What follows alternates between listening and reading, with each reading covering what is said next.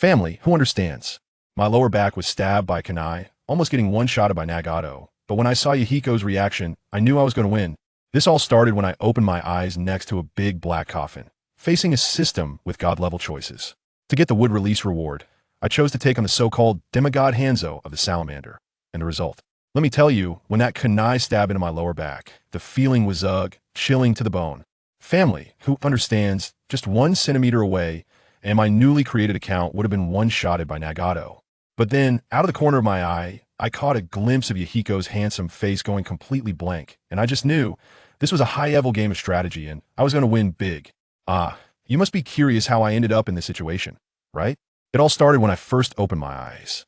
I opened my eyes, and wow, a big black coffin in front of me, with ghostly symbols all over the walls, like a scene straight out of a tomb raiding novel. 2 handsome guys were standing next to me, one with orange hair and the other with red hair, looking at me anxiously, grabbing me, and shouting, "Big brother, please, quickly save our leader." I was completely dazed at the time, and suddenly a system panel popped up, giving me a strong choice, god-level options. Option 1, say it's none of your business, and refuse option 3. Even more ridiculous, telling me to lie back in the coffin and continue sleeping, like I'm some sleeping beauty, waiting for Sasuke to come and dig me up decades later. So I chose option 2, agreeing to help them take down the so-called demigod Hanzo of the Salamander, which sounded somewhat reasonable. Did I even need to think about it? This was like one of those get it right. You get 10 points, get it wrong. You get 0 points for life-death questions, right? I figured as the young leader of the Uzumaki clan, I couldn't possibly start off by dying right after being reborn, could I? But the reward would release friends. Just like the first Hokage, Hashirama Senju. This was the hard currency of a ninja world with it. I would be far ahead. I immediately complained to the system, saying, "Dude, I just created a new account, and am facing the final boss right off the bat. Your new player guide is flawed." The system got the hint and handed me a new player gift pack, a one-time Sage Art. Would release, True Thousand Hands. Wow, with 1 RPG shot, I asked if Hanzo of the Salamander was scared. After dealing with the system, I turned to those 2 guys and laid down the terms. I said I could help save the person, but the face of the Uzumaki clan couldn't be given away for free. Considering that Nagato had our clan bloodline, I would help them out. However, once the person was saved, their Akatsuki organization would have to be under my control. Yahiko's face immediately dropped. I directly started criticizing him. "You are the leader, yet your subordinate Konan got kidnapped. How's that KPI looking? Your management skills are lacking, brother." I made a bet with him about this rescue mission. If I won, the 3 of them, along with their organization, would all belong to me. If I lost, I would be their little brother and teach them how to properly use Nagato's Rinnegan. Yahiko was also a tough guy for the sake of Konan. He took the bet. When we arrived at the Hidden Rain village, I split up with them. They went through the front door to attract fire, while I took the back route. My strategy was all about information disparity. While they were rescuing the hostage, I was going to kidnap the boss of the kidnappers, the feudal lord of the Land of Rain. When I dragged that scared feudal lord to the scene, I happened to see the opening scene with Hanzo of the Salamander holding Konan as a hostage, forcing Nagato to kill Yahiko himself. Yahiko, like a fool, was actually closing his eyes and trying to charge into Nagato's kunai. There was no way I would let him succeed. The script had to follow my lead. Thus, I ended up with that iconic moment of blocking the knife with my body. At that moment, blood was pouring from my back, and I was in pain, but I couldn't lose my momentum. I shouted at Nagato, "What are you waiting for? Pull out the knife already, it hurts." Then I threw the terrified feudal lord forward, pointed at Hanzo of the Salamander, and scolded, "Demigod, you think you're worthy?" I told him, "Old man, you think this is a game?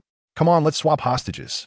Hanzo's face turned as dark as a pot bottom, but there was nothing he could do. The feudal lord was his golden goose, so he had to hold his nose and swap. The explosive part came, family.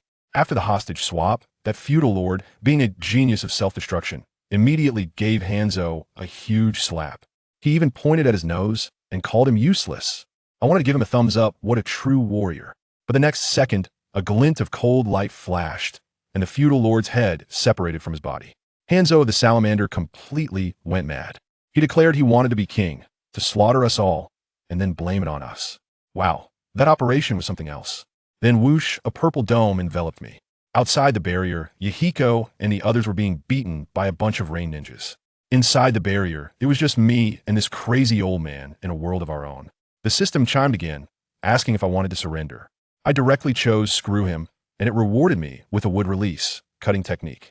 Hanzo of the Salamander's old face was filled with "you don't know how to appreciate kindness," and he summoned a giant poisonous salamander that charged at me. Without hesitation, I unleashed my diamond lock. But that big guy knocked it back. This old man had some skills. Kid, the consequence of angering a god is death. Hanzo madly formed seals, chanting incantations. Humph, you old man, still acting all proud of your age. I responded directly with action. Water release. Great waterfall technique. Damn, that wave of water was something else, like a tsunami, uprooting all the trees in the barrier, crashing down on me. But my friend, was agile, dodging and weaving through the waves, not getting touched at all. I thought to myself, is this it? Is this the level of a demigod? Just as that thought crossed my mind, suddenly a bunch of scythe-like chains shot out from the water. Let me tell you, those things moved like they were alive. One turned into 4, instantly blocking all my escape routes. There's truly no place to run now. I got hit a few times and suddenly had several blood holes on my body, blood soaking my clothes. The little lackeys from the Hidden Rain village saw this and immediately started cheering. As expected of Lord Hanzo, the demigod is mighty. The shouts were deafening. On the other side, Yahiko and the others were almost going crazy, desperately trying to rush over to save me, but there were too many of them they couldn't break through. Nagato's eyes turned red, crazily waving his kunai. Hanzo of the Salamander saw me get hit and laughed sinisterly, saying, "Kid, the poison on this scythe is the most powerful of the salamander. Even a god would turn into a puddle of blood." When Yahiko and the others heard this, their faces turned pale. They were completely panicked. But guess what? I, in front of everyone, laughed. And the more I laughed, the louder I got. I covered my wound, looked at him, and calmly asked, "What if your precious poison is ineffective against me?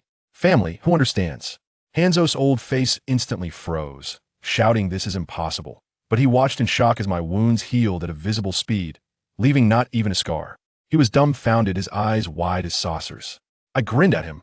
"Old man, don't you feel anything uncomfortable on your body?" After saying that, I formed seals with both hands and shouted, "Would release." Cutting technique. Too late. With a few popping sounds, a bunch of thorny wooden stakes suddenly grew out of his intact arm, instantly turning his entire arm into a porcupine. That scream was painful to hear. The wooden thorns were still growing wildly, about to engulf him completely. This old guy was tough. He made a quick decision, grabbing his right arm with his left hand and pulling with all his might. Puff! He ripped his own arm off. Blood immediately sprayed everywhere, and everyone was stunned. I mocked him. "Your poison isn't that impressive."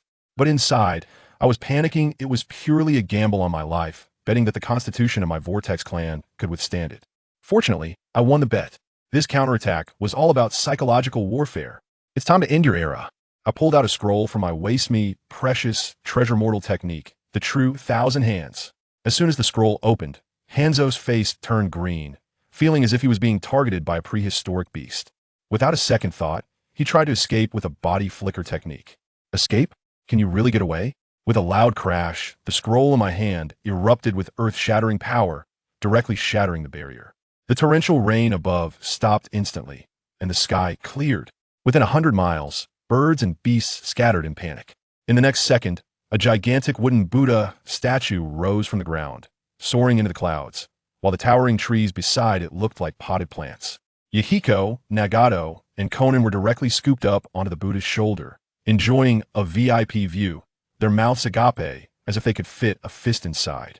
Hanzo was utterly desperate, roaring as he tried for one last struggle. But that sky-blocking Buddha's giant hand, with its world-destroying momentum, casually came down. Boom! The entire earth trembled like a magnitude 12 earthquake. The spot he stood on was directly smashed into a bottomless pit, and the distant mountains collapsed. When the noise stopped, I went over to take a look. His summoning beast, the mountain pepper fish, had become a pile of flesh. I thought to myself, he must be dead now. But just as I relaxed, a cold light flashed behind me. With a swish, a scythe sliced me in half at the waist.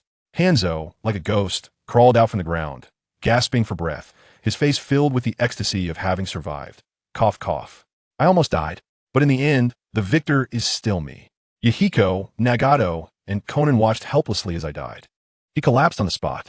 Yahiko crazily attacked with water techniques, but he couldn't hit at all. Hanzo laughed maniacally. Killing you my biggest threat. The remaining little brats are no match for me.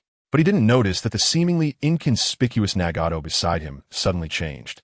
The bangs on his forehead were blown aside by an invisible airflow, revealing his eyes, which had circles of purple ripples. Rinnegan. Unforgivable. Nagato's voice was as cold as ice. Feel the pain. Universal pool. With a single hand movement, a terrifying force immediately pulled Hanzo over. With a thud, a black rod shot out from Nagato's hand, piercing through Hanzo's chest and pinning him firmly to the ground. Hanzo couldn't even resist. All his chakra was sealed, and his face was filled with disbelief. He still tried to act tough, if it weren't for my excessive consumption. Just when he thought he had won and began to mock Nagato, saying that the pain of killing him would torment him for a lifetime. A lazy voice rang out. "What did you say?" Everyone turned around abruptly and saw me standing not far away, completely unharmed, with a hint of mockery on my face. Meanwhile, the body that had been cut in half on the ground with a snap transformed into 2 pieces of broken wood. Impossible. This is absolutely impossible. Hanzo's mindset broke down on the spot, mumbling like a madman. I let out a cold laugh. God, if you provoke me, just die. As soon as I finished speaking, countless golden chains surged out from behind me, instantly binding him into a rice dumpling. With a sudden tightening, that so-called demigod exploded into a cloud of blood mist on the spot. Done and dusted, I felt a wave of darkness wash over me. My whole body went weak, and my legs gave way as I fell forward. This 1,000-hand thing really drained me. Just waving an arm almost left me empty. Yahiko and Nagato were quick to react, catching me just in time. I smiled at Nagato and said, "I told you I would help you unlock the Rinnegan." After saying that, I passed out right away. When I woke up again, it was already 10 hours later. I held my head and sat up, feeling completely drained, as if my kidneys were overdrawn. Next to me, Konan, who had been taking care of me, blushed bright red, dropped the towel, and ran out. I was wondering when suddenly, with a ding, the system came online. It said that I had taken down Hanzo, causing a stir in the ninja world and triggering a god-level choice. Goodness, there were 3 options, with rewards being magnet release, iron sand, chakra transformation, and one was to give up the Hidden Rain Village, with the reward being an advanced sage body. Give up the Hidden Rain Village? Wouldn't that mean I was working hard for nothing? I thought for a moment and started to exploit a bug in the system. Hey system, how about this? I'll choose the first option, let those guys gather intel. And when they arrive, I'll choose the second option and take them all out. Does that count as multiple choices? Ding. Congratulations, host. You've triggered the hidden attribute of multiple choices, with an additional reward of the advanced sage body. Wow, that's impressive. I was so excited at the moment that I even wanted to persuade the third one to join, but then the system warned me that if I pushed my luck any further, all my rewards would be wiped out. I got scared and quickly decided to take the good deal. After receiving the rewards, I felt a surge of power and was just about to try out my new abilities when I heard Yahiko's voice outside, saying that all 21 members of the Akatsuki were gathered and waiting to meet the new leader. I pushed the door open and stepped outside. The sun was just right, warm and pleasant. In the yard stood a crowd of people, all looking at me with astonishment and confusion in their eyes, probably thinking, so young? Looks like only 17 or 18. Then in the next second, their mouths dropped open wide enough to fit an egg because that kid, Yahiko, happily made his way through the crowd towards me. I tell you, his expression was a mix of admiration and disbelief. He came up and started praising me, saying I took down Hanzo the Mantis, and I was simply the great savior of the Hidden Rain Village. As soon as the people around heard this, the atmosphere instantly lifted and the cheers nearly blew the roof off. The villagers were particularly warm, bringing out food and drinks, and some even brought new clothes. Goodness. With this kind of scene, anyone who didn't know would think I had just been crowned king. When Yahiko saw that I was fine, he smiled even more happily and said, "Brother, this is just a small affair. There's a big announcement to make later." As he spoke, he held something in both hands and handed it over to me. I looked down and my heart skipped a beat. Wasn't that the ring of the Akatsuki? It even had the symbol of 0 engraved on it. Buddy, I bet I lost. Not only did you save Konan, but you also took down Hanzo. With your skills and your brains, Yahiko, am thoroughly impressed. He raised the ring high. His attitude was one of utmost respect. So from now on, you lead the Akatsuki. Who understands what family means? 1 second, I was just an unknown nobody, and the next second, I was suddenly the CEO. This rocket ascended faster than I did. Konan, standing next to me, also came over holding the black coat with red clouds, ready to drape it over me herself. At that moment, I had a thought and grabbed her hand, leaning in to whisper in her ear, you guys are moving too fast, right? Are you afraid I'll run away at any moment? The warmth of my breath made Conan's face turn bright red in an instant, her neck turning pink as well. And her heart was probably racing like a drum. She coughed twice to cover her embarrassment and stammered an explanation. Ahem. We really are afraid you might leave. You're so strong, even better than Hanzo, and you care about your comrades. Wherever you go, you're bound to be a dragon among men, right? We're just a small village, and we're afraid we can't keep you. As soon as I heard it, I couldn't help but laugh. So that's how it is. I held her little hand and teased her on purpose. Aren't you afraid that if I really don't want to do it, you'll become a historical sinner? Xiaonan's face turned pale with fright as she exclaimed, "What? You don't want to be the leader?" Seeing her little expression, I couldn't hold back and burst into laughter. What a joke, the leader of the Akatsuki. This is my first step to dominating the ninja world. How could I possibly give it up? I took a deep breath, turned to look at the serious-looking Yahiko, and said decisively, "All right, I will be the leader." As soon as I finished speaking, the entire venue erupted in even more enthusiastic cheers than before. I took the ring, put it on my right thumb, then donned that incredibly cool red cloud robe, raised my hand high, and shouted to everyone, "This country has been weeping for too long. We will change it. Change this world. Whoever dares to stand in our way will die. Hanzo is a thing of the past. The future is ours." I tell you, the scene was such that everyone's eyes were shining, like they were on a high. Seizing the moment, I raised my arm and shouted, "I will lead you to create a legend belonging to ninjas. Hail to the leader. Hail to the leader." The voices were in perfect unison, vibrating my ears. However, good times didn't last 3 seconds. Before I could even get comfortable in my seat, several ninjas suddenly sprang out of the crowd, hands forming seals rapidly, and shouted, "Water release. Water prison jutsu." With a splash, water surged from all directions, instantly forming a huge water sphere that trapped all the core members of our Akatsuki organization without exception. Goodness, this is like closing the door to beat the dog, trying to take us all out in one fell swoop. Yahiko's face changed instantly. Oh no, it's Hanzo's assassins. How could they be lying in wait here? He tried to unleash a few water blades, but they hit the walls of the water prison without even making a splash and just disappeared. This thing can't be broken from the inside at all. Moreover, the air was getting thinner, and in a few minutes we would suffocate in there. Everyone panicked, and Nagato turned to me. "Young clan leader, what should we do?" When he shouted this, everyone looked at me as if they had found their backbone. What could I do? At that moment, I only had one thought. Seriously? Isn't this welcome ceremony a bit too much?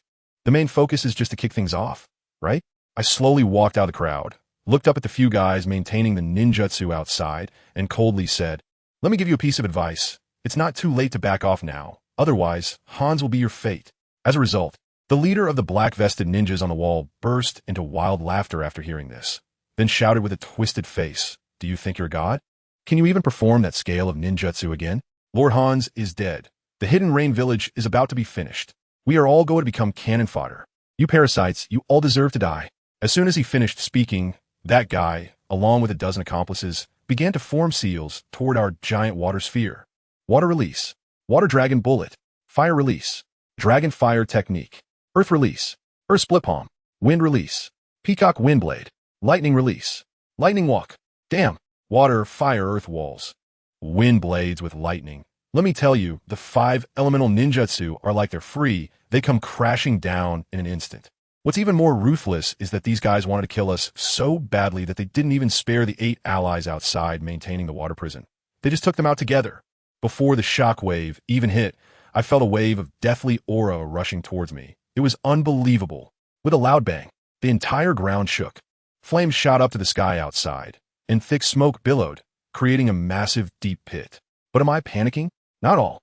At the moment that devastating attack struck our water prison, I took a step forward and clapped my hands. Wood release combined with magnet release. The 2 bloodline limits fused directly. With a loud crash, a towering tree that requires 3 people to embrace shot up from the ground.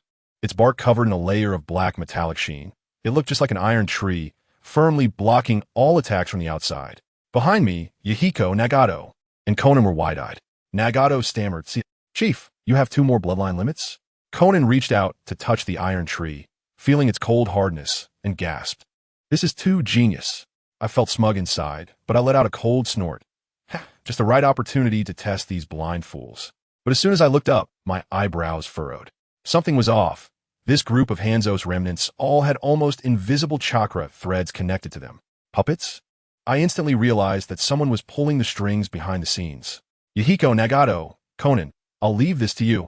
As soon as I finished speaking, I shot out like a cannonball, ready to drag that mastermind out. As soon as I advanced in my cultivation, My perception abilities skyrocketed. Following those chakra lines, I instantly locked onto the source, the tallest tower in the hidden rain village. In just a few breaths, I dashed to the top of the tower and landed steadily. There, I saw a handsome young boy with red hair sitting at the edge of the tower, looking as if he hadn't fully woken up. Yet his hands moved with the agility of someone playing the piano. When he saw me, he was initially taken aback, but then he surprisingly smiled and said, "Oh, you were discovered so quickly.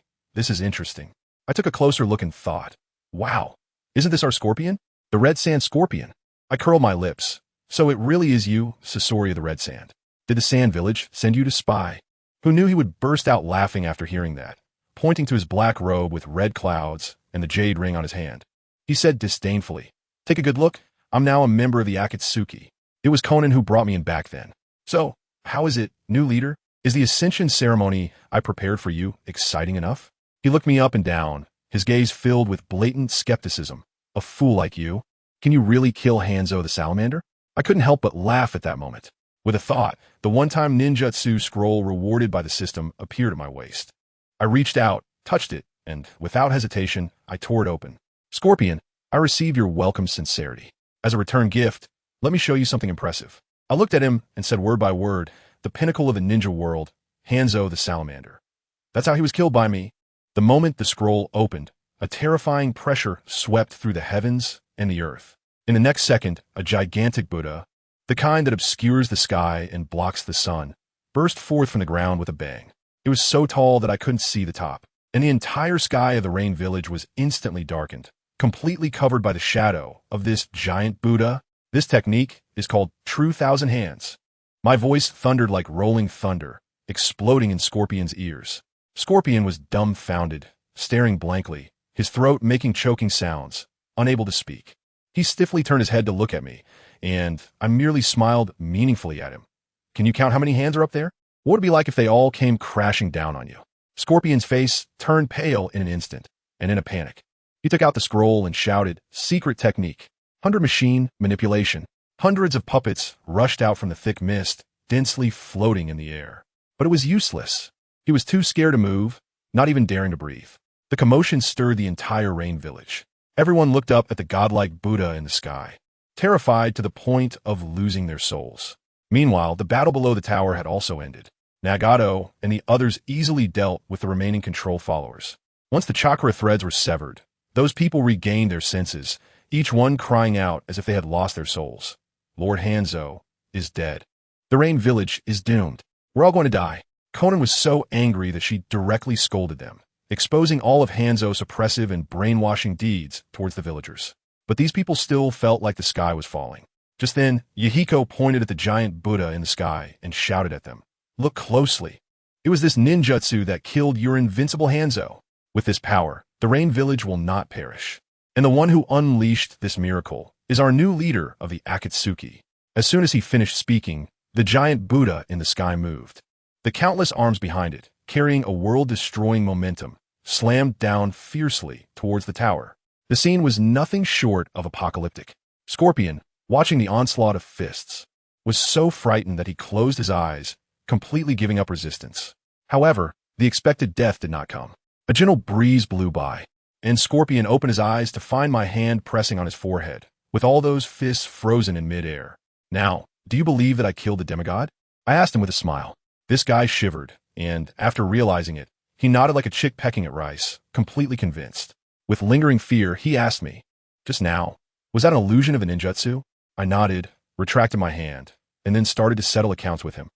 "Can you explain? As a member of the Akatsuki organization, why do something like this?" Scorpion hurriedly explained that it was to help the Akatsuki eliminate remnants and establish authority. I interrupted him directly. "Stop. You talk better than you sing. Don't you just want to test how much strength we have left after taking down Hanzo, to see if it's worth it for you to stay and die with us?" Scorpion's face instantly turned pale. He was about to argue, but suddenly backed down, shouting loudly, "Leader, I know I was wrong. The eternal art I pursue hasn't been realized yet. I can't die."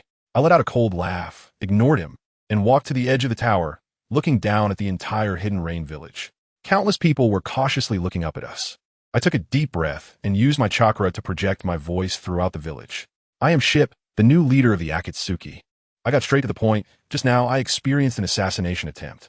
I know there are still many who want me dead, because you believe that with Hanzo gone, the Hidden Rain village will fall.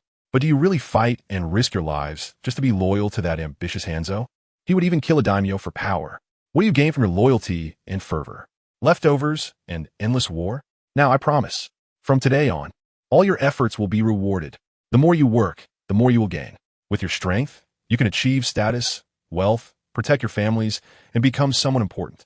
I ask you, do you dare to fight for yourselves? My words detonated like a bomb in the entire rain-hidden village. The scene shifted to a dark exchange office, where a man named Kakuzu had just delivered a corpse when he heard my voice. The boss of the exchange office told him, the rain-hidden village has changed. The new leader is named Jifeng, and his head is now worth 500,000 gold in the black market. A cold glint flashed in Kakuzu's green eyes as he coldly said, "Good, I'll take this task." Meanwhile, on a large tree, a half-black, half-white figure with a pitcher plant on his head slowly emerged. His name was Ju, and in a hoarse voice, he muttered to himself, "Nagato has broken free from control. And now there's a new Jifeng. No, this matter must be reported to that old man Abito immediately." After saying that, he sank into the trunk. At this moment, the rain-hidden village was in complete turmoil. Countless ninjas, including those remnants of Hanzo, were rushing madly toward the Akatsuki organization's office. The line at the entrance twisted around 3 corners without an end in sight. They saw the announcement board with the battle merit exchange system written in black and white, and witnessed someone actually receiving gold beside it, causing everyone's eyes to turn red with excitement. Inside the office, Scorpion was sweating profusely as he controlled dozens of puppets to help with the registration, extremely busy. He recalled what I had said to him on the tower top. At that time, looking at the people below who longed for change, I said to him, "Art? Developing a weak, broken organization into a nation is no less challenging than your puppets, is it?" I tell you, that guy Scorpion was completely dumbfounded at the time, his eyes sparkling with stars, praising the leader's art as simply profound and straightforward. He was in awe. Goodness. He immediately summoned another 20 puppets and eagerly ran to register those new little brothers, more enthusiastic than anyone else. As a result, this kid Yin secretly came over to ask me, "Wait, are we just going to let him go like this? He is committing rebellion. Shouldn't we make an example out of him?" I laughed at that moment, patted him on the shoulder, and said, "The monkey definitely has to go, but this chicken Scorpion is a talent that lays golden eggs." At this critical moment, with the war about to start, having one more talent means one more trump card. Do you understand what it means to not sweat the small stuff? I was too lazy to explain much to him, so I directly gave the order. Tomorrow morning at 6, gather at the training ground behind the village with Nagato and Konan. After saying this, I quickly left to digest the big treasure in my mind called the tree world Descending. My hands were itching to get started. Early the next morning before dawn, Yahiko and Nagato were there reflecting on life. They were saying how I revitalized the Rain Village in just one day, doing infrastructure and setting rules. Even Scorpion, that proud guy, became my follower. It was like they were blowing rainbow praises. Nagato, too, used to think it was impossible, but now it all happened, and he was in awe of me. While they were chatting, Konan arrived. Man, she looked so flustered, sweating and panting, saying she ran around the training ground 300 laps to get stronger. This girl is tough. The last incident really motivated her. Just then, I made my grand entrance. The 3 of them immediately bowed at a 90-degree angle, shouting in unison, "Leader." I smiled and took out a small bell from my pocket, shaking it in front of them. "See this? Today's task is to touch it from my hand, and you'll pass." As a result, the 3 of them were instantly dumbfounded. Yahi was the first to protest. "No, leader, you're my older brother. How can I go against you to snatch a broken bell? Isn't that betraying my teacher and destroying my ancestors?" Nagato was even funnier, with a look that said, "I have the Rinnegan," said to me, "Young master, isn't it too easy to just touch it? How about we change it to snatch it?" Konan was more straightforward, rolling her eyes and turning to leave, thinking I was just messing with them. My face immediately darkened. "Fine, then let's change it to stealing.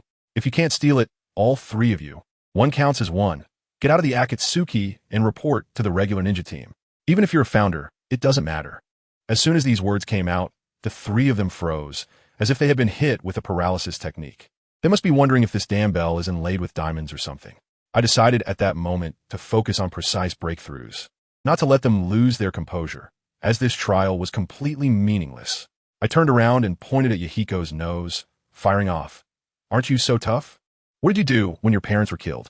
Where were you when Hanzo was messing with the Akatsuki? Yahiko was instantly dumbfounded, his eyes wide open. The scar I mentioned making it all the more vivid. Nagato tried to step in as a mediator, but I waved him off and shot back. What does it have to do with you if I'm training my subordinates? Don't act all sanctimonious. When Hanzo ordered you to kill Yahiko, weren't you just thrilled? Kill a brother, take over the organization, and conveniently get Konan too. Killing 3 birds with 1 stone. You're talking nonsense. Nagato exploded on the spot, the aura of his Rinnegan bursting forth, causing the pressure in the entire training ground to drop. Konan hurriedly grabbed him, trying to give me an out, saying I must be too tired and rambling. I told you, I just laughed at that moment and said lightly, "You want me to rest? Are you trying to send them away so you can sleep with me? If you had that awareness, why didn't you go find Hans back then? Maybe you 2 brothers would have been saved long ago. What do you think, Konan? Now this is good." It completely ignited the powder keg. "You rogue." Conan's face turned bright red, so angry that she couldn't even speak clearly. In her rage, she made the first move and lunged for the bell in my hand. Yahi and Nagato saw this and also panicked. Everyone together grabbed the bell. He must give us an explanation today. When Konan made her move, I sidestepped easily and dodged. Immediately after, that brat Yahiko opened his mouth and shot a water release technique at me. I curled my lip. Such basic ninjutsu, I couldn't even be bothered to form hand signs. I just poked my finger at his water column, and with a pop, I shattered it directly, not even breaking the skin on my finger. At that moment, I mocked him, saying, "What's wrong? Haven't you eaten? Show me your determination to kill me and fight." This made Yahiko furious as well. He formed hand seals and unleashed a massive waterfall technique right at my face. Wow, that's quite powerful, not any less than Hanzo. I immediately activated the adamantine sealing chains, and dozens of chains flew up and down in the waterfall like Spider-Man, landing effortlessly. As soon as I stood firm, Yahiko shouted now. With a whoosh, the water curtain was torn open, and Konan emerged from behind, her shurikens scattering like flowers in the sky, instantly splitting into thousands, raining down on me. Not bad teamwork. I praised him out loud while secretly feeling delighted. Unfortunately, you're facing me, the master of magnet release. With a thought, I commanded stop. The countless shurikens in midair buzzed and froze in place. Then all turned to aim at Yahiko and Konan. Run. Yahiko's face turned pale as he grabbed Konan and fled. No joke, with that speed and density, how could they dodge? It looked like they were about to be turned into a sieve. It should be over. I just silently thought this. Boom! With a loud crash, Nagato appeared in front of them out of nowhere, using Shinra Tensei to send all the shurikens flying, scattering them all over the ground. Nagato's gaze was a mix of shock and anger. Leader, you actually went so far as to kill. I shook the bell in my hand, and the sound was incredibly crisp. I said, you must come at me with the determination to kill. Holding back against me is foolish. Nagato took a deep breath, and his Rinnegan was filled with coldness. Is that so? Then I won't hold back. I looked at his posture, swayed my neck left and right, and gave the 3 of them the middle finger, disdainfully saying, come at me together. Don't say I'm bullying you. This completely blew up. Nagato was the first to attack, using the universal pull technique, which created a huge suction force that pulled me towards him. I couldn't help but laugh. The Rinnegan is impressive, but when it encounters my magnet release, that's a perfect match. I directly created a large magnet in front of me and slammed it down on the ground, shouting, bounce off for me. Goodness, it was like wielding a sword of physics. The repelling magnetic field exploded instantly, directly sending Nagato, who was using the universal pull, flying out. I immediately followed up with a punch, but was saved by Yahiko. Just as I was about to chase, Xiaonan came from behind. I quickly grabbed her face and slammed her down to the ground. With a poof, she turned into a pile of paper and flew away, reforming into human shape in the distance. Oh, paper jutsu? Now, this is interesting. Xiaonan didn't waste any time and directly activated her ultimate move, secret technique, Dance of the Shuriken Paper. Countless paper pieces, as strong as steel, rolled towards me like a storm. At the same time, Yahiko and Nagato launched their attacks from 2 other directions, completely cutting off all my escape routes. I simply crouched down, exerted force with my legs, and with a bang, my whole body shot up into the sky like a cannonball. Now's the time, the 3 of them shouted in unison, and all their attacks turned towards me in the air. Immediately, a huge crimson triangular barrier rose up from the ground, trapping me inside in an instant. The 3 of them looked at me inside the barrier, panting, probably thinking they had won for sure. Nagato even shouted at me, young clan leader, you lost. Hand over the bell. I looked at them and revealed a strange smile. In the next moment, I, trapped in the barrier, suddenly turned into a piece of rotten wood. In the distance, my leisurely voice came. Thank you for your hard work, playing with my clone for so long. Who understands what family means? I slowly walked out with a bag of freshly steamed buns, while the three of them were still on high alert facing my piece of rotten wood. Their faces instantly turned the color of pig liver. I even pulled out a bun from the bag and asked them, "Are you hungry? Want to have some?" Xiaonan was so angry that she stamped her feet. "Leader, are you messing with us?" While I was eating, I mumbled, "If you want to go, why should I tell you?" After finishing the last bun, I shook the bell in my hand again and said, "Come on, the game continues. If you can't grab it, you're just a bunch of useless fools. The Akatsuki doesn't need trash." At this point, the three of them were genuinely anxious and immediately took out their ultimate moves. Planetary Devastation, Dance of the Shikigami, Paper Rain, Water Release, Water Severing Wave Technique. The entire training ground began to tremble as Nagato created a black sphere in the sky, pulling everything on the ground upwards. Konan's paper pieces fell like a torrential rain, and Yahiko's high-pressure water column sliced through trees as if they were tofu. I directly activated Wood Release and Magnet Release. First, I used the cutting technique to incapacitate Yahiko, then clapped my hands on the ground. Wood Release. The forest world descends. Vines grew wildly, instantly covering the entire area and shooting up into the sky. With the enhancement of Magnet Release, there was a loud crack, and I shattered the core of Pain's Chibaku Tensei. Before they could react, countless trees had already bound the three of them tightly, hanging high in the air, unable to move. We lost. The three of them looked utterly powerless. I nodded in satisfaction, looking at their dejected expressions, and began to wrap things up. I first pointed out their shortcomings one by one. Xiaonan learned too many things, Yahiko had the wrong rhythm, and Nagato had turned the Rinnegan into a blank slate. Finally, I sighed and said softly, "You don't have to call me leader anymore." Upon hearing this, the three of them instantly turned pale, feeling utterly discouraged. I looked at them and suddenly changed my tone. All right, from now on I'll be your master and teach you." The three of them were instantly confused, completely not understanding what I was doing. Just before, they had humiliated us and threatened to kick us out, so why were they now being offered to be my disciples? However, being my disciple was certainly something to be desired. Yahiko was the first to react, looking bewildered as he asked, "Leader." "No, master." "So what exactly is going on today?" The expressions on their faces were a mix of shame, anger, and confusion. I saw that my plan had worked, and now it was time for my acting skills to shine. I let out a long sigh, my eyes filled with disappointment. Yahiko exchanged a glance with me, and his little heart sank as well.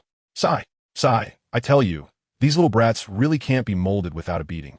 At that moment, I put on a heartbroken expression, looked up at a 45-degree angle toward the sky, and gazed at the three of them melancholically. "What's wrong? Am I not worthy of being your teacher?" I waved my hand and directly removed the wooden bindings that were holding them, leaving everything desolate. All right. You can go now. Pretend I was never here." Goodness, the tree vines instantly withered, and if the ground hadn't looked like it had been bombarded, they would probably think they were dreaming. As soon as the three of them landed, they hurried over to me, and seeing my expression full of distress, they were once again at a loss. I just started my performance. Yes, what I said just now was unpleasant, and my approach was a bit harsh. But if I didn't do it this way, could you all muster up all your strength to fight against me? Definitely not. As I changed my tone, it suddenly became heavy. Who understands family? Look at how chaotic the world is now. There are dark currents outside, and if you let your guard down for a moment, your life could be gone. If you want to survive, you have to become incredibly strong. Yahiko and Nagato exchanged glances, and their anger gradually subsided. They realized I was right. If a real fight broke out, they would definitely be restricted and unable to use their full strength. So, was I really trying to help? Konan was the first to react, frowning as she asked me, "Did you just say I was learning too many things and told me to focus on mastering secret techniques?" I nodded. "Let me tell you, this girl has no idea what kind of trump card she holds in her hands. Her paper technique can produce 600 billion explosive tags in the later stages, almost taking out the final boss of Edo. The potential is just incredible. I'll start the class directly. Your paper dance has too many potential directions. Body paperization can immunize against physical attacks, and it can also be used for offense, clones, defense, disguise, flight. There are so many possibilities. Why are you just throwing shurikens every day? Is that thing really suitable for you?" This outburst of mine was like a knife, stabbing at Xiaonan's heart, leaving her speechless for a long time, just staring blankly. As soon as I saw the timing was right, I added another question. Don't you have any idea in your heart? As a final move, did you subconsciously use the paper jutsu or the shuriken? This question left her dumbfounded. After dealing with Xiaonan, I scanned my gaze and locked onto Yahiko and Nagato. Let's hear your issues. Yahiko was still pondering. The ninjutsu he used was indeed interrupted by me repeatedly, lacking any rhythm at all. Nagato, however, was straightforward. He suddenly knelt down with an earnest attitude. Young master. No, wait. Teacher, do you know any other uses for the Rinnegan? Please teach me. As soon as I heard that title, I deliberately straightened my face and stood up to leave. Ah, forget it. I can't afford to have this master. Nagato became anxious and quickly nudged Yahiko. I'm sorry. Teacher, we were wrong. The two big men suddenly bowed at 90 degrees. The bewildered Konan beside them was also startled and quickly followed suit, bowing and apologizing. I stood there with my hands in my pockets, deliberately speaking in a sarcastic tone. Oh no, look at all of you. I say a couple of words, and it's like I'm about to set your hair on fire. How could I dare to accept it? No. It's that we didn't understand your good intentions. Now, all their anger is turned into guilt. I think it's about time. Little Nan, that girl, has sharp eyes and spotted the dumpling wrapper I left on the ground. Her eyes lit up, and she quickly said, Master, please don't be angry. We will treat you to a meal as an apology, okay? I guarantee it will be 100 times better than this dumpling. I raised my eyelid and said, There are steps. Mihiko also reacted and enthusiastically assisted. Yes, we'll treat you to a feast. Seafood, Japanese cuisine, barbecue. You can order whatever you want. I pretended to decline a bit. Oh, I'm so sorry. But the little stars in their eyes were about to fly out. You guys are tired too. Why don't we go eat something? All right, master. I'll lead the way. Nagato was so eager, afraid that I would change my mind. Watching the three of them walk ahead, the little girl behind scratched her head, looking confused. She moved her arms and felt the burning pain from the injuries sustained during the battle. She muttered softly, They scolded us, hit us, and yet we still feel guilty and have to treat him to a meal? What kind of reasoning is that? After saying this, she hurried to catch up. After all, she will be the one paying in the end. I am at the forefront, seemingly calm on the surface, but inside I'm already overjoyed. Eating is secondary. The key point is that I have completely grasped these three future big shots. In the future, if I tell them to go east, will they dare to go west? A plan that will impact the entire ninja world has already sprouted in my hands. Switching scenes, let's take a look at Sunagakure. Goodness, that place is something else. With yellow sand swirling everywhere, blowing like a stepmother's slap. The streets are so empty that not even a ghost can be seen. It's frighteningly quiet. In the Kazekage's office, the atmosphere is so oppressive it feels like you could squeeze water out of it. The old lady Chiyo spoke first. Kazekage-sama, have there been any updates on my grandson Sasori? Next to her, Chiyo's assistant, the old man Chiyo, quickly nudged her. Sister, he's also my grandson. I know you're anxious. And I'm anxious too. But Kazekage-sama called us here for something more important. Sitting in the main seat, the third Kazekage, with a face as cold as a 1,000-year-old iceberg, finally said, What I am about to discuss may be related to retrieving Sasori. What? Chiyo and Chiyo's assistant exploded with shock. Sasori has been missing for 5 years, and there hasn't been a single piece of news. He's the only hope for their family. Is it from the Hidden Rain village? Chiyo's eyes widened like saucers. The third Kazekage nodded. During the investigation of the Hidden Rain village, we found traces of Sasori. I have to tell you, this matter has become quite serious. A few days ago, the Five Shadows held a meeting and mentioned that a wood release from the first Hokage had appeared in the Rain-Hidden village. Now, at this critical moment, with the Third Shinobi World War on the brink of breaking out, isn't it obvious that Konoha is up to something?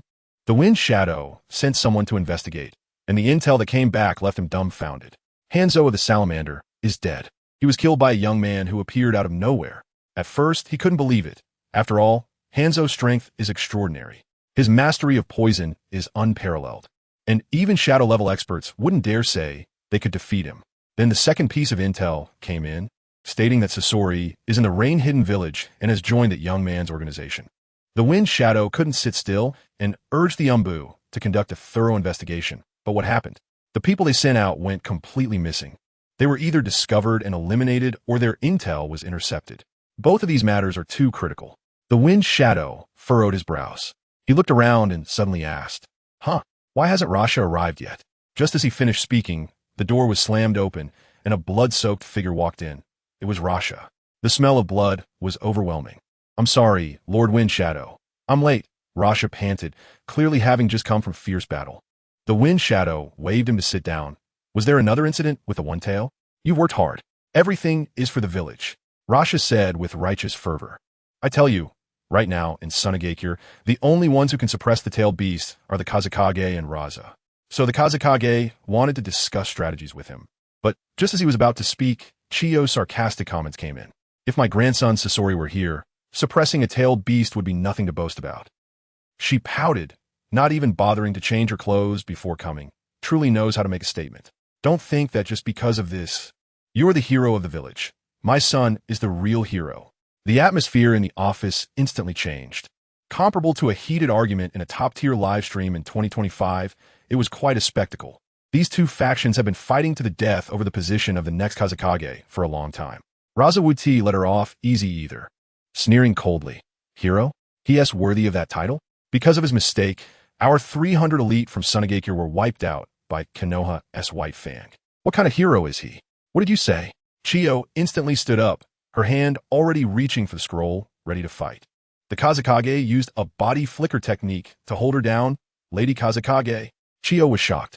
I called you here to discuss strategies, not to watch you squabble over power. The Kazekage's face was as dark as the bottom of a pot, shaking off Chiyo's hand and throwing the intel onto the table. I'm planning to personally go to Amigakure. What do you think? Chiyo and Raza were both stunned. Was the situation serious enough that the Kazekage needed to take action personally? They each grabbed a copy of the intel, and after reading it, Raza's eyes nearly popped out. The demigod is dead? Sasori fought the one who killed Hanzo and lost? The most crucial part is that the person used the first Hokage's techniques, which is definitely related to Konoha. Now the logic chain was clear. If that young man was sent by Konoha, then Konoha wanted to use Amigakure as a springboard to directly threaten Sunagakure. In this situation, he must be killed. Bruce. They could take Amigakure and directly go to war with the Land of Fire. If that person wasn't he from Konoha, then they had to be killed even more. A powerful being capable of taking down Hanzo wandering at their doorstep was just a ticking time bomb, right? Chiyo and Raza fell silent, their inner calculations clashing loudly. One was thinking about securing power for her grandson, while the other was afraid of losing territory. The third Kazekage looked at them, feeling utterly disappointed. He sneered and made a decision. Raza, you come with me. Chiyo, you stay here to oversee things. Raza was taken aback, wanting to say something, but a cold glare from the Kazekage silenced him. After they left, a member of the Umbu knelt on one knee beside them and said crisply, Kazekage-sama, this trip is dangerous. I, Yakumo, request to accompany you. The third Kazekage ignored her, standing by the window watching Raza and Chiyo walk away, his expression complex. You tell me, is my decision right? He suddenly asked. Yakumo didn't dare to lift her head. Every decision you make is correct. I tell you, Yitsong is also a pitiful person, an orphan, relying entirely on the third Kazekage to survive, loyal to an extreme. If only they were as loyal as you. The third Kazekage's eyes turned cold, and with a clench of his hand, two clumps of iron sand appeared out of nowhere, shaped into the forms of Rasha and Chiyo. Rasha isn't a good person either. When the tailed beasts went berserk, he didn't inform me immediately and insisted on suppressing it alone. Isn't he just trying to gain prestige? As for Chiyo, she only wants to support her traitorous grandson's rise to power. What a dream. These two are both eyeing my position. Saying this, his gaze deepened. If I transfer Rasha now, Chiyo will definitely take the opportunity to weaken his influence. But her grandson is still in the Rain Village, and she doesn't dare to go too far. This way, it can just balance them out. Yitsong quickly flattered. Lord Kazekage is wise. Wise? The Kazekage snorted coldly, suddenly crushing the two iron sand figures in his hands. No, I want to take this opportunity to establish my authority. They dare to be so blatant before I step down. They underestimate me too much. He suddenly erupted in anger, startling Yitsong into a shiver. Yijang, keep a close watch on their movements and report at any time. After the Kazekage finished speaking, he sat back down in his chair.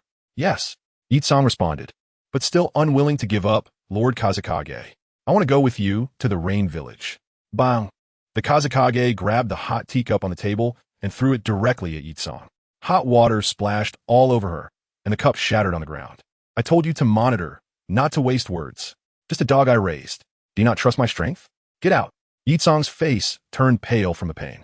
her lips devoid of color, and she endured the pain to apologize before exiting the office. The moment she closed the door, tears streamed down her face beneath the mask. Half a day later, the third Kazekage, Rasha, and the Umbu Yi Song, who ultimately followed, disappeared into the wind and sand. What they didn't know was that the one stirring up all this turmoil, was holding information just obtained from the corpse of a ninja from Sunagakure. I used the chakra to create a shockwave, and the information paper instantly turned to ashes. The third Kazekage, huh? Interesting. I flashed and directly returned to the training ground. The three little ones had been waiting for a long time, sweating profusely, each holding a water-filled balloon, practicing chakra control. Master, I did it, Xiaonan shouted excitedly. But the next second, the balloon in her hand popped with a loud bang, splashing water all over her face. The joyful expression instantly froze. Teacher, it was an accident. Definitely an accident. She blushed bright red, grabbed another balloon, and this time didn't even dare to breathe. I looked at her, nodding in my heart. This talent is really good. After Xiaonan finally stabilized, she began to show off. Teacher, look. Miyuki and Nagato haven't learned it yet. Am I stronger than them? As soon as she finished speaking, bam, it exploded again. She was so angry that she threw the broken balloon on the ground. Is this thing toxic? Is it intentionally going against me? I'm telling you, this is the basic training for the Rasengan. Naruto almost got completely obsessed with it back then. It's not that easy. What do you mean stronger than us? Let me show you my skills. Yahiko, not convinced, also picked up a balloon. Hey, believe it or not, he actually managed to stabilize it while wobbling around. Konan was so annoyed next to him, muttering explode, explode, explode already. In the end, Yahiko succeeded and even raised an eyebrow at her. Konan, upset, pointed at Nagato. Nagato, you try it. Nagato nodded, and he was even more ruthless, directly throwing the balloon and channeling chakra to harden his palm. I was shocked at the time. Wow, the chakra was spinning rapidly, and a blue sphere was about to take shape. This talent, is it a built-in ability of the Rinnegan? In the end, with a puff, the chakra dispersed, and a wave of energy blew him away. It was still a failure. Nagato had a bitter expression, but this was already quite impressive. He had only been practicing for 3 hours. I nodded. Well, among you three, Nagato has the highest completion level. Wait, what about me and Yahiko? Konan panicked. I was wondering why she cared so much about the ranking when Yahiko laughed beside me and explained, Master, we made a bet. Whoever has the best results in this practice will be the boss. Xiaonan is tired of being the little sister and wants to be the big sister. You. Xiaonan stomped her feet in anger and turned to me with a pitiful look, saying, Master, you tell me. Am I not better than Yahiko? I want to be his big sister. I shook my head helplessly. This girl really had her hidden goofball traits exposed. I could only speak the truth. Yahiko is stronger than you. Konan's face instantly darkened as she muttered, You just like to bully me. Yahiko and Nagato beside her were laughing so hard they were nearly rolling on the floor. Once they finished laughing, Yahiko asked me, Master, what is the point of practicing this? Of course, it's to train a bunch of people to create chakra balls. That scene would be spectacular. I subconsciously replied, seeing them all look dumbfounded, and quickly coughed twice to ease the mood. You'll find out once you use your jutsu again. The three of them started forming hand seals with skepticism. On Konan's side, countless paper sheets instantly appeared, moving several times faster than before. She felt her body had become lighter. I guided her, go with the feeling, release your chakra. Whoosh! Countless paper sheets gathered behind her, transforming into 2 magnificent wings. With a flap of her wings, she wobbled into the air. Master this. Konan was overjoyed, finally realizing I was helping them develop their potential. This master is simply amazing. After flying around in the sky, once she stabilized herself, she looked down at Yahiko and Nagato, huffed, It's all your fault, making it so my senior sister couldn't succeed. Let me take it out on you too. Whoosh, whoosh, whoosh. Countless paper sheets rained down on them, causing the two to cover their heads and flee in panic, begging for mercy. All right, Konan, stop messing around. I called out, and she obediently landed. Next was Yahiko. He formed hand seals and shouted, Water release. Great waterfall technique. Boom! A massive torrent of water, several times larger than before, surged out, instantly turning the entire training ground into an ocean. Chakra consumption decreased, power increased, and the hand seal speed also quickened. Yahiko was both surprised and delighted. He understood that this training was meant to help him control his chakra more precisely. I took the opportunity to give him a hint. So, have you figured out how to solve the problem of your offensive rhythm being easily interrupted? Yahiko stared at the spinning water ball in his hand, deep in thought. In motion, there is stillness, and in stillness, there is motion. Suddenly, his eyes lit up. I understand. The key is to face everything with a calm mind. I stepped forward and patted his shoulder. He is strong as he wishes. The gentle breeze caresses the hills. He is willful as he wishes. The bright moon shines over the great river. Water can embrace all. This is your path.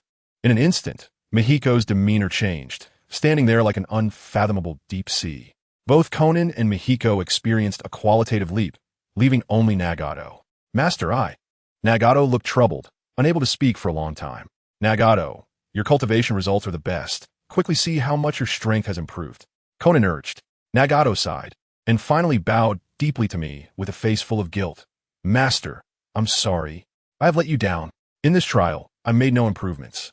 Konan and Mihiko were both shocked. This shouldn't be. As a result, I smiled. I curled my lips and said, when did I ever say for you to develop the power of the Rinnegan from this?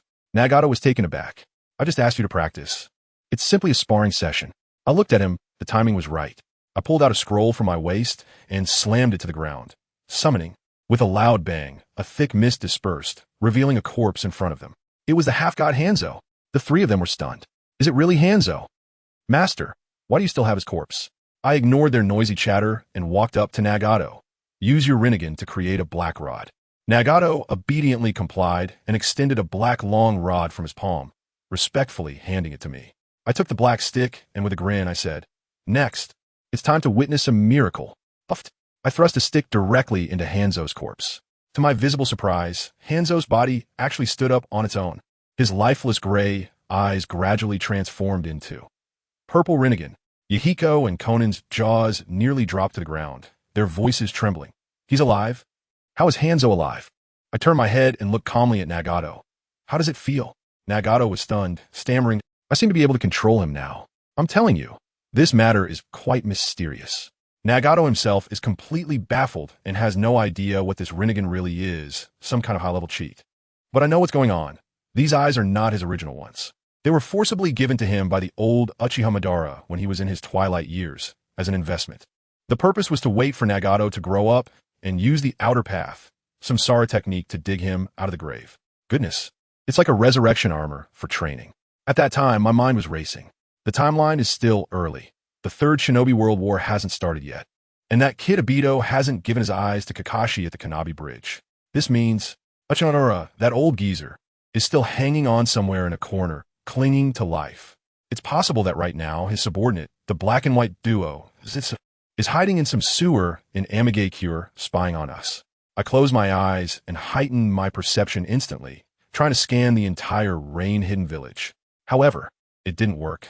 The range wasn't large enough, and the precision wasn't high enough. It seems that unless I activate the Sage mode, I won't be able to level up this skill tree. Nagato noticed my serious expression and came over to check on me. Master, are you okay? I waved my hand and asked him how he felt. He scratched his head and said that suddenly there were a lot of things in his mind, like the way of heaven, the way of the Azura, and the way of the human world, as if he had been force-fed 6 gigabytes of study material. He even asked me how I knew the method to stimulate his awakening last time. Mihiko and Konan were also listening with their ears perked up, looking like curious little babies. Can I tell them? I just shrugged my shoulders and said, with your limited strength, even if you know, it will be hard to digest, and you might go overboard. Just train well. I pointed at Yahiko and Konan. You two, keep playing with the water balloons. Mastering that could be a big move. Then I turned to Nagato and said, you, hurry up and go into seclusion, sort out that pile of new knowledge in your head.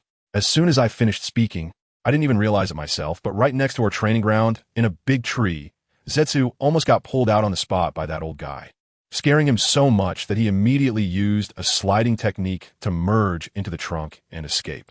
He was puzzled, thinking how my perception ability seemed to have leveled up after just a few days. Not daring to stay any longer, he quickly returned to the underground base. That place, let me tell you, is as eerie as the spider cave. A huge outer path creature stood there with several tubes inserted into it, connected to an old man lying on a chair. That old man, with a head full of white hair, was nothing but a skeleton, looking like dried old meat. This guy is Uchiha Madara.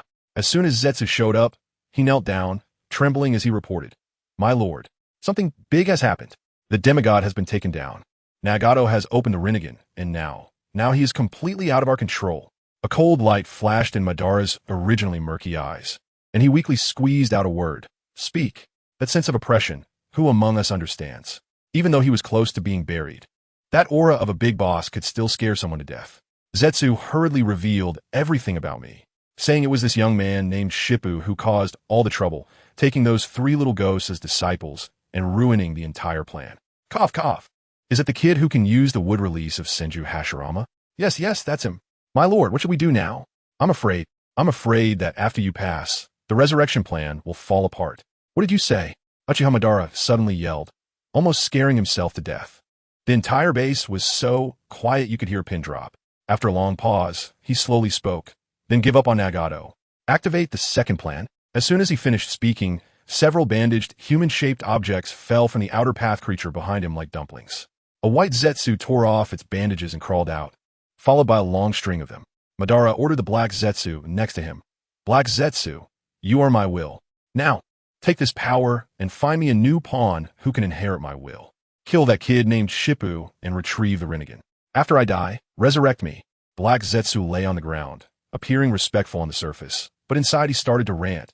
Kagaya's good son, who do you think you are, Madara? I've planned for thousands of years, and you think a little brat can ruin it? This Shippa must die. At that moment, over in the land of wind, the third Kazekage, along with Raza and S.H. Tun, had already sneaked into the land of Rain's territory. As soon as they entered, they were stunned. Looking at the battlefield that had been flattened, with rivers flowing backward, mountains collapsed, and toxic gas lingering in the air. Good heavens! Is this a war, or did Godzilla just pass through? The demigod Hanzo of the Salamander died here. The 3 of them were wide-eyed. The ground beneath their feet wasn't just a pit. It was as if the entire surface had been forcibly shaved down by dozens of meters. The third Kazekage gasped. This destructive power, is it the wood release of the first Hokage? He began to feel uneasy, wondering if he could survive if he faced this technique. The more he thought about it, the more anxious he became. Suddenly, he turned to Raza and said sarcastically, Raza, if I accidentally fall here, would you like to take over as the 4th Kazekage? The atmosphere instantly froze. Raza, frightened, quickly bowed at a 90-degree angle. Kazekage-sama, I absolutely have no such intention. Did I do something wrong that you misunderstood? I'll change. I'll change immediately. The third Kazekage sneered and said, I'd rather have you than that old hag Chiyo, and continued walking ahead. Raza's face darkened behind him, completely not understanding what this old man was playing at in terms of workplace manipulation. Not long after, Yakura suddenly exclaimed, as they discovered a corpse underneath a fallen tree ahead. Upon closer inspection, it was Hanzo of the Salamander, charred all over, dead as a doornail. Hanzo? Yakura was stunned. Be careful. It could be a trap. Raza immediately became vigilant. The third Kazekage frowned. According to intelligence, Hanzo had only died 3 days ago. Why was his corpse just lying here unattended? For a strong being of this level, the corpse itself was a treasure. How could it just be left to rot in the wild? With a glance, he signaled Raza to scout ahead. Raza understood, pressed a hand to his eye, and a clump of sand behind him instantly transformed into an eye that flew forward, acting like a high-tech drone for reconnaissance. Through the images transmitted back from the third eye, Raza confirmed it was indeed Hanzo, with several black rods sticking out of him, but there were no traps around. Upon hearing the report, the third Kazekage's expression darkened, and he said to Yakura, Yakura, go take a look. Yes. Yakura cautiously approached, just reaching out to touch the corpse when Raza suddenly seemed to discover something and shouted in terror. Wait. It was too late. A wave of immense power erupted from Hanzo's corpse, and Yakura was blown away like he was hit by a level 10 typhoon, spitting out blood. Kazekage-sama, retreat. Yakura screamed. Then, amidst the 3's cries of alarm, Hanzo's corpse actually started to rise unsteadily from the ground, emanating a chilling aura. Raza, quick to notice, pointed and shouted, No, Kazekage-sama. Look at his eyes. Those eyes, with concentric purple ripples, were the Rinnegan. The legendary Rinnegan? The third Kazekage was completely shocked. At that moment, the standing Hanzo slowly floated into the air, looking down at them and speaking in a hoarse voice. I've been waiting for you for a long time. Good heavens. He already knew they were coming. The third Kazekage wanted to play it off, saying, You misunderstood. We heard you were attacked, and came to see you as soon as possible. But Hanzo didn't even engage, sneering. Cut the crap. I want your lives. As soon as he finished speaking, he flicked his hand, and 3 shurikens shot over. Seeing the situation, Raza took advantage of their dialogue gap and acted directly, mysteriously, who was really pulling the strings behind the scenes. He slammed both hands down on the ground, magnet release. Sand gold burial. The rolling sand gold instantly buried Pain Hanzo, leaving only his head above ground, unable to move. Raza instantly appeared beside him, Kunai pressed against his neck, threatening, "Don't move. Otherwise, I'll take your life." But at that moment, he sensed through the sand gold and was horrified. The chakra within Hanzo was immense, like that of a tailed beast. But there was absolutely no life energy. His heart wasn't even beating. Just as he was confused, Pain Hanzo suddenly cracked a strange smile. Universal pull. A tremendous suction force erupted, and Raza couldn't control his body, being pulled forward uncontrollably. Pain Hanzo grabbed his neck with one claw and slammed him to the ground. Puffed. Raza spat out a mouthful of old blood, and the ground behind him cracked. Before he could react, a black rod extended from Pain Hanzo's hand, piercing through his back. Raza was drenched in cold sweat from the pain, and what was worse, he found that all his chakra was suppressed, and he couldn't use even a bit of it. "Hanzo, what are you trying to do?" The wind shadow in the distance changed his expression. "He is one of our sand-hidden village people. Do you want to start a war?" Just then, Scorpion and I slowly walked out from behind. Upon seeing Scorpion, the wind shadow's eyes turned red. "Scorpion? You traitor." Then he turned to me. "Who are you?" "Release Rasha now." I smiled and waved at Pain Hanzo. Pain Hanzo understood, and another black rod was inserted into Rasha's back. Puffed. Another mouthful of blood. "Start a war? You could try." My smile instantly turned cold. The face of the wind shadow was as dark as the bottom of a pot. Rasha's strength could suppress a tailed beast like Shikaku. If he fell here, Sunagakure would be severely weakened. He was still stubbornly saying, "We mean well. Aren't you from the Rain Village afraid of Sunagakure's wrath?" The imposing presence of a shadow-level ninja erupted instantly. Scorpion coldly spoke from the side, breaking into the land of rain without permission. What else could this be but an invasion? "You traitor! How dare you speak for outsiders?" Rasha trembled with anger. Scorpion sneered. "Since the day I left the village, I am no longer a sand ninja." Good. The wind shadow repeated the word 3 times, thoroughly enraged, ready to clean house and take down this traitor first. He formed hand seals, magnet release, sand iron rain. Countless sand iron needles shot toward Scorpion like a torrential rain. "Huh, your magnet release isn't that impressive." I formed hand seals with both hands and shouted, "Magnet release." Iron sand wall. A massive black iron sand wall instantly appeared in front of Scorpion, and with a loud bang, it blocked all the attacks. At this moment, the wind shadow was completely stunned. Raza, who was pinned to the ground, was also taken aback. "How is this possible? It's also magnet release." The wind shadow widened his eyes and pointed at me, questioning, "How can you also use the bloodline limit magnet release? Who are you really?" I spread my hands, looking helpless. Is magnetic escape really that strong? Is it really that surprising? It's just like that. What's there to be amazed about? Stay calm.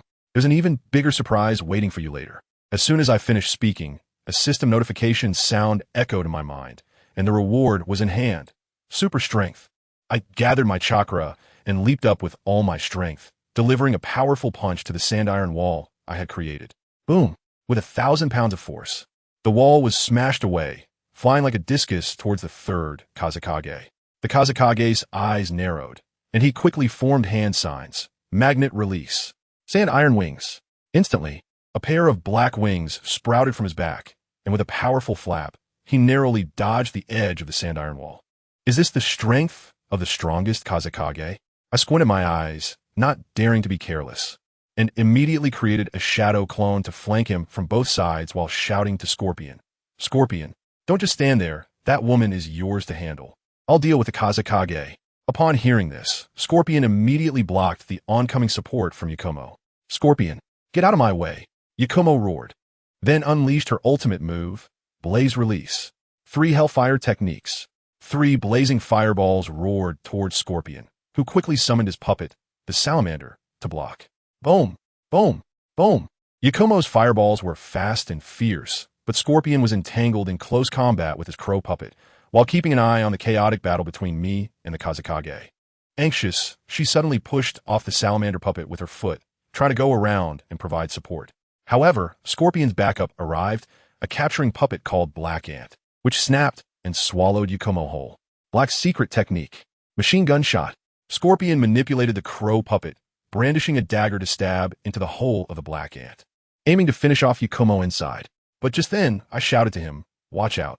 Scorpion reacted too late. Yakumo had appeared behind him, coldly stating, "Blaze release." Oversteaming kill.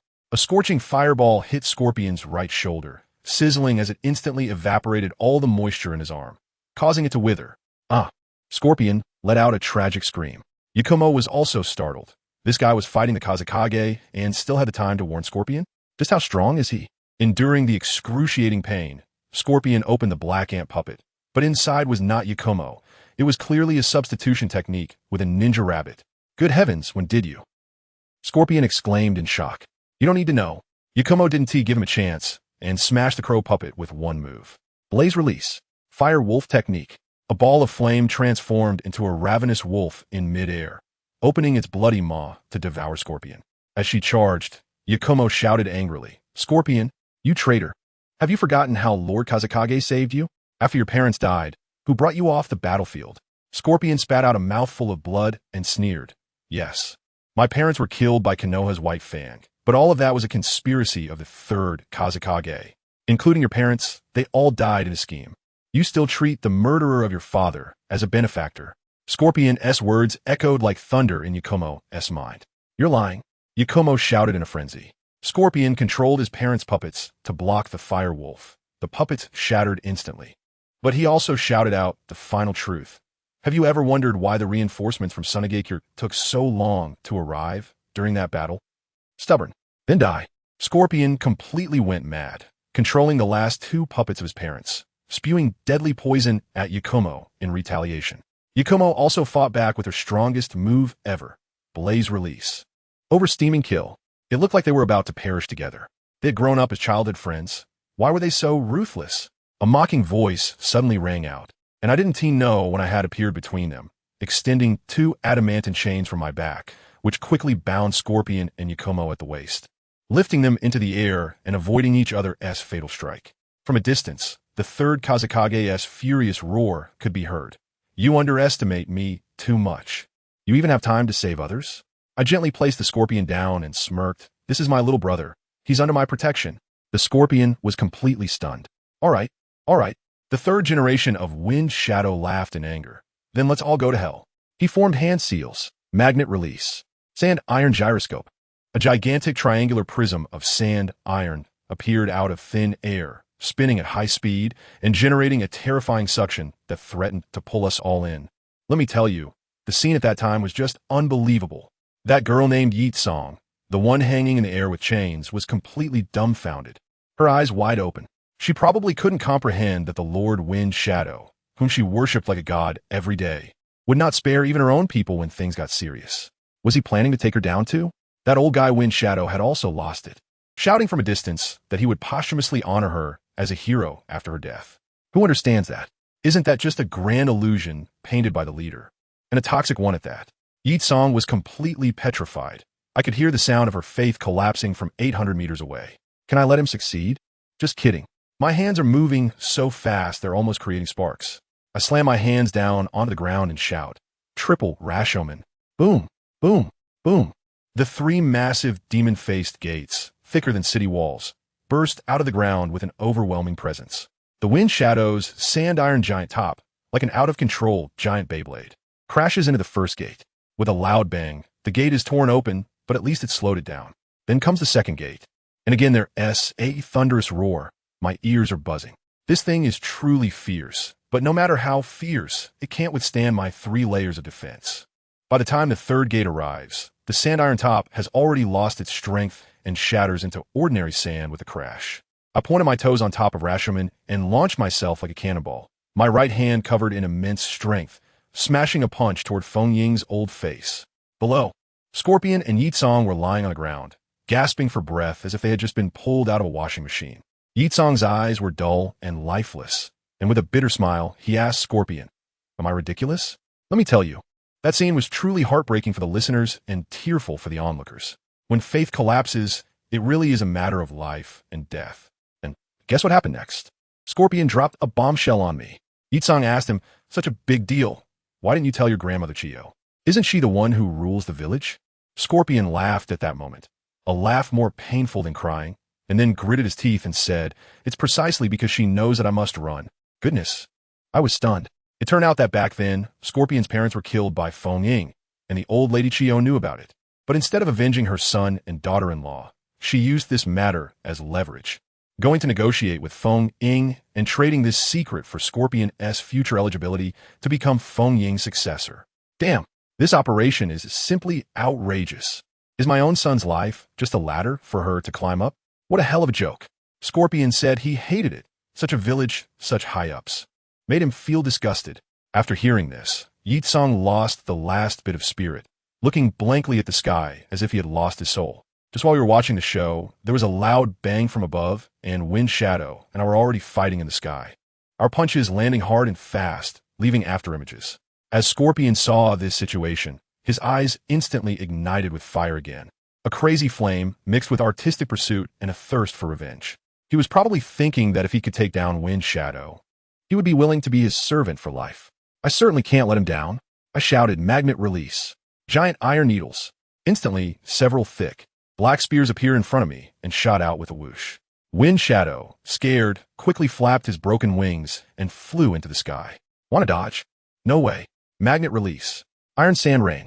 I formed a hand seal, and the iron sand fell like a torrential rain, turning into countless fine needles that densely pierced through the air. Wind Shadow was dumbfounded, probably thinking, how is this guy's magnet release better than mine? With a splatter, the iron sand clone was instantly turned into a sieve. But I didn't relax at all. I sensed a sinister wind behind me. Without thinking, I executed a tail whip. With a bang, the real Wind Shadow, who was trying to sneak attack me, was kicked away by me. How did you know I was here? He had a ghostly expression on his face. I brushed off the dirt on my pants and gave him a grin, saying, "I told you." The surprise is yet to come. But this old guy was also quite cunning. While he was talking tough, he had secretly spread iron sand all over the ground. Before I knew it, my legs were stuck. He roared as he unleashed his strongest jutsu, magnetic release. Iron sand whirl technique. Damn, in an instant, sand and iron from all directions surged in, forming a gigantic black iron ball with a diameter of several kilometers, completely enveloping me. From the outside, it looked like a black sun. Feng Ying was inside, wielding a long spear with barbs, thrusting at me like crazy. It felt like even a Gundam would be turned into scrap metal by his assault. In the distance, Yetsong was dumbfounded, shouting, "This is Feng Ying's strongest attack. It's over. It's over." But Scorpion shook his head, propping himself up to sit, his eyes fixed on the big black ball, confidently saying no. The one who is going to die is Feng Ying. The next second, there was a huge explosion. The entire black ball blew up. The noise was like a nuclear bomb explosion, creating a massive pit in the ground. As the smoke cleared, guess what? Feng Ying stood there alone, looking completely unharmed. Scorpion went crazy at that moment, trying to rush forward to fight. But Yetsong grabbed him. Wait, something's wrong with Feng Ying. As soon as the words left his mouth, we saw countless sharp barbs popping out from Feng Ying's body, growing out of him. In an instant, he turned himself into a hedgehog, blood flowing everywhere. He looked at me in disbelief, and then fell to the ground like a pile of rotten mud. With his last ounce of strength, he looked up and saw me standing on a towering tree. That's right, not only can I use magnet release, I can also use wood release. Two types of bloodline limits. Just now, I used wood combined with sand and iron to create an absolute defense, blocking all his attacks, and then executed a planning technique, filling his body with tree roots. I walked over slowly, looking down at him with a sneer. Is this it? The strongest Wind Shadow? Pathetic. He was so angry that he spat out blood again and tried to threaten me with the village. I just laughed. Hans, who is called God. Wasn't he still subdued by me? Who do you think you are? As soon as I finished speaking, Hans's figure suddenly appeared in front of me, kneeling on one knee, respectfully calling out, "Leader." The Wind Shadow's eyes completely dimmed. A demigod is actually serving as my subordinate. He knew he was surely going to die today. Scorpion also came over, kneeling with a thud, his forehead touching the ground. "Leader, I beg you to let me kill him with my own hands." I suddenly had a thought, and a few options popped up in my mind, like giving Scorpion a kill or letting Nagato become pain, with a bunch of chakra attributes as a reward. I considered it for a moment. Nagato was already strong enough, and Scorpion's favorability wasn't maxed out yet. So I thought it best to distribute the rewards evenly. So I helped him up and generously said, "Go ahead, he's yours." Scorpion was so excited that he trembled all over, grabbed a kunai, and charged forward. The wind shadow was so scared that he was rolling on the ground, begging for mercy, saying things like, "I'll give you my position as wind shadow, and think of our old friendship," looking as pathetic as possible. Scorpion cursed, "You're really disgusting," and stabbed a knife straight into his heart. With his revenge fulfilled, Scorpion lay in a pool of blood, laughing and crying, looking like he had gone mad. With the wind shadow dead, Yitsong lost her last bit of hope. She knelt down and looked at me with vacant eyes, saying, "Kill me." I frowned at her and ignored her, leading the group towards Rain Hidden Village. Scorpion shouted behind her. The leader said, "You can join Rain Hidden Village and find a new way to live." Just like that, we returned to the village. On the way, I suggested to Scorpion, "Aren't you a genius puppeteer? Since your arm is useless, why not make a mechanical arm yourself?" This idea struck him, and he immediately decided to transform his entire body into a puppet. When we returned to Rain Hidden Village, let me tell you, Yitsong and Scorpion's jaws almost dropped to the ground. This was no longer the gloomy, dilapidated village. Now, everywhere was bustling with construction sites. Trucks transporting food one after another, ninjas shouting and training in the training ground, and people coming and going in the streets, all with smiles on their faces. In the center of the village stood a giant statue of me, several meters tall. Yitsong pointed to a huge construction site by the river and asked what it was. I told Scorpion to take a closer look. After all, he was into mechanics, and he understood right away, exclaiming, "Leader, are you planning to do hydroelectric power?" I nodded proudly. At that moment, Yahiko and Konan rushed over and respectfully bowed to me. I looked at the confused Yakura and smiled, asking her, "How is Amage Cure?" She honestly replied, "Better than Sunage Cure." "Then are you willing to stay and help us build our own new home?" I extended my hand to her. Yakura looked at the hopeful faces around her, then at me, and, after a long silence, suddenly knelt on one knee. "I greet you, leader. I am willing." Later, during a meeting in the office, Yahiko mentioned that there was no news from Sunagakure, but Kyumo and Konoha were sending people to visit. I analyzed that Sunagakure was currently busy fighting for the position of Kazekage, too occupied with internal strife to have time to attack us. As for those two, if they want to come, let them. They're welcome to visit. After the meeting, Konan insisted on making me a dish she had just learned, which startled me. And I quickly made an excuse that I wasn't hungry and rushed to leave. Yahiko laughed at her from behind, only to get stepped on by Konan, yelping in pain. I was walking alone on the street, feeling exceptionally relaxed. Suddenly, I stopped in my tracks and coldly said to a dark corner, "Stop hiding, come out." A figure slowly emerged. It was a corner. Those eerie eyes were staring at me. I asked him, "Are you here to kill me?" He replied with a mm. I patted my belly and grinned. "Can I have a bite to eat first? My stomach is growling." As soon as I finished speaking, my stomach actually made a noise, and the tense atmosphere instantly disappeared. To my surprise, Jado nodded, "Sure, I know a good place." After saying that, he just walked ahead on his own. I casually followed behind him, the two of us walking like we were out for a stroll, leaving the village and entering a small forest. As soon as we stepped into the woods, he made his move, water style, water dragon jutsu. A large water dragon came lunging at me with its mouth open. I easily dodged it, but he still disdainfully mocked me, saying I was brave to come out alone. I smiled strangely and waved my hand. "You are mistaken. I'm not alone." Zone. Zone. My Ahiko and Konan instantly appeared on the trees on both sides, surrounding us. Kakuzu looked at this and sneered even more. "T-Sich, I thought you had some skills. Turns out you need help too." I shrugged my shoulders and said, "Who made your reputation so loud? You've destroyed villages and even fought against the first Hokage." As soon as Kakuzu heard this, a look of pride appeared on his face. I changed the subject and pouted. "It's a pity that this will all be seen as a brutal abstract act of 2025. What's the real situation? The village of Takigakure sent you to assassinate the first Hokage, and from 800 miles away. You threw a kunai at the shadow of the first Hokage, and then ran away faster than a rabbit. Since then, you've been bragging to everyone that you fought with the god of ninjas." As soon as I finished speaking, both Mihiko and Konan's expressions changed as they looked at Kakuzu. Kakuzu's face was as dark as the bottom of a pot, trembling with rage. "You dare to humiliate me?" He roared, and in an instant, countless black threads burst out from his body, tearing his shirt apart. For bizarre, masked monsters emerged from behind him, standing beside him. "Not one of you will survive." One of the wind-style monsters opened its mouth and spat out a high-pressure wind ball, which created a long trench in the ground. With a bang, a deep pit was instantly blown open in the ground. I tell you, I just dodged that strike, and a chilling wind swept behind me. When I turned around, good heavens, that lightning-using masked monster was right in my face, reaching for my heart. That old bastard Kakazu on the other side was almost laughing out loud, probably thinking this was a sure win.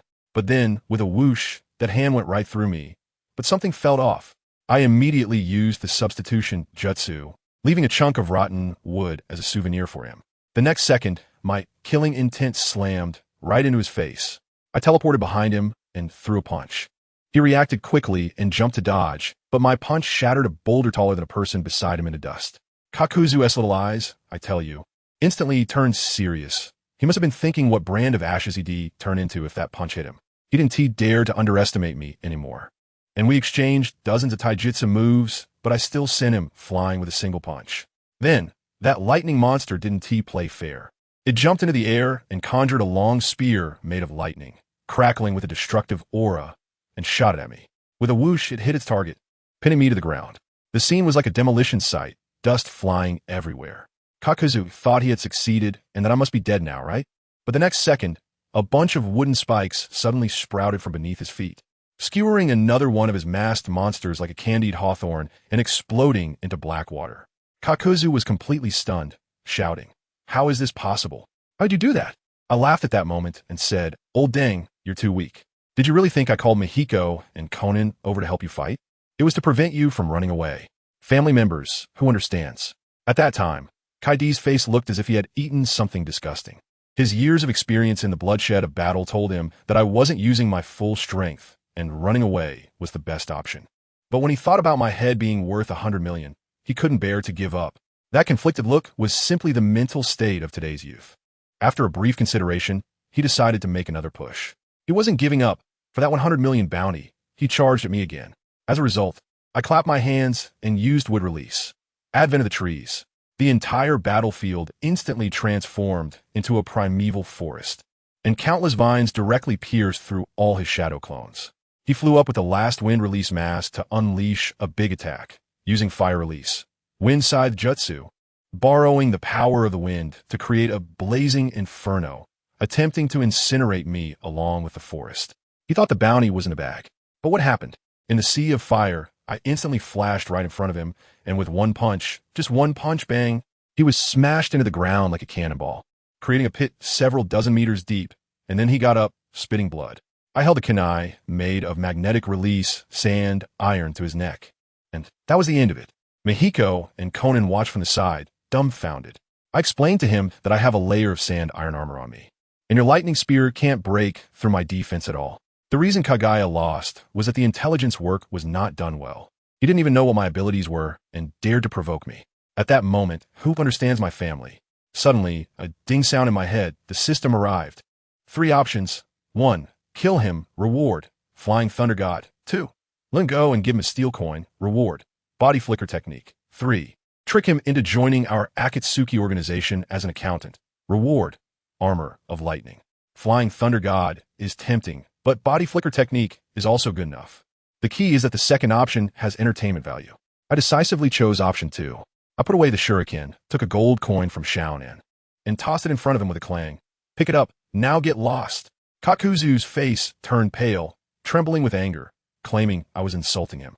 I directly punched the side of his head and said, "Hurry up." He had no choice but to pick up the money, spat some harsh words, and ran away.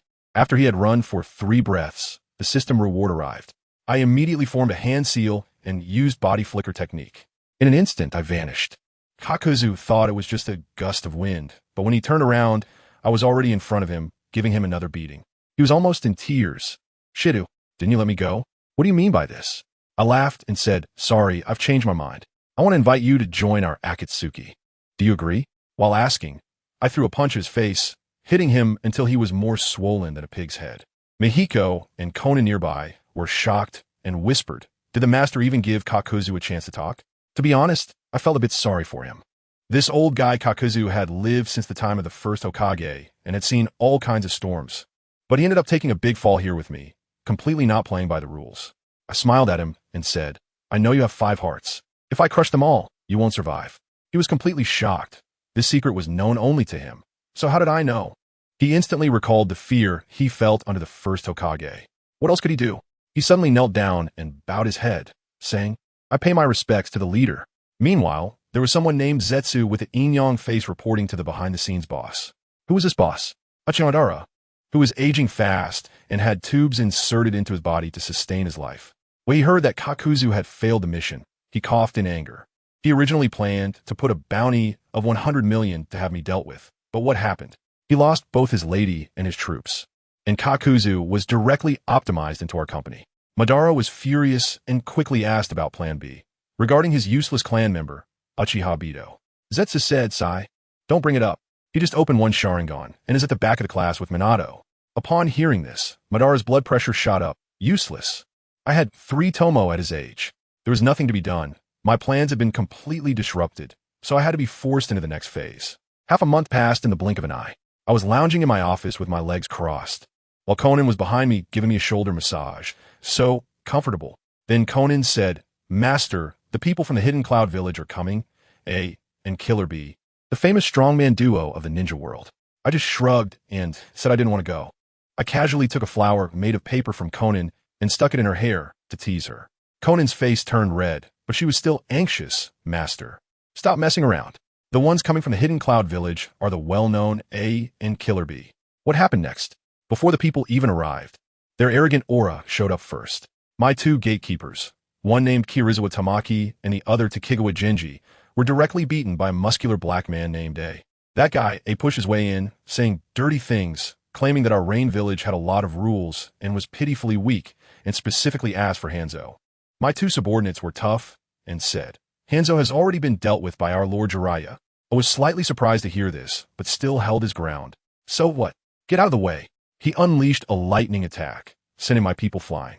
Just as my people were about to hit the ground, I used wood release vines to catch them. When I saw the wood release, his expression changed.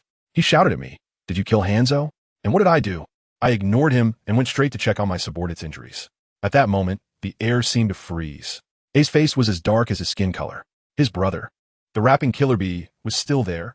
"Big brother, you're being ignored, you big fool." I was so angry he punched his brother right there. I was just watching the show, saying, "You guys continue, don't mind me." I completely exploded, pointing at my nose and asking, "Did you kill Hanzo?" I innocently asked while digging my ears, "Did you hear that dog barking? It's really annoying." This completely ignited the powder keg. AI was crackling with lightning, and he charged at me with a heavy punch aimed at my face. My 2 subordinates were so shocked they yelled for me to be careful. To them, I looked like I was frozen in fear, completely still. Then, with a loud bang, a figure was sent flying, smashing into a large rock. They thought it was me, but when they looked closely, it was AI. That guy crawled out of the rubble looking dazed.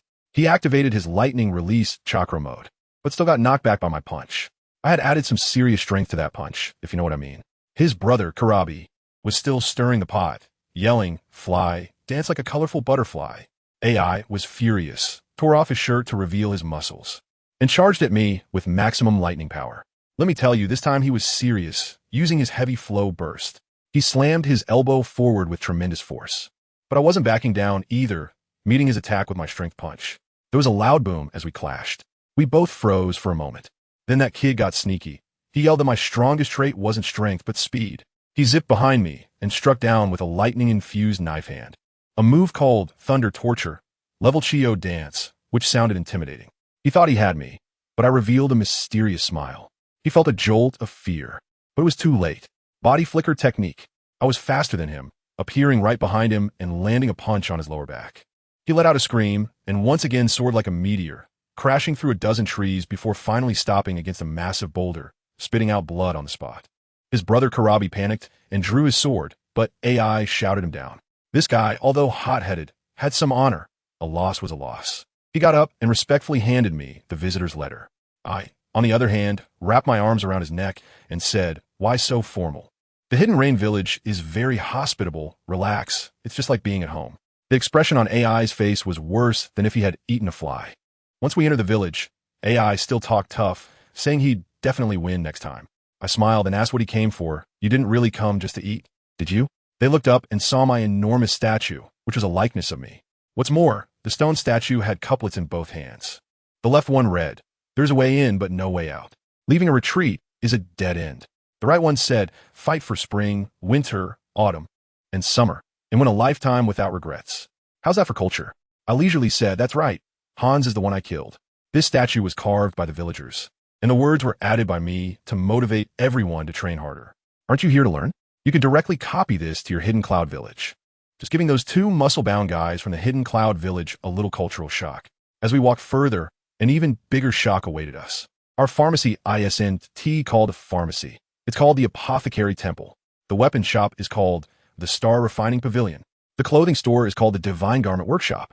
And if you come across a jewelry store, wow, the sign has been changed to Golden Fortune. I tell you, those two guys from Union Village were instantly silenced. Their eyes wide open. Probably their CPUs were about to overheat. As a result, one villager came up to us, seeing that we were strangers. And he had this disdainful look, almost lifting his chin to the sky. Is there even a need to ask? The powerful names in our village were all given by our Lord Leader. Goodness, the moment he mentioned the leader, his expression instantly changed to one of admiration. Almost like a fan seeing their idol. He was mumbling something about the great reform of Yuin Village, aiming to be the #1 in the ninja world. Kairabi's mouth was wide open. He could fit an egg in there, thinking, what the heck? The #1 ninja village? Just with that sentence, it was over. The villager's expression changed in an instant. Wait a minute. You guys are strangers, not from our village. You're enemy ninjas. Damn, with that shout. 5 or 6 people suddenly jumped out from the surrounding Chuixing Pavilion and Shin-E Workshop, directly surrounding us like dumplings. AIG's temper flared up. The veins on his forehead were about to burst, and it looked like he was ready to unleash his thunder escape armor. But let me tell you, that kid Jifeng is really something else. He wasn't flustered at all. He even smugly pointed at the mole in the corner of his mouth and started explaining to us like it was a class. Did you see that? A mole. Just an ordinary black mole. With just a gentle poke, you can reach the level of others cannot see through it. So what do you think? Want to learn? Tuition is 20 off. Aigo was so mad he almost laughed. Wasn't this just pure teasing? Just when those villagers were about to take action, Jifeng made his move. Quick as a flash, poking each of us at the corner of our mouths. Aigo exploded, throwing a punch, and guess what? Jifeng effortlessly caught that electrified fist with one hand. Then Jifeng pointed with his chin, indicating us to look around. Let me tell you, that scene was magical. The villagers who were shouting and ready to fight a second ago suddenly looked like they had amnesia, tilting their heads in confusion. Hey, where did those two fierce-looking brutes go? After saying that, they all went back to their business as if nothing had happened. AI and Karabi were both petrified, their worldview shaken like never before.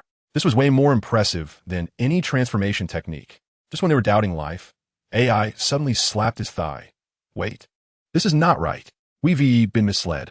We came to investigate the wood release and Hans's matter.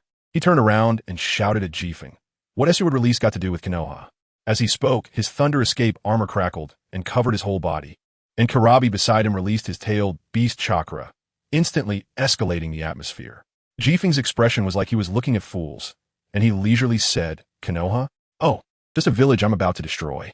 As soon as he finished speaking, let me tell you, a golden-haired big wave came charging around the corner, radiating an aura of 2 meters and 8. What a big talk to destroy Konoha. Who do you think you are? I focused my gaze and exclaimed, wow. Tsunade. Behind her were a white-haired old man and pale, thin guy. The legendary 3 ninjas of Konoha are all here. This is going to be lively. Orochimaru's hoarse voice gave me goosebumps as he said, show me what you've got. Just then, I felt that Shurfeng's entire aura had changed. Although I couldn't hear him, I could guess that a system task was definitely coming. Sure enough, a wicked smile appeared at the corner of Shurfeng's mouth as his eyes locked onto Tsunade. He suddenly shouted at EI and Killer Bee, don't you want to know what my relationship with Konoha is? Watch closely. It's a fight to the death between us. After shouting, he shot forward like a cannonball, throwing a punch straight at Tsunade's face. Who is Tsunade? The strongest woman in the ninja world. Would she be afraid of this? With a cold scoff, she threw a punch back. Boom! Wow. When the two fists collided, the sound was like a bomb, and the entire ground cracked open, with rubble flying everywhere like rain. Tsunade initially had a disdainful expression, but in less than 3 seconds, her face turned pale, her arms trembling like a sieve, and she staggered back several steps, each step leaving a deep pit in the ground. She was dumbfounded. How is this possible? My strength. I actually lost. In the distance, Killer Bee was still rapping. Hey, big brother, look, it's the same next time, getting beaten to a pulp. A punch silenced him. With a swift punch, the Gale didn't give her a chance to catch her breath, mocking her. Is this all the strength you've got? He poured chakra into his fist like it was free. And bam! Another punch sent Tsunade flying. She soared beautifully. Following a perfect parabolic arc, Jiraiya and Orochimaru were stunned to overpower Tsunade with strength. What kind of monster is this?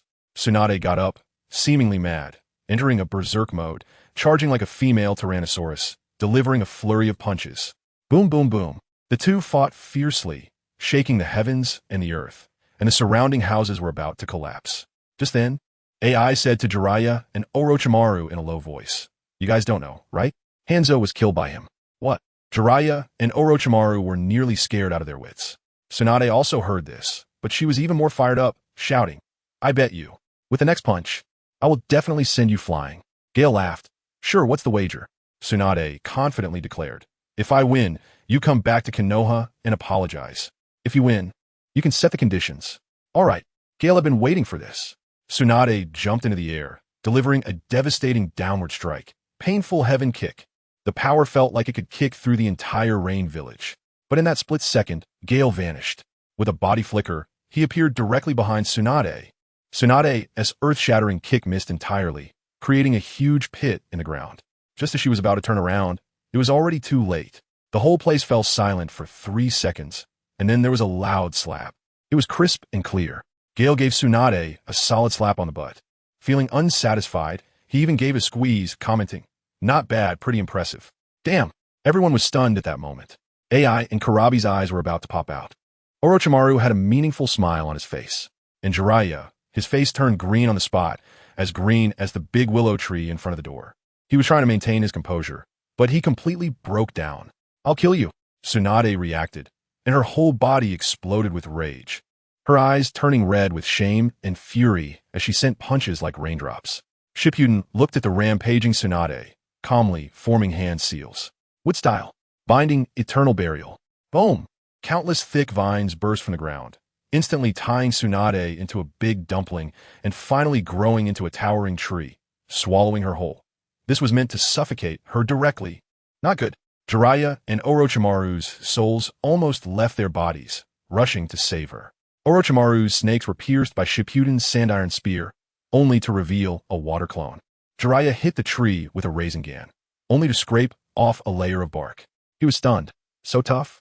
Finally, he had to exert more power to break the tree and save the almost suffocated Tsunade. Orochimaru stood in front, yelling with a fierce tone. "Are you trying to kill Tsunade? Aren't you afraid of provoking a war between Konoha and Amigakure?" Shippuden smiled. "The last person who threatened me with war has grass 3 feet high on their grave. Do you think I'm afraid?" As Tsunade finally recovered, she heard this and was about to charge again, but seeing the blood on the ground triggered her old problem of fainting at the sight of blood, and she nearly couldn't stand. Shippuden seized the opportunity to mock her wildly.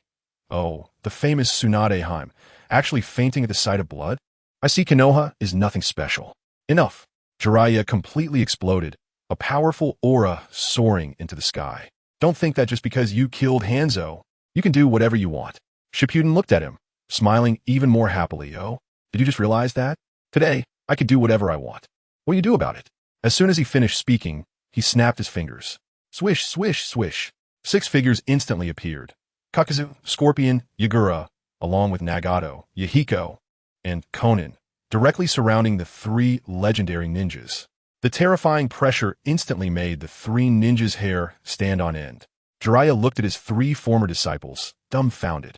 Shippuden leisurely walked up to Jiraiya, face to face, and asked word by word. "Jiraiya, let me ask you again, I said Konoha is trash. Do you have any objections?" Orochimaru desperately signaled Jiraiya with his eyes. Jiraiya looked at the pale Tsunade and finally squeezed out 2 words through clenched teeth. "I'm sorry. Haven't eaten?" Shippuden dug at his ears. "I'm sorry. It's our fault. We shouldn't have caused trouble in Amigakure. Please forgive us." Jiraiya almost shouted. "All right, your attitude is not bad." Shippuden nodded. "Then this damaged public property has to be compensated, right?" "We'll compensate," Orochimaru quickly said. "Good, then what about Tsunade?" Shippuden's gaze turned to Tsunade. "Our bet. I won. And I decide the stakes. Let me ask you now, did I hit your butt?" Thump. Tsunade's face turned so red it could bleed, her nails almost digging in her flesh and finally gritting her teeth, her voice like a mosquito. "No." Shippuden deliberately asked loudly. "What did you say?" I can't hear you. Did I hit your butt or not? No, you didn't hit my butt. Tsunade nearly screamed this sentence, and today, the faces of Konoha's three ninjas were completely lost. Seeing the effect achieved, Shippuden finally turned around satisfied, hands behind his back, and like a big villain, leisurely floated over a line. Have you ever thought, why do I specifically target you, Konoha? After saying that, he ignored them and turned to leave. Meanwhile, Nagato and the others stepped forward, approaching Jiraiya. Orochimaru was completely confused. Let me tell you, his expression at that time was like a CPU being burned out. Full of question marks. What's going on?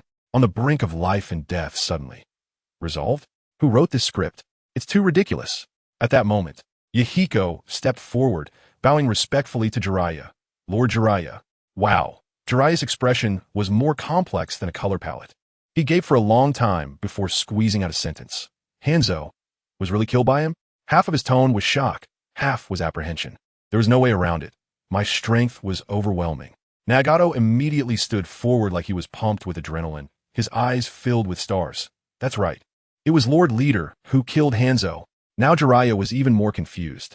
The Nagato he remembered was a socially anxious, introverted kid. How did he suddenly act like a crazy fan meeting his idol? His puzzled eyes immediately drifted to Yahiko, seeking a translator. Yahiko understood, gestured for him to follow. Pointing to the Akatsuki Organization's office. Lord Jiraiya, come with me. Everything you want to know, the answers are all there. I'll tell you.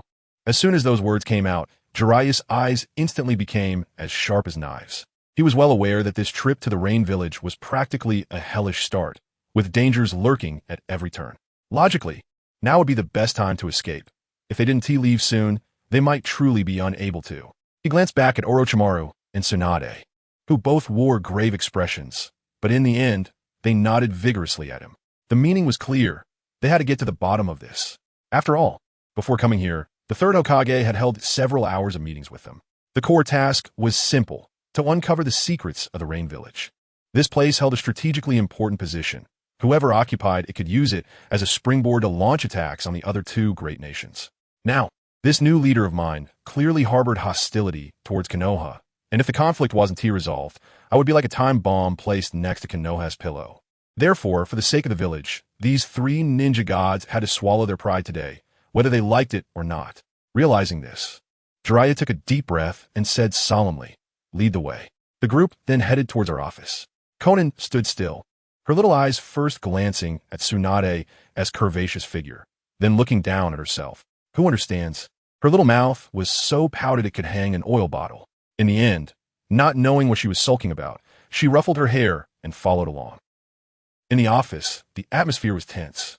I sat confidently in the main seat, with Yahiko and the others on my left, while the three legendary ninjas of Konoha stood stiffly on my right, looking like they were being punished in elementary school.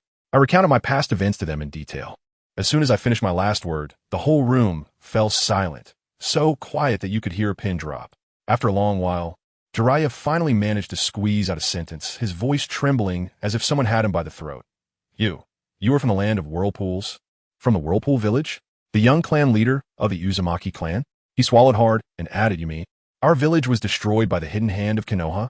As soon as he finished speaking, he became anxious, suddenly waving his hand and exclaiming, "That's absolutely impossible.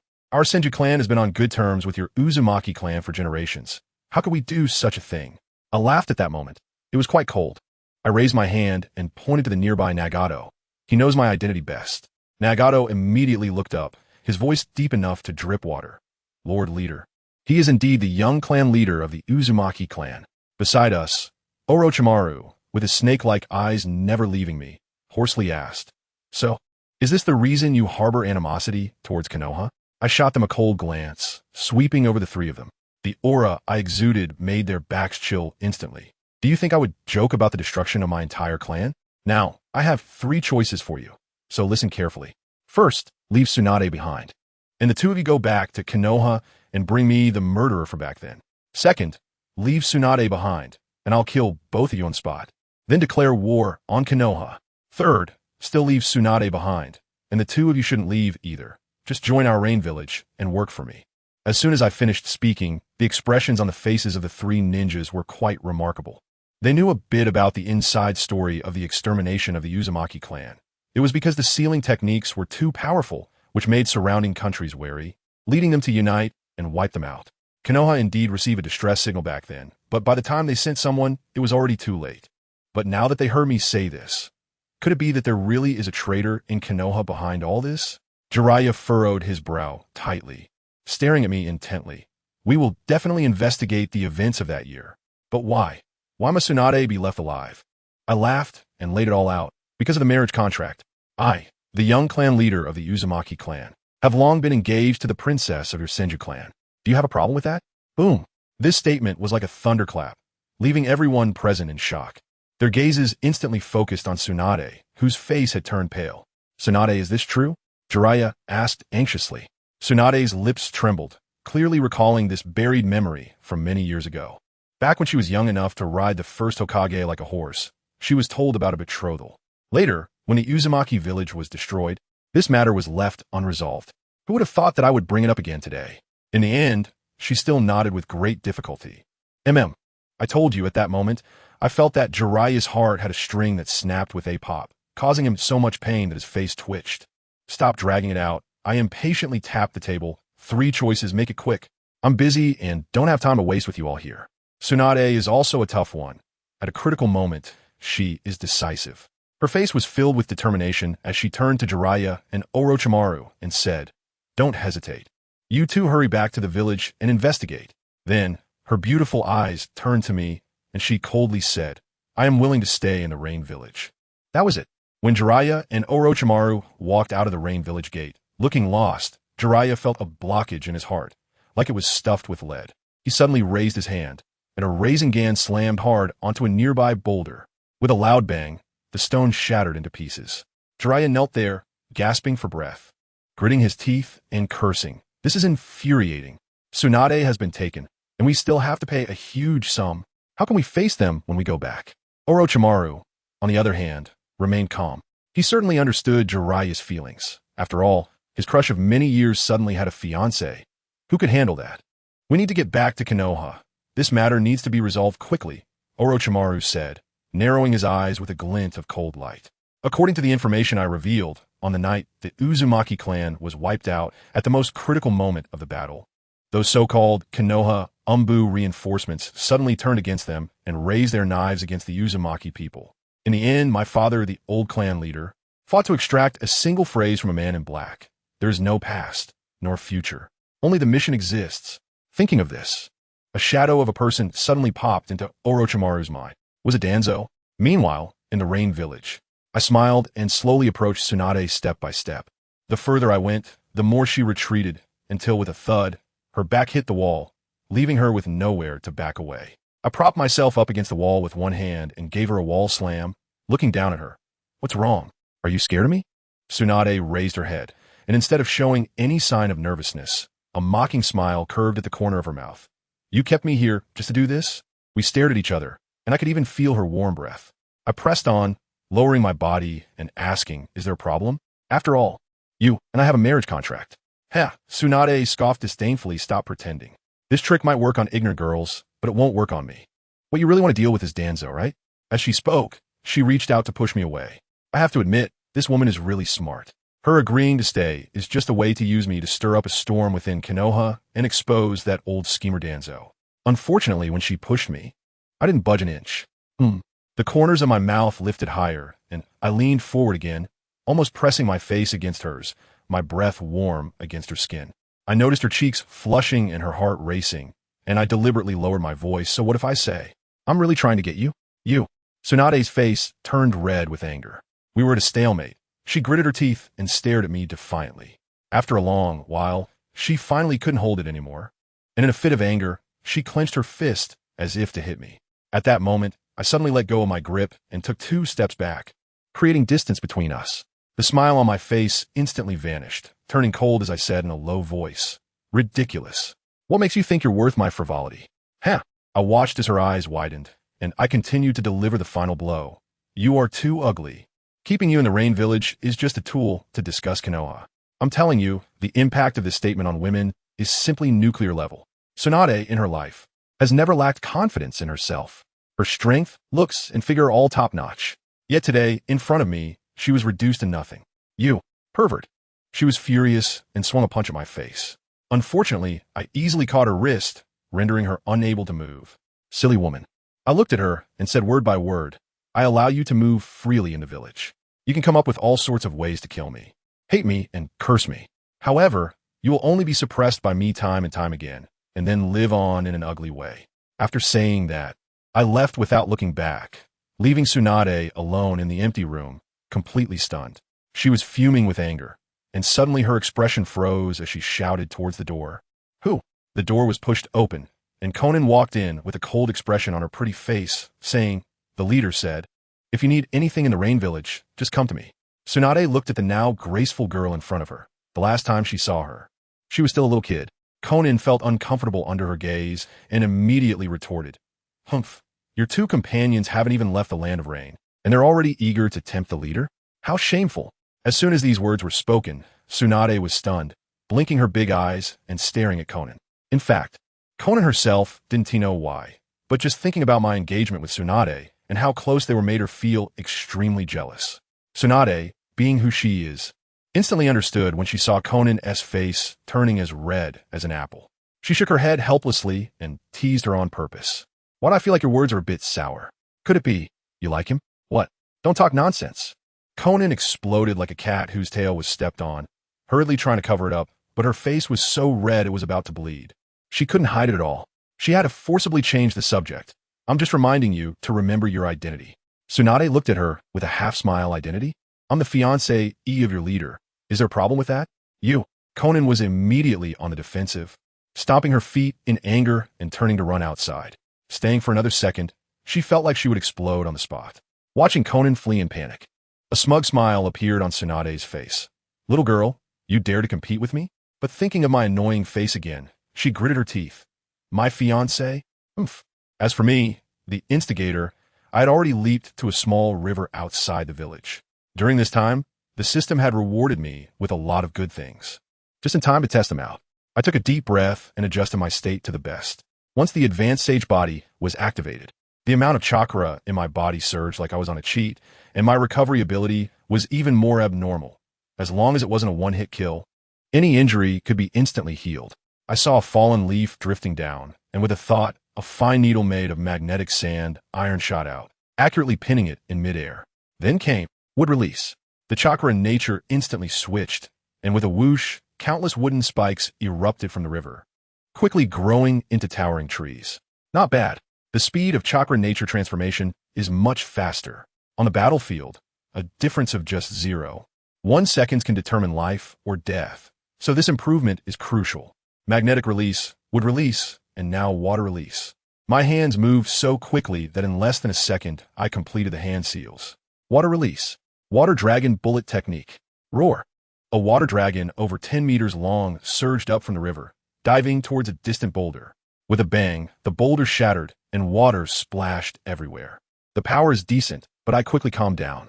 My skills may seem flashy, but compared to the true legends like Madara and Hashirama, I'm far behind. Even when compared to the peak era of the legendary 3 ninjas and the 4th Kazekage, there's still a distance to cover. I can't do this. I need a big move. It's giving me a headache. Naruto has wind release. Raisin Shuriken. Sasuke has Kirin. I need to come up with an S rank or higher ninjutsu to truly dominate in this world. I looked up at the sky and counted the days. Orochimaru and the others have been gone for 5 days, and at this pace, they should be approaching Konoha. I really look forward to seeing what Konoha's reaction will be. In Konoha village, 2 figures quickly flashed in. On the street, Narashikaku was strolling with a Kimichi Choza when a gust of wind blew past. Is that Jiraiya and Orochimaru? They're back so soon. Choza, with his mouth full of snacks, mumbled indistinctly. However, Shikako frowned, feeling that someone was missing, and felt a bit uneasy. Just then, Yamenka Ino hurriedly ran over. Looking serious. Change of mission. The 3rd Hokage has called an emergency meeting. All Jounin must attend. All of them. Shikaku and Choza were taken aback. This must be a major issue. The 3 of them hurried to the Hokage's conference room. When they pushed the door open, they were stunned to see it already packed with people. The atmosphere, so tense it felt suffocating. Uchiha, Fugaku, Hyuga Hizashi Danzo. All the prominent figures of Konoha were present. Sarutobi Hiruzen cleared his throat, and an instant silence fell over the room. I've gathered everyone here for one reason. His expression was extremely grave. Hanzo of the Salamander has been killed. A group called Akatsuki now controls the Rain Village, and its leader is named Jakaze. The crowd was initially shocked, but then a wave of excitement swept through. Hanzo is dead? That is fantastic news. Everyone thought they were about to launch a full-scale attack on the Rain Village. However, Sarutobi Hiruzen turned the tide of the conversation. Tsunade has been captured in the Rain Village. With a bang, the conference room erupted. The granddaughter of the first Hokage, one of the legendary three, has been captured. This is like rubbing Konoha's face in the dirt. The Jounin were all fired up, shouting to go to war and rescue Tsunade. Sarutobi Hiruzen knocked on the table with his pipe, signaling everyone to quiet down. It's not that simple, he said solemnly. This Jakaze is the young clan leader of the Uzumaki clan that was exterminated back in the day, and he has awakened the wood-release bloodline limit. His power is comparable to that of a Kage. Upon hearing this, the entire room gasped. Then, Jiraiya recounted everything we saw and heard in the Rain Village.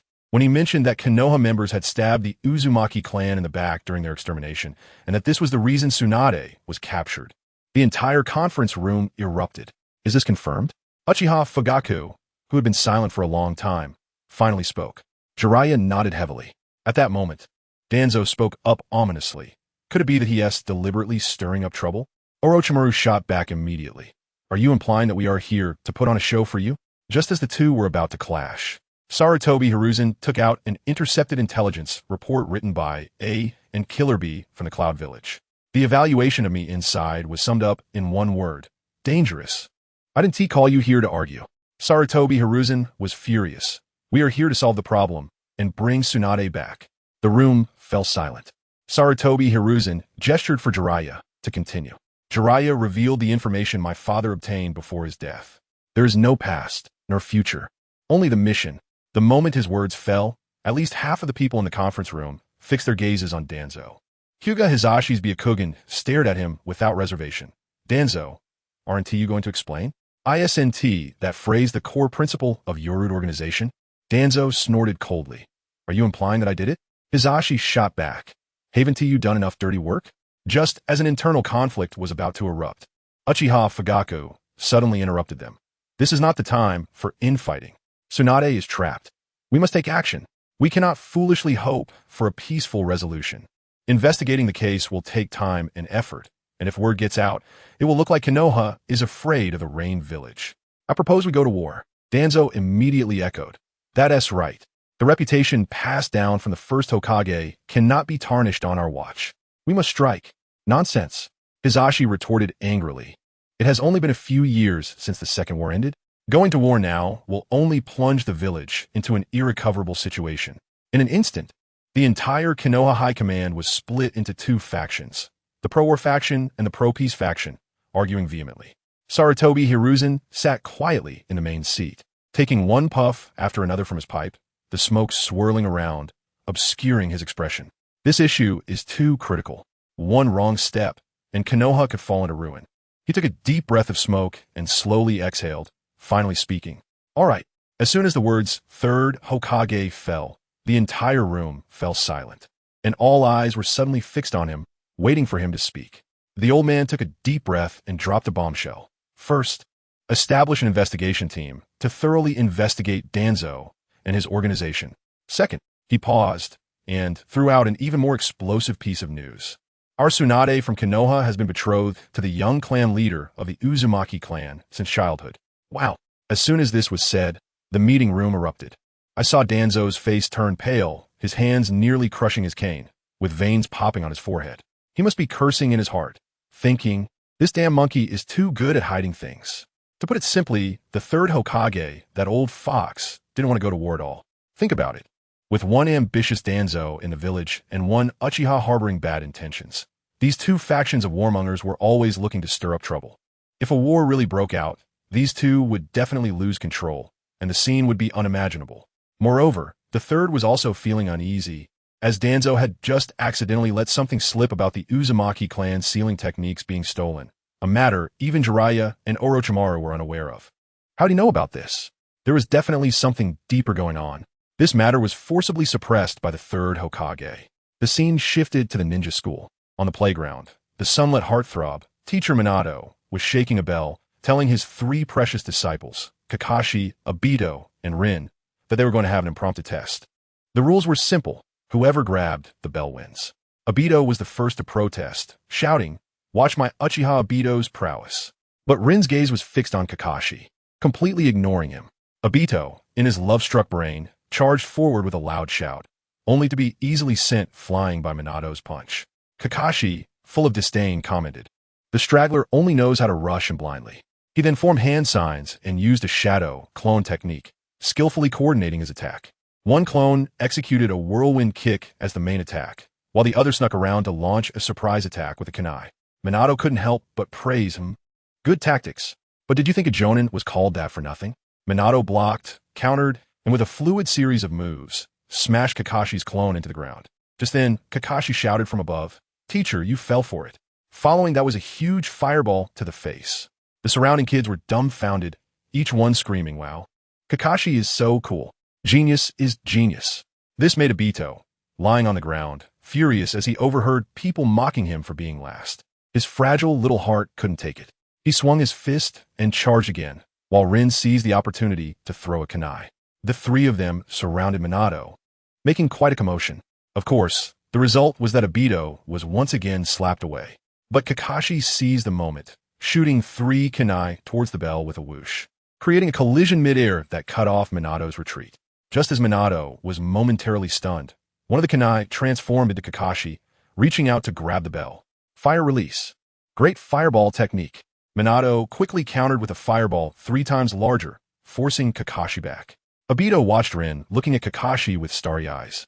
And a terrifying image flashed in his mind of Kakashi marrying Rin and their child calling him Uncle Obito. Who could understand the pain of family? This directly broke his defenses. Obito roared and charged again, only to be kicked away once more. But this time it was a clone that got kicked.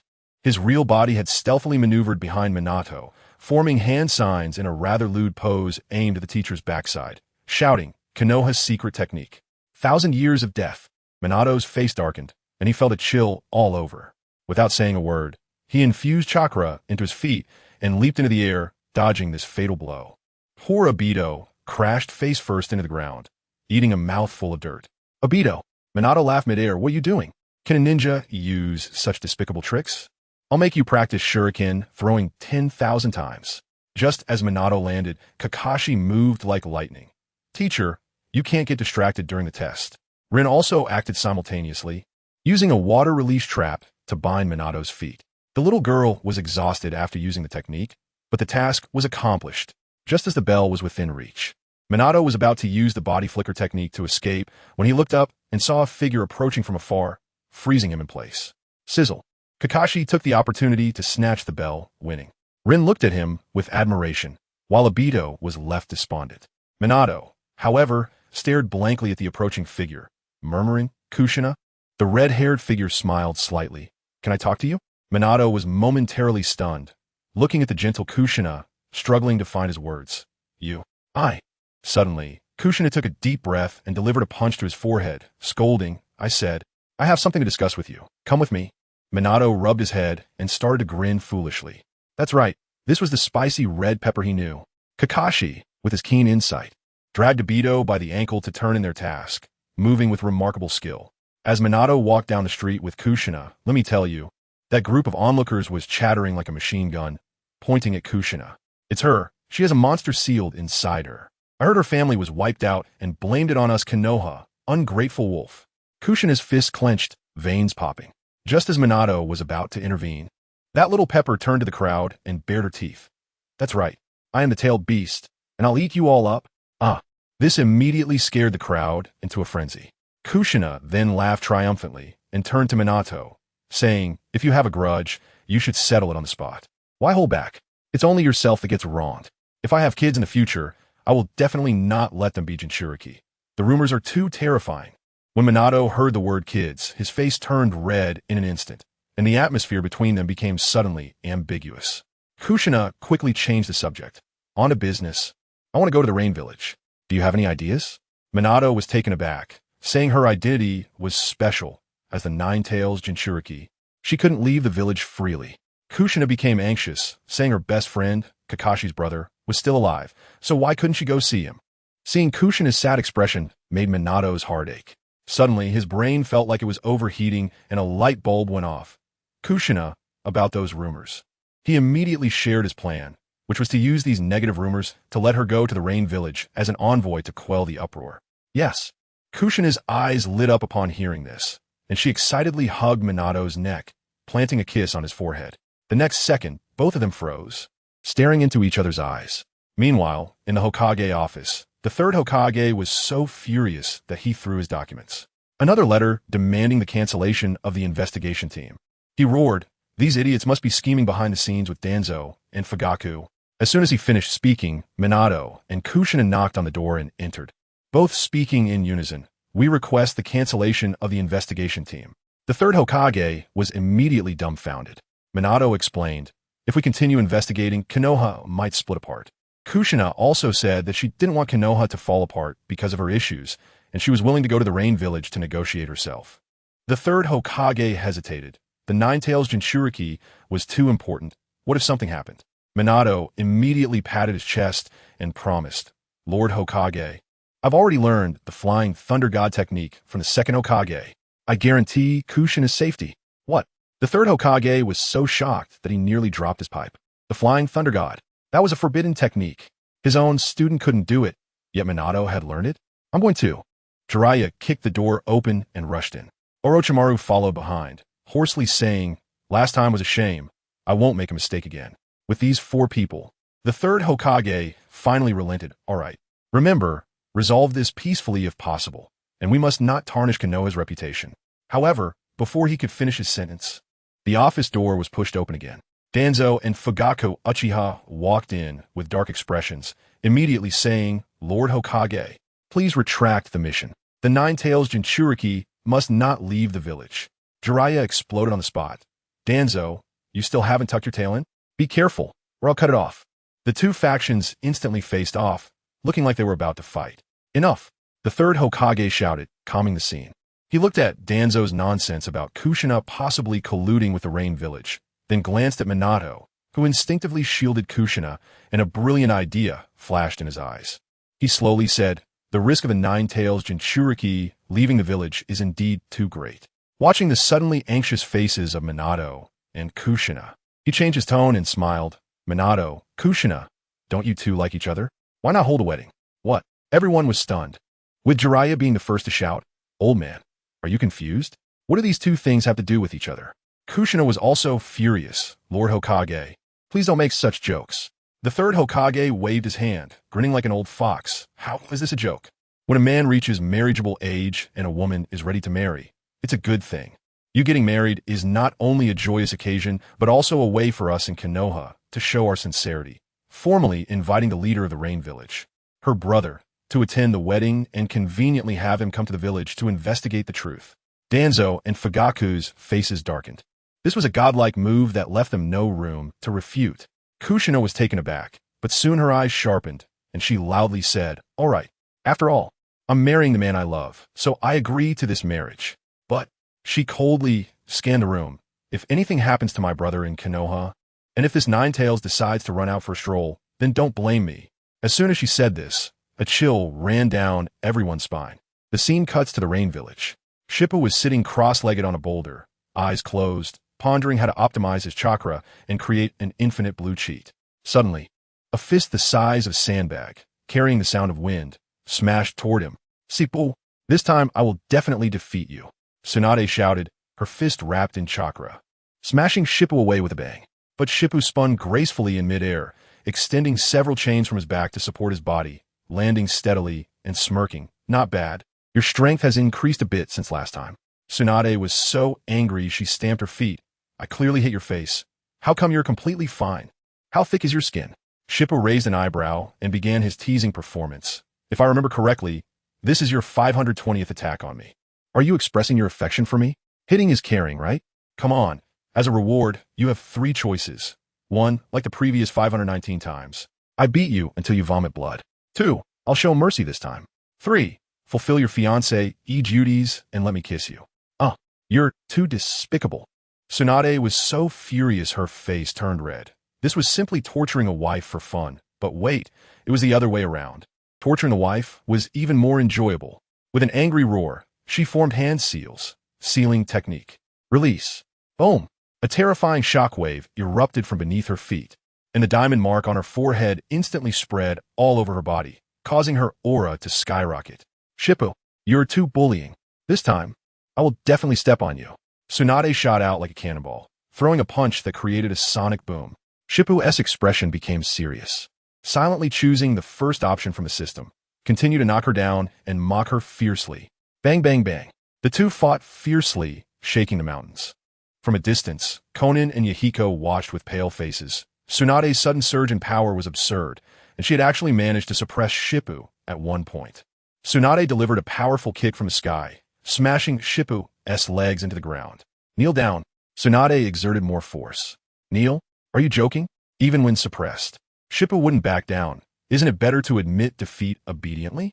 I, Tsunade, was born not to lose to men. Tsunade roared, chakra surging into her legs.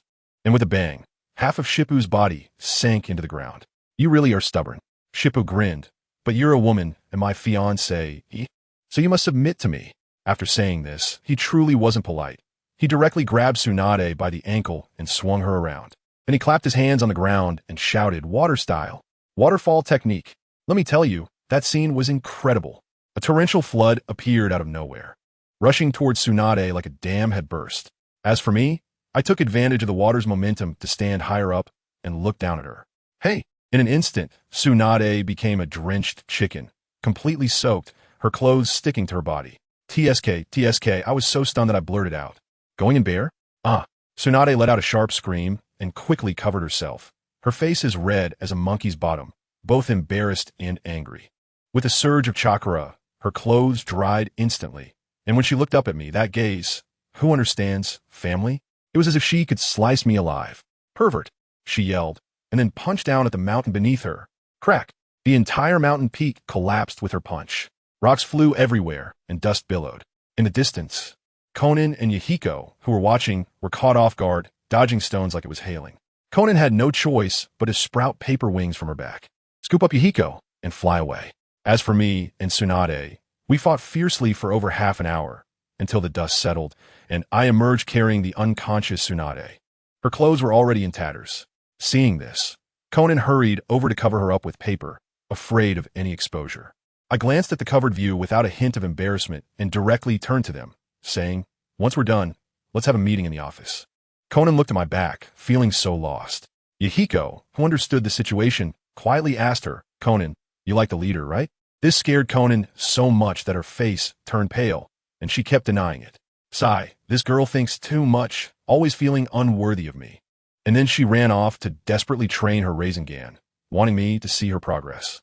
When the two of them took care of Tsunade and arrived at the office, most people were already there. I sat down, and without wasting any time, I directly started assigning tasks. Kakuzu, you handle the finances, build good relations with the black market, earn more money, and let more ninjas from the village take on missions to level up. Yahiko, you take care of all village affairs, ensuring smooth infrastructure.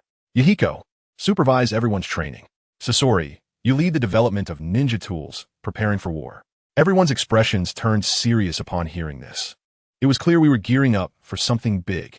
I just mentioned that Konoha invited me to investigate the truth about the Uchiha clan's massacre.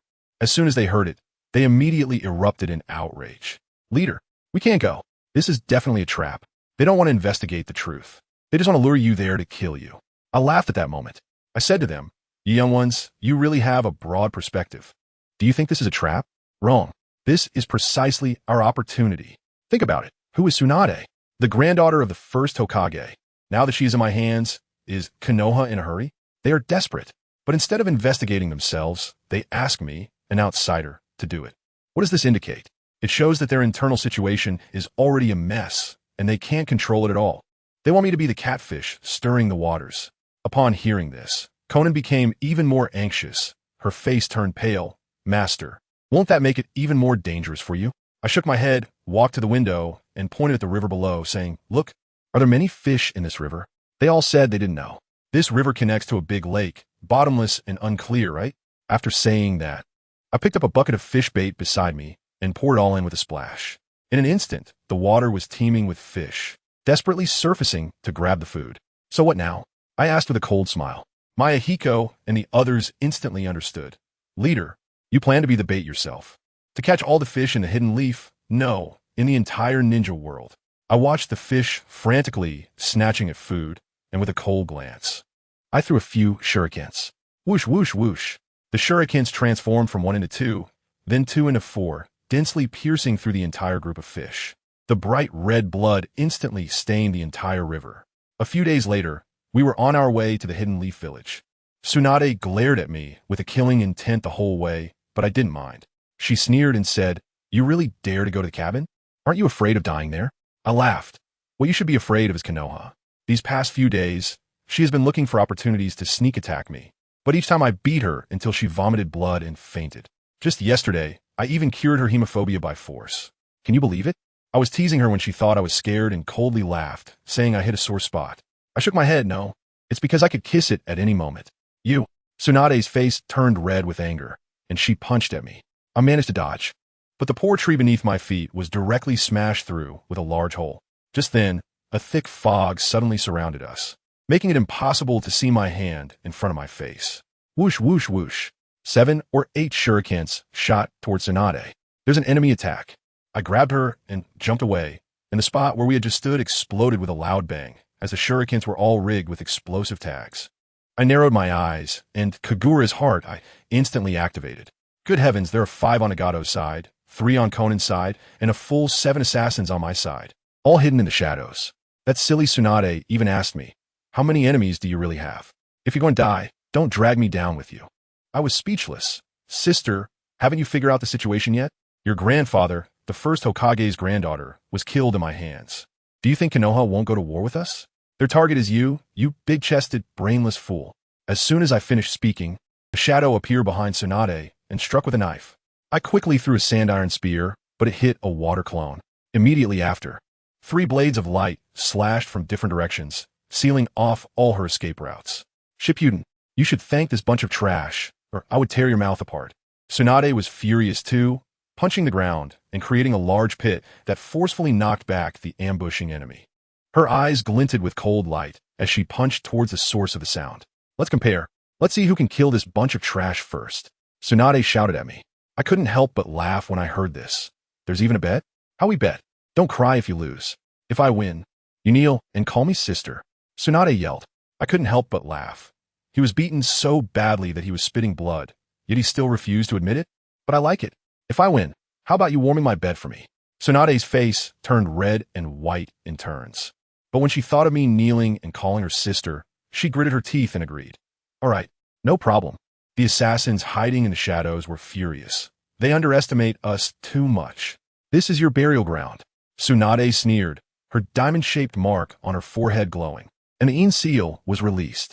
Her aura skyrocketed, and in a flash, she appeared in front of an unlucky guy who had just finished cursing. The guy was so scared that he quickly raised his knife to block, but with a crack, Tsunade sent him and his knife crashing to the ground with a punch. Not knowing how many bones were broken, I haven't been idle either. Wood release. The technique of cuttings. Countless sharp wooden spikes burst out of the ground, and a guy holding an explosive knife was instantly turned into a porcupine. One down, I locked onto the next target, and in an instant, I threw a punch. It turned out to be a water clone.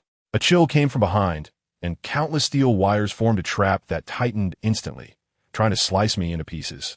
Did they really think I didn't notice this trap? I smirked. That guy named Kurosaki Suramaru suddenly realized that the long knife in his hand was completely out of control, and instead, it flew towards him along with the steel wire trap. No! With a scream, he was cut into a shower of blood. I let out a cold laugh. He didn't even notice that I had attached magnetic sand iron to the hidden blade. He deserved to die. In just a few minutes, I had already taken down 2. The commotion on Tsunade's side was also significant, pushing the black hoe, Raiga, to the brink. That guy let out a roar and directly threw the lightning blade into the air, instantly summoning a storm of thunder. As a result, he was struck by lightning first and was knocked out. Tsunade couldn't dodge in time either and was hit by a bolt of lightning, looking like she was about to be killed by the subsequent thunder. Just as she closed her eyes waiting for death, I stood in front of her. Let me tell you, that scene was absolutely stunning. Thunder was pouring down like rain, and I just stood there, punching one after another, forcefully knocking all the lightning away. Family, who understands? This safety feeling was off the charts, all about taking on everything for my fiancé. Tsunade was dumbfounded, her eyes sparkling with stars. When I smashed the lightning blade in midair with a punch, I turned to tease her. Are you daydreaming? Are you eager to warm my bed? Only then did she react, her face turning red as she scolded me for being a rogue. But just then, a massive sword over 10 meters long swept towards us, slicing everything in its path in half.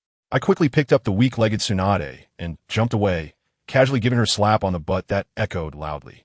She froze on the spot, and as I landed, she was about to get angry, but then saw a gruesome gash on my back, blood pouring out. Don't rush to be moved. I was focused on the front, not wanting my bedwarmer to die. As the thick fog cleared, the remaining 3 members of the 7 ninja swordsmen, Kisame Hashigaki, Suigetsu Hozuki, and JZ Biwa, surrounded us in a triangle formation. The killing intent was overwhelming. Without saying a word, I unleashed a powerful waterfall technique to disrupt their formation. The giant sword of the pufferfish demon from Watermelon Mountain lunged at me as if it were alive, while the dual blades of the Ghost Lantern's remaining moon unleashed a massive energy ball. With a thunderous explosion, we were instantly turned into a puddle of blood. Ha! They're dead. Not even a trace left.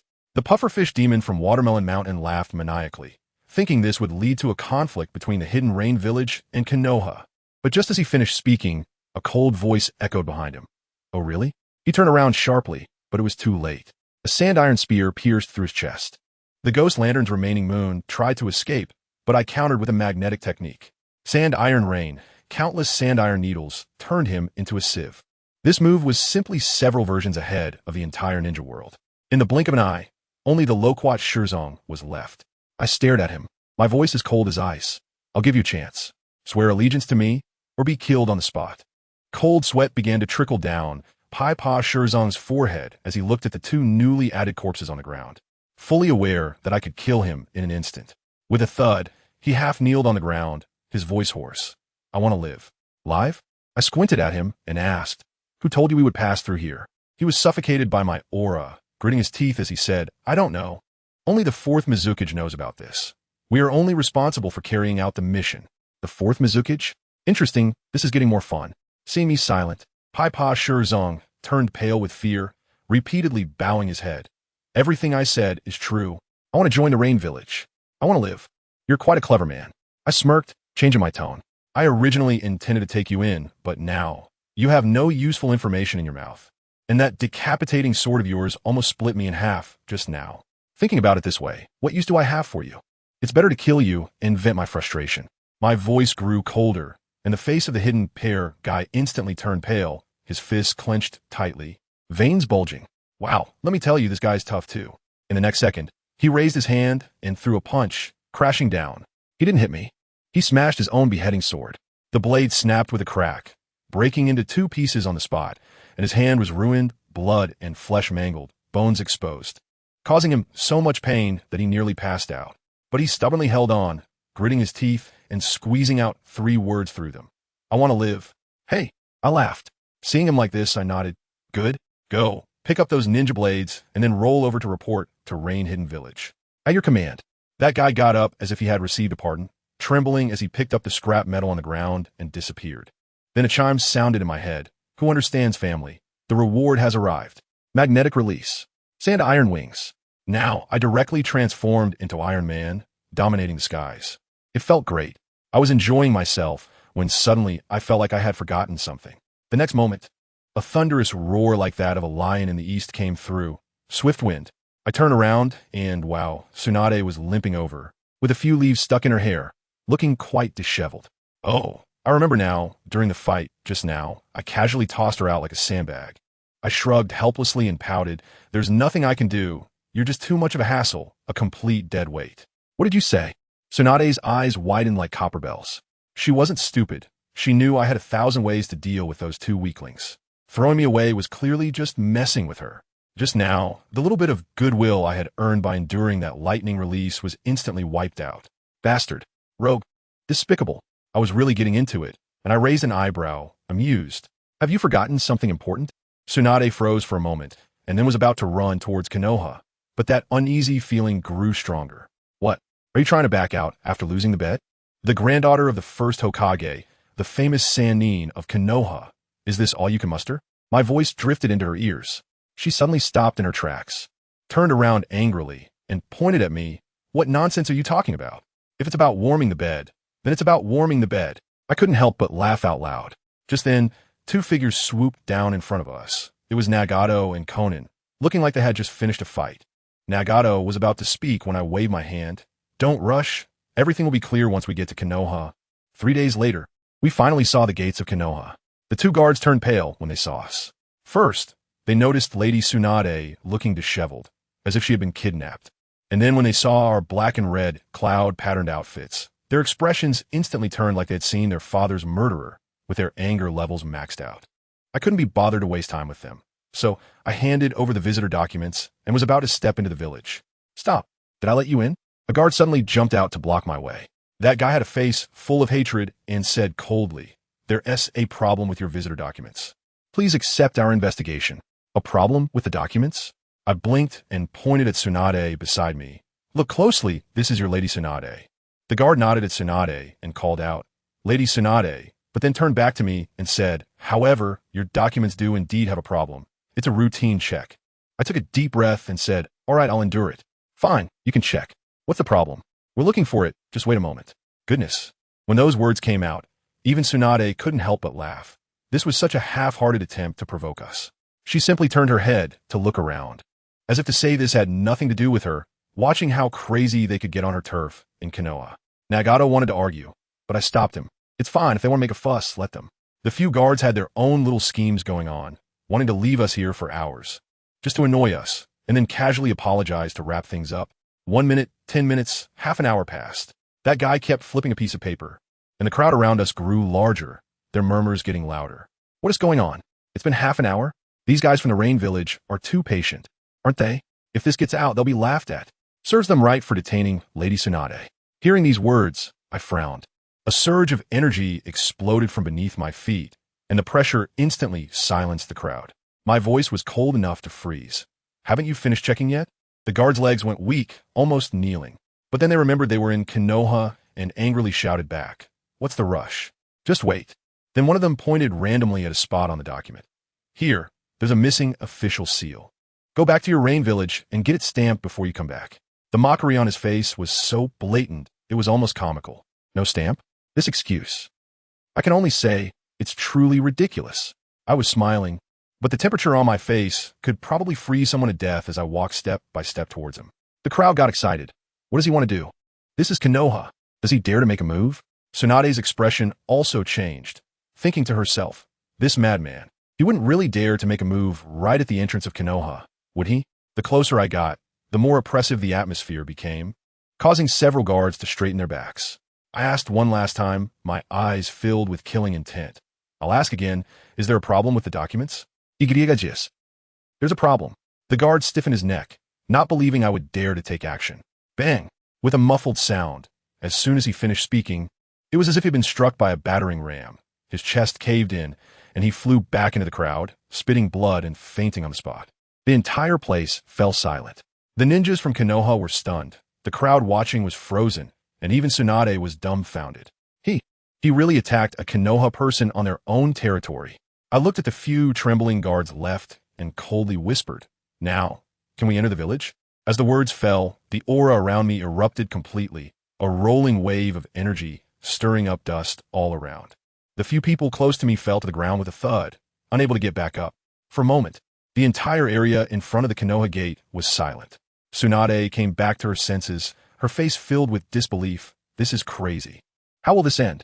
Before she finished speaking, a large number of Konoha ninjas rushed in from all directions, including several masked Umbu, instantly surrounding us tightly. "Windblade!" A Konoha ninja shouted, pointing a knife at me. "Do you really think this is your Rain Village?" "Oh, you even know my name?" I smirked. "Then how could you not know that I came to Konoha at the request of your Hokage? Such a big deal. Wouldn't the third Hokage inform you? So, whose fault is it? The Hokage's or your stupidity?" This question left that group of people speechless, their faces turning red. I pressed on with my advantage. "What else with this big show? Are you trying to incite a war between the Rain-Hidden Village and Konoha?" Just when these people were at a loss for words because of my confrontation, a hoarse voice rang out. "Long time no see. You're still as sharp-tongued as ever. It was Orochimaru. He had arrived. The Konoha folks cheered for Orochimaru like they had seen their savior. Uncle Snake glanced at the unfortunate guy lying unconscious on the ground. His expression dark as he ordered someone to take him to the hospital, then coldly looked at me. He knew very well that if this situation escalated, the third Hokage's plans would be ruined. Just as he was about to regain control, a brash young man in the crowd shouted, "Orochimaru-sama, Tsunade-sama, what are you waiting for? Hurry up and deal with these bastards from the rain-hidden village." This guy's brother was the one I had kicked away. Orochimaru was so furious that he directly cursed. "Shut up. What? You want to attack me right as you arrive?" I scanned the entire area, then slammed my fist down onto the ground. With a loud rumble, the ground instantly cracked, and countless stones were shaken into the air. I flashed and stood atop a rising rock, looking down at them. "If you want to make a move, go ahead. Konoha wants to go to war, and my rain-hidden village will accompany you to the end." That voice was like thunder, causing everyone's faces to turn pale. No, Orochimaru's face turned ashen. This was a misunderstanding, and he would resolve it. Resolve? I scoffed coldly. Your subordinates are yelling to attack me, and you tell me it's a misunderstanding? Let me ask you, why did Konoha invite me here? To play me for a fool? To bully my rain-hidden village because we have no one? Orochimaru's forehead was bulging with veins, and I had escalated the conflict directly to the level of village war, making it extremely tricky. He could only turn to the Konoha ninjas and reprimand. The rain-hidden village is a guest. Attacking guests? Konoha has always been friendly to guests. There were hidden meanings in his words. On one hand, it was to give me a way out, and on the other hand, it was a warning to me not to overreach, or I would no longer be a guest, but an enemy. Is that so? I smirked, jumped down from the stone, walked up to Orochimaru, not even glancing at him, my gaze locking directly onto the shouting ninja from earlier, questioning him word by word. Are you suggesting that Orochimaru and Tsunade attack me to deliberately damage the relationship between our two countries and initiate war? Your actions harm the village's interests and tarnish Konoha's reputation. How are you any different from traitor? As soon as I said this, everyone froze. I had directly labeled him a rogue ninja. Orochimaru's face turned dark with anger as he gritted his teeth and asked, "Then what do you propose we do?" I let out a light hum, smiling as I said, "I believe Konoha will give me an explanation and will handle this rogue ninja fairly." After saying that, I directly took Tsunade's hand and walked towards the village without looking back. Nagato and Konan followed closely behind. The Konoha ninjas were intimidated by my momentum and unconsciously parted to make way. Watching our retreating figures, Orochimaru was so angry that his teeth itched, finally squeezing out a sentence through clenched teeth. "Take this troublemaker who stirs discord and harms the village's interest to the Security Bureau." That unfortunate guy didn't even have time to finish his sentence before he was taken away by the Uchiha. In this round of confrontation, Konoha suffered one serious injury and one direct political casualty, losing heavily without being able to say a word. Orochimaru was probably going to be extremely frustrated. Upon entering the village, there were Umbu leading the way, heading towards the Hokage's office. "Shippuden, you really are reckless," Tsunade couldn't help but mutter. "Let us see how you keep your bravado when you meet the old man of the third Hokage." I smiled slightly and said, "Don't worry, a man can't say no." Although she didn't understand, she knew it wasn't anything good and angrily turned her head to the side. Just as we were approaching the Hokage building, a figure came running towards me, crying out and opening her arms from a distance. "Jifun brother." It was Kushina Uzumaki. She jumped into my arms, crying uncontrollably. I was taken aback for a moment, then gently stroked her hair. I knew that over the years she had been alone in Konoha and must have suffered a lot. "It's okay, I'm here," I comforted her. At that moment, another loud shout came, "Jifun, what did you do to Tsunade?" Jiraiya charged over like a firecracker, quickly placing Tsunade behind him, his eyes filled with a look that seemed ready to eat me alive. Seeing Tsunade's torn clothes, he thought I had done something to her. I couldn't even be bothered to lift my eyelids and just walked past him. "Stop right there." Jiraiya shouted angrily, but was directly stopped by Nagato and Konan. "Jiraiya-sensei, it's a misunderstanding. We were ambushed on the way." Tsunade impatiently pushed Jiraiya aside. "Don't embarrass yourself here. How could I possibly be bullied by this guy?" Konan coldly added, "How despicable. If it weren't for Lord Leader, you might already be dead." Tsunade's face stiffened, glaring fiercely at Konan. Downstairs in the office building, the third Hokage, Hiruzen Sarutobi, watched everything unfold. He approached us with an apologetic look. "I'm sorry. The incident at the entrance was due to my lax supervision. I will handle it seriously. The old fox, I sneered inwardly, but outwardly smiled and said it was fine. Truly worthy of being the rising star who killed Hanzo. He is broad-minded. Hiruzen Sarutobi began to flatter me. Not all, I replied with a forced smile. It mainly relies on senior figures like you to keep things in check. Otherwise, young people can be impulsive and act before understanding the situation. Jiraiya, who was nearby, looked darkened in the face. Hiruzen Sarutobi laughed heartily and led us into the conference room. Inside sat a bunch of familiar faces. Uchiha Fugaku, 2 advisor elders, and the blonde-haired Minato Namikaze. Once everyone was seated, Hiruzen Sarutobi got straight to the point. Shikaz. The main reason I invited you today is regarding the marriage of Kushina and Minato. You are Kushina's only family. So what date should we set? I cast my gaze at the tense Minato on the opposite side, who didn't know where to put his hands. Looking as awkward as someone meeting their father-in-law for the first time. I ignored him and turned to ask Kushina beside me. Kushina, what do you think? She looked at me with her big, watery eyes and said, It's all up to you, Brother Jifen. Ding! The system's voice sounded in my mind, presenting 3 choices. In fact, I already had the answer in my heart before I came here. I looked at Kushina, who was tightly holding onto my arm, and quietly asked, Can I make any decision? She smiled, revealing 2 small dimples, and confidently replied, In this world, you're the only brother I have. It's up to you to decide my marriage. All right. I silently chose the 3rd option. Then, I lifted my head, looked at Sir Toby Hiruzen, and calmly said, Sorry, Hoke-sama. I do not agree to the marriage of these 2. As soon as the words left my mouth, the entire conference room fell into silence. Everyone was stunned. Everyone understood that this marriage was a political alliance, a stepping stone to resolve the conflicts between us and Konoha. Sarutobi Hiruzen was taken aback for a few seconds, then chuckled awkwardly to ease the tension. Haha, I'm getting old. I can't even tell when you're joking. This kid Minato is a standout of the younger generation, and he's a perfect match for Kushina. Minato quickly stood up to express his loyalty.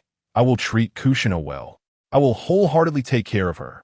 Sarutobi Hiruzen added, to show our sincerity, after the marriage, Minato will work with you to thoroughly investigate the truth behind the extermination of the Uzumaki clan.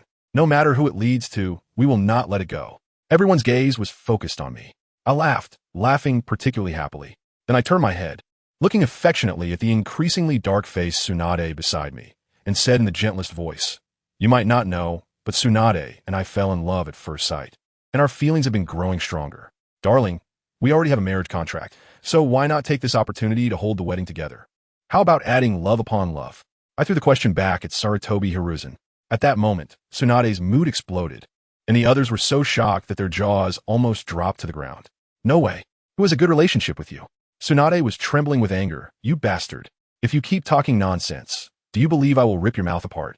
Jiraiya was even more furious. You forcibly detained Tsunade, and you still have the face to say it's a family connection? Nagato and Konan stood up suddenly, ready to fight at any moment. The 3rd Hokage's expression also changed, and he said in a deep voice, How can a marriage be treated lightly?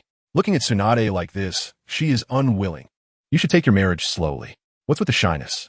I continued to stoke the flames, smiling at Tsunade and saying, Everyone is misunderstanding. You and I are about to cohabit. How could our relationship be bad? What do you say? See cohabit? This news exploded even more than the previous one. Sipu, what nonsense are you spouting? Tsunade's lips trembled with anger. Anyway, everyone will know sooner or later. No need to hide it. I pouted and smiled even brighter. You promised me in person that you would warm my bed tonight. I'll be waiting for you. Boom. The floor under Tsunade's feet instantly exploded, and the conference table in front of her was smashed to pieces. Pervert. She swung her fist around, and with a sonic boom, it came crashing toward my face. Enough. A figure flashed by, and Sarutobi Hiruzen stood in front of me. Tsunade forcefully redirected her fist, and with a loud bang, she smashed a big hole in the wall next to her. Why are you blocking me?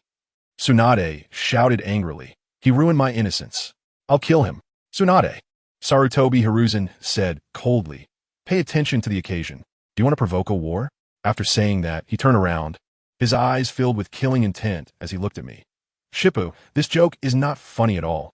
Oh, I was not afraid at all, smiling at him. Ask Tsunade if she ever promised me. If not, I will take responsibility for every word I said. Tsunade's face turned pale, and just as she was about to refute, she heard me say leisurely, You must understand, you are the granddaughter of the 1st Hokage. with the pride of the Senju clan. Her face instantly turned ashen, and she stammered, admitting, I did promise you. In the conference room, everyone was once again petrified. Sarutobi Hiruzen's brow furrowed into a shape, and he stared at me intently. From the very beginning, you never intended to agree to this marriage. What is your purpose for coming to Konoha? Do you really think Konoha dares not to start a war? A terrifying aura erupted from him, pressing toward me. Swoosh! The figures in the conference room instantly moved. Dividing into two camps, the smell of gunpowder was thick, and a great battle was about to break out. The atmosphere in the entire office was oppressive to the freezing point. Nagato and Konan flanked me on the left and right. Kushina was pulled behind me, and the two sides were on edge. Sarutobi Hiruzen's face turned pale, looking coldly at me. I remained calm. Hokage-sama. Treating guests like this is detrimental to the reputation of Konoha. He snorted coldly, taking a deep drag from his cigarette. You better give me an explanation, otherwise you won't be able to leave the village. This old fox must be wondering what I'm up to. What good does escalating the conflict do for me? Because, just as I was about to speak, an unexpected change occurred. Whoosh! 3 shurikens suddenly shot out from the Konoha camp, heading straight for my face. It was Uchiha Fugaku, the one who had been silent all along. He made his move. Protect the Hokage. Guards, charge! With a few loud shouts. The Uchiha clan members behind him instantly drew their kunai and rushed toward us. The flames of battle ignited in an instant. Boom! With a loud crash. The entire Hokage office building could no longer withstand the chaos and collapsed with a roar, a massive mushroom cloud rising into the sky. Amidst the ruins, an angry shout echoed through the heavens. Fire style? Grand Fireball Jutsu. I tell you, right after that Fireball Jutsu was shouted, 5 Uchiha ninjas charged out from the smoke like dumplings. The fireball was spewing out as if it were free. As a result, our sister Konan's expression was simply like, "Is that it?" Without saying a word, she suddenly unleashed a bunch of paper from behind her, transforming it into a pair of large wings. With a flap of her wings, she soared into the sky, looking both beautiful and cool. After dodging the fireball, she dove down at a speed that left after images. Then came the most impressive move, folks, who understands this? She started forming a Rasengan with her left hand. Yes, you heard it right, that Rasengan. With a fierce thrust, she slammed it down. With a whoosh, those 5 Chunin were sent flying like bowling pins, each one spitting blood as they crashed to the ground. At that moment, the spectators Uchiha Fugaku, Jiraiya, and Minato Namikaze nearly dropped their jaws in shock. Fugaku was dumbfounded, wondering how his elite Chunin were like paper taken out in one move. Jiraiya and Minato were questioning their lives. Wasn't the Rasengan Minato's unique technique? Even Jiraiya had only just learned it a few days ago. How did Konan know it too? Jiraiya, being the teacher, couldn't let it go and hesitated for a moment before taking action. His hair suddenly grew longer and hardened, curling like steel bars as he rushed forward, shouting, "Konan, stop! I don't want to hurt you." Konan was resolute, coldly saying, "Sorry, teacher, no one is allowed to touch our leader." Then, from her paper wings, a torrent of paper poured out like a tsunami, crashing directly into Jiraiya's white-haired lion head. There was a huge bang that made my ears ring. At that instant, Jiraiya's pupils dilated sharply as he shouted to the sky, "Konan, watch out behind you." Damn! Uchiha Fugaku, that sly old man, I don't know when he got behind Konan, holding a kunai and stabbing it right in her heart. And guess what happened? Konan suddenly turned into a pile of paper, and the person just disappeared. When she reappeared, she had already pieced herself back together on the other side. And the look in Jiraiya's eyes was incredibly complicated. Fugaku's strike missed, and, after landing, he was so angry he started stomping his feet, pointing at Jiraiya's nose and cursing. "Jiraiya, you traitor! How could you help an outsider?" Jiraiya also had his troubles, after all. These 3 kids were the ones he brought up, and his feelings were involved. "You're too soft-hearted. Let me handle this." A sinister voice rang out. It was Orochimaru. Goodness. He appeared in front of Konan, as if he had teleported, and every move was lethal. Fugaku saw this and panicked, his Sharingan spinning wildly, and with a roar, he charged forward. I tell you, that scene instantly turned into a 2-on-1. Orochimaru and Uchiha Fugaku, the 2 top-tier powers of Konoha, were ganging up on Konan. The fight was chaotic, with sounds of clashing never stopping. Kushina beside me was almost in tears, wanting to intervene, but I grabbed her and said, "Don't panic. I'm not here to start a fight. Trust me." She nodded, but her eyes were still fixed on the battlefield. Jiraiya was stunned next to us, murmuring, "How did Konan get so strong?" Well, facing these two heavyweight fighters, even though she was being pressured the whole time, she managed to hold her ground for a while without going down. How could that not be strong? But two fists can't fight four hands. And Konan's disadvantage was becoming more apparent. Just as she used paper to regain her human form, Orochimaru unleashed his hidden shadow snake hands, with a bunch of venomous snakes emerging from his sleeves, ready to bite. At the same time, Uchiha Fugaku was preparing a big move, fire style. Great fire dragon technique, with a fire dragon roaring and charging forward. It was over. This was a deadlock. In that critical moment, a cold voice echoed throughout the arena. Shinra Tensei. Nagato. I don't know when he appeared next to Konan. I tell you, the next second, an invisible and terrifying force exploded. The impact blew away everything, including the venomous snakes, the fire dragon, and the surrounding buildings, turning them all into ruins. When Orochimaru and Fugaku crawled out of the rubble, everyone was dumbfounded. The third Hokage, Hiruzen Tsurutobi, looked like his eyes were about to pop out, trembling as he said, This is the Rinnegan? Everyone's gaze focused on Nagato, the wind blowing his bangs aside, revealing those eyes. Who among the family understands? The legendary Rinnegan with swirling purple ripples. Then, Nagato and Konan landed steadily, protecting me, and the scene instantly fell into a terrifying silence. It was at that moment that I laughed, and my laughter grew louder. All eyes suddenly turned to me. I scanned them and coldly said, What a relief. I pointed at the flattened Hokage building, looking at the disheveled Orochimaru and Fugaku, and directly spoke up. Sounds nice, inviting me to the wedding, full of sincerity. But in reality, you send my itinerary code to the Mist Village and have the 7 ninja swordsmen ambush me halfway. You just want to fight, right? Fine. The Rain Village is always ready to accompany you. Upon hearing this, the third Hokage was stunned and quickly turned to Tsunade, asking, Were you assassinated? Tsunade nodded gravely. Not just the 7 swordsmen, but also a bunch of Mist Elite. At this point, the third Hokage fully understood. There was a traitor among the higher-ups of Konoha. I didn't give him any time to react and continued. You tell me, in a Konoha filled with hidden dangers, how can I feel at ease marrying Kushina to Minato? Or do you think that because my Uzumaki clan has been wiped out, you can bully us at will? Don't forget, our Lord Mito and the current Kushina became the Nine-Tails Jinchuriki for the sake of you Konoha. These words hit like thunder, and the third Hokage turned pale, quickly explaining, Kaze, this is a misunderstanding. It's a conspiracy. Someone is trying to incite us into war. I couldn't help but laugh out loud. Who can't say pretty words? Why should I trust you? The third Hokage was truly at a loss for words after I confronted him, and if this matter wasn't handled properly, the Leaf Village would explode from within. Meanwhile, Orochimaru and Fugaku were fanning the flames. Teacher, eliminate them. This is the Leaf Village. In the next moment, I activated Wood Release, and a vine burst from the ground, transforming into a grand chair beneath me. I sat down confidently and beckoned to them. Want to kill me? Come on. This infuriated Fugaku and the others, turning their faces green with anger. Stop it. The third finally shouted, staring intently at the wood release chair beneath me. His eyes filled with shock. He took a deep breath and said, You need an explanation for this, and so do I. I propose we form an investigation team. You, along with Jiraiya and Minato, to uncover the truth behind the extermination of the Uzumaki clan and this internal traitor. Fugaku was the first to jump up in opposition, only to be silenced by a glare from the third. I smirked. You want me to join? I'm the leader of the Rain Hidden Village. Aren't you afraid I might cause trouble in Konoha? The third Hokage lit his pipe, took a deep puff, and his gaze was as sharp as a knife amidst the smoke. As long as I'm here in Konoha, cause trouble? You can try. Hearing this, I squinted my eyes and smiled. Good. No wonder you're the Hokage. You have guts. I'll pay for whatever is destroyed today. But the account of the Uzumaki clan must be settled. Even if it means turning Konoha upside down, I will get to the bottom of this. We looked at each other, and after a few seconds, we unexpectedly burst into laughter at the same time. Of course, this laughter was just for show. Everyone knew it was only a temporary truce. Thus, the investigation team was formed. Orochimaru wanted to join, but was rejected by the third Hokage. Fugaku also wanted to join, but he was also turned down.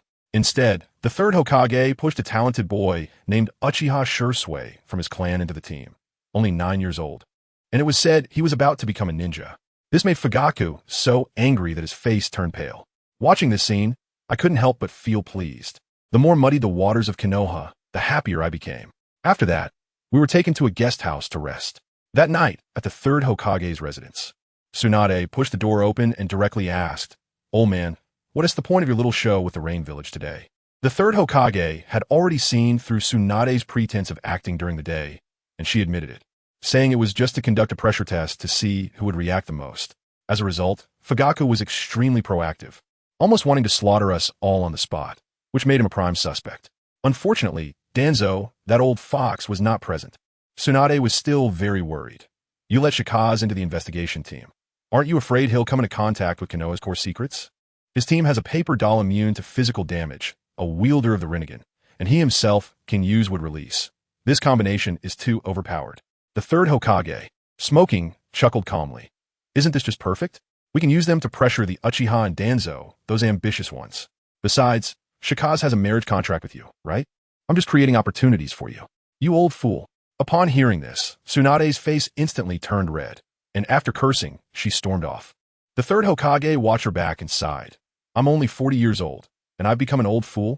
On the other side, Uchiha Fugaku's face was as dark as the bottom of a pot as he directly arrived at the base of the root organization. "Let me tell you, Danzo, that old schemer chose a base that was downright perverse, hidden beside a brightly lit and cheerful residential area, making it eerie as hell." Fugaku entered the secret passage and cut through several unsuspecting root ninjas before directly confronting Danzo. "You coward!" Fugaku charged at him with a knife, berating him. "Is this your plan? You didn't kill anyone and instead raised the third Hokage's suspicion. And now there's an investigation team. How can we act in the village?" Unexpectedly, Danzo smiled sinisterly. "This is exactly the result I wanted." Fugaku was furious. "Are you crazy? If you want to die, don't drag our Uchiha clan down with you," he said, raising his knife to strike. The two clashed fiercely, and Fugaku unleashed a great fire destruction technique that almost ignited the entire underground palace. But in the end, they fought to a standstill, with their blades at each other's throats. Only then did Danzo say, "Establishing the investigation team is precisely the opportunity to bring Sarutobi Hiruzen down." He led the bewildered Fugaku deeper into the underground palace and opened a large iron door engraved with a demonic face. Inside was an enormous box with fangs. Fugaku's eyes nearly popped out. "This is the box of ultimate bliss that can grant any wish." The grass village almost unified the ninja world using this thing. "How could it be here with you?" Danzo didn't explain. He directly grabbed a ninja tied to an operating table with sealing techniques and, before Fugaku's eyes, sacrificed him to the large box. The box emitted a red light and swallowed the person, but it was of no use. Danzo sighed. "The chakra is still too low." Then he started to manipulate Fugaku, recounting the Uchiha's dark history of being suppressed by the Senju clan since the first Hokage, being wary of by the second Hokage, and being monitored by the third Hokage, asking whether he was willing to accept this. "Let us form an alliance and take Konoha into our hands." Danzo roared. "That old monkey, Sarutobi Hiruzen, actually wants to use outsiders' blades against us. I can't swallow this." Fugaku was moved, gritting his teeth and nodding. "All right, let's ally." The next morning, just as dawn broke, I was out for a stroll when a figure blocked my path. "Shikaz, I suspect you are related to the disappearance of our village's population. Please cooperate with my investigation." I looked up and saw a rather handsome young man, speaking in a gentle voice, but his gaze was very firm. "Uchiha Shursui, I'm very clear about it.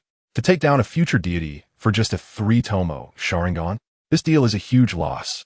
And people going missing? I can't take the blame for that." After making up my mind, I adjusted my state of mind and felt a little excited. "I just don't know how your body flicker technique compares to mine in terms of speed." Uchiha Shursui looked at me and seriously repeated, "Shinobi of the Hidden Rain Village, leader of the investigation team, and a member of the Uzumaki clan. I mean no harm. I just want to ask you to cooperate with the investigation at the guard team. If it weren't for you, we would immediately grant you your freedom." I raised my eyebrows and pouted. "That's a really nice way to put it. But I can tell you clearly, I am not the murderer." As soon as I finished speaking, the little brat named Uchiha Shursui across from me furrowed his brows tightly. Let me tell you, his face looked as dark as the bottom of a pot. "I am Sore Shippuden." Goodness, this guy didn't say a word, and in an instant he drew his sword. His eyes instantly turned red, and the 3-tomo Sharingan was practically sparking. He was mumbling to himself, "I'm coming. Well, if you're coming, just come without the announcement." The next second, a cold light was heading straight for the top of my head. Clang! With a crisp sound, I raised my hand and landed a punch, stopping him dead in his tracks. The force made his hand go numb, but his reaction was incredibly quick. His Sharingan was spinning, clearly catching every muscle movement of mine. He did a backflip to evade my follow-up attack and countered with a battle axe-style kick. Bang! I raised my hand to block, feeling my entire arm go numb. But it wasn't over yet. The katana in his hand suddenly ignited with fierce flames, and he came at me with a fiery, rising dragon slash from below. I was jolted. If a 9-year-old kid hit me with that, how would I ever survive in the ninja world? Body flicker technique. I pointed my toe and left a residual shadow in place, while his fiery knife whooshed through the air, cutting nothing but empty space. And what happened? Puff! A cloud of smoke. The substitution technique, basic operation. That kid was also taken aback. Probably didn't he expect me to be this fast. He quickly steadied his mind, and with his 3-tomo Sharingan, he scanned the surroundings like a radar. With a flick of his wrist, 8 shurikens shot out with a whoosh. Let me tell you, this move was a bit flashy. Those shurikens clashed in midair, changing their trajectory and sealing off all the routes I could dodge. This kid's got some skills. I mentally gave him a thumbs up. Seeing me use the shadow clone technique, he launched another wave of shurikens. Clang, clang, clang. Sparks flew everywhere, and my clones were instantly destroyed, turning into smoke. Then the shurikens collided again and surprisingly flew back into his hand. All clones? The look on his face was filled with question marks. How did my real body escape? In the next second, his expression changed, because he felt a deadly aura coming from one of the shurikens he just caught. Not good. He didn't have time to let go. Under the influence of my chakra, that shuriken directly transformed into my likeness. Family, who understands? 1 second, he was holding a shuriken, and the next second it turned into me. His little face went pale in an instant. I flashed him a smile and flicked my hand, sending 3 wooden spikes flying. Would release. Routine technique. Thud, thud, thud. The wooden spikes pierced into his flesh, and then, as if injected with steroids, they grew wildly, instantly binding him into a large hedgehog. But just as I gained the upper hand, my brows furrowed. Something was off. This guy hadn't shed a drop of blood. Sure enough, a deadly killing intent came from behind me. I turned around, and good grief, a fire dragon over 10 meters long was charging at me with its gaping maw wide open. Water release. Water dragon bullet technique. I'm not to be underestimated either. With a clap of my hands, a jet of water shot up into the sky, colliding fiercely with that fire dragon. Boom! Water and fire intertwined, and steam erupted instantly, drenching the entire reception area as if it were raining boiling water. This was getting serious, and I had to act quickly. That Uchiha Shursui kid was forming hand seals so fast that it left after images. In the next second, 1 became 2, 2 became 4, and finally 12 of him emerged, each wielding a flaming sword charging toward me. Water style. Great waterfall technique. I directly unleashed a massive attack. A towering wave surged forward, instantly extinguishing his 3 clones. The remaining one was thrown over my shoulder, and I hurled one of them towards my main body. That guy raised his flaming sword in midair, and the flames were at least 10 times larger than before. Is this the main body? I curled my lip and raised my hand to launch a sandiron spear. PFF. Another cloud of smoke. Not yet. Just as I was wondering, I felt a chill on my neck, and a gleaming sword was already at my throat. Come back to the guard team. Jishue's voice came from behind me. I couldn't help but laugh at that moment, shaking my head with a wry smile. Kid, you're so fierce at just 9 years old. I really underestimated you. But do you really think this is the end? Don't move. He pressed the knife in a bit tighter. I smirked, my smile oddly sinister. A friendly reminder, look at your feet. He lowered his head and was completely stunned. Countless vines burst from the ground, binding his legs like a rice dumpling. I snatched his knife and plunged it into the ground, then patted his face. Jishue, you lost. Impossible. He completely lost his composure, and the 3-tomo in his eyes spun wildly as he tried to use the body flicker technique to escape. But I slapped my palm against his chest. Fire release. Evenly prison technique. Instantly, a scorching seal appeared around his neck, and he panicked, cold sweat pouring down his forehead. He realized that he couldn't mobilize a single drop of chakra within him. Immediately after, the vines grew wildly, trapping him in a square wooden cage. This was all part of your plan. He realized it, but still couldn't believe it. How could you possibly know the secret of my body flicker technique? I squatted down to his level and slowly analyzed the principles of his ninjutsu for him, explaining the switching between solid and intangible forms, and how large-scale attacks could also be turned intangible. With every word I spoke, his face turned paler, and by the time I finished, he looked as if he'd been struck by lightning, completely dumbfounded. Job done. I yawned and was just about to go back to sleep for a nap. Suddenly, thump thump thump, a loud series of footsteps approached. Great, no sleep for me. Jiraiya arrived with Nagato and Konan. Upon seeing that Shirzue was locked up in the cage, he panicked and immediately threw a Rasengan at me. But Nagato and Konan quickly jumped in front of me, each blocking one Rasengan and sending it back. Boom! With a loud bang, the ground exploded into a large crater. Jiraiya was stunned. His expression looked like he had just seen his prized cabbage being trampled by a pig. Nagato. You, how can you also use Rasengan? Nagato looked innocent. Jiraiya-sensei, is that difficult? It was taught to us by Lord Pain. Jiraiya nearly spat out a mouthful of old blood, his gaze slicing through me like a knife. But he still prioritized the matter at hand, pointing at Shirzue in the cage and shouting at me. Kaze, what the hell are you doing? You just formed an investigation team, and you're causing an internal conflict in Konoha. Konan quickly tried to smooth things over, and Shirzue stammered an explanation that it was because someone went missing in the village and he wanted to ask for my cooperation in the investigation. After hearing this, Jiraiya rolled his eyes in frustration and finally glared at me, asking, "Where were you last night?" I shrugged and said, "I advise you not to investigate. If you dig too deep and end up hurting yourself, I won't take responsibility." But he wouldn't listen, especially when he heard Xiao Nan and Nagato whispering about how I was taken out for drinks by Tsunade last night. Let me tell you, Jiraiya's face turned green on the spot. He had a crush on Tsunade, and now it was all out in the open. He was really shaken. He stared intently at the only intact room behind me, walking over step by step, and asked, "What secrets are hidden in your room?" I sighed and silently moved aside. Jiraiya, when you gaze into the abyss also gazes back at you. Think carefully before you open this door. What a trickster. He pushed the door open, and a rush of strong alcohol aroma burst out. As soon as he stepped inside, a large wine jar flew towards him. Wind style, Kome, keep drinking. A drunken voice of Tsunade echoed from inside. Jiraiya focused his eyes and saw Tsunade lying on the bed in disarray, her face flushed, pouring the wine jar into her mouth. This scene, a man and a woman, alone in a room for an entire night. Jiraiya's heart was in turmoil. He rushed over to snatch the wine jar. Tsunade, look at what you become. Was it him last night? Is he the one behind the missing people in the village? Tsunade, with blurry eyes, saw it was Jiraiya and tried to grab the wine from him. Jiraiya held on her hand tightly, shouting angrily, "Wake up." Goodness, this stirred up a hornet's nest. Seeing herself being held, Tsunade's anger flared up. "Jiraiya, are you taking advantage of me while I'm drunk?" With a powerful punch, she didn't give Jiraiya a chance to react. Bang. Jiraiya flew out like a cannonball, smashing into the ground and creating a large crater. As he struggled to get up, he saw a scene that shattered his heart. Tsunade was clinging to me like an octopus, trying to pull me onto the bed, holding the wine jar and wanting to pour it into my mouth. No, this isn't real." Jiraiya broke down, punching the ground, trembling with emotion.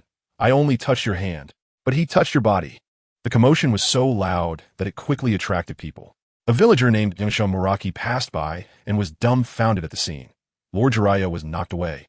Lady Tsunade was in disarray, tugging at a man, and the Uchiha genius was locked in a cage. His mind instantly conjured up a sensational drama. Not good. The three legendary ninjas of Konoha were taken down by the swift wind of the Rain Village alone. This guy turned and ran, telling everyone he met, knocking on every door. Let me tell you, this rumor spread faster than a virus. One spread to 10 to 100, and by the end, what version did it turn into? It said I single-handedly took down the three legendary ninjas and was going to slaughter the entire Konoha village. I'm really baffled. The entire Konoha village erupted in chaos. Countless ninjas rushed towards the inn with killing intent. Even Orochimaru and the third Hokage were alerted.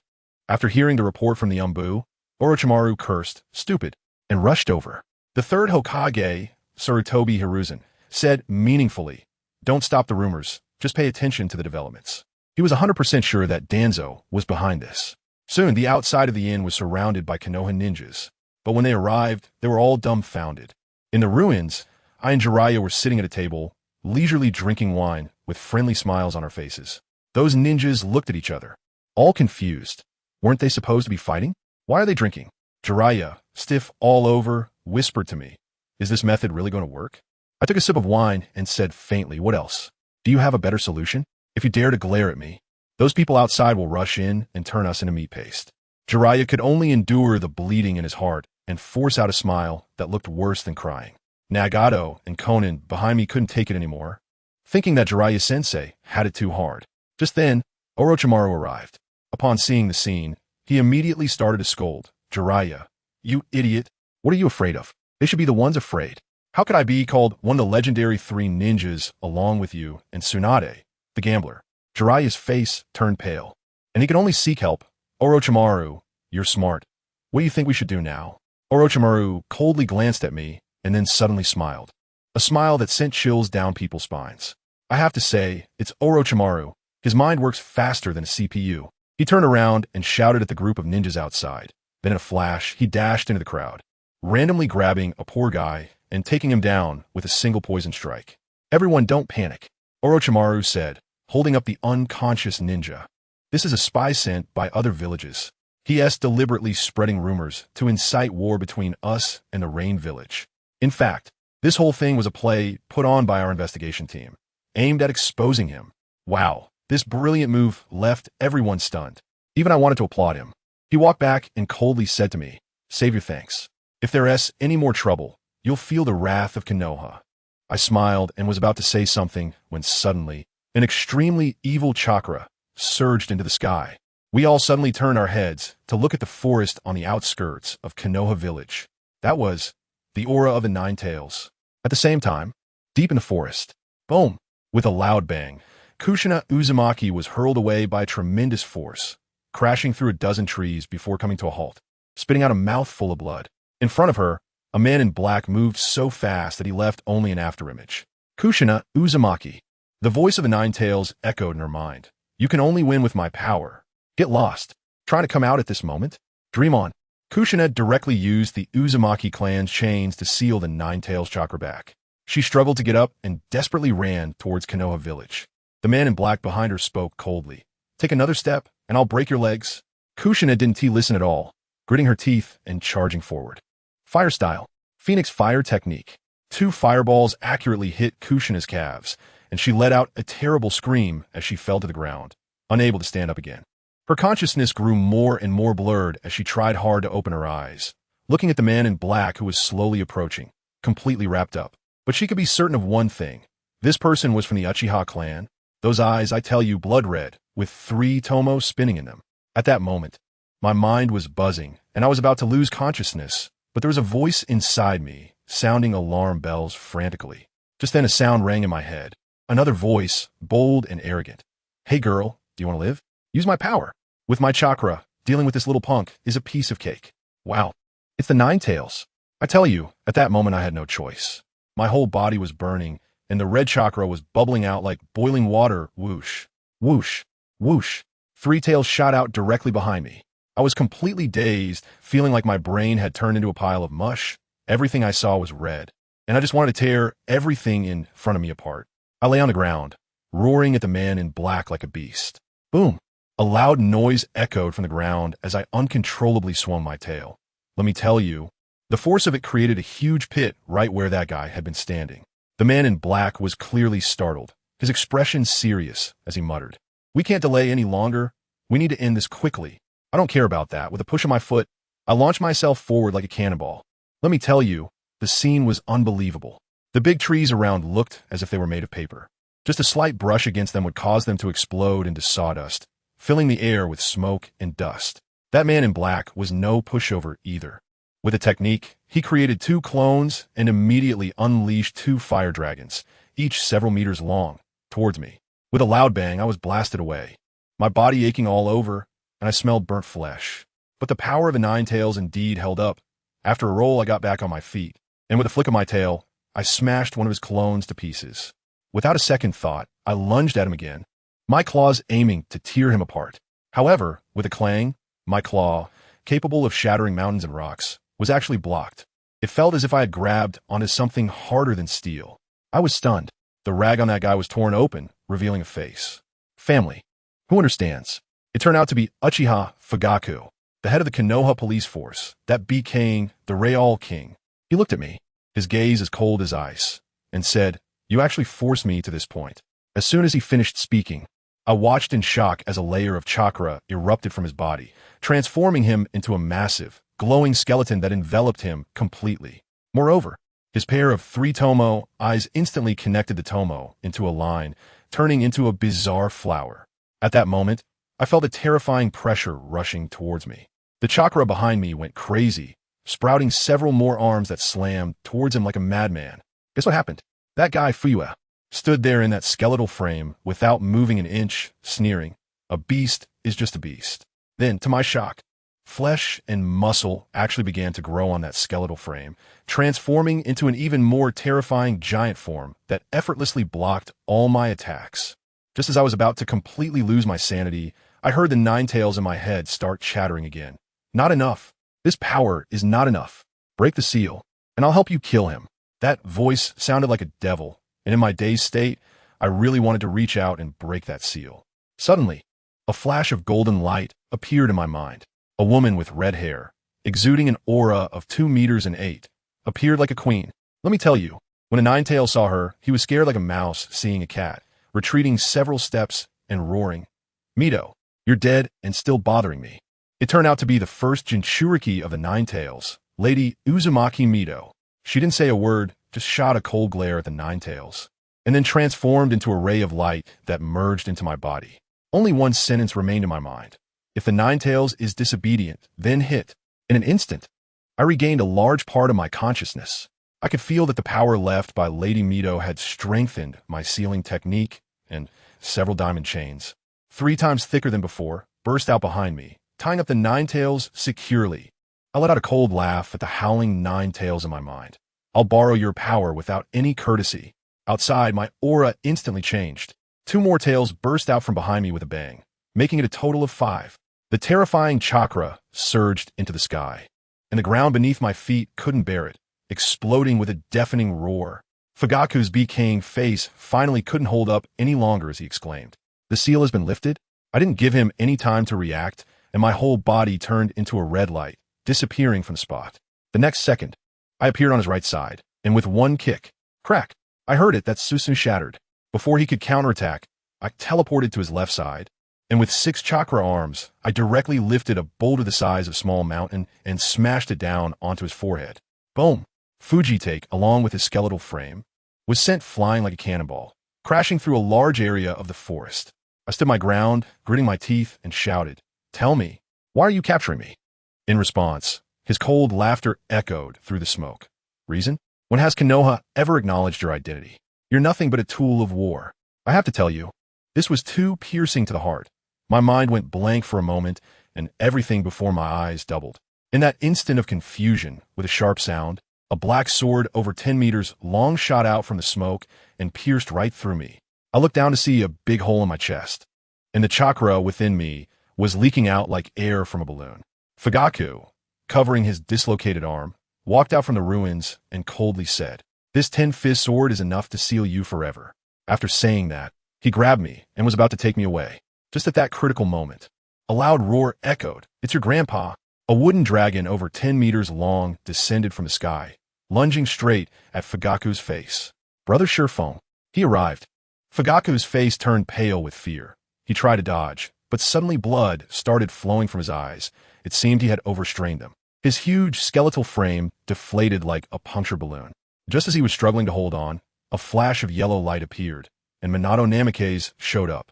A Rasengan directly shattered Fugaku's broken skeletal frame and effortlessly snatched me back.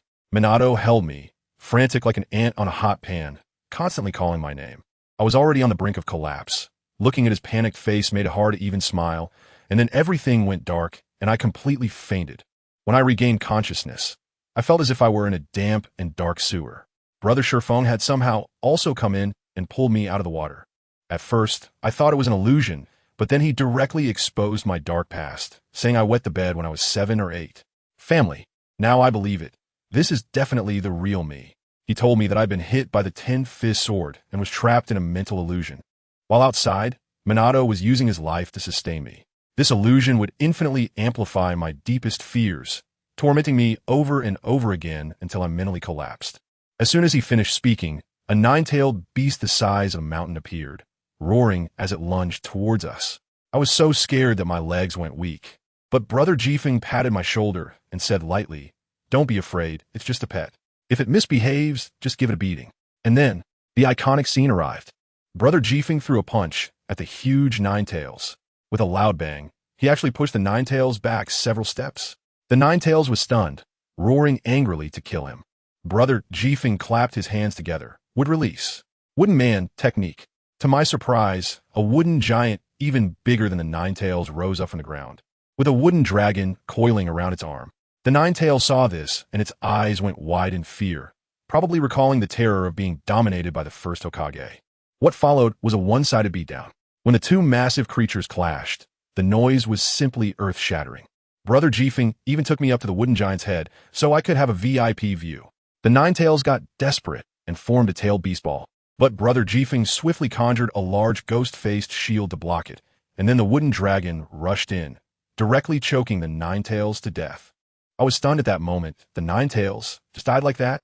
But the next second, the illusion reset, and the Ninetales was alive again, and even bigger than before. Brother Jifeng looked at it and laughed. "I get it. This is to help you overcome your psychological trauma." Then he started to stylishly beat up the Ninetales. This time he directly used our Uzumaki clan's diamond chains to tie up the Ninetales like a rice dumpling. Then shot into a sieve with sand iron ninjutsu. On the third resurrection, Brother Jifeng was too lazy to use ninjutsu. He charged in with his fists, hammering the Ninetales to pieces with one punch after another. On the fourth and fifth times, as we got bored, Brother Jifeng simply made a shadow clone to beat up the Ninetales while he himself used Earth Transformation to create a chessboard, pulling me into a game of Gamoku, aiming for elegance. The explosions in the distance sounded like background music, and I regretted my moves 55 times, but he let me, just when I was about to win. Suddenly, with a crack, the blood-red moon above us shattered. The crack grew larger, and finally, with a bang, the entire illusion world shattered like glass. I suddenly opened my eyes, and the first thing I said was, "Brother Jifeng, I will definitely win this game of Gamoku against you." But as soon as I looked up, I saw the terrifyingly pale face of Mizumon, with cracked lips, staring blankly at me. He suddenly hugged me tightly, overly emotional, and kept saying, "Kushina, please punch me." I was a bit dazed at the time, and really just gave him a headbutt. He felt the pain, but instead of getting angry, he shouted with joy, "You're alive. You really came back to life." Silly. I hugged him, gently patting the back of his head, feeling both warm and pained inside. In the distance, Brother Jifeng scratched his head and clicked his tongue, saying, "You two have a strange relationship. I can feel that the vitality of Watergate is like a candle flickering in the wind, while my body is filled with life. This guy really sacrificed his own life to keep me alive." I buried myself in his arms and whispered to him, "You are really foolish. Is your life really that worthless?" Although I was scolding him, I knew that he was the fool I had recognized for this lifetime. As soon as I acknowledged this fool, something happened the next second. I was just about to close my eyes and take a break when I heard several footsteps, followed by a loud bang. Watergate flew out like a cannonball, losing consciousness on the spot. Just as Kushina shouted, "Who?" a kunai was stabbed into her waist, and she fell as well. I felt something was off at that moment, and before I could react, a shadow flashed in front of me, with both hands forming seals. It slapped me, and suddenly a bunch of seal marks like tracks spread all over my body. Then my neck felt cold, and with a swift chop, everything went dark, and I lost all sensation. When I woke up again, I was numb all over. I was tied up tightly on an operating table, with a bright bulb above my head blinding me. Where am I? A strong smell of formaldehyde filled the air, and it was pitch black around me, surrounded by jars and bottles. In the corner, there was a pile of white human bones, and 2 bugs were crawling out of a skull's eye socket. Suddenly, a wooden clog came down and squashed one of the bugs. I turned towards the sound and saw, oh my gosh, Shimura Danzo! That old man was walking towards me with a sinister grin, his expression so stiff it looked worse than crying. "Ha! The plan can finally be executed." His voice was like sandpaper, and your chakra amount is simply tailor-made for the box of bliss. As soon as he finished speaking, he slapped his hands against my chest, and I instantly felt my chakra burst forth like a flood, uncontrollably rushing out, forming a black river that flowed towards a broken box engraved with a ghost face deep in the underworld. I pretended to scream dramatically and gritted my teeth, asking him, "So it was you? You caused all this just to open this broken box?" Oh, as expected of the young clan leader of the Uzumaki clan. "You have some insight." Danzo's tone was filled with mockery. originally wanting to use the Nine-Tails Jinchuriki to open it, but unexpectedly that idiot Uchiha Fugaku, incapable of achieving anything, just made things worse. The Uchiha are all a bunch of useless trash. As soon as I heard it, I felt like I understood everything clearly. After all this time, the whole of Konoha had been talking about that trivial matter at the inn. It was all a smokescreen set up by this old man, with the real purpose of seizing Kushina amidst the chaos, using the chakra of the Nine-Tails as the key. So, does that mean the people from the Mist Village were also brought in by you? I continued to probe him. Danzo was quite straightforward and admitted, yes. I didn't expect the 7 ninja swordsmen to be so useless, wasting my time for nothing. But it doesn't matter, now that I have you, everything is over. As long as I open the box of bliss, I will never have to endure again. As soon as he finished speaking, that broken box buzzed and revealed 4 ghostly faces representing joy, anger, sorrow, and happiness. I squinted at him. Is your goal to become Hokage? Danzo's face stiffened, probably not expecting me to remain so calm even in this state. Sarutobi Hiruzen? He doesn't deserve it. He started reminiscing about the hardships, talking about how the second Hokage died, claiming that Sarutobi Hiruzen was just a strong talker, very afraid of death, always preaching peace, only dragging Konoha down. Which village can compete with us now? Why not take the opportunity to unify the ninja world and recreate the glory of the first Hokage? The more he spoke, the more excited he became, as if he had been injected with adrenaline. I sneered inwardly. This old man probably doesn't know that the box of ultimate bliss is not a wishing machine, but a monster blind box, and what comes out is a father. Danzo, you really are worrying too much for Konoha. I curled my lip. So Uchiha Fugaku was just a gun in your hand all along, right? You used him to capture Kushina, but in reality, you wanted to use the power of the Nine-Tails to take him and the Uchiha clan down together. Haha, you're really clever. Danzo laughed in a sinister way. I've been preparing for 10 years. How could I let the fruit of victory go to someone else? 10 years? My heart sank, and a cold light flashed in my eyes. The Uzumaki clan. Was it you who wiped them out as well? I can feel the remnants of the soul fragments in this body roaring madly, and a surge of overwhelming hatred instantly fills my heart. Danzo didn't say a word. He turned and walked to the wall, pressing a red button. Snap! The entire underground palace was instantly illuminated. Only then could I see that the walls around me were neatly lined with dozens of complete skeletons, cleaned even more than my home floor. He casually picked up a skull and flaunted it in front of me. See this? This is your Uzumaki clan, your father's head. Oh, right, it's also your father. He commented with a hissing sound. Don't you think it would have been better for him to die peacefully? Instead, he had to burn his life to fight me. TSK, TSK, TSK. So pathetic, and in the end, only a skull remains. I didn't say a word, but my eyes were already bloodshot, glaring at him. Huh? Danzo noticed my expression and got even more excited, starting to give me a tour, focusing on an immersive experience. Want to kill me? Come on. This area over here belongs to your Uchiha clan. That area over there is the Hidden Grass Village. Do you know? When a knife was at their throats and they were crying and begging me, I wanted to laugh so badly. This little one here is a newborn baby.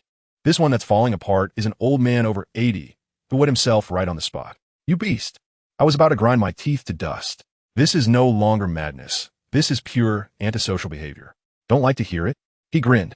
These are all my glory, the steps I took to reach the peak. They should thank me. I made them witness this great moment.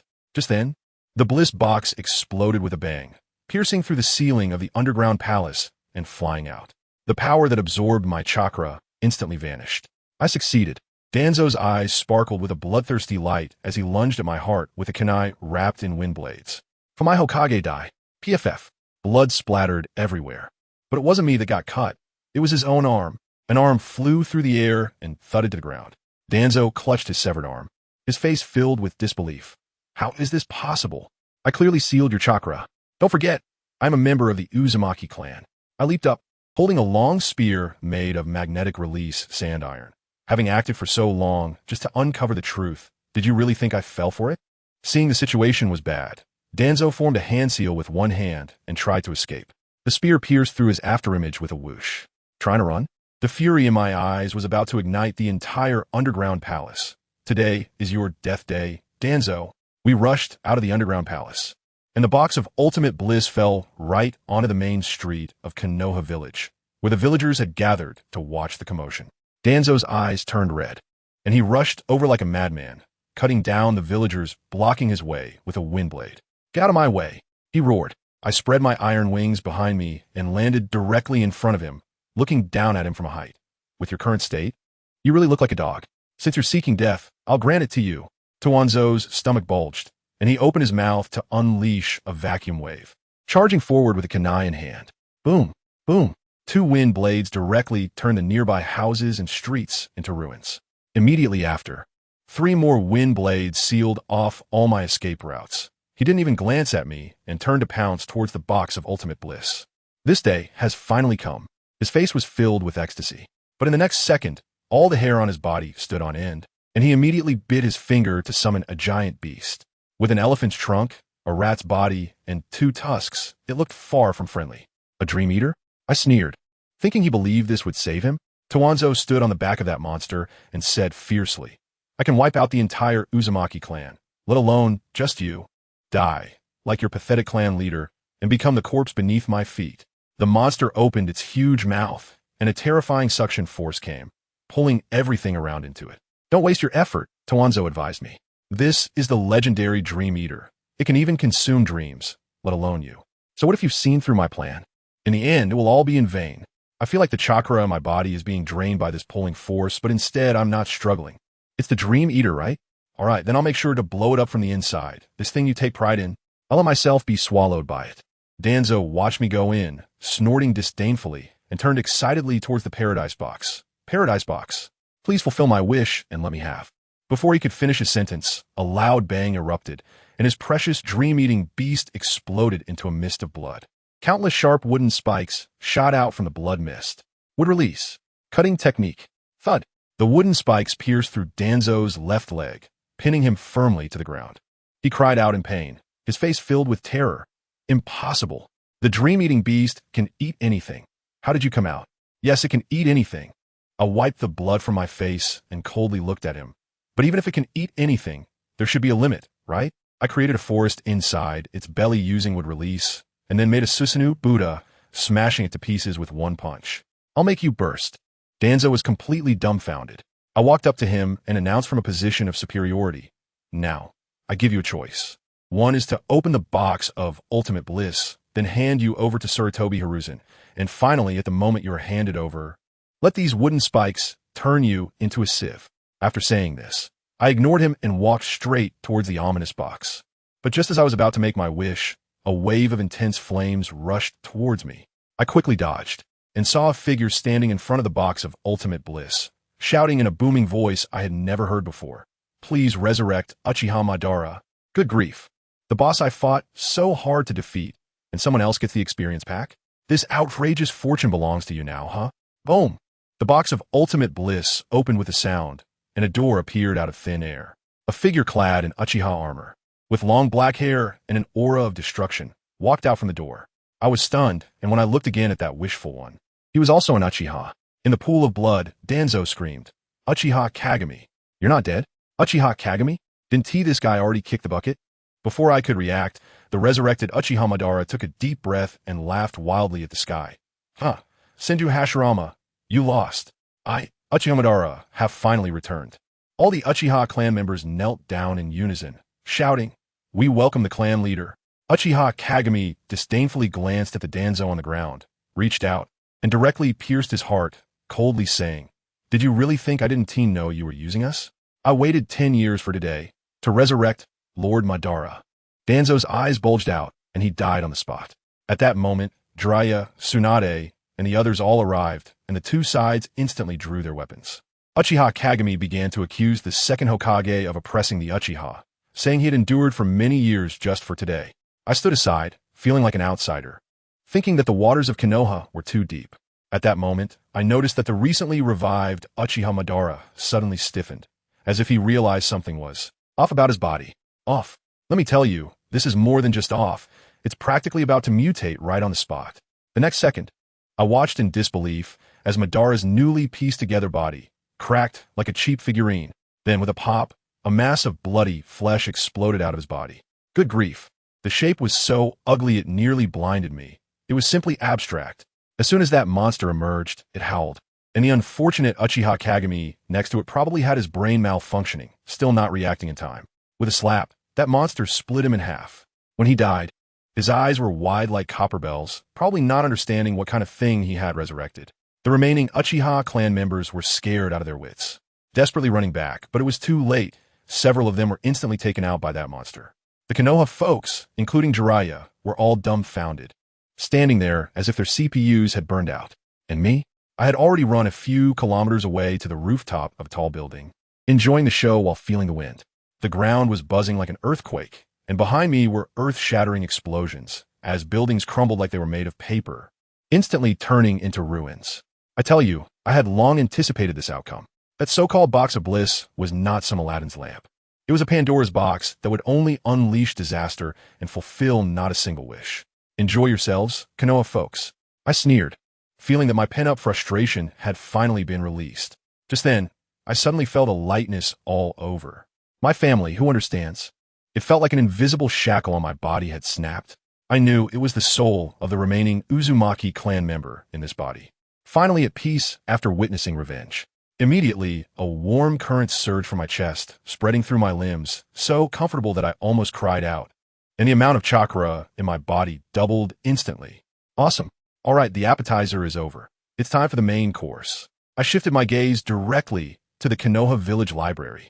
That was the ninjutsu treasure trove left by the second Hokage, Senju Tobirama. Just thinking about the names of those forbidden techniques like multiple shadow clone, exploding tag, flying thunder god, and impure world reincarnation made my mouth water. As long as I could get my hands on all those things, wouldn't our rain village and the Akatsuki organization as strength soar like a rocket? With that in mind, I exploded with chakra beneath my feet, maxing out my speed and turning into an afterimage as I rushed over. Thud! I landed steadily at the library entrance. A few guards were so scared their faces turned pale, trembling as they pointed kunai at me. This is a forbidden area of Konoha. Without the Hokage's orders, you're not allowed to approach. Swift Wind, I advise you to leave quickly. Don't force us. Hilarious. It's 2025, and they're still trying to scare people with that kind of talk? I couldn't be bothered to respond. With a flick of my finger, several wooden spikes shot into their bodies. Just as those guys managed to let out a cry of pain, the wooden spikes grew wildly inside them, bursting out of their bodies the next second, sending them off on the spot. Playing tough with me. Don't know how to write the word death, do you? I cast a disdainful glance and pushed open the library's massive doors. Let me tell you, at that moment, I truly felt like I had entered a treasure vault. On the rows of wooden shelves, there were dense stacks of ninjutsu scrolls, categorized neatly by fire, water, earth, wind, and lightning. The foundation of Konoha is indeed impressive, but now they all bear the surname G. I immediately activated the Vajra sealing technique, and countless golden chains surged out from my back like an octopus, starting to frantically grab the goods. In the blink of an eye, all the scrolls on the first floor were sealed within my body. Done. I rushed up to the second floor, forbidden techniques, here I come.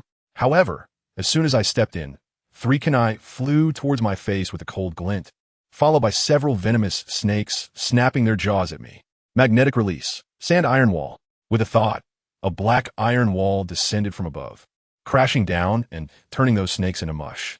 Out of the corner of my eye, I caught a glimpse of a shadow, smashing through the window and fleeing.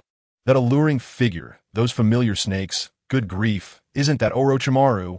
I instantly understood that the Edo Tensei technique must have been taken by him. However, I wasn't in a hurry to chase after him. Why should I? Let Uncle Snake, this genius in research, refine this bug technique first. Once he successfully develops it, I can just go to him and take the finished product. Isn't that great? Let him work for me first. So I started my second round of crazy shopping. The reason forbidden techniques are forbidden is that they either consume a massive amount of chakra, or they deal 1,000 damage to the enemy, while harming oneself 800, or they go against ethics. But none of that matters to me. With my chakra is practically infinite, so why should I worry? The multi-shadow clone technique. Just like Naruto's, got it. Kato's soul separation technique is interesting, adding to the cart. As for that double snake mutual kill, it's too much. I'll leave it for Konoha. The exploding tag that can be mutually activated? This is good. I'll save it for Xiao Nan and see if she is happy. Maybe if she is, she'll. Hith. Unfortunately, after searching around, I didn't find the flying thunder god technique. It seems I have to wait for my external system to send it to me. Just then, my eyes lit up as I saw 3 large scrolls in the corner. Toads, snakes, and slugs? The summoning scrolls of the 3 great sage regions? I'm struggling to choose which one to pick. Suddenly, with a ding, a light screen popped up, sensing the host's confusion regarding the spirit beasts. A god-level choice was successfully triggered. Option 1. None at all. Reward. Spirit Contract Mountain Pepper Fish. Option 2. Just take any one. Reward. Spirit Contract SHN. Option 3. Choose the Dragon Cave Scroll. Reward. All creatures in the Dragon Cave get 50 favorability. Is there even a need to choose? The Mountain Pepper Fish. That thing from Hanzo is only useful for its venom, which doesn't do much for me. The SHN, the second generation water shadow, is good for illusions. Although the buy one get one free looks tempting, what if I end up binding something like the 10,000 snakes? Only option 3 makes sense. Family, this is like an open book exam. Directly maxing out favorability by half clearly means I should go to the Dragon Cave and build a good relationship with the White Snake Sage, directly learning the Sage mode. If this works out, I'll transform from a snake into a dragon. I choose 3. I don't hesitate. As soon as I finish speaking, the 2 scrolls for the toad and slug spontaneously combusted and instantly turned to ashes. Done. All the spoils have been sealed, and I now have a pattern resembling a 9-tailed seal on my chest. Killing Tawanzo completed. Plundering the library completed. Next, it's time to deal with Kushina and Minato Namikaze's issues. I released my perception, and the situation in the entire Konoha village instantly appeared in my mind. That monster, Ryukong, had already destroyed half of the village. To my surprise, Uchiha Shursui was actually helping Konoha fight the monster with his clan members. Soon, I found Kushina's presence. She was actually at the Konoha hospital. Nagato, Konan, and Minato were there too, along with an unfamiliar presence. It seems that Konoha has sent someone to monitor the situation. I curled my lip, and in a flash, I disappeared from the spot. At this moment, the atmosphere in Konoha Hospital was tense. A guy who looked particularly obnoxious was threatening Nagato and Konan. You people from Amigay Cure still dare to stay here? Aren't you afraid of dying here? Konan exploded on the spot. What do you mean? Are you even being reasonable? Did we injure Minato and Kushina? Did we cause the trouble in the village? Our leader's life is still uncertain. On the hospital bed, Minato and Kushina were wrapped in bandages, their expressions serious, unsure how to mediate the situation. Just then, with a whoosh, I appeared directly behind the loudmouth and knocked him out with a chop to the neck. Master! Nagato and Konan exclaimed in surprise. Brother Jifeng, Kushina also struggled to sit up. Minato looked at me, his eyes filled with shock and caution. Let me tell you, the guy I just knocked out was Sarutobi Hiruzen's eldest son, Sarutobi Shikamaru, who was at least a Jonin level, and I took him down in one move. How could he not be stunned? I smiled and nodded at everyone, then carefully helped Kushina, who almost fell off the bed, to lie down properly. Jikazanai, are you okay? That man in black. Kushina looked at me with a worried expression. Seeing her like this deeply touched something in my heart. Even after being hurt like this, she was still worried about me. I took a deep breath and decided to be honest. Kushina, I'm sorry, I said. That man in black is Danzo. I sensed him as soon as he appeared. I had the ability and the time to stop him, but I didn't. As soon as I finished speaking, the entire hospital room fell into a dead silence. Kushina's eyes instantly turned red, tears welling up, her voice trembling. Jikazanai, why did you have to say that? She choked up. I've been lying to myself, convincing myself that you wouldn't do this. You've always protected me since we were kids. Treated me like your own sister. Why? That why broke my heart into pieces. I gritted my teeth, turned my head away, and explained in a low voice, because the truth about the annihilation of the Whirlpool clan is just one step away. I can't let the souls of my clansmen rest in peace. So I pretended to be under his control and went with him to the cave, only to find out that it was all the doing of that old dog Danzo. In the end, I killed him with my own hands. I paused for a moment and continued, and when he appeared, I sensed Tsunade's presence, so I took a gamble, believing that with her around, you all would be safe. Kushina stared at me in a daze, her expression complicated. After a while, she gritted her teeth and said each word deliberately. I want to punish you. All right. I nodded immediately. As long as you don't cry, anything goes. Saying this, I condensed a kunai made of sand and iron with my chakra and handed it to her. Here, Kushina, take your revenge. Without any hesitation, she snatched the kunai and stabbed it fiercely towards my chest. Nagato and Konan were startled and were about to intervene when I shouted at them. Don't move. This is what I owe her. I calmly closed my eyes. Thud! I felt something scrape across my nose. I suddenly opened my eyes and found a kunai lodged in the wall, just inches from my ear. QB was glaring at me fiercely. Was my punishment harsh enough? Let's see if you dare to do it again. Scraping your nose? turning you into a flat-nosed freak. The kind that can't get a wife. No one in the family understands, but in that moment, I froze. When I was a child, I loved to scrape her nose. And now she's using the same method to take revenge on me. I reached out instinctively to touch her nose, but my hand met the bandage on her face. A mix of emotions surged within me. Seeing the concern on my face, Kushina suddenly opened her arms and hugged me tightly, whispering in my ear, "Brother Jifeng, little Kushina is fine, don't feel guilty. I know it must have been painful for you to make your choice. Carrying such deep-seated hatred must be exhausting. It's okay. You can lean on little Kushina's shoulder." At that moment, I almost cried, just as this warm moment was happening. The Sarutobi Shikima on the ground let out a small noise and woke up. This guy did a roll and jumped up, and when he saw me holding Kushina, his eyes instantly turned red, like a bull. "Let go of Kushina," Minato quickly advised. "Shikima, don't be impulsive. Shikaku is Kushina's brother." Immature. Shikima directly started a rant, saying she was the Nine-Tails Jinchuriki of Konoha. How could she get so close to a ninja from Amage Cure? Who knows if you two are colluding to harm Konoha? As soon as those words were spoken, Kushina's face instantly turned pale. For the sake of Konoha, she had borne the fate of being a Jinchuriki for 10 years, enduring disdain and criticism, and in the end, all she got in return was distrust. I felt Kushina in my arms trembling, and my gaze instantly turned cold. How self-important can one be? I raised my hand, looking at him with disdain. Do I really need to be so sneaky to destroy Konoha? That Shikima, not knowing when to back down, actually dared to rush at me with a kunai? How audacious! I shouted coldly, would release, cutting technique. Countless wooden spikes erupted from his arm, piercing through his entire arm, causing him to scream in agony and faint again. I couldn't be bothered to look at him again and gently turned to Kushina. "Kushina, will you come home with me? There's no need to stay in this broken village any longer. Back in the Hidden Rain village, you will be our little princess, and no one will dare to bully you." Minato's expression changed repeatedly from his side. He seemed to want to say something, but swallowed it back. To my surprise, Kushina smiled and shook her head. "Brother Jifeng, thank you. But I've made many friends in Konoha. This place has already become my second home. So, I won't be going back." Seeing her determined, yet slightly pleading eyes, my heart softened. "All right, I'll do whatever you want." I patted her head. "But if you ever feel wronged, tell me anytime, and I'll come pick you up." After saying that, I suddenly turned my head and stared hard at Minato. The kid looked uneasy under my gaze and awkwardly chuckled. Is there something? "Kid, if you want my sister to stay, that's fine. I'll clear my throat and lay down the conditions. You have to agree to 3 things. First, you must become Hokage. Use your power to protect her from being bullied by anyone. Second, your future children must have the surname Uzumaki. I've already thought of a name. Let's call him Uzumaki Naruto.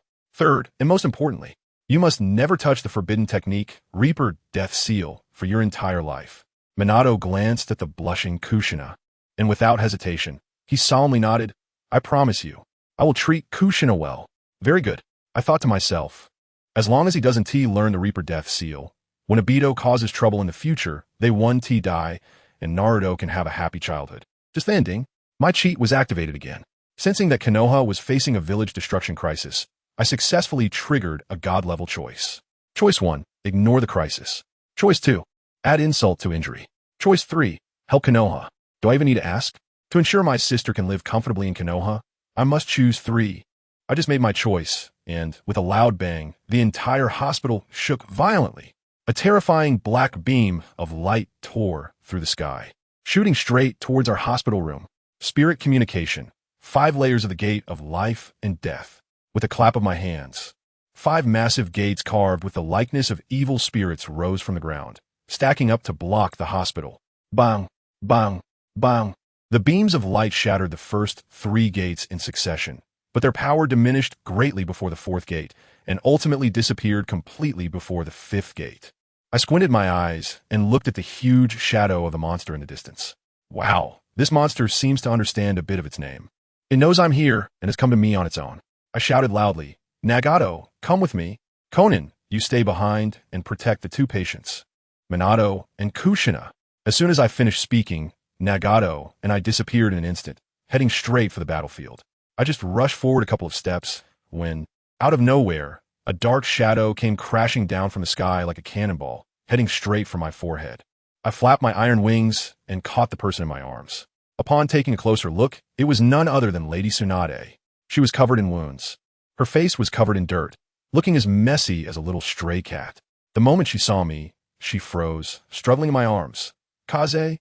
Let me go. That monster is going to flatten Konoha. I held her tightly and wiped her face casually, teasing her on purpose. Wow, such a big wooden leaf from top to bottom, even including a Hokage, and it got taken down by a monster? Is it really that weak? Tsunade's face turned red, and she stomped her feet in anger. What do you know? That thing has tough skin and thick flesh. Ninjutsu feels like just tickling it, and it can even shoot lasers from its mouth. Hurry up, stop talking nonsense. I let go of her and looked at her anxious and flustered expression, chuckling. Who said I came to watch the show? I'm here to help you. After saying that, I took Nagato and charged straight into the heart of the battlefield. Wow, the scene was truly brutal. That monster named Wu, looking like a mountain, was mercilessly beating up the people from Konoha. The Ino Shikacho trio charged in, but got blasted away by a beam of light. Teacher Jiraiya tried to attack from behind with a Rasengan. And guess what?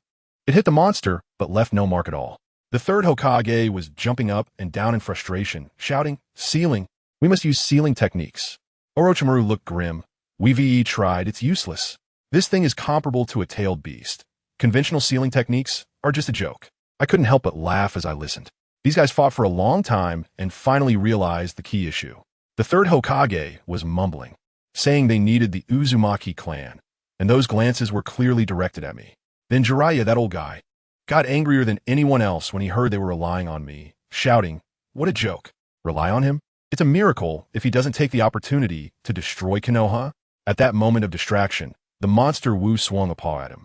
Just as the third Hokage shouted to be careful, Jiraiya was sent flying, crashing into a large rock and spitting out old blood on the spot. As the monster's huge paw came crashing down again, Jiraiya went all out and slammed his hands on the ground. Summoning Jutsu. With a bang, Gamabunta appeared, covered in shampoo bubbles, looking like he was called in the middle of a bath, his face all green. The big toad blocked the monster's claw with a sword, sparks flying and ringing in everyone's ears. Upon seeing the monster, he was stunned. Isn't this the ultimate weapon from the Sage of Six Paths era? Little Jiraiya, what kind of hornet's nest have you poked in Konoha? What followed was a grand spectacle. Jiraiya and Gamabunta combined their ninjutsu, unleashing the oil firebomb, engulfing the monster in flames. And what happened? The monster just walked through the fire, unharmed, its skin even darker and shinier. Orochimaru was also anxious, commanding his snakes to bind the monster tightly, shouting, "I'll give you 10,000 cattle and sheep afterward." The snakes retorted, "I want 100,000, and put in all their effort. Sarutobi Hiruzen directed all the village ninjas, using earth release to restrain its legs, fire release to burn its chin. And the Hyuga clan used their Byakugan to strike at its weak points, bombarding it with all sorts of colorful ninjutsu, like it was free. The scene was like a festival with light pollution, shaking Konoha to its core, and buildings were collapsing one after another. I thought, surely this would have some effect, right? But as the smoke cleared well, the snakes were in 3 pieces, barely alive. Gamabunta's sword was just a hilt left.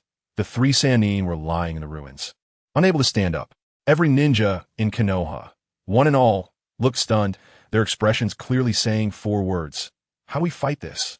The monster Wu let out a long howl, gathering energy in its mouth, forming a black energy ball larger than all the previous ones combined, ready to wipe Konoha off the face of the earth. Just at this critical moment, guess what? Your wind, brother, making a dazzling entrance. I descended from the sky with my iron sand wings and delivered a powerful punch to the monster's forehead. The distant Konohan ninjas were dumbfounded, probably wondering in their hearts, who is this? Another one here to die. The next second bang, with a huge sound, the mountain-sized monster was sent flying by my punch, plowing 2 deep trenches into the ground. The entire arena fell silent. The third Hokage was so excited that his beard trembled, shouting, "It's the gale." The monster steadied itself, its cold eyes fixed on me, and it even smiled. "It's you. Just in time. Let's settle this together." I smirked. Uchihamadara's mind is almost worn away by this broken box. How pathetic. All right, I'll grant you relief. I turned to Nagato and waved my hand. Clear the area. Have everyone from Konoha retreat 10 kilometers. At first, some people were unconvinced, thinking we were just putting on a show. But in the end, the third Hokage personally gave the order, and that crowd quickly retreated. Jiraiya still wanted to stay, but Nagato floated in the air and coldly said, "Teacher Jiraiya, please step back as well." to deal with this monster. Just me and Lord Leader are enough. Let me tell you, Jiraiya's expression at that time was like he had swallowed a fly, probably feeling a mix of emotions inside, seeing that his own disciple had now far surpassed him. Once everyone had retreated to a safe distance, the monster sneered. Just the two of you? With a flap of its wings, two massive storms rushed toward us. Nagato didn't even blink, his Rinnegan glaring.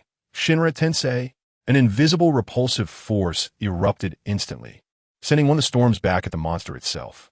The other storm reached me, but I easily blocked it with the triple Rashomon I summoned. I turned to Nagato and shouted, "Nagato, this is our first time fighting side by side. Let me see the results of your training. Let's see who can take it down first." Nagato nodded, his eyes filled with fighting spirit. Okay. The battle instantly erupted. I clapped my hands. Would release. Wooden Golem Technique. A towering wooden giant rose up from the ground. I stood on the giant's head and charged straight at the monster, engaging in a brutal close combat. The sound of each punch was like thunder. Nagato wasn't idle either. With one hand, he grasped towards the monster, and a powerful gravitational force yanked it down from the sky.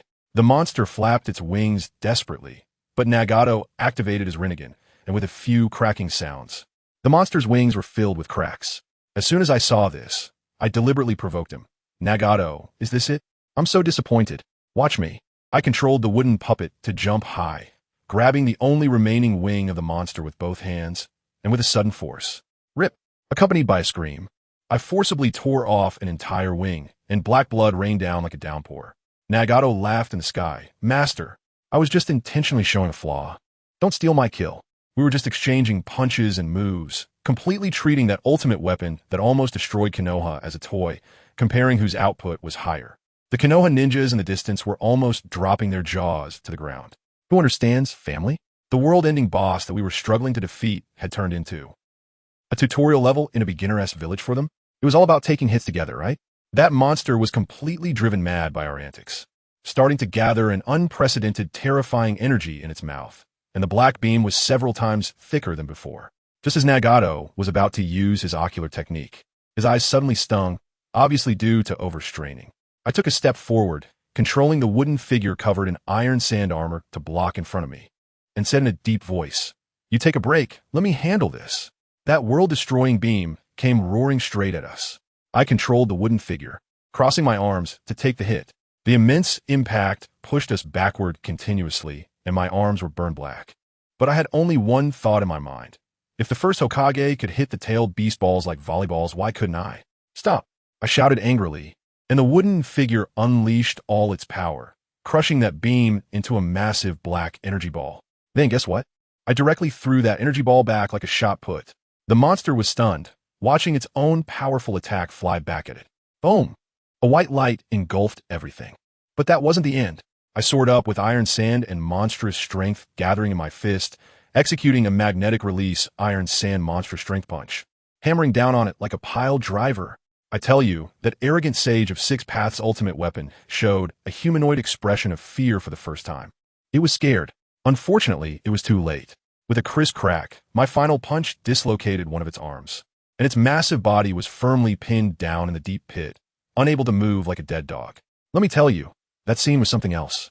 Tsunade was standing next to me, completely dumbfounded, her eyes wide open and her mouth agape as if she could fit an egg in it. I guess she had never seen such a fear scene in her life. A monster that could almost destroy Konoha was like a toy in my hands. This little girl, just a moment ago, was acting like she was about to die, and now she's looking at me with eyes that are practically sparkling, her cheeks flushed, and she's mumbling softly. I can hear her clearly, wondering if what he said was true. Does he like me? Who understands this damn charm? I can win hearts just by fighting. But her conflicted little expression is pretty amusing too. One moment she's touched, the next she's resentful. She probably doesn't even know what she's feeling herself. I don't have time to deal with her little drama. With another punch, bang, I nearly smashed the monster's brain out. In a cloud of yellow sand, it completely collapsed, lying there like a dead dog and couldn't get up anymore. But just then, the monster's expression suddenly changed, and its voice shifted to a cold, overly dramatic tone. "If it weren't for this broken body limiting me, do you think you could win? Gale, you've thwarted my plans time and again, and when I return, I will ensure you have no place to die." As soon as I heard it, I laughed. This voice, this annoying tone. Who else could it be but the late-stage Chunibyu Uchiha Madara? I laughed on the spot, walked up to him, and looked down at him from above. Oh, Banyi, you've ended up like this and still have a nerve to talk back? What? Do you want to dance? One sentence left him completely silent. He stared at me with a monster's eyes, his voice trembling. How do you know? I curled my lips and said to him casually, that broken stone tablet from the Uchiha clan is a good thing. The secrets of the Sharingan. The end of the infinite Tsukuyomi and the disputes. I know the script better than you do. It's almost worn out. I tell you, I can feel it. On the other end of the line. Oh no, the monster's side. Grandpa Ban's mindset has completely collapsed. His biggest secret, the plan he has been plotting for a lifetime, was exposed by me with just a few light words. That feeling is worse than killing him. He must be thinking if that kid Nagato leaked the secret, but he just can't figure it out. I walked over step by step, fully unleashing my aura. Ban, don't be nervous. There was a time when you were truly my idol. It's a pity, though, you're just a tool, and in the end, you were backstabbed by that old six. Hey, Jew, all your hard work just ended up making someone else look good. As soon as I said this, Ban was completely stunned. I could feel his consciousness starting to drift, and this borrowed body was reaching its limit. But I still added, Ban, plan your resurrection well. I'll wait for you, but I have to remind you, be careful of Black Zetsu. What do you mean? Ban was anxious and wanted to ask. Unfortunately, it was too late. As soon as he finished speaking, that monster Wukong's body began to shake violently, as if it was having a seizure. Its eyes turned blood red, and it was enveloped in black mist, completely losing rationality, leaving only the instincts of a beast. Ding! Goodness, that broken system in my head sounded again. Option 1, seal it, reward, corpse demon sealing. Option 2, continue to pound it, reward, for symbols sealing. Option 3, let it be reward, divine gate. I glanced at the 4-symbol seal in corpse demon sealing, and isn't it just a 1-for-1 self-destructing card? I would be foolish to use it. The Myojin gate is pretty good, but unfortunately, I can't use it yet. However, rewards are secondary. I already have the answer in my heart. Choose one. This monster, this paradise box, was built from the countless bones and blood of our Uzumaki clan members. Today, I must use the most authentic ability of our Uzumaki clan to give them an explanation. Diamond Lock. As soon as I finished speaking, countless golden chains burst out from behind me, alive, and lashed out at the rampaging monster. Bang! With a loud sound, the chain struck its body, leaving a charred mark. It howled in pain, trying to gather chakra to counterattack. But as soon as the chakra emerged, it was suppressed back by my chains, unable to release even a sound. It's time to end this, I shouted coldly, and dozens of chains shot out simultaneously, instantly binding its limbs tightly, rendering its struggles useless. The next second, with a whoosh, a chain pierced directly through its chest, black blood splattering everywhere. Just as I was about to finish this, suddenly, with a whoosh, a black shadow appeared right in front of me. As the dust settled, I saw that it was Tsunade. This girl looked at the monster's corpse on the ground with an expression of disbelief. I suppressed my killing intent and flashed a grin at her. What's wrong? My fiancé? Are you so stunned to see your man, so powerful? Tsunade's face immediately turned bright red, and she raised her little fist, threatening me fiercely. If you dare to be a rogue, believe it or not, I'll beat you up. Although she spoke harshly, anyone could see the admiration and shyness in her eyes. TSK, this girl is smitten. Now, the entire Konoha was in an uproar, everyone cheering and celebrating their survival. Those villagers who had previously called for my head were now praising me as if they were seeing their long-lost father. They call me the great hero of Konoha, the one who turned the tide, and some even started to confess their past bullying of Kushina, claiming they were not human. Let me tell you, these fair-weather friends changed their tune faster than flipping a book. Of course, the serious business wasn't over yet. Soon, I was invited to attend a top-secret meeting. In a makeshift tent, the third Hokage, Hiruzen, Sarutobi, and Orochimaru sat upright, looking serious. The only agenda was the ownership of that broken box, the Paradise Box. Orochimaru was the first to jump in, staring at me like a venomous snake. That Paradise Box absolutely cannot be given to you. What if you take it back and unleash a monster to deal with Konoha? It must be destroyed. I couldn't help but laugh at that moment and shot a glance over. Orochimaru, make it clear, I'm informing you, not negotiating with you. This box, I'm going to take it. What? Is this how you treat your lifesaver in Konoha? Orochimaru was left speechless by my retort and could only cast a pleading look at Sarutobi Hiruzen. The old man first pretended to be sincere, standing up and bowing to me, saying he represented Konoha in thanking me. Then he changed his tone. Shippuden, this Paradise Box is truly an ominous item and should be destroyed. Why do you insist on having it? As soon as I heard it, I understood. This old fox is pretending to be confused while knowing everything. Fine, then don't blame me for turning the table. Sarutobi Sasuke sent Orochimaru away, leaving just the two of us in the room.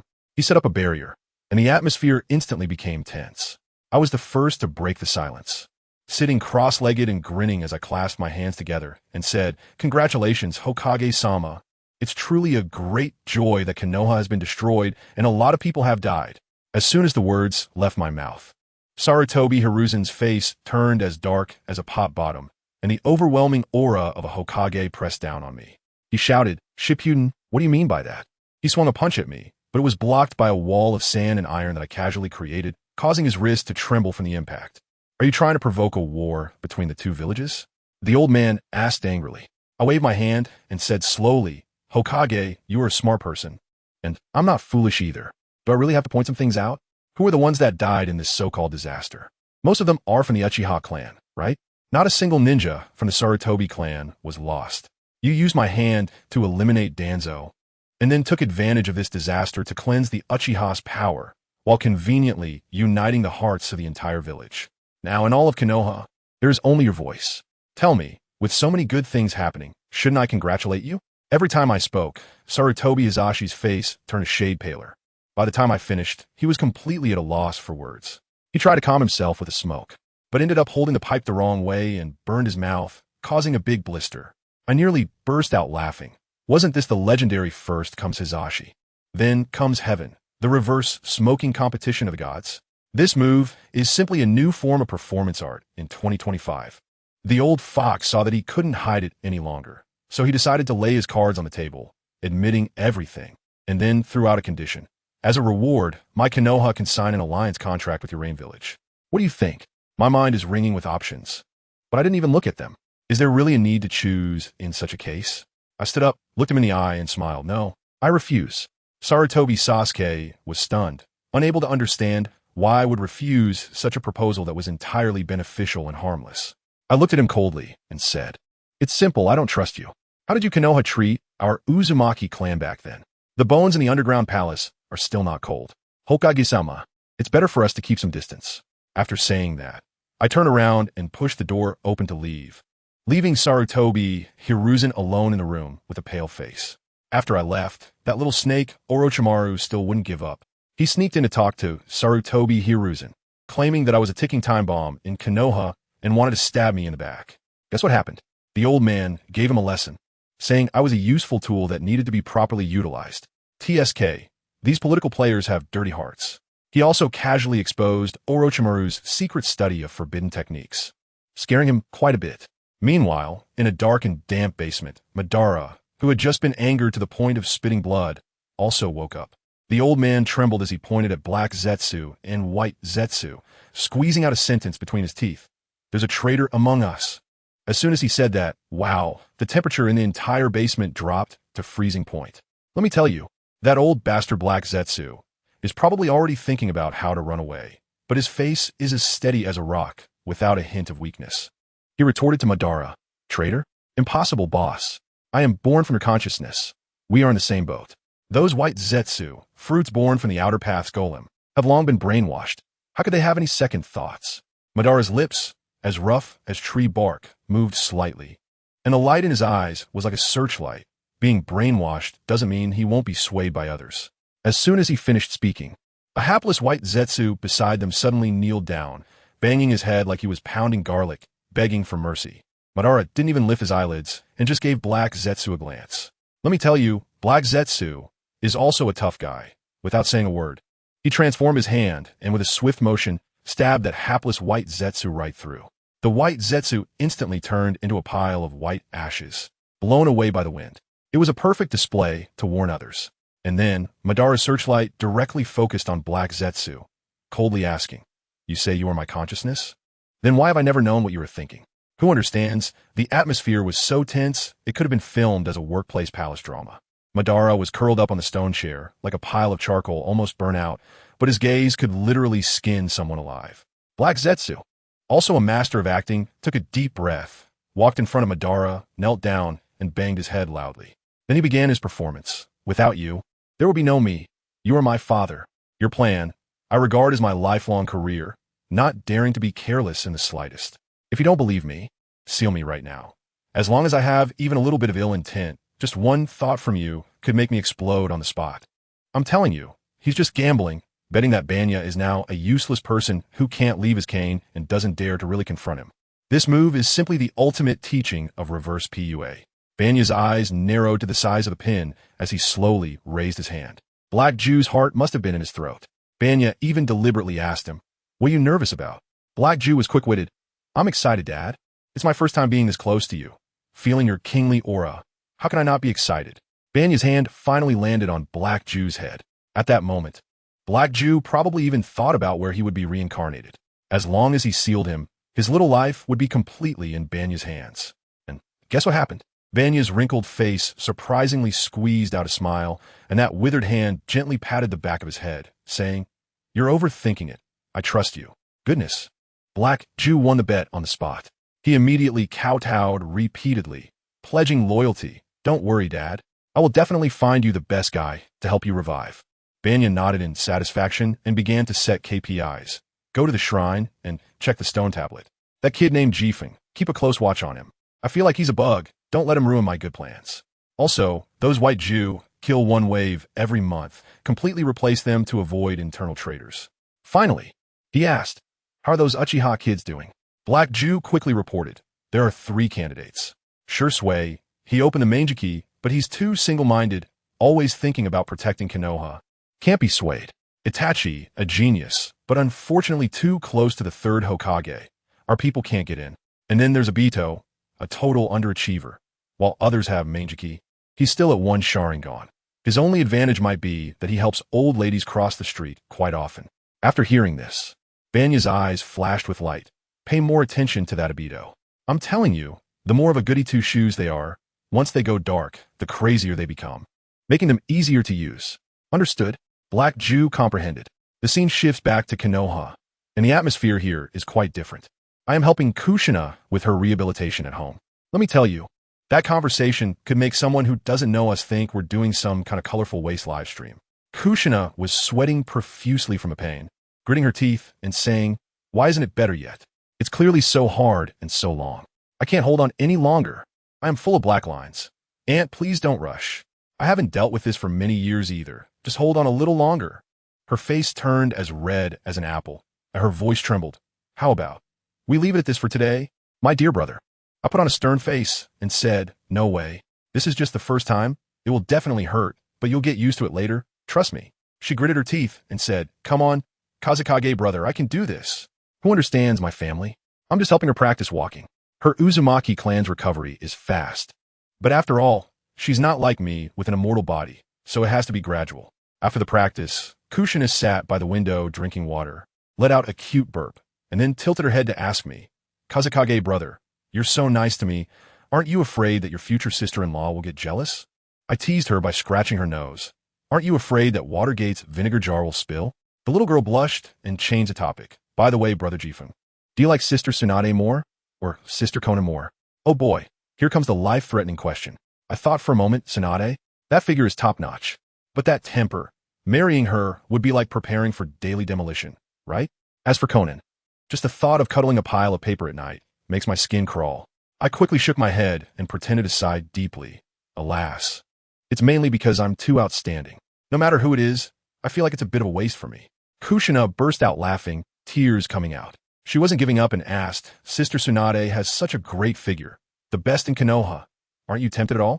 I looked at her sincerely. How could she compare to my sister? She's far from it. Then, I changed the subject, and my gaze suddenly became full of longing as I began to recite a poem. There's indeed a woman who stirs my heart. She blooms like a cold plum blossom in a quiet valley, elegant and unlike any mortal. Kushina's curiosity was completely piqued. Who is it? Do I know her? I solemnly uttered 4 words. Her name is Kagaya Otsutsuki. As soon as I finished speaking, the door creaked open, and Tsunade stood at the entrance with a dark expression, her gaze sharp like a knife. Kushina turned pale at that moment. Thinking it was all over, she was done for. Everything she just said had definitely been overheard. Tsunade walked in with a forced smile, sitting across from me. "Oh, Otsutsuki Kagaya? Which fairy do you belong to? Let me see for myself." I calmly took a sip of water and pretended to just notice her. Oh, Tsunade, when did you arrive? Sorry, I was just thinking about Kagaya and didn't notice you. Tsunade's forehead was bulging with veins, but she surprisingly held it in and forced a smile. How about we annul our engagement? You could go pursue your beloved. How does that sound? I turned to Kushina and asked, what do you think? Don't you want her to be your sister-in-law? Kushina was almost in tears, frantically waving her hands, meaning, brother, please stop. I want to live a few more years. As soon as I saw this, I shrugged my shoulders and said, see, Gyoshinai doesn't agree. It seems you're still not suitable for me. How about I cancel the engagement? At this point, Tsunade could no longer hold back, slammed the table, stood up, and with her chest heaving, gritted her teeth and said, nonsense. Shippuden, do you really think so highly of yourself? The people who want to marry me could line up from the village entrance to the Hokage building. Do you believe it? I deliberately put on a surprised face. Wow, that's amazing. Unfortunately, I don't believe it. Jifeng, you're so hateful. With that, she directly swung a punch at me. My mind went ding, the system activated. But I had no time to look. I quickly rolled back to dodge, and her punch smashed the table into a cloud of wood shavings. Kushina wanted to step in to mediate, but her legs went weak, and she almost fell, while Tsunade quickly supported her. In that brief moment, I took a glance at the system. Wow, the second option was to forcefully suppress Tsunade and spank her again. What kind of outrageous words are these? I looked at Tsunade and deliberately said, why are you being so fierce? I just said a couple of words. Is it really necessary to tear the place apart? She pushed me away from Kushina, pointed outside, and said, come on, let's go outside and fight. This was a great opportunity. I formed hand seals and used a body flicker technique. While she wasn't paying attention, I slapped her on the backside and even gave it a little grab. Wind style. I'm going to kill you. Tsunade completely lost it and punched a big hole in the wall. I quickly used another body flicker technique to escape, leaving a bewildered Kushina in disarray in the wind. As a result, the next day, the whole of Konoha knew about it. The rumors spread absurdly, saying that I, the leader of the Rain Village, was in a relationship with Princess Tsunade of Konoha, and that we had been secretly involved for a long time. The villagers were quite pleased, thinking I saved Konoha for the sake of love. This news even reached the third Hokage's ears. The old man, puffing on his pipe, said meaningfully, how interesting.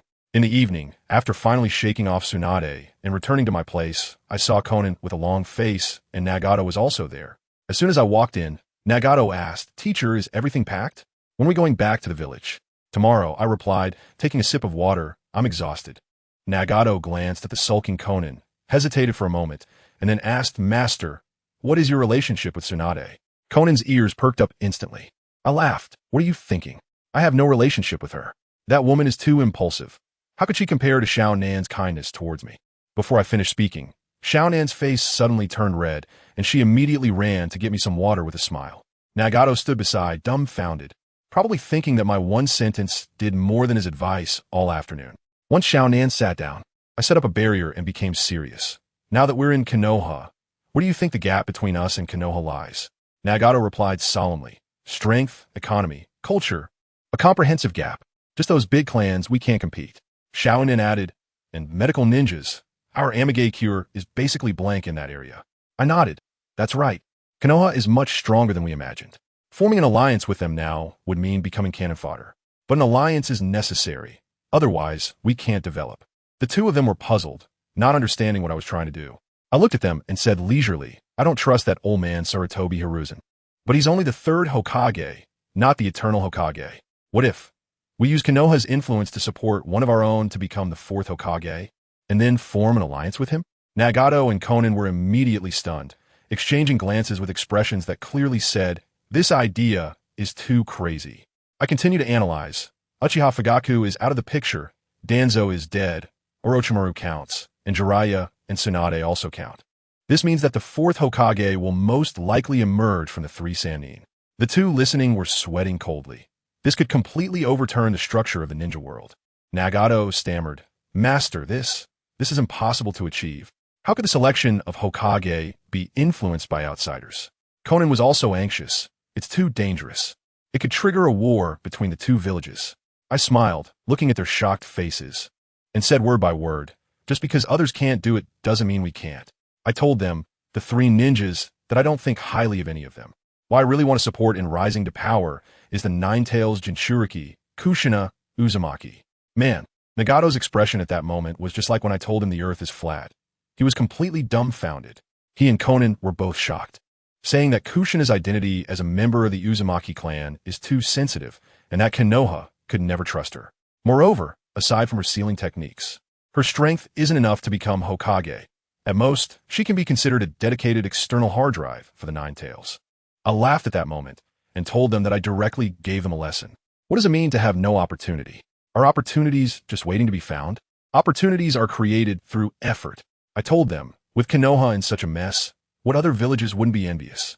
Sooner or later, there will be a conflict, and the more chaos there is, the more opportunities there will be, as long as Kushina achieves great merit in the war. Who would dare to say a word against it? I told you, just these few sentences directly burned out Nagato's CPU. The way he looked at me was something else, as if he was about to offer incense. Previously, he might have thought his strength had improved and the gap between us was not that big. But now he understood that fighting and strategy are completely different matters. He and Konan saw the mountain in front of them, while I was already planning how to wrap up the entire world beyond the mountain, seeing their expressions as if they were waiting for their master's orders. I knew it was time to arrange some tasks. I counted on my fingers. There are only 3 candidates for Hokage now, the legendary 3. I didn't have to worry about Tsunade.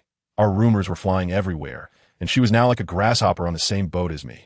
At this point, Konan's face turned red all of a sudden, probably thinking about how she had given me the cold shoulder over this matter before. Now she was so embarrassed, she could probably dig a 3-bedroom apartment with her toes. Nagato coughed a couple of times, quickly changing the subject, stammering and asking, "So, what about Jiraiya-sensei?" The moment he mentioned Jiraiya, his tone immediately changed. Family members. Who understands that feeling of being torn between different camps, but still respecting my beloved teacher? It was something else.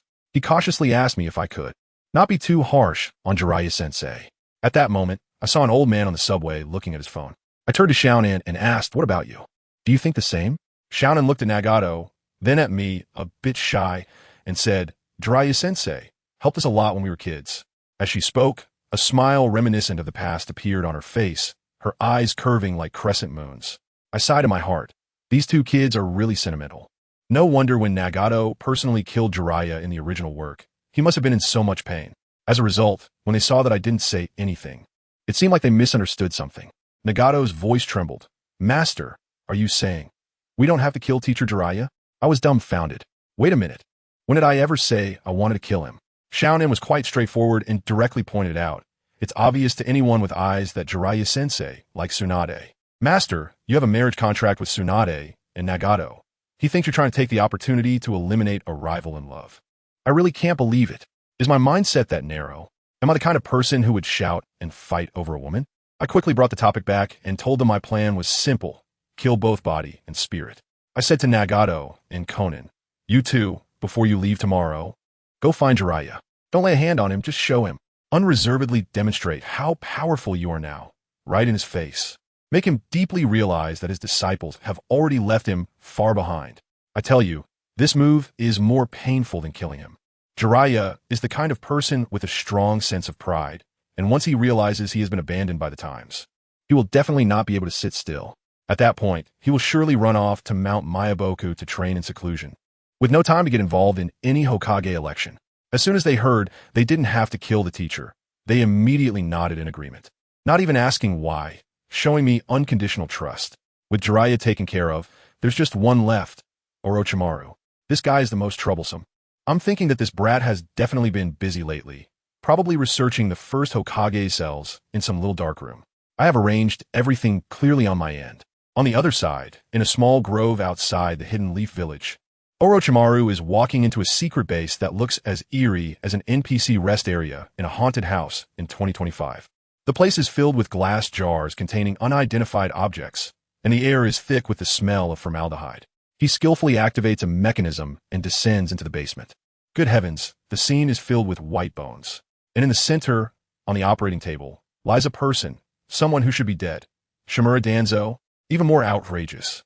Danzo has opened his eyes.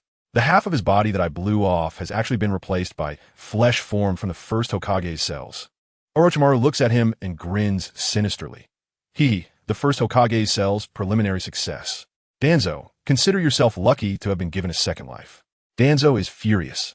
struggling to sit up, but his body is uncoordinated, and he falls back down with a thud, with one eye glaring at Orochimaru as if poisoned. He grits his teeth and asks, "Why did you resurrect me?" Orochimaru's snake-like eyes flash with cold light as he reveals his cards. He says it is because he sees the terrifying power of would release in me, perceiving a great threat. He believes that Konoha must master this power to resist me and control the Nine Tails. He even berates the third Hokage, saying that old man was too indulgent with me, that he will eventually raise a tiger to trouble. Upon hearing this, Danzo is ecstatic, and the two hit it off. Great, let's form a villainous duo. One wants to study the first Hokage cells for human experiments, while the other seeks a replacement eye, preparing to stir up a new wave of bloodshed in Konoha. At that time, I of course didn't know any of this. That night, I tossed and turned, unable to sleep. Guess what happened? I dreamed that I ascended directly. The Otsutsuki clan was no match for me, and with a snap of my fingers, I defeated them all. Kagaya even became my fangirl. But then the scene changed, and Tsunade turned into a tigress and swallowed me whole. It scared me awake, drenched in cold sweat.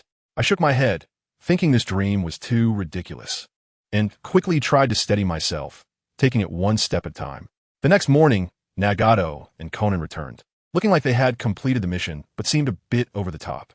I asked them how it went, and Konan sighed, saying that the blow to Jiraiya-sensei might have been a bit much. They didn't resort to physical confrontation, just a battle of wits.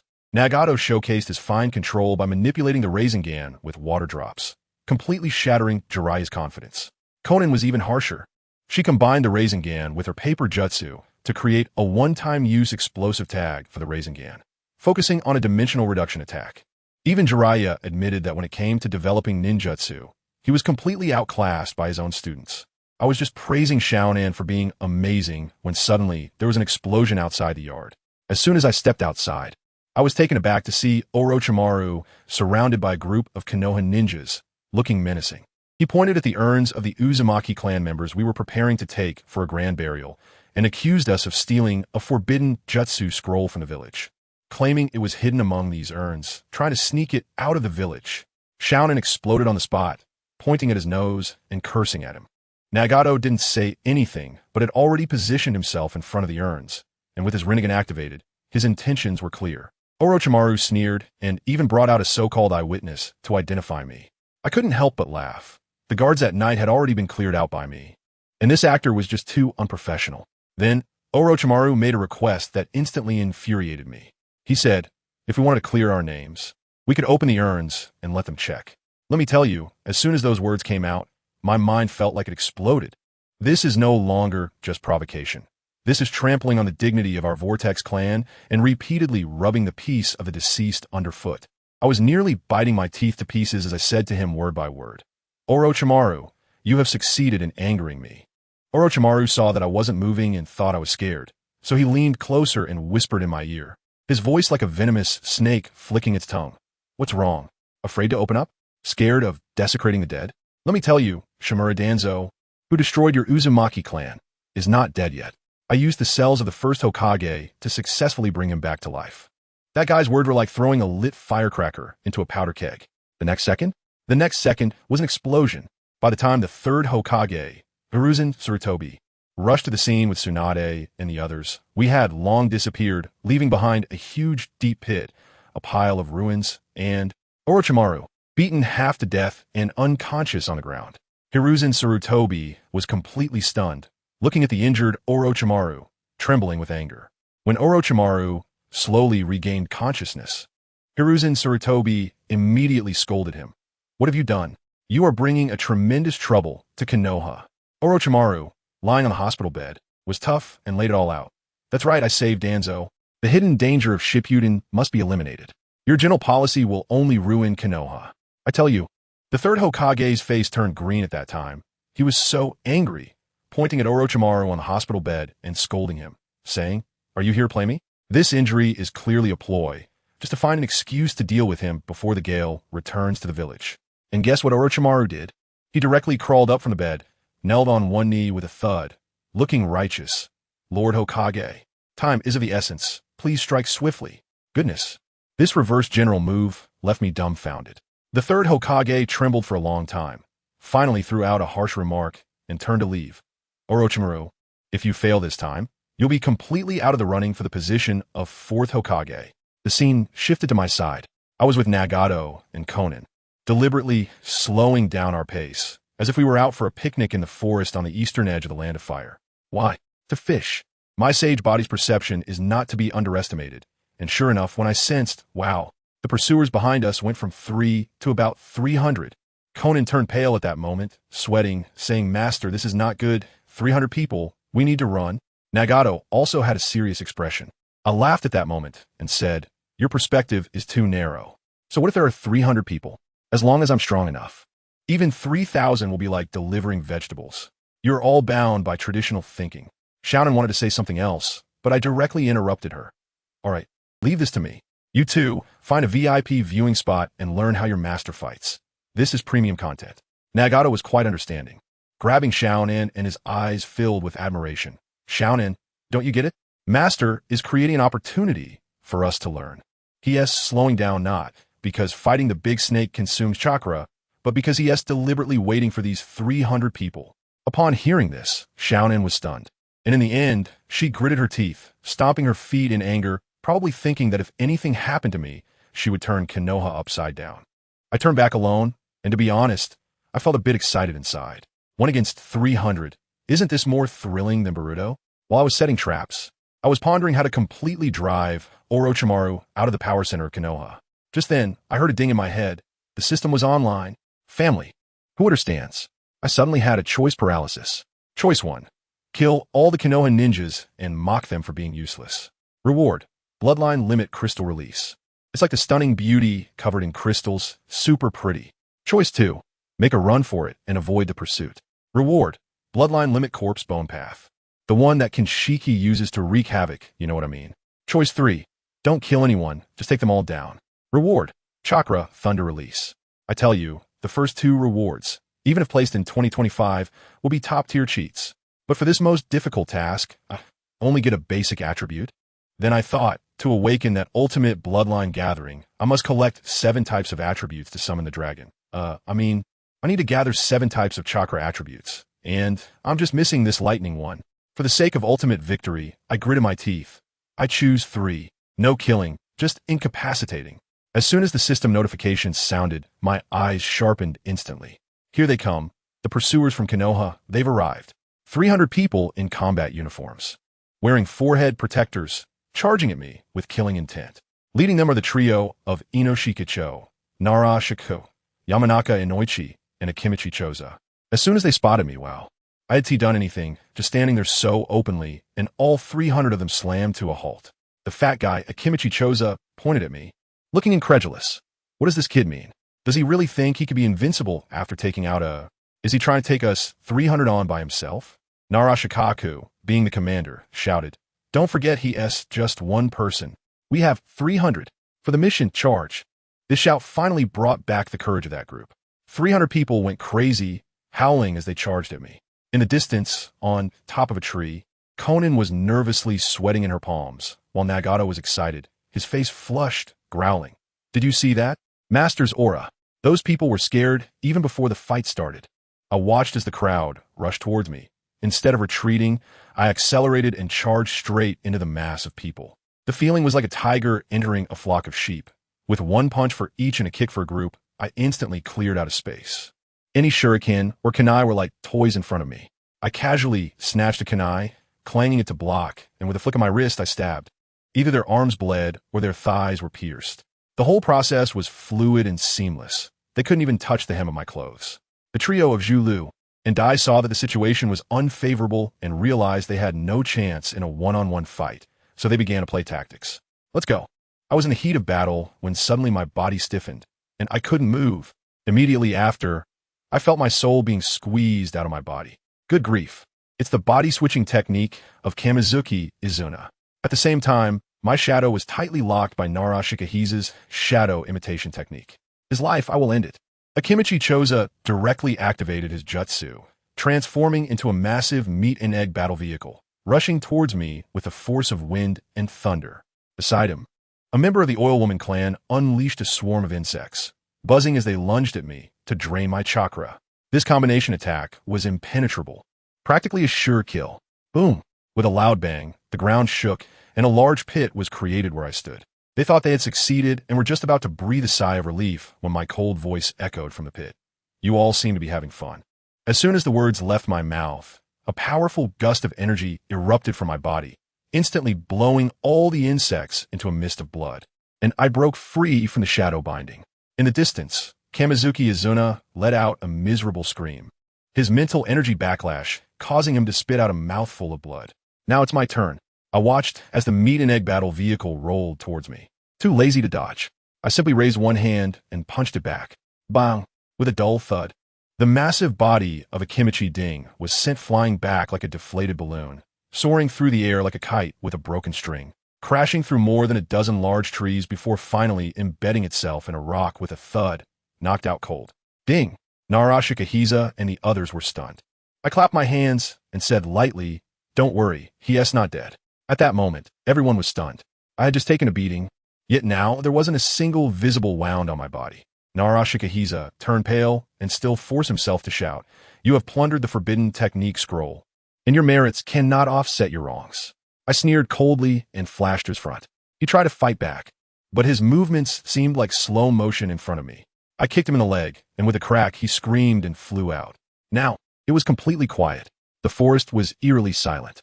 The remaining ninjas looked at their fallen comrades on the ground, and at me, who was unscathed, their legs trembling. Suddenly, a ninja from the Oil Woman clan took the lead, stabbing a kunai fiercely into his own thigh to dispel his fear with pain, shouting "kill." The remaining more than 150 people followed suit, charging in like madmen. I looked at them and snorted disdainfully. A bunch of shrimp soldiers and crab generals. I formed hand seals, fire style, grand fireball jutsu. A gigantic fireball, 10 times larger than usual, erupted and instantly ignited half the forest. They hurriedly used water style to block it, and as water and fire collided, vast clouds of steam filled the air, shrouding the entire battlefield in fog. Close ranks. Narashikaku was still giving orders. Unfortunately, he didn't know that this thick fog was my domain. I jumped directly into the crowd, weaving rapidly through the fog. They couldn't see me at all, only hearing the constant cracking of bones and heart-wrenching screams from my companions nearby. Fear spread among them, and they even began to attack recklessly, mistakenly injuring many of their own. When the wind blew away some of the fog, they were horrified to discover that a large number had fallen to the ground, while I stood leisurely on a tree, watching them as if it were a monkey show. At this point, everyone had broken down. The last remaining Jonin, a member of the Oil family, looked at the dwindling group of fewer than 30 people and finally collapsed. Suppressing his inner fear, he hoarsely shouted, "Retreat." Hearing this, I laughed. Leave? Did they think this was just a game? Come and go as they pleased. I took a deep breath and said in a deep voice, "Everyone stay here." I slammed my hands to the ground, would release. Cutting technique. With a whoosh. Whoosh. Countless sharp wooden spikes erupted from the ground, precisely piercing the legs of all the fleeing ninjas, pinning them firmly to the ground. The screams rose and fell one after another. I shifted my gaze and locked onto the Oil Woman clan member who was running the fastest. He sensed the murderous intent, turned around, and threw out a swarm of black bugs to try to block me, but he was too naive. In the next second, I appeared in front of him, and the kunai made of sand iron pierced directly into his left shoulder. What? He was taken aback, and his body exploded with a bang, transforming into countless black bugs. It was a bug clone. Did he really think he could escape? I watched as his true form frantically fled into the distance, his figure disappearing in an instant. In the forest, the Oil Woman clan member was desperately jumping from tree to tree, too scared to even look back. One thought occupied his mind. I must bring the information back to Konoha. This man, Shippu, is terrifying. Suddenly, with a whoosh, he felt a pain in his back, and his whole body lost balance in midair, falling straight down from dozens of meters up in the tree. Below him was a pile of sharp stones. Am I going to die? He closed his eyes in despair. Just as he thought he was about to splatter into a mess, the downward momentum suddenly stopped, and a cold sensation wrapped around his waist.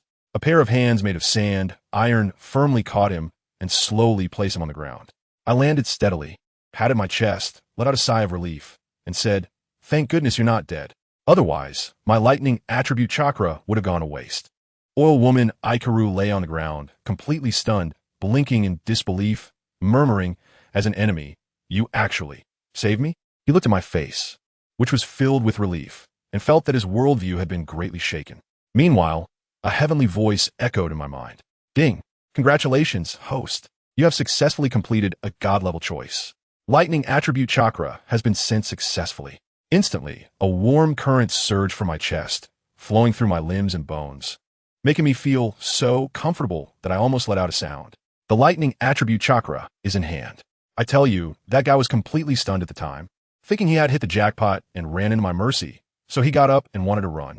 But I immediately said, "Brother, your luck is really bad," and sent him on his way. Just kidding, I had just completed my task, and isn't it reasonable to celebrate by taking someone down? Goodness.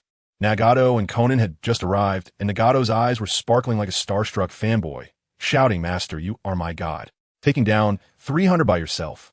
Konan was beside him, patting her chest, looking scared, saying she was just glad I was okay.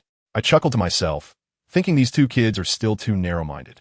As long as the mindset is liberated, what's it to have 300 or even 3,000? I didn't waste much time with them and directly told them that I was going to fight my way back to Konoha. Some people, since they've already lost their dignity, I have to go back and give them a good lesson, making them understand why the flowers are so red. On the other side, in the office of the third Hokage in Konoha, the smoke was almost enough to trigger an alarm. It was like a den of snakes. He was as anxious as an ant on a hot pan, frantically questioning the Umbu about my situation. The Umbu guy was still there flattering him, saying that with the 3 great powers of Inoshikicho and 300 elite, let alone me, even the tailed beast would have to kneel. Who understands my family? I was almost laughing out loud at the village entrance. The third Hokage clearly didn't believe it, trembling inside, and even asked me if there was a possibility of counterattack. I've already activated my transformation technique and swaggered into the village. I originally want to find Danzo, that old schemer, to settle the score, but I couldn't sense him.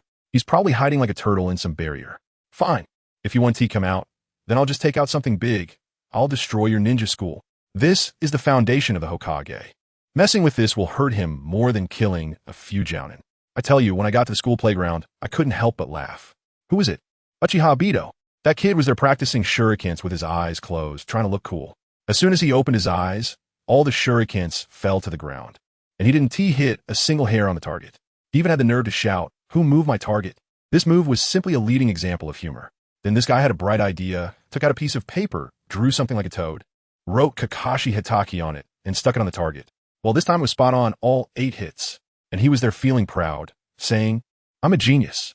At that moment, I thought to myself, this kid has had something since he was little, but not much. I walked over pretending to strike up a conversation, saying, "Hey, little brother, you're really impressive. I want to spar with you." Just then, a light bulb went off in my head, and the system appeared. 3 options: kill Obito, blow up the school, or kidnap Obito. The rewards were Lightning Release Chakra Mode, Hell Stab, and Black Panther, respectively. When I saw Lightning Release Chakra Mode, I thought, isn't that just the same skin as the third Raikage? I had to get it, but I couldn't really kill the future big boss, could I? Then I had a brainwave. If I kill his clone, does that count as killing? So we started fighting. This kid Obito, don't be fooled by his usual clumsiness. He is actually quite skilled in a fight, using wire and his Sharingan. I immediately used Water Release, and with a splash, the entire playground was filled with water vapor, making it impossible to see anything. Then, I activated my perception and locked onto the clone with the Release Chakra. Bam! I smashed it with a punch. The system prompt sounded immediately. Lightning Release Chakra Mode was mine. I was instantly crackling with electricity, my speed skyrocketed, and in an instant I appeared behind the real Obito, striking down with my hand and knocking him out cold. I knocked Obito out and casually threw him into the infirmary, then directly activated my ultimate move. Wood Release, Tree World Expansion. Boom! The entire school was instantly engulfed by my vines. When Obito woke up, he heard the doctors and nurses gossiping beside him, saying he was the eternal underachiever, the only one in the class who hadn't graduated. Let me tell you, that hit hard. Just then, my vines broke through the wall, instantly draining the chakra from those gossiping women, turning them into dry corpses. The whole school was in chaos. Students and teachers were screaming, trying to escape, but unable to. They used fire release to burn my trees, but the fire only grew stronger, setting their own people ablaze. Just when everyone was in despair, Obito stood up. People around mocked him. "You, the underachiever, don't make things worse." But Obito, without hesitation, pulled out a handful of explosive tags, blew open a path, and shouted, "Run." What are you waiting for? In that moment, everyone was stunned. But it was useless. My vines were endless. A Chunin teacher exhausted his chakra to protect them and was ultimately pierced through the heart by the vines. Before dying, he looked at Obito, who was rushing to save him, and with a wry smile said, "Obito, you're a good ninja. Don't worry about me." Then he stabbed himself with a kunai. Good heavens, this scene completely stunned Obito, watching helplessly as his teacher committed suicide to avoid dragging him down. Let me tell you, Obito went crazy at that moment. His eyes turned red, and he roared in anguish. Why? Why? I tell you, it was useless. Even if he shouted his throat raw, those students were crying, and Obito spat out a mouthful of old blood, madly breathing fire forward, trying to burn a path to safety, shouting for everyone to run. Goodness, that 100-meter stretch, which would normally take just a blink to cross, now felt like a journey to the west, never ending. I directly unleashed my ultimate move, Would Release, Tree World Expansion, and the entire ninja school was instantly swallowed by the forest. If it weren't for a few Chunin teachers desperately holding the line, these little brats would have been wiped out long ago. Just as they saw the exit ahead, their eyes lit up, a flicker of hope ignited, and then, snap, it was extinguished by me. The vines on the ground surged like they had been injected with adrenaline, diving into the crowd, and the screams were almost overwhelming, which I found quite exhilarating. Obito's eyes turned red again, and another fireball came flying towards me, trying to save people. Too late. I tell you, those dozens of vines twisted together into a thick braid, turning into a ferocious wooden dragon.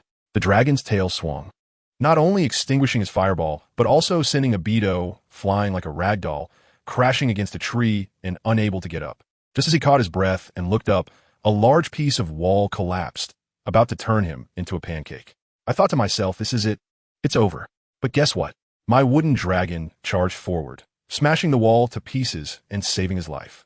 Obito was stunned, staring blankly at me, standing on top of the dragon's head, smiling at him. Meanwhile, I heard a ding in my head. The system reward had arrived. The fourth Raikage Hell Stab. 4 books in one. Those who understand will understand. The strongest spear from now on. Anyone has defense in front of me is like paper. Below, Obito looked at me, smiling, and his gaze was as if he wanted to swallow me whole. He staggered a step forward, roaring at me. Why are you doing this? Aren't you the hero who saved Konoha? Have you forgotten how grateful the villagers are to you? I couldn't help but laugh, raising an eyebrow. Gratitude? Do you think you deserve to mention those 2 words to me? My gaze swept over the remaining few trembling survivors. Uchiha, Hyuga, and quite a few others. I exclaimed, not bad, there are quite a few live ones. Upon hearing this, Obito's face turned pale, and he shouted, "What are you going to do?" I didn't say a word, raised my hand, and made a gun gesture towards that group of people, making a bayou sound. The next second, let me tell you, it was a hell on earth.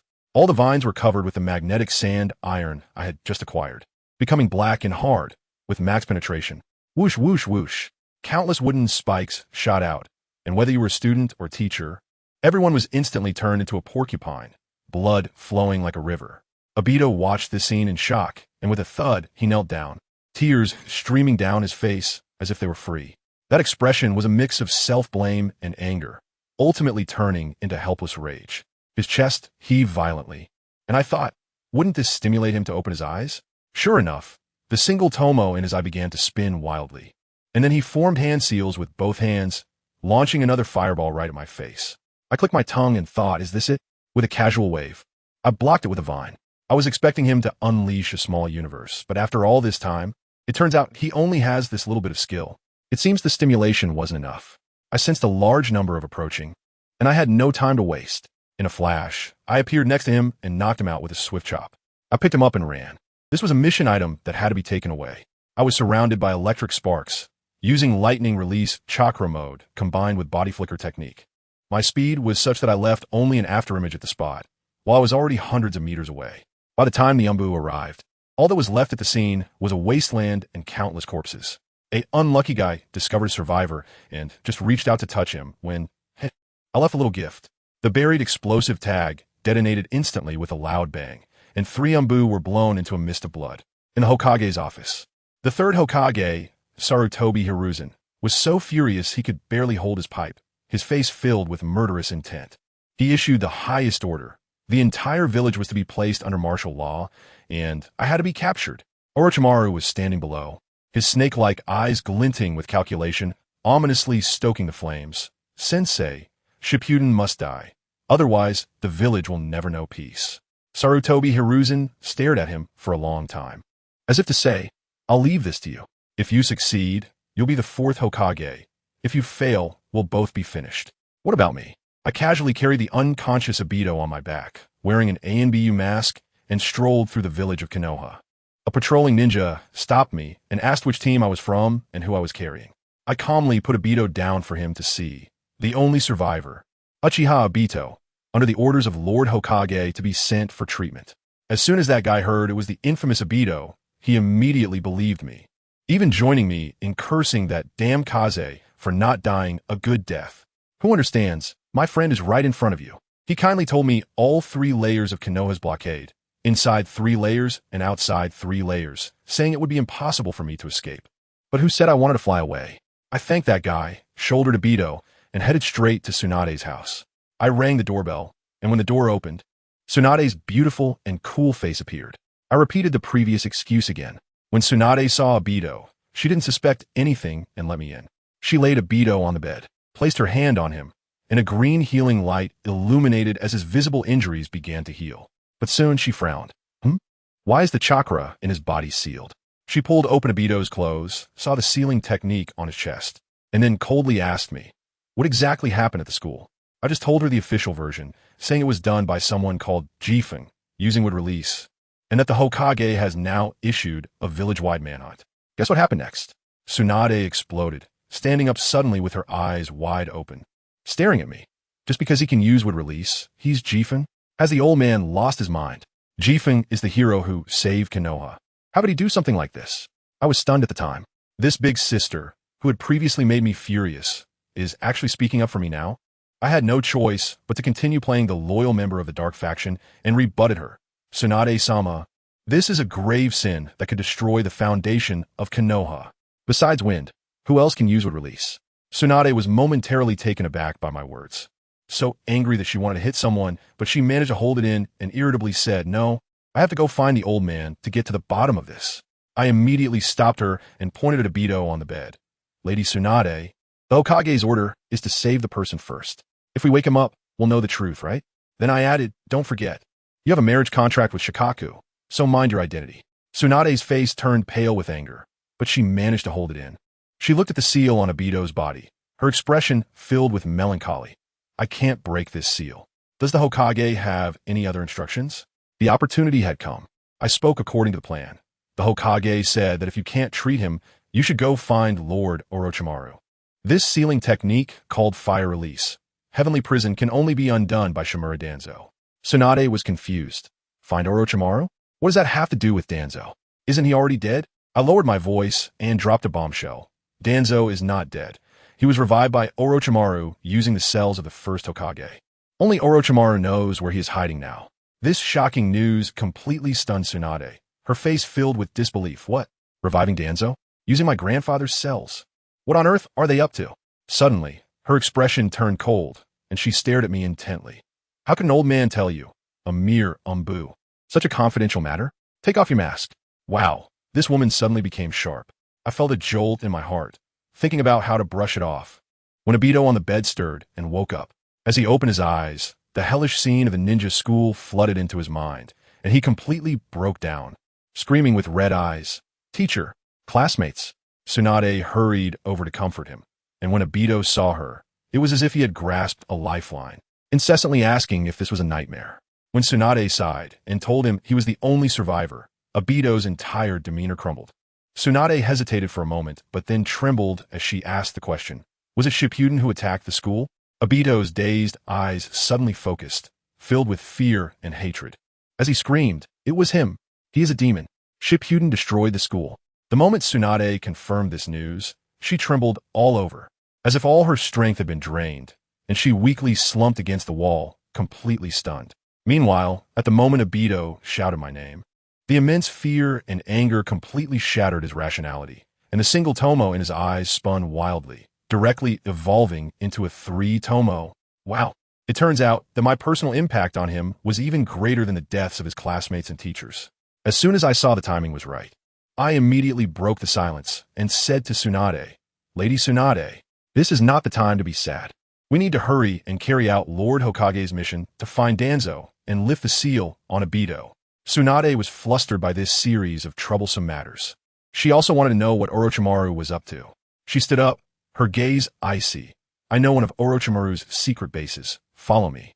The scene shifted to a dark underground room outside Konoha, where the old man Danzo, wrapped in bandages, was troubled while holding 2 glass jars containing eyeballs. In his left hand was a Sharingan with 3 Tomo, and in his right hand was a pure white Byakugan, contemplating which power to activate today. At that moment, Orochimaru emerged from the shadows like a ghost and asked hoarsely, "What are you hesitating about?"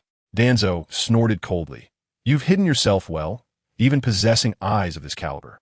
Orochimaru cast a disdainful glance at him and said in a frigid tone, "Stop wasting time. Quickly increase your power and help me kill Kakashi. Once he's dead, Konoha will be completely stable." Let me tell you, his expression at that moment was just like he was acting as some kind of life coach. And he even added, "The sacrifice of a few is to exchange for the future of Konoha." Goodness, I was right there watching, and I was really skeptical inside. He spoke so nobly, but then he pulled out 2 glass jars from his hands. What was inside? One had a Sharingan, and the other had a Byakugan. Oh my gosh. These were treasures he had accumulated from his human experiments, usually treating them like precious gems, and now he was willing to take them out for Danzo. That old guy Danzo was grinning like a villain in the shadows, almost drooling. Sharingan? I choose Sharingan. Sharingan. Of course, who wouldn't he choose? This was a once-in-a-lifetime opportunity he had to seize. Then, folks, you won't believe the most explosive moment that happened next.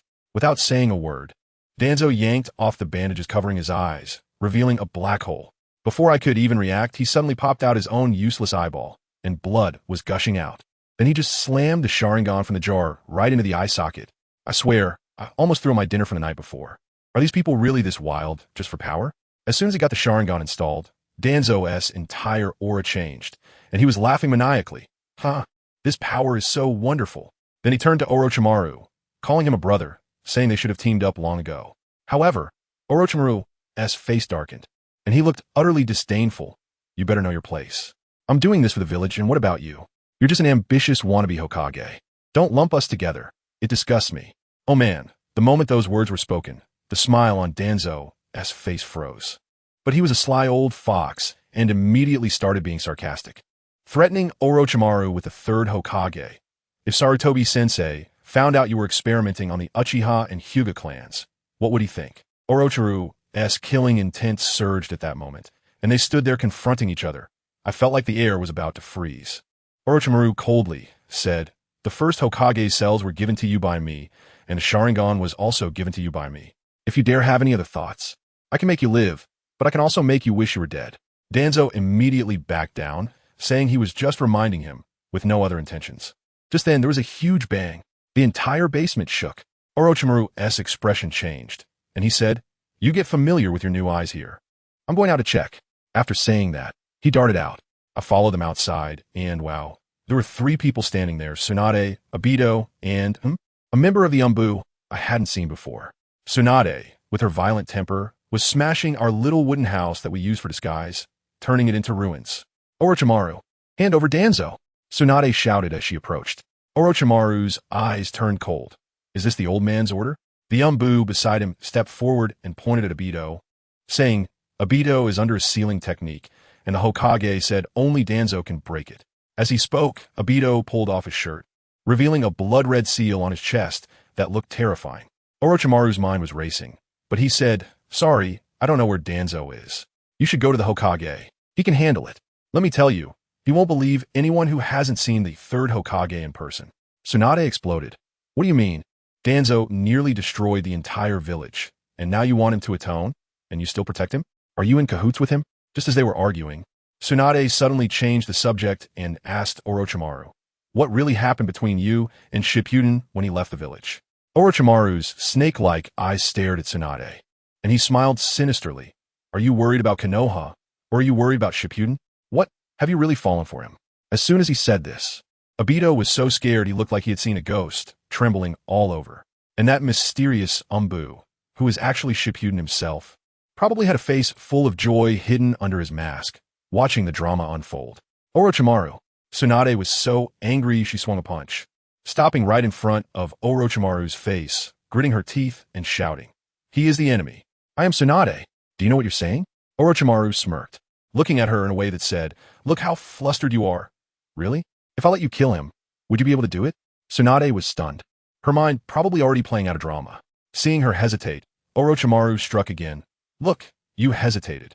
Don't lie to yourself. You really like him. No. Tsunade panicked, her eyes reddening. He destroyed the Ninja Academy. He is the enemy of Konoha.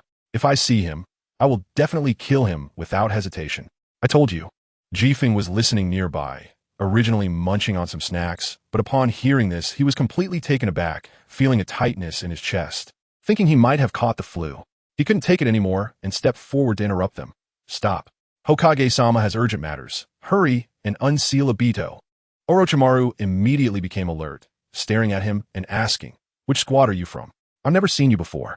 Jifeng stood his ground and shot back. Are you trying to disobey orders with all this obstruction, or do you have some secret deal with Danzo? This statement ignited the fire in Tsunade's heart, and her gaze towards Orochimaru changed. She stomped her foot and said to Jifeng and Obito, you two go find Danzo. I'll handle things here. After saying that, she punched Orochimaru. Jifeng pulled Obito and dashed towards the ruins. He had already sensed with his Kagura's eye that there was a barrier underground, and Danzo must be hiding down there. Orochimaru attempted to stop them, but was tightly entangled by Tsunade. Just as Jifeng smashed the ground with a punch, revealing a dark passage, Orochimaru panicked completely. He quickly formed hand signs and used a Jinjutsu on Tsunade, showing her a terrifying scene where Jifeng killed the third Hokage, and both of them died at her feet. It only took a second or two for her to react. She shouted release and broke the Jinjutsu. However, in that moment of delay, Orochimaru had already rushed into the passage. Tsunade was furious, cursing herself for falling for such a low-level Jinjutsu, and it was all because Jifeng was in the illusion. Even though she verbally denied it, her subconscious was honest. When she rushed into the tunnel, she saw Orochimaru summoning a bunch of snakes that swallowed the Umbu, which was actually Jifeng's wooden clone, and then went to bite Obito. Obito's fire style, Fireball Jutsu, was useless, and it seemed he was about to be overwhelmed by the snakes. Tsunade threw a few shurikens, using Shadow Clone technique to create a rain of shurikens, but they were all blocked by a wall of earth from Orochimaru. She wanted to save him, but Orochimaru's neck stretched like a rubber band, and he spat out a sword to fight her. At that critical moment, the Umbu that was bitten by the snakes suddenly exploded, scattering a pile of wood chips. It was a wooden clone. Tsunade and Orochimaru's expressions changed dramatically, and Orochimaru exclaimed, "It's Jifeng." Before he could finish, a heart-wrenching scream came from the deepest part of the tunnel. It was Danzo's voice. Orochimaru was so frightened that he lost his mind and rushed inside. Tsunade was also stunned, but she quickly calmed down, punched the dazed Obito awake, and told him to quickly inform the third Hokage that the secrets inside might overturn the entire ninja world. After Obito ran off, Tsunade gritted her teeth and charged into the innermost laboratory. Let me tell you, the scene was unbelievable. The laboratory was as big as 2 basketball courts, filled with various high-tech instruments, and the data on the screens was jumping around chaotically. In a row of huge glass jars, there were dozens of babies, clones. Orochimaru's technology is simply light years ahead. Next to it, there was a robot's head, and its eyes suddenly lit up, saying, "Robot B-102 at your service." I was dumbfounded at the time, thinking, are they trying to create a Skynet? Then, Tsunade smashed through a stone wall with a punch, and behind the wall was a hell on earth I had never seen in my life. A room full of corpses, all failed experiments, deformed and twisted beyond recognition. Uchiha Hyuga, all were villagers from Konoha. Moreover, these corpses were emanating toxic gas. Tsunade inhaled a breath and spat out blood, quickly sealing off the area with a barrier. Just then, with a loud bang, Danzo burst out from a dark room, covered in blood, with one arm almost broken. Behind him, Shikamaru's eyes were bloodshot, his killing intent solidifying like a knife, relentlessly pursuing him. Orochimaru was desperately trying to block him, but couldn't stop him at all. The group directly broke through to the forest above ground. "Danzo, you must die today." Shikamaru's voice was thunderous. Danzo was so scared he was nearly pissing himself, running for his life.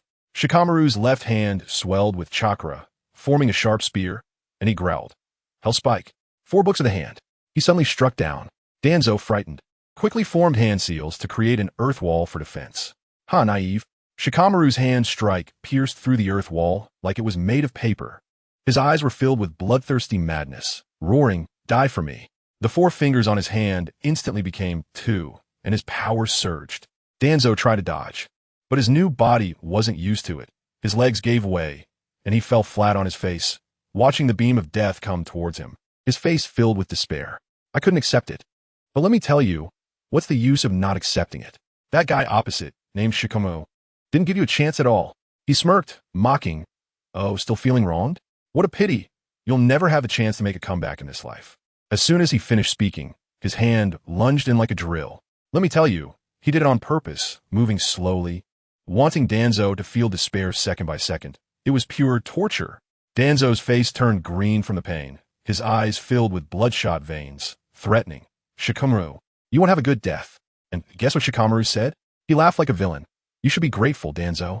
The one coming to take your life is me, not the Uchiha clan members you exterminated.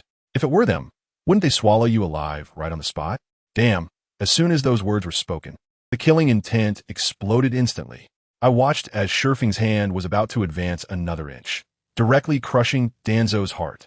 Just at that critical moment, Shurfing's expression suddenly changed, and he swiftly withdrew his hand, jumping up and landing on a nearby large tree. I was still puzzled when in the next second there was a loud crash, and a snake the size of a grinding disc, 1,000 snakes, slammed down right where Shurfeng had just been standing. Goodness, Orochimaru. He actually saved Danzo. Orochimaru stood atop the snake's head, his face as dark as the bottom of a pot, pointing at me and starting to act. Shurfeng, you little bastard. You destroyed the ninja school and still dare to hide in the village? You really have a lot of nerve. Let's see how you escape today. After saying that, he laughed maniacally, like a madman. The 1,000 snakes beneath him roared, and the huge head charged straight at me, trying to crush me into a meat patty. Orochimaru wasn't idle either. 2 small snakes shot out from his sleeves, opening their mouths and biting towards me. I tell you, this situation is just unbelievable. But can I be afraid? With a little push on my toes, I flew up to dodge the thousands of snakes, and just as I landed, those 2 little snakes tied me up tightly. I was about to be bitten on the neck. Suddenly, I transformed into a puddle of water. A water clone? Orochimaru was stunned. Just then, a cold voice sounded behind him. It was me. Hellspike, 2nd level skill. I launched a fatal attack, and with a thrust, I stabbed him through from behind. But then I felt a jolt in my heart. Something was off. Before I could react, a sharp pain shot through my stomach, and with a thud, I spat out a mouthful of blood. My whole body flew out like a cannonball, crashing through several trees before finally stopping. I stood up, bracing myself against the ground, wiped the blood from the corner of my mouth, and looked up, immediately stunned. Damn, Tsunade! She came out of nowhere and sent me flying with a punch. I saw her jump on top of Amanda's head, her palm glowing green, and she actually started healing Danzo. That old guy was still there saying thank you. As a result, Tsunade frowned, looking disgusted. Don't get me wrong. If it weren't for the fact that I still have questions for you, I would have killed you first for transplanting my grandfather's cells. After confronting Danzo, she turned to Orochimaru. What is going on with those corpses in your lap? Give me an explanation. You 2 are acting like traitorous ninjas and should be killed on the spot. Orochimaru, hearing this, actually laughed. I thought you were here to help me out of old loyalty to your teammates. Turns out, just like Jiraiya, you've never trusted me, right? Good grief, this sly old fox is trying to change the subject. Tsunade was furious, about to press him further, when suddenly she turned and shouted towards me. Kazekage, this is Konoha. I suggest you don't make a move. Wait until the Hokage arrives, and we can settle everything then. What the hell, I was completely confused. What does Tsunade mean? After being beaten up so badly by me, she should hate me, right? It sounds like she is reminding me that the 3rd Hokage is coming, and if I don't run now, I won't have a chance. Even Orochimaru sensed something was off and exploded. Tsunade, what do you mean? He is the great enemy of Konoha. This is the best chance to take him down. Danzo chimed in, exactly. Let us go together and kill him. Tsunade was cornered by the 2, her face turning pale as if someone had grabbed her by the throat. Orochimaru narrowed his eyes, his voice like a venomous snake. You can't possibly really have feelings for Kazekage, right? Tsunade's lips moved, seemingly confused herself. But in the next second, her expression instantly became clear and more determined than anyone else, and she shouted, I am Tsunade Senju, one of the legendary 3 of Konoha. First, I'll deal with you, and then I'll handle those 2. Boom, boom. With two loud crashes, Tsunade and Danzo summoned their respective summoned beasts, a gigantic slug and the Dream Eater, the one I had killed before, which had somehow revived and had grown bigger. Damn, this Dream Eater is now like a mountain, its aura completely on par with that of the 10,000 serpents and the slug T. Danzo is laughing sinisterly. Didn't expect that, did you? The Dream Eater is a divine beast. As long as I don't die, it can be reborn infinitely. I couldn't help but laugh at that moment and replied disdainfully, divine beast? Just a beast. Killing once is fine. Killing a second time is no problem either. You three, prepare to face your fears. As soon as I finished speaking, there was a crackling sound from my body, and lightning exploded. I almost became a flash of lightning, instantly breaking out of their encirclement and running towards the village exit without looking back. Are you kidding? The Konoha main force is about to arrive. Staying behind to confront them? That would be pure self-sabotage. A strategic retreat, you understand? Orochimaru shouted angrily behind me. Not good. He's trying to run. Well, of course. If I don't run, am I just waiting to be wrapped up like a dumpling by you? I tell you, it was quite a thrilling run. The defenses of Konoha were shrinking layer by layer, like dumplings being boiled, with wave after wave of ninjas emerging to block me.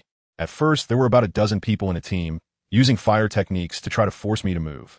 I directly activated my magnet release sand iron armor and charged straight out of the sea of flames, swiftly taking down several of them, as if I were chopping vegetables. The captain was so shocked that he shouted, "Be careful." I sneered, "Is being cautious useful? Killing you is like slaughtering a chicken." As soon as I finished speaking, my wooden clone, which I had hidden earlier, emerged from behind them, and with a few quick movements, they were all dealt with. After several waves of attacks like this, my chakra was rapidly depleting, and my speed had slowed down. Finally, in a small town near the border of a land of fire, I was completely blocked. Good heavens! Dozens of people, all elite ninjas, the backbone of Konoha, had all come. A sensing ninja shouted, "They're here," and everyone instantly sprang out from the shadows, surrounding me tightly. Earth style, Earth flow river. Dozens of people attacked simultaneously, and the ground instantly transformed into a mudslide, trying to wash me away. Looking for death, I roared, and behind me, my magnetic release, sand, iron transformed into a pair of black wings, creating a massive wind that lifted me into the air. Countless black sand iron feathers rained down like a torrential storm, causing those ninjas to fall upon contact, instantly losing their combat effectiveness. Just as I was about to unleash a massacre, an angry roar came from the horizon. "Gale? Stop right there." Boom, boom, boom. Three loud crashes echoed as Manda, the slug, and the dream taper descended from the sky, surrounding me in a triangular formation. Orochimaru, Tsunade, and the cloaked Danzo stood on their respective summoned beasts, their three pairs of eyes staring at me like knives. Danzo, with a hoarse voice, shouted, "You have committed an unforgivable crime, and you still want to escape? I'll just start cursing. What do you think you are?" Orochimaru is straightforward. Stop talking nonsense, and just take action. The giant tail of the 10,000 snakes whipped through the air towards my face. I flapped my wings and dodged it. Orochimaru immediately shouted at Tsunade, "Tsunade, take action." Tsunade's expression was complicated, but she still jumped down from the slug and threw a powerful punch. Damn, the chakra condensed on that fist was terrifyingly visible. If I got hit, even my lightning armor would be shattered. I quickly wrapped myself in my iron sand wings. Bang! With a muffled sound, we were both knocked back. My wings were shattered, and I fell to the ground. Tsunade gritted her teeth and said, "Jifeng, give up. You have no chance." As soon as she finished speaking, Danzo moved. He stood on top of the dream taper, which opened its huge mouth and unleashed a wind blade bigger than a house, aiming to cleave me in half. I cursed inwardly, instantly using the substitution technique to dodge, and that piece of wood turned to dust on the spot. Just as I dodged, Orochimaru started to grin sinisterly. "I've already locked onto your aura." I turned my head, and the foul mouth of Wanshi was already in front of me. I disgustedly covered my nose. Does this guy not brush his teeth? His bad breath is so severe. Wanshi was instantly furious. "You little brat. I want your life." He moved even faster. "Get out of my way." I got angry too, gathering my strength and launching a powerful punch at Wanshi's mountain-like head. With a loud bang, such a huge snake was actually sent flying by me. Just as I steadied myself, Orochimaru and Tsunade attacked from two directions at the same time. Wanshi emerged from the ground to bite my back, while Tsunade delivered a painful kick from my right front, completely cutting off my retreat. What to do? In the blink of an eye, I instantly made a judgment. Find the weakest point. I suddenly twisted my waist and kicked at Tsunade's ankle from an extremely tricky angle, forcibly changing the direction of her attack. Tsunade missed her kick, and the ground was directly stomped into a huge pit by her. I turned away from her and... The Great Serpent laughed. Haha kid, are you crazy? Voluntarily offering your head? Is that so? I gritted my teeth. Chakra surged wildly into my arm. Hell Spike. Two-handed piercing technique. My entire arm was instantly wrapped in lightning, transforming into an indestructible spear, piercing straight through the Great Serpent's forehead. With a loud crack, it was utterly devastating. The once invincible Great Serpent was cut open from mouth to tail, a deep gash visible to the bone, writhing in pain and crashing into surrounding houses. Just then, Orochimaru found his opportunity. My feet slipped, and two pythons emerged, binding me tightly. Orochimaru charged in, grabbing my hand, grinning maliciously as he formed seals. By eliminating you, Konoha can become stronger. Die for me. The two snakes will destroy each other. Suddenly, two white giant snakes appeared out of nowhere, entwining him and me together, and then violently constricted. A flash of bloodlight, and my breath vanished in an instant. We won. The surrounding Konoha ninjas erupted in thunderous cheers. Orochimaru was spat out from one of the small snakes, covered in slime, gasping wildly, his face filled with pride. Only Danzo remained cautious. It's better to confirm. Orochimaru waved his hand confidently. Don't worry, it's definitely him. With this forbidden technique, he can't survive. In the distance, Tsunade was stunned, muttering, Kaze is dead? But in the next second, with a loud bang, a terrifying aura exploded from between the two dead snakes. Open for me. With a furious roar, the two so-called forbidden technique giant snakes instantly became covered in cracks, and with a loud bang, they exploded into a shower of blood and flesh. I stood there covered in blood, looking as if nothing had happened, my gaze cold. So weak. How can you dare to call it forbidden jutsu? Orochimaru, you are too naive. Orochimaru's eyes nearly popped out, terrified as he retreated repeatedly. Of course, his self-destructive technique was nothing to me. As long as my head was intact, I could recover in an instant. Bang! My figure flashed, and a powerful punch landed squarely on his abdomen. Orochimaru spat out a mouthful of old blood, flying away like a broken sack, knocking out the recently revived Manda. After playing with you for so long, I quickly formed hand seals and said coldly, how can I not thank you properly? Buzz. Behind me. The wood released chakra and magnetic release sand and iron perfectly fused, unleashing an unprecedented terrifying aura that swept the entire arena. Everyone was so scared they went weak in the knees and fell to the ground. That power finally coalesced into a wood dragon over 10 meters long, shimmering with a dark metallic luster. Roar. The dragon's roar shattered the dark clouds in the sky. I let out a low roar. Bloodline limit. Sand iron, wood dragon technique. Let me tell you, that scene was simply at the level of top-tier ninjutsu. That giant dragon, harder than steel, roared as it charged towards the stunned Orochimaru. Orochimaru's pupils constricted, and he exclaimed in alarm, not good. Without a second thought, he formed hand seals and slammed his hands down on the ground. Summoning technique. Suddenly, 5 Rashomon gates, each carved with a ghostly face, erupted from the ground with a thunderous roar, stacking up like a skyscraper to block the giant dragon. I'm telling you, Orochimaru was also pushed to his limits. After coming back, he probably practiced secretly a lot, and he managed to turn the 3 layers of the Rashomon into 5. But so what? My giant sand iron dragon doesn't care about that. It just charged in. Bang, bang, bang. It was like a demolition site. The first 3 gates were practically made of paper, shattered in an instant. The 4th gate creaked under the impact, looking like it wouldn't hold much longer. Orochimaru was stunned. Shooting impossible. Absolutely impossible. Dude, are you just a tape recorder? He was still trying to comfort himself, saying that the wind god couldn't possibly compare to the first Hokage, so the 5th gate definitely wouldn't break. But then our wind god just stood coolly on a big rock, watching him like a clown, and sneered. The gate is a good gate, but unfortunately, the user is too weak. As soon as he finished speaking, the giant sand iron dragon's eyes flashed red, its entire body crackling.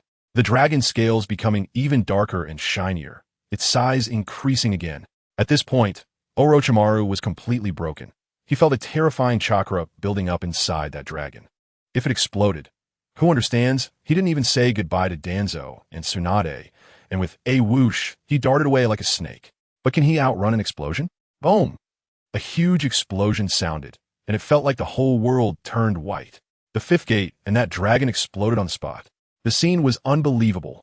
A mushroom cloud was almost rising. When the noise settled, a bottomless pit was left where they had been, and the little town, it had long since turned to ashes. Looking at Orochimaru again, he was slumped in a corner of a broken wall, his arms hanging there like rotten meat, blood everywhere.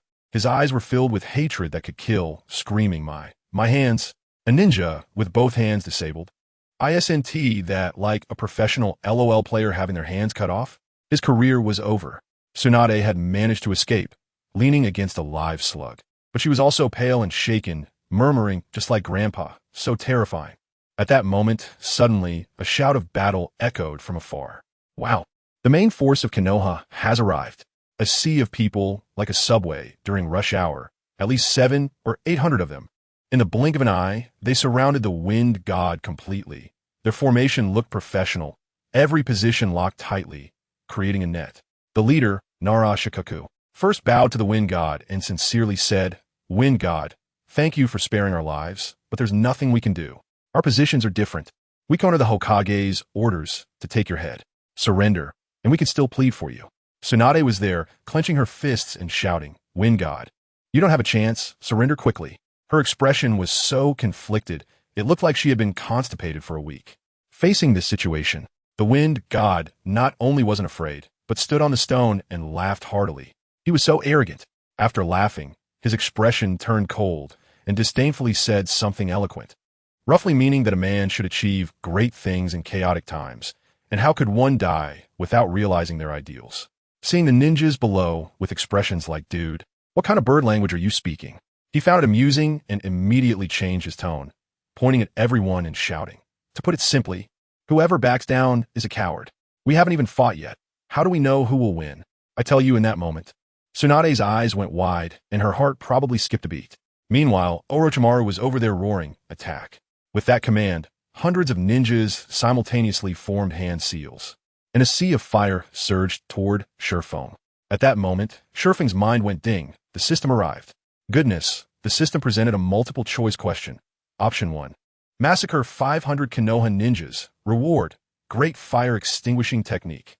Option 3. Take down Danzo in the midst of the crowd. Reward, great rift break. As for the reward that required running away, Shurfeng looked down upon it. Why even think about it? Shurfeng directly chose the chaotic slaughter mode. Facing the overwhelming sea of fire, Shurfeng clapped his hands, and a towering water column descended from the sky. Water release. Great water flow technique. Water and fire clashed, sizzle, and the entire battlefield instantly turned into a sauna, filled with steam. However, this was ultimately a combined attack from hundreds of people, and the water wall was still burned through, with the stone Shurfeng had been standing on blasted to dust. As soon as he landed, the ground began to tremble again, and hundreds of ninjas attacked. Earth release. Earth spike. The ground was instantly covered with sharp earth spikes, resembling a giant wolf's fawn club, leaving no place to step. Shurfeng's sand-iron wings flapped behind him, and he flew directly into the air. He was airborne. Nara Shikaku immediately commanded, "Next team, bring him down." As soon as he finished speaking, over 100 wind-release ninjas simultaneously attacked. Countless air cannons whoosh, whoosh, whoosh bombarded over. Shurfeng was directly hit into the smoke in midair. But before they could celebrate, a dragon's roar came from the smoke, and a flaming giant dragon burst out, smashing all those air cannons. Immediately after, the Aburame clan attacked. A dark mass of insects surged over like a storm cloud. Shurfeng knew at a glance that he couldn't withstand this, so he immediately used wood clone technique, sending dozens of Shifings rushing in all directions. But he overlooked one thing. The Inuzuka clan released their dogs. Those ninja dogs had noses more accurate than radar, their electronic noses precisely locating the target, and they bit down on Shurfeng's real body in one bite, instantly exposing all the clones, which were then sliced apart by countless kunai. Now Shurfeng was completely trapped in a dire situation, with wind techniques and bugs above, the Nara family's shadow mimicry technique below. Ninjas waiting to unleash their skills from all directions, wave after wave, not giving him a chance to breathe. Orochimaru was gleefully laughing, while Danzo hid tightly among the crowd. Only Tsunade looked extremely tense. Just when everyone thought Shurfeng was done for, his body suddenly let out a crackle sound, bursting with countless electric sparks, thunder release armor. His speed instantly maxed out, and he transformed into a blue lightning bolt, wildly darting through the gaps of the dense ninjutsu. He knew he couldn't continue like this. He had to find a breakthrough. Just as he thought, he spotted an opening, his left hand crackling with lightning. Hell stab. 4 books, converging hands. A blade-like bolt of lightning tore open a large gap in that cloud of insects, and he rushed straight in front of the Aburame clan, striking down. Several heads flew out, but it wasn't over. Seeing how fierce he was, a dozen people from the Hyuga clan joined forces for an attack. 8 trigrams, 32 palms. A shockwave composed of chakra exploded. Even the air shattered, violently crashing toward Shifeng. He quickly raised an earthen wall in front of him, but with a bang, the wall was directly blown through. Shifeng was hit continuously. Poof, he spat out a mouthful of blood, his entire body S-meridian sealed. Chakra couldn't be raised. Unable to move. It was over. My heart sank. But just then, Tsunade suddenly roared in anger, and a punch landed heavily on Shifeng's body. Bang! Shifeng was sent flying like a cannonball, crashing through several large trees. I was also confused at that moment. What was going on? Internal strife? It wasn't until later that I realized her punch had knocked him out of his stupor from the Hyuga family. Wow, that was a punch of love. Shifeng got up from the ground, wiped the blood from the corner of his mouth, and smiled. But that smile was filled with killing intent. Now it was good. The tiger had been released. The people from Konoha were dumbfounded, and Commander Narashikaku had just reacted and wanted to redeploy, but it was too late. In an instant, Shifeng, using the lightning-released Black Panther, knocked Narashikaku out with a single punch, leaving him unconscious on the spot. Once the commander fell, Konoha's formation was instantly thrown into chaos. Shifeng charged into the crowd like a god of war, chopping and slicing as if he were cutting vegetables. Cries of agony rang out, and the kill count on the system panel kept rising 300 for 100. The bodies piled up like a small mountain. By the end, Shifeng was exhausted, leaning on his knees and panting heavily, his chakra nearly depleted. But things were worse for Konoha. They were so terrified that they shrank back, no one dared to advance. At that moment, Orochimaru was fanning the flames. Don't be afraid. He's at his limit too. Let's all go together and drown him. This completely infuriated Shifeng. His eyes turned cold as he locked onto Orochimaru. In the next second, he vanished from his spot. Orochimaru was startled, and just as he was about to dodge, thud, a sand-iron spear pierced through his shoulder. In agony, Orochimaru fought back, spitting out a shining long sword from his throat. The Kusanagi sword. He held the sword in his mouth and rushed forward like a snake. Shifeng clapped his hands. Would release. Thorn binding technique. Countless vines burst forth from the ground, trying to bind Orochimaru. But those vines were cut down in an instant by the sword. That sword was incredibly sharp. Let me tell you, the wall made of sand iron by Shifeng was harder than diamond, yet it was sliced through like tofu. And the sword tip aimed straight at Shifeng's neck. Orochimaru was laughing maniacally. Dodge? Can you dodge it? The sword suddenly expanded by 100 meters, looking as if it would seal his throat with a single strike. Get away from me. With a furious roar, Shifeng unleashed his ultimate move. The Vortex clan's adamantine sealing chains.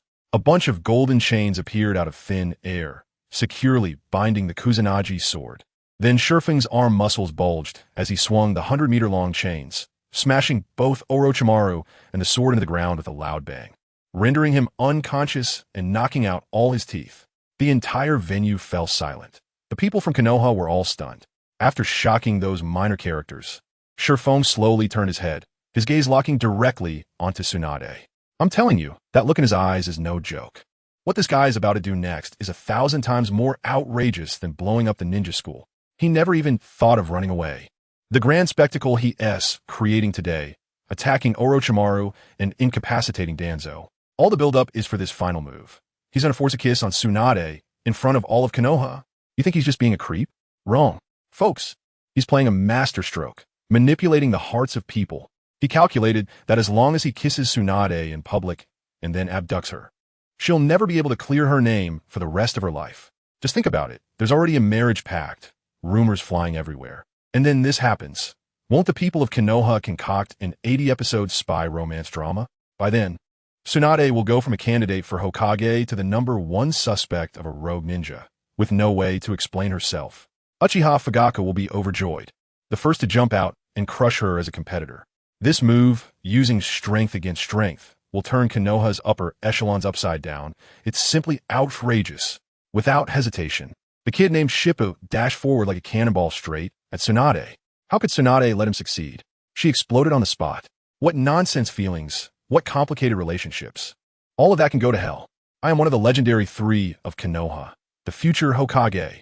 With a roar, the diamond mark on her forehead instantly unlocked. In's sealing technique, release.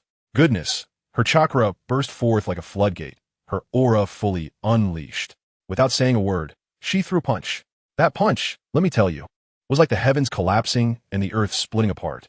With a huge bang, the ground was smashed into a giant pit, and a mushroom cloud formed from the shockwave, shooting into the sky. Tsunade stood at the edge of the pit, gasping for breath, tears at the corners of her eyes, probably feeling a mix of emotions, thinking she had ended it all herself. But what happened? As the smoke cleared, my pupils shook. Shippu wasn't turned into mush. He was caught in the jaws of a gigantic summoning beast that looked like a tapir. He was desperately holding on to its upper and lower jaws with both hands. Damn, a sneak attack. I realized it immediately. Sure enough, a figure in a black robe rushed over from the distance, without saying a word, puffed up its stomach, and spat out a super sharp wind blade aimed straight at Shippu's neck. This sly one-timed it perfectly. Shippu had 2 choices. Either let go to form hand seals and defend himself, and then get swallowed, or hold on and get decapitated by the wind blade. The figure in the black robe laughed wildly. In a life-and-death moment, Shippu was also tough. He made a decision in an instant, letting go to form hand seals. Fire release. Great fireball technique. The fireball collided with the wind blade, exploding with a loud bang. But just that slight delay allowed the summoning beast to snap its mouth shut. In the end, Shippu could only leave behind a harsh remark. You forgot I got out last time. This time the same. Before he could finish, he was swallowed whole. Goodness, the whole place went silent for a moment, then erupted into cheers like a tsunami. We won. We won. Those Konoha ninjas were crying and hugging, as if they were having a victory celebration in advance. Only Tsunade's face turned pale, as if her soul had been sucked out. She forced herself to walk up to the figure in the black robe and said, "It's over. Come back to the village with me, and let the 3rd Hokage handle you." But then the figure in the black robe chuckled and pulled off the hood. I focused my eyes and thought, what the hell? Shimura Danzo! Wasn't he, this old man, supposed to be dead long ago? How is he still alive? Then came the most outrageous moment of the entire event. That old scoundrel Danzo stood on the head of the summoning beast, directly addressing everyone, giving himself an ultimate redemption press conference. He tearfully accused, saying that he didn't steal the box of ultimate bliss for himself, but for the village. It was because he discovered the shocking conspiracy of the Uzumaki clan and the Hidden Grass Village, planning to use the Nine-Tails Jinchuriki to destroy Konoha. He bore humiliation and took on heavy burdens to protect everyone, which is why he exterminated the Uzumaki clan. I was dumbfounded at that moment. With such a talent for turning black into white, it would be a waste not to do live streaming sales. Tsunade was so furious that she was about to take action, but was stopped by a group of Konoha ninjas. Family, who understands? One second they were shouting to fight and kill, and the next second they were swayed by this old man, clamoring to hear the truth. When Danzo saw the opportunity, he became even more animated, directly shifting all the blame onto the already deceased Wind. He claimed that Wind was the mastermind with ulterior motives, infiltrating Konoha and releasing monsters. Everything was his conspiracy. To increase credibility, he even showed off his arm made of Hashirama's cells, saying, "Look, if the 3rd Hokage didn't trust me, would he use such a precious thing to save me?" Tsunade was trembling with rage, cursing him for nonsense, but Danzo quickly turned his spearhead toward her. "Tsunade, shouldn't you explain your relationship with Wind? If it weren't for my timely intervention, how long would you 2 have kept up this act?" This statement pierced the heart. Everyone's gaze suddenly changed. Those ninjas with Tsunade's summoning beast slug healing them frantically turned to glare at her with the eyes of betrayers. I thought to myself, this is simply a cyber farmer and a snake. No, one remembered that she had just risked her life to create that opportunity, and everyone began to doubt whether she was an accomplice. Just as Danzo and Tsunade were at a standoff outside, the scene shifted to Wind, who had been swallowed. He didn't end up in a stomach, but in a bizarre mental space, all white and hazy. Suddenly, the entire space shattered like a mirror, and cracks appeared on his body. Immediately after, he fell into a sea of blood. Countless vengeful spirits he had killed transformed into bloody hands, dragging him down, howling for his life in his ears. Guess what Wind said? This guy didn't even blink, directly spouting, "Being weak is original sin. You deserve to die." If you become my experience pack, don't come near me. Damn, that's hardcore. As soon as he finished speaking, the sea of blood receded, turning into a mountain of corpses. From the corpse mountain crawled a bunch of souls of Akatsuki members who died in battle, pointing at him and cursing him as a sinner. Wind then unleashed another round of output, saying, I gave you Ant's glory. If you can't beat the monsters, whose fault is that? Whether you're a hero or a coward depends on yourself. Don't come here putting on a tragic show. He forcefully pushed back 2 waves of mental attacks, then coolly passed out. But it wasn't over yet. When he woke up again, he found himself lying on the corpse mountain, and in front of him stood a female ninja, holding her deceased husband, crying heart-wrenchingly, saying that their second child hadn't even been named yet. The scene was heart-wrenching to witness. Just as Wind was lost in thought, a sudden sound of a baby's cry came from behind him. He turned around sharply, and the corpse mountain and sea of blood were gone, replaced by a cold coffin, surrounded by people in mourning. The woman, holding onto the coffin and crying, shouted, How are we supposed to live after you died? Beside the coffin was a child about 5 or 6 years old. He turned his gaze from the coffin and asked the crying woman, Where's Dad? Why is there only Dad's clothes in the coffin? Are the stains on the clothes red jam? Where's Dad? Dad said when he comes back from the battlefield, he will reward me with lots and lots of lollipops. As soon as the child's words fell, his gaze lingered briefly on the lollipop in his hand before he handed it to the mourning people around him, softly saying, I'll give you my favorite lollipop. Can you bring Dad back? The child's eyes were sincere and bright. Seeing the child like this left the surrounding mourners speechless, feeling a deep pang in their hearts. The scene shifted. Desperate cries echoed. A man was seen falling from a height, crashing to the ground with a thud, crimson liquid slowly seeping from beneath him. His face was hideous. A woman stumbled over from the side and pounced on the man's chest, shouting, No matter how much you train in ninjutsu, it won't help. If you can't gather chakra, you can never become a ninja to avenge your child. Why do you still do this? You said that as long as you persist in training, practicing taijutsu is enough. Don't forget, you're afraid of even mice. Now it's good. You died and can reunite with the child. Scenes of cruelty flashed before Wind's eyes. He understood that these were all illusions. But the meaning expressed in the illusions was incredibly real. They were tragedies caused by ninjas. Similarly, many families became shattered because of Wind's appearance, repeating the tragedies of humanity. Deeply pained, Wind tightly held his head in his hands, continuously beating it. Chapter 138. Why build the Akatsuki organization? Various emotions lingered in his heart. Wind felt an immense oppression in his chest, as if a heavy stone was pressing down, making it hard to breathe. Bloodshot eyes. Horrifying. The visual impact of the illusions directly struck Wind's inner depths. He murmured, I. Why build the Akatsuki organization? Because those affected by war, they long for a home, a peaceful world. It is precisely because I know everything about the Hokage world that Yahiko was killed, Nagato darkened as a result, and Obito's mindset changed under Uchiha Madara's conspiracy to manipulate Nagato, guiding the world in a painful way to lead it towards peace. In reality, Nagato's method is wrong. It will only create opportunities for Kagaya Otsutsuki's resurrection. That's why I want to reorganize the Akatsuki organization, to make it official. So why does the Akatsuki organization fight? To create bloody conflicts with other villages. Because if we don't fight, we will be swallowed by other villages in this world of the survival of the fittest. The establishment of the Akatsuki organization is to fight for those we cherish, to prevent greater tragedies from occurring. At this point, Wind, who had reacted from the immense impact, gasped heavily. His chest heaved up and down. So, it is not because of my arrival that the ninja world has caused great slaughter. His current state felt more like a dialogue with himself. He continued, The establishment of the Akatsuki organization is also to get closer to that ideal Hokage world in my heart. Ever since I was a child, the first time I opened a Naruto anime, I was deeply attracted to the world it depicted. The exciting battles, the impact brought by cool ninjutsu, struck my soul time and again.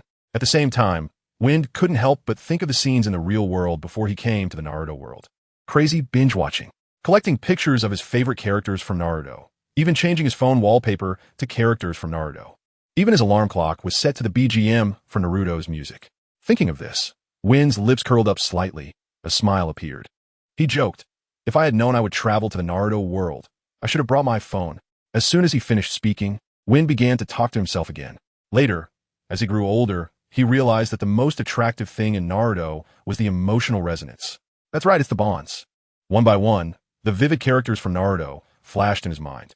Naruto, who was viewed coldly by the villagers and considered a monster, foolishly innocent, never thinking of hurting anyone, struggling and working hard.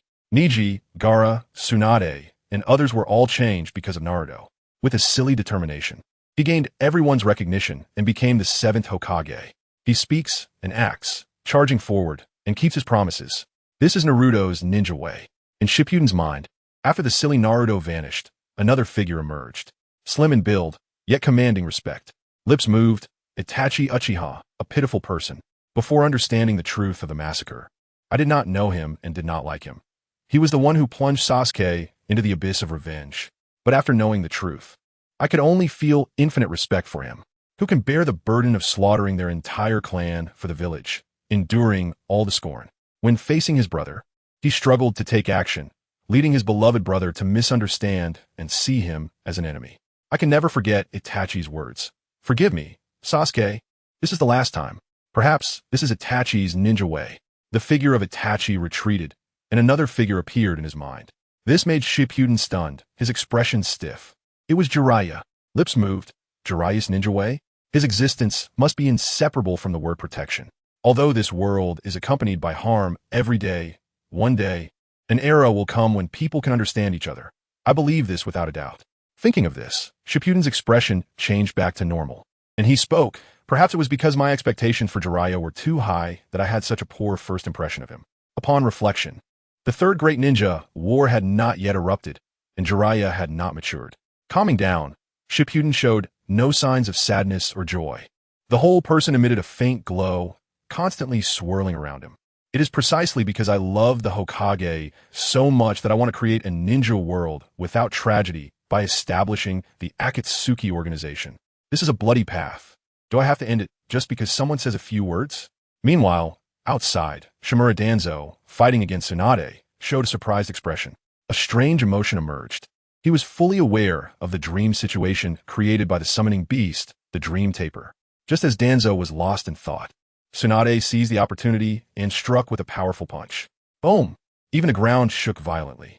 The stones on the ground were affected by the movement and flew into the air, mixing with the dust soaring in the sky. Danzo's figure burst out of the smoke like a cannonball, smashing through 3 giant rocks in succession. Finally, he fell to the ground in a disheveled state. Spitting out a mouthful of blood, he stained his chest red. In disbelief, he muttered, "What is Shippuden's true identity?" In the distance, Tsunade's eyes narrowed into pinpoints, killing intent surging. Pushing off the ground with force, the soil beneath her feet crumbled under the pressure. Like a spider web, it was densely packed. "Danzo, you disaster. You cannot be left alive." Tsunade shouted explosively and charged forward. Seeing this, the surrounding Konoha ninjas were shocked. "Quickly, save Lord Danzo. He must be in cahoots with Shippuden. Everyone, let's capture her and bring her back to Konoha for trial." As soon as the words fell, several figures leaped high, blocking in front of Danzo. Immediately, all the ninjutsu directed at Tsunade were unleashed. "Are you all stupid?" Tsunade was furious, veins popping on her forehead. "Do you not know that Danzo will bring even greater disaster to the village?" In a critical moment, she ultimately held back. These were all former comrades. She could not bring herself to attack her own people. However, the others did not think so. Seeing Tsunade retreat, the Konoha ninjas were overjoyed and hastened their hand signs, unleashing even more powerful ninjutsu. Boom! A sea of flames engulfed Tsunade, trapping her within. The red flames rolled, the temperature terrifying. Even the rain evaporated, creating a large amount of mist that obscured vision. In a moment of inattentiveness, Tsunade was grazed by the flames and fell to the ground, looking disheveled. After all, she was just one person, succumbing to the overwhelming power of the crowd. Tsunade gave a tragic smile. "I really am pitiful." Just as her voice fell, her expression changed, and she quickly turned to look at the Dream Taper on the hillside in the distance. Its body was crystal clear, emitting a faint blue glow. Chapter 139 My Ninja Way Crack. A flash of lightning split the darkness in two. The deafening thunder roared. In an instant, the wind howled, and the rain fell even harder. Huge raindrops fell from the sky, branches cracked under the wind, and the world looked like it was draped in an enormous beaded curtain. Hazy and indistinct, the water on the ground increased, merging into small streams. The heavy rain poured down as if the sky had collapsed, covering the earth.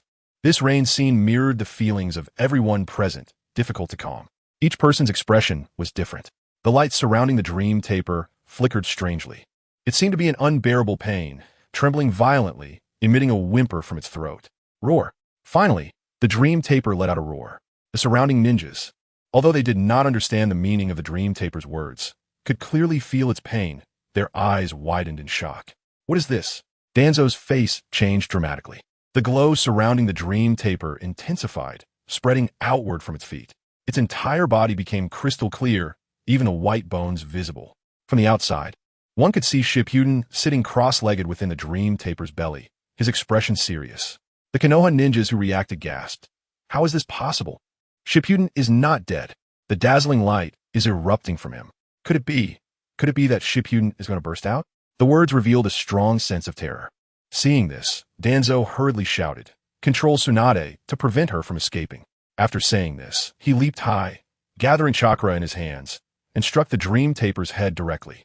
Coldly, he said, "You cannot be released." Tsunade's gaze was piercing, seeing Shippuden in the dream taper's belly, her eyes filled with complexity. Her lips moved, wanted to say something, but in the end, she only opened her mouth and sighed lightly. Meanwhile, trapped in the dream, Shippuden was sweating profusely. The dream he faced had reached the most critical moment of confrontation. Crash! The sea of corpses and blood, empowered by Danzo's chakra, suddenly surged in power. Skeletons crawled up from the ground, making eerie sounds, approaching Shippuden. They opened their bloody mouths and bit down on Shippuden's flesh. Puffed. Blood splattered. The ninja couple revealed a fierce expression, screaming at Shippuden. "Give us back our lives. You sinner, you must atone for this. It's all your fault." Their voices were tragic, giving chills. The child crushed the lollipop in his hand, no longer showing any trace of innocence, only madness and brutality. His eyes turned red. With a strange cry, he lunged at Shippuden, biting at him. The sound of gnawing was exceptionally loud, clear in his ears. A chilling sensation surged from his feet, striking his neck. It made his scalp tingle. The pain was incredibly real, causing beads of cold sweat to form on Shippuden's forehead. He persevered desperately. This ninjutsu affects the five senses, making everything feel as if it is truly happening. Gritting his teeth, crimson blood trickles from the corners of his lips. Ship roars. But false is false, and it will never become true. As long as I endure, I can break through the dream created by the dream beast. It seems that Ship's attitude enraged the summoning beast, the dream beast. The entire dream began to tremble violently. In the next moment, a dark curtain filled with endless death intent descended, ready to engulf Ship whole. Inside, he felt loneliness, brutality, bloodiness, and more.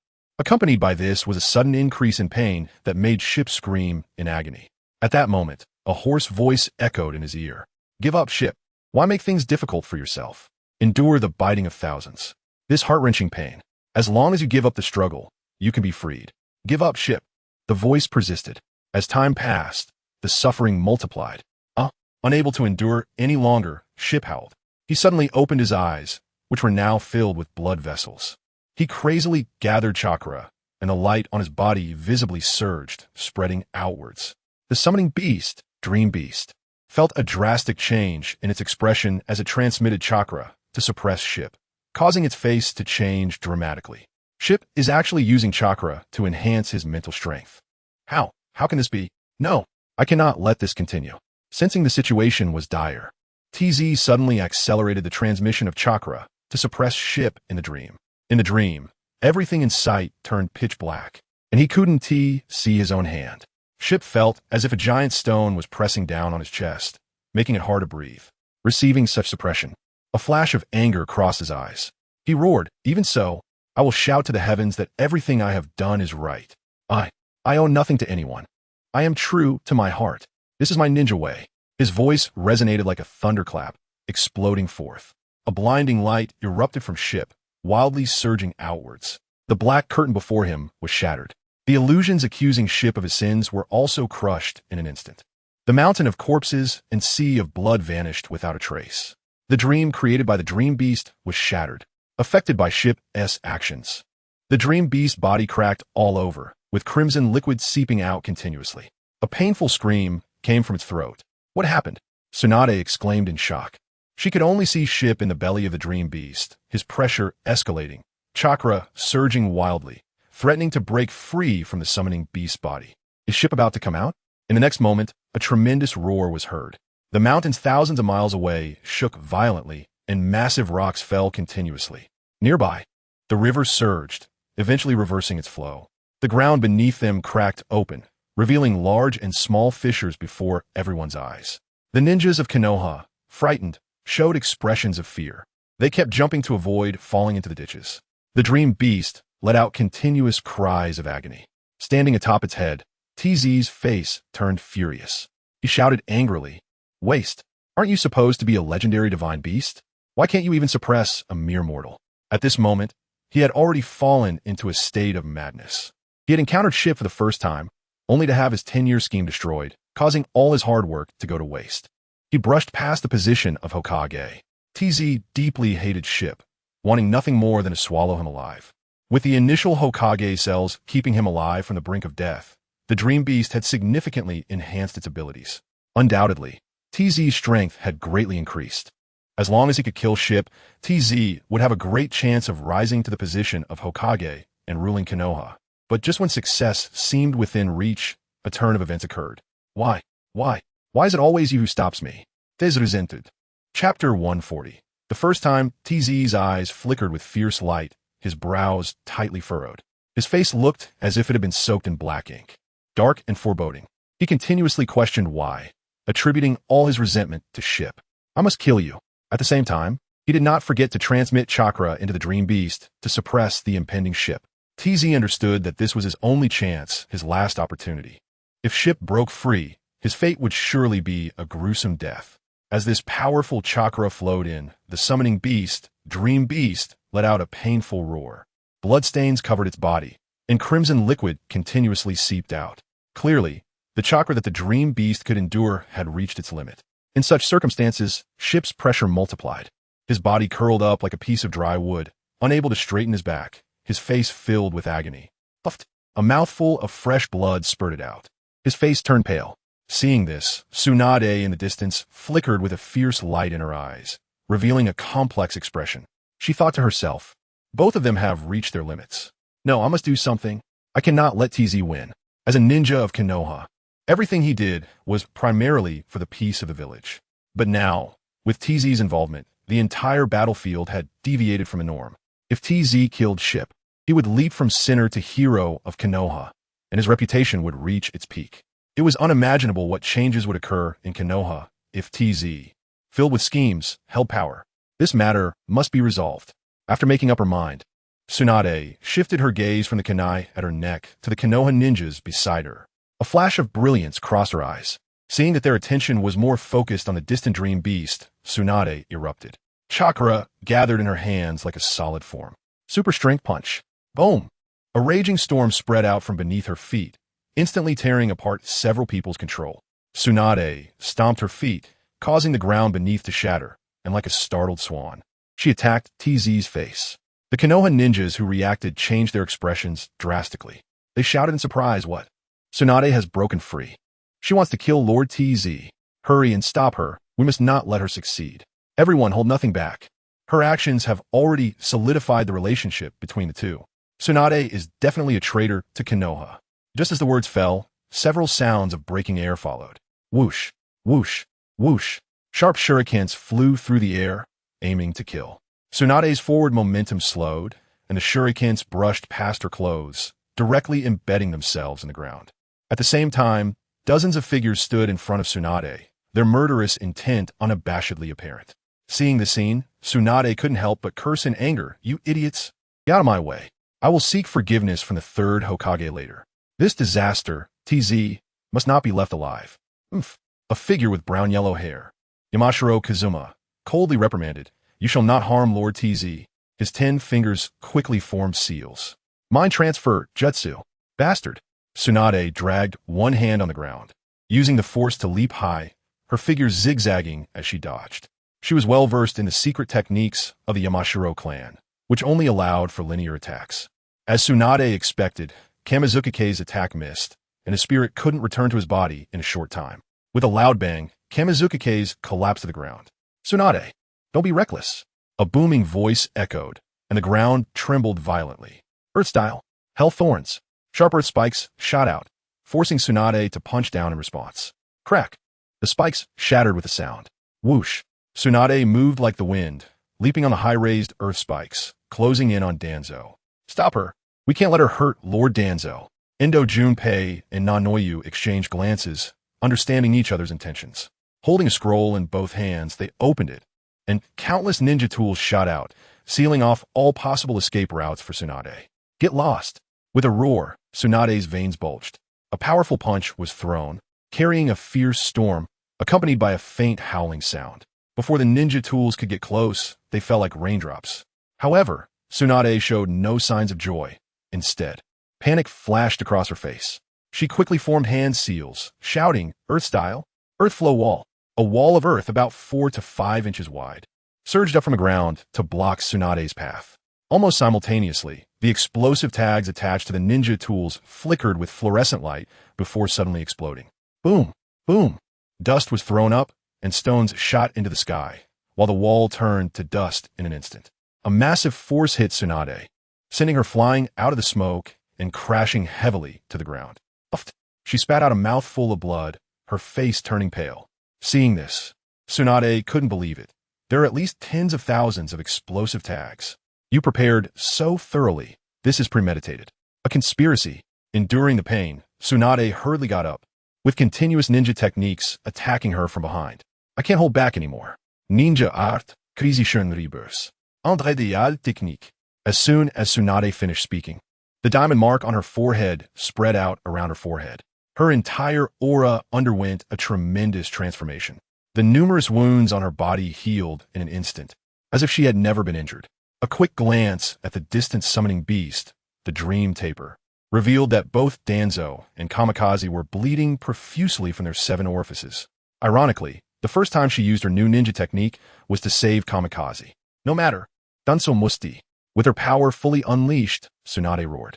Gathering her chakra, she slammed down with a punch. Instantly, the ninjas from Konoha screamed in agony, their bodies flying like sacks and crashing heavily to the ground. The overwhelming aura directly locked onto Shimura Danzo. We must stop Tsunade. A shout came from a group of Konoha ninjas. Immediately, a ninja raised a long blade, leaping high to slash down at Tsunade. However, there was a huge gap between them and Tsunade, who was at full power. Despite their numbers, their damage was limited. In contrast, Tsunade's long, white, tender legs lifted high, causing tons of damage. Heavy Heaven Foot. Her foot stomped heavily on the ground, immediately causing a tremendous rumbling sound, and the earth before her collapsed. The overwhelming strength surged forth. Chapter 141. Poison Technique versus Summoning Beast Slug. The fierce wind howled, spreading with the force to sweep a group of Konoha ninjas into the air. Immediately, their screams echoed. I'm sorry. A cold glint flashed in Tsunade's brown-yellow eyes as she said solemnly, Today, I will definitely kill Danzo. Even God can't save him. I mean it. Determined, her long robe flapped in the strong wind. She exuded a powerful aura. Slug, come. With a thought, slugs began to crawl down the shoulders of the Konoha ninjas, gathering towards Tsunade's position. The numbers were dense, making a rustling sound as they moved. In just a few breaths, a gigantic creature appeared before everyone. The wet-boned forest-summoning beast, the slug. Lady Tsunade. The living slug spoke in a gentle voice, then asked, Have you finally made up your mind? Hearing this, Tsunade nodded. Frowning tightly, she said, That's right. Kamikaze's strength has put immense pressure on the Konoha ninjas, which is why they're seizing this opportunity and holding on tightly. But they have lost themselves. In fact, Danzo is a greater threat than Kamikaze. For the future of Konoha, he must be eliminated. The only response to Tsunade was the slug's brief declaration, I will follow Lady Tsunade to the death. Whoosh! The slug carrying Tsunade moved, charging towards Shimura Danzo's position. Quick, stop her. That bastard Kamikaze is about to be killed. We must buy time for Lord Danzo, even if it costs us our lives. Let's go. A loud shout rang out from the crowd. Dozens of ninjas skilled in fire style formed hand seals together, releasing their ninjutsu. Fire style. Fireball. The chakra-infused oil in their mouths ignited as they spat it out, bursting into flames. The flames soared to the sky, forming a fire wall dozens of meters long. Slug, Tsunade shouted. Understanding her meaning, the slug immediately called out, Slug, tongue, and teeth adhesive. A black-green liquid spewed from the slug's mouth, spraying down in a fan shape. Sizzle. The highly corrosive liquid produced wisps of green smoke upon contact with the flames, directly melting through. The firewall was torn open.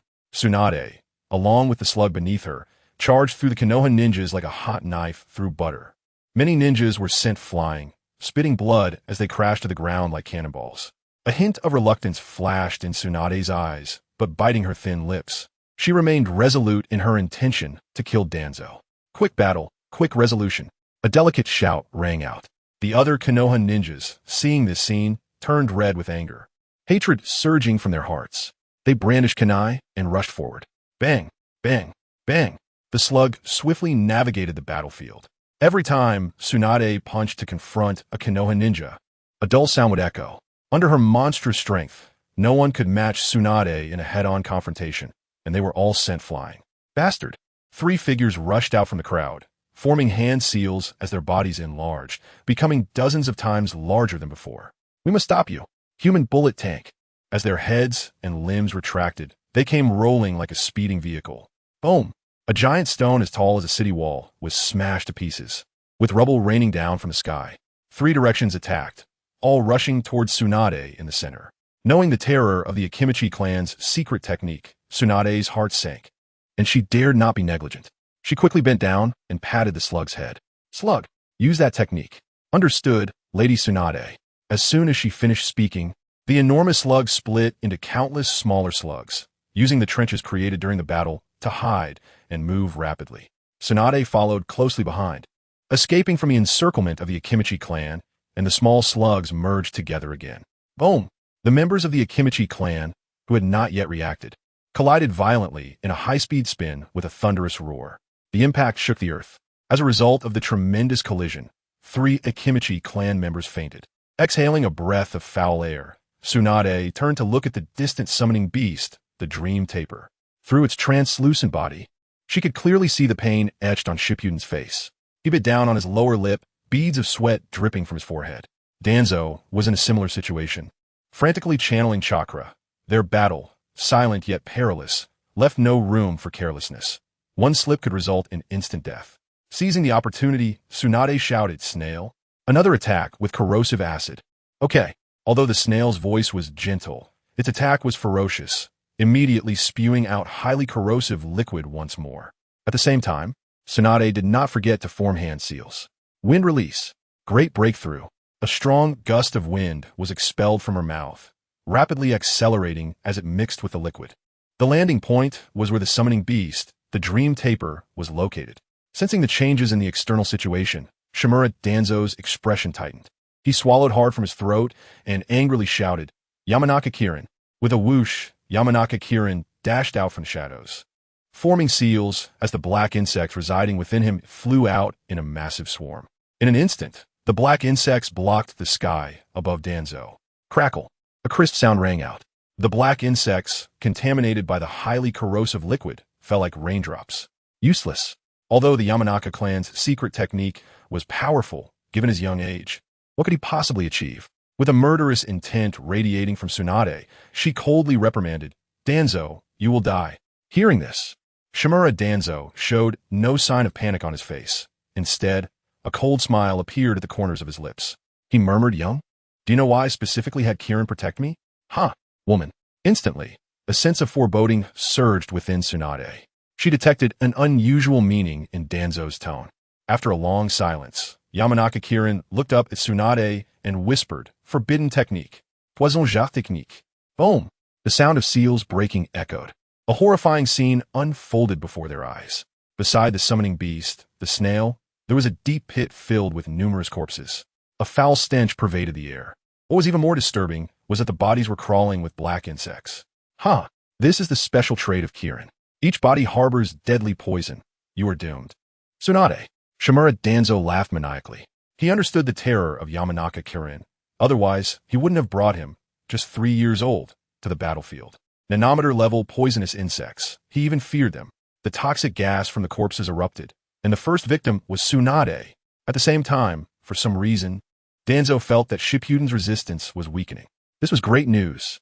If things continued this way, Shippuden would surely die in the belly of the summoning beast, ultimately turning into waste. The thought of both Shippuden and Tsunade dying made Shimura Danzo unable to suppress his laughter. The Hokage position. Secured. Chapter 142. Is Otsutsuki Kagaya my wife? The poison jar technique requires a large number of bodies, which is why it is called a forbidden technique. But on the battlefield, there would be enough bodies available. As long as there were enough bodies, the insects could reproduce in large numbers, allowing the cells to produce toxic gas. However, the nutrients for the insects would be the corpses of fellow Leaf Village ninjas. Witnessing this horrifying scene, the Leaf Village ninjas in the distance gaped in shock, cold sweat beading on their foreheads. They couldn't believe it. This actually uses the dead of our village as vessels to perform ninjutsu. This is simply insane. Their eyes, filled with rage, turned to Yamanaka Kirin. Tsunade, being closer, could feel the shock of this scene even more deeply. Corpses were being relentlessly gnawed at by black insects, producing a crackling sound. In an instant, her eyes turned red with anger. Damn it. To actually allow subordinates to desecrate the corpses of fellow villagers. I can't imagine what you would do to the Leaf Village if you were to gain power. At the same time, Tsunade's resolve to completely eliminate Shimura Danzo solidified. Whoosh! A gust of wind swept in. All her rage transformed into a powerful punch as Tsunade leaped down from above and smashed down hard. Get out of my way! Tsunade roared. Boom! A thunderous explosion rang out. The entire ground trembled. The spot where Yamanaka Kirin stood collapsed into a deep pit, enveloped in billowing smoke. Not good. Tsunade sensed something was wrong, her expression changing drastically. She hurriedly tried to escape, but it was already too late. Tsunade's body suddenly stiffened, her eyes glazed over, as if her soul had been lost as she lowered her head. Her hair was disheveled, cascading over her shoulders. Yamanaka Kirin, who had been blasted away, wiped the blood from the corner of his mouth and turned to look at Tsunade, a look of delight on his face. Although he had broken several bones, it was worth it. Yamanaka Kirin spoke. Wind, that was well done. Lady Tsunade is amazing. From Tsunade's mouth came the words, mind transfer technique. The first time it backfired and knocked me unconscious. But luckily, I made it in time. In fact, within Tsunade's body resided Yamashiro Kazakage. 100 meters away from Tsunade's body, Yamashiro Kazakage was maintaining the hand seals for the mind transfer technique. At that moment, Tsunade's soul was residing within him. Damn it! Tsunade panicked, and in a moment of inattention, the mind transfer technique successfully hit and exchanged bodies. What was even worse was that Yamanaka Kirin formed hand seals with both hands and shouted, Poison jar technique. Open. As soon as the words left his mouth, explosions sounded from the corpses being torn apart by nanometer-level insects, each louder than the last. Billowing toxic gas surged into the sky, spreading outward. The moment plant life touched the toxic gas, they turned pitch black, then lost their vitality and turned to dust. The rolling toxic gas rushed towards Tsunade's body. Witnessing this scene, Tsunade's soul trapped within Yamashiro Kazakage was in a state of utter chaos. She hurriedly tried to control this unfamiliar body to rush forward. She had no confidence that her body could survive the toxic gas. Too late. A cold glint flashed in Yamanaka Kirin's eyes as he spoke in a deep voice. Once the toxic gas enters the body, there will be no cure.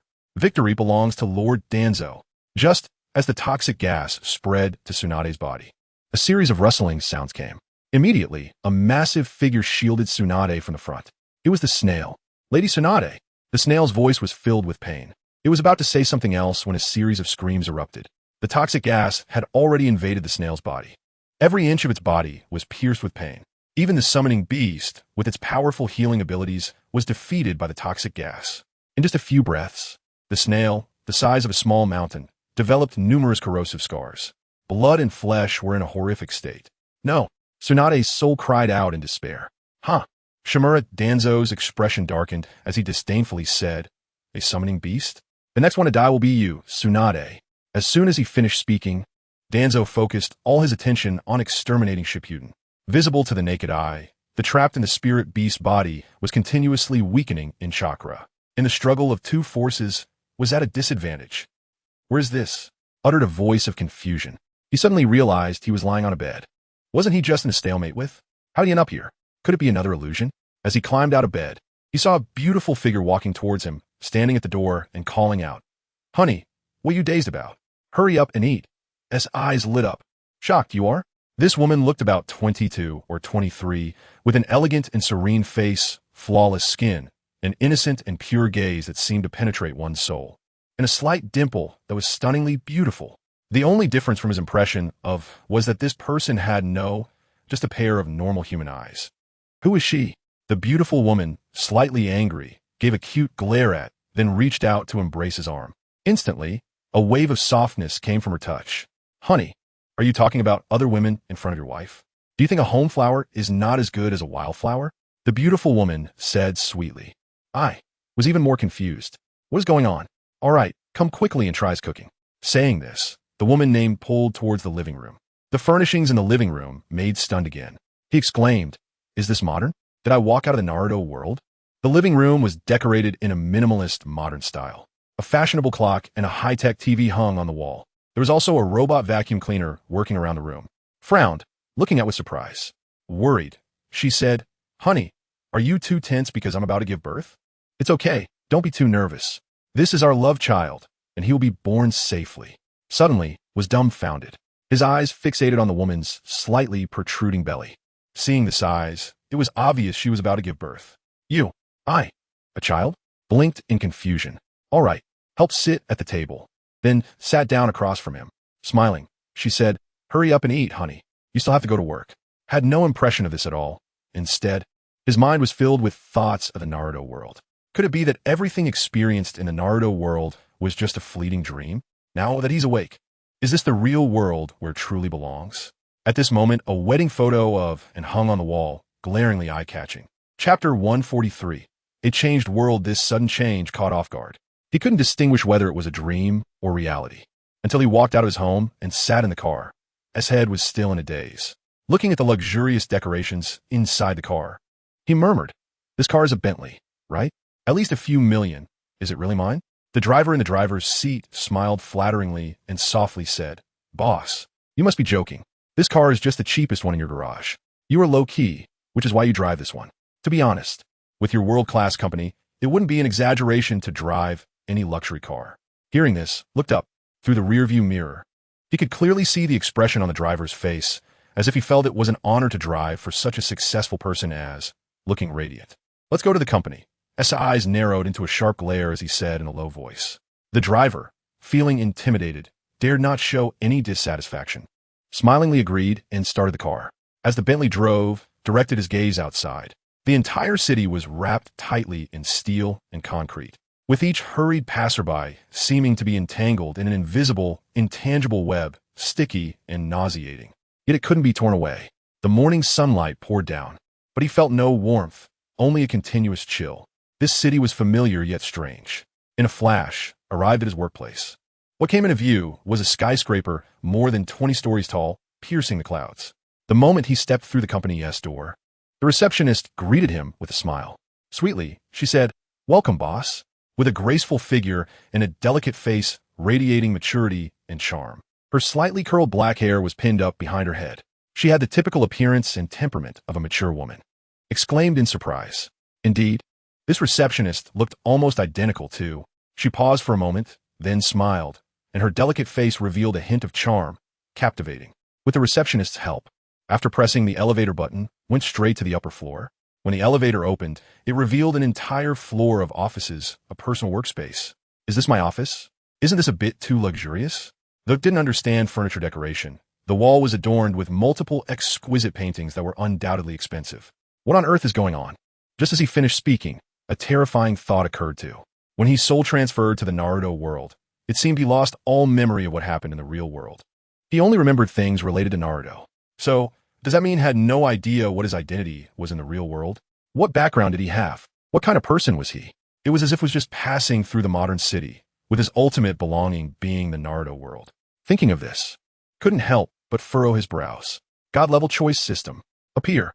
Originally, with just a thought, the system panel would appear before him, but now there was no response at all. Even gathering chakra had no reaction. After multiple attempts, the result remained the same. Could it be that everything that happened in the Naruto world was just a fleeting dream? Walked to the office chair, weakly slumping into it. On the desk was a pile of folders. Next to the computer was a photo. It featured who looked just like him, and their close-up photo together. "Is this my original life?" Gasped heavily, his chest rising and falling rapidly. His eyes revealed a look of panic, a situation he had never encountered before. Even when facing the mental questioning of the spirit beast, he remained unshaken. But now, ding, with a crisp elevator bell, the sound of high heels clicking against the floor echoed. A stunning woman, about 25 or 26, slowly walked in. Her features were exquisite, as if she were a carefully sculpted piece of art, exuding a lazy yet sexy, mature aura. Especially her beautiful legs, the lines were full of aesthetic appeal. Seeing this beauty, felt a bit dazed. This woman looked just like. She approached and placed the documents in her hand on the desk, exhaling like orchids. Boss, please sign this acquisition document. 800 billion to acquire Shenzhen. I must say, your generosity is remarkable. S face turned a bit awkward. This beauty spoke so casually but leaned against the desk, getting very close to.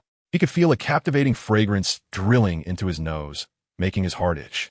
His eyes couldn't help but be glued to the beauty's long legs. Ahem. The strong wind rose, concealing its embarrassment.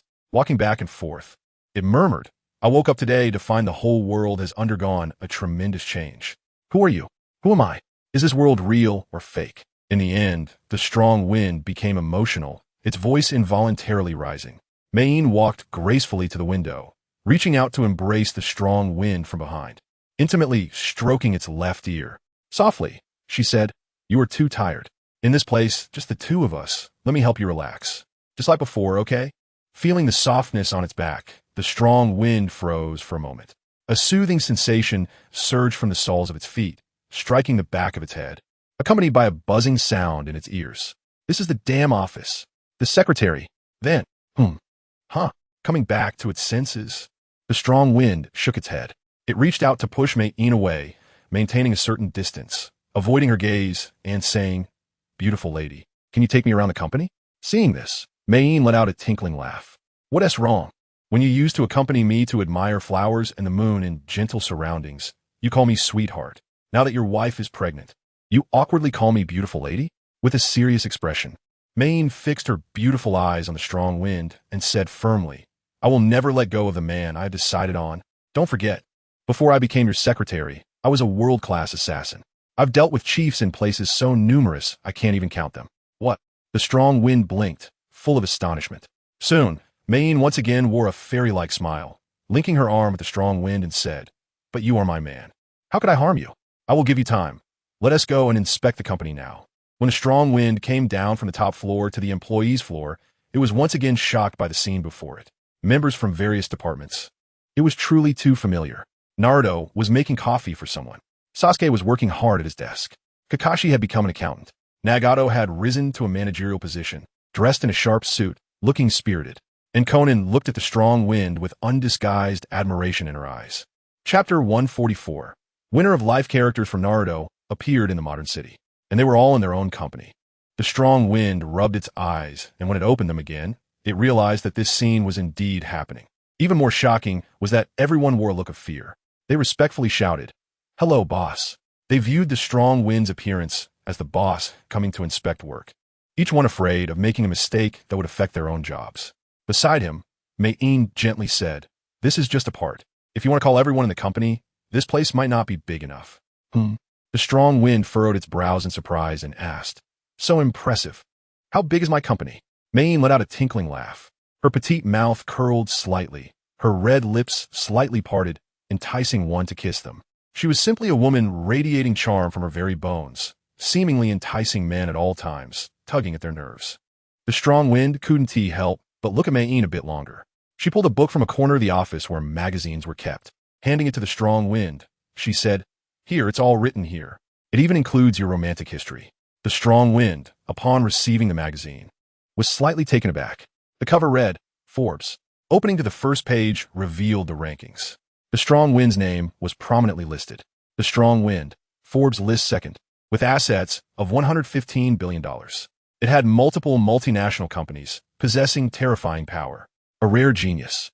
At just 24, he had established a jaw-dropping business empire. Am I really this rich? The strong wind asked. The secretary Mayne beside it nodded, her red lips slightly parted. That's right. However, if you want to become the richest, it's as easy as pie. Saying this, Mayne subtly touched her neck behind her back. hinting that the strong wind only needed to eliminate the person ranked first. Then he could successfully take the top spot. Seeing this, the strong wind was stunned. Can it really be done this way? Mei Yin nodded.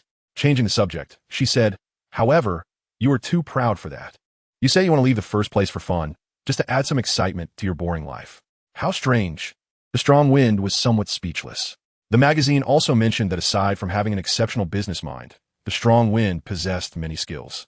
Even more terrifying was that each one had broken Guinness World Records, surviving alone in the rainforest, completing it in the shortest time, climbing Mount Everest without any equipment, defeating the natural environment with human strength, writing an immortal legend, cliff diving, heights exceeding human limits.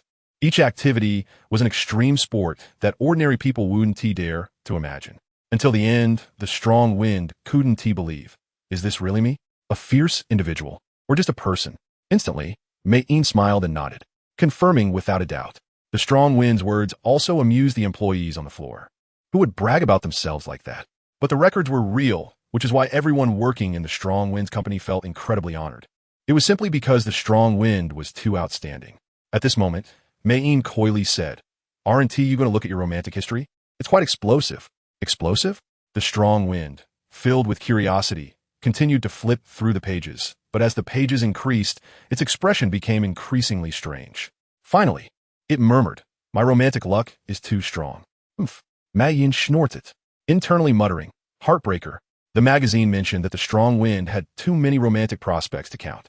From queens and prime ministers to supermodels and big stars, and even down to female CEOs worth millions. So what is my wife's status? With so many beautiful women, none became the strong wind's wife. The one who did, looking like Kagaya Otsutsuki, that would mean she. Mei-in's expression darkened, unhappily saying, "Aren't you just asking for trouble? Are you saying my background is lowly, not comparable to hers?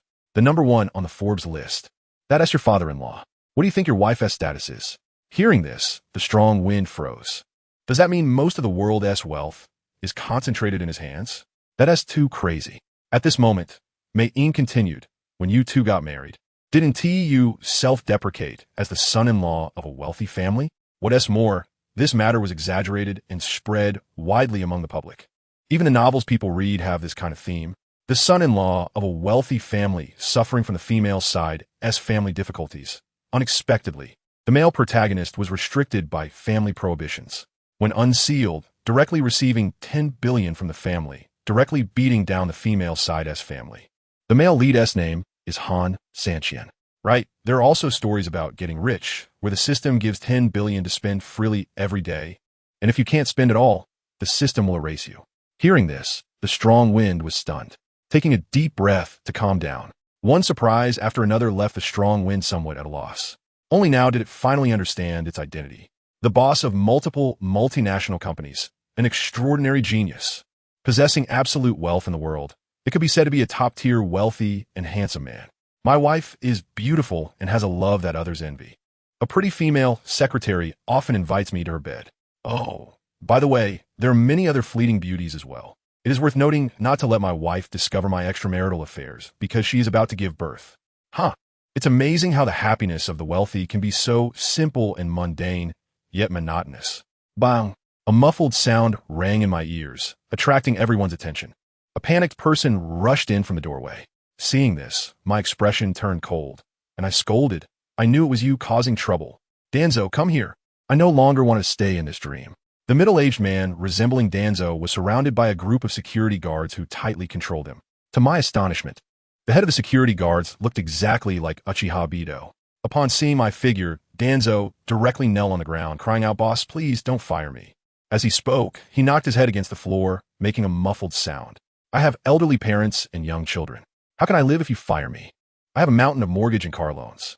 If I don't pay, my parents will be kicked out of the nursing home. The school keeps urging me to pay tuition.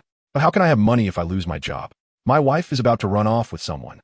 His voice was hoarse and filled with grievance. Before I could speak, Danzo was punched by Uchiha Bido. "You can beg the boss all you want, but don't drag me down with you, all right? You're the one who barged into the company, and this is all my fault. What if I get fired because of you?" Chapter 145. Abido hits Danzo bang. A punch landed. Immediately, Danzo's left cheek swelled up, and blood oozed from the corner of his mouth. Uchiha Obito tightly gripped Danzo's collar, glaring fiercely. Get out of here. Danzo pushed Obito away forcefully. He pulled out a dagger from his waist, brandishing it at everyone, creating a clear space of about a meter around him. He gasped heavily, his chest rising and falling rapidly. Get away. Everyone get away. The dagger pointed directly at the distant figure of my younger self. This scene scared everyone, and they began to scream in panic. Why should I let you ruin my life with just a simple sentence? Danzo's eyes sparkled with madness, his hands shaking violently as he shouted, You tell me, what do you want? At that moment, Mei Terumi, who was beside me, stepped forward with a dark expression. She pointed at the security guard Uchiha Obito in the distance and said, What are you waiting for? Hiring you and paying you is not just for you to stand by and watch. Hurry up and control this madman. Hearing this, the security guards led by Uchiha Obito hesitated, as Danzo was holding a sharp knife. In their eyes, Danzo's threat level had greatly increased. Damn it, Uchiha Obito cursed and waved his hand. Brothers, go? We must control this madman. After a brief hesitation, Obito made a decision. Whoosh!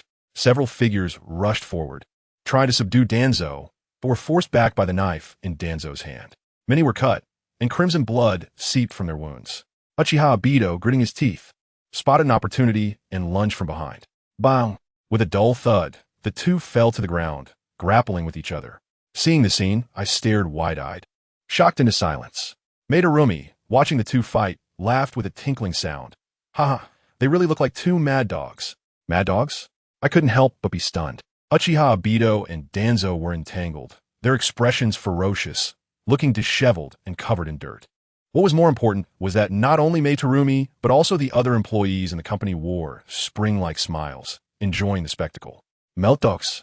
I took a deep breath, my brows furrowing tightly. They're treating them like monkeys. Bang! Danzo landed a punch on Uchiha Obito's face, causing several teeth to shatter. Bang! Uchiha Obito retaliated with a punch to Danzo's eye socket. Blood gushed out, and his eyes swelled visibly. The onlooking employees laughed even louder. Their giggles echoed in my ears. No, no, no, I shouted wide-eyed, hands on my head. This is definitely an illusion. I want to get out. Just then, my phone in my pocket rang, startling me. I hurriedly pulled it out. It was Mo calling. When I answered, a gentle voice came from the phone. Honey, when will you be back?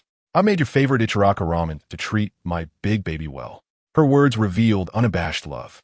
Logically, I should have been happy, but instead, I felt overwhelmed and frustrated, as if a heavy stone was pressing on my chest, making it hard to breathe. I responded to Mo with a roar. Get lost. Then I raised my phone and smashed it hard against the floor. Crack! With a crisp sound, the phone shattered into pieces. Yes, in this world I am powerful, possessing more money than I could ever spend in several lifetimes. My status is incredibly high. I have an enviably beautiful wife, who is none other than the one I have always loved, Kagaya Otsutsuki. With just a few words, I could have anything in the world and enjoy the best of everything.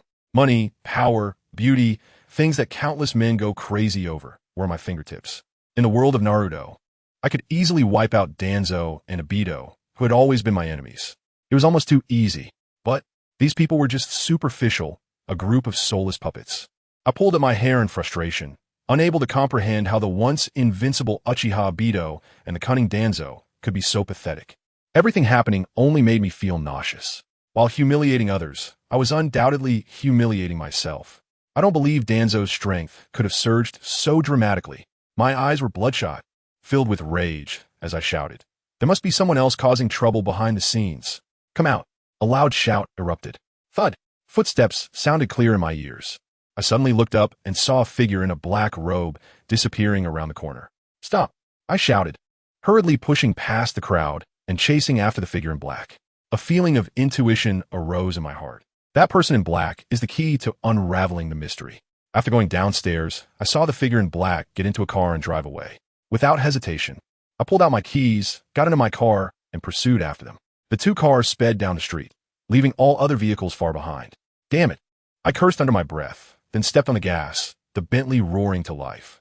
The speed suddenly increased, but why couldn't I catch up? All that remained in my eyes was the car ahead.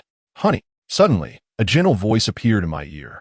On the left side of the street, there stood a girl named Mo, who looked just like Kagaya Otsutsuki, supporting her waist with one hand while protruding her big belly. She kept shouting for Shurfong. This. Shurfeng's mind was unsettled. He didn't slow down the car and continued to push the accelerator to chase the black-clad figure's vehicle. Oni-chan, boss, sweetheart. The voices of several people rang in his ears. Women like Terumi, Mei, Tsunade, and Kunai stood waving on the left side of the street, seemingly wanting Shurfeng to stop the car.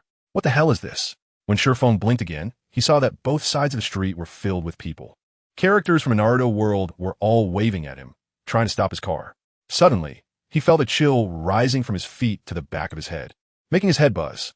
No, I must unravel this mystery, Shurfeng shouted in anger. This scene reflected his inner thoughts even more. That black-clad figure was definitely key to solving the mystery.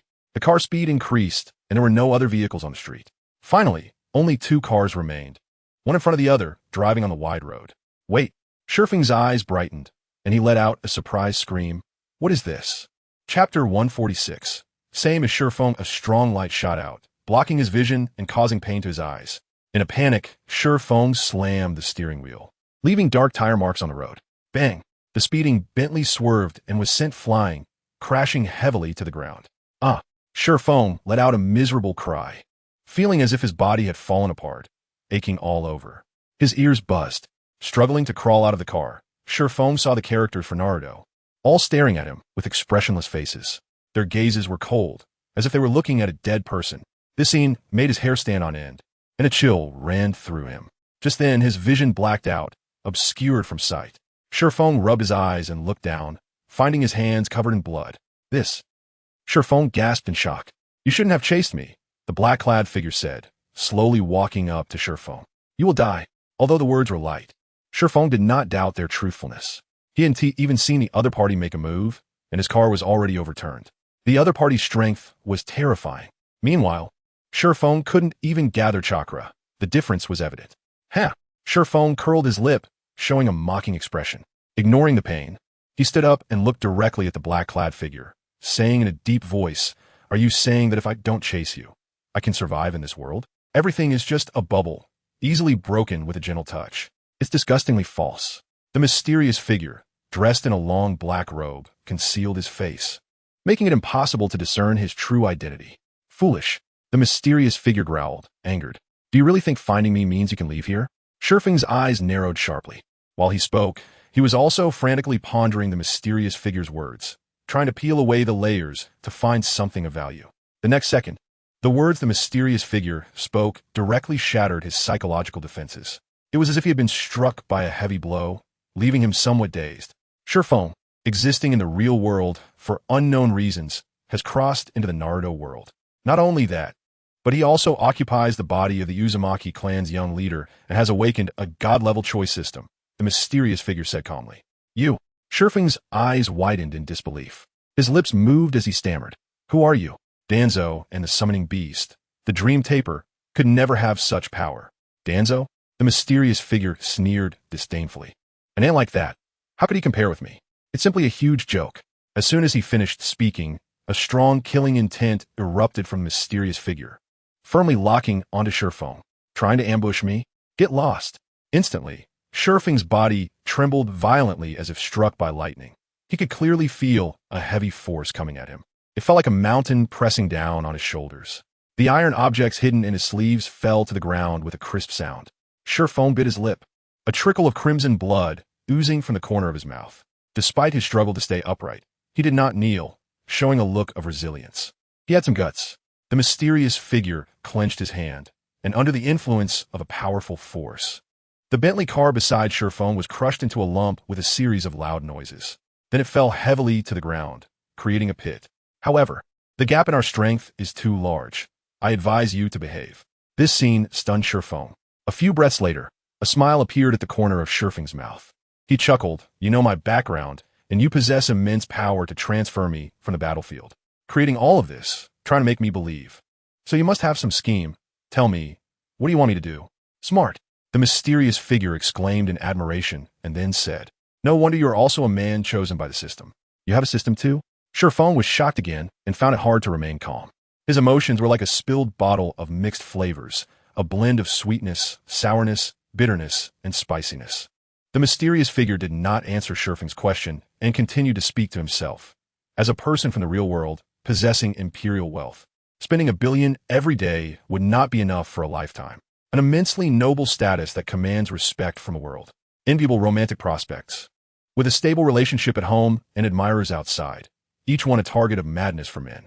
I ask you, having wealth, power, and love, you as a person from the real world would never refuse this. It is far better than the killing and fighting in the Naruto world. His voice was calm, but Shifeng understood that what the mysterious figure was about to say next was the main event. The mysterious figure raised his head, locking eyes with Shifeng.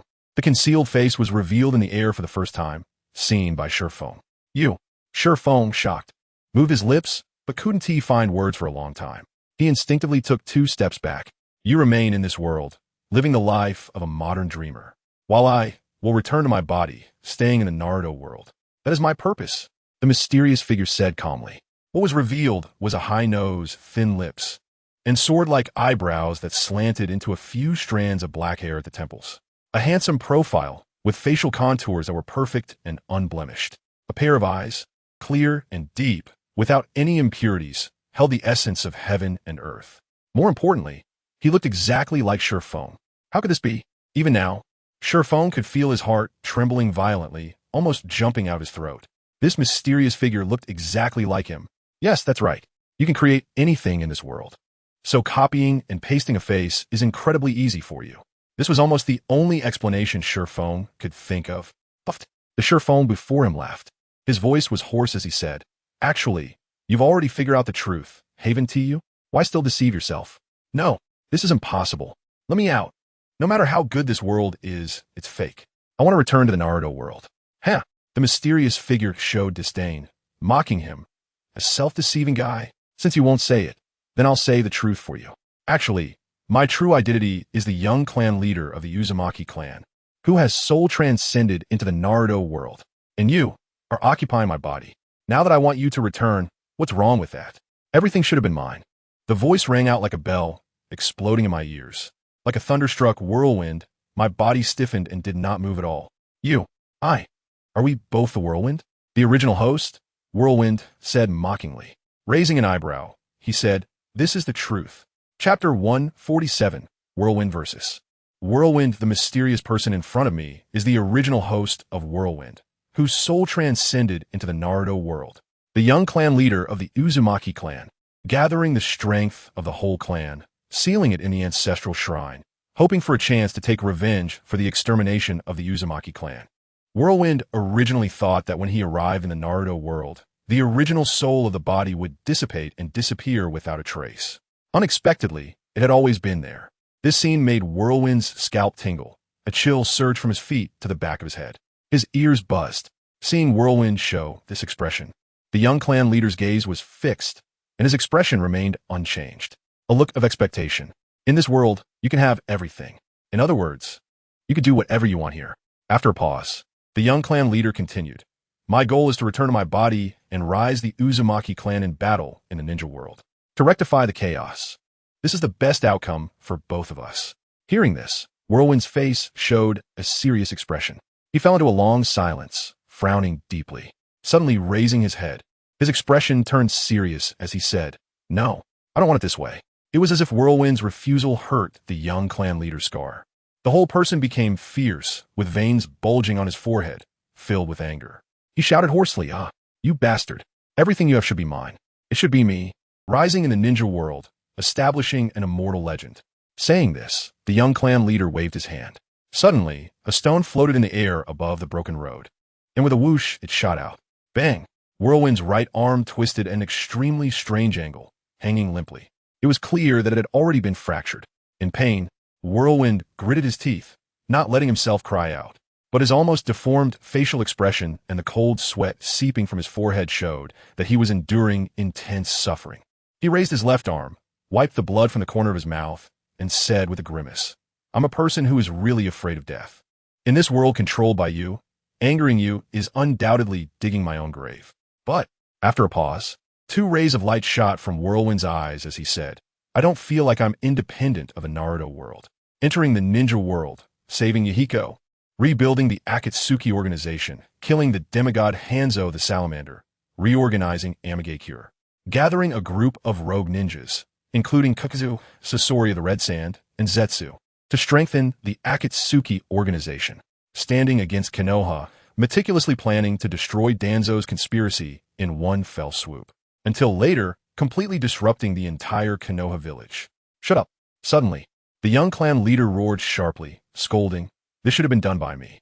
The system is so powerful that others can do it too, even better than you. You are sneaky and have stolen everything from me. You filthy person." Taking a deep breath, calming down, Whirlwind shook his head and smiled, saying, "No, what I emphasize is not this. Why do you only focus on events while forgetting about people? Yahiko, Nagato, and Konan's fates have always been uncertain. Having built a deep friendship since childhood, logically speaking, others cannot truly enter their world. Yet I can.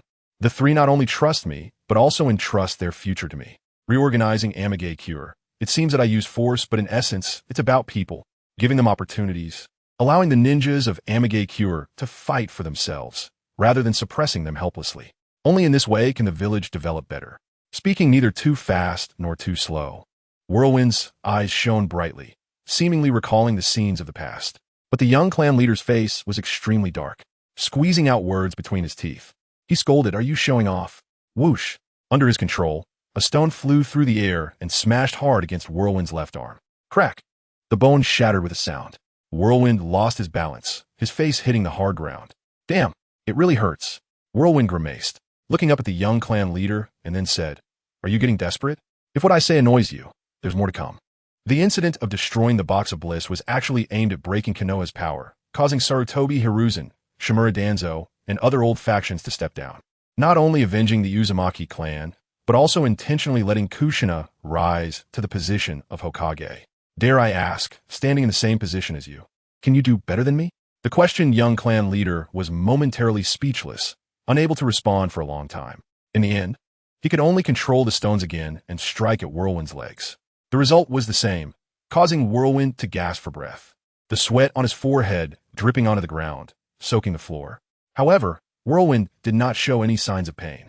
Instead, he smiled and said, "The more you do this, the more you can't compare to me. After such a long time, I've already integrated into the ninja world, establishing unforgettable relationships with each living person within it. I do not feel that I do not belong to the ninja world." "Shut your mouth." The young clan leader, completely enraged, under a surge of power, stones began to float in the air. The stones had sharp edges, exuding a chilling aura. Whoosh, whoosh, whoosh. The stones were shot out, all hitting Whirlwind's body. In just a few breaths, blood burst from the wounds. But Whirlwind did not scream in pain, gritting his teeth, his face showing a frenzied expression.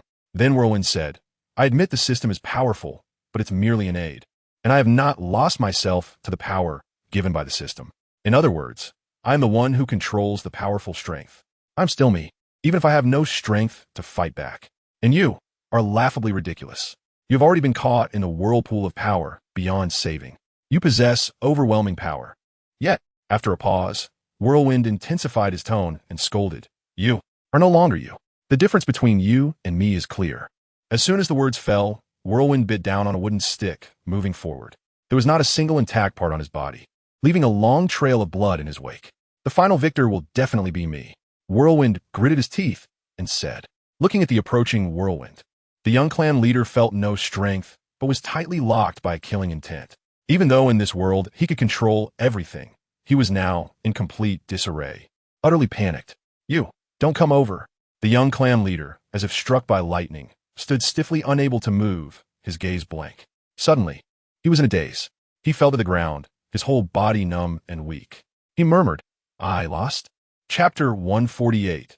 Brothers from the moment he was born, his fate was colored with tragedy. His mother died during childbirth. Only this father and son remained dependent on each other, surviving in the world. As the young clan leader of the Uzumaki clan, the weight he carries is as heavy as a mountain, demanding first place in everything. At 3 years old, he learned all sealing techniques except for forbidden arts. At 5, he single-handedly defeated a giant crab the size of a mountain. By 8, he had joined the Umbu of Konoha and participated in various missions. He was being trained as the strongest inheritor of the Uzumaki clan.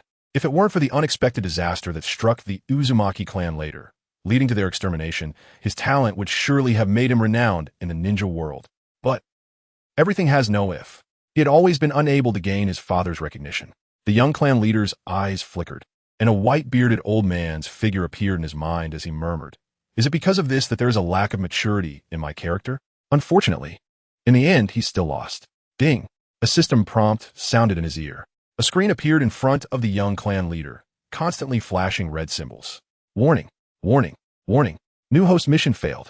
Seize the body to return to the ninja world. Punishment mode is now activated. Erase the soul completely. A mouthful of blood was spat out.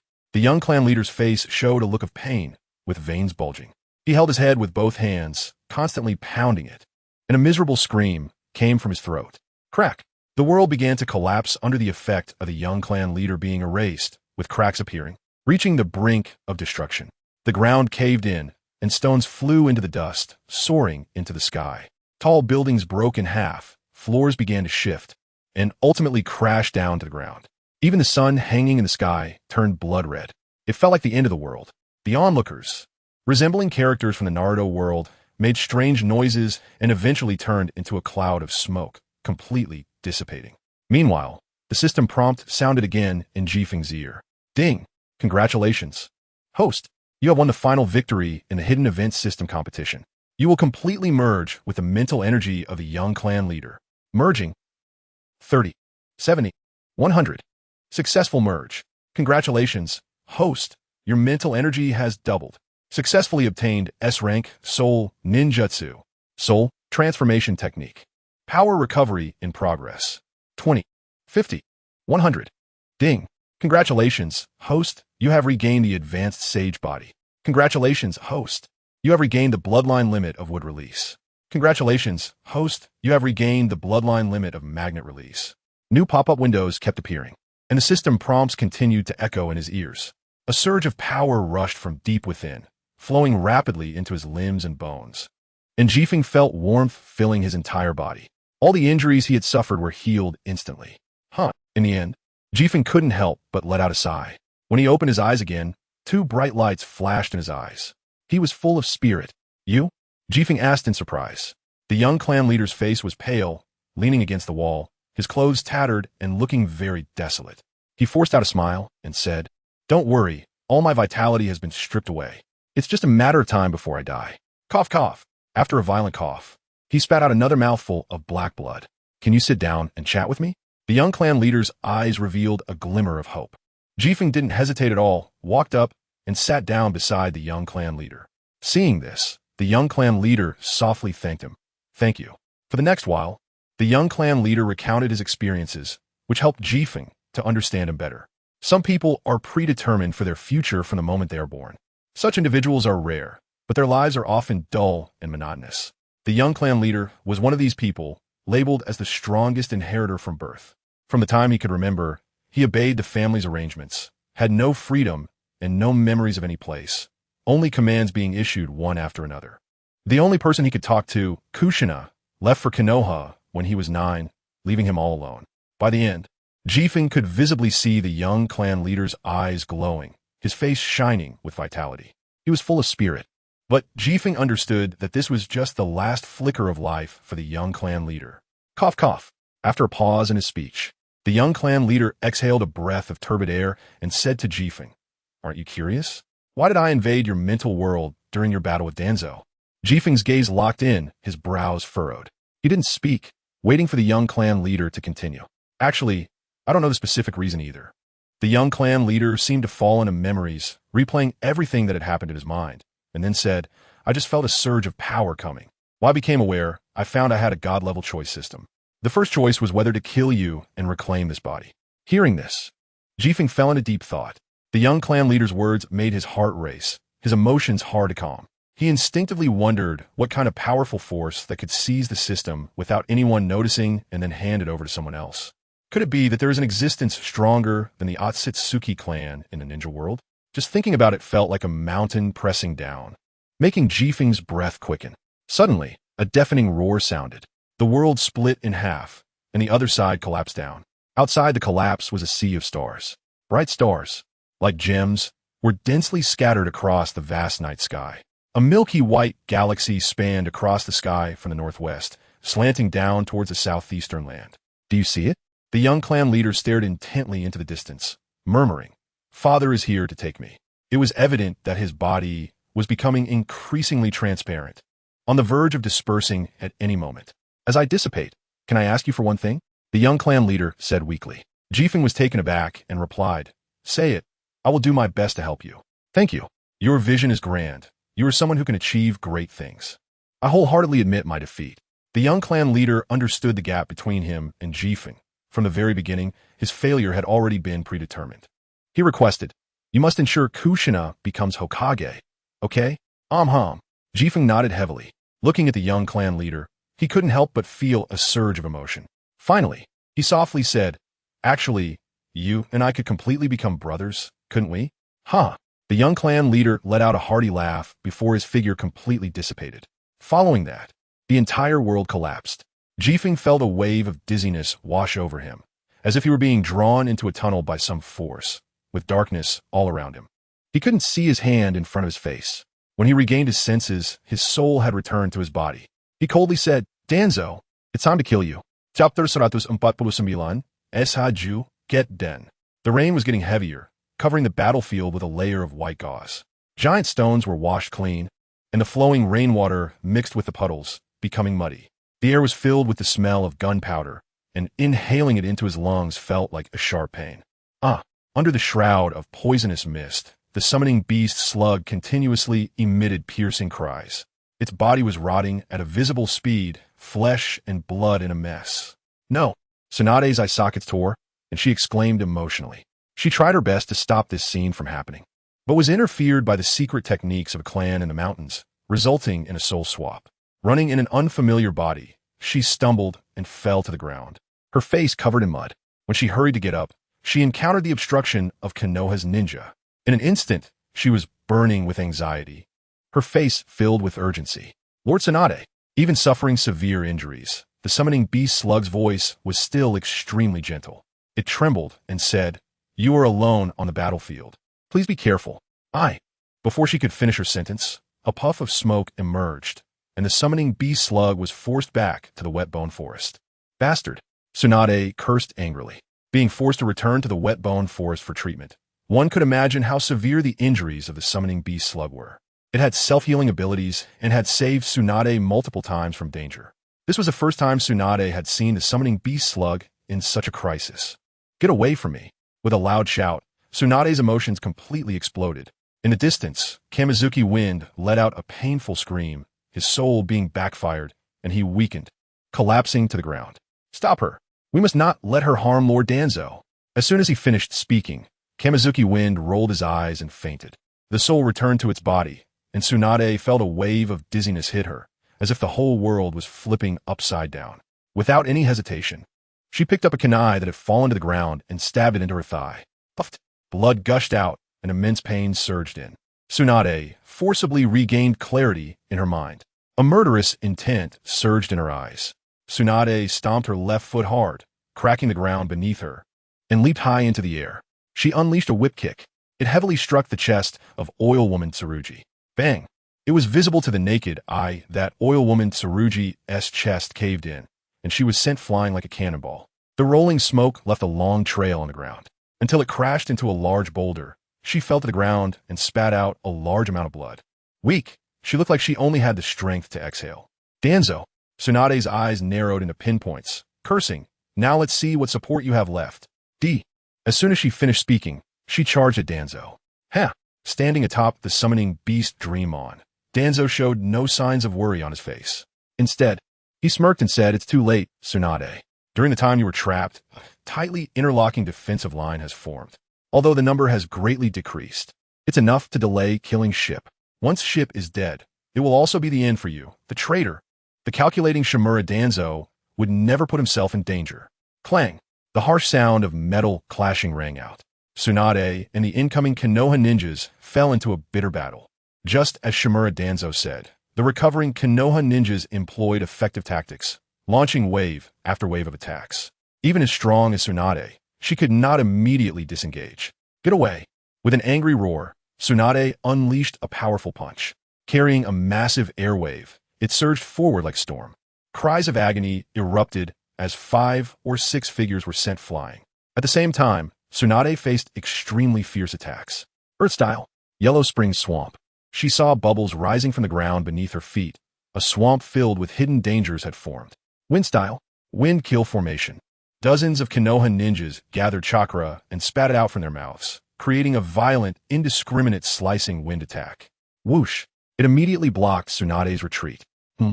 Tsunade furrowed her brows tightly. With her rich combat experience, she jumped into the air, stepping on falling rocks from the sky, continuously leaping to avoid stepping into the swamp. However, the wind blades arrived in the blink of an eye and met her head-on. I can't waste time with you. I must end this quickly. The next second, a shocking scene occurred. Tsunade actively charged into the wind blades. All over her body, she was continuously cut by the sharp wind blades, blood oozing out. The immense pain surged, causing Tsunade to clench her teeth tightly, blood seeping from her gums. Cold sweat instantly soaked her entire back. The chakra within her wildly gathered. Using ninjutsu to create the creation rebirth technique to heal her injuries. As wounds formed, they were also being healed, but the pain she endured would double. With a long roar, Tsunade broke free from the wind kill formation. A painful stomp fell heavily to the ground, instantly causing the earth to shatter around her, with rocks shooting into the sky, mingling with the dust in the air. The Konoha ninjas also spat blood and were sent flying. In the instant she landed, Tsunade transformed into a gust of wind and charged towards Danzo. When she was less than 100 meters away from Danzo, a loud roar echoed. "Protect Lord Danzo! Tsunade, you traitor of Konoha!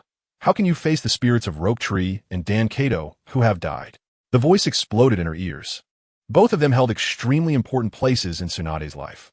When they died in battle, she fell into deep pain and even developed a fear of blood. Tsunade's body stiffened as if struck by lightning. At the same time, seizing the opportunity, a member of the Nara clan successfully cast the shadow strangulation technique. A pitch-black shadow connected to Tsunade's shadow, creeping up her body and tightly choking her neck. Damn it! Reacting with great anger, Tsunade could not believe how despicable these people were to deal with her. The feeling of suffocation intensified. Tsunade's eyes drooped weakly, as if she was about to close them for good. Am I really going to die like this? I am so unwilling. Danzo is the real menace to Konoha. Why? Why can't everyone see this? At the same time, the figures of Senju, Rope Tree, and Dan Kato, who were extremely important to her, also smiled and waved at Tsunade. The heavy feeling of fainting deepened. Just as she was about to pass out, the figure of Ship appeared before her eyes. Instinctively, she said, "What do I really feel for you?" Then she slowly closed her eyes. Boom! A thunderous sound erupted. Tsunade felt her body lighten. A powerful hand tightly wrapped around her slim waist. A wave of heat rushed toward her. Tsunade opened her eyes again, her eyes wide in shock. Chapter 150. Shimura Danzo. Fallen. Looking at the person before her, Tsunade blinked in disbelief. She murmured, "You're dead too? Are we going to hell together now?" As soon as she finished speaking, she opened her mouth and bit down hard on the shoulder of the person in front of her. "I hate you to death." Seeing the scene, Ship couldn't help but smile. He gently said, "Are you a dog? Let go of your mouth. I'm here to save you." After a brief moment of shock, Tsunade hurriedly released her bite, her face turning incredibly flushed. Even her snowy white neck turned rosy. After inhaling fresh air, Tsunade coughed continuously, appearing extremely unnatural. "What? It's Ship. Ship saved Tsunade. How could this happen? He wasn't trapped in." The villagers of Konoha, filled with confusion, were frightened and retreated, trembling all over. Each of them gasped. Then they looked towards the direction where Shimura Danzo was. They saw the summoning beast, the dream taper, with its belly ripped open.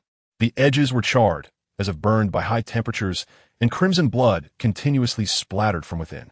The dream taper, realizing what happened, instinctively looked down, then collapsed helplessly with a scream. At the same time, Shimura Danzo was also violently thrown to the ground, his face filled with astonishment. He exclaimed, "How is this possible? He was at a disadvantage and was about to be killed by me. How could this happen?" By the end, Danzo was almost roaring, his features twisted into a terrifying grimace. Just as victory seemed within reach, solidifying his qualification to become Hokage, an unexpected change occurred. He felt an unstoppable chakra surge, breaking the dream taper's illusion, and thus the whirlwind reappeared in the light of day. In a short time, Shimura Danzo experienced heaven and hell filled with rage.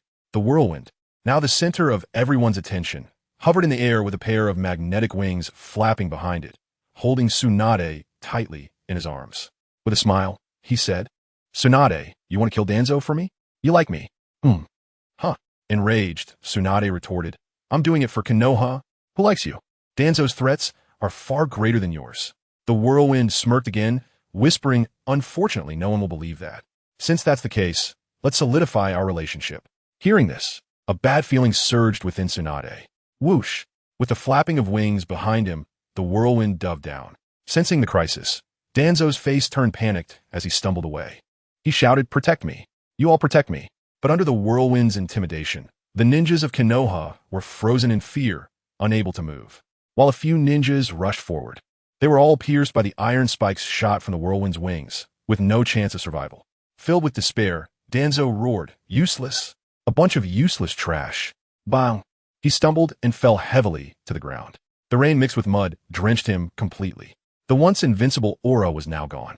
In the previous battle, Danzo had poured all his chakra into the Dream Taper, leading to excessive chakra consumption.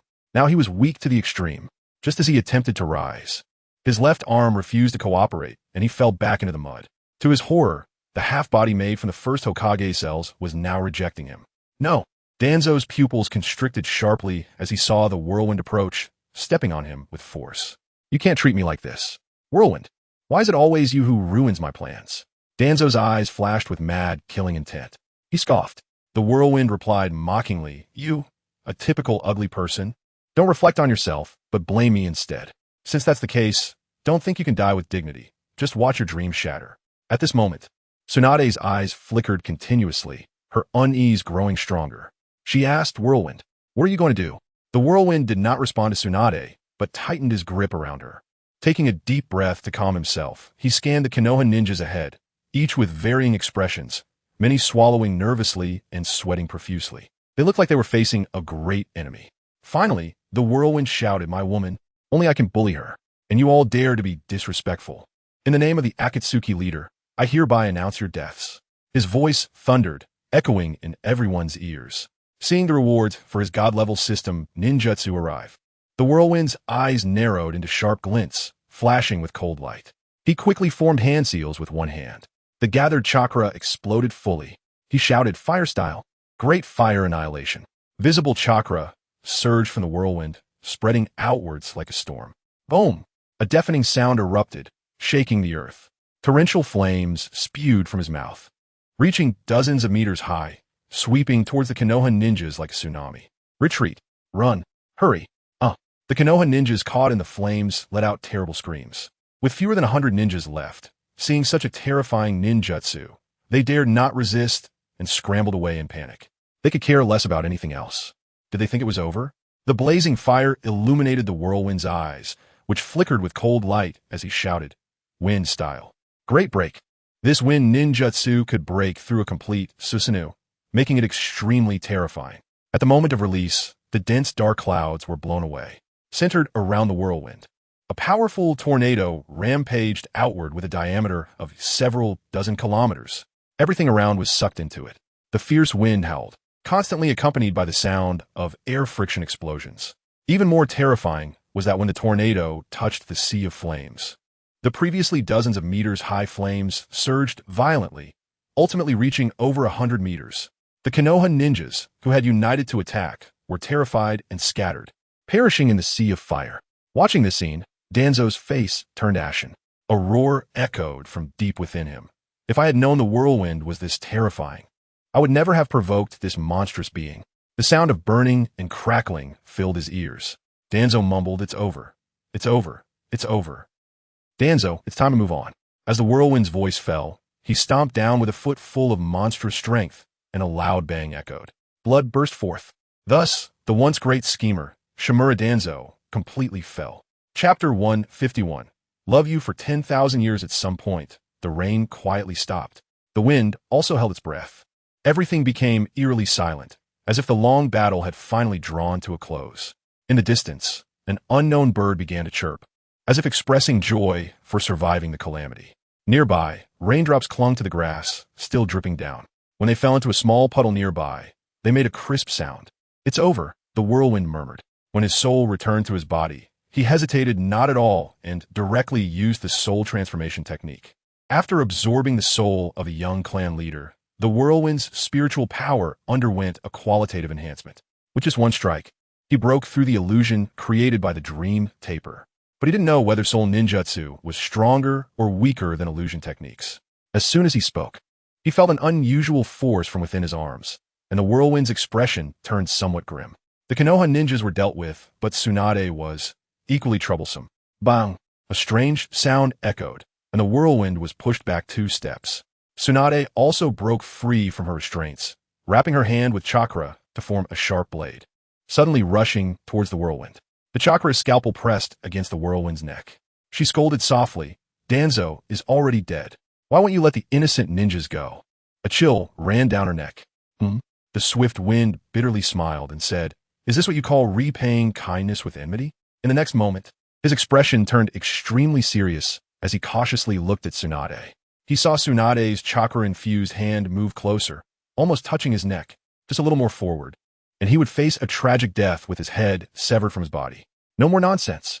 Tsunade's eyes were red, her emotions particularly intense. Taking a deep breath, she tried to calm herself. The swift wind softly said, "Innocent? I don't think so. When an avalanche comes, no snowflake is innocent. My relationship with them is inherently antagonistic. It's either you die or I die. Why show mercy to an enemy?" Suddenly, Tsunade's delicate body trembled. Her mouth opened as if she wanted to speak, but no words came out. It felt like a heavy stone was pressing on her chest, making it hard for her to breathe.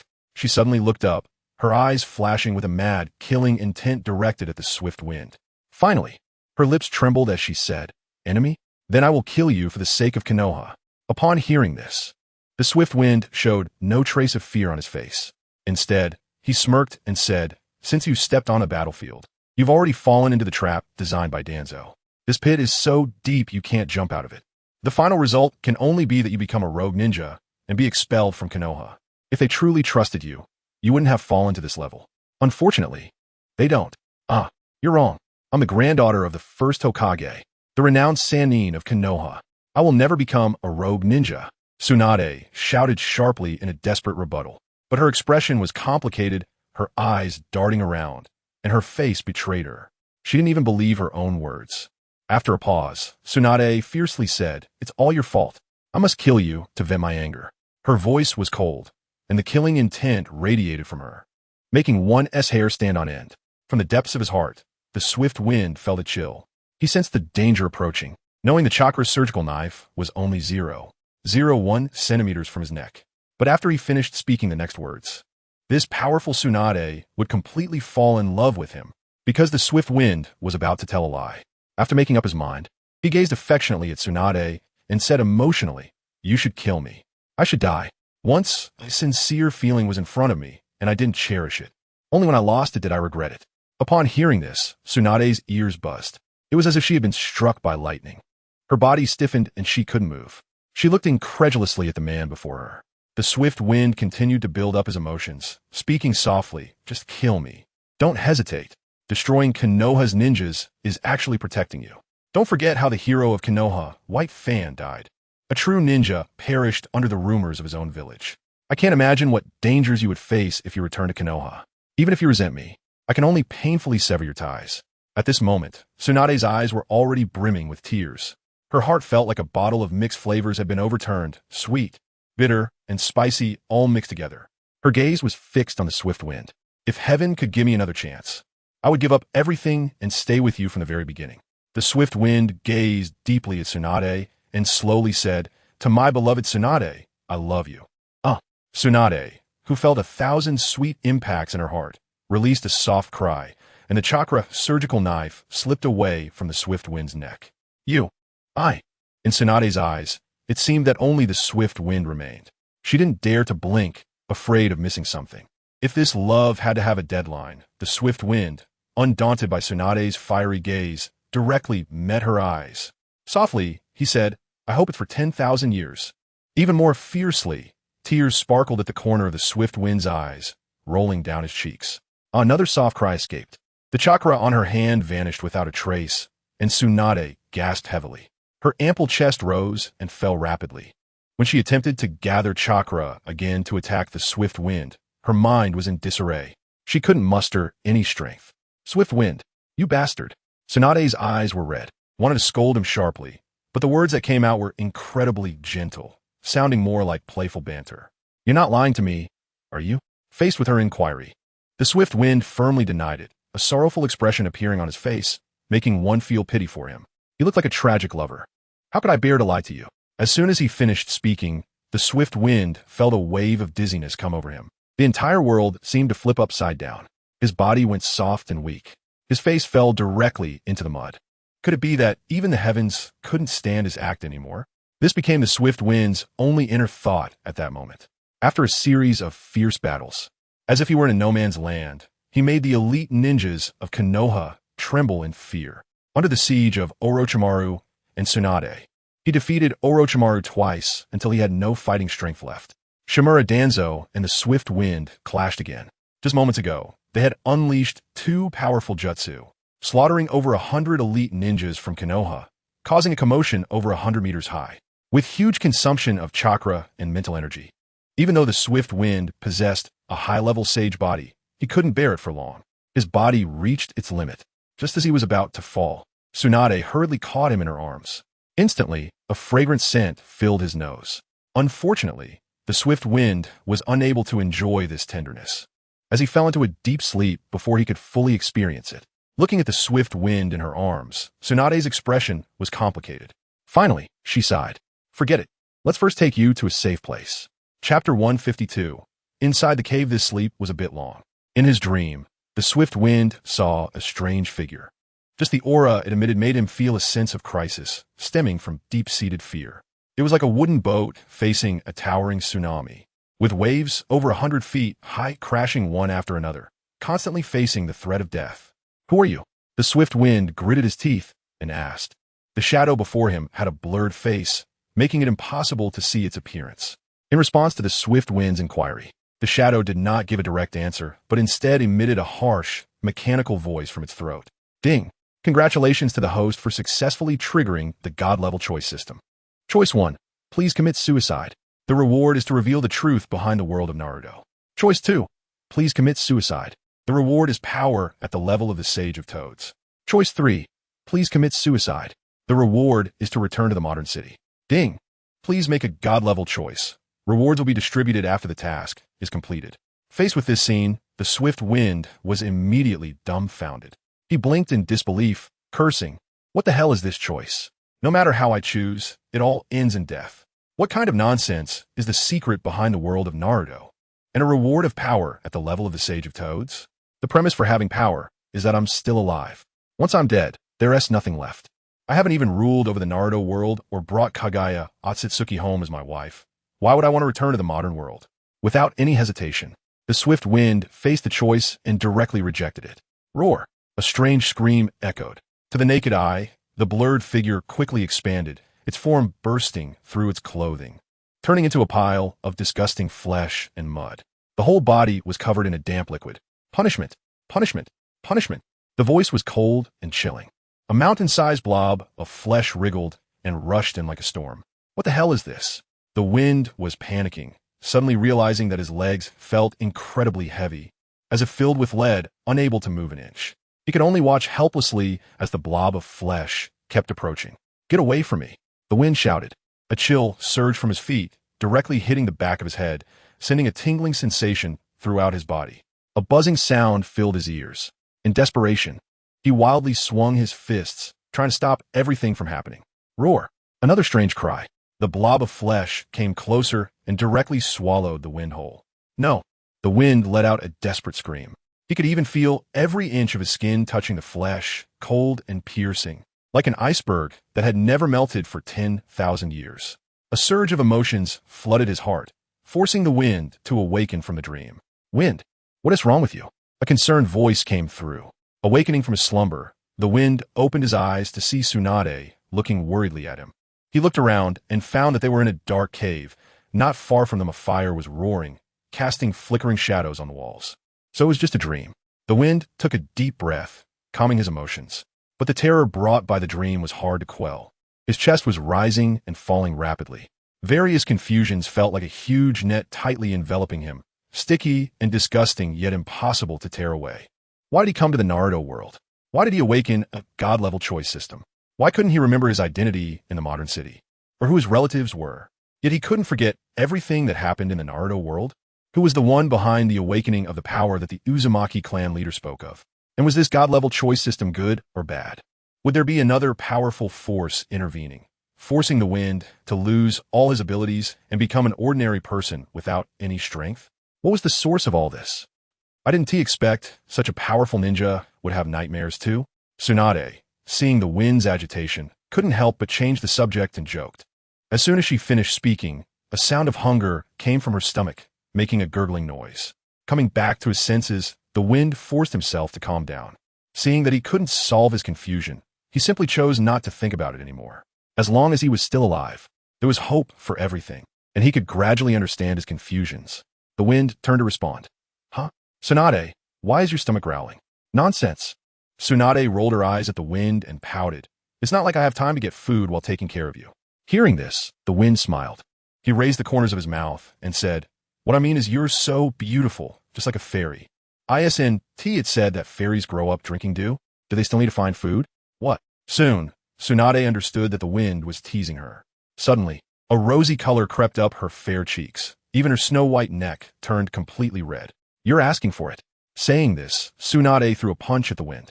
The wind pretended to dodge, but noticed Tsunade's expression changed drastically as she threw her punch. A pained cry escaped her lips. She retracted her fist and covered her chest with one hand, looking extremely unnatural. Huh? The wind stared at Tsunade and said solemnly, You're hurt. You don't need to worry about it, jerk. Are you stupid? According to your physique and ability, as long as it's not a fatal injury, you should be able to heal. Why can't you heal this wound? It means the injury is very severe. Let me see it. Get lost. Tsunade cursed fiercely, her face reddening as she whispered, Pervert. At this moment, the wind finally realized. The injured area on Tsunade was on her chest, a very sensitive and special place. How could she open her clothes and let a man look at it directly?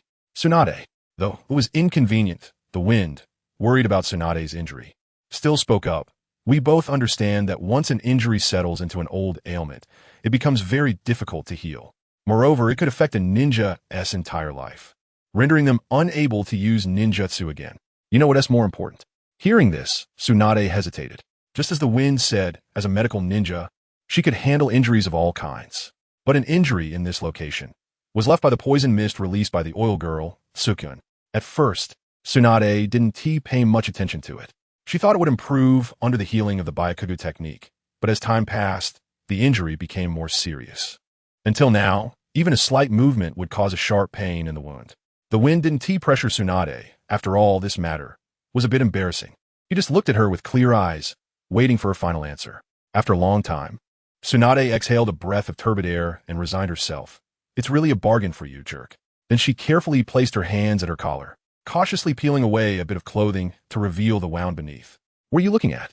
Jerk, look at the wound. This wasn't an ordinary flesh wound, but a very dominant type of poison. Tsunade was both shy and angry, unable to do anything about the wind. Chapter 153, No Trace 1-5. Seeing this, the wind reluctantly withdrew his gaze. It must be said that Tsunade's figure was excellent, impressively large. Her skin was as delicate as mutton fat. Just a glance was enough to deeply captivate him, making it hard to extricate himself. Ahem, you misunderstood. He hurriedly concealed his embarrassment and shifted his gaze to the scar in the valley. Tsunade, blushing, bit her thin lips. She turned her head to the side, not daring to look at the man in front of her. The injured area was showing a blackish-purple color, starkly contrasting with the surrounding fair skin. More seriously, the wound had already become ulcerated, faintly emitting a foul odor. This poison is very strong. Instantly, the wind's face lost all traces of smile. And he said solemnly, compared to Hanzo the Salamander, it's not lacking at all. If it's not treated soon, it's likely that it won't be a matter of whether you can still be a ninja, but you might very well die from the poison. What? Tsunade suddenly turned her head, staring at the wind. What should we do? Hearing the seriousness of the situation, she panicked as well. Taking a deep breath, she calmed herself down. The wind fell into thought. The nano-level poison insects released by Tsukun were already extremely terrifying. If he remembered correctly, He had relied on these poison insects to directly disable Obito's arm. And now, the forbidden technique that was released is based on the poison insects, using corpses as nutrients. The toxicity has become even more formidable. A flash of inspiration struck, and the wind looked up at Tsunade. However, he appeared hesitant, his gaze flickering as he said, I have a method, but I don't know if you will agree. You say, Tsunade said excitedly. A few breaths later, when the wind finally spoke out his idea, Tsunade was so furious that she cursed loudly. Her face turned even redder, almost like a red apple, blooming with beauty. Pervert! Tsunade was panting heavily, glaring fiercely at the detestable man in front of her. If I had known this would happen, I would have killed you with one blow. Get lost. The wind felt a bit of a headache. He had guessed that it would end up like this when he first had the idea. You have to listen to my explanation. You know how potent Hanzo the Salamander's poison is. If he hadn't feared the retaliation from Konoha, you three might have been poisoned to death back then. As it was said, Jifeng had nothing to hide and continued, I can be immune to his poison, you. I think you can too. Don't hesitate. Let me suck the poison out, otherwise when it spreads throughout your body, it really can't be treated. Tsunade. She was truly about to cry. How could there be such a way to detoxify? But thinking about dying like this, carrying the notoriety of being a traitor to Konoha, her heart was filled with unwillingness. After a moment's pause, Tsunade bit her silver teeth and exhaled a breath of foul air, resigning herself. Fine. I'm not a stubborn person. Let's do it your way. Huh? Jifeng looked at Tsunade in surprise, then nodded and stepped forward to embrace her. Suddenly, a fragrant scent filled his nose. He felt her body was soft. At the same time, an unusual sensation surged in both of their hearts, indescribable, but made their hearts race. Tsunade's beautiful figure trembled slightly, her eyes tightly closed. As if avoiding something, she turned her head to the side. Unexpectedly, after waiting for a long time, she saw Jifeng not making a move. She had to open her eyes and scold, Jifeng, are you waiting for me to die from the poison? Hurry up. Looking at Tsunade, who was so close, with delicate features and a different charm in her soft voice. Jifeng suddenly felt a bit dazed. When Tsunade urged him again, he finally reacted and hurriedly said, the wound is a bit deep. You need to take off your top. You. Tsunade's eyes widened, staring fixedly at Jifeng. If looks could kill, Jifeng would have been dead 1,000 times over. I have no strength. You do it. By the end, Tsunade's voice was so soft it was almost inaudible. If Jifeng weren't so close, he wouldn't have heard it. Seeing Tsunade's determination, Jifeng didn't hesitate at all. He went straight to it. He understood that this had to be resolved quickly. Otherwise, it would be too torturous for Tsunade, psychologically. In no time, there were rustling sounds. Next to them, there was an additional piece of women's clothing. I'm sorry. As soon as the words fell, Jifeng lowered his head and began to suck the poison from the wound, his cheeks bulging with effort. Ha! Jifeng spat out the poisonous water from his mouth and continued to suck. It was visible to the naked eye that the poison, upon touching the ground, corroded and emitted wisps of green smoke. Throughout the process, although Tsunade tried her best to endure, beads of sweat still dripped from her forehead. The strange sensations in her body and the turmoil in her heart caused her to involuntarily let out soft moans from her throat. Noticing Jifeng's strange behavior, Tsunade felt even more shy. Then she thought about Jifeng's previous confession to her and wondered inwardly, Jifeng, can he be trusted for a lifetime? Compared to Tsunade, Jifeng appeared much calmer. Having experienced the questioning from the Dream Beast, the Dream Taper, and with the support of the Vortex Clan's young leader's mental strength, he could quickly adjust his mindset. Endure it, restrain it. Another mouthful of poisonous water was spat out. The situation was far more serious than he had imagined. It seemed that this foolish woman, Tsunade, had been using chakra to heal her wounds. Unbeknownst to her, while the poison couldn't be resolved, it became nourishment that accelerated the spread of the poison gas. Jifeng thought to himself. Suddenly, Tsunade let out a long, urgent moan. Realizing what she had done, she hurriedly covered her mouth with both hands, her face turning red with embarrassment. Even more aggravating was that the detestable man in front of her was actually smiling. It was all Jifeng's fault. If he hadn't used so much strength, how could Tsunade have made such an embarrassing sound? It seemed to sense something. The distant fire pit suddenly flared up, casting a flickering light in the narrow cave. I'll go find something to eat. You're still weak, so sleep a bit longer. After a long while, Jifeng took off his clothes and draped them over Tsunade, leaving behind a sentence before escaping the cave. Tsunade, weak and pale, with slightly chapped lips, saw Jifeng leave in a fluster and couldn't help but let out a giggle, whispering, "TCH, an inexperienced little man. He is probably about to lose control." As soon as she finished speaking, Tsunade cupped her face with her hands, shaking her head. Then she said, "Tsunade, what are you thinking? And you still criticize Jifeng. Aren't you the same?" Suddenly, there was a sound of hurried footsteps. Jifeng rushed out of the cave and spotted a clear spring, leaping in. Instantly, the cold air rushed in, cooling down Jifeng's overheated body. "Why is my mind filled with Tsunade?" Jifeng muttered. The next second, an unbearable heat surged from deep within him again. Frustrated, Jifeng shouted, "Being a man is hard. Being a good man is even harder." Chapter 154. The Movements of the Five Great Villages, 2-5, Wind Country. In Sunagakure, in the Kazekage's office, Raza sat in his chair, hands crossed on the table, with a rare serious expression. He said in a deep voice, "Is the news absolutely true?" The Umbu member kneeling below did not dare to hesitate and replied, "That's right." Jifeng single-handedly broke through the pursuit of over 500 ninjas from Konoha. As soon as he finished speaking, all the elite ninjas present showed astonished expressions, gasping in disbelief. Is his strength really that terrifying? Among the Konoha ninjas are two of the legendary three, Orochimaru and Tsunade. Huh.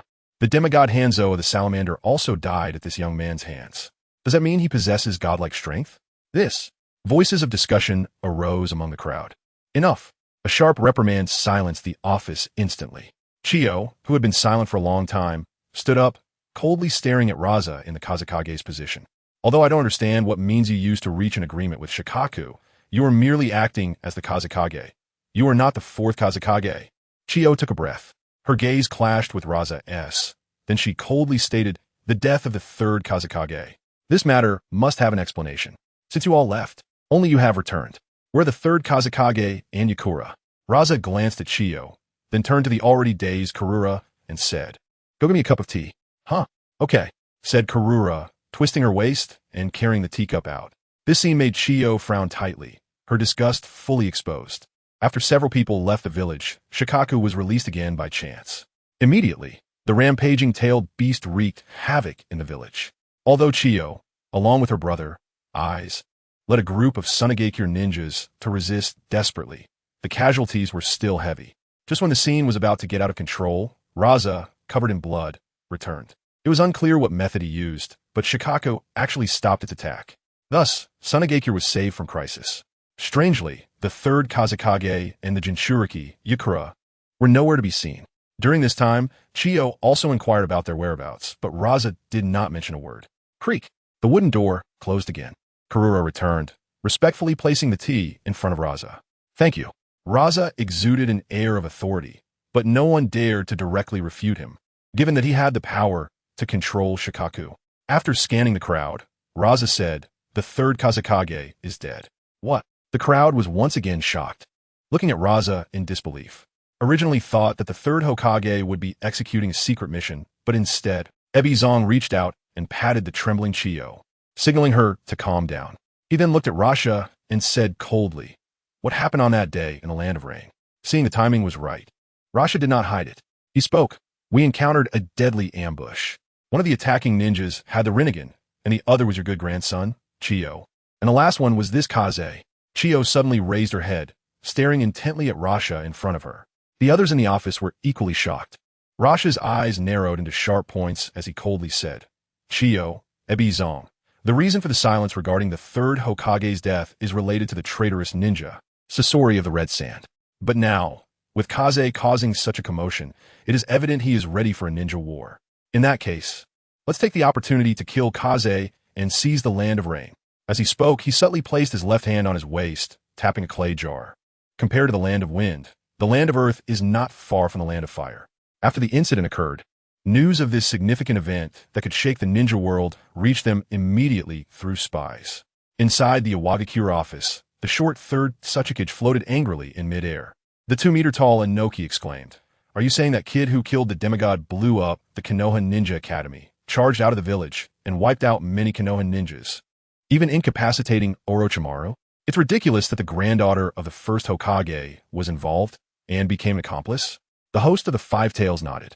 He raised his hand to lift the straw hat covering his eyes and looked at Inoki, saying, "With that kind of strength, he is probably not afraid of the tailed beasts either." Do you need me to go assassinate him for the village? As he spoke, he flicked out a snow-white tail from behind him, emanating terrifying chakra.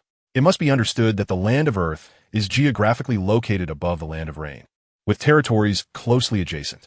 Once war breaks out, whoever occupies the first move will have a greater chance of winning. Let me think about it. Just as Inoki finished speaking, the office door was violently pushed open. A ninja with a big beard, dressed in purple clothes and armor, walked in without hesitation. Pointing at Inoki with one hand, he shouted, "What are you thinking? Just fight it out. Iwagakure will eventually fall to you, you dwarf. Do you really want to wait until the land of rain kicks your ass and throws you down before you take action?" Hearing this, Inoki's face turned extremely ugly. He cursed, "Old Purple, shut your mouth. Just because you are the host of the Four Tails, you think you can act recklessly? Do you really think war is just a matter of words? It requires manpower, food, and ninjas to fight hard." The host of the Four Tails pouted, directly pushing past the host of the Five Tails and sitting in the Tsuchikage position, propping his feet up on the table in front of him. This action made the short Inoki furious, his blood pressure skyrocketing. "I say, I could take your place as Tsuchikage, you can't." "Yes, that's right. War requires a massive amount of resources and manpower. But have you considered how much strength Konoha has left after Kaze's destruction? We only need to wipe out the land of rain, and we can charge straight into the land of fire. At that time, everything from the two countries will belong to us. Such a huge reward, why not take it?" The host of the Four Tails, Old Purple, said loudly. Inoki hesitated, falling into thought. He secretly thought, killing the demigod and causing chaos in Konoha. Kaze is powerful, but can he really break the sky? It must be understood that Iwagakure has two hosts. With the Four Tails and the Five Tails, if a fight breaks out, our top fighting power is not afraid of anyone. After a long time, a fierce light flashed in Inoki's eyes. He coldly said, "Old Purple, you quickly get up and let me have the Tsuchikage seat. Otherwise, Iwagakure will not participate in this ninja war." Bang! The furious host of the Four Tails suddenly stood up, walked to the side, and stood shoulder to shoulder with the host of the Five Tails. Yes, yes, yes. I'll let you have it. Who told you to look like a little kid?" Old Purple cursed. Seeing this scene, the host of the Five Tails had no expression on his face. He seemed to be used to it, sitting in the Tsuchikage position. Inoki said in a deep voice, "Pass my orders. Quickly gather all the ninjas in the village." Chapter 155. The Enslaved Turumi Mei, 3-5, far away in the northeast corner of the continent, within the borders of the Land of Thunder. Towering peaks reach into the clouds, standing like pillars to the sky. Crack! A deafening thunder echoed continuously. Accompanied by the thunder, in a training ground in Kumogakure, Killer Bee was also letting out cries of despair. With his hands on his head, he was constantly fleeing. He shouted, "Idiot! Bastard! Big brother, you've changed. No, it's because you heard that Kaze caused such a big commotion in Konoha that you took it out on me." Angered, A's forehead bulged with veins, and chakra surged wildly within him. Gathering in his fists, he struck out fiercely. Boom! En explosion sounded. The giant rock that Killer Bee was using as cover shattered, and the stones fell from the sky, kicking up a cloud of dust. "I told you, you can't insult Big Brother. Why don't you listen?" It was visible to the naked eye that A was surrounded by crackling electricity, forming a chakra armor. His speed soared as he stepped forward and punched Killer Bee, sending him crashing to the ground. Ignoring Killer Bee's pleas for mercy, A leaned down and wrapped his arm around him, bringing him close to his ear, and said, "Why do you think I was influenced by Kaze?" Terrified, Killer Bee shrank his neck and fell silent. But seeing the fierce gaze of his older brother, he couldn't help but back down, timidly saying, "Big brother, you haven't made a name for yourself in the ninja world for so many years. But Kaze first killed the demigod Hanzo the Salamander, then incapacitated Orochimaru and defeated Konoha. So, you were stimulated." A's eyebrow twitched, and then he punched Killer Bee on the forehead. "How dare you say that about me? It seems we need a showdown between men." "No." Watching the two bicker, the third Raikage, standing at a distance, exhaled a breath of frustration. His brows furrowed tightly, and his expression was not good. He muttered, "A name that shakes the ninja world? That would be Kaze, right? Konoha has suffered a great loss in strength, and other ninja villages will definitely see the opportunity to swallow this piece of fat meat. It seems the Third Ninja World War is about to break out." When he looked up again, the third Raikage shook his shoulders and shook his head, producing a cracking sound. The next moment, an overwhelming chakra erupted from his body, and the third Raikage charged into the training ground, shouting, "A bullying little bee. What's that all about? Come, come, come. Let me play with you too." Hearing this, Killer Bee ran directly out of the training ground, crying with a sad face. Idiot! Bastard! One person is not enough. You have to come at me with two. Have you considered whether I can handle it? This is just too brutal for me. I refuse. Surrounded by the sea, with thick fog lingering through the four seasons, the Land of Water, located in the lower right corner of the map, has many inconveniences due to its distance from the continent and the oceanic barrier. In previous Ninja World Wars, the Land of Water rarely participated. But at this moment, within the daimyo's mansion, the atmosphere was significantly different from usual. A group of people dressed in wide kimono sat on the ground, and the middle-aged man in the main seat was the current daimyo of the Land of Water. The fourth Mizukage, Kaigetsu Yagura, stood on one side, lacking even the qualification to sit down. Suddenly, a loud shout broke the atmosphere in the room. Mizukage!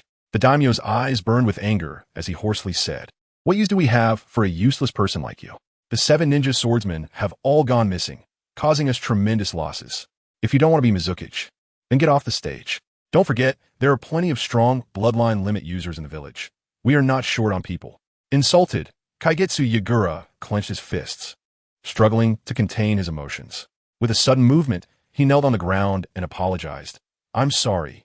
Daimyo-sama, I will provide an explanation regarding the 7 ninja swordsmen. I'm truly sorry." In reality, Kaigetsu Yagura only learned afterward about the assassination of Shippu by the 7 ninja swordsmen. It was the daimyo's order that directed the group to assassinate Shippu, and although he wanted to stop it, he was too late. It must be understood that Shippu had killed the demigod Hanzo the Salamander. His strength was undoubtedly formidable. Without a meticulous plan, rushing and led to the disappearance of all 7. Ironically, the daimyo's motive for this was merely for money. He instructed the 7 ninja swordsmen to accept payment for assassination targets. This was truly the height of foolishness. Of course, Kaigetsu Yagura would never voice this opinion, as the daimyo had a firm grip on the economic lifeline of Kirigakure. Then, Kaigetsu Yagura endured 3 hours of cursing. Finally, the daimyo coldly said, "I just received news that Shippu has killed a number of elite ninjas from Konoha in the Land of Fire, resulting in a significant decrease in Konoha strength. I believe this is a good opportunity to devour this piece of fat meat. We won't have to stay in this godforsaken place every day." "Understood," Kaigetsu Yagura respectfully replied. "I will gather the ninjas right away." "Huh, you useless fool, you didn't even think and just agreed. But it's fine as long as we strategize. You could just be a good dog," the daimyo said disdainfully. After a pause, as Kaigetsu Yagura exited the building, a flash of terrifying killing intent crossed his eyes. He thought to himself, if it weren't for those despicable nobles in the village who relied on their bloodline limits, what are you, daimyo? Without hesitation, he hurried out of the daimyo's mansion and approached the carriage in front of him.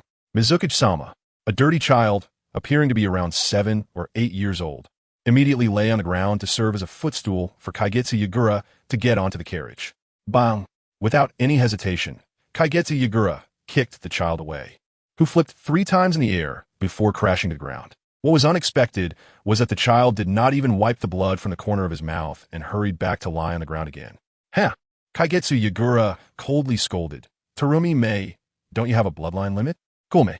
Use it against me." The childlike Terumi Mei trembled in fear and hurriedly said, "I'm sorry. I'm sorry. I'm sorry. Useless." After a curse, another dull sound followed. The weak Terumi Mei was kicked away again, and just like before, she continued to lie at Kaigetsu Yagura's feet. Drip! A drop of bright red blood fell from her nose, forming an extremely glaring flower on the floor. "I'm sorry. I'll clean up the blood right away. I won't dirty Mizukage-sama's eyes. I'm sorry." Tears welled up in Terumi Mei's eyes as she struggled to endure. But the immense pain she felt was far beyond what someone her age could bear. Tears uncontrollably streamed down, mixing with the blood from her nose, dripping onto the ground. Seeing this, Kaigetsu Yagura leaned down, close to Terumi Mei's ear, and said, "If it weren't for your family being wiped out, I wouldn't dare treat you this way. Unfortunately, your family is all dead, leaving just you." Chapter 156. The third Hokage steps down. 4-5. The situation in Kirigakure was quite special. Influenced by the previous Mizukage, after Kaigetsu Yagura ascended to the position of Mizukage, he carried out large-scale massacres against the clans with bloodline limits. As a result, Terumi Mei's clan was left with only her.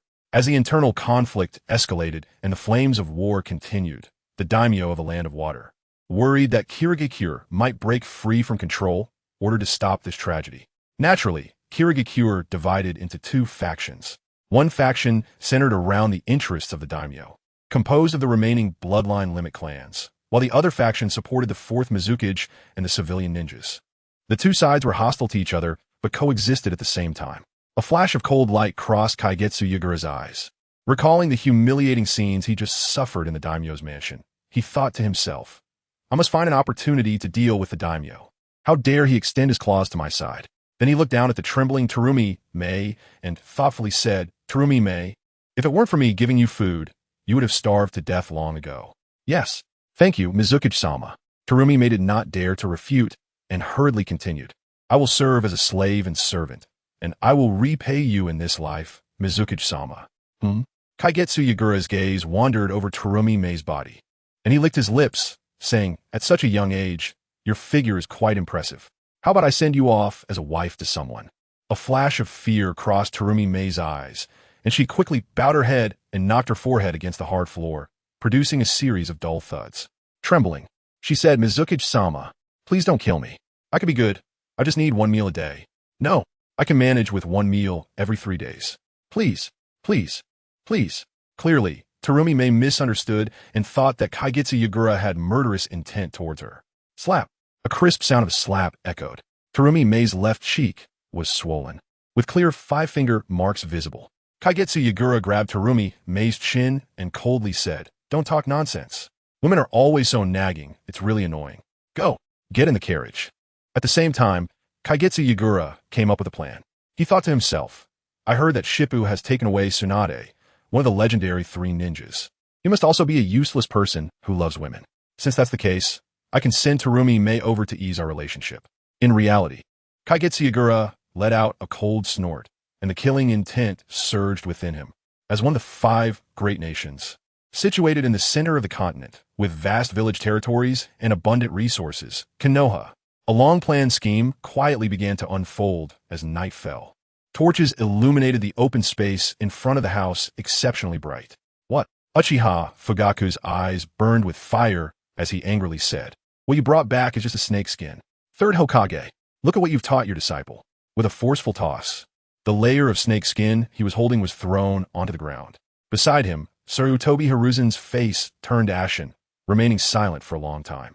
After receiving the news of Shippu's crushing defeat of Konoha's ninjas, the entire Konoha fell into an eerie silence. Not long after, a larger conflict erupted within the village. As a result, the 3rd Hokage, Sarutobi Hiruzen, appeared to have aged significantly, as if he had aged 10 years in an instant. This time, the losses were severe. Not only had his eldest son, Sarutobi Isama, died, but there were also as many as 700 ninjas who went to pursue him, with only a pitiful 3 returning.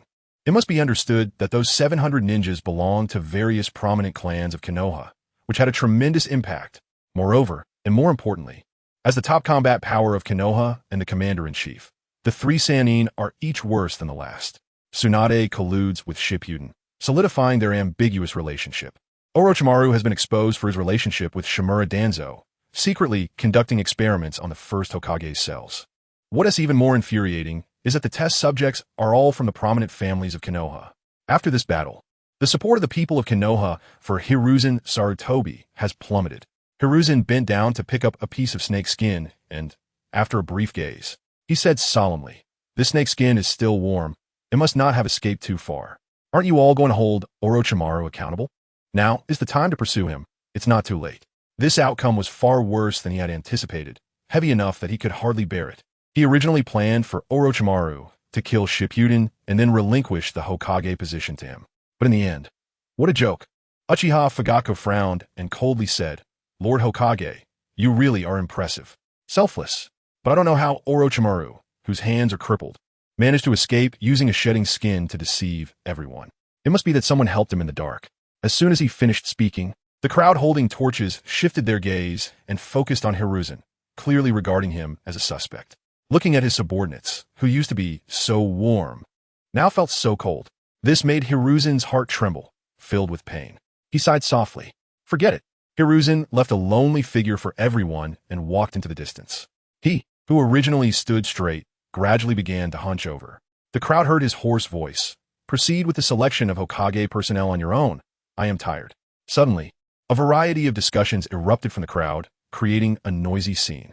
A barely noticeable smile appeared on Uchiha Fugaku's face, unable to contain his secret delight.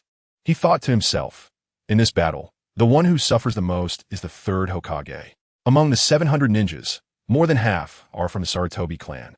It's simply using his own resources to pave the way for Orochimaru, but unfortunately, he has lost all his capital.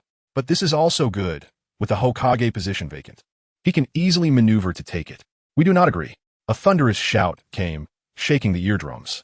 Several figures rushed in, bringing a gust of wind, and then landed steadily. The ninjas known for the 8 colors of Konoha intercepted Hiruzen. Orange water. Senju Mito, who is highly skilled in water techniques, is the grandson of the second Hokage, Senju Tobirama. Purple sky. YSH Mame, the leader of the Umbu. His niece is YSH Azuki. Golden flash. Namikaze Minato. Cyan beast. Might Guy exceptional in physical techniques. His son is Might Guy. Black dancer. Moonlight Kakashi, outstanding in swordsmanship. His son is Moonlight Shikaz. Red sunset. Akatsuki, a Jinjutsu-type ninja. His daughter is Yuhi Kurenai. Among them, Konoha White Fang has been dead for a long time, and Sarutobi Shikima just died in battle. Seeing a few people arrive, Uchiha Fugaku's expression changed drastically. How could they return so quickly? Before he could react, another loud shout came. Several more people attacked, and they were actually the 12 Guardian Ninja protecting the daimyo of the Land of Fire, wearing the emblem of the Land of Fire around their waists. Chapter 157, The Third Ninja World War. Erupts, 5-5. Dare I ask who among those present can take on the Hokage position besides the third Hokage? A loud shout rang out. Together with Sarutobi Asuma, the two approached Hiruzen Sarutobi and then looked around at the crowd. Under their coercive gazes, no one dared to make eye contact. Is it you, Fugaku? Sarutobi Asuma looked at Uchiha Fugaku with disdain and snorted coldly. Don't forget the good things you did during the Paradise Box incident. In the Paradise Box incident, Uchiha Fugaku played the role of the most miserable. He had originally trusted Shimura Danzo and allied with him, only to be completely used. Then he was severely injured by Shippuden. Afterward, he encountered the rebellion of Uchiha Kagami, causing the entire Uchiha clan to collapse. After this battle, not only the top combat power, but also the reserve forces suffered greatly. As the clan leader, he bears an undeniable responsibility. Furthermore, because of this incident, the police force of Konoha was disbanded, causing the Uchiha clan's status in Konoha to plummet. Is this your son standing up for his father? Seeing the opportunity to ascend to Hokage, Uchiha Fugaku did not back down and retorted directly. Don't tell me that after making such a huge mistake, the third Hokage bears no responsibility at all. Understand that the ninja forces suffered losses on the battlefield because of his 2 apprentices. What did you say? In an instant, the 2 factions were filled with a strong smell of gunpowder, with a palpable impulse to fight. Surrounded by the crowd, Hiruzen's expression changed repeatedly. He knew that this matter must have a resolution. If he continued to avoid it, it could very likely lead to bloodshed. But now, how could Konoha afford to experience internal strife again? He pushed aside Namikaze Minato and stepped out of the crowd. Immediately, Hiruzen attracted everyone's attention. Lighting a cigarette, he took a deep drag and exhaled a large cloud of smoke. He said solemnly, Orochimaru's mismanagement has caused heavy losses to our village's elites. Secretly conducting human experiments and harming our compatriots, both are grave sins. I hereby classify Orochimaru, one of the legendary Sannin of Konoha, as a rogue ninja. Additionally, Tsunade's ambiguous relationship with Shippuden has repeatedly caused harm to the village.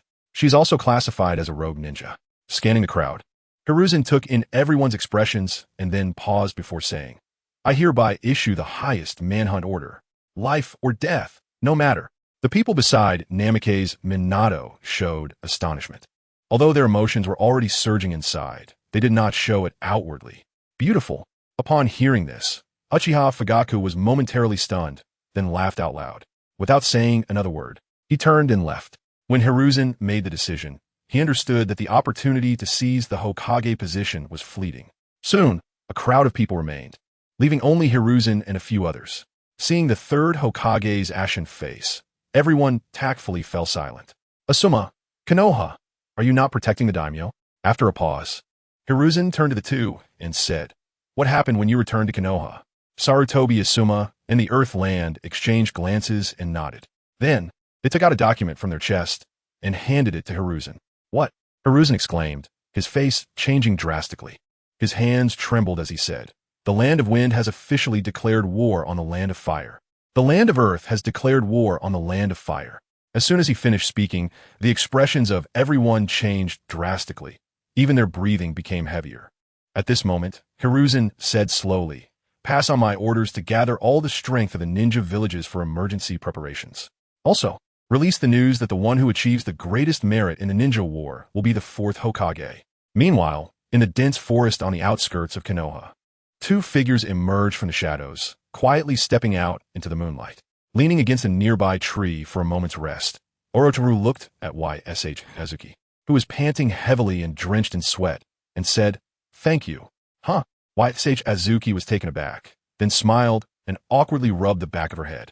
"Master, don't say that. It's a bit uncomfortable." Orochimaru's mouth twitched. He looked grimly at the position of Konoha, let out a long sigh, his gaze complex. "You can go back now." As he spoke, Orochimaru dragged his two useless arms and walked unsteadily into the distance. "Master!" Yakumo rushed forward to support him. But at Orochimaru's cold shout, her hands froze in midair. "What I've lost, I will eventually take back." With that, Orochimaru disappeared into the darkness, leaving Yakumo alone in silent sorrow. The moon tonight was bright, yet tinted with a hint of blood color, hanging high in the sky like a night lamp. The moonlight, like water, quietly cascaded down, draping the earth in a silvery veil. What Orochimaru didn't know was that high above, a pair of eyes were watching him intently. Wearing sunglasses and dressed in sportswear, with a ninja tool bag slung at his waist, it was Uchiha Obito. Is he just going to walk away? Obito's eyes sparkled with intense light as he sneered, just like a stray dog. A dismissive laugh came from behind him from White Zetsu. Following Uchiha Madara's instructions, he lured. This is the outcome of lacking strength and failing. "Obito, don't you desire power? Come with me. Or do you prefer to let Shippuden be the shadow of your life? Until even your beloved Rin, Noera, despises you? You, shut your mouth." Furious, Uchiha Obito stood up abruptly, turning to glare at White Zetsu. "Shut my mouth? Do you have the strength to make me?" White Zetsu shrugged nonchalantly and said casually, "Mentioning Shippuden make your legs tremble." As he said, Obito's legs were indeed shaking. His face pale, lips cracked, looking utterly terrified. Their eyes met, engaging in a brief confrontation. This was clearly not their first encounter. "Let me think about it." Saying this, Uchiha Obito pushed up his sunglasses and walked down the path back to the village. A strange smile appeared on White Zetsu's face, secretly thinking, this little brat. Just as Madara said, can he really inherit the heavy responsibility? Forget it, I'll not think about it for now. Zetsu slowly disappeared into the tree trunk, murmuring, "After planning for so many years to resurrect Mother, the dawn cannot fail." He vanished into the darkness. Originally, the ninja world was surging with undercurrents, with strategies hidden beneath the surface. Now, with Shippuden's disturbance, this stagnant water came alive, exposing the issues left over from the Second Great Ninja War to the sunlight. The Third Great Ninja War erupted. As for the instigator, Shippuden, at this moment, the moonlit night faded and dawn broke. The warm morning light shone through the cave entrance, illuminating the cave, officially starting a new day. Huh. The sleeping Tsunade let out a delicate hum, swatting away Shippuden's meddlesome hands. "Let me sleep a bit longer." Her long hair was casually scattered, and she was hugging Shippuden's leg as a pillow, her clothes disheveled. One delicate leg, like a lotus root, hung outside, appearing even whiter and more tender under the sunlight. The inadvertently exposed, enchanting scenery was enough to imagine what had happened. This scene was a deadly blow to any man. Chapter 158. The origin of the incident. Under this beautiful sight, any man would do something. Is Shippuden an ordinary man? No, absolutely not. So he didn't hesitate for a moment and directly made a move, preparing to act. A playful expression appeared on his face as he took a fluffy little grass and placed it on Tsunade's nose, gently teasing her. "Ah, achoo!" Tsunade suddenly sat up straight, and the moment she saw Shippuden, all sleepiness vanished from her eyes. "What did you do to me last night?" A punch filled with monstrous strength came flying, scaring Shippuden to run away in a hurry. "I did what I had to do." He sidestepped and said, "You said you were cold while you were asleep, so you hugged me for warmth. I stayed up all night to take care of you. How could I do anything to you? Besides, I was just trying to wake you up this morning. Who knew you'd be so grumpy?" Tsunade looked at Shippuden in surprise, and then snapped back to reality, noticing she was still wearing Shippuden's clothes. Are you really saying you didn't do anything to me? I don't believe you. To be honest, Tsunade was aware of her own charm. Not to mention being stunning, she was certainly not someone that ordinary men could resist. Before Shippuden, he had been all over her, acting like a lecherous scoundrel. Last night, with the rain and wind, she was particularly weak due to her injuries, making it a perfect opportunity. Did Shippuden really not take advantage of it? Shippuden couldn't help but laugh helplessly. He spread his hands and said, "Come on, use your brain a little, okay? Do you really think I'm someone who thinks with my lower half? You're underestimating me, Shippuden." As Shippuden spoke, Tsunade's mind was flooded with embarrassing images. The man in front of her was working hard to suck out toxins, again and again. But at the injured area, suddenly, Tsunade's face felt extremely hot, like a fireball burning her. Fortunately, the sun had already risen at this point, covering her shame with its light. Seeing Tsunade like this, Shippuden also felt a bit embarrassed. It seemed both of them were thinking along the same lines. The atmosphere was starting to get ambiguous early in the morning. Ahem. Shippuden took the initiative to break the atmosphere, shaking his head and saying, "Tsunade, you're an adult now. Don't you have the ability to discern? If I were to do something to you, there would definitely be some traces left, like you'd feel uncomfortable, your legs would tremble, and so on." At first, Tsunade was a bit confused, not understanding what Shippuden meant. But as she saw his expression gradually becoming uncontrollable, bursting into laughter, Tsunade finally realized what he was referring to. After all, she was a medical ninja, proficient in medical knowledge. While some of the knowledge hadn't been practiced, she understood. Knowing that she had been teased by Shippuden, Tsunade's temples bulged with anger. "You, scoundrel!" She swung her fist round and aimed it at Shippuden again. However, she exerted too much force and pulled her wound, causing her to fall from a height. Just as she closed her eyes, seemingly resigned to the impact with the ground, she felt a great force come and catch her in a princess carry. Opening her eyes, Tsunade's face turned red. The one who caught her was none other than Shippuden. "Be careful. Don't be so reckless, or you'll tear your wound," Shippuden said with a pout. Tsunade nodded, unusually not getting angry. Instead, she acted shyly like a girl experiencing her first love. "Ahem." Tsunade dared not look at Shippu, and quietly said from her throat, "I'm fine now. Can you let me go?" Yes, I can." Saying this, Shippu released his grip. In the next second, Tsunade was completely dumbfounded. Her body fell straight down and hit the ground. Although it wasn't high and she didn't suffer any injury, she got covered in dust. Leaves were stuck in her beautiful hair. "You!" Tsunade exploded in anger, glaring fiercely at Shippu. "You bastard! How can you let go like that?" But Shippu had already quickly sprinted away, running straight into the distance. Looking at Shippu's back, the curse she wanted to shout was ultimately swallowed back. Her beautiful eyes sparkled with different colors. For a moment, she was somewhat dazed. In an inexplicable impulse, she murmured, "Shippu, you're really not a man. You even said you liked me." Of course, Shippu wasn't a mind reader. How could he fully understand Tsunade's small thoughts? When he returned, he had 2 wooden sticks in his hands, with 2 grilled fish on top. "Here, as an apology." Shippu handed 1 grilled fish to Tsunade, then happily enjoyed the food. A satisfied expression on his face. Tsunade glanced at Shippu, but said nothing. Then she looked down at the grilled fish in her hands, staring at it for a long time, and finally whispered, "Shippu, can you tell me what happened that day? Why did you end up fighting Orochimaru when you left Konoha, causing the relationship with Konoha to deteriorate? There wasn't any special reason. I believe you wouldn't destroy the ninja school and kill Konoha's ninjas." As soon as she finished speaking, Shippu's action of swallowing the grilled fish froze. He slowly swallowed the fish meat that was in his mouth. Raising his head to look at Tsunade, he smirked and said, "Reason?" That day, Orochimaru directly attacked and shattered the ashes of the Uzumaki clan. Don't you think, as the young clan leader of the Uzumaki clan, I should seek revenge? What? Tsunade suddenly looked up. Shippo had a smile on his face, but it made one feel heartache. Seeing this, it subtly tugged at Tsunade's heart. She couldn't help but think to herself, what's wrong with me? Why do I care so much about Shippo's feelings? She quickly shook her head to calm her emotions.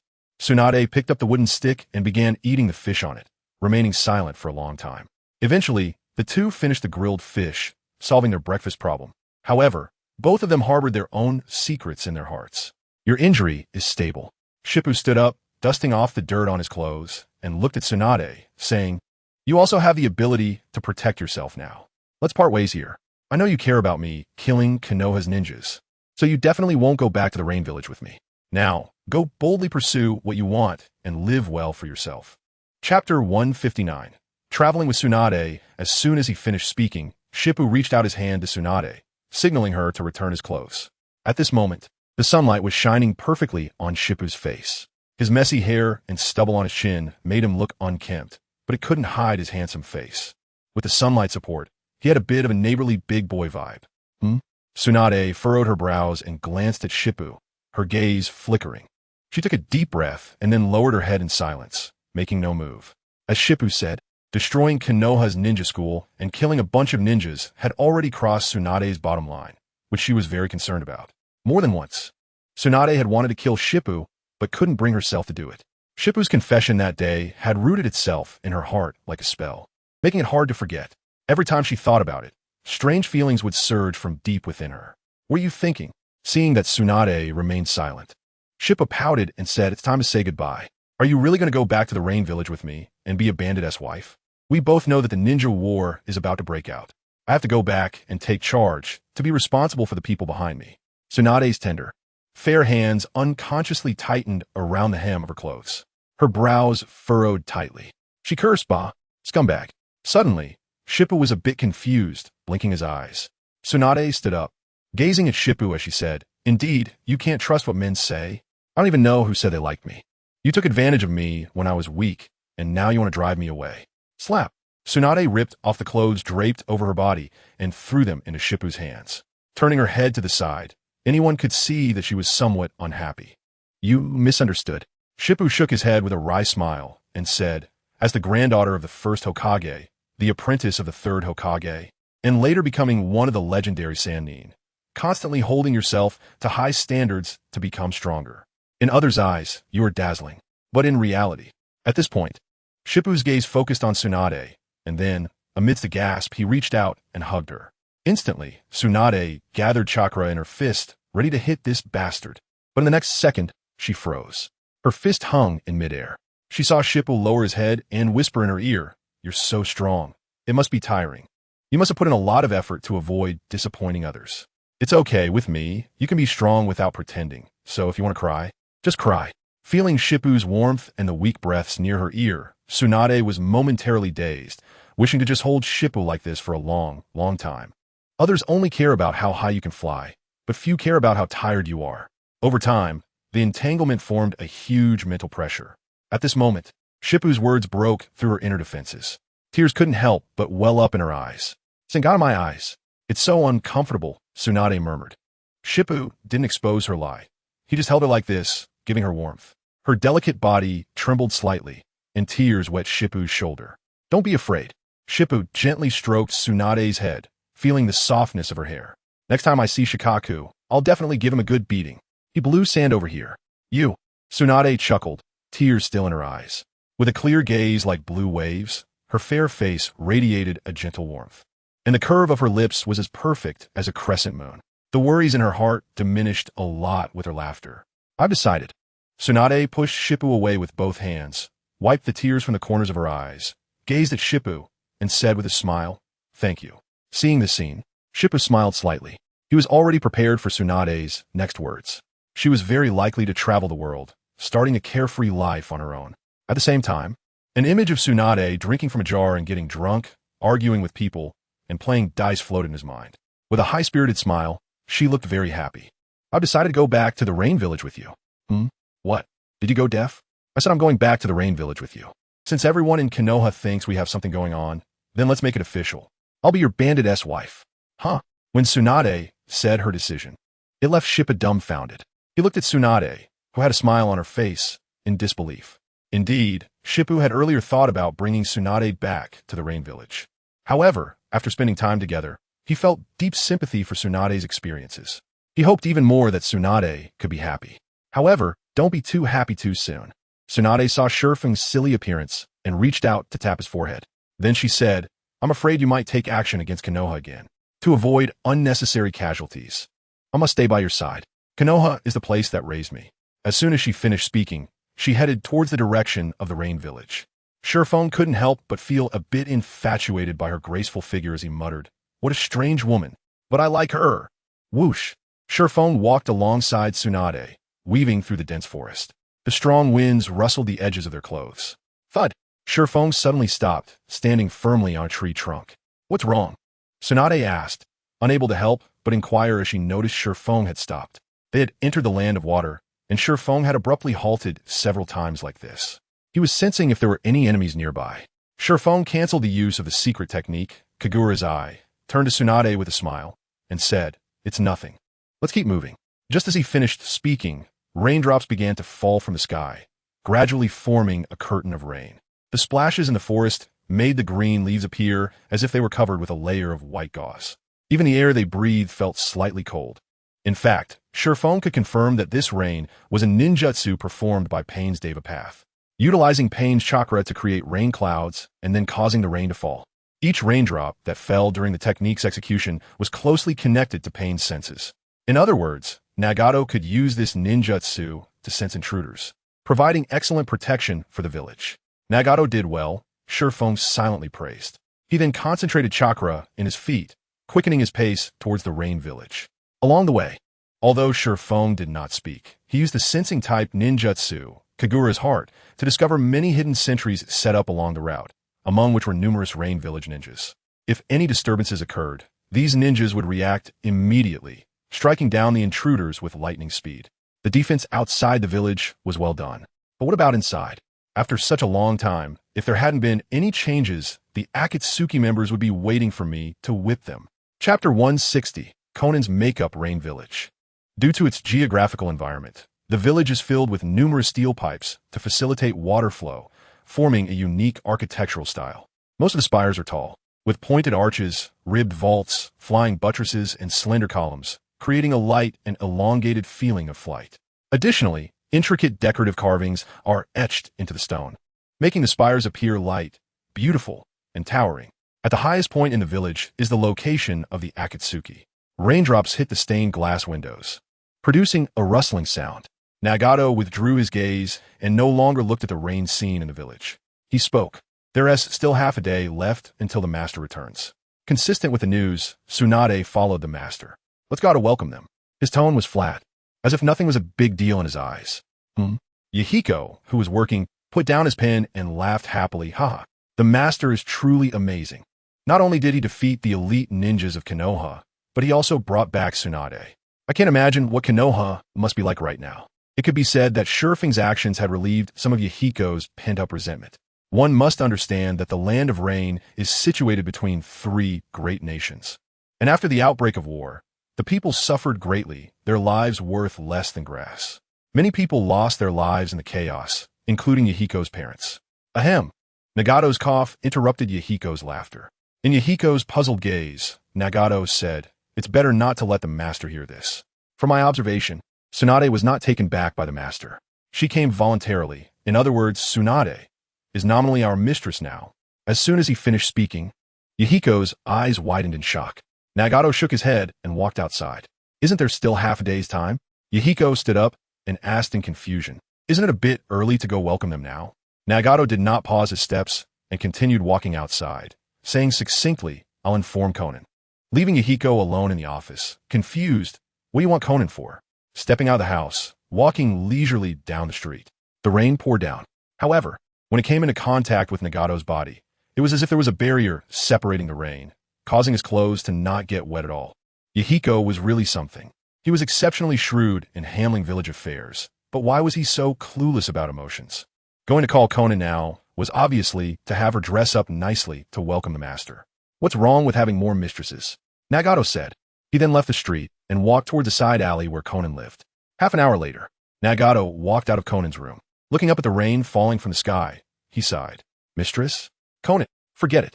Fortunately, the master still has half a day's time to return and won't see such a thrilling scene." Just as he finished speaking, a surprised voice came from the wooden house. "Nagato, come quickly and see if my makeup looks good. Will the master like it? Hurry up." Startled, Nagato took off running. Konan's makeup was really quite eye-catching. "Konan, I'll go call Yakura to come and teach you.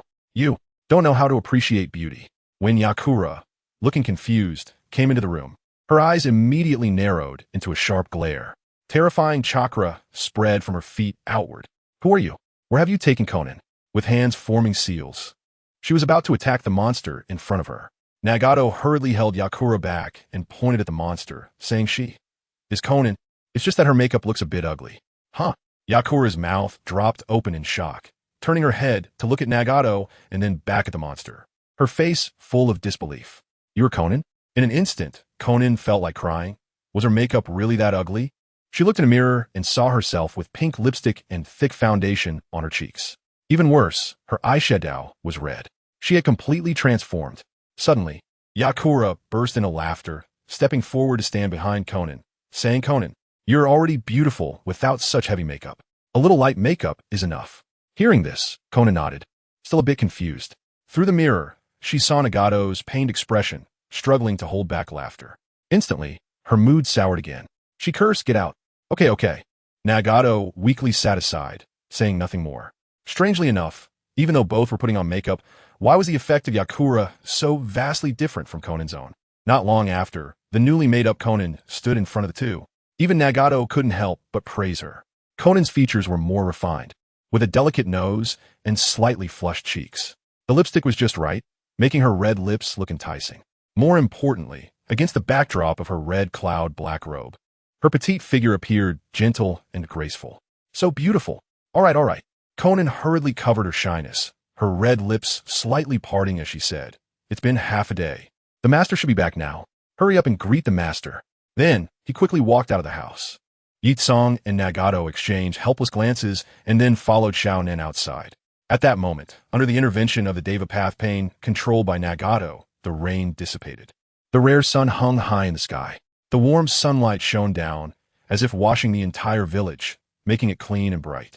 On both sides of the street, a crowd of villagers gathered, craning their necks and staring at the entrance of the village, as if anticipating the arrival of someone important. "Nagato, Xiaonan, Yijang." Over here, a shout caused the three to turn their gazes toward a few people in the distance. Leading the group was Yahiko, followed by Kakuzu, Sasori, and Haiden, all wearing the Akatsuki's distinctive clothing, the red cloud on black robes, extremely eye-catching. At this stage, all members of the Akatsuki had arrived. Tap, tap, tap. The steady sound of footsteps approached. The figures of the eagerly awaiting crowd appeared, and Jikaz appeared before them. The next moment, Yahiko shouted, "Welcome, leader." The voice rang out like a thunderclap, echoing in their ears. The villagers on both sides of the street also wore smiles, shouting to welcome Jikaz. They held immense respect for him. Before Jikaz could speak, the spectacle startled Tsunade. She looked at Jikaz in confusion, thinking to herself, "I didn't expect people to hold Jikaz in such high regard." Even at the peak of the third Hokage's power, there probably wasn't such a scene. Ahem. Jikaz cleared his throat twice and then said, "Stop with the pleasantries. How is everyone's strength? How is the village? If there's no progress, then I'll challenge you all." Chapter 161. Dispute. Upon hearing Jikaz's words, everyone's expressions turned strange. Instinctively, they took a step back, their eyes revealing fear. They remembered how Yahiko, Nagato, and Xiaonan had been ruthlessly beaten by Jikaz alone. Kakuzu had joined the Akatsuki only after being forced into submission by Jikaz. Sasori and Yitsong, who were regarded as fearsome entities by outsiders, were now quietly hiding at the back, not daring to show themselves. As for hiding, he was already panicking, cold sweat covering his forehead. He would never forget how the 7 ninja swordsmen had died. Stop standing there like fools. Jikaz wasted no time, leading Tsunade into the village, leaving everyone with a cold and stern back. "Come in to report on the work." Inside the office, the atmosphere turned tense. Tsunade smiled, unable to imagine that these strong individuals, not weaker than her, feared Jikaz so much. Sitting in the main seat, Jikaz closed his notebook, his expression somewhat grim. This scene made everyone too afraid to even breathe. Could it be that the leader was dissatisfied with the tasks assigned? "Kakuzu, tell me about the money situation," Jikaz asked, his gaze fixed on Kakuzu in the crowd. Receiving missions from the black market is categorized by danger level, then assigned to the corresponding ninjas. Kakuzu answered honestly without any concealment. After becoming a rogue ninja, he relied on the black market to survive. Now he was using the resources he had accumulated within Amage Cure, significantly increasing the income of the ninjas. Tenfold increase. Jikaz blinked, somewhat unable to believe his eyes. Kakuzu looked at Jikaz in surprise and nodded yes. This is under tight time constraints. Otherwise, the income could be several times higher. Good. Jikaz nodded in satisfaction. Well done. Once war breaks out, it will all be about money. He dismissed the idea of sparring with Kakuzu. Immediately, Kakuzu felt like he had received a great pardon, and he, who usually showed little expression, couldn't help but smile. Now let's talk about personnel issues. Jakaze shifted his gaze to Yahiko and said in a deep voice, "What's the deal with the explosive growth of Amage Cure's ninjas? Previously, there were less than 500 ninjas in Amage Cure, both elite and lower ranked, which was pitifully small. Now, there were over 3,000. It's due to all the samurai within the land of rain joining," Yahiko replied, noticing that Jakaze was silent. He continued, "Master, you previously told me to become the daimyo of the land of rain to solidify the ninja village, so I did." He recalled how Hanzo the Salamander's mysterious actions had resulted in the position of the daimyo being vacant, leading to chaos in the land of rain. Jakaze had suggested that Yahiko run for the position, and unexpectedly, Yahiko had truly become the daimyo in such a short time. "Good," Jakaze nodded in appreciation, realizing that controlling the position of daimyo firmly could avoid many troubles. More importantly, this way, the land of rain could unite as one.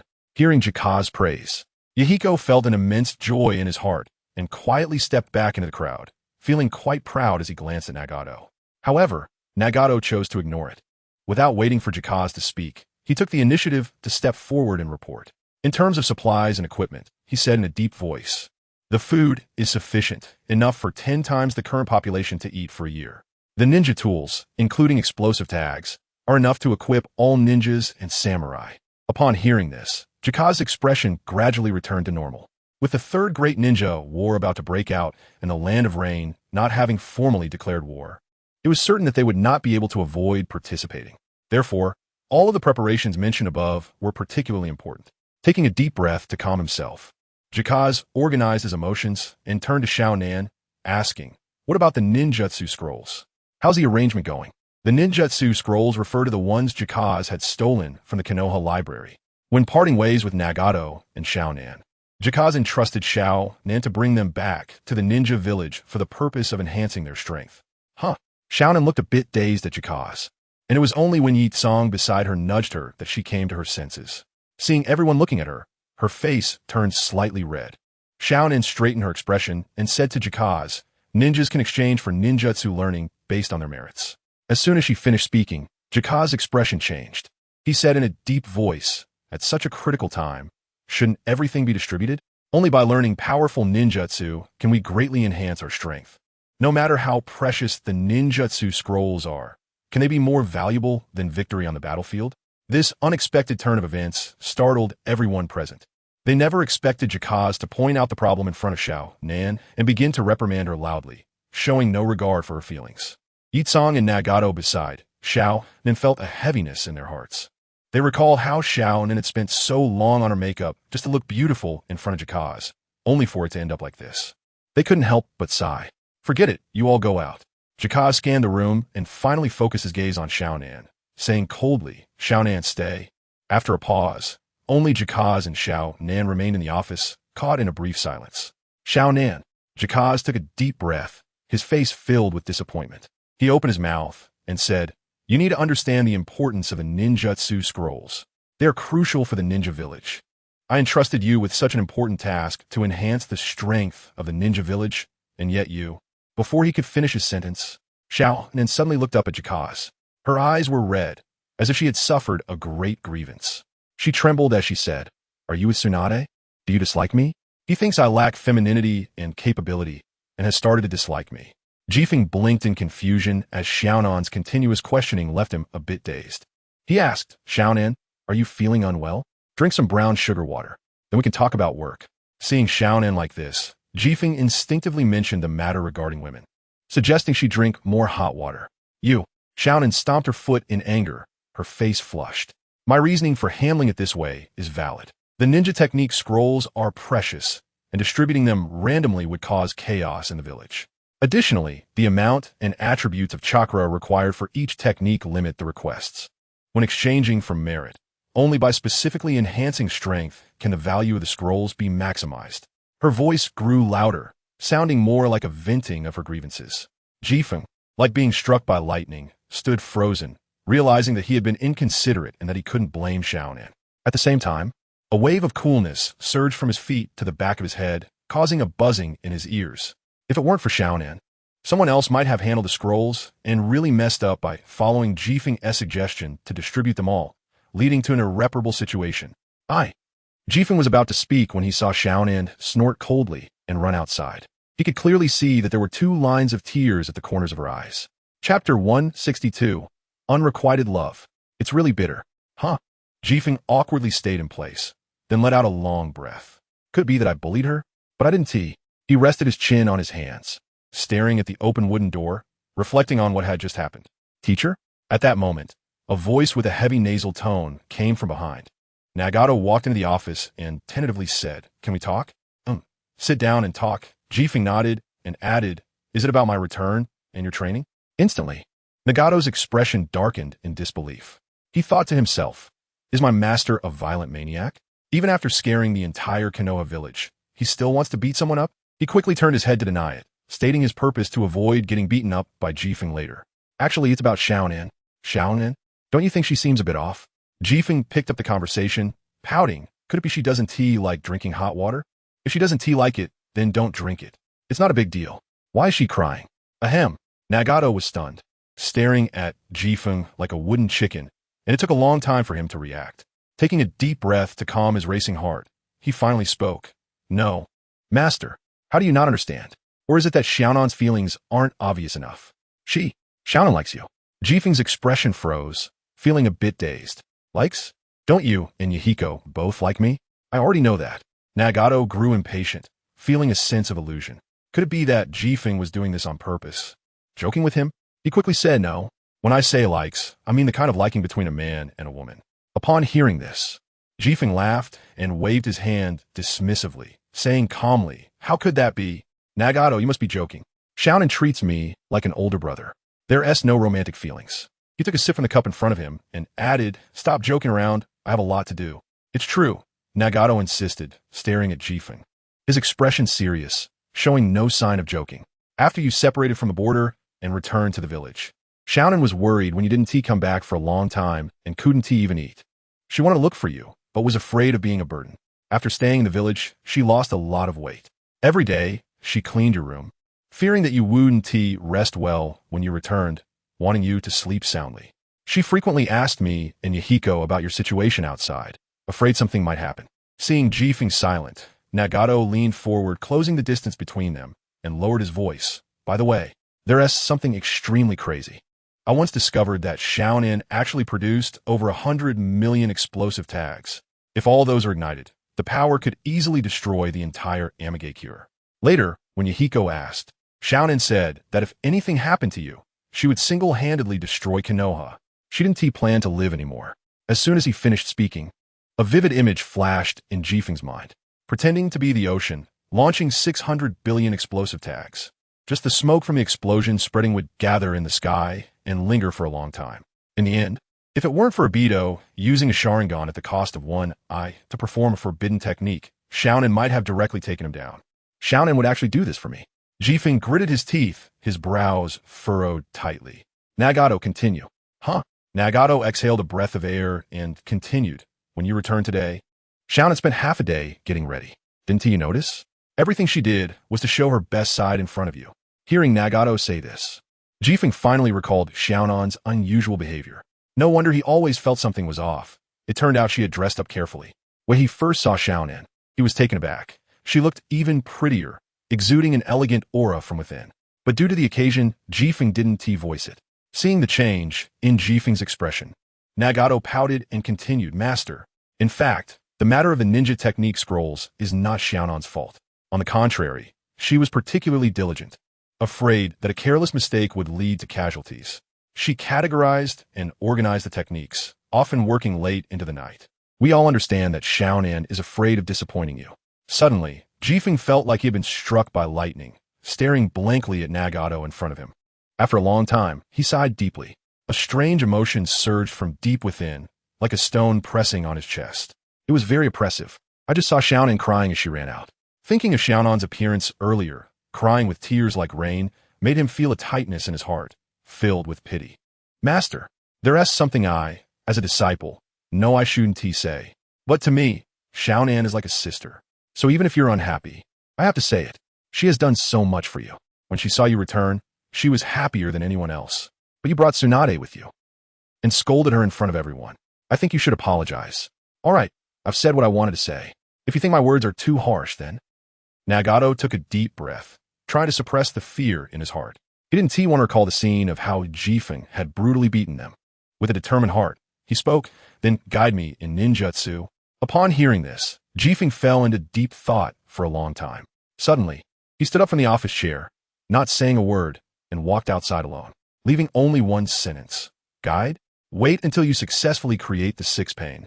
Then come find me for a fight. Instantly, Nagato was stunned.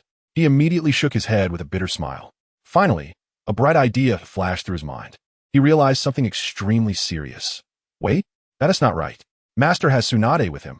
She is an experienced person. Why do I, without any romantic experience, find myself helping others as if I have been through it all? At this moment, Yahiko walked in through the open door. He couldn't help but comment, Nagato, you actually have quite the potential to be a matchmaker. I have something I want to ask of you. What do you think of Yakura? Nagato was somewhat speechless and finally replied coldly, get lost. Stepping out of the Akatsuki base, towering spires came into view. I didn't know when it started to rain, but droplets were now falling, bringing a chill to the air. Where'd he go? Ship closed his eyes and used the Uzumaki clan's secret technique, the divine word of Kagura, to sense everything within dozens of kilometers. Suddenly opening his eyes, he looked towards the training ground. What would he be doing at this time? After a pause, Ship walked towards the training ground. There, he saw a slender figure running around the training ground. The rain soaked Konan's hair, continuously flowing down, as if she was draped in a layer of white veil.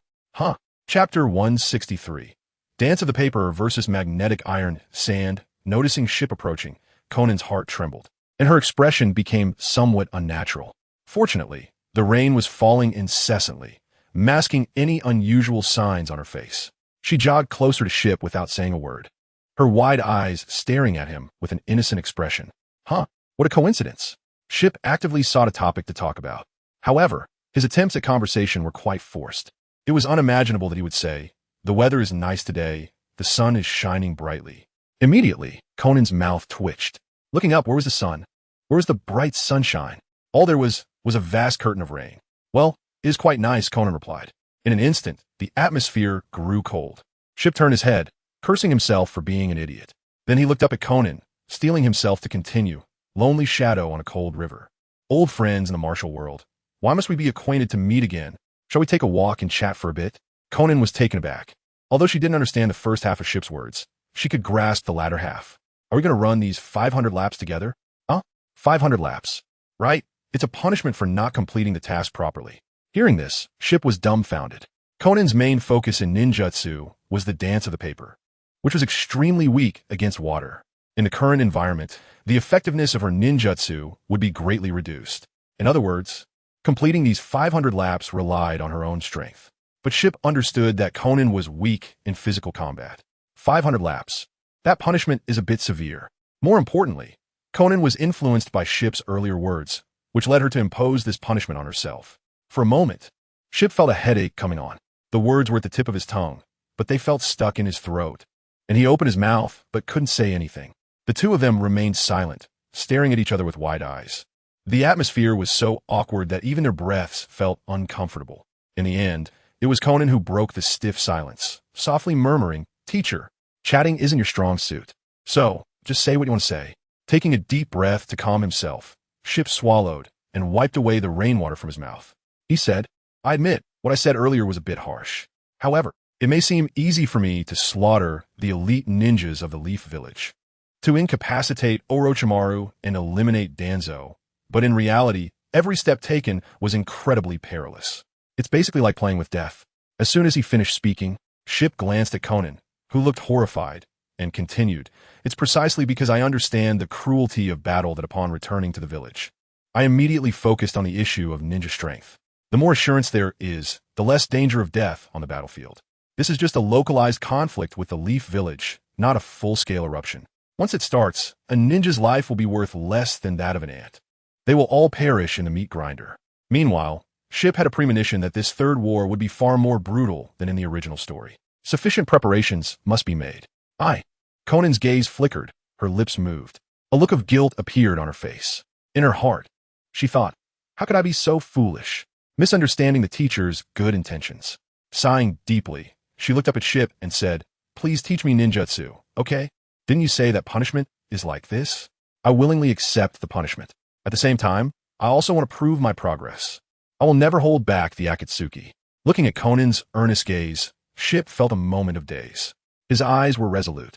Yet, it made him feel a different kind of emotion rising from within, unable to resist wanting to hold her and give her warmth. What a silly girl that makes one feel heartache. All right, Ship agreed. Konan smiled, distancing herself from Ship and getting ready. Suddenly, the rain intensified, like a curtain of pearls. It hung in front of the dull gray sky. The targets and wooden stakes in the training ground were enveloped in a hazy mist. A breeze blew, lifting the leaves from the ground into the air. I'm coming. Teacher, be careful, Konan shouted, rushing over and splashing water everywhere. Bang! She used her waist to exert force, delivering a whip kick aimed at Ship's face. How is that possible? Ship exclaimed in shock. He never expected that the physically weak Konan would unleash such a powerful strike just now. It left his arms numb. Teacher, underestimating me will lead to big losses. While speaking, Konan did not pause for a moment, using the momentum to leap high into the air. I've been working hard to overcome my weaknesses. Whoosh! 5 shurikens came flying. Seeing this, Ship quickly flipped backward 3 times, dodging them. Not bad progress. However, it won't be that easy to beat me in physical combat. Ship stomped his foot down, causing the ground to crack and spiderweb-like fissures to spread out. Monster strength fist. He swung out. Dance of the paper. Konan dared not take it head-on. After all, not everyone is Tsunade. She gathered chakra and immediately performed the secret technique, forming a pair of large wings made of countless sheets of white paper on her back. With a fierce flap, Konan soared into the air, shooting out a flurry of paper from her wings. Whoosh! For a moment, the paper cut through the curtain of rain, rapidly charging forward. Magnet release. Iron sand wall. Ship formed a wall about 3 inches thick using magnet release iron sand, which made a clattering sound upon contact with the paper. His hand seals were so fast that they left afterimages. Without any hesitation, Ship directly unleashed his ninjutsu. Magnet release. Iron sand wings. Similarly, a pair of wings made of jet black magnet release iron sand formed, suddenly flapping and launching Ship into the sky. Dance of the paper. White. Magnet release iron sand. Black. 1 black and 1 white. The 2 starkly different colors stood out vividly in the training ground. Bang! In the rain, the 2 figures collided fiercely, creating a thunderous sound. Then they separated and collided again. In just a few breaths, the 2 had already exchanged dozens of blows. Ding! The sound of metal clashing filled the air. Boom! With a loud roar, the paper projectiles shot from Xiaonan's wings and the iron spikes wielded by Jifeng collided together. The residual force alone was enough to shake the ground of the training field. The surrounding trees were blown askew, making distressing sounds under the strain. Xiaonan, your progress is astonishing. Jifeng could clearly feel that Xiaonan's strength had significantly increased. Whether in technique or in the execution of ninjutsu, she was much stronger than before. Teacher, aren't you supposed to guide me? Xiaonan playfully smiled, beckoning Jifeng with a single finger, provoking what's wrong. Are you holding back?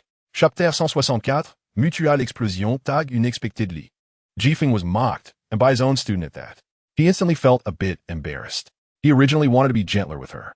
Jifeng's lips curved into a slight smile as he said, I didn't expect you to be so ungrateful. Since that's the case, let the storm come even fiercer. As soon as he finished speaking, an overwhelming amount of chakra visibly enveloped Jifeng's body. Crackling, the violent power of lightning surged over him. This was the lightning released chakra mode. It not only enhanced hardness and speed, but also activated the body, forming an indestructible armor. Be careful, Jifeng shouted, and his speed suddenly surged forward. The iron spikes combined with lightning release chakra mode took his speed to another level, leaving numerous afterimages behind him. However, this was not his limit, as the body flicker technique had not been applied. What? Xiaonan had not reacted yet, only feeling a terrifying force approaching. The next moment, the entire world before her seemed to turn upside down, and dizziness overcame her. Bang! Xiaonan was knocked to the ground, landing in a pit. In the distance, the 2 watching were dumbfounded. Nagato blinked and murmured, what just happened? Wasn't the teacher supposed to apologize gently? Didn't Xiaonan say it was okay with a smile? Why did they start fighting? Yahiko rubbed his eyes and scoffed. Nagato, you're done for. Xiaonan will definitely hold you accountable for this. If I saw correctly, the force of the punch the teacher gave Xiaonan was no less than Tsunade's. Instantly, Nagato's expression showed rare distress. This was not the outcome he had anticipated. Sighing, Nagato said, I still don't understand matters of the heart. Upon hearing this, Yahiko immediately became anxious and urged, don't. You should at least help me get together with Yakumo before you quit as a matchmaker. It can't be over this quickly. Nagato said nothing but glared at Yahiko fiercely with his terrifying Rinnegan. If anyone heard their conversation, they would surely find it unbelievable. One was the leader of the Akatsuki and the feudal lord of the Land of Rain, while the other possessed the Rinnegan and was somewhat renowned in the ninja world. They both gave off an air of superiority. Unexpectedly, they chatted like ordinary people, joking around. Boom! An astonishing explosion echoed. Startled, Yahiko and Nagato quickly focused their attention back on the training field. What is this? Nagato's face showed shock. Xiaonan in the training field had a determined expression, her eyes sparkling with a terrifying light. Even from a distance, they could feel her vitality. Beside Nagato, Yahiko was filled with disbelief, exclaiming, Xiaonan has actually mastered the secret technique to this extent. In the training field, Xiaonan gave Jifeng a huge surprise. Whoosh, whoosh, whoosh. 5 shurikens were thrown from Xiaonan's hand, soaring toward Jifeng. At the moment he blocked them, his mind suddenly jolted. One of the shurikens actually transformed into Xiaonan's image right under Jifeng's eyes. She reached out and threw an explosion tag. Boom! A massive fireball erupted, engulfing Jifeng. Under the terrifying flames, the rainwater was completely evaporated, rising in thick smoke that gathered in the sky. The commotion did not end there. Explosions continued one after another. Even someone as formidable as Jifeng, who had defeated Hanzo the Salamander, found it hard to cope with the explosions. He struggled to resist and even formed hand seals to summon the summoning technique to counter the relentless explosions. Seeing Jifeng trapped in the flames, Xiaonan in midair gradually changed her expression, worriedly saying, This is the first time I'm using my new ninjutsu. I hope I didn't really hurt the teacher. No, I have to go save him. Just as she made a move, a bone-chilling sensation suddenly came from behind her, causing her body to shudder. A cold voice said, You lost, Xiaonan. Jifeng stood there holding a long spear made of iron sand, pointing it at Xiaonan's neck. I lost, teacher. Xiaonan forced a smile. Internally she thought, the teacher is so strong. How could I think I would hurt him? Then the two of them flapped their wings and landed steadily. In the distance, Nagato and Yahiko rushed over. After assessing their injuries and confirming they were fine, they both sighed in relief. It's good that there's no problem, Yahiko murmured. Unable to help but ask Xiaonan, what was that series of explosions just now? It looked like explosion tags, but also not quite. Explosion tags need time to ignite. But yours seemed instantaneous, one after another. Though Nagato did not speak, his eyes also showed confusion. Jifeng smirked and looked at Xiaonan, saying, if I'm not mistaken, that explosion was the mutual explosion tag, right? Yes. In a short time, she had already learned it. As he spoke, Jifeng stepped forward and affectionately patted Xiaonan on the back of her head. Seeing his affectionate gesture, Xiaonan felt a bit shy, but did not stop him. Xiaonan nodded, explaining, no matter how strong I get, the teacher is still stronger. I still need to work hard. This ninjutsu is called the mutual explosion tag, classified as an infinite explosive type ninjutsu. It allows a single explosion tag to be affixed to the enemy's vital points, which can continuously summon countless explosion tags, triggering infinite consecutive explosions. The power is astonishing. However, I haven't mastered it yet, so the number of summoned explosion tags is limited. Nagato and Yahiko exchanged glances, both showing astonished expressions. This ninjutsu is simply a perfect match for Xiaonan. With her secret technique, the paper dance, using paper as a weapon. And now, with the addition of explosion tags, her power has greatly increased. This silly girl. Jifeng looked at Xiaonan and inwardly cursed. He could see that Xiaonan had intentionally limited the number of explosion tags. Otherwise, the summoning technique would definitely not withstand the damage. All right, Xiaonan hurriedly said. Stop looking so surprised. You're making me embarrassed. Upon seeing this, Yahiko and Nagato burst into laughter. Together, the three of them gave Jifeng a particularly comfortable feeling. He understood that this was the bond formed through hardship since childhood. Though they had no blood ties, their friendship surpassed familial bonds. At this moment, Jifeng spoke. Where praise is due, it should definitely be recognized. You can never have too much praise, right? What surprised me even more than the mutual explosion tag is when did you learn the transformation technique? Jifeng recalled the scene from just now and couldn't help but ask, turning in a shuriken to confuse the line of sight. If it weren't for that unexpected moment, the subsequent effect of the explosive tags would definitely have weakened. Chapter 165, Jifeng confesses upon hearing this. Yahiko and Nagato also reacted, their eyes flashing with brilliance. Reflecting on what had just happened, they clicked their tongues in amazement. Completing the transformation into shuriken in such a short amount of time is definitely not something that can be achieved with simple transformation techniques. Konan smiled slightly and said softly, "This is a newly developed ability. Using the paper jutsu for disguise, it can change into any object. Just now was a bold attempt to confuse the line of sight with a clone, while the real body disguised as a shuriken for assassination. Indeed, it was just as Jifeng had guessed. It is the same principle as disguising explosive tags as seawater. The paper jutsu has infinite possibilities." Jifeng nodded, his gaze towards Konan filled with deep admiration. "Study it well. Perhaps you could develop new ninjutsu." Hearing Jifeng's praise, Konan immediately showed a happy expression. The previous haze and grievances were swept away, replaced by a sense of sweetness. Nodding vigorously, Konan said, "Next, I want to combine the Rasengan with the paper jutsu. I wonder if that's possible. After all, I'm not very bright, and my chakra is limited, so it takes me more time to study these two ninjutsu. But I will work hard." As soon as she finished speaking, Yahiko and Nagato exchanged glances, revealing a look of surprise. In a sense, Konan had already surpassed Nagato and Yahiko. They knew Konan had made great progress, but they didn't expect her to have reached this level. "Yahiko, you need to catch up," Jifeng said, changing the subject towards Yahiko. "I've seen the progress Nagato and Konan have made. As for you..." "Huh? Yahiko was taken aback, blinking and hurriedly responding, "I'm also working hard, sensei," afraid of answering too slowly and getting extra lessons from Jifeng, which would be a torturous experience. At this moment, Nagato, with a calm expression, added, "So what are your results in training?" "You." Yahiko was suddenly speechless, unsure of how to respond. The atmosphere in the room suddenly changed. During this time, he had put all his energy into being the lord of the rain country, severely neglecting his training in ninjutsu. Konan's proficient use of the paper jutsu had visible effects, while Nagato's Rinnegan was terrifyingly powerful, shocking everyone multiple times in Konoha. Both of their strengths had undergone earth-shaking changes. Only he, Yahiko, seemed to be stuck in place, becoming the weakest among the three.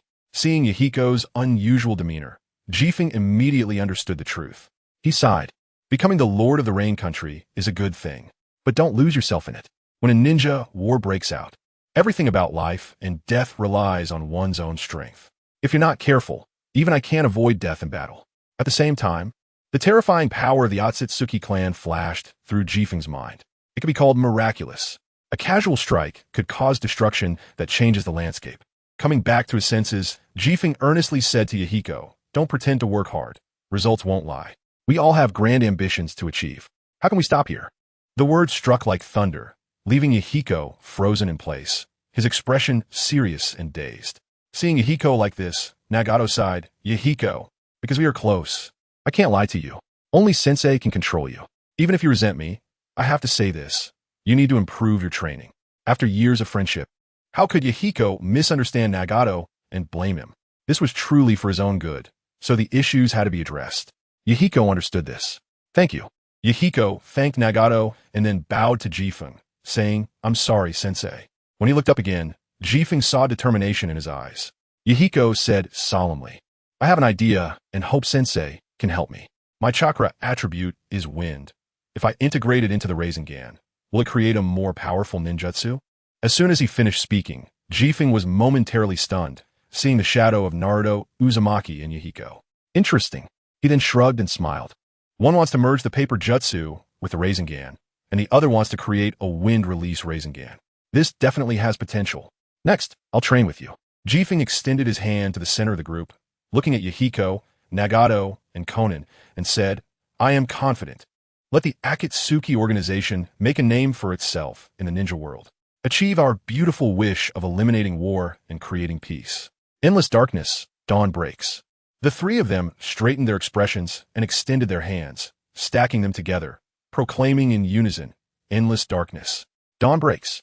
As soon as they finished speaking, all four of them, including Jifeng, burst into laughter, expressing the lofty sentiments in their hearts. They imagined an infinite future. Amidst the laughter, Konan's gaze was fervent, staring intently at Jifeng. She took a deep breath, trying to calm her emotions, but her heart remained restless, like a little deer constantly bumping around, overflowing with unusual feelings. Finally, she gritted her silver teeth and steeled her heart. Gathering her chakra, she slowly formed a bouquet of flowers in her hand. Looking at Jifeng, she presented the bouquet with a determined gaze, saying, "Sensei, I like you. Can you give me a chance to pursue you?" Due to the gap in strength between her and Jifeng, Konan felt a bit inferior and could only hide her feelings in her heart, silently doing everything without daring to show a trace. But the appearance of Tsunade made Konan panic, creating a strong sense of crisis. She was afraid. Afraid that Jifeng would reject her. Afraid that Jifeng would come to dislike her because of it. But what she feared the most was that this feeling hadn't even started before it had already ended. As soon as she finished speaking, Yahiko and Nagato's expressions changed in shock, but their gazes were fiery as they looked at Konan. Finally, she bravely took this step. The two encouraged her. At the same time, the hearts of the three hung in suspense, waiting for Jifeng's response. Jifeng burst into laughter, smiling and saying, "Sure, Konan, but I have to remind you, I'm hard to pursue, so you need to be prepared for a long battle. Also, if you show even a hint of slack in your ninjutsu training, I will directly reject you." Then he reached out to take the flowers from Konan's hand and even sniffed the fragrance without hesitation. Konan waved her small fists excitedly, saying okay. Her lips curled up, revealing a beautiful smile, the curve of her mouth so perfect that it was impossible to look away. Unknowingly, Jifeng was captivated by her, feeling a deep attraction. The laughter lingered in his heart, unable to be erased. Unknowingly, time flew by quickly, and nightfall quietly arrived. Yahiko, Konan, and Nagato all left the training field, leaving only Jifeng walking out last. However, as he exited the training field, his expression suddenly changed. He murmured, "Tsunade, what are you doing here?" Chapter 166. The Shura-field Tsunade stood in front of Jifeng, arms crossed, her expression calm, but the gaze in her eyes was as sharp as that of a hawk.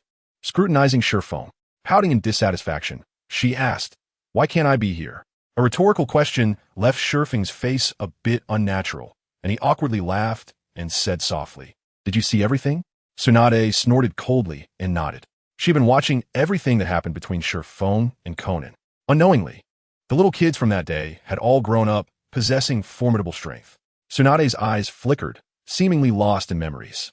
Each of their strengths was enough to hold up a piece of the ninja world. Even I feel a lot of pressure. When the legendary three ninjas of Konoha fought against Hanzo the Salamander, Yahiko, Nagato, and Konan hid in the shadows and witnessed the battle firsthand. They were deeply impressed by the unparalleled strength. This led to Jiraiya staying behind to teach the three of them.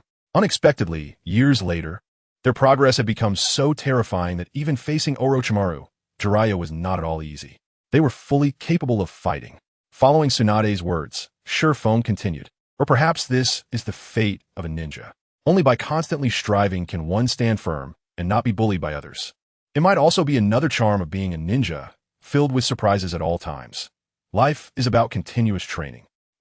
Tsunade raised an eyebrow, staring at Shurfeng, and said, "You've been a teacher for too long. Every word is filled with philosophy. If you don't open a school to teach, it will be a waste of talent." Shurfeng shook his head with a bitter smile. Although Tsunade did not address it directly, every word had a sting, revealing her displeasure. "Tsunade, are you waiting for me here just to pick on me?" Shurfeng quickly changed the topic, showing concern for Tsunade's health. "You've just recovered from a serious injury. You should rest well." It was fine not to say this, but as soon as Shurfeng spoke, Tsunade exploded. Gathering chakra in her fist, she swung her super strength punch fiercely. Boom! Shurfeng was directly sent flying by this powerful force, leaving a long scratch on the ground. "After bringing me back to Amage Cure, you just left me alone." Tsunade's forehead bulged with veins, her eyes filled with anger. She said fiercely, "How can you still have the face to tell me to rest? Are you suggesting I sleep on the ground?" What was even more infuriating was that someone was actually flirting. Not only that, but they were particularly shameless. It was clearly Konan who was wronged, and it was your job to comfort her. Who would have thought you would beat up the girl and then brainwash her? In the end, she even confessed her feelings to you. At the end of her words, Tsunade squeezed out through her teeth, emphasizing scumbag.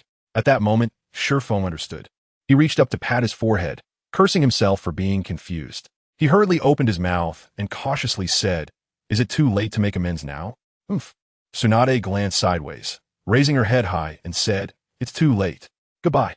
As soon as she finished speaking, Tsunade walked toward the distant alley. Shurfeng felt guilty and quickly jogged to catch up with her, walking alongside Tsunade. Fortunately, Tsunade did not strike at him again, which made him breathe a sigh of relief. Shifeng took the initiative to strike up a conversation. There's a nice restaurant in Amigakure. Want to eat together? It's on me. No need, Tsunade replied coldly. Then how about I take you for a stroll? There are many places with beautiful scenery. Not in the mood. How about drinking and playing dice? These are your favorite two activities, and also my last resort. Upon hearing this, it was obvious that Tsunade's facial expression changed, showing interest. Just as she was about to speak, upon seeing Shifeng's detestable face, she immediately changed her mind. Tsunade pouted and said, not playing, suddenly stopping in her tracks. Tsunade turned to look at Shifeng and impatiently said, are you annoying? Where's the imposing presence you had during the fight? Can't I have some alone time to cool off? Do you have to cling to me? At once, Shifeng's expression stiffened, staring at the frustrated Tsunade. However, he quickly adjusted his mood, his expression returning to normal. He opened his mouth and said, I'm worried that if you come to Amigakure alone, you might feel like you've boarded a pirate ship. I'm here to talk to you, so you won't be sad. I would feel heartbroken. As soon as he finished speaking, Tsunade seemed to be struck by lightning, remaining motionless, just staring blankly at Shifeng. After a long time, she finally said, indeed, a man's words are deceitful. How could I possibly like you? My injuries haven't fully healed.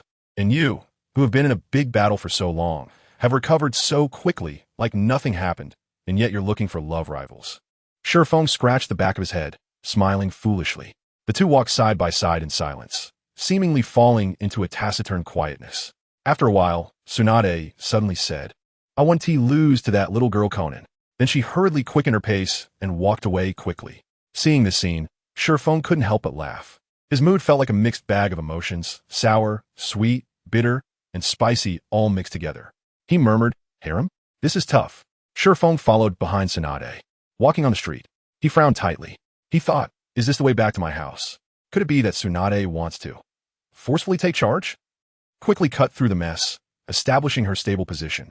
With doubts, Shifeng dared not say much and could only silently follow. Sure enough, Tsunade's destination was Shifeng's residence.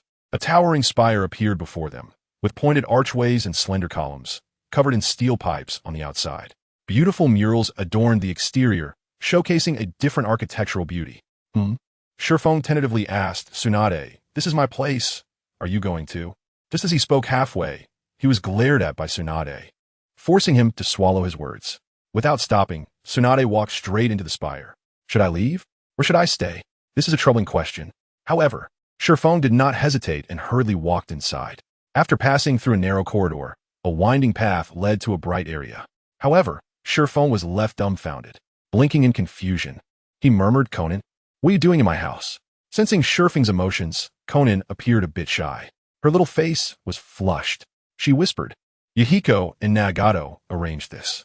They said you have many empty rooms, and one person can't use them all. I came to stay in this empty room to take care of your clothing and daily needs. Teacher, are you not welcoming me? Shifeng stared at Konan and then looked at the frost-faced Tsunade. His face was filled with innocence. At this moment, Tsunade moved, slowly walking towards Konan.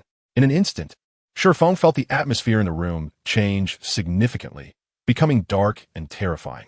Chapter 167, Crematorium. It must be said that Tsunade's aura was particularly strong, especially those eyes, carrying a strong sense of oppression. But Konan did not flinch at all. Instantly, their gazes collided, like needles against wheat, full of hostility. The air was thick with a strong smell of gunpowder. You too. Shifeng hurriedly spoke, trying to stop them from fighting, but was met with a fierce glare from Tsunade that scared him into silence. Turning his head, Tsunade's eyes narrowed into a piercing glare, fixed on Konan. She said in a deep voice, living together? You want to compete with me for men? You're still far from it. Little girl, I walk more roads than you've eaten salt. What do you have to compare with me? As soon as she finished speaking, Tsunade lifted her chest proudly and shook it at Konan. Instantly, the wind looked surprised with wide eyes. This, Tsunade came out swinging. That's too fierce. Xiaonan, who just received a critical hit of 10,000 points, immediately flushed and bit her thin lips tightly.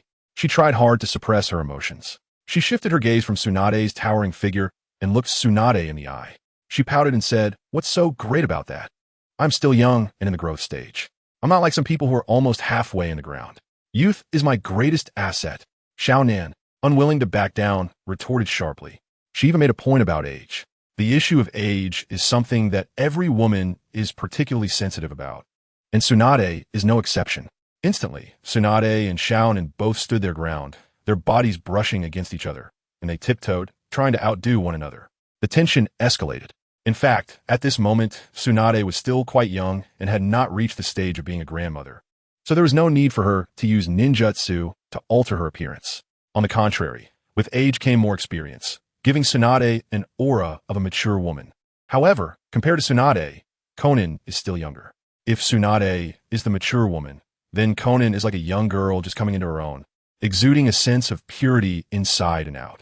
As Kakashi saw the two lock eyes, he vaguely sensed a clash of two lightning bolts. Confrontation, abnormally intense. Little girl, no femininity at all.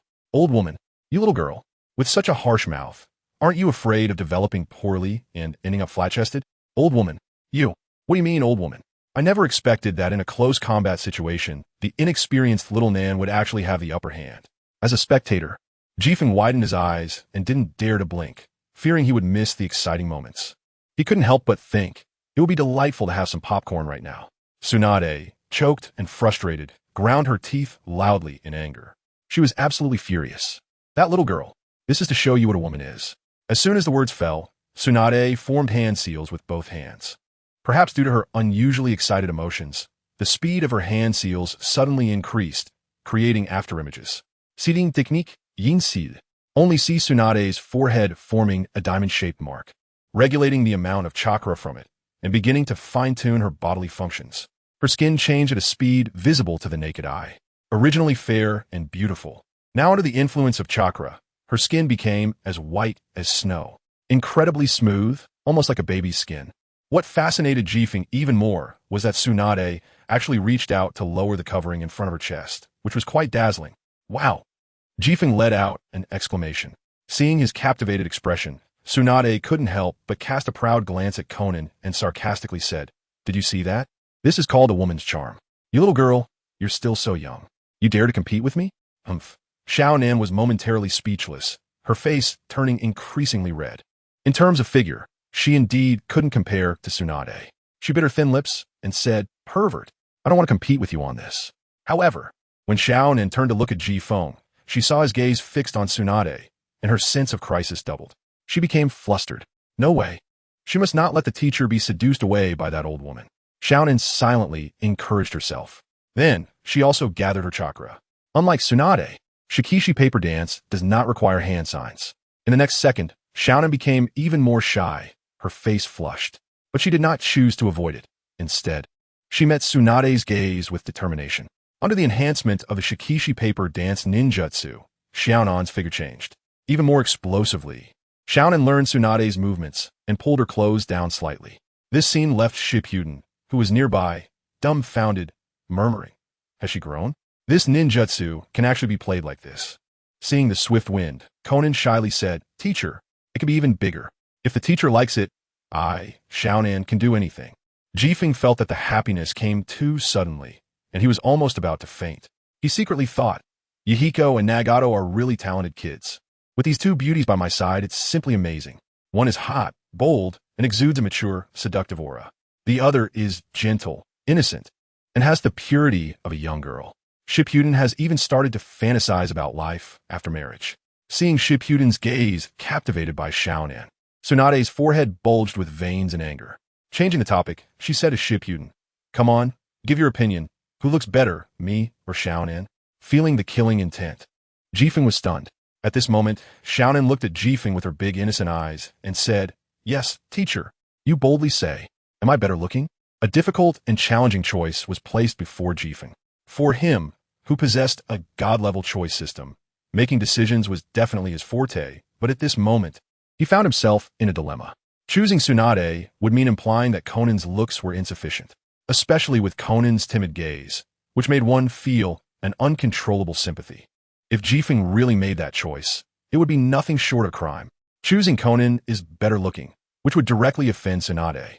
Not to mention whether she would throw a fit and demolish the house. If we just look at Tsunade's figure and appearance compared to Konan, it would be a disservice to one's eyes to choose Tsunade. Hurry up and make a choice. Tsunade couldn't help but urge. Next to her, Konan timidly said, "Teacher, This makes me so shy. But for you, it's all worth it. The troubled Kakashi suddenly fell from heaven to hell, feeling tormented in the tender embrace.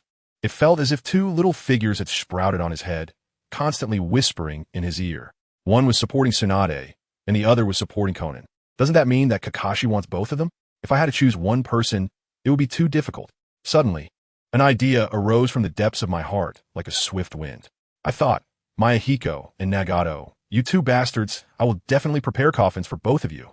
What kind of situation is this? Until the end, the Gale instinctively took a step back. His face turned extremely unnatural. He awkwardly smiled and said, "The weather is nice today. Should we go enjoy the scenery together?" Konoha, Konan. Chapter 168, God-Level Choice System.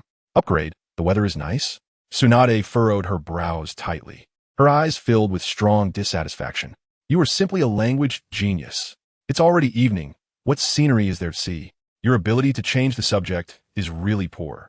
The little girl beside me, Nan, noticed that the strong wind was being blamed by Tsunade and immediately raised her eyebrows with an angry expression. She raised her voice and scolded, "Tsunade, why are you being so fierce? Teachers are the best people in the world, and you are not allowed to say that. A teacher is the world, the universe, the continent, and the angels sent by heaven to save me." Suddenly, Xiaonan's cheeks flushed with shame, and even her snow-white neck turned rosy. She thought to herself, how could I say such embarrassing words? But when someone says the teacher is not good, it really makes me so angry. I absolutely cannot let others slander the most perfect teacher. No one can. When Xiaonan looked at Jifeng again, her gaze was blazing with heat, and the love within it was completely unmasked. I'm really stupid to keep changing the topic to the weather. Shifeng stretched out his hand to cover his forehead, not daring to meet Xiaonan's gaze. To be precise, it was Shifeng who was hindered by another gaze. Tsunade was glaring at Shifeng with gritted teeth, her eyes revealing an unmistakable intent to kill. Shifeng didn't have the courage to choose sides at such a critical moment. That would offend someone. No. If this continues, someone's going to get hurt. I must quickly leave the battlefield, Shifeng thought to himself. It seemed that Tsunade sensed Shifeng's desire to escape, and a sly smile appeared on her face. She swayed her graceful waist and slowly walked toward Shifeng. Wrapping her arms around Shifeng's shoulders, she began to sway him back and forth, smiling as she said, "Shifeng, what do you think? What charm could a little girl have? It's still me who deserves to be your lady boss. I assent it." Tsunade's big eyes sparkled, as if they could speak, exuding a mature charm.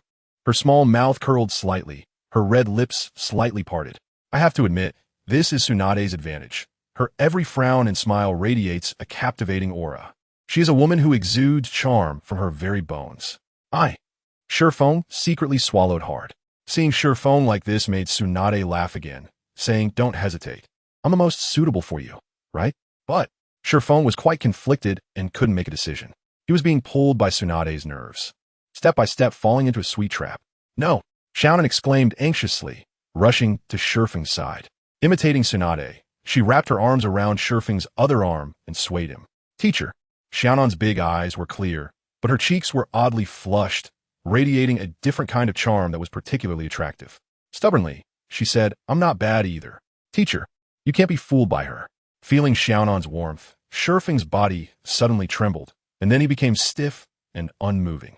It felt like thousands of little ants were crawling on him, itching. Shifeng thought, it seems Xiaonan is not any less than Tsunade. "Shifeng, hurry up and choose. Otherwise, you know my temper?" Tsunade's reprimand startled Shifeng back to reality. He saw Xiaonan unwilling to back down, pouting her thin lips and saying, "Teacher, don't be afraid. A fierce woman like you has such a bad temper. I will never let anyone take my teacher away." Faced with the choice, Shifeng was momentarily speechless, caught in a dilemma. He cautiously whispered, "Can I say I like both?" But seeing Tsunade's frosty face, Shifeng immediately felt a chill down his back, making him shiver. "What a scoundrel." Tsunade pouted and said, "You must choose between me and the little girl. Right now, there must be a result between us." Xiaonan beside her tightly bit her thin lip. Then, with wide, watery eyes, she said, "Teacher, although Xiaonan is foolish, I will definitely work hard. I will never let the teacher dislike me." Shifeng turned to look at Tsunade, then at Xiaonan. With both hands in a dilemma, how should he choose? Ding! Suddenly, a cold mechanical voice came. A blue light screen appeared in front of Shifeng. Sensing the host's harem turmoil falling into crisis, the God-level choice system was successfully triggered. Option 1. Choose Tsunade, the mature woman with a perfect figure. Reward: the 8 Gates of Duanjia technique. Option 2. Choose Xiaonan, a blossoming young girl. Reward: the Flying Thunder God technique. Option 3. Choose neither, for how could one give up the vast universe for 2 stars? Reward: upgrade the God-level choice system to version 2.0. Ding! Please make a God-level choice, and rewards will be distributed after the task is completed. Sure phone blinked. The system screen still present before him. He actually triggered the God-level choice system. Since it disappeared last time, it has been a full month. During this time, Sure Feng had summoned the system multiple times, but received no response. It seemed to have completely vanished. And now, right off the bat, the rewards for completing the task were the 8 Gates of Duanjia and the Flying Thunder God technique, 2 powerful ninjutsu. One must understand that the 8 Gates of Duanjia technique is so terrifying that it almost allowed Guy to kick the 6 Paths power holder Uchiha Madara into an early ending. Additionally, seeing the 8 Gates of Duanjia technique, Sure Feng wanted another possibility. With his current high-level Sage body, his self-healing ability is already terrifying, and once he learns Sage mode, there will definitely be a qualitative leap. At that time, what would it be like to use the 8 Gates of Duanjia in Sage mode? Just thinking about it made Sure Feng feel a surge of excitement, and his blood boiled. As for the Flying Thunder God technique, it was also a jutsu that Sure Feng admired. When he infiltrated the Konoha library, his main target was this, but unfortunately, due to a twist of fate, he did not obtain it. Now, the opportunity had appeared before Sure Feng again, making him feel restless. The Flying Thunder God technique requires marking with shuriken, and he can create such markings with his Bloodline Limit Magnetic Release Iron Sand.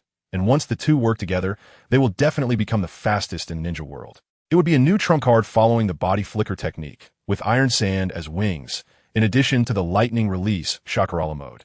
What to do? I want both the 8 Gates of Duanjia and the Flying Thunder God technique. Sure Feng took a deep breath, calming his emotions.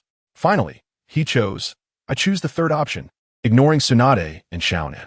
As for the ninjutsu, Sure Feng was undoubtedly tempted, but the influence brought by the system had always affected him. Until now, he had not forgotten the despair of his system disappearing and his lack of ninjutsu. For this, he wanted to explore further. Ding! Congratulations to the host for completing the God-level choice. Reward will be distributed after the task is completed. Chapter 169. Consciousness Space. Face pinching and creating people after making up his mind. A clear light flashed in Sure Feng's eyes. He thought to himself, it's time to end this bittersweet, tender moment. He sighed deeply. Softly, he said, you two like this, and I will be very tired. Instantly, both Tsunade and Xiaonan froze, looking at him in confusion. Bang! Sure Feng gathered chakra, and a powerful force spread from his feet, pushing Tsunade and Xiaonan away. Without a word, he silently walked towards his room, leaving the two with a lonely back. It wasn't until the sound of the wooden door closing echoed that the two reacted. Xiaonan's gaze held guilt. She murmured, did I make the teacher dislike me? Beside her, Tsunade snorted, pouting, I think he is just acting, pretending to be sad. In reality, he wants to please both sides. Hearing Tsunade say this, Xiaonan's face showed anger as she glared with wide eyes. You can't say that about the teacher. Tsunade stared at Xiaonan for a long time, then self-deprecatingly smiled. You're not big, but your temper is quite big. So work hard, and absolutely don't let your beloved teacher become completely mine. As soon as she finished speaking, Tsunade walked forward and entered her room. In the hall, Xiaonan was left alone. She tightly clenched her fists, declaring as if declaring war. With such a bad temper, the teacher will definitely suffer. I must win the teacher over. Absolutely. Then his gaze shifted to the room where Jifeng was. With a furrowed brow, he said, Teacher, she must be angry. How should I coax her? After returning to the room, Jifeng leaned back against the wooden door. Once he heard silence from outside, he let out a long sigh. His heart, which had been hanging high, finally settled down. He murmured, that was too thrilling. What if Tsunade and Konan teamed up to beat me? Ugh, that is too vivid. I can't even imagine. He suddenly shrank his neck and shook his head with a bitter smile. Ding! Congratulations, host. You have successfully completed the task. Reward, God-level choice system version 2. 0. Upgrading 10. Upgrading 30. Upgrading 100. Ding! A crisp bell rang, indicating that the progress bar was complete. Now it's the brand new version of God-level choice system 2. 0. Jifeng blinked, confirming he wasn't seeing things. But the light screen in front of him showed no signs of change. He questioned, System, are you the real deal or a fake? You're not trying to deceive me, are you? I don't need your equipment recycling, and I don't need my gold to arrive instantly. How about I get some money from Kaku and recharge you, and you give me the 8 gates of Duinjia and Flying Thunder God technique? The system still showed no response. Damn it, Jifeng said in frustration. For you, I even gave up on the tender place. You just want me to keep staring at this blue screen? And it's the brand new version 2.0. In an instant, Jifeng regretted it deeply. Tsunade said there would be benefits at night, and the brave Konan was no slouch either. No matter how Jifeng chose, he would definitely be a winner in life. Winning the beauty's heart might even lead to some super friendship events. How did it end up like this? A waste of effort. Eat shit, you. Damn system. Jifeng cursed. Like a frostbitten eggplant, he suddenly lost all spirit, his face turning the color of pig liver. Ding! A sudden notification startled Jifeng, making him shudder. Just as he was about to curse, he saw the light screen change. Congratulations, host, you have successfully upgraded the God-level choice system. It will restart in 3 seconds. 3, 2. Jifeng was bewildered and hurriedly said, "It can even restart?" Just as he was halfway through his sentence, the light screen suddenly dimmed and disappeared. A strong sense of dizziness hit him, and the room in front of him seemed to turn upside down. Then, feeling his eyelids grow heavy, Jifeng's head tilted and he fell into a deep sleep. The next second, Jifeng found himself in a sea of clouds and mist.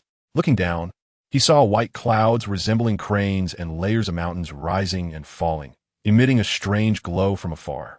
Nearby, a waterfall hung high, with torrents of water cascading down, accompanied by the continuous sound of rushing water, showcasing the grandeur of a celestial abode. Jifeng frowned deeply, his eyes narrowing into sharp needle-like slits. What is this? Ahead lay a winding corridor, with pebbles scattered along the path. There were small houses built, one bright and 2 dark, with open doors revealing beds, chairs, and desks made from the ground. With curiosity, Jifeng slowly approached and entered the house. In a corner stood a large pear wood marble table, covered with various scriptures, and dozens of precious inkstones, with colored pen holders and pens inserted in the pen sea like a forest. Jifeng turned to look and discovered a small door leading from the inner room to the backyard. In the backyard, large pear trees and banana plants flourished in lush green. Suddenly, a gap opened at the base of the wall, with clear spring water flowing in, creating a narrow channel that wound through the walls, around the steps, and out into the front yard, spiraling out beneath the bamboo. One elegant place to live. Jifeng couldn't help but exclaim, his eyes sparkling with admiration. How about it, host? I've done a pretty good job transforming your consciousness space, haven't I? Suddenly, a voice rang out, clear and melodious like 100 birds singing. Jifeng turned his head sharply, widening his eyes in astonishment. Who are you? The person in front of him, more accurately, was a girl. Her long black curls cascaded smoothly over her shoulders, her fair skin as smooth as mutton fat. A pair of pitch-black eyes sparkled with mischief, and beneath her high nose, her pink lips curled slightly upward as she smiled sweetly. She had a pair of shallow, rose-red dimples on her cheeks, looking like a sweet little lowly. Can't recognize me? I'm your God-level choice system, the little girl said with a light laugh. Her eyes curved like crescent moons, as if her spirit were overflowing, exuding a sense of vitality. What? You're actually a girl? Jifeng exclaimed in shock. The little lowly held her skirt with both hands and twirled around, her pleated skirt spreading out. Coupled with her stunning doll-like face, she radiated an enchanting charm. This system's appearance was molded based on your aesthetic preferences. How about it? Do you feel a spark? The little lowly said with a little secret. Wait.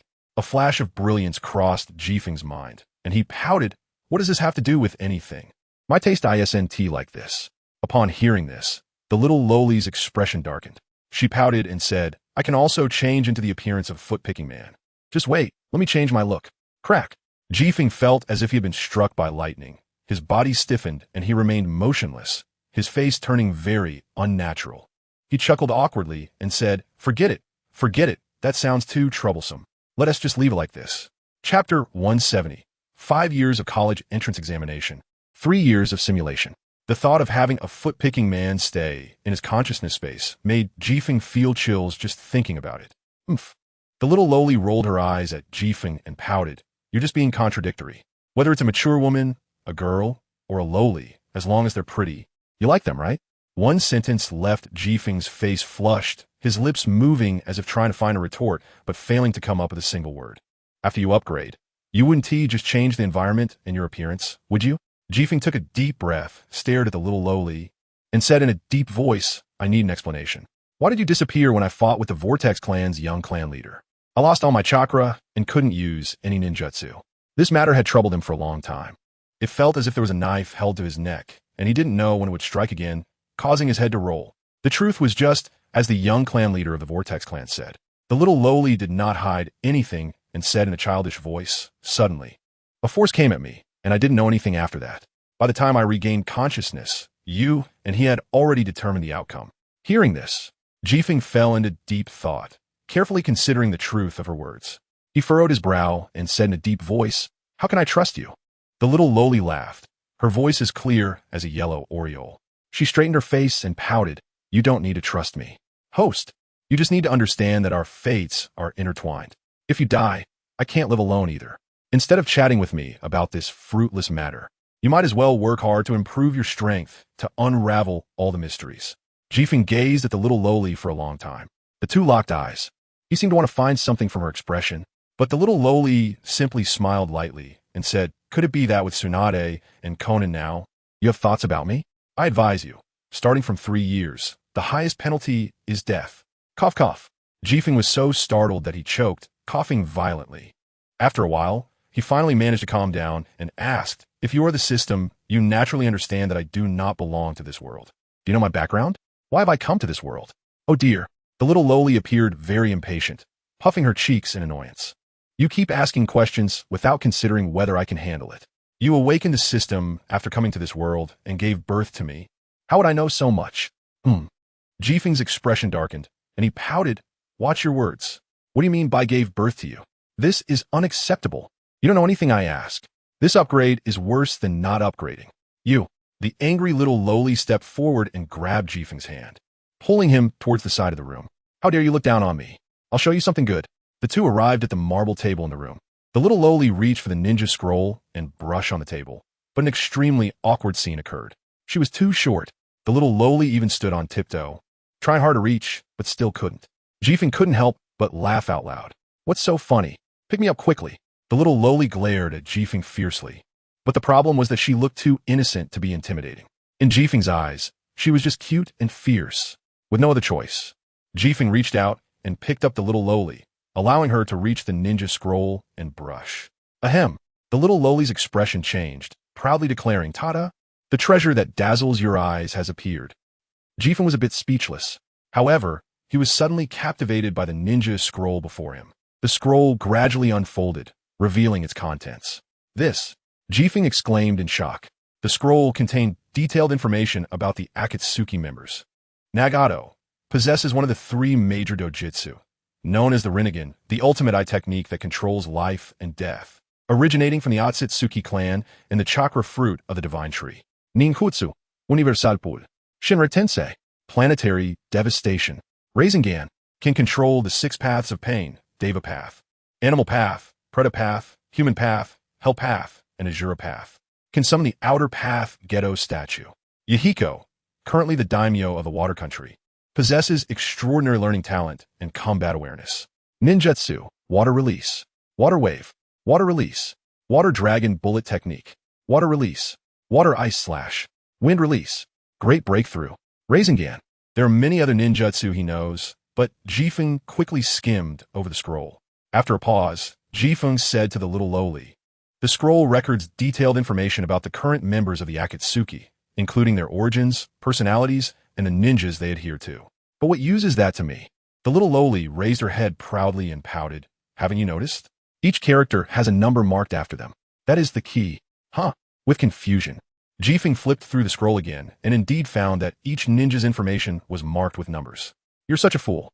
The little lowly saw Jifeng's puzzled expression, shouted, and then explained, that is called feedback points.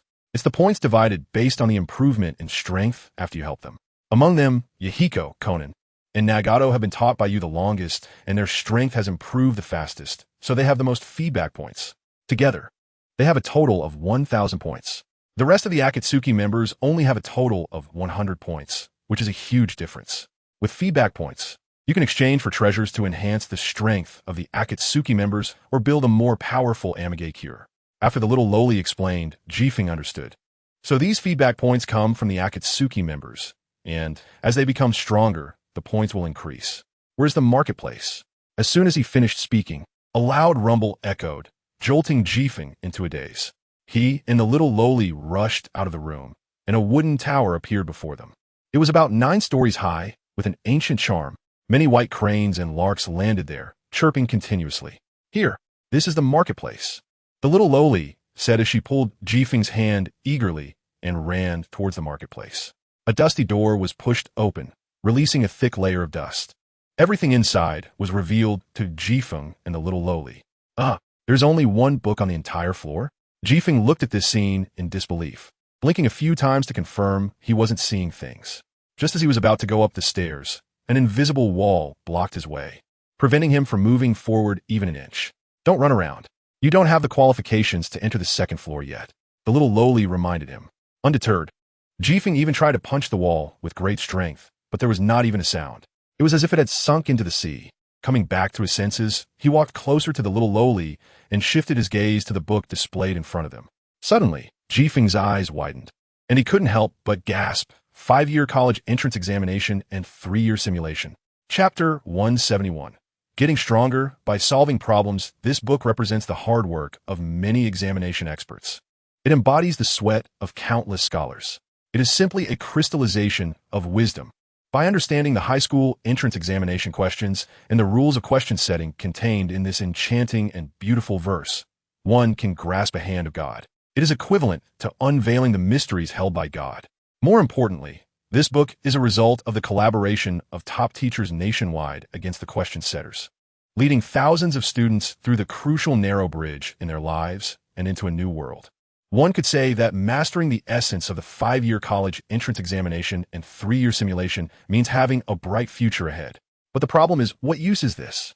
Jifeng is in the ninja world, in the world of Hokage. He needs to fight and kill to survive. Is this book mocking his intelligence? Jifeng's expression turned serious, and he looked at the little loli with an unfriendly gaze. Coldly, he said, "You better give me an explanation. Otherwise, a cute girl like you will definitely cry loudly if I beat you up. What do you think?" A rolling wave of air surged from beneath his feet, spreading outwards, and a storm raged around them. Even the air was filled with a suffocating low pressure. When he saw the ninja scroll, it detailed various information about the Akatsuki members, recorded not only their ninjutsu, but also their weaknesses. This information is extremely important. In ninja battles, determining the final outcome often relies not only on one's own strength, but also on intelligence. The most impressive example was Jiraiya's death. If one had known that Pain's 6 paths were one entity, the final outcome would indeed be hard to say. However, this ability seemed somewhat useless to Jifeng, because he knew everything about the ninja world and didn't need the information in the ninja scroll at all. 2 utterly useless items greatly diminished Jifeng's expectations. Who wouldn't be furious? "Mean uncle, how could you bully me?" The little loli made a face at Jifeng and then picked up the book, pouting, "This is a treasure. You're really silly." After the exchange was successful, a new and exciting function appeared. Hearing this, Jifeng looked at the little loli with suspicion. Muttering, he said, "All right, then I'll exchange." Ding! Congratulations, host, you have consumed 1,000 feedback points. Successfully exchanged for 5-year college entrance examination and 3-year simulation. A prompt sound rang in his ears. "Well, just open it and you'll know the new features." The little girl stretched her hand and stuffed the book into Shifeng's hands. The corners of her lips curled up slightly, looking very confident about it. Shifeng focused his gaze on 5 years of college entrance examination, 3 years of simulated tests. After opening the first page and seeing the content inside, he exclaimed, "What is this?" The first question: read the following sentences and see if Xiaolin cried or not. Fill in the correct answer in the brackets. Xiaolin almost cried. Xiaolin almost didn't cry. Who said Xiaolin cried? Who said Xiaolin didn't cry? No one said Xiaolin cried. No one said Xiaolin didn't cry. The second question: please fill in the most appropriate idiom in the brackets based on the following sentence. 20 divided by 3. 1%. 9 inches plus 1 inch. 1, 2, 3, 4, 5, 6, 7, 8, 9. The third question. The fourth question. The fifth question. The subsequent pages were filled with practice questions. Don't flip through the back. Try solving the questions, and unexpected results will happen. The little girl didn't know where she got a colorful lollipop, which she kept licking with delight. Taking a deep breath, Shifeng patiently answered the questions in 5 years of simulated tests one by one. When he finished the first question, a warm current surged from his chest to his limbs. Feeling comfortable, Shifeng let out a hum. Most importantly, the amount of chakra within him actually increased. Seeing this, Shifeng widened his eyes and stared at the little girl, asking, "Can doing questions in 5 years of simulated tests actually enhance strength?" Finally, he was smart for once. The little girl nodded and replied while eating her lollipop, "That's right. Doing questions can make you stronger. Chakra amount, sealing speed, combat awareness, and so on can all be improved. But there's a limitation. Only members of the Akatsuki organization can use 5 years of simulated tests." Suddenly, it was as if a thunderbolt struck down, leaving Shifeng's body stiff with shock. After a while, he murmured, "This is incredible." In general understanding, whether it's the amount of chakra, combat awareness, or the power of ninjutsu, all of it can only be improved through the trials of blood and fire. The process is extremely difficult, and the results are minimal. However, 5 years of simulated tests can enhance strength step by step just by doing questions. The difference between the two is evident. If that's the case, all members of the Akatsuki organization could rise to a new level of strength. TSK, put away that perverted look of yours, creepy uncle. The little girl took 2 steps back in fear as she noticed the uncontrollable smile on Shifeng's face. Pouting, she said, "This is just the first level of the 9 layers treasure tower. The higher you go, the more powerful the things you can exchange will be. So, cultivate the Akatsuki members well, and you'll be able to see specific feedback points on the ninja posts. Using feedback points to exchange for treasures can not only strengthen your power, but also the strength of the entire Akatsuki organization. This is a cycle of becoming stronger." So that's how it is. After understanding this, Shifeng had a further appreciation of the value of both. This 5 years of simulated tests is amazing. All right, creepy uncle. Quickly exit the consciousness space. The little girl yawned and looked sleepy. Her eyelids were heavy, and she kept fighting to stay awake. "This system upgrade has drained too much of my stamina. Let me sleep." As soon as she finished speaking, a repulsive force from the consciousness space pushed Shifeng back. Is this my consciousness space or yours? Why is it out of my control? Also, what's your name?" Shifeng kept questioning but received no response, only seeing the little girl waving goodbye to her. After a while, Shifeng exited the consciousness space and woke up in the room. Upon opening his eyes, he found that the dizziness in his head hadn't subsided, and he still felt groggy. What is this? He saw in his hands a copy of 5 years of simulated tests. With a chuckle, Shifeng murmured, "Nagato and Yahiko. You two came up with such a bad idea to put Tsunade and Konan together. If that's the case, then let's really experience the blood and tears of countless students. No, Chiyo, Kakuzu, and others must join in too." With a smile on his lips, Shifeng laid back down, his heart filled with anticipation for tomorrow. Chapter 172. The Good Show officially begins. Shifeng slept deeply. After multiple battles, even with his sage body and huge amounts of chakra, he still felt exhausted. Before long, a snoring sound emanated from his throat, shaking the room. However, the other two, who were cohabiting with him, couldn't fall asleep, their minds in turmoil. Tsunade rested her hands behind her head, staring at the ceiling. The scenes that had just happened with Konan flashed through her mind. It was truly ridiculous. She never imagined that at her age, she would be jealous like a child. She sighed deeply, her expression complex. Thinking of the instigator of the conflict, Shifeng, Tsunade felt her teeth itch with hatred, wishing she could punch him away. Yet, Shifeng's confession echoed in her ears. Unconsciously, the corners of her mouth lifted, and Tsunade smiled sweetly. In the end, even she felt her nerves were about to go haywire. In another room, Konan squatted on the floor, burying her head in her arms, shaking her head repeatedly. She kept murmuring, "Teacher, he won't dislike me, right? No, I must find a way to make it right."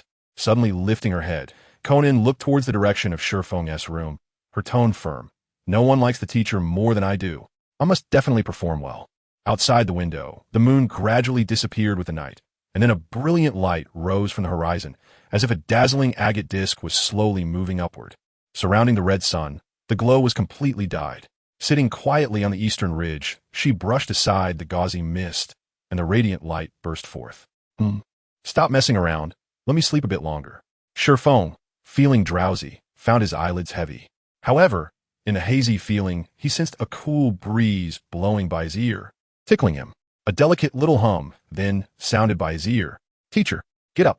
Suddenly, Shifeng's eyes flew open, jolted awake from his dream. Turning his head, he saw a head of light blue short hair spread over the white sheets, revealing a shy half of her face. A leg as slender as a lotus root dangled outside. The enchanting scene beneath the blanket could be imagined just by thinking about it. This scene made him doubt what had happened last night. Konan, how did you end up on my bed? Shifeng exclaimed in shock. He wanted to push the person in front of him away, but he felt a bit reluctant. The blushing Konan with orange eyes sparkled, whispering, "Teacher, do you like this way?" Shifeng raised an eyebrow, gasping in surprise. With an uncertain tone, he asked, "Last night. We didn't do anything, right? Did?" "Yes." Shifeng was taken aback, his expression changing drastically. "What did we do?" "Last night. I thought about the teacher all night." Konan shyly replied, her face flushed, extremely alluring. "You? Me? How did it come to this?" Jifeng was referring to why Xiaonan was under his blankets. Xiaonan smiled lightly and said gently, "Because I'm trying to wake up the teacher, but I'm afraid of disturbing his beautiful dreams. So I crawled into the blankets and called him slowly, so when he opens his eyes, he can see me right away. This silly girl actually did this." Xiaonan's tenderness filled Jifeng's heart with warmth, and he couldn't help but laugh. He softly said, "All right, come out quickly. Don't let others misunderstand." "Okay," Xiaonan shyly smiled. At that moment, the wooden door was suddenly pulled open, creating a strange sound of wood scraping. "You kept me up all night, you scumbag, and you can still sleep now?" In the next second, when Tsunade saw the scene in front of her, she stopped mid-sentence. Her expression gradually became ferocious, with veins popping on her forehead. "Jifeng, Xiaonan, you too." Tsunade exploded with rage, gathering chakra in her fist and delivering a powerful blow. Boom! A deafening explosion échoued. The birds resting on the spire were startled and flew away in all directions. The members of the Akatsuki organization in Amage Cure sensed something and turned their attention towards Jifeng's residence. They saw Tsunade smash a big hole with rocks and wood flying out, and a large cloud of dust rising into the sky. Ordinary people truly can't afford to marry Tsunade. This punch certainly cost a lot. Although Jifeng thought this, he hurried to explain to Tsunade to prevent a bigger riot. Moreover, he needed to educate Xiaonan that only after marriage could she share a bed with her beloved man. After the noisy morning, Akatsuki members Yahiko, Nagato, Xiaonan, Yakushi Kabuto, Haiden, Scorpion, and Kakuzu were all sitting in the training ground with a small table and stool. Each person had a different expression, all confused. They didn't understand why Jifeng wanted to guide them in ninjutsu, but was acting like this. It was really annoying. Why did I have to be part of this? Tsunade, feeling disgruntled, slowly walked over with the table and stool and sat among the crowd. Upon seeing her, Xiaonan pouted and glared at Tsunade, showing hostility. The two girls were at odds, creating a tense atmosphere. Yahiko and Nagato exchanged glances, both looking shocked, and turned their heads away to stay silent. A cough broke the silence, gathering everyone's attention. Jifeng walked over holding a set of papers and quietly said to Nagato and Yahiko as he passed, "You two really think of me. I'll be sure to thank you." For some reason, hearing Jifeng say this made Yahiko and Nagato shiver with a chill down their spines. "Leader, didn't you say you were going to guide us in ninjutsu? Why are we moving tables and stools in the training ground? Are we going to take a test?" Yakushi, you're joking. We're not in a ninjutsu school." The leader must have his deep meaning in doing this, the others chimed in. Jifeng looked around and took in everyone's expressions. He smirked and said, "Don't say I didn't warn you. I'm actually giving you a test to complete." Everyone exclaimed, their eyes filled with confusion. Among those present, who was a prominent figure? There were even some ruthless people who wouldn't blink while killing. Yet they were supposed to do problems here? Ignoring the protests, Jifeng distributed the papers one by one. He opened his mouth and said, "In the ninja world, our Amage Cure has the shallowest foundation. We have few ninjas and scarce resources. You could say that any random village among the 5 great nations surpasses us in overall strength. Now, with the third ninja war already breaking out, although the Land of Rain has not yet been involved, I believe the enemies will not show mercy and may be plotting to attack us from the shadows. The strongest individuals in Amage Cure are all gathered in the Akatsuki organization. Therefore, you're the hope of the village. Only by constantly becoming stronger can you lead the village to survive in the war." After a pause, Jifeng continued, "Now I'm giving you a chance to become stronger. Complete the problems in front of you seriously." Chapter 173. The Akatsuki organization driven to collapse by the college entrance exam questions as soon as these words were spoken. Everyone was stunned. How could the improvement of strength be achieved through long-term training and the study of powerful ninjutsu? How could it be achieved by doing problems? With doubts, everyone focused on the exam paper in front of them, the title boldly stating, 5-year college entrance examination, 3-year simulation. What a strange name. As they continued reading, they were shocked by the content, their eyes filled with astonishment. Nagato's mouth twitched. Teacher, are you really not joking with us? Is this an exam? I feel like I was in a fake school before. Yakushi scratched his eyebrow, looking confused. Seeing the two of them like this, Yahiko couldn't help but lower his head to look at the exam paper. After a while, his expression became extremely strange as he gasped. This is so hard. It's making my head spin. Shauna nodded. She didn't say anything and directly started to use her brain to solve the problems. She unconditionally believed Jifeng's words and was convinced of everything he said. In the distance, Scorpion looked troubled and, upon looking up, met Kakuzu's gaze. Can you do it? It's a bit difficult. Then the two of them sighed deeply. Suddenly, a loud crash was heard. Tsunade, furious, slammed her fist into the ground, causing visible cracks to form on the surface at an alarming speed. If this was our test, I guarantee no one could become a ninja. Then looking at Jifeng, Tsunade angrily said, Jifeng, you're not trying to vent your frustration on us, are you? As soon as the words fell, everyone turned their gazes towards Jifeng, waiting for his final answer. Jifeng couldn't help but chuckle, realizing that these people's psychological endurance was so low. In the next second, feeling the change in everyone's gaze, Jifeng finally restrained his expression. Clearing his throat twice to disguise his inner excitement, he said in a deep voice, Didn't you see? Hayden is diligently working on the problems. This is the difference between a top student and a slacker. Once it was clear, they saw Hayden, who was carrying a large sword on his back, buried in solving the problems, not participating in the complaints. However, Hayden looked up at Jifeng, his eyes filled with shock, and exclaimed, Leader, I just finished a problem, and I feel like my chakra has noticeably increased. The results of my month of hard training were only this effective. As soon as he spoke, everyone's expressions changed drastically. At that moment, Xiaonan, who had also finished the first problem, exclaimed, It's true. I feel my chakra increasing too. What a strong feeling. The shocked crowd no longer dared to slack off, and they all focused their attention on the 5-year college entrance examination, 3-year simulation paper in front of them. Seeing everyone studying diligently, Jifeng smiled with satisfaction. He reached up to touch his beard, but since he had no beard, he could only stroke his chin and said seriously, Knowledge changes destiny. Hard work creates brilliance. I believe in you. The crowd, gritting their teeth, they began to solve the problems. The first question, Uncle Da went to Uncle Air's house to find Uncle San, saying that Uncle C was tricked by Uncle Wu to Uncle Lu's house to steal Uncle Chi, which was placed in Uncle Ba's cabinet. And Uncle Gio borrowed 1,000 yuan from Uncle Sure to give to Uncle Sure as salary. Question 1. Who is the thief? 2. Whose money is it? After reading the question, Nagato collapsed, his Rinnegan eyes swirling. The second question, drinks cost 5 yuan per bottle, and 10 bottle caps can be exchanged for 1 bottle, while 3 empty bottles can be exchanged for 1 bottle of drinks. Question, how many bottles can you drink for 100 yuan? After thinking for half a day without arriving at an answer, Tsunade gritted her silver teeth. She thought to herself, this is impossible. Even that little girl Konan can solve it. How can someone as fierce as me not be able to find the answer? Could it be that seeing the drinks has triggered my drinking addiction? Let's try another question. Then Tsunade turned her gaze to the next question. The third question, the mad dog question. There are 50 people with 50 dogs, among which there are many sick dogs. You need to observe the other people's dogs. However, only the owners can kill their own dogs. Each person is not allowed to communicate and cannot inform the dog owners of specific information. If you deduce that your own dog is sick, you must shoot it, but only the owner can shoot their own dog.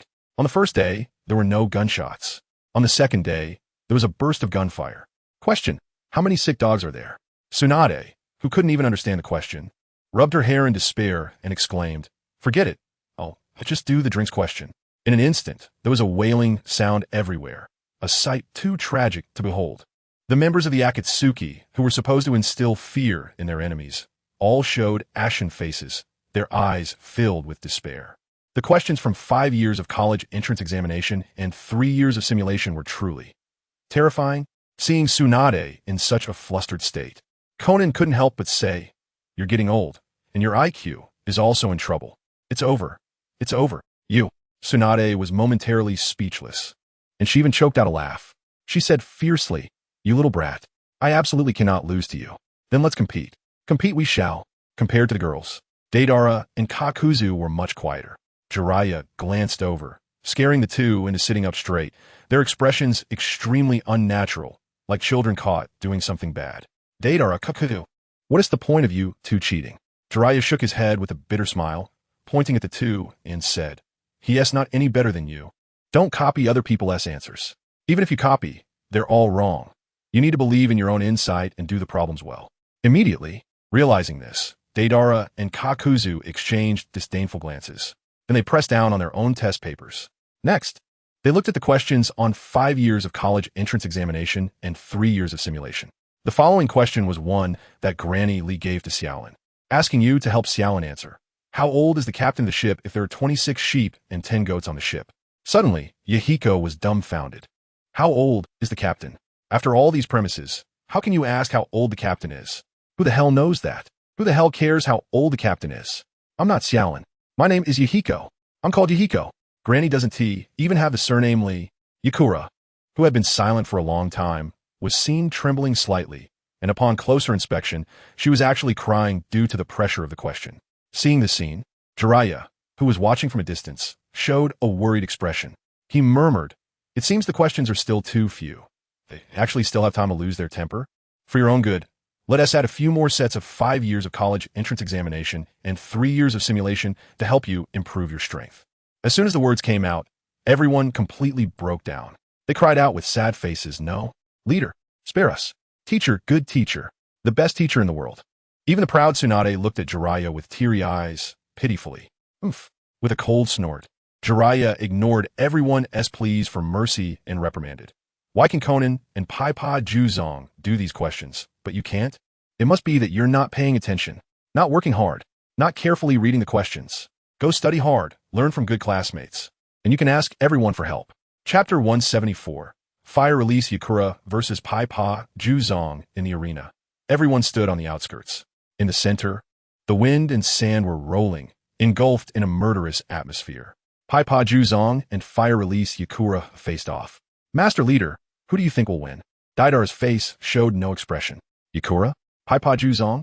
Comparing the two, it's hard to say who would win. Jiraiya stared at the two in the distance and said, If I have to say, I personally lean towards Paipa Juzong winning. The improvement of a top student through 5 years of college entrance examination and 3 years of simulation is terrifying. Oh, Deidara didn't say anything further. His dull eyes were fixed on a match, as the contest between the two was not just a simple spar, but a verification of the effectiveness of 5 years of college entrance examination and 3 years of simulation. Is it starting? Deidara's expression changed. Suddenly, the atmosphere in the arena shifted, the murderous aura intensifying. Whoosh! Yakura wielded 8 shurikens in one hand, flinging them out fiercely. I want to hold back. Bang! The sharp sound of metal clashing rang out. Dazzling sparks flew from the executioner's large knife, and several shurikens were knocked away, embedding into the ground. A chill flashed in his eyes.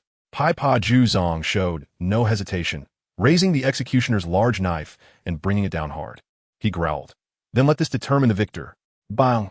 The extremely sharp executioner's large knife came crashing down, instantly splitting the arena in two. A trench formed. Billowing dust soared into the sky. Yakura's figure was also engulfed in a large cloud of smoke. Did he win? Yahiko asked. Nagato's eyes narrowed into a pinprick. And he sneered, No. He used the substitution technique to dodge. Sure enough, a figure suddenly appeared behind Paipa Juzong. Swoosh! The sharp shuriken thrust forward, piercing Paipa Juzong's body. But before the shuriken could be pulled out, Paipa Juzong turned into a puddle of clear water and splashed onto the ground, forming a water puddle. A clone? Yakura was startled, only to hear a whooshing sound in her ear. A chilling, killing intent followed closely. Turning her head, Paipa Juzong swung the executioner's large knife toward her, the cross-shaped scar on his forehead appearing ferocious and terrifying. Yakura dared not hesitate, hastily raising her knife to counter. Clang! Bang! Crack! The small shurikens and a massive executioner's large knife clashed. In just a few breaths, the two had exchanged blows dozens of times. Paipa Juzong's swordsmanship was bold and fierce, attacking rapidly, displaying his iron-blooded personality. Meanwhile, Yakura leaned towards agility. Although she was shaken by the immense force, she would strike with lightning speed whenever she spotted an opening. For a time, the two fought fiercely, neither yielding. Boom! After a loud bang, Yakura was sent flying. She quickly threw the shuriken in her hand. As Pai Pa Juzong blocked, Yakura formed seals with both hands. Fire release. Fireball technique. Her red lips parted slightly, and a series of fireballs were expelled from her mouth, filled with terrifying high temperatures. Even the air she inhaled felt hot. Good one. Pai Pa Juzong showed no sign of panic in his eyes. He exerted force from his waist, channeling power into the executioner's large knife to meet the scorching fireballs. With one foot, he stomped hard on the ground, causing the earth to crack, forming a spiderweb-like fissure. Leaping high, he formed seals with his hands, and his stomach visibly swelled at a speed visible to the naked eye. Water release. Great waterfall technique. The torrents of water cascaded down from the sky, as if carrying immense force, sweeping towards Yitsong. Everything in the training ground was affected, ravaged by the powerful rushing water. Just as the water was about to rush towards Jifeng, the side of Nagato pushed forward with one hand. Shinra Tensei, with a whispered incantation, he deflected the incoming flood of water. Teacher, the ninjutsu that Jizong is using has clearly increased in power. Nagato noticed the key point. Compared to before, his progress was distinctly perceptible. Jifeng nodded and shouted loudly at the two on the battlefield. Are you two just putting on a show? This fight is worse than that of a low-ranking ninja. Fight boldly and without hesitation. You must have the conviction to kill the opponent. Only then can you test your results. Upon hearing this, the members of Akatsuki were taken aback. Shounen worriedly said, Teacher, is it really okay? Before Jifeng could respond, Tsunade took over the conversation, pointing to herself and saying, What are you afraid of? I'm here. Her eyes radiated intense heat, looking as if she was eager for excitement. You. Shounen furrowed her brows, displaying an unhappy expression. You still have time to argue? You clearly haven't done enough practice papers for the 5-year college entrance examination and 3-year simulation, Jifeng retorted. Shounen immediately fell silent. Boom! The training ground echoed with continuous rumbling sounds. The splashing water droplets soaked Yitsong's clothes, but her eyes were as sharp as an eagle's. While dodging, she continuously sought opportunities to counterattack. After Jizong's large blade missed, Yitsong's eyes flashed with a fierce light. She formed hand seals with both hands. Fire release. Phoenix fire technique. A deafening roar resounded.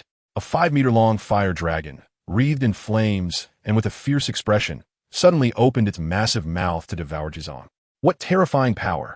Just a glance was enough for Jizong to recognize the strength of this ninjutsu. It was impossible to withstand head-on.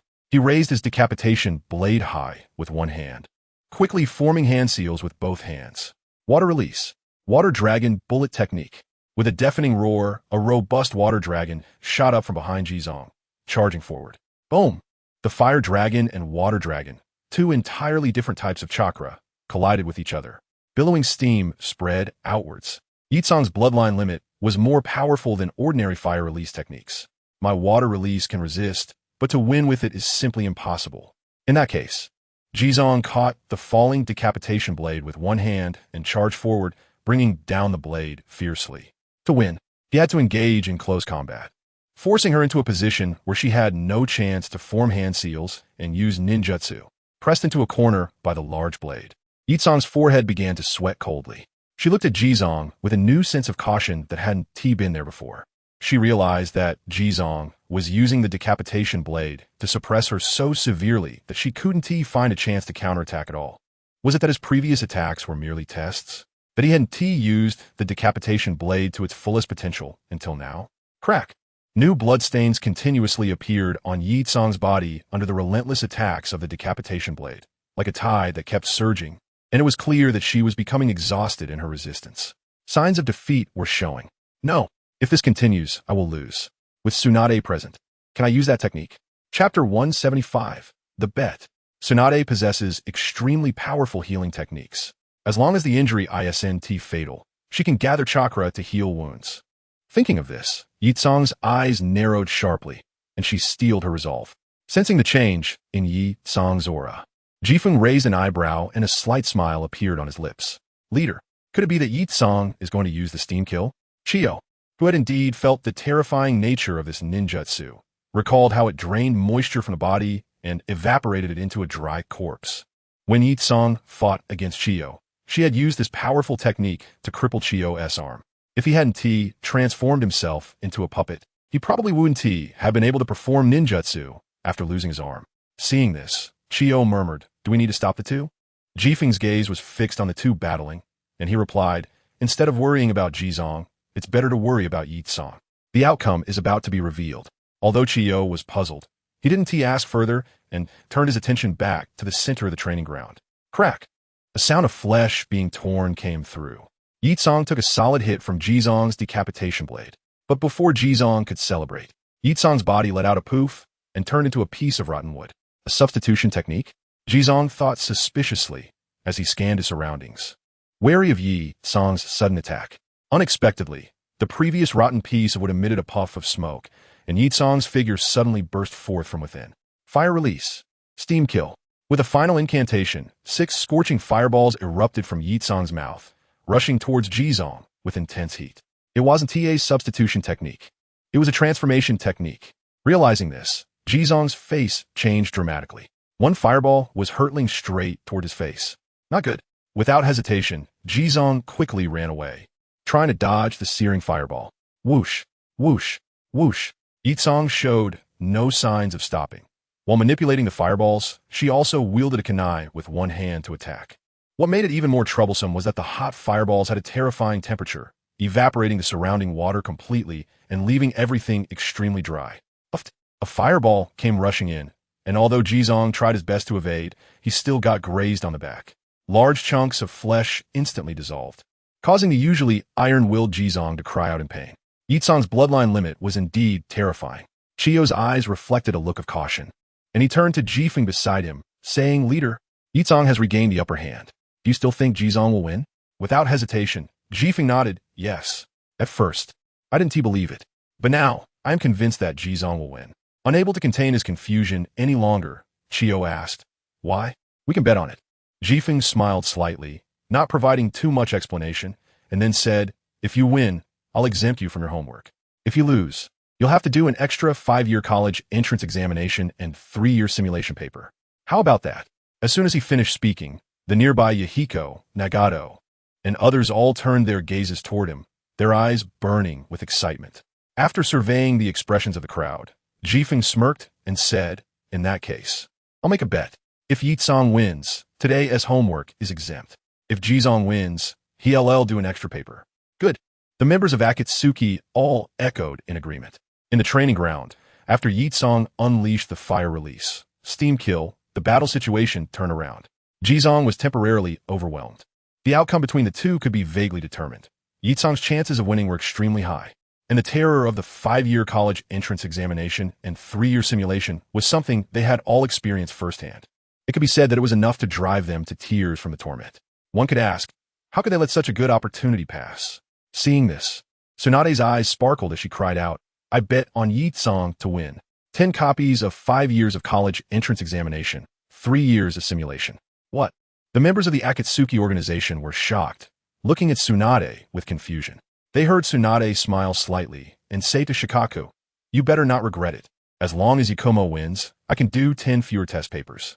Internally, she thought, do they really think my title of Great White Sheep is given for nothing?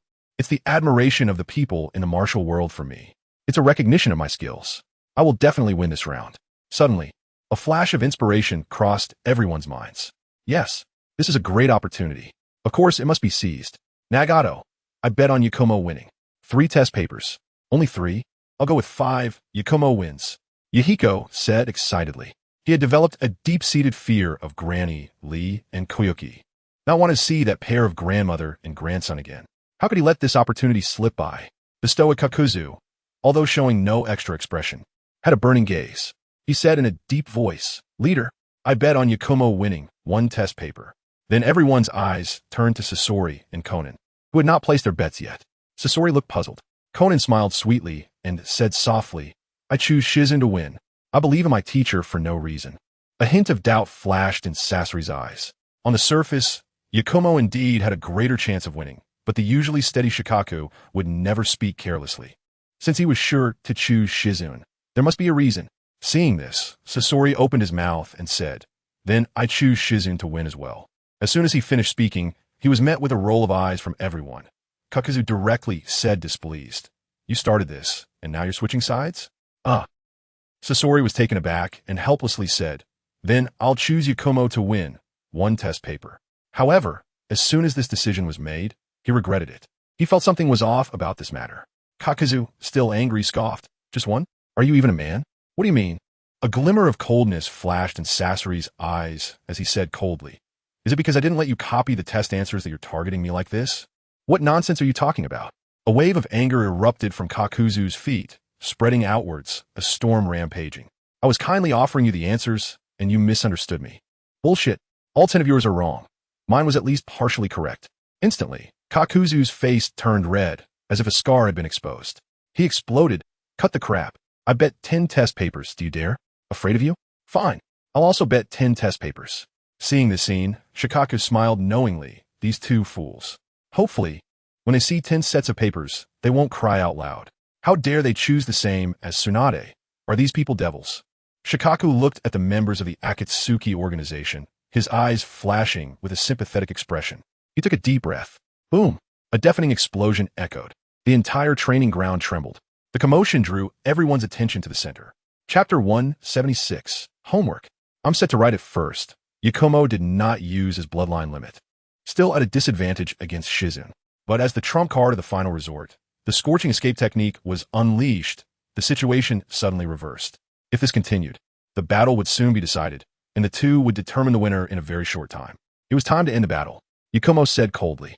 Although Shizun's strength was not to be underestimated, it still fell short compared to the bloodline limit. Hiss! The 6 fireballs in front of him surged with flames the moment chakra was infused. Go! Yakumo waved his hands, sending out all 6 fireballs, scorching everything in their path. This is the opportunity, Shizun murmured, quickly forming hand seals. Water style, great waterfall technique. Whoosh! In midair, water flowed down like a flood unleashed from a dam. The volume expanded tenfold compared to before. Everywhere his eyes could see was tumultuous water, and the sound of rushing filled his ears. This! Yakumo was startled. Words were on the tip of his tongue, but his lips moved without a sound. As the scorching fireballs met the rushing water, large clouds of steam filled the surroundings. Suddenly, visibility was obscured. The target disappeared from sight. Unconsciously, she tightened her grip on the kunai, revealing a nervous expression. Ninja technique. Mist shadow technique. Shizun, hiding in the shadows, formed hand seals with one hand. As soon as the words left his mouth, the mist around grew thicker, with very low visibility. He slightly moved his ears, trying to judge Yakumo's position from the strange sounds of the water. Internally, he thought, when you think victory is in your grasp, it's also when your guard is the weakest. Suddenly, his eyes narrowed sharply, turning to a specific direction. Shizun tightly gripped the large knife in his hand, his figure moving at extreme speed, constantly flickering. A chilling light radiated from the blade, and a terrifying killing intent enveloped the surroundings. Draw and cut. The cold words roared. Shizun's momentum peaked at that moment. Zing! A stunning slash. It seemed he had abandoned all defense, going all in. From him emanated a dominating aura, unleashing the strongest power. All his energy was concentrated into one strike, abandoning all worries, all restraints, all fears. The only belief in his heart, either live or die. At this moment, Shizun was the large knife, and the large knife was also Shizun. Feeling the intense killing intent bursting forth from the mist, the surrounding crowd was shocked. The mist obscured their view, making it impossible to see inside. Driven by intense curiosity, each person's expression was complex, their eyes filled with urgency. They heard Nagato's sigh. It's over. The crowd exclaimed, who lost? Shikaku's expression darkened as he stepped forward into the mist, locking onto Yakumo's position. As for Yakumo in the arena, she felt the piercing killing intent more keenly. Her body trembled uncontrollably. It wasn't that she was cowardly, but her body instinctively recoiled. This was a force she could not resist. More importantly, the thick mist obscured her vision. She had no idea from which direction a blade might suddenly strike. This kind of torment was far worse than just being killed. It's coming. Yakumo's eyes narrowed like a needle. Boom! A tantôt explosion ressoundait. The crowd felt a buzzing in their ears. A stunning figure broke through the mist, soaring skyward. The strength was so powerful that everyone felt as if the heavens and earth would be torn apart. Look! The force dissipated the mist. The outcome was revealed. The crowd held their breath, all eyes fixed on the distance. Standing was Yakumo. Yakumo won. No, wait. It was Shizun who won. The crowd gasped. They saw in the center of the training ground, Shizen holding a knife, striking Shikaku's arm. Yakumo stood behind Shikaku, her face pale, her eyes filled with deep fear. Bang! Her legs went weak, unable to muster any strength, collapsing to the ground. She gasped heavily, exhaling a breath of foul air. Shikaku, still shaken, said, "Thank goodness I arrived in time. Otherwise, this strike can directly tear Yi Tsang in half." Paipa Zong saw the swift wind blocking the beheading sword, his face showing astonishment. No one understands the terrifying power of this strike better than him. It is not an exaggeration to say that this blow is enough to cut a mountain in two. Then, Paipa Zong let out a relieved laugh. Truly worthy of the leader. The swift wind also laughed, curling his lips and saying, "Since you dare to let them fight freely, I will guarantee the safety issue. You are really strong." Just as Paipa Zong finished speaking, his eyes went black, and he collapsed unconscious. Everyone rushed over, seeing the brutality of the battle. They couldn't help but gasp. Tsunade hurriedly formed hand seals, summoning a lush green chakra to heal the two. All right, it's over. The swift wind felt no surprise at this scene. When the two began to fight, he saw that Yi Tsang did not take the beheading sword to meet the attack. Although it was just a small detail, it reflected many issues. Accurately judging the situation, avoiding the sharp edge, then strategically feigning weakness, building up for a full-force strike. To be precise, at this moment, Paipa Zhang's strength had received a significant boost. He would never again use the beheading sword to block a tailed beast bomb. All of this credit comes from 5 years of college entrance examination, 3 years of simulation. Come, let's calculate the homework, Akatsuki members. The swift wind revealed a harmless smile. Suddenly, a prolonged wail arose from the Akatsuki crowd. It was truly tragic. Fortunately, I don't have too many, Nagato said with relief. When Yahiko thought of the 5 test papers he had to face with Granny Lee and Kobayashi, an indescribable bitterness surged in his heart. He murmured, "Could it be that my real name is actually Lee Yahiko? It's all fate's arrangement." Meeting Granny Lee and Kobayashi was all predestined. Compared to Nagato, Yahiko's situation, Kakuzu and Sasori were even worse. That's 10 test papers. Immediately, the two began to curse loudly. "It's all your fault. You insisted on 10 test papers as a bet. Look what you've done. You aren't a man, you did my 10 papers too." Facing Sasori's evasion, Kakuzu's forehead veins bulged. His face turned dark as he said, "Nonsense. Who said I'm a man? I never said that. You're Sasori, famous throughout the ninja world. Everyone knows you're especially manly. So I handed my papers to you." The two cursed and even stopped being men. This 5 years of college entrance examination, 3 years of simulation is truly terrifying. Konan just smiled, saying nothing, quietly watching everyone. Meanwhile, Tsunade widened her eyes, flashing an innocent look, trying to act cute towards the swift wind. Swift wind. Look at how much chakra I consumed treating the two. My body was already weak, and now I'm even more exhausted. I'm afraid I won't be able to do this test paper. The swift wind smiled slightly and said softly, "Heads can be cut off, blood can flow. But homework cannot be neglected. It's just 5 years of college entrance examination. 3 years of simulation. Oh, you're a devil." Tsunade immediately went dark in front of her eyes and fainted. Chapter 177. A letter from a land of water. The increase in Paipa Zhang's strength even surprised the swift wind a little. That previous blade draw was incredibly fierce, filled with a chilling, killing intent. As the swift wind was gathering lightning release chakra for defense. The bloodline limit magnetic release iron sand was also attached to the surface of his arm, providing dual layer protection. Yet, even so, he felt that for a moment. His arm was about to be shattered. Not bad. The increase in strength is quite apparent. Unknowingly, the corners of the swift wind's lips curved up slightly, smiling and saying, "Doing exercises makes you stronger. 5 years of college entrance examination, 3 years of simulation is indeed impressive." At this moment, while everyone was wailing, Konan secretly approached the swift wind, whispering, "Teacher, I know everything." "No." The swift wind was slightly surprised, asking, "Are you talking about the outcome of the two?" Konan nodded vigorously. A sly glint sparkled in her eyes. "No, it's about getting everyone to do the test papers. Even if the two don't place bets during the battle, the teacher will think of other ways." The swift wind's expression froze for a moment, but quickly returned to normal.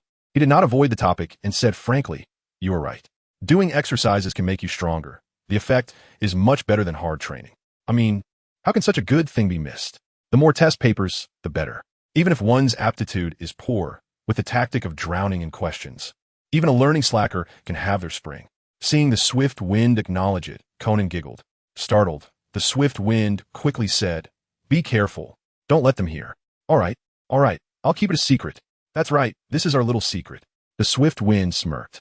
Pai Pa Shirzong came from the hidden mist village. Don't forget, he previously led an attack on the bloodline limit clans under the leadership of the Mizukage. It can be said that among everyone, he has the most experience fighting against ninja with bloodline limits. And Yi Tsong, although powerful, can he really be stronger than someone targeted? In the following month, everyone swam through the sea of questions, carefully experiencing the joy that learning brings. The swift wind also took on the role of a strict teacher, often scolding. "This class is the worst I've ever taught. Can't you all work a little harder? Don't steam buns just to prove a point. Sasori Kakazu, are you two not doing test papers and just chatting? I can tell you, my back is eyes. I can see everything you do down there. Go, run 100 laps around the training field before coming back to do the papers." Yahiko, Nagato, I'm not saying you two. Can you please consult Konan more? This question is an easy one. How can you get wrong? Shirzong, spend more time helping Tsunade in your spare time.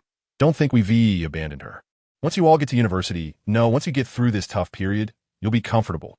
As for the Akatsuki members who have suffered under the swift wind's torment, they have become powerless to resist. They can only silently do their 5 years of college entrance examination, 3 years of simulation. Ahem. The swift wind looked up at the noon sun and said to everyone, "All right, it's time. Let us go eat." This sentence was like a blessing. "Goodbye, leader." As soon as he finished speaking, the Akatsuki members' eyes lit up with fervor. Like beasts breaking free from their cages, they scattered in all directions. Even from their throats came howls. The feeling of freedom is so good. "Wait, Yahiko and Nagato, you two stay behind." The swift wind's expression darkened, stopping the two. Suddenly, Yahiko and Nagato were dumbfounded. Like they had been struck by lightning, their stiff bodies didn't even move. The two looked at the swift wind with tear-filled eyes, pitifully saying, "Teacher, we are hungry too. It's time to eat." The swift wind sighed deeply, his eyes flickering with a complex expression, showing a look of disappointment. "Sigh, why can't you understand my good intentions? Right now, the ninja world is erupting. The ninjas from Konoha and Kumobikure are fighting in the Land of Iron, while Awagakure and Sunagakure are opening 3 battlefields in the Land of Demons, the Land of Bears, and the Land of Birds. The situation is intense." Speaking of this, the swift wind glanced at the two and then said, "These countries are adjacent to the Land of Rain. No one knows when the flames of war will break out. But once it does, there will be sacrifices. The reason I urge you to do the 5 years of college entrance examination, 3 years of simulation, is to quickly improve your strength and increase your self-defense ability. Forget it. I want to force you. Do whatever you want." Then, Shirfong walked away without looking back, leaving the two with a lonely figure. Nagato and Yahiko exchanged glances, showing a look of guilt. They hurriedly ran a few steps to catch up with Shirfong and respectfully bowed to apologize. "Sorry, teacher. It's our fault for not understanding your intentions. We will work twice as hard on the test questions, not only to increase our strength, but also to be able to help you in the future." Seeing the scene, Shirfong smiled with relief. He said, "That's right. Learning requires the spirit of hanging one's hair and stabbing one's thighs. You can definitely do it. Keep it up." In fact, Shirfong was secretly thinking, "There's no way. Who told you two to come up with such ideas to let Konan, Tsunade, and me live together?" Suddenly, Shirfong, Yahiko, and Nagato all turned their heads to the left, their eyes narrowing into needle-like slits. Whoosh! A figure landed steadily. "Leader." It was a ninja from the Land of Water. You can withdraw." The envelope had large, prominent words written on it, "To be opened by Shirfong." A glimmer of amusement flashed in Shirfing's eyes as he reached out to open the envelope and pulled out a letter. He began to read. Yahiko and Nagato beside him said nothing, but a serious look appeared on their faces. At this time of war and turmoil, a conflict could break out at any moment between countries and villages. And this letter from the Land of Water appeared at this time, exuding an unusual aura. After a moment, Shirfong finished reading the contents of the letter and sneered. "How ridiculous. Here, Yahiko, Nagato, you two take a look too." He handed over the letter. Upon seeing the earlier content, Yahiko frowned tightly, a flash of anger in his eyes. "Is this a way of cooperation? It's simply asking us to belong to the Land of Water." Nagato held his patience and continued reading, his voice deep. "They actually want to use ninjas with bloodline limits to exchange for 7 ninja swords. Not only that, they even demand that we vacate an area for the ninjas of the Mist Village to store their ninjas. participating in the ninja war as a form of cooperation between the two countries. Shifeng laughed, his face full of frost. Do they think we're fools? Storing Mist Village ninjas in the land of rain. It sounds nice to say it's win-win cooperation. In reality, once we open the door for wolves with wild ambitions to mix in, they might swallow us up. They are not of our kind. Their hearts must be different. Yahiko and Nagato nodded in agreement. Ninjas with bloodline limits? Are they really that valuable? We must refuse this unreasonable request. That's right, they both discussed. However, Shifeng shook his head and said solemnly, no, I agree to this matter. Just because the bloodline limit ninja they want to exchange is named Terumi Mei. As long as the ninjas they store in the land of rain dare to cause trouble then. Let them all rest here forever. Chapter 178. Terumi Mei appears a week later. A figure appeared at the entrance of Amigakure, dressed in brand new satin, looking bright and beautiful. But her body was exceptionally small, as if wrapped in a large coat, like a sack, coupled with her emaciated face. She looked like someone who had suffered from long-term malnutrition and hardship, making her appear quite mismatched with her clothing. Some would believe that she stole the clothes to wear. Terumi Mei looked up and saw the tall gate, with a plaque bearing several large characters, written in a vigorous and powerful manner, resembling a dragon in motion, exuding a frightening aura. She couldn't help but murmur, so impressive, the facade is much stronger than that of the Mist Village. Is this Amigakure? A figure appeared from the shadows, with short hair and sharp teeth. Hoshigaki Kisame smirked, don't hesitate here. Huh? Terumi Mei was startled and exclaimed, Senior Kisame, you're not dead? As soon as she finished speaking, she realized she had misspoken and slapped her left cheek hard. Slap. The sound was crisp and loud. It was visible to the naked eye that her left cheek began to swell, showing a handprint. Senior, I'm sorry. Terumi Mei said cautiously, what I meant was, I didn't know you were here. Hoshigaki Kisame stared at the child for a long time, his gaze complex. As you can see, I have now joined Amigakure. I'm already a rogue ninja from the Mist Village. The other 6 were all killed. Only I survived during mission. His voice boomed in Terumi Mei's ears. There was news in the Mist Village that the 7 ninjas had all perished during a mission. This was also why the Mizukage wanted Terumi Mei to come to Amigakure, to exchange 1 person for 7 swords. Senior, I will definitely not say anything reckless. Terumi Mei smiled broadly, but in Kisame's eyes, he couldn't feel even a hint of her smile, only a simple facial expression. What a strange child, he murmured as he walked into the village. Follow me. I'll take you to meet the leader. MHM. Terumi Mei nodded vigorously, hurriedly holding up her clothes and running ahead. She stumbled and almost fell to the ground. Her posture was extremely comical. Feeling the movement behind her, Kisame turned his head. Do you need me to carry you? Terumi Mei was stunned, not reacting for a while, until she heard Kisame repeat the question. Only then did she stammer, No, I wouldn't dare to trouble you, senior. Oh. Hoshigaki Kisame was brief with his words and did not speak further, walking ahead. Terumi Mei patted her heaving chest with her small hand, shocked to find her face pale. The reputation of the 7 ninjas was one to be feared in the Mist Village, respected and dreaded by many. How could she, a mere slave, let such a prominent figure as Hoshigaki Kisame carry her? The leader said to treat you with the etiquette of a guest. But I don't understand etiquette. So whatever you want to do, I will do according to your wishes, came Kisame's hoarse voice from his broad back. Terumi Mei was startled again, waving her hands in a hurry to refuse. However, she was intensely curious about the leader of Amigakure. Within the village, she had heard of Shifeng's deeds. 1 person killed the legendary Hanzo of the Salamander, unified the entire Amigakure, and carried out sweeping reforms. He killed the 7 ninja swordsmen, whose reputation resounded throughout the ninja world. Then he entered Konohagakure, pacifying the unrest, becoming a hero there. Afterward, for reasons unknown, he caused a ruckus in Konohagakure, destroying the Ninja Academy. Then, with his incredibly powerful strength, he faced off against 700 elite ninjas pursuing him. Even more terrifying was that even the legendary 3 ninjas of Konoha were defeated under his hand. He was simply a mythical figure. Thus, Hoshigaki Kisame walked ahead with a decapitating sword on his back, while the heavy-minded Terumi Mei follow behind. The 2 remained silent.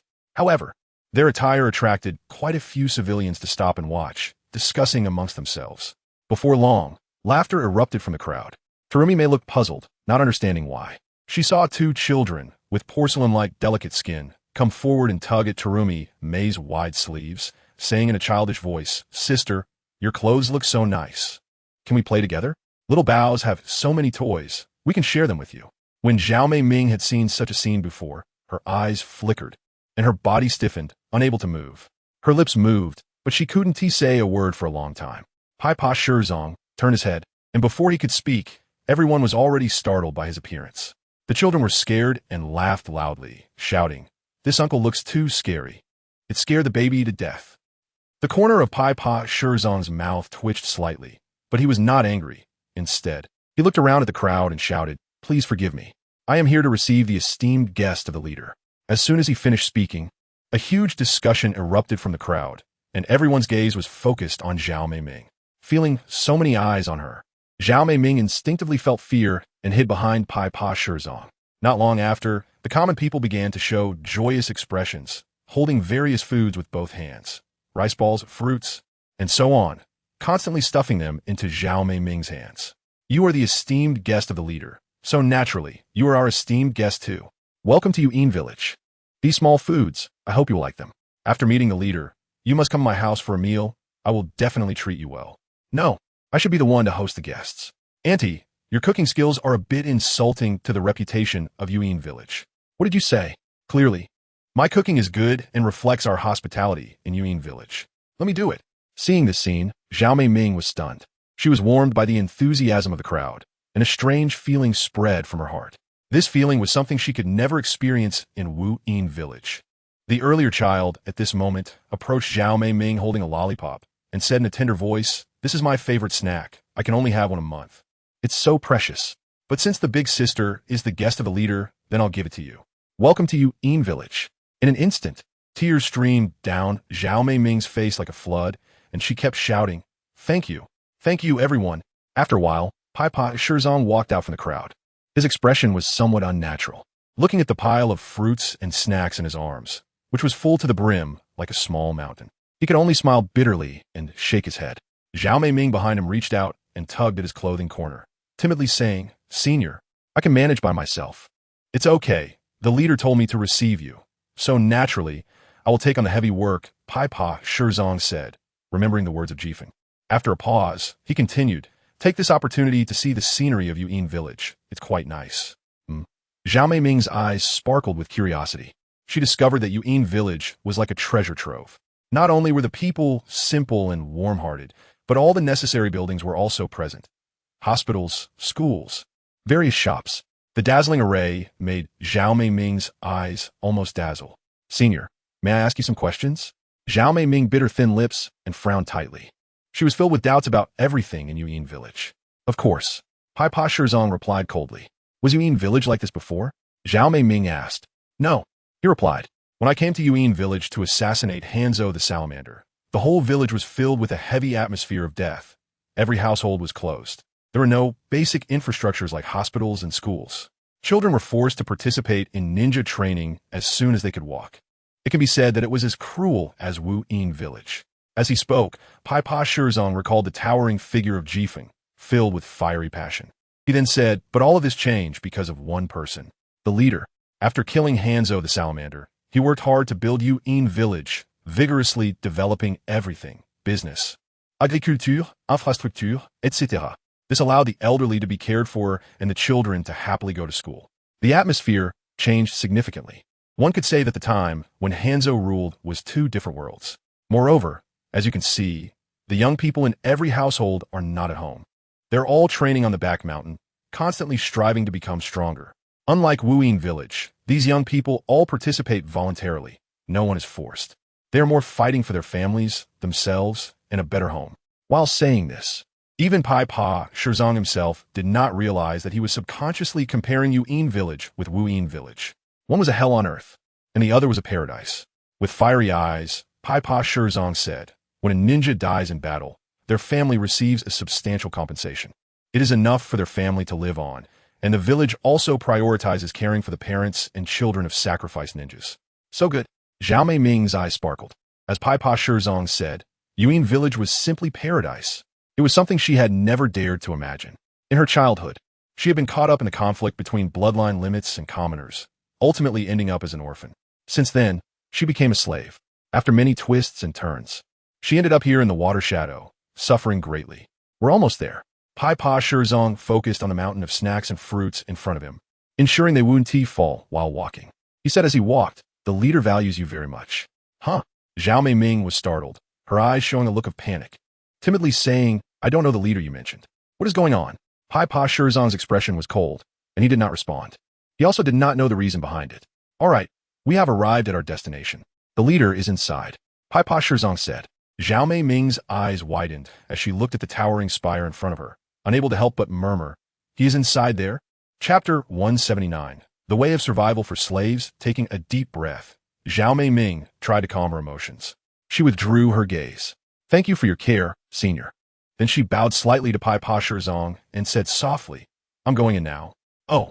Pai Pa Shirzong nodded and reminded her, "Remember to come find me for these gifts after you come out." Zhao Mei Ming smiled slightly, took a step forward, and walked towards the Akatsuki organization office. Thud! Two figures walked out from a nearby alley after Zhao Mei Ming left. Their expressions were serious. "Shirzong, is this little girl a genius ninja from Wuyin village?" Kakuzu speculated about Zhao Mei Ming's identity, sensing a special aura from the special treatment Jifeng had given her. He questioned, "Or is she the descendant of some big figure? Why is she so valued by the leader?" The person next to him, Sasori, remained silent, quietly watching Pai Pa Shirzong. So, it's you two trailing behind."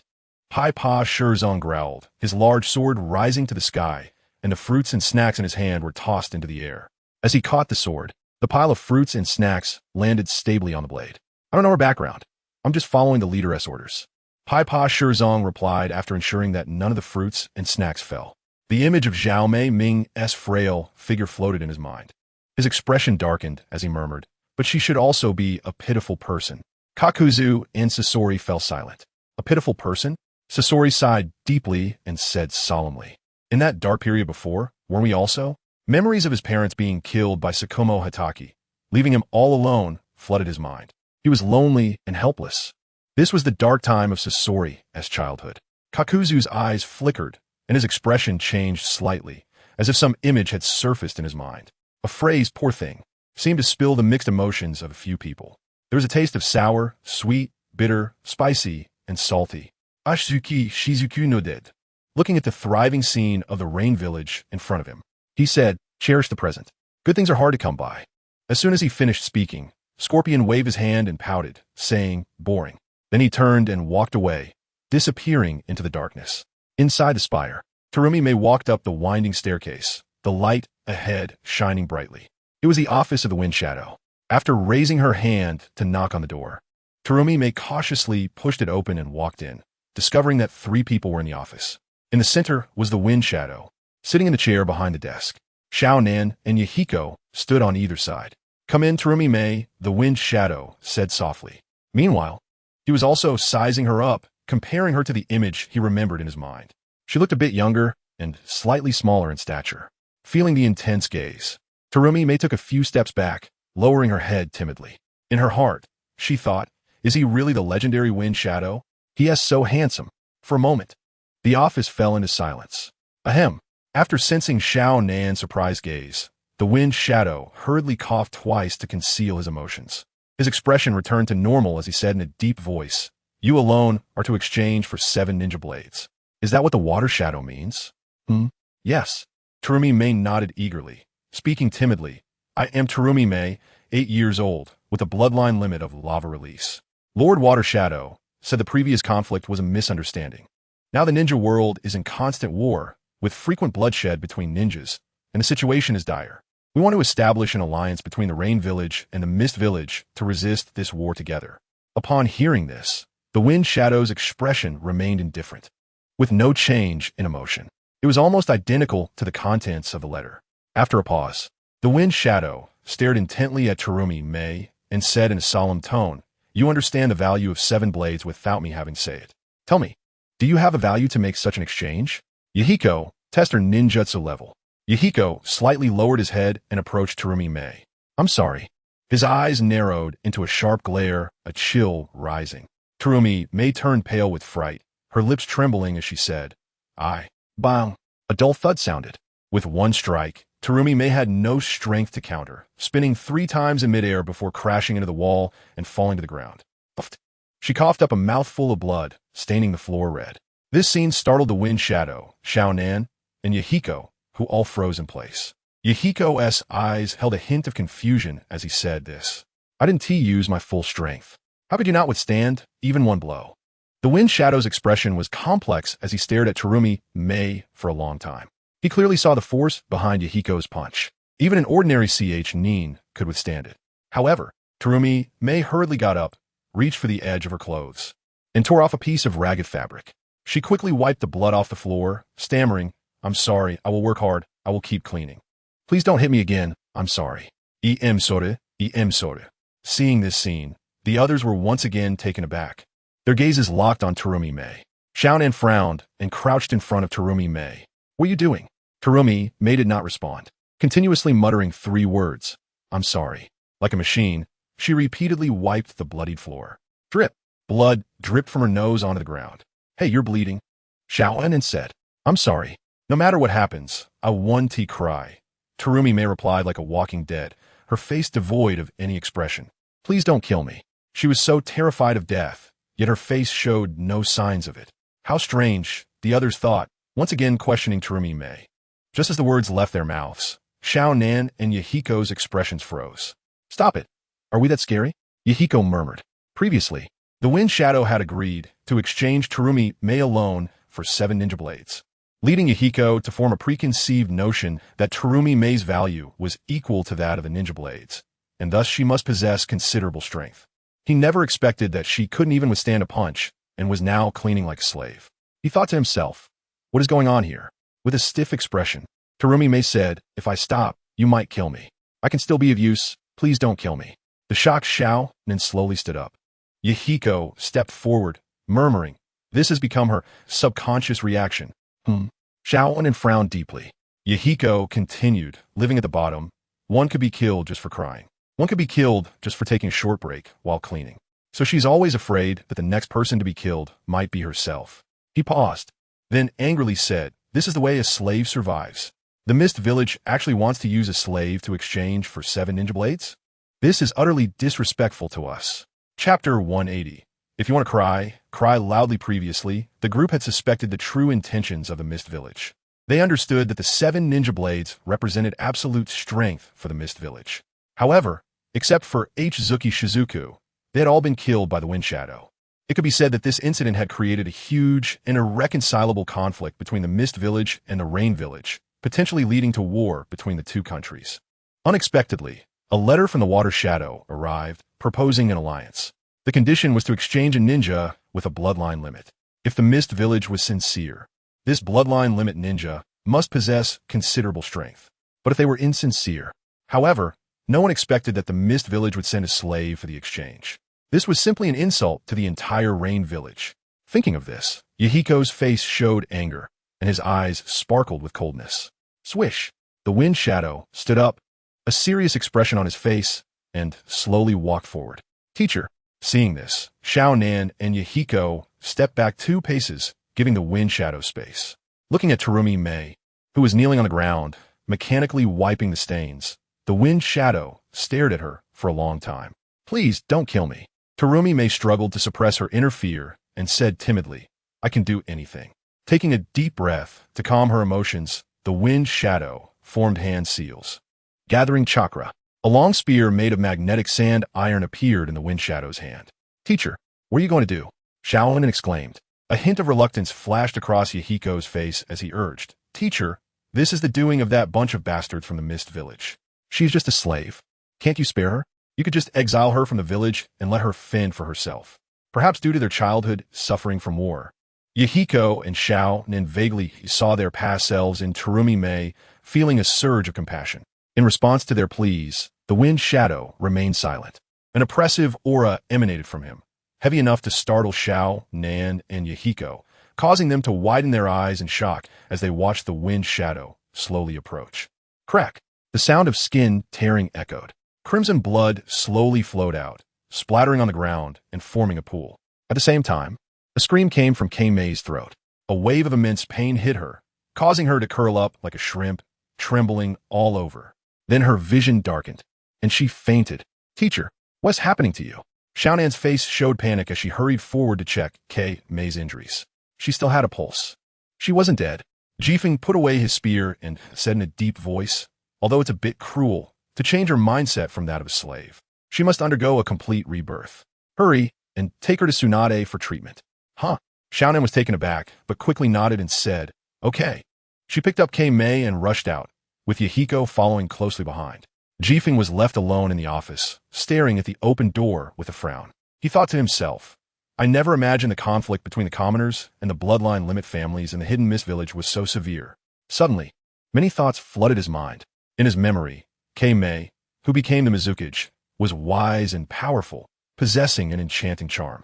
What impressed him the most was the strength of her bloodline limit, having both dissolution and boil release. Yet, such a strong person was not given proper training as a child, and ended up a slave? One cannot help but say that the persecution of the bloodline limit families by the fourth Mizukage, Yakura, had reached an appalling level. It is not hard to see the violence, chaos, and inhumanity that shrouded the Hidden Mist Village. In her sleep, Mei fell into memories. Under the pitch-black night, the moon appeared unusually bright, as if stained with blood. In the Hidden Mist Village, people moved restlessly, and ninja, holding torches, let out sinister laughter. Surrounded by the crowd, members of the bloodline limit families showed expressions filled with fear, resentment, and unwillingness. Mom, the uncles surrounding us are so scary. Their expressions are too fierce. The 3-year-old Mei shyly hid in her mother's arms, her big watery eyes reflecting confusion. Were we? How could a mother bear to tell her child that these so-called uncles would soon turn into ruthless beasts and tear them apart? Suppressing her own fear, she smiled slightly at Mei and trembled as she said, Uncles are just playing a game with Mei. Soon they will unleash a thundering ninjutsu to attack us. But you don't need to be afraid. Those are just beautiful fireworks. Just keep your mouth shut, don't speak, and wait until dawn to win. But if any sound comes out, even a little, then you lose. Is this game fun? We can also watch beautiful fireworks. Hearing this, the naive Mei immediately sparkled with excitement in her eyes, nodding vigorously. Okay, Mom, Mei will definitely be the big winner. I will win against all the uncles. Seeing Mei smile, her mother hugged her tightly, tears streaming down her face. A figure walked out of the crowd. The Mizukage Yakura had a blank expression and coldly said, get to it. As soon as he finished speaking, a powerful chakra erupted from the crowd beside him. Fire dragons soared into the sky, roaring as they charged towards the bloodline limit families. Boom! A thunderous explosion echoed. The ground shook violently. The flames blazed brightly, illuminating the faces of everyone, alternating between light and dark. Mei, you have always been Mom's pride. Her mother's skin was already charred black from the flames, and her features were contorted with pain, yet she endured the suffering to comfort her child. You must win this game. Don't speak, just watch the fireworks. I believe Mei is the best. One after another, as the ninjutsu approached, Mei was thrown to the ground by her mother, who held her tightly, forming a protective layer. The roaring sounds continued in her ears, and Mei thought they were just the explosions of fireworks, obediently following her mother's words. Be good, don't speak, wait for dawn. But when the sunlight finally dispelled the darkness, Mei broke free from her mother's embrace and looked at the hellish scene before her. She completely collapsed. Mom, I don't want to play the game anymore. Mom, I don't want to win against the uncles anymore. Mom, please, open your eyes and look at me. Her voice grew louder, and the intense emotions forced her to wake up from her dreams. Surrounded by everyone, Jifeng, Tsunade, Xiaonan, Yahiko, Nagato, and all the members of the Akatsuki, Mei realized it was just a dream. You're awake? Xiaonan said softly. Mei was stunned and quickly replied, I just fainted. I'm sorry. But I want to cry. Please don't kill me.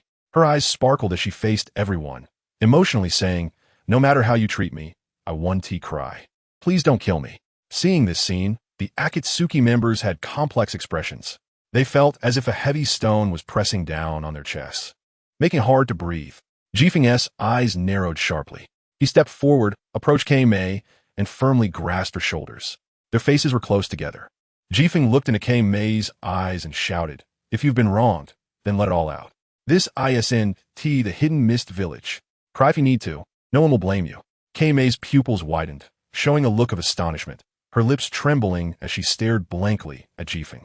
Don't confuse us with those idiotic ninjas from the Hidden Mist Village. As Jifeng finished speaking, He walked to the window and forcefully pulled aside the curtains. Instantly, warm light flooded in. Look closely. This is a completely different place from the hidden mist village, the rain village. Here, there is no internal strife, only laughter and joy. In the village, the elderly are cared for and the young are nurtured. Everyone is working hard for their home. Pausing, Jifeng turned to Kei-mei and said solemnly, I am willing to exchange for the Mizukage of the hidden mist village. 6 ninja swords, excluding the decapitation blade, as a trade for you to come to the rain village. So here, you can start a new life. His voice resonated like a bell, ringing in her ears. Kei-mei stared at Jifeng in shock, her cracked lips moving as warmth surged into her heart. Kei-mei was emotionally stirred, her eyes reddening. Bang! A dull sound echoed. Pai-Pa Shirzong walked in from the door, holding the fruits and snacks given by the villagers, placing them all by Kei-mei's bedside.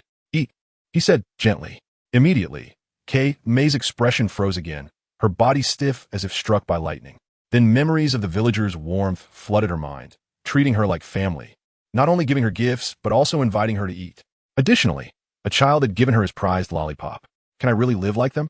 Looking at the gifts before her, Kei-mei could no longer hold back, her nose tinged with sadness as she began to cry softly, as if she had suffered a great grievance.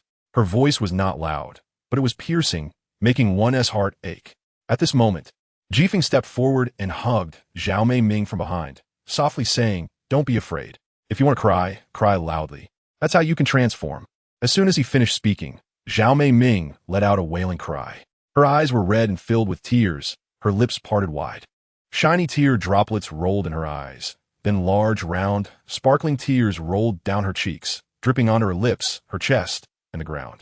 Feeling Zhao Mei-ming's grievance, Jifeng's eyes narrowed with coldness. He silently thought, 4th Hokage? Just wait to die. Chapter 181. The complex situation in the Hidden Mist Village. When the news returned to the Hidden Mist Village, the high-ranking officials were shaken.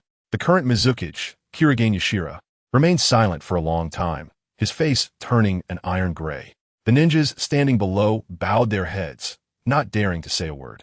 The office was enveloped in a strange atmosphere. The daimyo of the Land of Water intended to cooperate with the Land of Rain, forming an alliance between the Hidden Mist Village and the Hidden Rain Village, creating a new force to participate in the ninja war. On one hand, based on Jifeng's powerful strength, they could receive significant support. On the other hand, it was due to the geographical location of the Land of Water, a small island in the southeastern sea on the map, distant from the other countries. To participate, there must be a mainland base to accommodate ninjas, food, equipment, and so on. Undoubtedly, the Hidden Rain Village became the best choice. However, Kirigane Yashira scoffed at this idea, filled with resistance. Not to mention the conflict with the daimyo of the Land of Water. Even the previous 7 ninja swordsmen had gone to assassinate Jifeng and others in the Land of Fire without his orders, resulting in severe losses to the village's strength. This was a blatant disregard from the daimyo of the Land of Water towards the Mizukage. Therefore, with a feeling of disgust, Kirigane Yashira never considered an alliance. This led to the scene of the slave, Zhao Mei-ming, being sent to the Hidden Rain Village. One must ask, what could a powerless, lowly little girl do to exchange for the ninja swords? It could be said that this was simply an insult. Unexpectedly, Biwa Juzu was still alive. A cold glint flashed in the eyes of Mizukage Kirigane Yashira, his face filled with frost as he said, This bastard. He actually betrayed the village and joined the Hidden Rain Village. The most puzzling thing was why Jifeng would agree to exchange for the ninja swords. Bang! The office door was pushed open forcefully. Everyone's gaze suddenly converged, looking at the newcomer. Huh? Kirigane Yashira sneered. The daimyo's lackey has arrived. What did you say? The wielder of the ice release bloodline limit, Yuki Shin-suk, glared with fiery eyes, angrily shouting, Do you believe I will tear your mouth apart? This was the spokesperson of the daimyo of the Land of Water in the Hidden Mist Village. Kirigane Yashira remained silent, his gaze icy, exuding a terrifying chakra that instilled fear. Instantly, tensions rose on both sides, creating an atmosphere where a fight could break out at any moment. Huh? Yuki Shin-suk exhaled a breath of turbid air, softly saying, Yashira, you are still so hot-tempered. We are both striving for the prosperity of the country. There's no need to treat me with hostility as if I were an enemy. The speaker was the Jinchuriki of the Six Tails. Humph, Kirigane Yashira scoffed, furrowing his brows. For the country?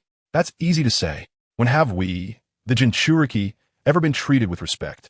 We are neglected, hated, and insulted by our fellow villagers, treated like monsters. Why? And these so-called nobles who claim to work for the country choose Jinchuriki from among the commoners instead of selecting from their ranks. In the end, it's because the nobles look down on us from the bottom of their hearts. The darkness experienced in his childhood still haunted him to this day. This was also the true reason why Kirigane Yashira disagreed with the daimyo of the Land of Water after becoming Mizukage. Seeing this scene, the Jinchuriki did not intervene. As fellow Jinchuriki, some pain was shared, but their attitudes toward hatred were different. One continued to hate, while the other chose to let go of hatred. He took a deep breath. I've received the news. The leader of the Hidden Rain village, Jifeng, is willing to form an alliance. He gazed at Kirigane Yashira, observing his facial expressions, then continued, what I am curious about is, who is the ninja Zhao Mei-ming, who is being exchanged for the bloodline limit? Being able to be traded indicates that her strength must be very strong. Why do I have no impression of her? Just a slave whose clan was exterminated. Kirigane Yashira crossed his arms, scrutinizing, let me remind you, Jifeng, who killed the demigod Hanzo the Salamander and toyed with the entire Konoha village, is definitely a ruthless person. He is willing to trade ninja swords for a slave, and there must be another purpose behind wanting to ally with us. Be extremely careful on this trip to the Hidden Rain village.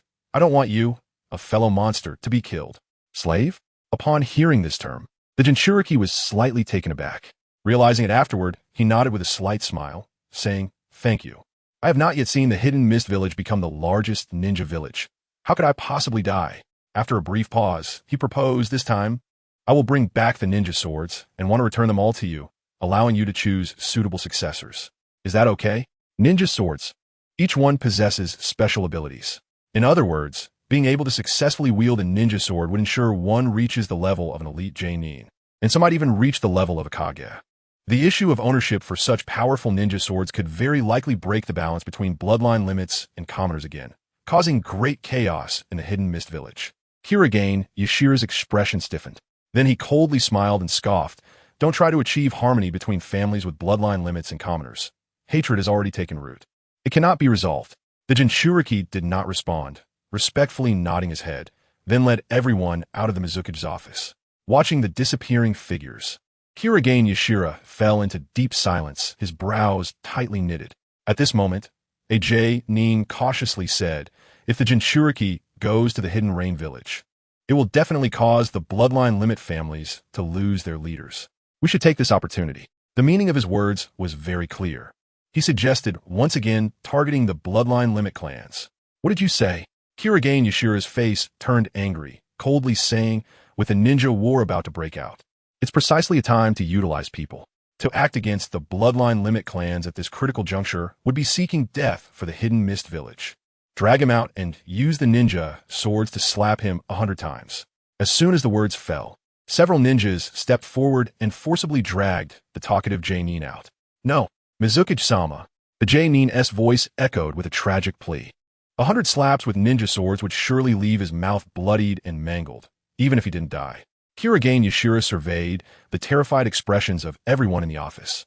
He coldly commanded, send my orders to expedite the training of the ninjas.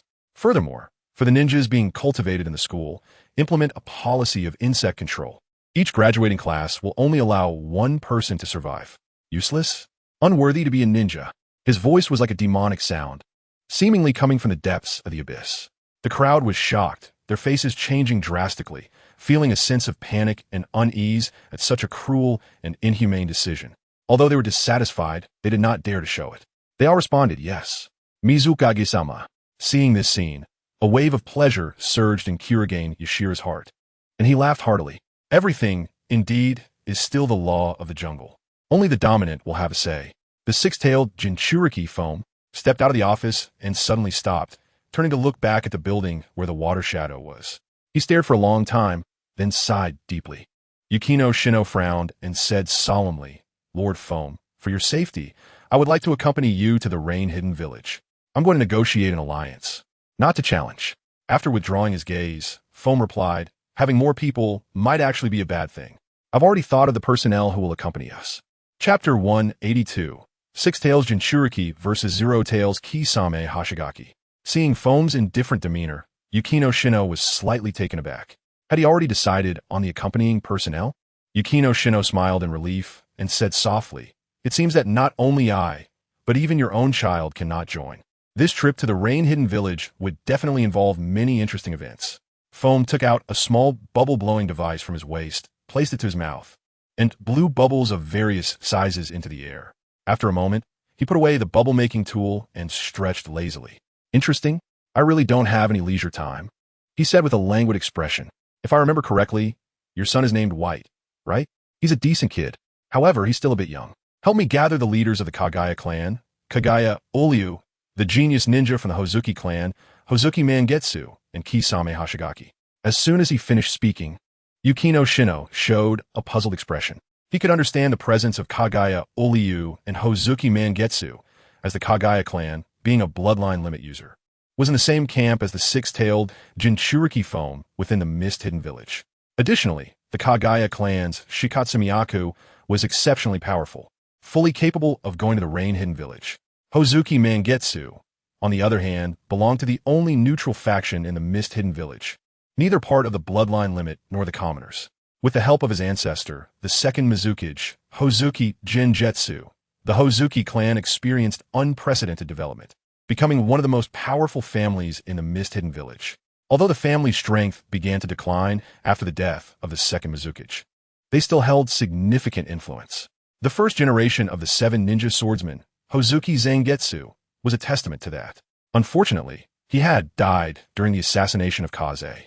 Asking the talented Hozuki Mangetsu to go to the rain-hidden village seemed to indicate the need to resolve previous lingering issues. The first two could be explained, but who was Kisame Hashigaki? In Yukino Shino's memory, there didn't seem to be such a ninja in the mist-hidden village. Thinking of this, he furrowed his brows and asked, Lord, may I ask who Kisame Hashigaki is? Is he a newly emerged genius ninja? Foam looked surprised for a moment, then chuckled. I forgot to mention, he is not a member of a big family. He is a subordinate of the wielder of the sword Samahata from the seven ninja swordsmen. Kisame Hashigaki. A subordinate of Kisame Hashigaki? That's right. He has quite an interesting ninja.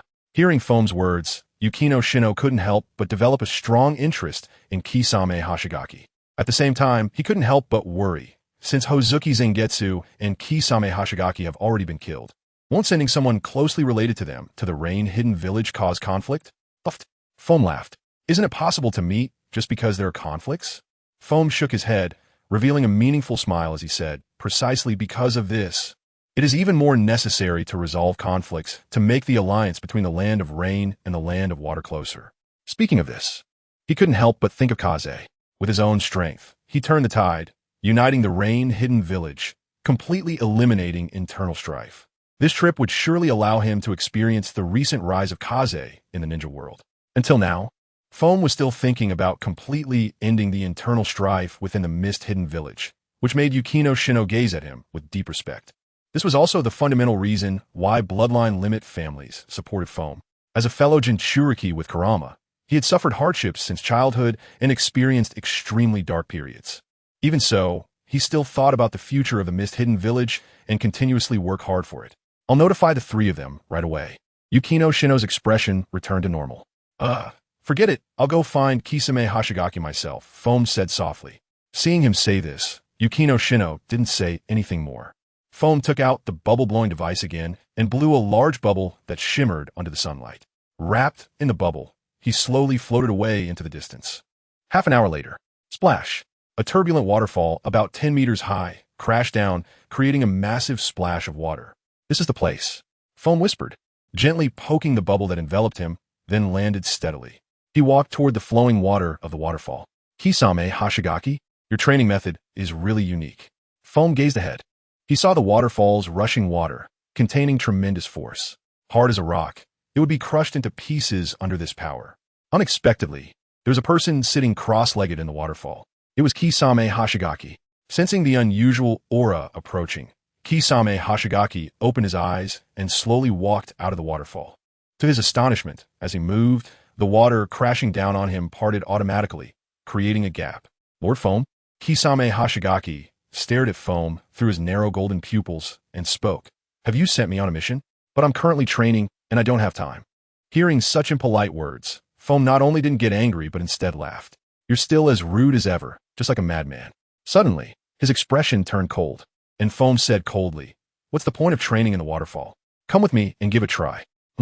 Kisame Hashigaki's eyes narrowed, and a terrifying aura gathered throughout his body, wreaking havoc around him. He simply responded, okay. Without any hesitation, he launched a powerful punch towards Foam's face. The wind howled. He really is a madman, attacking as soon as he speaks. While speaking, Foam didn't remain idle. Instead, he gathered chakra within his body. Just as the fist was less than 10 centimeters from his nose, a massive and thick tail suddenly burst out from behind Foam, fiercely meeting the attack. Boom! With a muffled sound, it created waves several meters high, and sparkling droplets of water flew everywhere.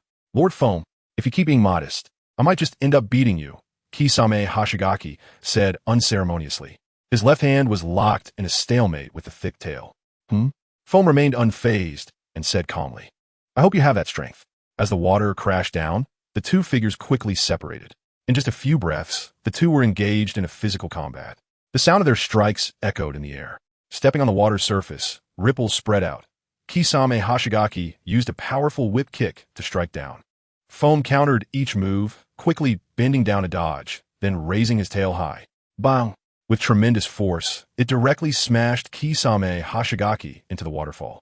Before Foam could feel happy, he saw Kisame Hashigaki's figure transform into a splash of water, then crash down into the pool. Water clone? As soon as he finished speaking, a sound of breaking air reached his ear, carrying an extraordinarily powerful force. Water style, water shark bomb technique. To the naked eye, a stream of water shot up into the sky, transforming into a shark with a wide-open mouth and sharp teeth. Nice! Foam shouted loudly, quickly forming hand seals and suddenly slamming down onto the ground. Suddenly, a wall rose from the river beneath him, blocking his path. Water release. Water flow wall. Boom! Water splashed everywhere. A figure burst out from the waterfall, spinning 360 degrees, and kicked again with his right foot. The sudden attack from Kakashi Zetsu forced the bubbles to retreat continuously. Snap!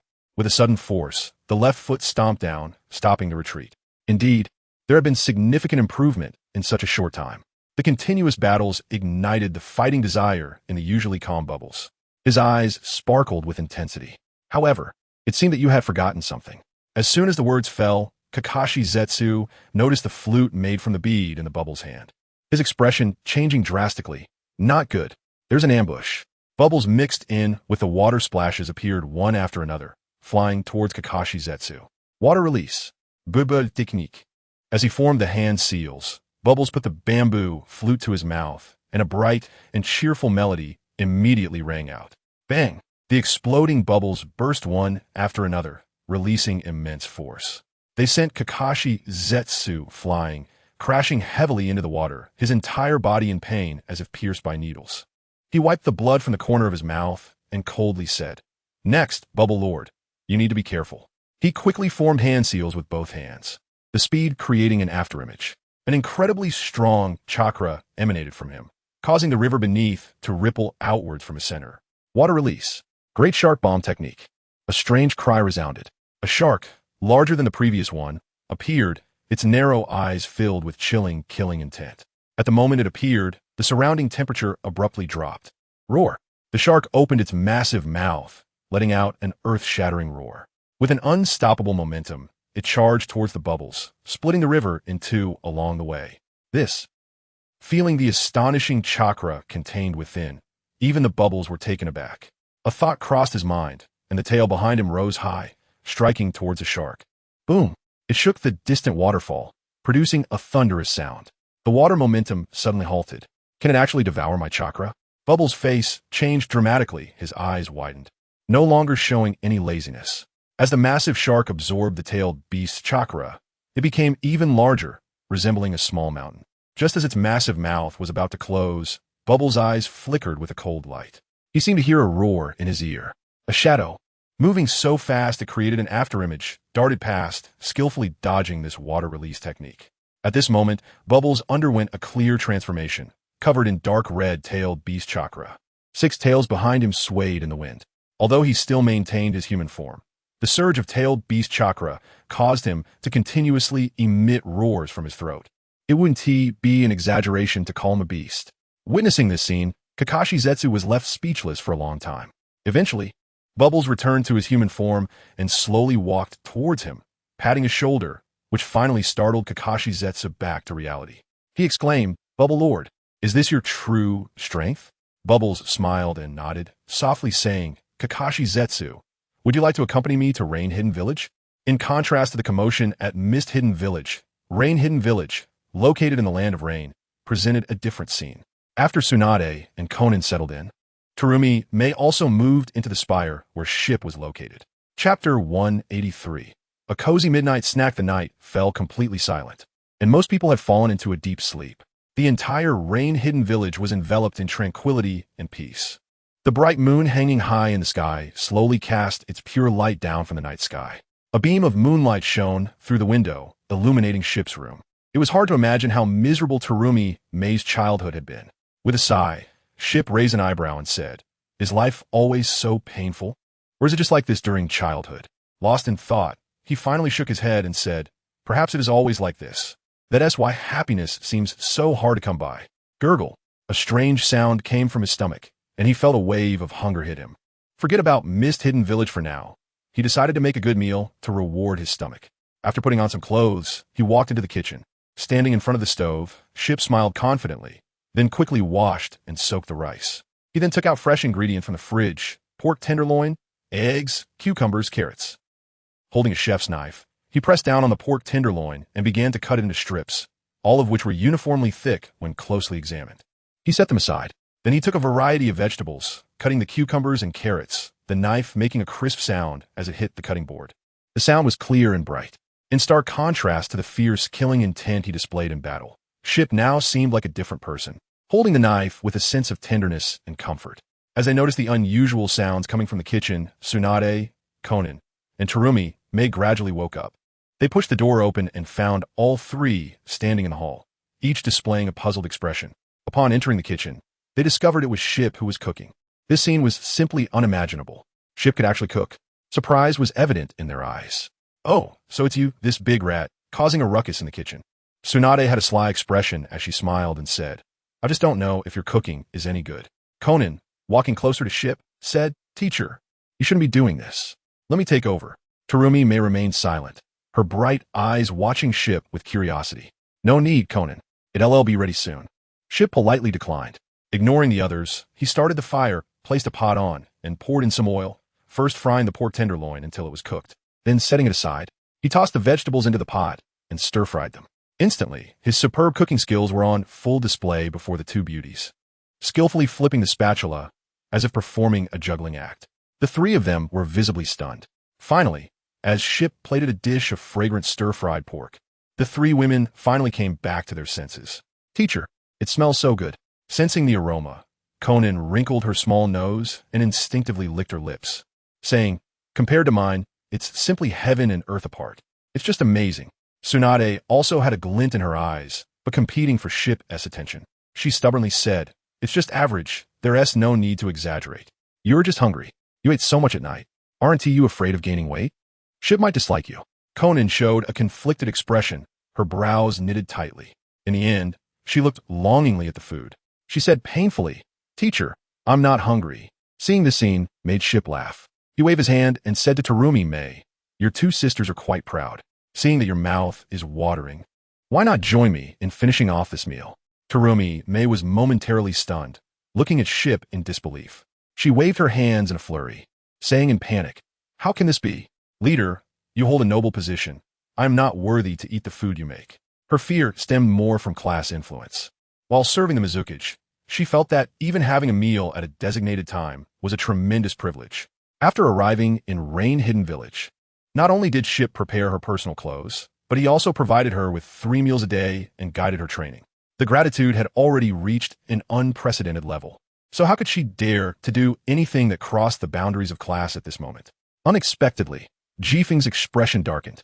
He said in a deep voice, "You pull open your collar, and why don't you take a look at that scar that remains? You have already died once. Now, do you still want to live with the marks of your past life as a slave? You have disappointed me too much." At that moment, Xiaomei froze as if struck by lightning, her body stiffening and her eyes staring blankly at Jifeng. So this was the purpose of the leader. A warm current surged from deep within her heart, making Zhao Mei feel a wave of warmth. With tears welling in her eyes, she nodded firmly and said, "Thank you, leader." Then she walked over to Jifeng. The two knelt beside the dining table, holding chopsticks. As they began to eat, Jifeng smiled at Tsunade and said, "Are you really not going to eat with us?"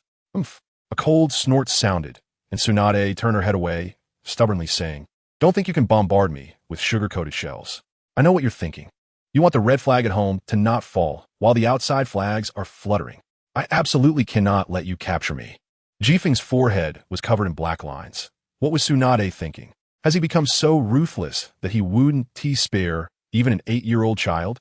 In front of Tsunade, Jifeng picked up his chopsticks, grabbed a piece of fried meat, and put it to his mouth, showing an exaggerated expression of comfort. He exclaimed, "It's so delicious. Too bad some people can't enjoy it."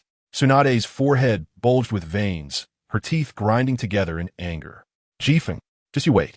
She shot him a fierce glare, then grabbed Xiaonan and walked towards the room. She would never bow to the dark forces. The next second, Tsunade saw Xiaonan break free from her grip, staring hungrily at the delicious food and saying, "I'm not hungry, just a bit greedy. A little snack shouldn't make me gain weight." As soon as she finished speaking, Xiaonan joined the ranks of devouring the food. Tsunade was left alone in shock. Without even saying a word, she angrily walked toward her room.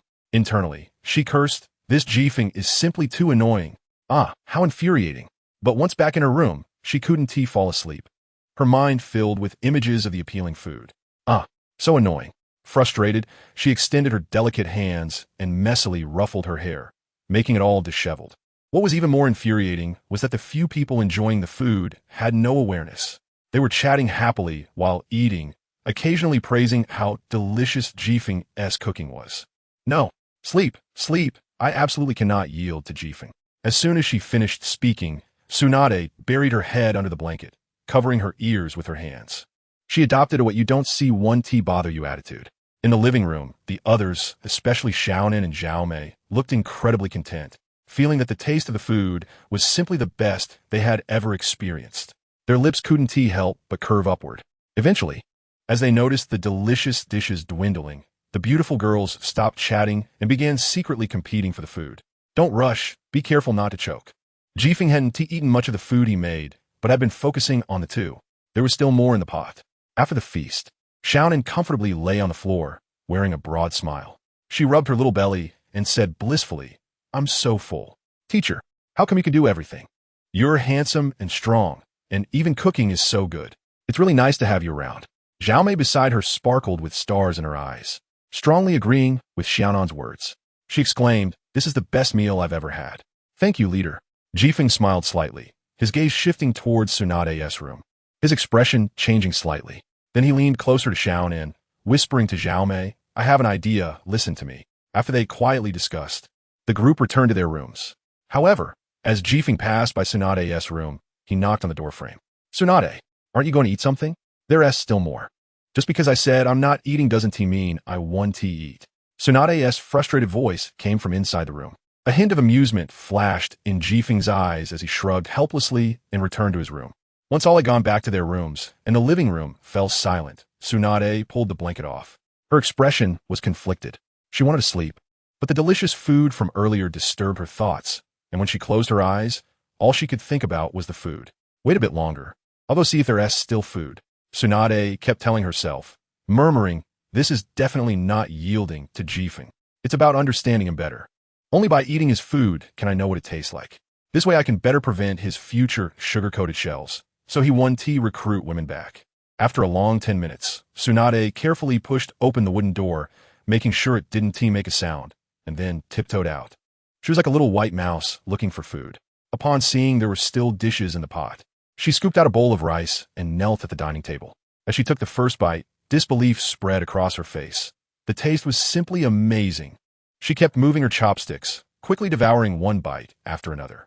Just as she was enjoying her meal, Jifeng's room door suddenly swung open, and he walked out. He glanced at the empty pot and at Tsunade, who was licking the plate, and blinked with a smile. Blushing, Tsunade awkwardly put down the plate and said to Jifeng, "Jifeng, you're sleepwalking, you didn't see anything." Jifeng didn't speak, just quietly looked at her.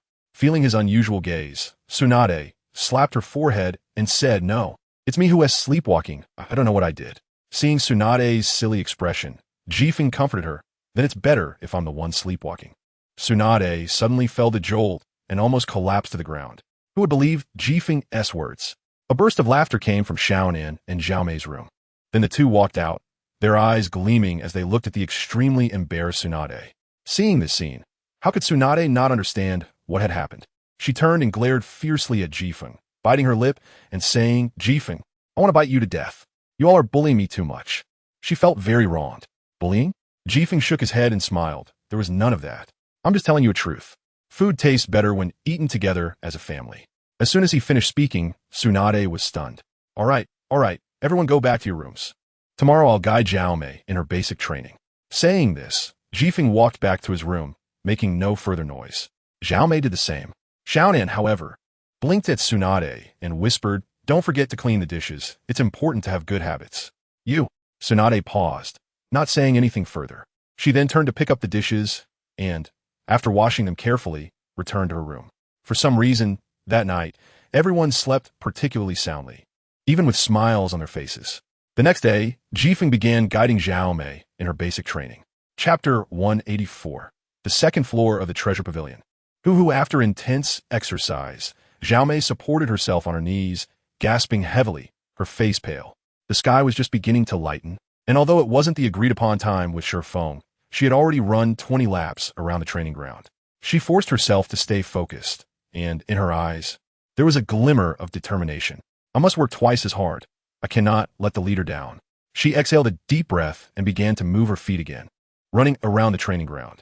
Although her speed was not fast, each step was particularly firm. Little did she know, as soon as she stepped out of her room, Shifeng had opened his eyes and followed her to the training ground.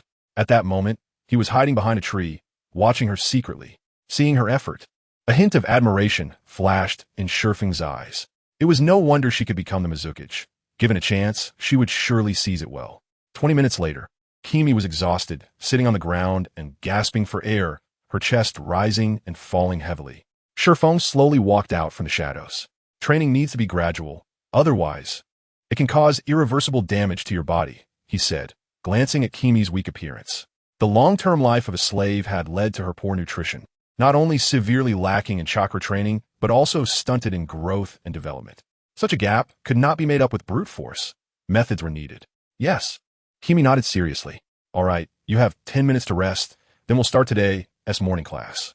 As soon as he finished speaking, Shifeng pointed to a small stream in the distance. Huh?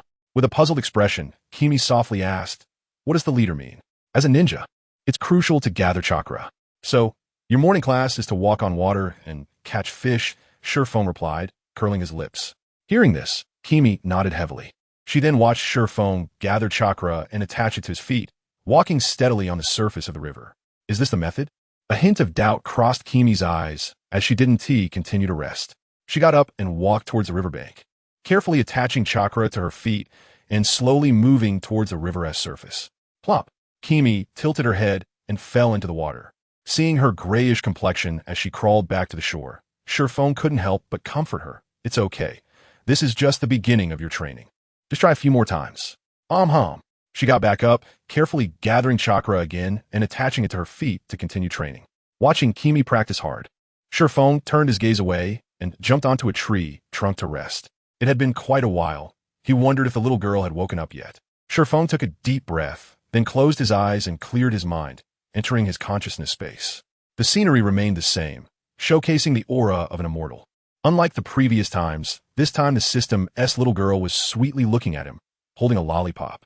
Welcome back, uncle, she said. Hearing this address, Shifeng felt a black line on his forehead. What was this all about? However, what he cared about was not this. He hurriedly asked, Now that the feedback points have exceeded 3,000, can I unlock the second level of the treasure house?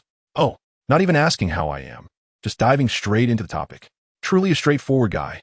The little girl put away her lollipop and walked towards the treasure house. This awakening was also due to this matter. You have now qualified to open the second level of the treasure house. Instantly, Shifeng's expression brightened. The exchange treasure. 5 years of college entrance examination, 3 years of simulation, greatly enhanced the overall strength of the Akatsuki organization. Additionally, due to this exam paper, everyone discussed the problem-solving methods together, improving their relationships significantly. And this was only what could be exchanged at the first level. There were still 8 more levels above. The treasures hidden inside made Shifeng quite eager. These were crucial factors that could enhance his and the Akatsuki's strength. The two of them pushed open the treasure house door and walked towards the staircase. Last time, Shifeng gathered chakra to perform a powerful punch, but couldn't break through the barrier to the second level. This time, however, he easily passed through the staircase to reach the second level of the treasure house. Upon entering, it was nearly identical to the first level in decoration. The only difference was in the center of the floor, where a purple light cluster floated, rising and falling continuously. What is this? Shifeng squinted his eyes. Though he didn't know its function, he could clearly feel the enormous energy enveloping the light cluster. If it were to explode, even with his advanced sage body, it would take a long time to recover from the injuries. Elastic and bouncy, just like, The playful little girl walked up to touch the light cluster, showing a comfortable expression. Want to try touching it? It's great. As soon as she finished speaking, Shifeng immediately understood the double meaning of her words. Ahem, don't mess around. I'm a gentleman. He hurriedly tried to cover his embarrassment. Clearly, the little girl had no intention of letting it go, relentlessly asking, Don't tell me you've never had any improper thoughts about the two beautiful ladies outside. Oh, right. Now there's also an 8-year-old girl. This is easy, you beast. Uncle.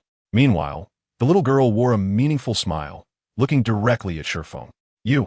Shifeng was momentarily speechless. Quickly changing the subject, let us talk about what this light cluster is. No. The little girl stepped closer to Shifeng, forcing him to slowly retreat until he was cornered against the wall. Looking up at Shifeng's unnatural expression, she smiled and said, Don't think I don't know. Several times you've been staring at my legs when I wasn't paying attention. Uncle, if you want, I'm all for it. Instantly, Shifeng felt as if he had been struck by lightning, the electric shock stiffening him all over. What did you say? I didn't hear clearly. Is it? It's about that matter between men and women. Actually, I don't want to. No. Uncle, you want it. You're very eager. As soon as she finished speaking, the little girl widened her eyes and looked at Shifeng innocently. This was simply criminal. Then I'll give it a try. In the end, Shifeng conceded, moving slowly to hug the little girl. Unexpectedly, the little girl let out a silver bell-like laugh, dodging his large hand and coming to the side of the light cluster. What are you thinking, Uncle? What I meant was to explain the function of a light cluster. The little girl revealed a fearful expression, then hugged her shoulders tightly and timidly said, You're not thinking about that, are you? Uncle, you're really scary. Shifeng was speechless. This girl was simply a devil. Isn't it often said that soft and cute girls have their charms? Why doesn't this system-transformed little girl follow the usual pattern? I can't be bothered to deal with you. Hurry up and tell me what the function of this light cluster is. Shifeng said dismissively, staring at the floating light cluster that contained enormous energy fluctuations. Chapter 185. Communication Ring. Seeing Shifeng change the subject, the little girl laughed joyfully. Uncle, you're so cute. You make my heart race. Shifeng looked at the little girl with a hint of disdain and didn't respond to her. The little girl's expression became complex as she lowered her voice. Why don't we try it? After all, there's no one else in this consciousness space. No matter how loud I scream, no one will come to save me. So, if you force me, it's also okay. Suddenly, Jingfeng's eyes widened in shock, coughing violently, as if he felt his whole being was cracking apart. What kind of thought is this? It's nothing. Taking a deep breath, he calmed himself and said, I no longer trust you. Quickly tell me what this light orb is. The little Loli's chest rose and fell, her face flushed. After a while, she asked, Excuse me, Uncle, does this communication light orb need to be exchanged for 3,000 feedback points? Yes. All right. Exchange successful. The little Loli pushed her hands forward, and the floating light orb seemed to float towards Jingfeng like a cloud. Uncle, you're so anxious. Could it be? Is that part of you working properly? Jingfeng's mouth twitched slightly in shock, and he simply chose to block out the little Loli, deciding not to look at her or listen to her speak. Holding the light orb in his palms, he felt a soft warmth. Jingfeng frowned and said, What is this? Ding. Congratulations, host, you have successfully obtained a communication ring. With this ring, you can perform personnel-free geographic positioning and communicate across distances. Suddenly, a stiff notification sound came. The light orb before him gradually lost its brilliance, and several rings slowly fell into Jingfeng's hands. Counting them, there were a total of 20 rings. What a good thing. Jingfeng's face lit up with joy, a glint flashing his eyes. With these, the problem of timely information transmission is completely solved. One must understand that once the battle between villages begins, it will no longer be a battle of individuals, but a battle of the whole. In a battle where information is constantly changing, many uncertain events can occur, and the failure to transmit certain information in time could lead to the defeat of the entire battlefield. Compared to traditional communication methods like radio, ninjutsu communication techniques, slug clones, and summoned beasts, the communication ring is undoubtedly superior. It comes with positioning functions and allows for communication regardless of distance. This is simply an artifact for large-scale warfare. Uncle, quickly put away that lewd look of yours. The little lowly approached Jingfeng, pulling out a lollipop from somewhere, enjoying it while teasing Jingfeng. The treasures that can be exchanged on the upper floors of the treasure vault are even better. Cultivate the strength of the Akatsuki members well. Jingfeng nodded, putting away the smile on his face. Oh, by the way, you actually don't need to come to the consciousness space to check the feedback points displayed on the ninja post. You can just think about it and know everything. The little lowly added. Jingfeng shrugged and said, I really don't know what use your evolution has. I knew this long ago. Otherwise, I'd have to wait for you to tell me based on your mood. La la la. The little lowly put her hands to her ears and made a funny face at Jingfeng. Pouting, she said, Bad uncle, you're so annoying when you speak so directly. No wonder you have so many beautiful wives at home, and Haven T captured even one. As he exited the consciousness space, Jingfeng left a sentence. When I figure out what you and the God-level selection system are all about, I will definitely let you know whether I am a man. Just wait and see. Watching Jingfeng's disappearing figure, the little lowly let out a giggle. Uncle, at the speed you're developing now, I believe that day will come very soon. With a hard bite, the lollipop in her mouth cracked. Just don't know if you will succeed or if I'll clean you up. With a thought, Jingfeng exited the consciousness space and returned to the ninja world. Slowly opening his eyes, he thought, this little lowly really knows how to cause a commotion. Reflecting on the scenes that just occurred, Jingfeng couldn't help but smile slightly. He lightly jumped down from the tree trunk and walked slowly towards the river. He saw Terumi Mei with a nervous expression, tiny beads of sweat sliding down her forehead, already able to stand firmly on the river surface. Her eyes flashed with brilliance. Suddenly, she thrust the branch in her hand forward. A dull sound echoed, and then she raised the branch high with a joyful expression. A fat fish was skewered on the branch, thrashing its tail violently. Seeing this scene, Jingfeng also showed a relieved expression. Not bad. You've made so much progress in just half a day, you little genius. Hearing the unexpected voice, Terumi Mei panicked and let out a startled cry. The chakra beneath her feet wavered, and she was about to stumble and fall into the river. Whoosh! Jingfeng's figure moved with extreme speed. He rushed forward and embraced Terumi Mei, steadily placing her on the shore, and the afterimage of his movement had just begun to dissipate. When Terumi Mei opened her eyes and saw it was Jingfeng, her face immediately turned flushed, and she muttered softly, Thank you, Lord Leader. You can let me go now. Oh. Jingfeng smiled slightly, releasing Terumi Mei and saying softly, Sorry. Feeling her little heart racing, Terumi Mei hurriedly changed the subject. Lord Leader, I'll make grilled fish for you at noon today. It must be said that the fish was very fresh and delicious. After simple grilling, it became an exceptional delicacy. However, Jingfeng, who was usually particular about food, seemed to perform magic by pulling out a small bottle from his pocket, which contained seasoning. After lightly sprinkling the seasoning, the two of them ate with grease on their mouths. It was incredibly delicious.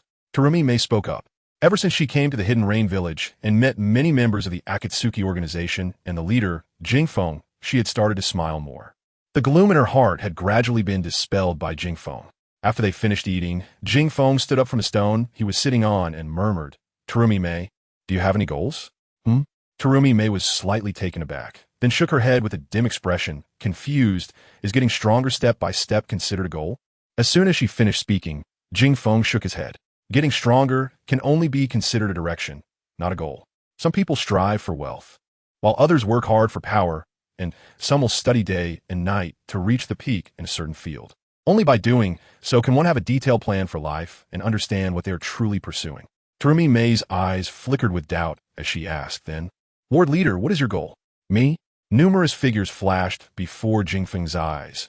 Members of the Otsutsuki clan, the Akatsuki organization, ninjas from the 5 great villages.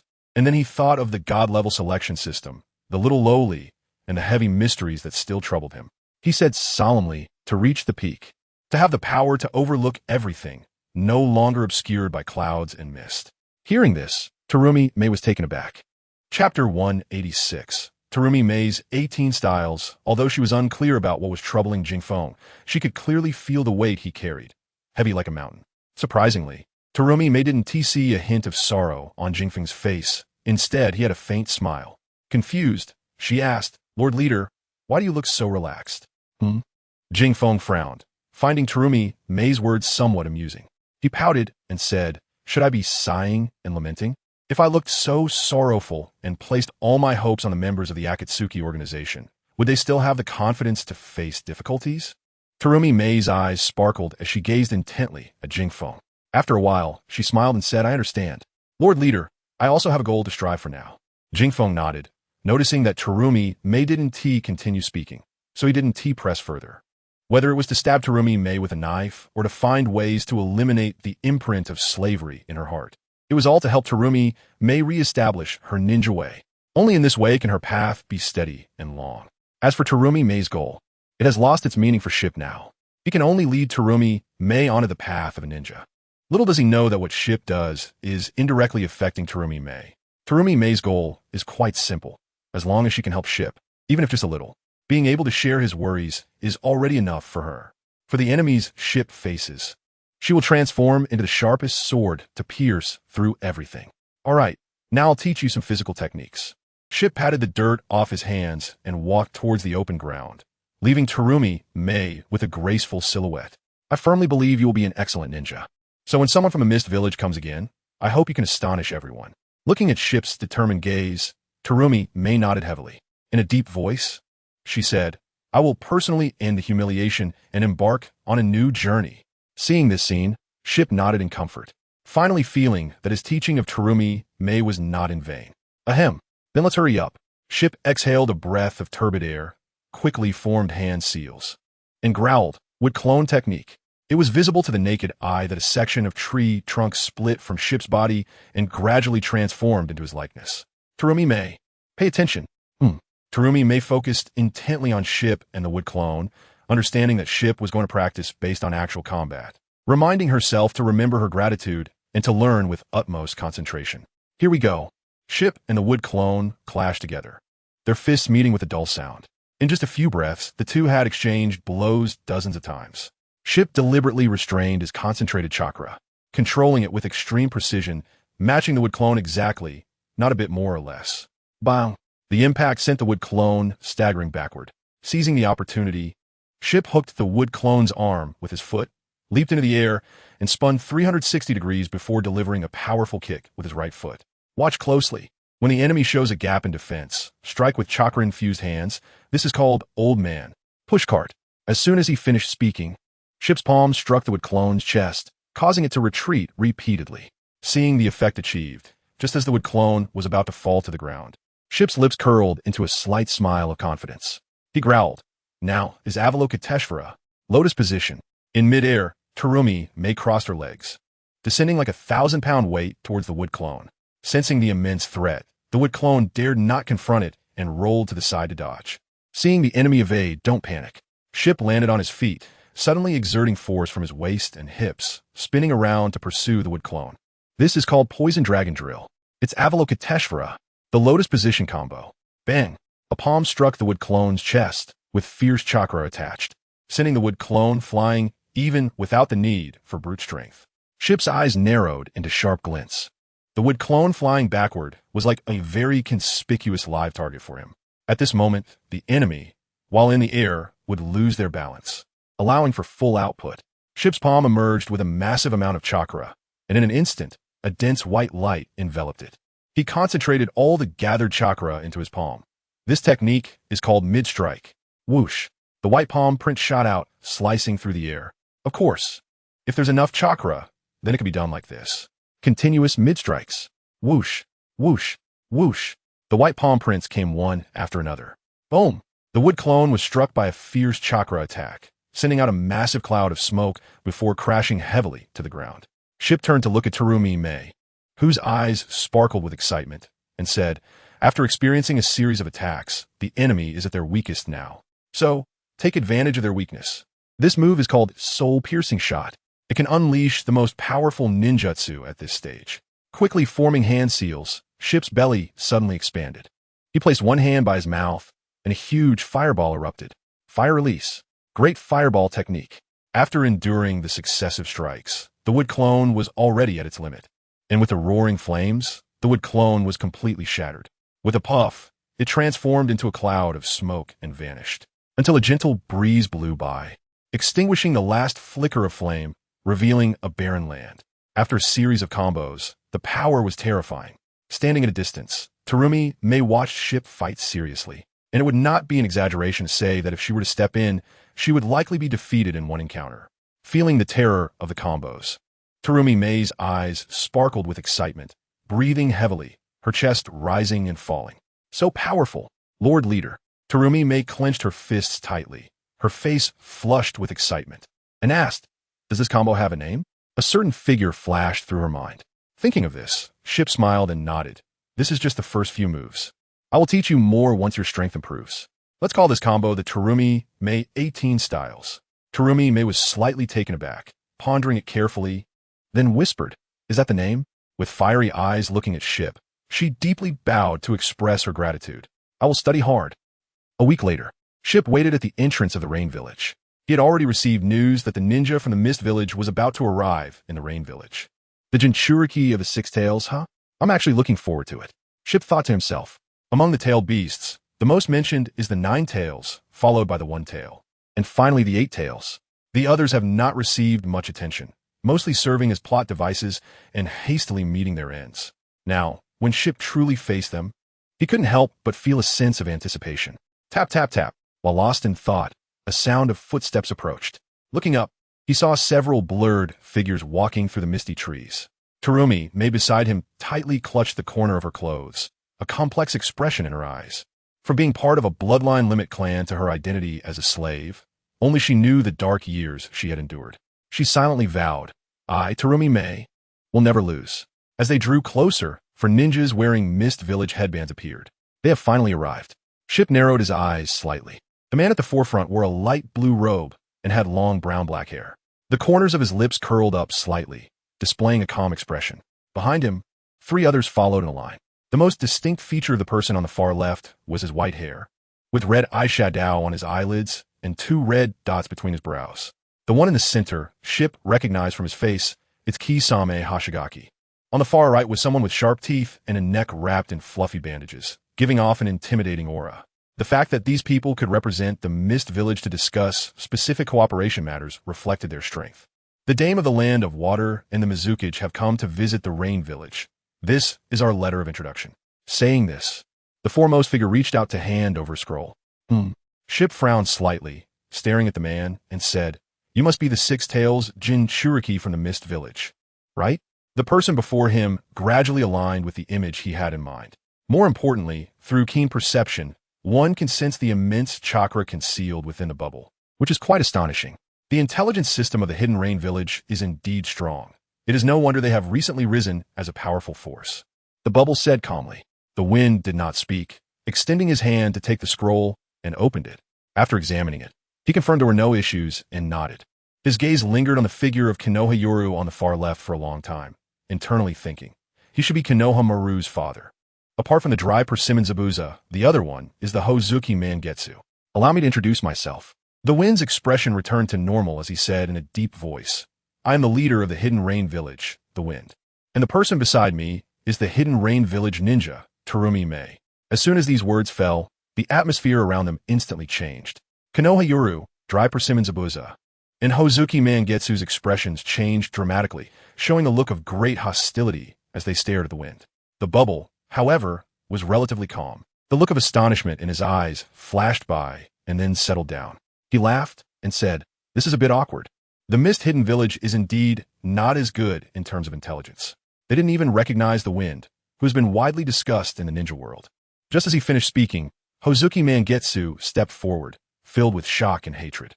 He coldly said, "You are the wind? Calm down." The dry persimmon Zabuza beside him advised, "We came with a mission, don't cause trouble."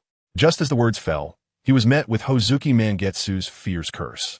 "You, a commoner, what right do you have to manage me?" Hozuki Mangetsu showed no mercy to the dry persimmon Zabuza, turning to stare directly at the wind, coldly saying, "Is it you who killed the 7 ninja swordsmen?" A hint of surprise flashed in the wind's eyes. Suddenly, he chuckled, glancing at everyone before smirking. "Hozuki clan? So, Hozuki Mangetsu is your brother, and you want to avenge him?" Chapter 187. One strike to annihilate Hozuki Mangetsu. As soon as the words fell, the wind looked at Hozuki Mangetsu with a smiling face, showing a calm demeanor. There was not a trace of tension. However, the ninjas from a mist-hidden village felt their hearts skip a beat, their expressions changing drastically. Could it be that someone as famous as the wind in the ninja world would trouble an ordinary ninja? The bubble also smiled at the wind and said, although they had just met, the bubble had already categorized the wind as an extremely dangerous figure. He should not be provoked easily. The wind raised an eyebrow, staring at Hozuki Mangetsu, and said, "An ordinary ninja? Just by himself, he can operate 7 ninja tools. The great sword Samahata, the dull sword Kubikirbocho, the explosive blade Tobikage, the twin swords Hiramakurai, summoning scroll, the lightning blade Raijin, the short sword decapitating blade, and the long sword Yari. A ninja like this can hardly be called anything less than a genius." The Six Tails Jinchuriki bubble was taken aback, showing a look of astonishment. How did the wind know about this? He believed that the wind could determine the bubble's identity based on the chakra's aura. However, knowing this little-known fact was quite rare. Could it be that the intelligence system of the Hidden Rain Village is really that powerful? Unconsciously, the bubble's wariness towards the wind increased. He actually knows this? Hozuki Mangetsu showed no sign of restraint, smirking disdainfully. Then you must know even better that that bastard Mangetsu is nothing but trash. He tarnished the reputation of the Hozuki clan. Therefore, I must personally restore the glory of the family. The wind, accept my challenge. As the hissing sound came from the wind's mouth, his gaze locked onto Hozuki Mangetsu with a hint of amusement. This guy is somewhat interesting. He actually dared to be disrespectful to the leader. Before the wind could speak, Terumi May stepped forward, pointing at Hozuki Mangetsu and shouted, "For you, I am enough." As soon as the words fell, everyone focused their attention on Terumi May. Although they had noticed her before, they hadn't taken it seriously. But now, hearing that Hozuki Mangetsu could use 7 ninja tools, they realized that her strength was worth noting. At such a young age, she has quite a bit of courage. "Could you introduce yourself so we can get to know you?" The bubble said in a steady tone. He focused his gaze on Terumi May. "All right." Terumi May nodded, took a deep breath, and looked at the unfamiliar yet familiar ninjas from the mist-hidden village. "My name is Terumi May. I am a ninja of the Hidden Rain Village." "What?" The others were taken aback in unison. "Oh, so you're the slave from the trade." Hozuki Mangetsu sneered repeatedly. "In such a short time, you already consider yourself a ninja of the Hidden Rain Village? People really do have their ranks. The cheaper they are, the easier it is to lose their bottom line. You must have received a little kindness and forgotten your surname. It's only been a short time, and you dare to help outsiders bite the hand that feeds you." His eyes flashed with ferocity, and a malicious grin appeared on his face, the tuft of white hair on his forehead resembling a snake's tongue, spewing vulgar words. These words pierced Terumi May's heart like a sharp spear, causing her lips to tremble. She originally thought that entering the Hidden Rain Village had opened a new chapter in her life. But Hozuki Mangetsu's words immediately exposed the cracks in the mental defenses she had worked so hard to build. Anger flashed across her face, and her eyes sparkled with fire. She growled, "You." Just as the words were about to leave her mouth, a gust of wind passed by her side, and the wind had already vanished into the distance. With one hand shaped like a tiger's claw, he lunged towards Hozuki Mangetsu's face. "Stop!" The bubble was the first to react, and a tail suddenly shot out from behind him, rushing to intercept the wind. He never expected that the wind would suddenly strike. Boom! The ground cracked with a loud sound, breaking into a dense mass, resembling a spider web. Seeing that he had managed to stop the wind, the bubble was about to explain, but noticed that the wind's figure had disappeared without a trace. He then realized that the tail beast tail, made of chakra, had only blocked the wind's afterimage, while his true body. Sure enough, as the bubble turned his head, the wind had already approached Hozuki Mangetsu. Alarmed, he changed his expression and shouted, "Be careful." Although Hozuki Mangetsu spoke arrogantly, being able to use 7 ninja tools meant he was not a useless trash. The moment the wind attacked, feeling such terrifying power, he knew he could not withstand it. He hurriedly formed hand seals with both hands and shouted, "Secret technique. Water transformation technique." Splash! His body was enveloped in a large amount of water, attempting to turn into liquid to evade the wind's monstrous punch. A cold smile appeared at the corner of the wind's mouth. He looked disdainfully and said, "I've been waiting for this moment. Let's see how you escape." While speaking, his hands did not show any signs and quickly formed seals. Lightning release. Black lightning strike. Strands of lightning transformed into a tall, sturdy leopard, trembling and emitting a piercing sound of thunder, directly crashing into Hozuki Mangetsu's body. A scream rang out. The black lightning power that struck Hozuki Mangetsu spread outwards, causing him immense pain, rendering him unable to move at all. Naturally, the water transformation technique was successfully interrupted. The wind grabbed Hozuki Mangetsu by the neck with one hand, lifting him up as if he were a chick. The action quite casual. A chilling killing intent enveloped his heart, and despair flashed in Hozuki Mangetsu's eyes. He found he had no power to fight back in the wind's hands. Am I really going to die like this? Aside from being astonished by the wind's terrifying strength, he felt a deep sense of fear wash over him. Whoosh! The tail behind the bubble was raised high, striking towards the fierce wind. A faint sound of whistling could be heard. Bang! The fierce wind showed no signs of retreat, and with the other hand open, it forcefully caught the tail. Two powerful forces collided. Boom! A loud noise erupted. The ground beneath the two of them crumbled and shattered into pieces centered around them. Fierce wind. Although there were issues with the words of the Ghost Lantern Full Moon, a serious look flashed in the bubble's eyes as he said solemnly, "But the crime does not deserve the death penalty. If you take action now, it means that the Rain-Hidden Village is declaring war on the Mist-Hidden Village. You cannot afford this consequence." He understood that the battle with the fierce wind could not be resolved in just one move. Therefore, delaying time was a significant threat to the life of the Ghost Lantern Full Moon. The only option was to use the outbreak of war between the two villages to force the fierce wind to stop and cease the threat to the Ghost Lantern Full Moon. Unable to bear, the fierce wind looked at the bubble, and with a grin in response to the other's vigilant gaze, he softly said, "You must be joking. I dare to kill demigods, and I dare to charge into Konoha alone. Do you really think I'm afraid of provoking a war?" With each word that fell, the bubble's heart sank a little deeper. Only now did he realize what kind of ruthless character the fierce wind in front of him was. The force in his hand gradually increased, making the uncomfortable Ghost Lantern Full Moon's face turn red. Breathing became difficult. Chapter 188. The change in Terumi Mei's mindset, the suffocating feeling of death was getting closer to the Ghost Lantern Full Moon. Seeing that the timing was not right, the bubble furrowed his brows and chose to act again. Boom! The sound reverberated in his ears. Thick smoke spread out, and the surrounding stones flew into the sky, creating a murderous atmosphere for a moment. After shaking the bubble back again, the fierce wind's eyes narrowed into sharp needles, surveying the expressions of the Mist-Hidden Village ninjas. "Ghost Lantern Full Moon," he asked reckless. "I understand that young people are unaware of the heights of heaven and earth." With a change in tone, he coldly scolded, "But that does not mean I will tolerate him insulting my Rain-Hidden Village ninjas." His voice boomed like a bell, exploding in their ears. The expressions of the Mist-Hidden Village ninjas changed repeatedly in shock. After a disdainful, cold snort, the fierce wind pointed at the bubble and said to Jun Yulu and Kakashi Kisame, "Hurry up and give the order. Join your subordinates to strike at me. Otherwise, you can only watch the Ghost Lantern Full Moon die." Immediately, a conflicted expression appeared on the bubble's face.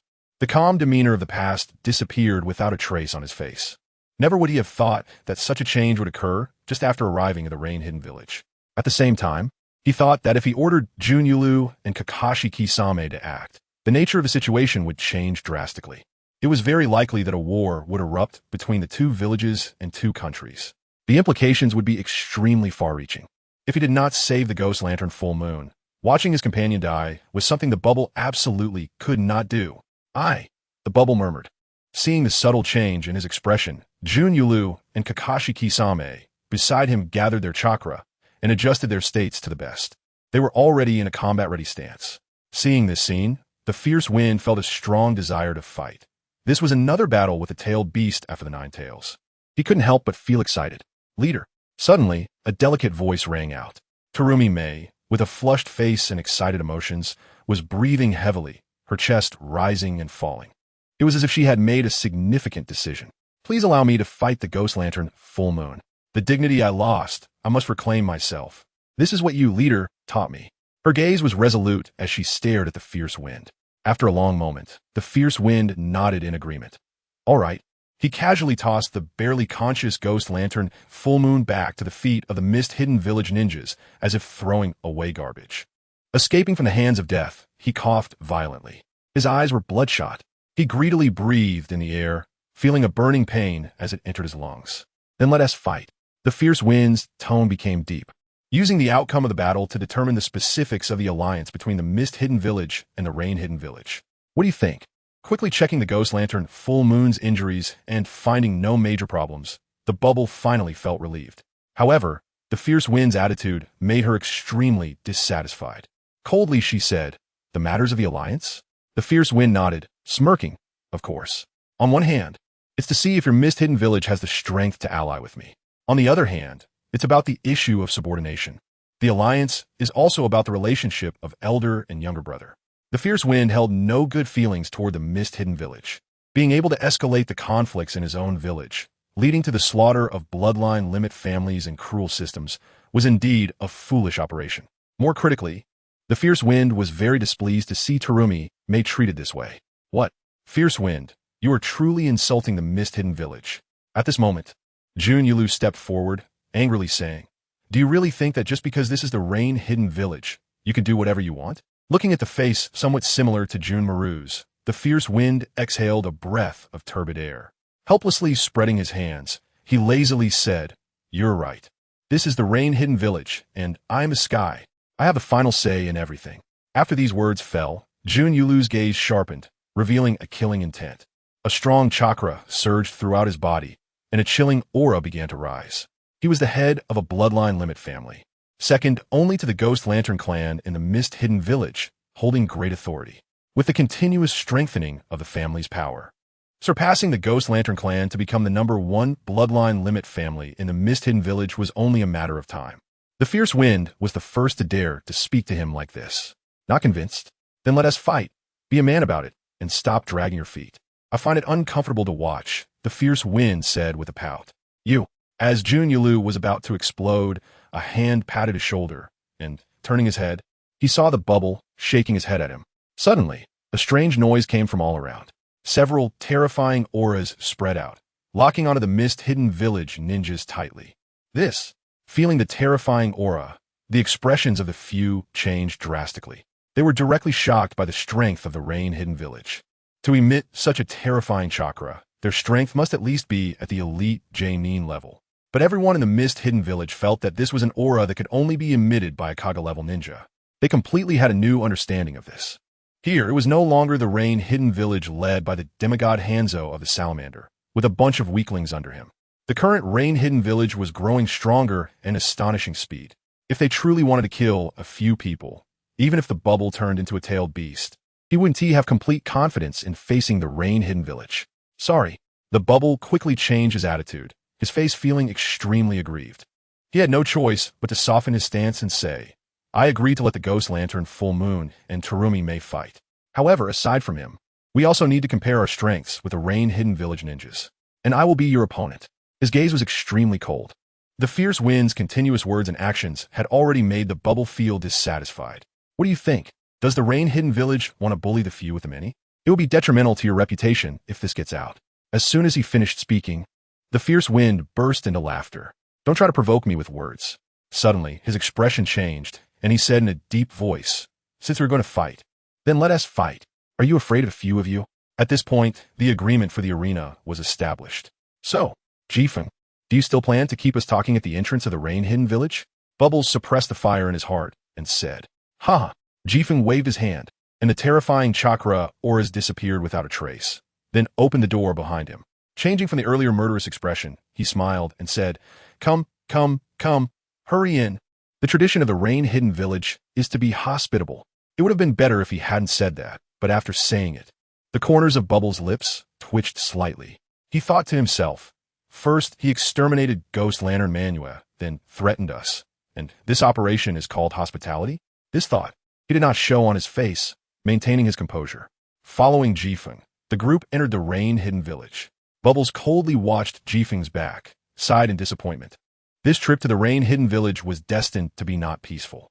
In his view, Ghost Lantern Manua's provocative behavior was undoubtedly foolish. The cooperation alliance between the two villages would inevitably involve issues of interest, and once formed, it would be difficult to change again.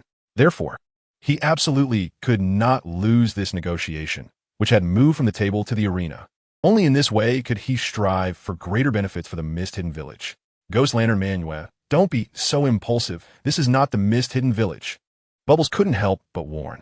At this stage, the situation was extremely unfavorable for them, and they could not stir up trouble anymore.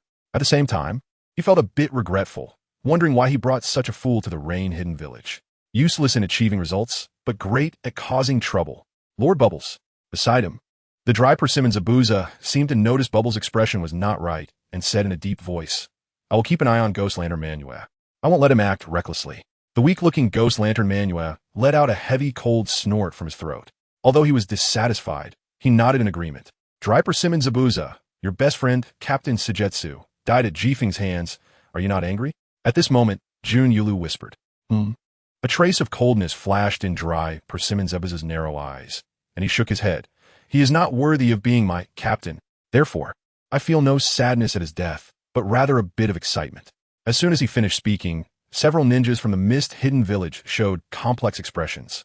These people were not easy to deal with. As thoughts turned, the group had already entered the Rain-Hidden Village. Suddenly, the scene unfolded before everyone's eyes. Bustling shops, well-developed infrastructure, smiles on the villagers' faces. This was a completely different feeling from the Mist-Hidden Village. Looking up, in the distance on a high tower stood a statue of Jifeng, exuding pressure. Bubbles was taken aback. He thought to himself, if only the thriving scene of the Rain-Hidden Village could happen in the Mist-Hidden Village. What a pity, what a pity. Unconsciously, he looked at Jifeng again, his gaze carrying profound meaning. All right. Jifeng turned his head and pointed to the two-story wooden building behind him. This is the guest house. You can rest here. Everything you need is inside. Rest well to prepare for tomorrow's arena match. Bubbles nodded, then led the ninjas from the Mist-Hidden Village into the guest house. Once everyone was gone, Jifeng stepped forward and patted Terumi Mei's shoulder, softly saying, Don't panic. After this month, with 5 years of high school exams and 3 years of simulations and my continuous guidance, your strength has become very strong. Ghost Lantern Manuel. You can defeat him as if you were playing. Terumi Mei laughed. Leader, your joke is really not sincere. It sounds like you're coaxing a child. Is a ninja who can use 7 ninja tools really easy to defeat? It's just that you're too powerful, which makes the enemy seem weak.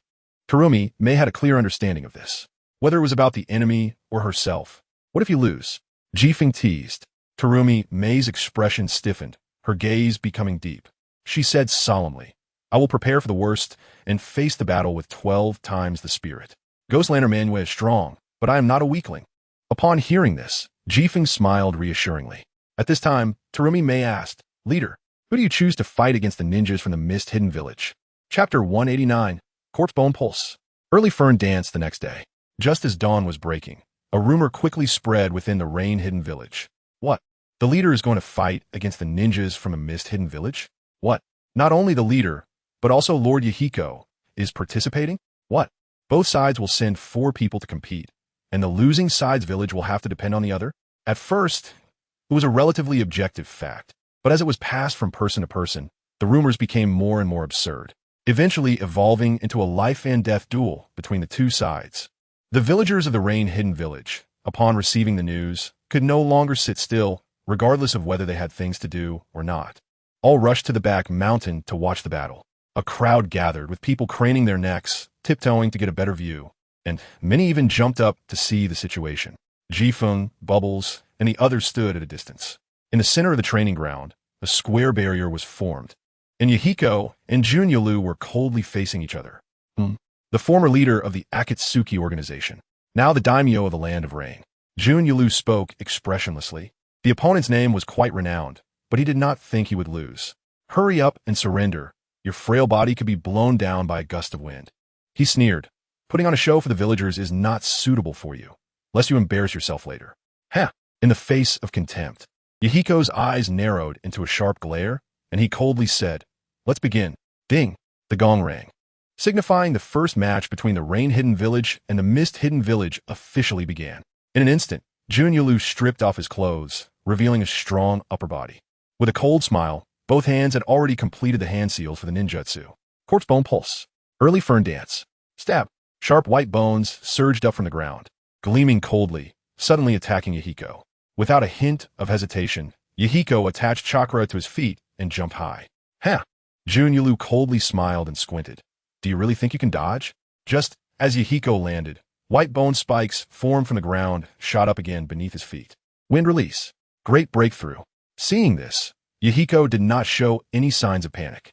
As his stomach swelled, it looked like a balloon, and when he opened his mouth to release air, he retreated like a deflated balloon. As his figure shifted, the ground beneath him quickly sprouted sharp, white bone spikes. Each one was 4 to 5 meters long, instantly turning the training ground into Junyolu's exclusive battlefield, a forest of white bones. Seeing the scene, Jifeng, who was watching from a distance, showed a serious expression. Looking at Junyolu's figure, it gradually overlapped with a figure in his mind.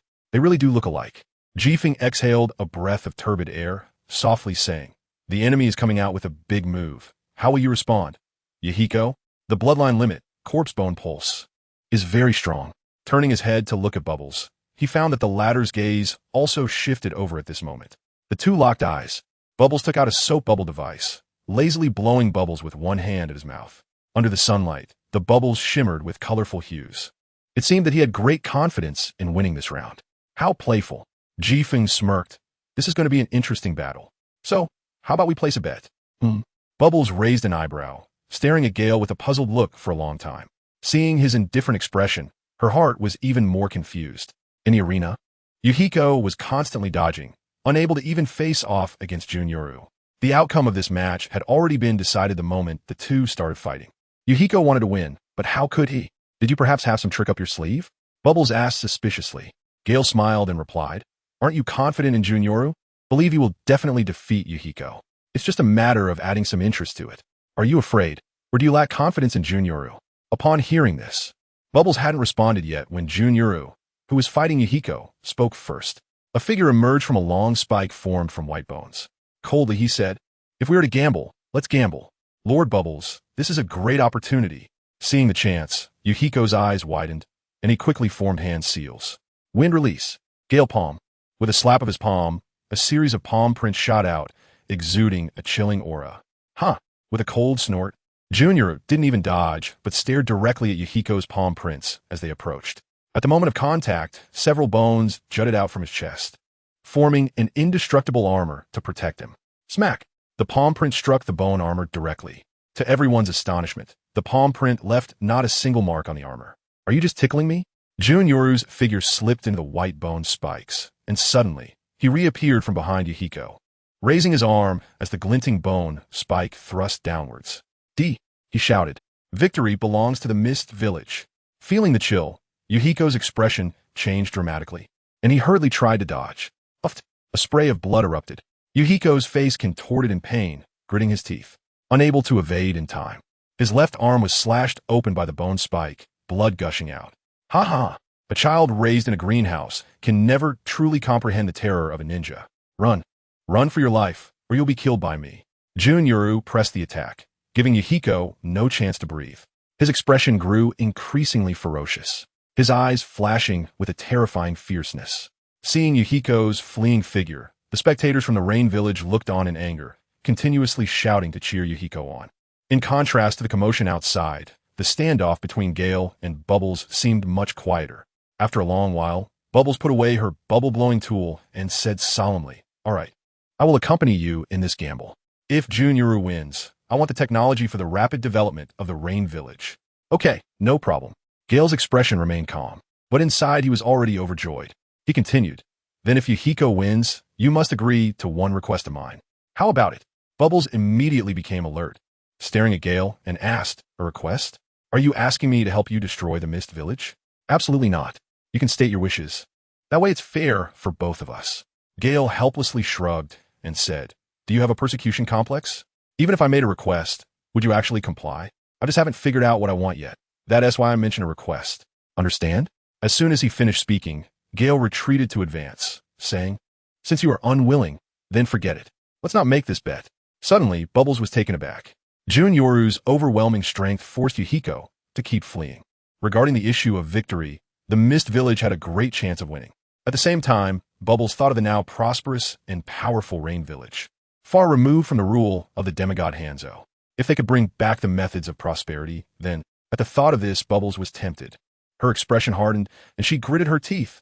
All right, I accept this bet. Chapter 190. I want the life of Pipa Juzu after weighing the pros and cons. Bubbles ultimately agreed. Huh. Gale laughed heartily, then turned his attention back to the fight. Smirking, the bloodline limit corpse bone path is quite powerful. With a single ninjutsu, Junyuru transformed the terrain into a forest of white bones, which was extremely advantageous for his battle. He was analyzing the combat situation between Junyuru and Yahiko as it unfolded. Just as Gale had said, Junyuru's white bones covered the entire arena, launching surprise attacks from the spikes, with sharp bones transforming into deadly spears. However, a cold smile appeared on Gale's face. Success can lead to failure as well. Bubbles. Just watch Yahiko's counterattack against Junyuru. Oomph. Bubbles snorted coldly, her eyes narrowing into sharp slits, watching Junyuru's complete suppression that forced Yahiko to flee everywhere. She found Gale's words somewhat amusing. Stop talking nonsense. If you don't want Yahiko to get hurt, it's best to surrender quickly to avoid any accidents. Boom. Attendre explosion sounded. Thick fog spread out from the arena. Upon witnessing this scene, Gale murmured, "Is the counterattack about to begin?" Swish. Yahiko's disheveled figure charged out of the smoke. His body was covered in bloodstains, looking severely injured, but his eyes sparkled with determination and spirit. In the next second, the chilling white bone spikes surged again, rushing towards Yahiko. At the same time, Junyuru preemptively arrived at the spot Yahiko could escape to, drawing his entire spine bone with one hand, preparing for a lethal strike. Facing the aggressive white bone spikes, with Junyuru waiting behind him, Yahiko was pushed into a corner. He quickly formed hand seals. Water release. Great water burst. With one hand at his mouth, he violently spewed out a wave of water, instantly forming a gigantic oval-shaped water prison, tightly enveloping the forest of bones. Just as the bone spikes were about to reach Yahiko, a shadow flashed. And when they looked again, Yahiko had already dodged to a distance. The bone spikes and Junyuru's spine transformed into a sword, designed to trap him, were directly broken. Looking at Yahiko, he moved in the water as if it was his natural habitat, greatly enhancing his speed. Not good.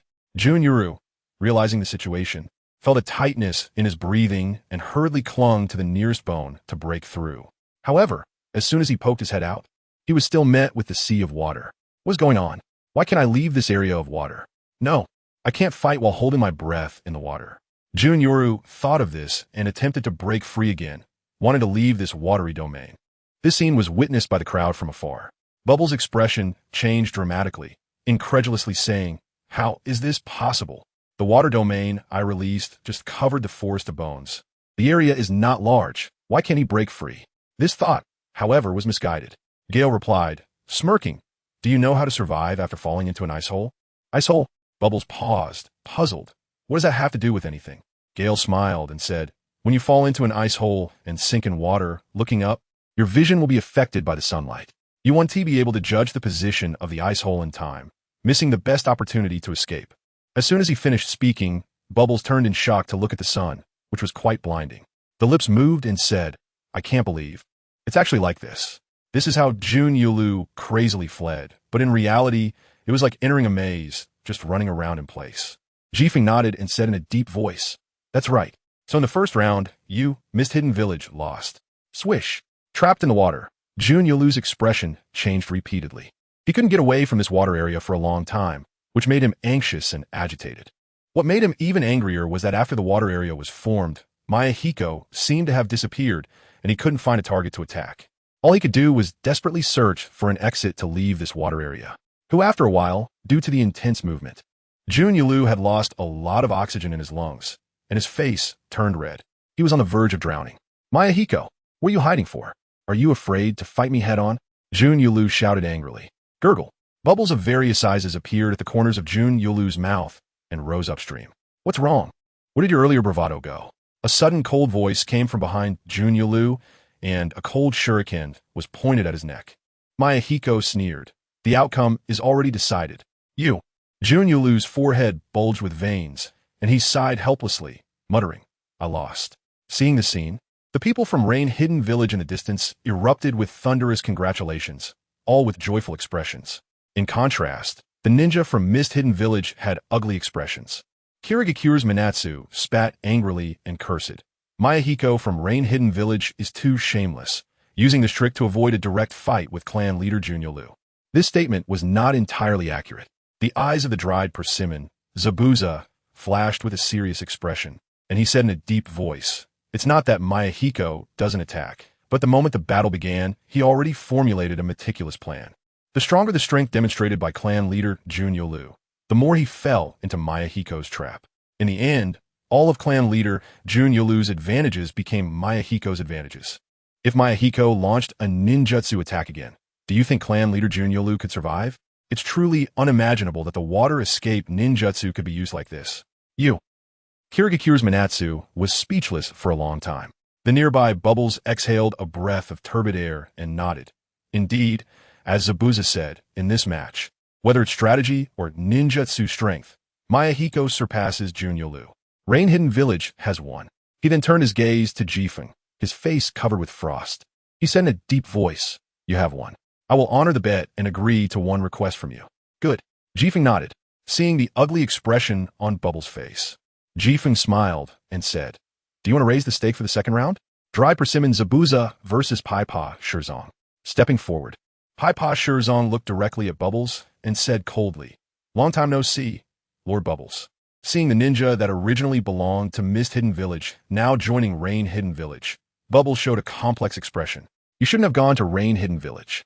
Until the end, the feelings in his heart condensed into a simple sentence. "No." Paipa Shirzong's tone was firm as he responded, "Although I feel a bit sorry for Mist Hidden Village saying this. The fact is that after coming to Rain Hidden Village, I found this is a village I can protect for a lifetime. Everything about it deeply attracts me, making me addicted and unable to extricate myself." At the same time, scenes from Rain Hidden Village appeared in Paipa Shirzong's mind. The goodness of the villagers, the efforts of the ninjas, the appearances of the Akatsuki organization members, and the leader by his side, Jifeng. "Good, good, good." Bubbles said 3 good words in a row, his eyes flashing with a fierce light. Bubbles said in a deep voice, "In this round, I will continue to raise the stakes. If Dried Persimmon Zabuza wins, I want Paipa Shirzong returned to Mist Hidden Village to be dealt with by me." Chapter 191, Taking 10 Hits Head On. What Paipa Shirzong said had already touched Bubbles' bottom line. This was a blatant criticism of Mist Hidden Village. For this, Bubbles absolutely could not tolerate any longer, and then proposed to continue raising the stakes. Jifeng was taken aback, thinking to himself, handing Paipa Shirzong back to Mist Hidden Village? TSK, TSK, TSK. Such a top student can lead the underachievers and constantly explore rich treasures from the 5-year college entrance exam and 3-year simulation papers. How could he agree to this request?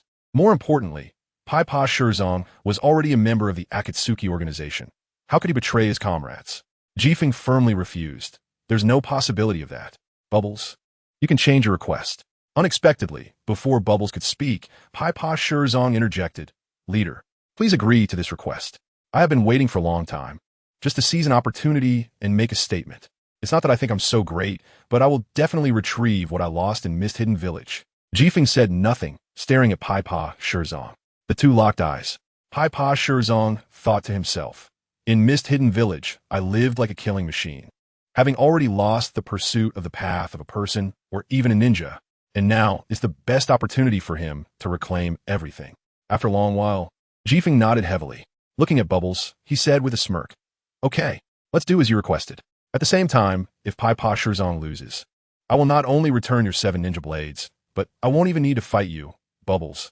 I will directly admit defeat. No matter what requests Mist Hidden Village makes, I will agree to all of them."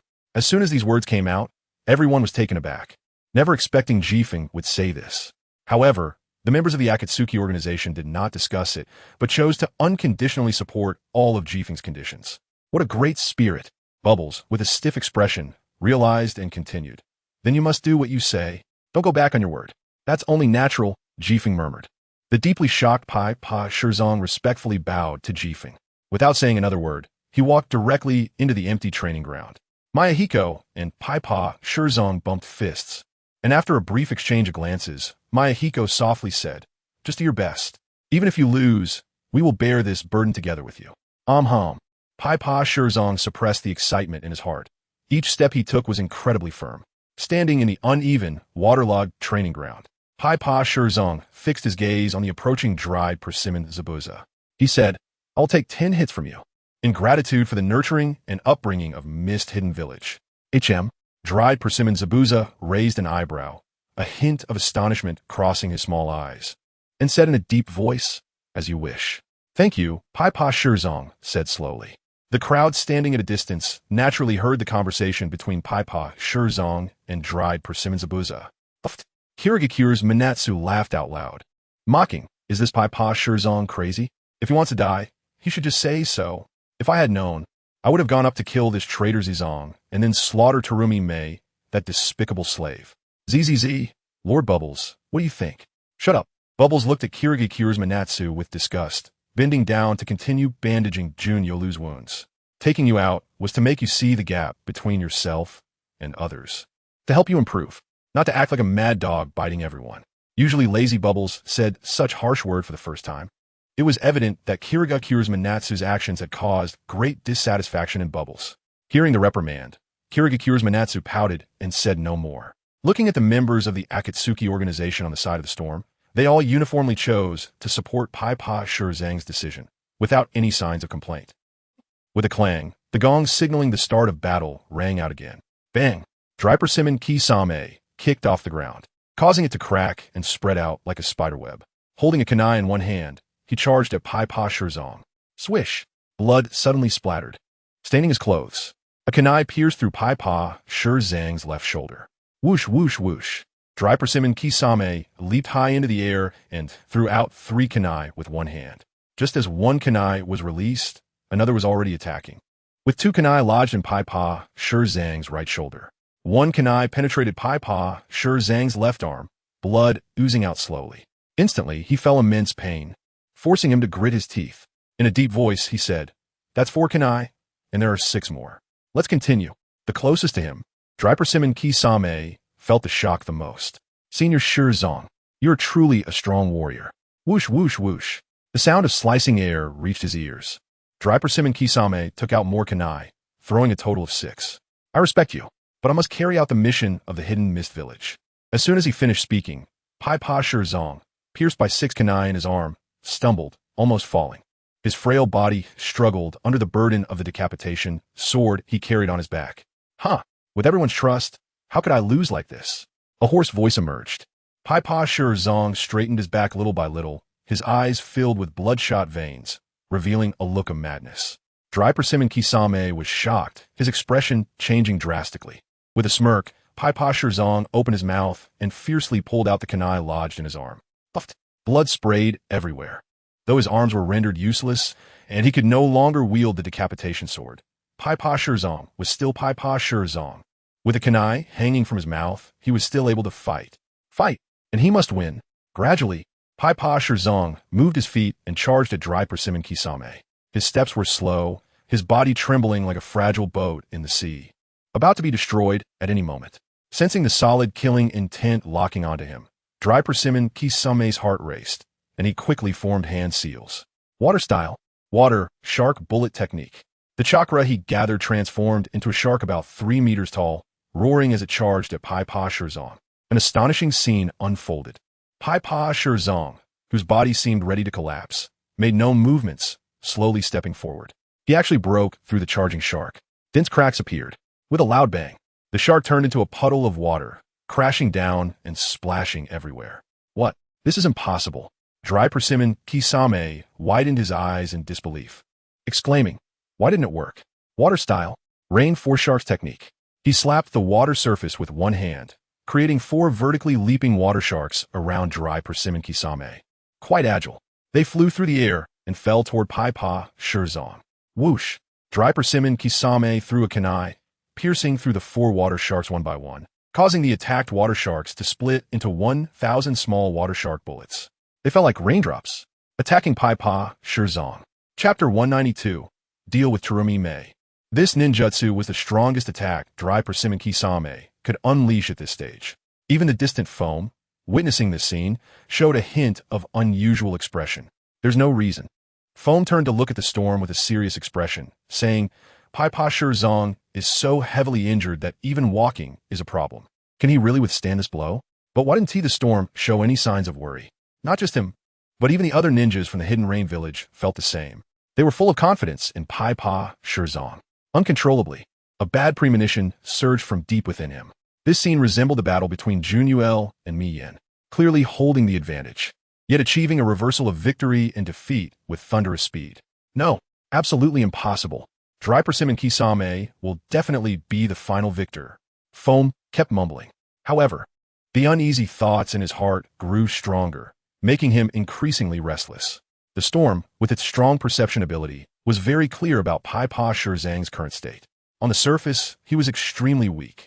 In reality, Pai Pa Shirzang's spirit and energy were gradually rising as he approached Dry Persimmon Kisame, vaguely surpassing his state against the enemy Zaku. Undoubtedly, in the storm's eyes, Pai Pa Shirzong had transformed into a sword that reached the heavens and penetrated the earth. Indestructible. Sure enough, as the countless small shark bullets were about to reach Pai Pa Shirzong, a change occurred. A thunderous roar echoed in his ears. Without seeing Pai Pa Shirzong make any movements, not even raising an eyelid, he continued to slowly advance toward Dry Persimmon Kisame. The small shark bullets were all shattered as if pierced by a long sword, then fell like flowing water. They formed puddles of varying sizes on the ground. What? Foam was shocked, his face pale as he exclaimed. What happened? Dry Persimmon Kisame's ninjutsu was actually broken. This was impossible. The storm showed a relieved expression, smiling and nodding. He was not the least bit surprised by Pai Pa Shirzong breaking Dry Persimmon Kisame's ninjutsu. A glint flashed in his eyes as he smirked. It seems this battle will soon determine a victor. In the martial arts arena, Dry Persimmon Kisame was greatly stimulated. His eyes widened in shock, instinctively retreating. Pai Pa Shirzong before him radiated an overwhelmingly oppressive aura. He felt fear rising within him. Dry Persimmon Kisame hurriedly tried to escape, only to find his body was stiff and could not move, as if struck by lightning. He was locked in place. As he drew closer, a cold smile appeared on Pai Pa Shirzang's lips. Ninjas. What they cultivate is not just powerful ninjutsu. More importantly, it's the heart. As soon as he finished speaking, Pai Pa Shirzong stepped forward, biting the handle of the kunai and loosening the sharp end forward. Puffed. Blood burst forth. Dry Persimmon Kisame, pierced by the kunai, flew through the air like a cannonball, crashing heavily to the ground. His bones felt like they were breaking, causing immense pain that made it difficult for him to get back up. His lips moved. Did I lose just like this? Turning back, Pai Pa Shirzong looked at the storm and the members of the Akatsuki organization. He grinned and said, Fortunately, I did not let everyone down. With a tilt of his head, he fell heavily into a puddle, and at that moment, the storm rushed forward to catch him. His heart sank. He discovered that there was not a single intact bone in Pai Pa Shirzang's body. They were all shattered, and he was on the brink of death. Tsunade, hurry, treat him. The storm did not hesitate, taking Pai Pa Shirzong to the resting area. Tsunade hurried over to treat him upon seeing the severity of his injuries. How could he be so badly injured? This is too reckless. Tsunade's expression changed drastically. The members of the Akatsuki organization gathered around, concerned as they checked Pai Pa Shirzang's injuries, their faces showing complex emotions. This was absolutely a man of iron and blood, even after receiving 10 wounds. He fought with all his might to win. It was moving. In contrast to the busy members of the Akatsuki organization, the Hidden Mist village appeared somewhat indifferent. Junyuel sat alone, uninterested, not even shifting his gaze. Foam helped Dry Persimmon Kisame bandage his wounds. However, under the questioning of Foam, the highly stimulated Danzo's expression turned ashen, remaining silent for a long time. Seeing this scene, Foam sighed deeply, revealing a look of melancholy. A waste. Kagaya Mangetsu scoffed dismissively and coldly stated, I will definitely restore the honor of the Hidden Mist village. Kazumi-ai, just wait to die. He provocatively hooked a finger at Kazumi-ai and then jumped steadily into the training arena. Taking a deep breath, Kazumi-ai calmed her inner emotions. She turned to Jifeng and bowed, solemnly saying, I implore you, Lord Leader, to let Kagaya Mangetsu use the 7 ninja blades. I must make him lose convincingly. As soon as she finished speaking, everyone was astonished. Even Foam's expression changed, unable to imagine how a once lowly slave could have the audacity to shout like this. But Jifeng reached out and helped Kazumi-ai up. Good. He nodded heavily. If you say he can use the 7 tools, then let it be as you say. I believe you will win. At this moment, the weakened Pipa Shirzong opened his eyes and said to Kazumi-ai, I support you too. Clearly, he agreed to hand over the executioner's big sword behind him to Kagaya Mangetsu. Immediately, Kazumi Ai smiled sweetly, leaving everyone with her back as she walked towards the training arena. When the 7 ninja blades were placed in front of him, Kagaya Mangetsu grinned widely. His laughter gradually grew louder, becoming increasingly sinister. He roared, "You are underestimating me too much. I am Kagaya Mangetsu, the strongest genius of the first major bloodline limit family of the Hidden Mist Village, capable of skillfully using the 7 ninja blades. You have successfully angered me. Kazumi Ai, you lowly slave, what right do you have to be so arrogant? You are just a worthless life." Kazumi Ai looked at Kagaya Mangetsu with a calm gaze. The corners of her lips curled up as she coldly laughed. "You look like a dog."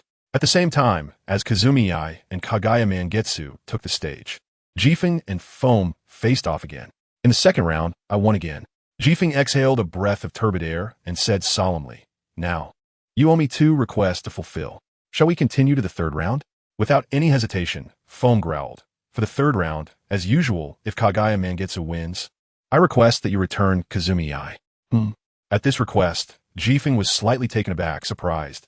"Did you not misspeak? You are the ones who traded for Kazumi Ai, and now you want her back? She is a person, a ninja, not a soulless trade item." Foam was momentarily speechless. He saw the potential for becoming a strong ninja in Kazumi Ai, and if she were cultivated, she would definitely amaze the entire ninja world. Yet, she was carelessly given away by the Mizukichi. He was already furiously cursing Kogen Yashiro in his heart, seeing the trade not being returned. Foam retreated and sought this path. "Then, in this round, if Kagaya Mangetsu wins, I want the Hidden Mist Village Ninja to accumulate a large number of ninjas in the Land of Rain and set up a base. What do you think?" A look of disdain flashed in Jifeng's eyes as he scoffed. "Do as you say. If Kazumi Ai wins, you will owe me another request." Foam showed a puzzled expression. Jifeng always had this wager. What exactly was he planning that was worth such a high price? However, Foam had no room to negotiate anymore. With a clang, the sound of the gong signaling the start of battle rang out again. The third round of battle officially began. Chapter 193, Kazumi Ai vs. Kagaya Mangetsu. As the gong sounded, Kazumi Ai and Kagaya Mangetsu exchanged glances and then charged out like cannonballs, kicking up a cloud of dust. Boom! The sound of metal clashing echoed. Sparks flew everywhere. The great battle was about to erupt. Whoosh! Kagaya Mangetsu used the water transformation technique, causing his arm muscles to swell, doubling in size. Holding the executioner's big sword, he slashed towards Kazumi Ai's face. Clang! Ding! The sound of metal striking resonated endlessly. Feeling the immense power from the blade, Kazumi Ai's complexion turned pale, and her eyes flashed with seriousness, yet she did not reveal any panic. Instead of clashing directly with Kagaya Mangetsu, she threw a kunai, which spun 360 degrees on the executioner's big sword before shooting through the air to attack. Kazumi Ai moved swiftly, leaping high, her right foot sweeping in a kick. Secret technique. Water transformation technique. Half of Kagaya's body transformed into flowing liquid, the kunai piercing through and nailing into the muddy ground beneath. In the blink of an eye, his liquid form reverted back to flesh and blood. He raised the executioner's big sword and swung it down towards Kazumi Ai's leg. Whoosh! The cold light flashed. Kazumi Ai moved agilely, stepping on the executioner's big sword and performing a backflip, once again creating distance between her and Kagaya Mangetsu. Huh! Kagaya Mangetsu disdainfully snorted. The executioner's big sword suddenly elongated, reaching over 10 meters. In an instant, it closed the distance to Kazumi Ai. Not good. Kazumi Ai's heart raced, and she dared not be careless, quickly forming hand seals. Water release. Water barrier pillar. She gathered chakra in her throat and opened her mouth to spit out a water ball that resembled a falling meteor. As it struck the executioner's big sword, the meteor-like water ball expanded outward, splashing a large amount of water. At the same time, the executioner's big sword was deflected from its attack direction due to the force. Kazumi Ai took the opportunity to retreat. In just a brief exchange, they were already in a life-and-death struggle. Seeing this scene, Foam from the distance showed a look of astonishment. His face was no longer calm. He cursed. In such a short time, Kazumi Ai has actually grown to this extent. How many days has it been? Kogen Yashiro, you made a huge mistake in sending such a strong ninja away. Although he was reluctant to admit it, Kazumi Ai's progress was indeed evident to everyone. As Kogen Yashiro had said, Kazumi Ai was a waste of a lowly slave a worthless life. There had been no training for her to advance as a ninja. Yet, only a month after leaving the Hidden Mist Village to come to the Hidden Rain Village, Kazumi could already contend with Kagaya Mangetsu, who possessed the strength of AJ Nin. This talent and combat awareness were simply too strong. Looking at the strange expression on Foam's face, Jifeng smirked. After retracting his gaze, he focused on the battlefield where Kazumi was, and her image of training day and night surfaced in his mind. Doing dozens of practice papers every day for 5 years for college entrance exams. At the same time, she did not neglect her training in ninjutsu, taijutsu, and physical fitness. If she had any doubts, whether it was Jifeng or the Akatsuki organization members, she would seek their guidance. You need to quietly excel and then amaze everyone. Jifeng's gaze was fervent, shimmering with a different kind of light, as he murmured, Kazumi, do your best. Your new journey has just begun. Let Kagaya Mangetsu be your stepping stone. Boom! A tremendous roar erupted from the training arena. The massive commotion interrupted everyone's idle thoughts, pulling them back into the duel. Kagaya Mangetsu's face showed anger as he forcefully swung the executioner's big sword, discarding it as if it were garbage. This executioner's big sword was nothing but trash. It couldn't even land a hit. Whoosh! With a flash, Kagaya Mangetsu wielded the explosive blade and laughed maniacally, veins bulging on his forehead. A blade perfectly combined with explosions. This feeling, haha, is truly powerful. His gaze locked onto Kazumi as he coldly stated, shatter her to pieces. The ground beneath him cracked, splintering into countless fissures as he raised the explosive blade and slashed towards Kazumi. Absolutely must not let him close in for hand-to-hand combat. Kagami thought to herself about a strategy. The explosive knife had a blade on one side and a large scroll on the other, which contained countless explosive tags. As long as there was a collision, it would trigger the explosive tags to detonate. Therefore, close combat was extremely unfavorable for Kagami. Boom! A huge explosion echoed. Engulfed in thick smoke, Kagami jumped up, barely dodging the explosion, and stared at the laughing Gazuki Mangetsu. She quickly formed hand seals. Dissolution. Dissolve monster technique. She spat out a sticky and highly corrosive acid, pouring down like heavy rain, scorching everything around. Not good. Just a drop that grazed Gazuki Mangetsu's shoulder had already corroded flesh, causing him to grimace in pain. I want you dead. Instead of retreating, Gazuki Mangetsu raised the explosive knife high, lifting his feet. The ground collapsed into a pit. His body spun at high speed, charging toward Kagami while sticking to the falling acid. The scroll carried by the explosive knife glimmered with a terrifying red light. As he reached behind Kagami he swung the knife down fiercely, triggering the explosive tags at that moment. Bang!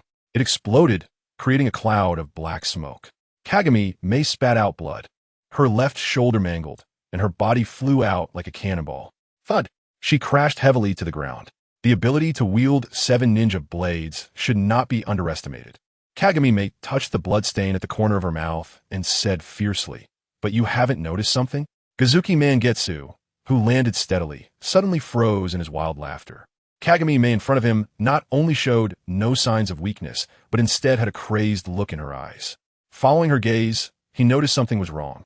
The acid on the explosive knife scroll was still emitting smoke, and the explosive tags were igniting at the same time. Boom! Attendre explosion sounded. The ground shook violently. One must understand that the explosive knife scroll contained an extremely terrifying number of explosive tags. If the number of detonations released by the user was incorrect, it could lead to the entire knife exploding, with unimaginable consequences.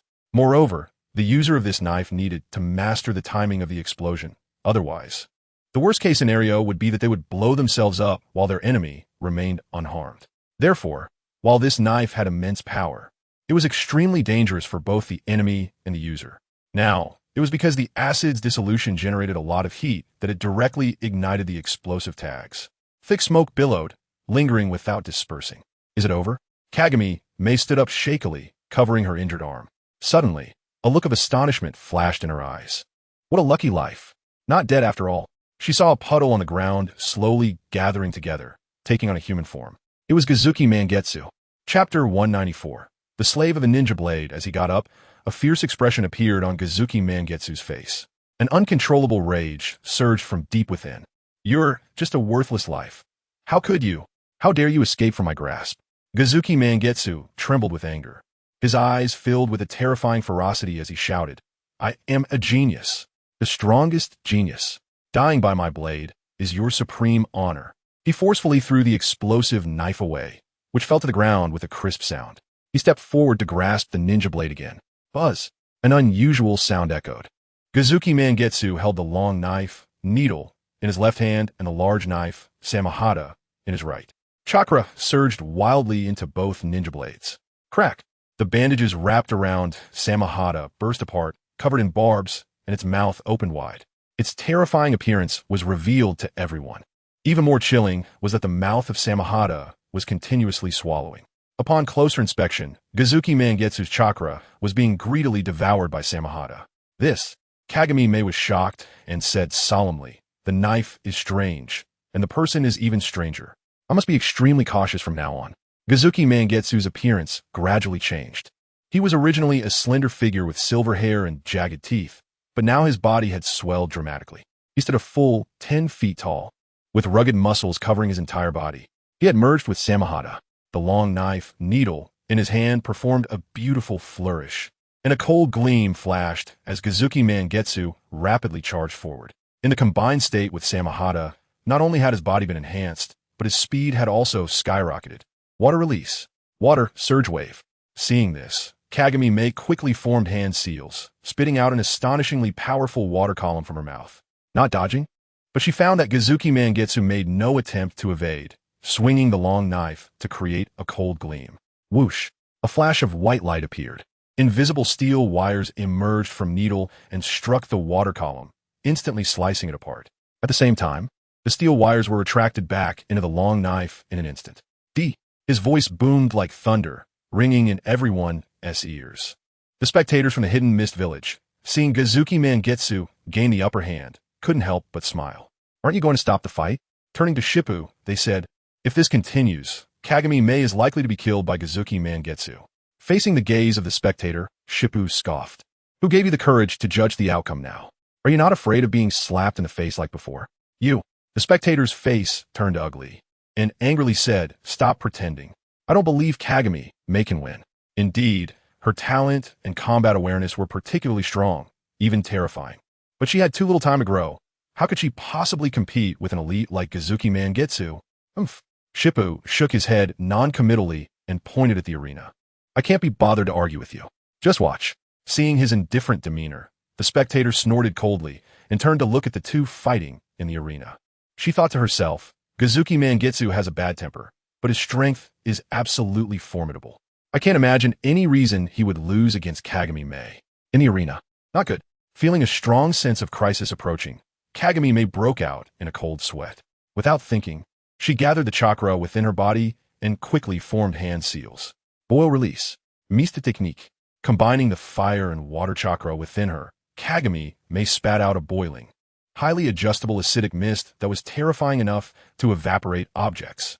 The white, high-temperature mist, upon contact with needle, visibly caused numerous small black spots to appear on the blade, being corroded by the mist. Seeing how terrifying this mist was, Uzumaki Mangetsu dared not touch its edge and immediately turned to evade. Kagami Mei actually has a second bloodline limit? The spectator gasped in disbelief. To successfully awaken even one bloodline limit is already a mark of genius. And Kagami Mei actually has two. This is simply unbelievable. Reacting quickly, he shouted into the arena, "Uzumaki Mangetsu, be careful. You absolutely cannot lose." Having already lost 2 rounds, if he lost this round as well, the negotiations between the Hidden Mist Village and the Hidden Rain Village would be in a greatly disadvantageous position. He was here on a mission and could not afford to mess it up.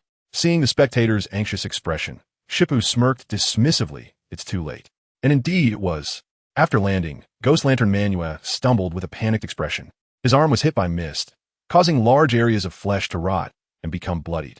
As he used the Great Blade Shark Skin to heal himself, Terumi Mei moved. A glint of determination flashed in her eyes as she gathered chakra in her palm and suddenly struck at the chest of Ghost Lantern Manuel. This is the old man. Push the cart. His body was uncontrollable, and Ghost Lantern Manuel was sent flying into the air, simultaneously experiencing an inexplicable feeling of humiliation, forcing him into a momentary daze and dizziness. However, seeing the opportunity, Terumi May would not let such a good chance slip by and attacked again. She leapt high, legs crossed, and struck down with the same 1,000-pound drop. Next was Konan, sitting lotus. Thud! His abdomen suffered a heavy blow, and a mouthful of fresh blood spurted out. Ghost Lantern Manua immediately lost the fusion effect with the great blade shark skin. His figure became weak, and his face turned pale. Following this, the great blade shark skin also fell aside. Seeing Terumi May attacking again, he hurriedly tried to block with a long knife in his hand, but a shocking scene occurred. Bang! A crisp sound rang out. The long knife was actually corroded and broke into 2 pieces. What? In shock, Ghost Lantern Manua watched as Terumi May descended from above again, delivering a whip kick. Then came the poison dragon drill. As soon as the words left his mouth, Ghost Lantern Manua's face showed fear, instinctively retreating. Bang!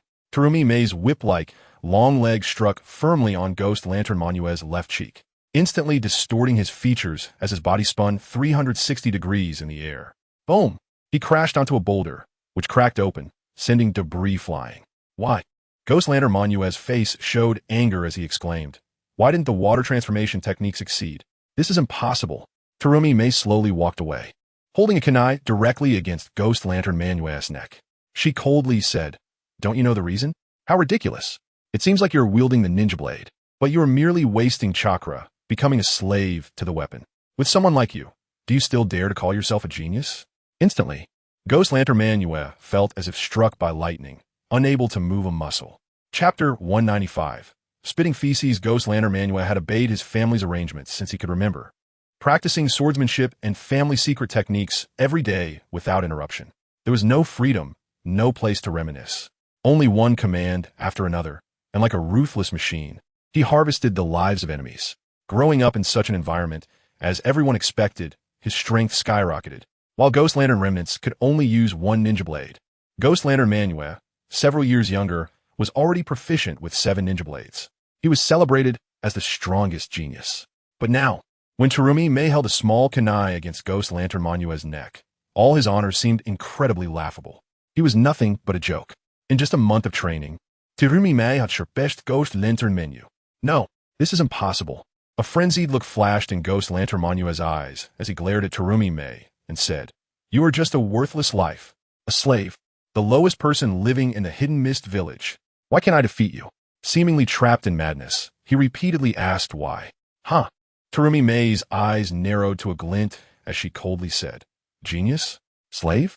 What laughable words. My identity needs no one to define it. Enough of this nonsense. Surrender quickly." She pushed the kunai closer to Ghost Lantern Manua's neck, the cold chill spreading. "Surrender?" The recovered Ghost Lantern Manua's eyes flashed with disdain as he coldly replied, "It's just 4 ninja blades. I have not lost. As long as I pick up the other 3, you absolutely cannot win."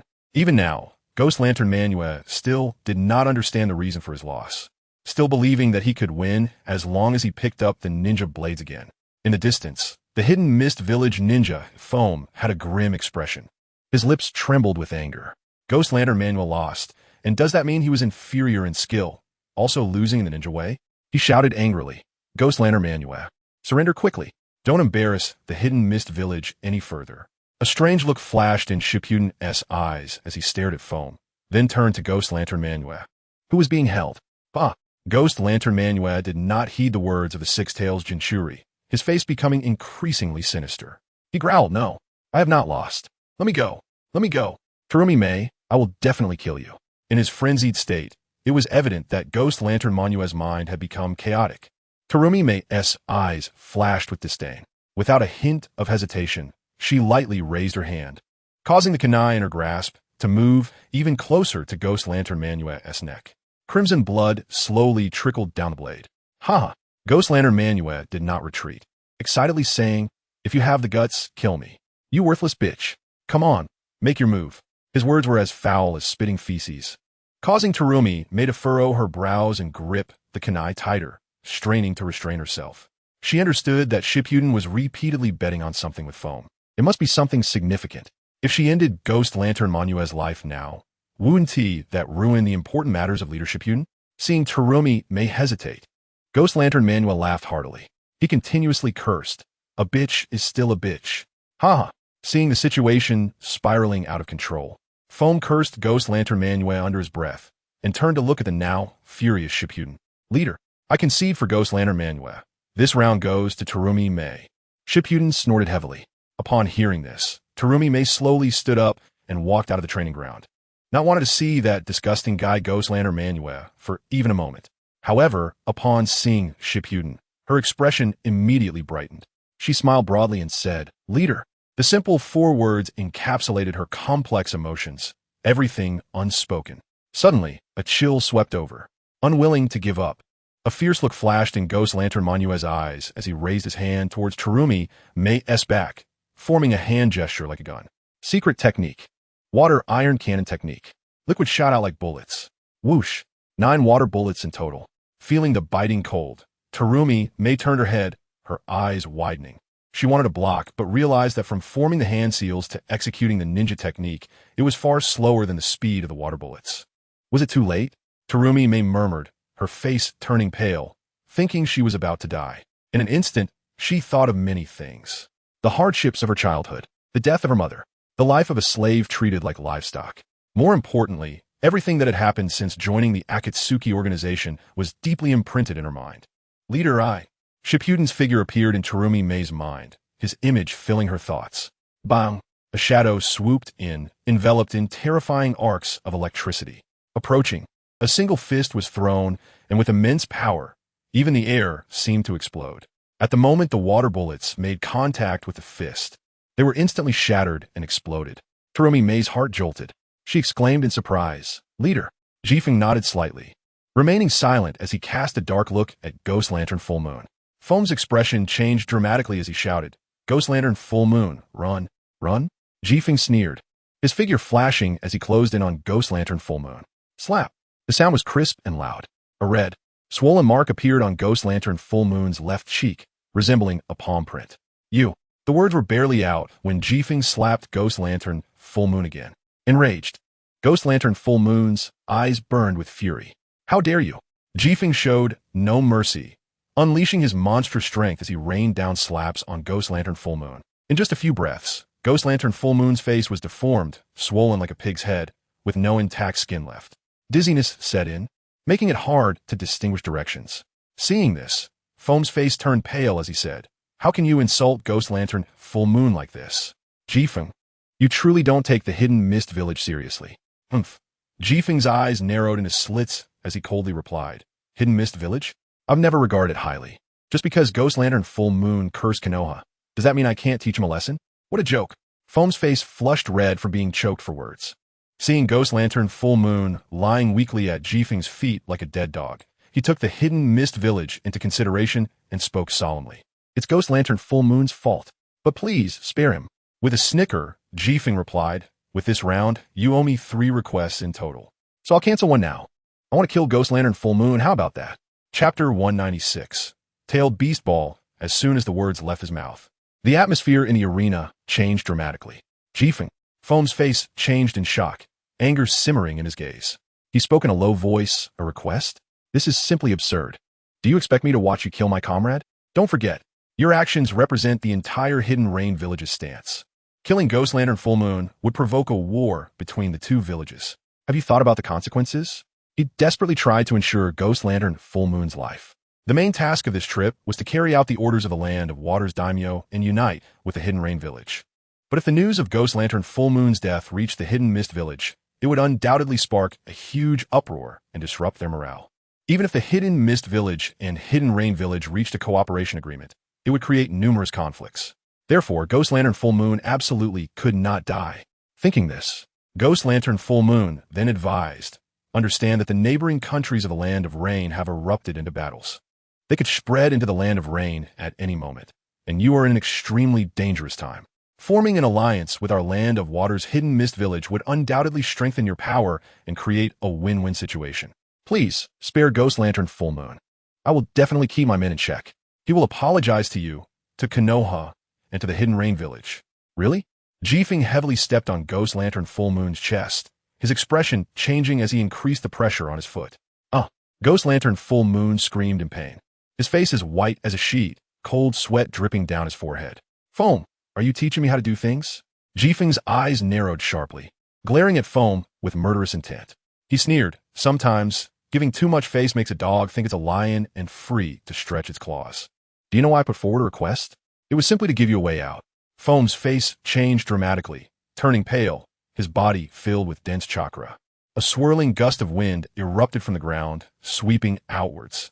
In an instant, a sandstorm arose. "There's still a battle between us." Foam frowned tightly and spoke in a deep voice. "How about I bet my life against yours? If I win, you spare Ghost Lantern Full Moon." As soon as he finished speaking, his companions, Deidara and Konan, hurriedly advised against it. "Lord Foam, this isn't worth it. Ghost Lantern Full Moon is just a spoiled brat. He doesn't deserve this from you. You can't do this." Hearing this, Foam's gaze was resolute as he fixed his eyes on Ghost Lantern Full Moon at Jifeng's feet and said, "The Hidden Mist Village has always been plagued with disasters. We absolutely cannot afford to lose anything."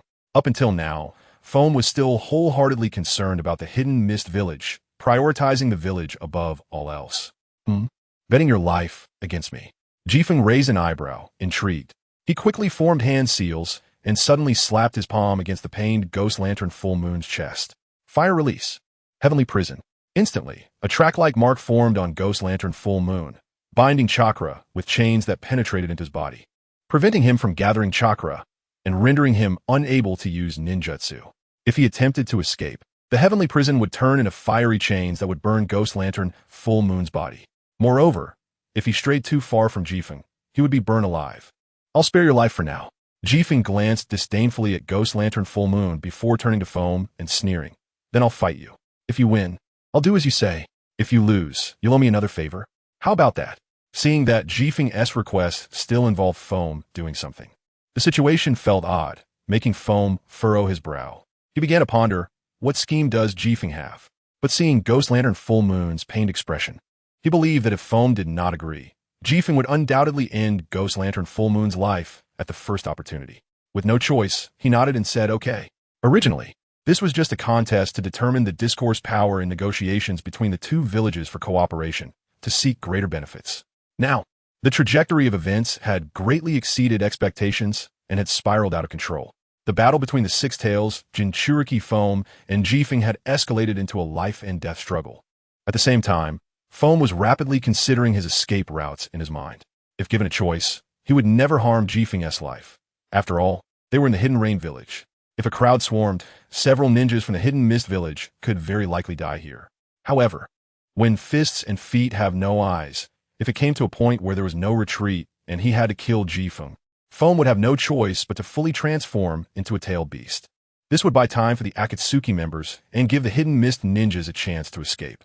But how should they proceed with the task of forming an alliance between the Hidden Mist Village and the Hidden Rain Village? Thinking of this made Foam's head ache. He originally had a non-contentious personality, but after arriving in the Hidden Rain Village, it felt as if he had been pulled into a whirlpool. He could no longer control his fate. Clang! The gong sounded again. The final round, the most important battle, officially began. Facing Jifeng, Foam dared not be careless. He immediately released the chakra of the Six Tails from within him. Visibly, a layer of red chakra enveloped him, forming the tailed beast's cloak. The Six Tails behind him waved in the wind. Feeling the intense chakra fluctuations, Jifeng's expression changed, his inner desire for battle growing stronger. Whoosh! The ground beneath his feet collapsed, forming a deep pit. His figure flashed and appeared behind Jifeng, where three massive chakra tails lashed out fiercely. Boom! They cut through the air, creating an explosive sound. Zolfust! Jifeng was shocked internally. The lightning release chakra mode activated, forming a lightning armor around his body, while magnetic release sand iron also quickly condensed to provide double protection. Boom! A huge sound erupted, shaking the ground violently. Thick fog rolled out. Swish! The figure of the gale rushed out from the thick fog, swinging a fist, the monstrous strength of the fist smashing down fiercely. Unexpectedly, the extremely fast bubble dodged to the side. In the next second, it was already in front of Gale, opening its mouth to gather a large amount of black spots. Converging into a sphere, it was indeed the tailed beast ball. Boom! The tailed beast ball was launched, the black sphere suppressing all colors around it. As if only this color remained in the world. Gale had no time to react. Half of his body was hit head-on. Blood splattered. Gale's clothes were torn, and half of his body was a bloody mess, looking extremely disheveled. Seeing the scene, everyone was shocked. The members of the Akatsuki organization had grim expressions, unable to suppress their restless emotions, ready to rush forward to rescue Gale. "Stop!" Nagato shouted explosively, startling everyone who looked at him with puzzled eyes. "If you intervene, you will be disrupting the teacher's plan. Bubble cannot possibly win." The members of the Akatsuki organization, seeing Nagato's resolute expression, although confused, could only suppress their agitated emotions and closely watch the battlefield. Chapter 197, Gale vs. Bubble. Haha. Half of his body has been smashed by Lord Bubble. The distant Kaigetsu showed a look of wild joy, seeing a glimmer of hope for survival. Bubble was the host of the Six Tails, powerful enough to destroy an entire country by himself.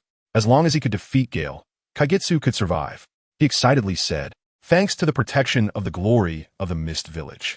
But as soon as he finished speaking, his expression stiffened, eyes flashing with disbelief. He murmured, "How is this possible?" In the arena, Gale, who was fighting Bubble, had half of his body destroyed, becoming a bloody mess, already severely injured. Unexpectedly, in the astonished eyes of everyone, flesh began to grow, and Gale's body restored to its original state. If it weren't for the bloodstains on his clothes, one would truly doubt that Gale had been hit by the tailed beast ball, and that the injury just now was fake. Gale smiled slightly, calm and unhurried, reaching out to pat the dust off his clothes. He said lightly, "The tailed beast ball is indeed terrifying. No wonder it's called the exclusive weapon of the tailed beasts." Roar! An angry roar erupted from Bubble, draped in the cloak of the tailed beast, sounding as cold as a wild beast. Bang! Bubble's chakra-concentrated tail slammed down onto the ground. The ground could not withstand such terrifying force, exploding apart, and stones flew into the sky. "Come on!" Gale let out a loud roar. He felt a burning heat deep within his heart, his fighting spirits soaring. This was the first time he had made a move since ending his battle with the Leaf Village ninjas. Facing Bubble's assault, Gale did not retreat at all, actively charging forward. Boom! The monstrous strength of Gale's fist struck out, one after another, and every giant rock that touched Gale exploded. Lightning release, chakra mode, magnet release, sand iron wings. Suddenly, a pair of black sand iron wings appeared behind Gale, and under the acceleration of lightning release, chakra mode, the combination of two ninjutsu dramatically increased Gale's speed. A shadow flashed by. When they met again, Gale was already at Bubble's left rear.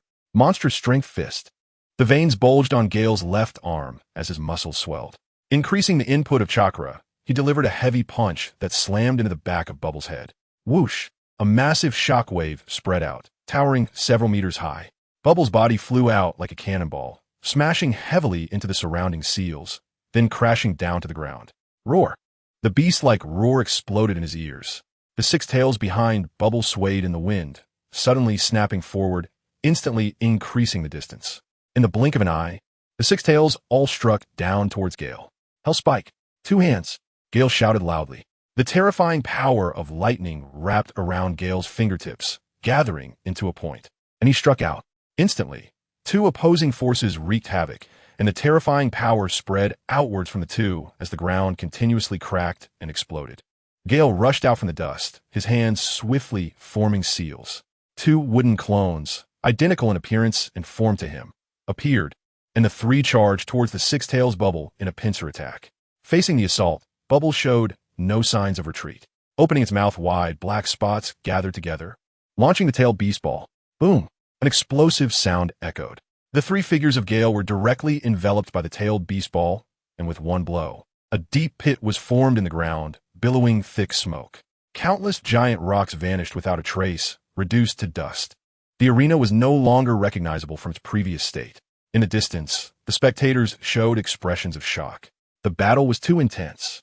Yahiko exclaimed, "If it weren't for the teacher's seals placed around the arena, just the power released could easily destroy half of the Rain Village." The narrow eyes of Kisame had a burning light. Is this the battle of peak ninjas? Compared to everyone's astonishment, the villagers of the Rain Village who came to watch were even more worried. Many even knelt on the ground, hands clasped together, praying devoutly, hoping for Gale's safety. Whoosh! Gale quickly dodged, already in lightning release. Chakra mode, on the basis of magnet release. Sand iron wings, gathering chakra to perform body flicker technique. His speed reached its peak. Amidst the booming sounds, dust was kicked up into the air. Even more terrifying was that the Six Tails Bubble also possessed astonishing recovery and resistance abilities. In battle, The two seemed like humanoid rampaging beasts, fighting fiercely together. In the next second, a surge of chakra erupted from Bubble, the very aura stirring the clouds for thousands of miles. In an instant, the world lost its color, leaving only the roaring Bubble. Complete tailed beast transformation. The voice rang out like a thunderclap. The blood-red cloak of the tailed beast vanished, revealing the complete form of the six tails to Gale. Sheikah, towering like a mountain. It had 6 milky white tails, its entire body covered in a sticky liquid. Before it even made a move, the terrifying pressure swept toward Gale, immediately forcing him to feel immense power pressing down on his chest, as if a giant stone was weighing on him. Gale, in this form, you cannot defeat me. Suddenly, Gale's mind shook. Bubble did not speak, but transmitted its words to Gale's heart through mental power. Then why not stop the battle here? You can preserve your reputation, and I can save Kaigetsu's life. Our cooperation is of utmost importance. The alliance between the Mist Village and the Rain Village is what truly matters. What do you say? As soon as the words fell, Gale's lips curled up, and he chuckled. He responded, "You are completely unaware that you are being kept in the dark by the Mist Village. An alliance? It's simply a joke. Enough talk. Do you really think I can't deal with you just because you've completely transformed into a tailed beast?" Bubble's mind trembled. From Gale's words, he sensed an additional meaning. Could it be that there were unforeseen changes regarding the alliance? Before he could think further, Gale, carrying a massive wave of energy, charged forward again. Whoosh! The tails behind Bubble whipped around, striking Gale away, then seizing the moment to spray a large amount of acidic liquid from its mouth. The intensely pungent tail descended towards Gale's position like rain. Sizzle! The highly corrosive acidic liquid splashed onto a massive rock, emitting wisps of green smoke. In less than a breath, the stone of the adult high has been corroded to nothing. Wind escape. Sand iron wall. The swift wind hurriedly formed hand signs. A thick black wall blocked in front of him. After just a moment of resistance, it was completely corroded by the acidic liquid. Its power was truly terrifying. After a round of fighting, he finally had a further understanding of your strength. A cold smile appeared at the corner of the swift wind's mouth. Since that's the case, there's no need to continue entangling with you. Quick battle, quick decision. Chapter 198, Spirit Transformation Technique. Spiritual world. The battle between the swift wind and the complete six-tailed beast continued. The released power shook the ground beneath, causing a thunderous roar, and the surrounding stones flew into the sky, mingling with the dust that lingered for a long time. The perilous battle continuously drew gasps from the watching villagers. Roar! The complete six-tailed beast let out a deafening roar, stirring the virtual clouds for miles around. Knowing wolf decay, its belly expanded full to the brim, and suddenly spat out a large amount of corrosive liquid towards the swift wind. Bang! It gathered at a point in the sky, and then exploded, covering every corner within the barrier with a 360-degree, no-dead-angle liquid. Seeing this scene, the swift wind's eyes narrowed sharply. He quickly formed hand signs. Wind escape. Great split break. The swift wind placed one hand near his mouth and unleashed an incredibly sharp storm, forming a powerful tornado centered around him. In the moment the tornado stirred up the wind and clouds, the liquid was drawn into it. After resolving the immediate crisis, the swift wind used the body flicker technique to rapidly approach the complete tailed beast transformation bubble. Huh! A loud shout echoed. The swift wind swung his fist in a wide arc and smashed it down with tremendous force, enhanced by the strength of his punch. While the lightning armor, transformed from the lightning chakra mode, activated his body to its maximum potential. The combination of two ninjutsu formed an extraordinary power greater than the sum of its parts. Boom! Even the complete tailed beast transformation bubble, with its tough skin and thick flesh, was pushed back by the swift wind's punch, leaving a long mark on the ground. Before the swift wind could feel pleased, the tail behind the bubble swayed and suddenly slammed down onto the ground to dissipate the force. Then it opened its mouth again for another tailed beast ball. At the same time, the wings behind the swift wind fluttered violently, firmly hovering in midair. It must be said that the tailed beast is indeed a powerful weapon for the village. The swift wind took a breath, wiping the sweat from his forehead. His super strong physical quality gave him great resistance. Neither the lightning ninjutsu nor the tremendous punch could achieve the expected effect. Meanwhile, the terrifying amount of chakra possessed by the tailed beast provided excellent recovery ability. The damage just inflicted had already recovered to its original state in a short time. Thinking of this, the swift wind frowned and quickly formed hand signs. Diamond lock. As soon as the words fell, a huge sound of chains dragging came. Several chains made of chakra shot out, swaying in the wind like tails. What is this? The bubble was startled, feeling the chill coming from the chains, which made him have an ominous thought. Could it be a seal? The swift wind did not give the bubble any time to react and quickly shot out the chains. Ping!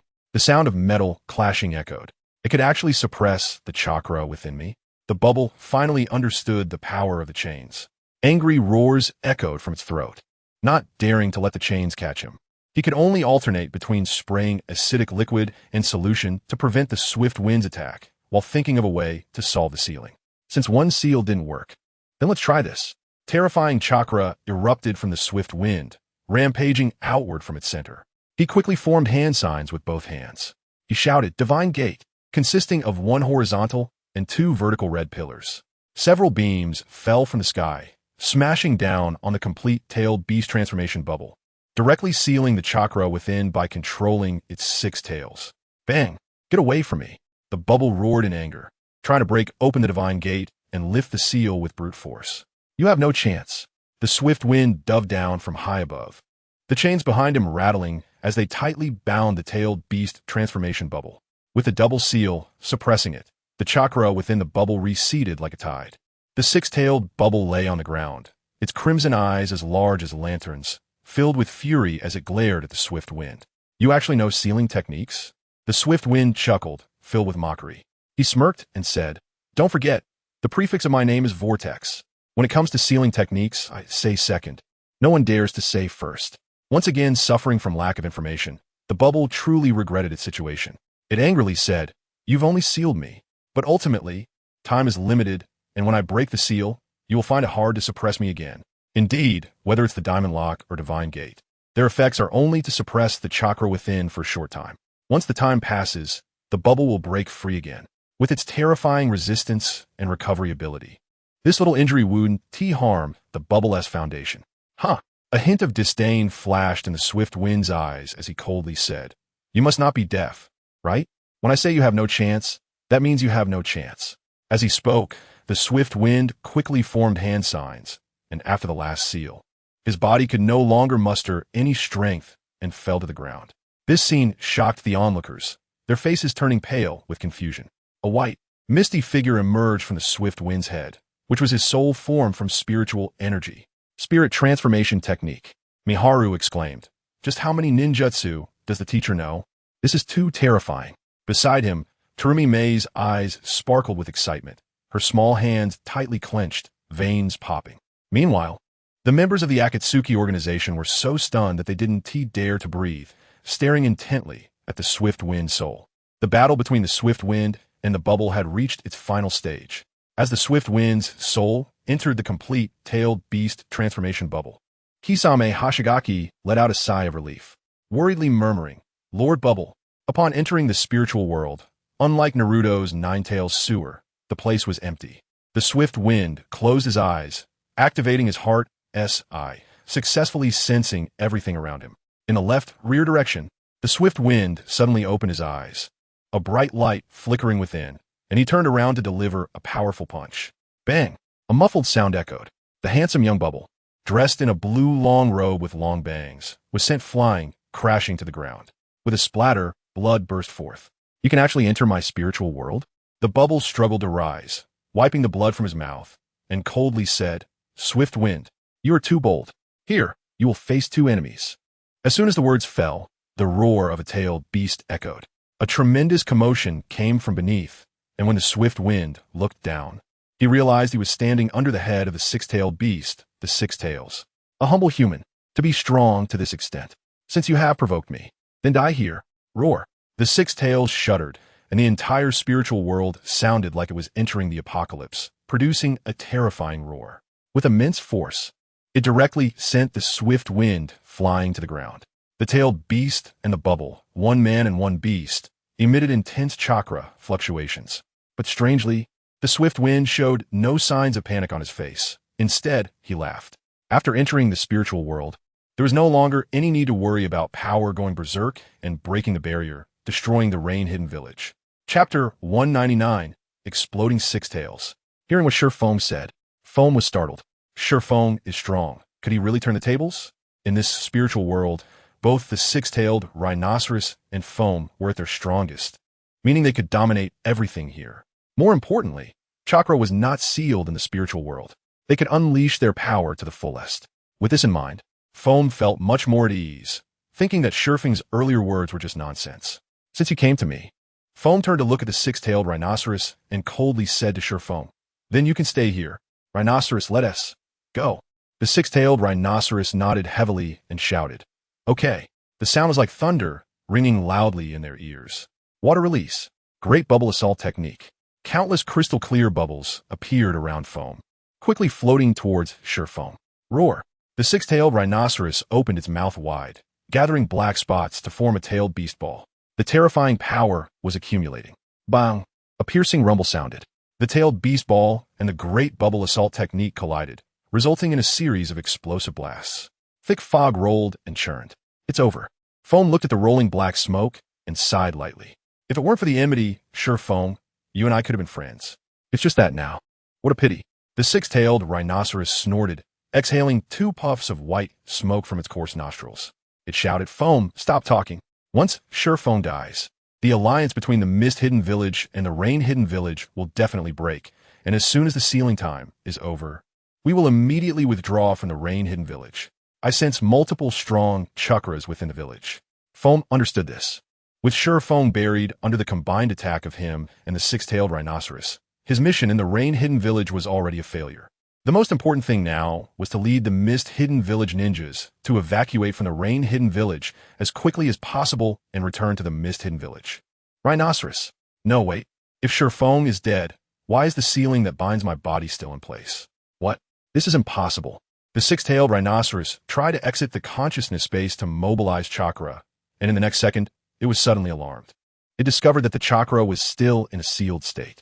When the caster dies, the seal should be lifted. Why is this happening? The six-tailed rhinoceros's voice was filled with confusion. Foam's expression changed drastically, turning to look in disbelief at the rolling black smoke in the distance. His lips moved. Could it be that Shurfoam isn't dead? Both the six-tailed rhinoceros and Foam were shocked. No one knew better than them the power of the previous combined attack. To say it could destroy a village was not an exaggeration at all. The man and beast exchanged wary glances, keeping a close watch on the area filled with black smoke. Cough, cough. The sound of coughing startled both the six-tailed rhinoceros and Foam once again, their faces changing dramatically. "I'm still alive and was just considering escaping. Are you too ashamed? Do you have no dignity?" Shurfeng's voice emerged from the smoke. "How can you let the five-tails and seven-tails next door see you like this? Don't you have any face left in the tailed beast family?" Instantly, the six-tailed rhinoceros and Foam became alert, bracing themselves for battle. Without any hesitation, the two again formed seals to unleash their strongest techniques and attacked. Seeing this scene, Shurfoam quickly formed hand seals. Would release. True thousand hands. Boom, boom, boom. Shurfoam clasped his hands together. A giant Buddha statue rose beneath him, possessing countless arms, with intense chakra waves spreading out to engulf everything. The six-tailed rhinoceros widened its eyes, incredulous at this scene. This Buddha statue was so enormous that it was 10 times bigger than its true form. In front of the statue, it seemed small, almost pet-like. If the six-tailed rhinoceros was in such a state, there was even less need to mention Foam, whose thin body appeared like an ant in front of the giant Buddha statue. This. Foam opened his mouth wide, his face pale and devoid of blood, exclaiming in shock, "What kind of ninjutsu is this? It's so terrifying. How can we fight?" Suddenly, a sense of despair arose deep within him. Looking down at the man and beast below, Shurfoam was quite satisfied with their expressions. Ever since he had used true thousand hands when suppressing the demigod Hanzo, he hadn't had a chance to use it again. To be more precise, the chakra required to release true thousand hands was terrifying, and this condition was a limitation for Shurfoam, who had yet to learn Sage Mode. He couldn't use true thousand hands in battle. Fortunately, after fusing with the soul of the Vortex clan's young leader, Shurfeng's spiritual powers were greatly enhanced.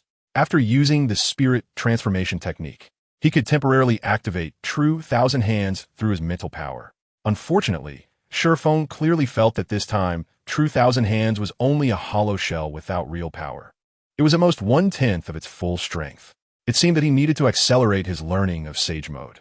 Shurfoam thought to himself, his eyes narrowing into sharp points, staring intently at the six-tailed rhinoceros and Foam below. Now is your chance to surrender. Sure, Foam shouted. Surrender? Foam murmured, secretly swallowing hard, shaking his head in refusal. Sure, Foam, you must be joking. I won't compromise even in death. If he surrendered, it would represent that the Mist-Hidden Village lost all 4 rounds against the Rain-Hidden Village, severely diminishing its reputation. Not only that, but the deal with Kirigakure would also lead to Sure Foam killing him completely. Meanwhile, the Mist-Hidden Village would suffer extreme chaos as a result. This was something Foam absolutely could not allow. With this thought, Foam's expression became much more resolute, his eyes revealing a look of determination. Huh, Sure Foam chuckled, mocking, you fight so hard for your village, yet you're being used as a pawn. I really don't know if you're sincere or foolish. With the dual mobilization of mental power and chakra, Sure Foam successfully manipulated true Thousand Hands. The giant Buddha statue emitted a deafening chanting sound. Let me wake you up, Sure Foam shouted. With a thought, the arms behind the giant statue swung out. Whoosh, whoosh, whoosh. One punch after another. Even more terrifying was that each punch carried monstrous power, significantly increasing its destructive capability. Although the six-tailed rhinoceros and Foam were using all their strength in battle, facing true Thousand Hands was like an egg hitting a rock. They were overestimating their abilities. The moment they struck, hundreds of fists, infused with monstrous power, came crashing down. A huge rumbling sound erupted. The six-tailed rhinoceros was pummeled and coughed up blood, rolling away and crashing down heavily. As for Foam, he had long since dared not appear in human form and transformed back into his tailed beast form. This is easy. Seeing the scene, Sure Foam sighed. I thought the 9 Tails was bad enough last time. I didn't expect you, 6 Tails, to surpass it. Truly a member of the tailed beast family. The ability to take a beating is universal. Chapter 200. The Death of the Six-Tailed Jinchuriki. Foam shattered. Whoosh, whoosh, whoosh. Countless fists descended in a dense barrage. Each was infused with monstrous strength, containing overwhelming power, sweeping away everything in their path. The six-tailed rhinoceros and Foam, as the targets, were in dire straits. Although tough and resilient, there is ultimately a limit. In the blink of an eye, he was already beaten to a state of disarray, spirit sluggish and dispirited. The only outcome was a panicked escape. Ziz is easy. Sitting cross-legged, Jifeng was enjoying himself, munching on a bucket of popcorn that appeared out of nowhere, occasionally putting some in his mouth and displaying a contented expression. Good. Foam, you're quite evasive and your reactions are really sharp. Huh? Liu Shichuan, what's wrong with you? After being hit once, how come you're spitting blood? Foam, you just got praised and now you're getting arrogant? You should have been able to dodge that punch. Come on, you too. Jifeng nodded with a mentor-like demeanor. Shichuan and Foam were both furious to the point of almost spitting blood, their faces ashen. Clearly, in the spiritual world, Shichuan and Foam had a tremendous advantage, yet they were completely overturned by Jifeng. With his own strength, he was thoroughly beating one person and one beast. Even more infuriating was that Jifeng was watching the show on the side, even enjoying popcorn while commenting on them. How can this be so bullying? They felt as if a huge stone was pressing down on their chests, heavy enough to make it hard to breathe. Tension filled their hearts. Let's discuss something. When the timing seemed right, Jifeng smirked and said, Are you interested in joining Yuan Village? With 5 insurances and 1 fund, the benefits are generous. Boom! A heavy punch, carrying immense power, struck down again, causing Foam to spit out a large mouthful of blood before crashing heavily to the ground. Not daring to pause, he got up and dodged again. In response to Jifeng's recruitment, Foam coldly shouted, Dream on. I am a person of Kirigakure in life, and a soul of Kirigakure in death. How could I betray? While speaking, Foam was not idle. He leaped high and landed on the arm of the Buddha statue, charging towards Jifeng. His figure flickered continuously. Punches kept coming, all of which he managed to dodge. In this situation, do you still want to turn the tide? A glint flashed in Jifeng's eyes as he whispered, Since you refuse to submit to me. The huge Buddha statue emitted a booming chanting sound. Its body suddenly shook. Immediately, a tremendous force, like a storm, ravaged outwards, sending Foam flying and crashing to the ground in a heap. Puffed. Another mouthful of fresh blood spewed out, staining his clothes red. Foam's complexion turned extremely pale. Foam, how are you holding up? Shichuan asked while desperately fending off the thousands of hands. Wiping the blood from the corner of his mouth, Foam mustered his spirit to prop himself up. I won't die yet. His body swayed unsteadily, feeling that even a gust of wind could knock him over. He was already at the end of his rope. With a thought, Jifeng temporarily halted the attack of the thousands of hands. Looking down, Jifeng smirked, still being stubborn. As long as you belong to me, you will be spared from death. Otherwise, if you die here, your physical body outside will also turn into a cold corpse due to the death of your soul. At that time, Lu Wei Shichuan will revert to being wild again, and I can also obtain the tailed beast. In this area, it was a combination of spiritual power and chakra. It was not an immortal existence. If Jifeng killed Foam, the physical body would lose its soul and become a cold corpse. As he said, imprisoning Lu Wei Shichuan in Yuan village was not difficult. In another perilous situation, Foam actually laughed. He took out a bubble-blowing tool from his waist, placed it to his mouth, and blew hard, creating bubbles of all sizes that floated towards Jifeng. A determined look flashed in his eyes. Coldly, he said, as long as I am a ninja of Kirigakure for one more day, I will strive for the village. Boom! Just as he finished speaking, the bubbles that had approached the Buddhist statue exploded in an instant. The booming sound echoed continuously. Thick black smoke spread out. Is this useful? Jifeng's gaze flickered as he looked at Foam, who had an expression of determination. Your attacks are simply like scratching an itch, not effective at all. Foam remained unmoved, stubbornly holding onto his inner thoughts. Even though his body was weak and he was almost out of energy to use ninjutsu, he still did not stop. Slowly, he took one step after another. Blood trickled from the corner of his mouth. Just as he wiped it clean, the crimson blood flowed again from his lips. This scene left Lu Wei Shichuan dumbfounded. He exclaimed in shock, "Is it worth it?" Foam did not reply, taking another step closer to Jifeng. In front of him stood a Buddha statue taller than a mountain, and in comparison, he felt as small as an ant. Bang! A crisp sound rang out. Foam held a bamboo flute, using it as a weapon to attack the massive Buddha statue. Though his strength was small, he did not give up on the idea of attacking Jifeng until the end. This action resembled Foam's past efforts in Kirigakure. From being the despised Jinchuriki to becoming the spokesperson for the daimyo of the Land of Water in Kirigakure. From having a weak ability to commanding the strong from various bloodline limit clans. For the development and stability of Kirigakure, Foam worked tirelessly. Unlike Kirigane Yaza, who was willing to incite civil war, he was focused on uniting Kirigakure, pulling together as one, and becoming the strongest existence in the ninja world. Feeling his eyelids growing heavier, Foam understood that his vitality was rapidly fading. Clearly, he was not far from death. He could no longer see the day when Kirigakure would become strong. What a pity. Suddenly, the massive Buddha statue before him vanished without a trace in the thick smoke. Thud! Footsteps echoed. If I told you I could give you a chance to make Kirigakure strong, would you be willing? A faint voice emerged. Jifeng walked out from the smoke, his gaze sparkling with a burning light, fixated on the dazed Foam. What did you say? The intent to die in Foam's eyes vanished, and he exclaimed, Jifeng, do you mean you're willing to cooperate with Kirigakure? But Jifeng shook his head, denying it. From the beginning, I'd only thought about forming an alliance with Kirigakure. Saying that you should come to Yuin village for cooperation was merely to take revenge for Terumi Mei. To slap your face is hard. As soon as he finished speaking, Foam forced a miserable smile. To send someone as talented and with incredible battle awareness as Terumi Mei away was truly a huge joke. Even more laughable was that Terumi Mei was just a microcosm, as countless talents with extraordinary potential had been stifled due to the internal strife in Kirigakure. So what do you mean? Chapter 201. Terumi Mei elected as Mizukichi. Foam then realized Jifeng's agreement to the competition between Yuin village and Kirigakure was not to use victory or defeat as a bargaining chip for negotiation, but rather to have a true purpose. He wanted to make the ninjas of Kirigakure lose all face during the competition, thus avenging Terumi Mei. Thinking of this, Foam took a deep breath, his expression complex. Terumi Mei was treated as a slave in Kirigakure, bullied at will. But in Yuin village, she was carefully taught and her dignity was greatly protected.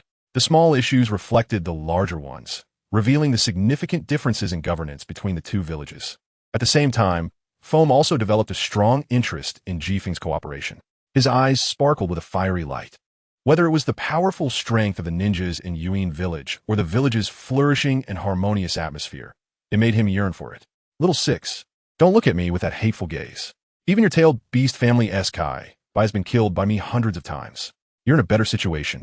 Jifeng smiled as he slowly approached. Suddenly, the six-tailed rhinoceros dog and the Jinchuriki Foam were both taken aback, a hint of confusion flashing in their astonished eyes. 2 puffs of white mist were heavily exhaled from its nostrils. The six-tailed rhinoceros dog's body visibly shrank, becoming the size of a pet dog, and finally stood on Foam's left shoulder, silently helping to heal Foam's injuries. No matter how discontented it was, the six-tailed rhinoceros dog didn't want to provoke the gale at this moment. Putting aside whether they could win or not, once Foam died, it would once again become a masterless entity, very likely remaining in the hidden rain village. Although Foam was bound by the seal within him, restricting his freedom, the bond between the human and beast was harmonious, and it didn't want anything to happen to Foam. Coming back to his senses, Foam looked at Gale in front of him and frowned, saying, "What do you mean by cooperation?" The Hidden Mist Village was already in critical condition, with Kogetsu Shikura present. A top-down reform was absolutely unfeasible. The moment Gale thought of the origin of the name Blood Mist, even though his hands were stained with blood, he still felt a chill at the thought of it. He smirked and said, "You must be more aware of the dangers that arise from this than I am. Therefore, the only way to make the Hidden Mist Village strong again is to start a revolution from the bottom up." As soon as he finished speaking, Foam was suddenly startled. Anger flickered in his eyes as he coldly said, "I will absolutely not help you deal with the Hidden Mist Village." This was his bottom line, and as a ninja of the Hidden Mist Village, it was his last stand. Puffed. Gale laughed out loud.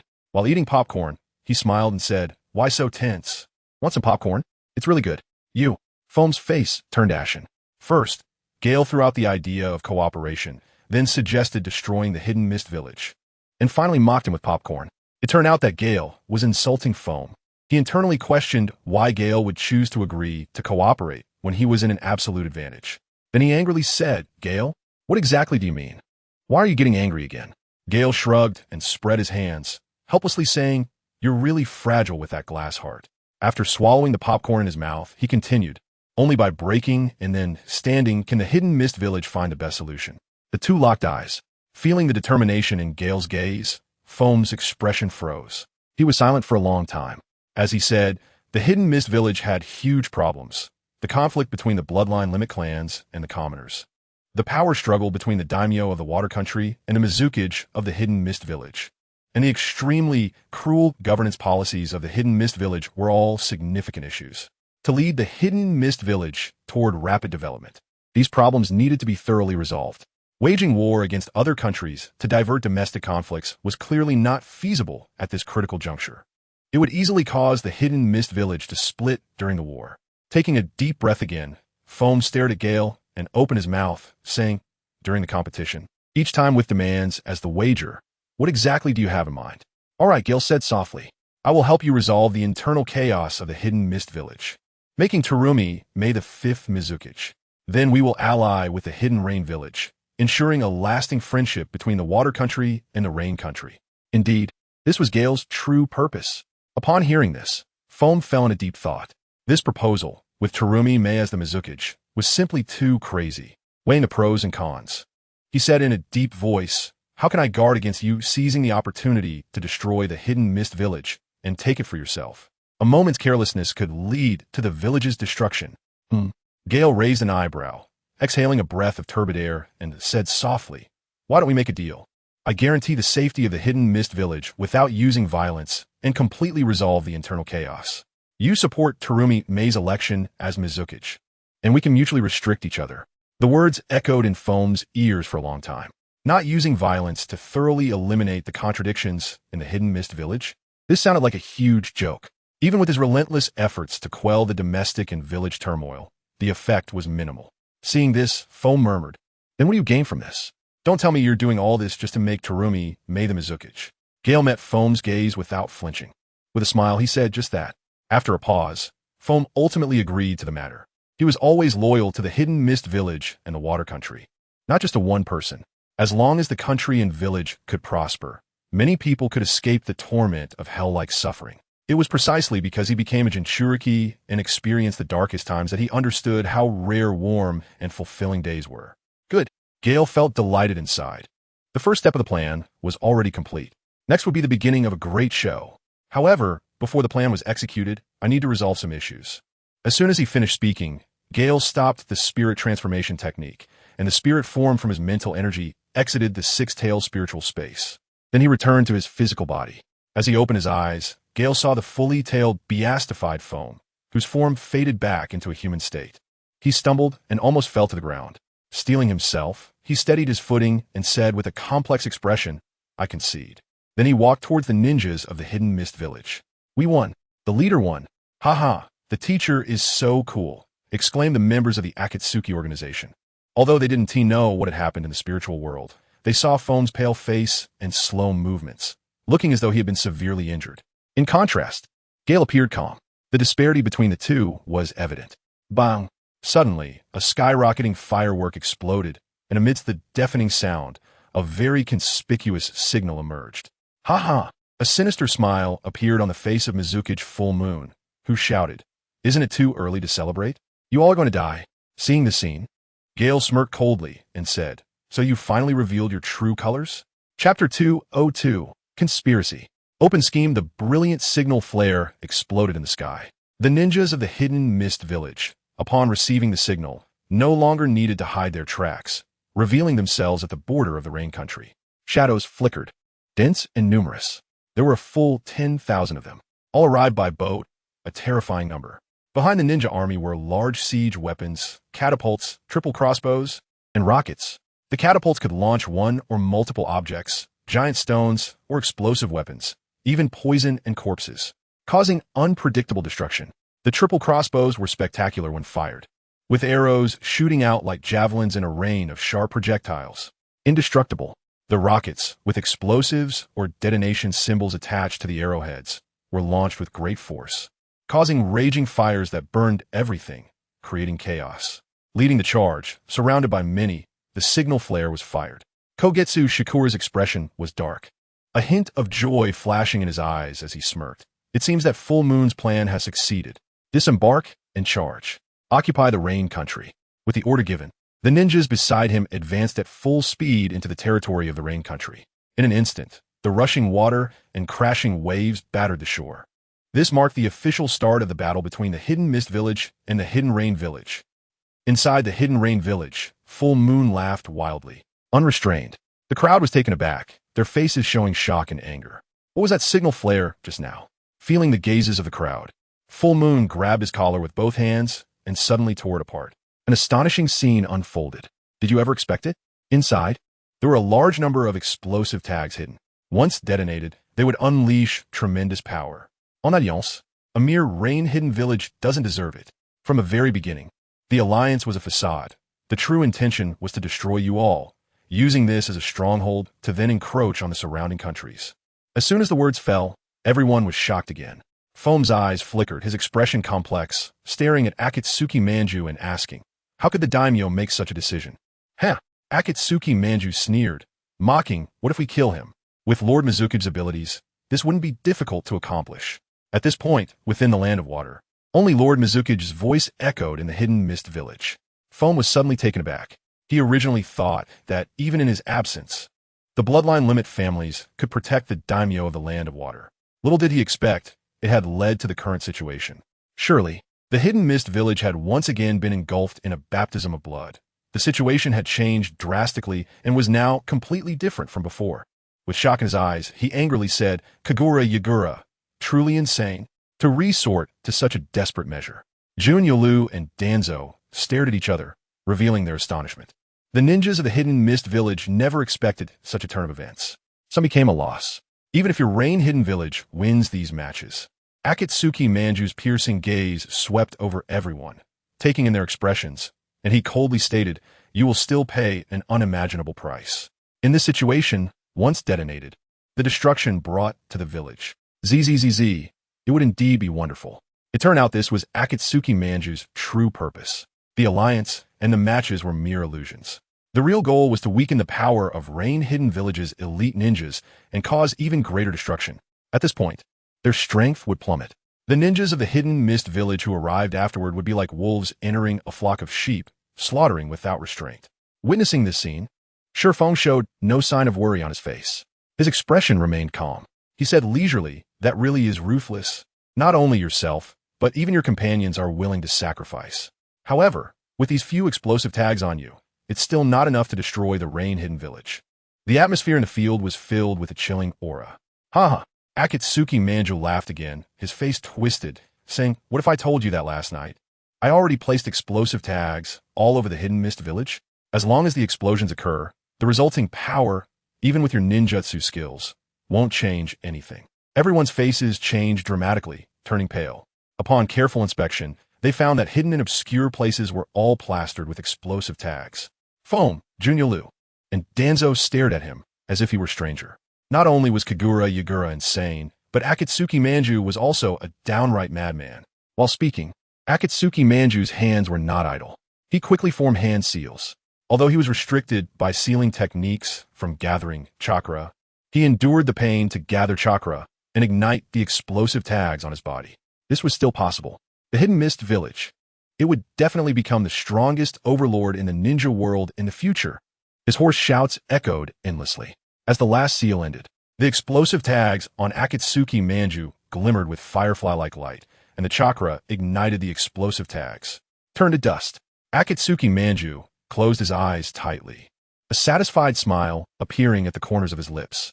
Forming an alliance with the Rain Hidden Village? What huge joke! The illustrious Hidden Mist Village, with its terrifying reputation of blood mist, had its own glory. For the strength of the Hidden Mist Village, he was willing to give everything, including his life. What's going on? In the next moment, the anticipated explosion did not occur, and Akatsuki Manju widened his eyes in disbelief, exclaiming, "What is happening?" He was shocked to find Shifeng and the others smiling at him, as if he were a fool. Foam took a deep breath, the disappointment on his face evident. Wow! The explosive tags on Akatsuki Manju detached one by one, slowly transforming into the indifferent figure of Xiaonan. With one hand gripping Akatsuki Manju's neck, she struck down with a Rasengan without any hesitation, smashing it hard against Akatsuki Manju's chest. Bang! Akatsuki Manju was sent flying, blood staining the ground. Then he crashed heavily to the ground. "What's going on?" Akatsuki Manju exclaimed. This was a plan that was almost impossible to fail. How could there be a change? More importantly, why did the explosive tags transform into Xiaonan's appearance? Shifeng smiled and did not answer him.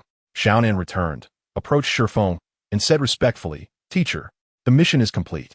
All explosive tags in the village have been cleared. Well done." Shifeng's eyes showed unmasked relief as he praised, "Xiaonan, it's a good thing to have you. Go rest over there for a while." Xiaonan's face flushed, feeling a bit embarrassed by Shifeng's praise. She stepped back to the side. Akatsuki Manju was left completely stunned, roaring, "What the hell is going on?" Shifeng sneered. "Actually, you should be more concerned about Kagura Yagura. The army of ninjas from the Hidden Mist Village must be very pleased right now. I've delivered a great gift to them." Instantly, a shock ran through Akatsuki Manju's heart.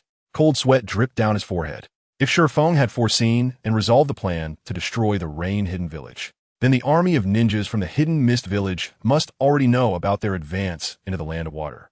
Then, Chapter 203, The Death of Akatsuki Manjuboom.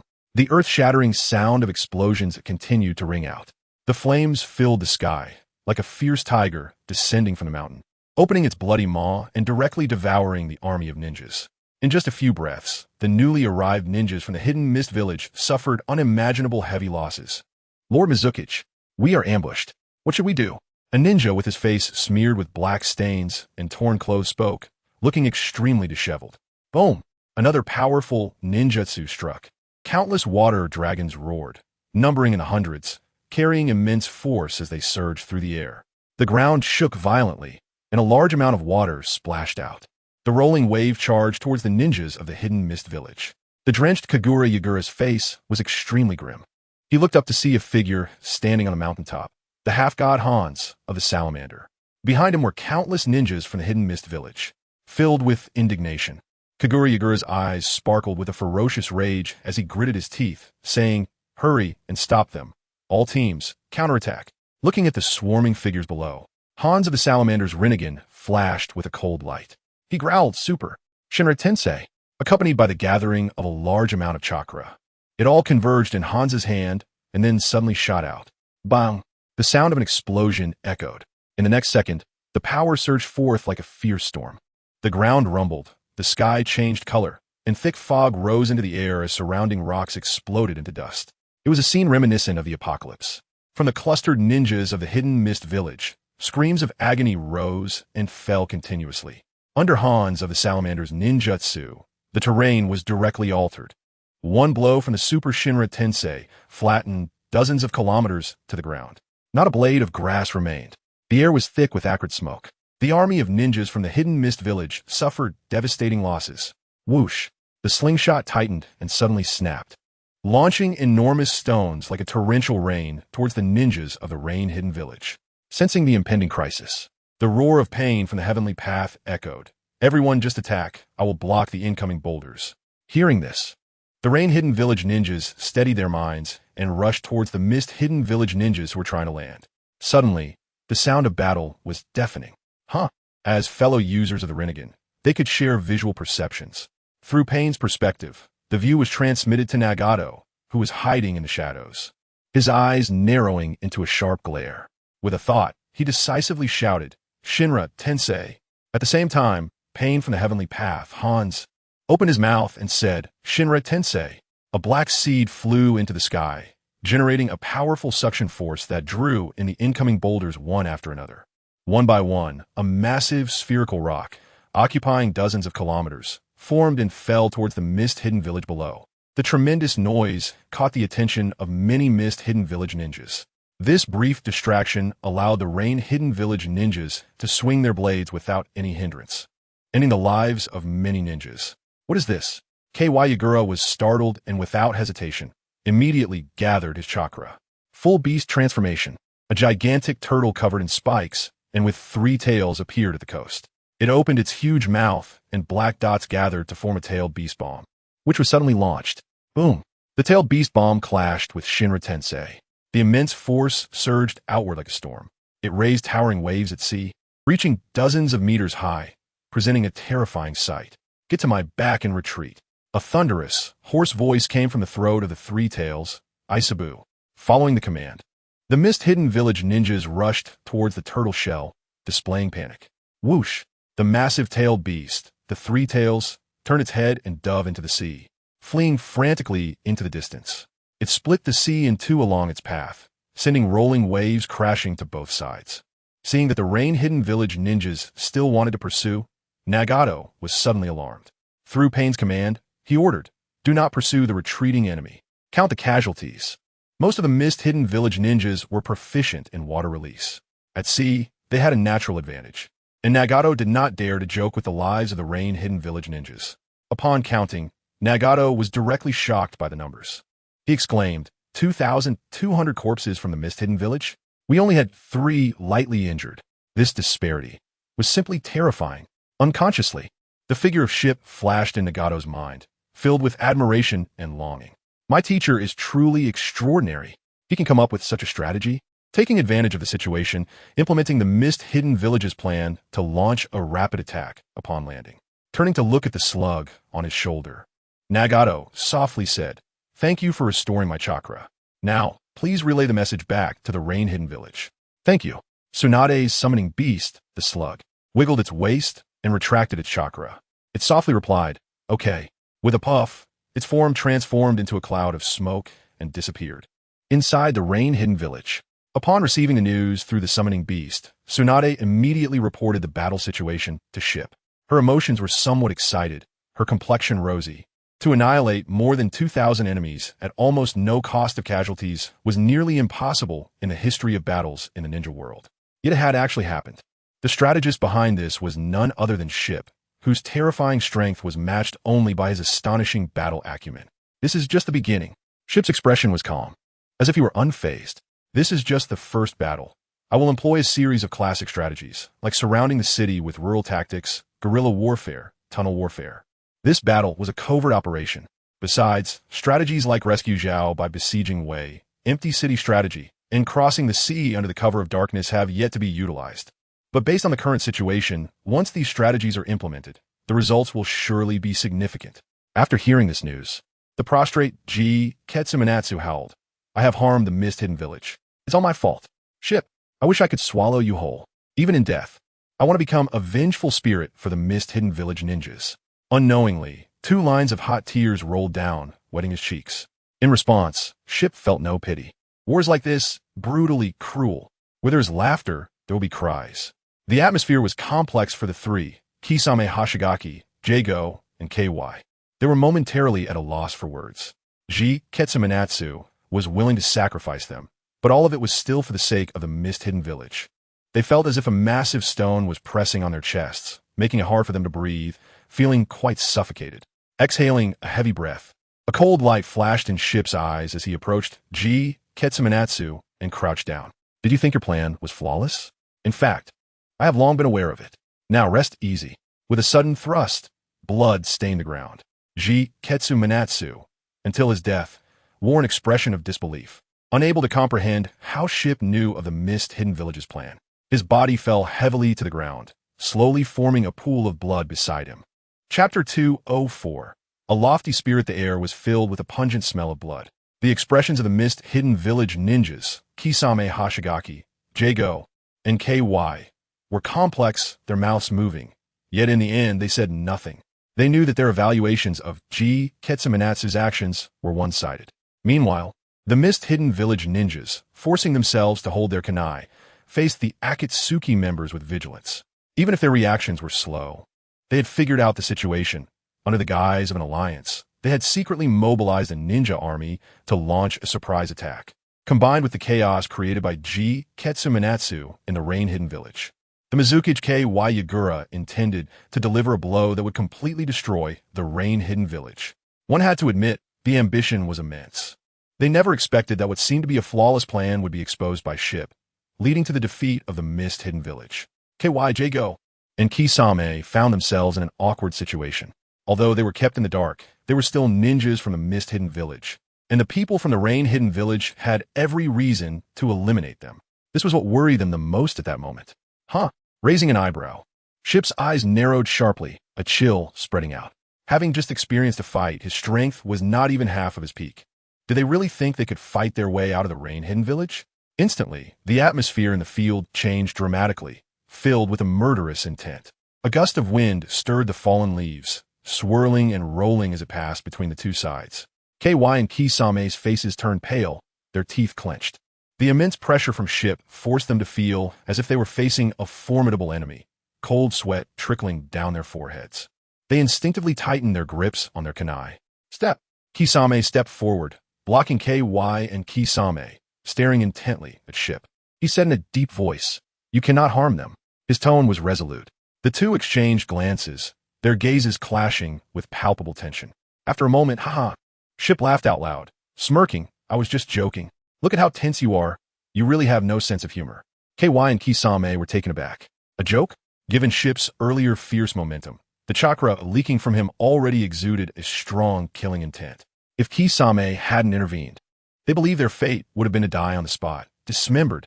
Until now, the pounding heartbeat still hasn't eased. I remain tense. Meanwhile, a doubt arises deep within. Foam, as a six-tailed Jinchuriki, is strong, but not to the point where it would threaten Shurfong into not going all out. In the previous battle, Shurfong emerged victorious. Given the situation, Shurfong did not kill.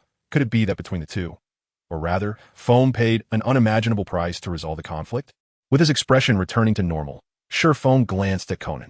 Understanding his meaning, Konan reached out to gather chakra into a letter and handed it over with both hands. Whoosh! Taking the envelope, Shurfong gave it a forceful toss, sending it soaring towards Foam. What is this? Foam's brows furrowed tightly, a look of confusion on his face. Staring at Shurfong. Take this letter back to Kakuzu and say it's from me, Shurfong. Shurfong's gaze was intense, each word spoken clearly. He declared, there will be a great defeat for the mist-hidden village, and the position of Mizukage will change hands. Upon hearing this, Foam suddenly shook, disbelief filling his eyes. The meaning of these words was precisely in line with what Shurfong and Foam had discussed, so boldly. It was as if he didn't regard Kakuzu, the Mizukage, at all. Only now did Foam realize, with a complex gaze, that he was looking at the little girl beside Shurfong. Konan, connecting the previous circumstances with the current treatment. Foam's heart secretly thought, Shurfong is incredibly confident in himself, planning to annihilate the mist-hidden village through war and thus occupy the land of water. This is definitely not a difficult task. However, he chose not to do so, instead agreeing with Foam to resolve the war without using violent attacks to preserve the strength of the mist-hidden village. Then Konan would be elected as Mizukage. In reality, Shurfong was also giving Konan a chance to take revenge for the suffering caused during her time as a slave. Thinking of this, Foam felt as if the clouds had cleared, sweeping away his previous confusion. He grew increasingly curious about Shifeng. This person is quite interesting. He is utterly different from the ninjas encountered before, and more importantly, Shifeng's thoughts are unfathomable to Foam. Once the matter was settled, the people of the mist-hidden village did not linger and turn back. At the gate stood Shifeng and Tsunade, watching the figures disappear over the horizon. Tsunade could no longer contain her inner confusion and asked, Shifeng, how do you know about the mist-hidden village's plans? You kiss me and I'll tell you. Shifeng did not answer directly, but replied playfully, a smile on his face. Most people don't get this opportunity. You should cherish it. Tsunade was furious, her face turning red with anger, veins popping on her forehead. Instinctively, she swung her fist down towards Shifeng's forehead. Seeing this, Shifeng quickly tried to escape, only to find Tsunade's expression change as she gently reached to remove a leaf from beside her forehead. The movement was tender. The sun was just right, the temperature pleasant. Before him, Shifeng's thick eyebrows rebelliously arched slightly upwards, and under his long, slightly curled eyelashes were eyes as clear as morning dew. A handsome nose, lips as pink as rose petals, and fair skin made Tsunade's eyes light up with admiration, her face flushing with embarrassment. Instinctively, she stood on her tiptoes, presenting her red lips. Shifeng only felt a fleeting coolness, his eyes widening in shock. Tsunade actually kissed him, and it was a forceful kiss. The atmosphere in the scene suddenly changed. Not having adapted to it, Shifeng awkwardly scratched the back of his head and gave a silly smile. He quickly changed the topic, saying, the rainy weather in the rain-hidden village is Nagato, using the Rinnegan's ability to detect incoming enemies. However, the gloomy weather is somewhat unpleasant. So I told Nagato to cancel the village's detection and let me handle it. The Uzumaki clan's secret technique, the Kagura Shinjutsu, is the strongest sensing ninjutsu he possesses so far. Under the enhancement of the advanced sage body, the sensing area can cover the entire rain-hidden village. Clearly knowing everyone's detailed location and movements, the number and characteristics of the opponents, and even their speed of movement. In other words, as long as one enters the rain-hidden village, they will enter Shifeng's detection area. It seems your sensing ability is indeed remarkable. Tsunade coughed twice, calming her restless heart. Usually so carefree, she now acted a bit awkwardly. It was this awkwardness that gave her an unusual charm. Feeling Shifeng's intense gaze, Tsunade hurriedly said, so how do you determine where the mist-hidden village's ninja army will attack? Chapter 205. Boys must learn to protect themselves. As soon as she finished speaking, Tsunade cautiously glanced at Shifeng, then quickly averted her gaze, feeling her heart pounding violently. Shifeng exhaled a breath of turbid air, falling into thought. This matter had to start from a mystery. He remembered that Jiraiya, while investigating secrets in the rain-hidden village, was violently attacked by Pain's six paths, and ultimately learned that Pain's six paths were one entity before being killed. During the Ninja World War, however, there was no Jiraiya who possessed Sage Mode through Edo Tensei. The conditions for Edo Tensei require extracting a certain amount of the deceased's flesh, using a living person's body as the vessel for the deceased soul, and then summoning the deceased spirit from the Pure Land back to the living world. Shifeng recalled that after sinking to the seabed, Jiraiya's corpse was difficult to find, hence he could not be revived through Edo Tensei. But the problem is, the Land of Rain is an inland country, with no rivers leading directly to the sea. With this doubt, Shifeng continued to investigate and learned that during Hanzo's reign, the Land of Rain had already occupied the neighboring Land of Rivers. The Land of Rivers is adjacent to the sea. Realizing this, Shifeng understood what was happening and at that time had arranged for some people to remain on the coastline. Upon learning of the true intentions of the mist-hidden village, he not only arranged for Konan to clear the explosive tags within the rain-hidden village, but also had Nagato organize the ninjas stationed along the coastline. This led to the mist-hidden village's ninjas landing and directly encountering a thunderous counterattack. Shifeng smirked and said, an unintentional act led to an unexpected outcome. Perhaps this is heaven's punishment for Kakuzu. Tsunade snorted coldly, giving Shifeng a big eye roll. Then she pouted and said, I really don't know how this monster of yours grew up.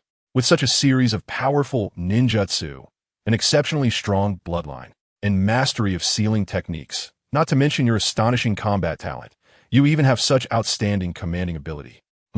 Shifeng raised an eyebrow, a smile in his eyes. Looking at Tsunade, he stepped forward and said, Are you praising me? Shameless. Tsunade had no reservations with Shifeng, immediately retorting, You're just a scoundrel. Shifeng deliberately smacked his lips, making a sizzling sound.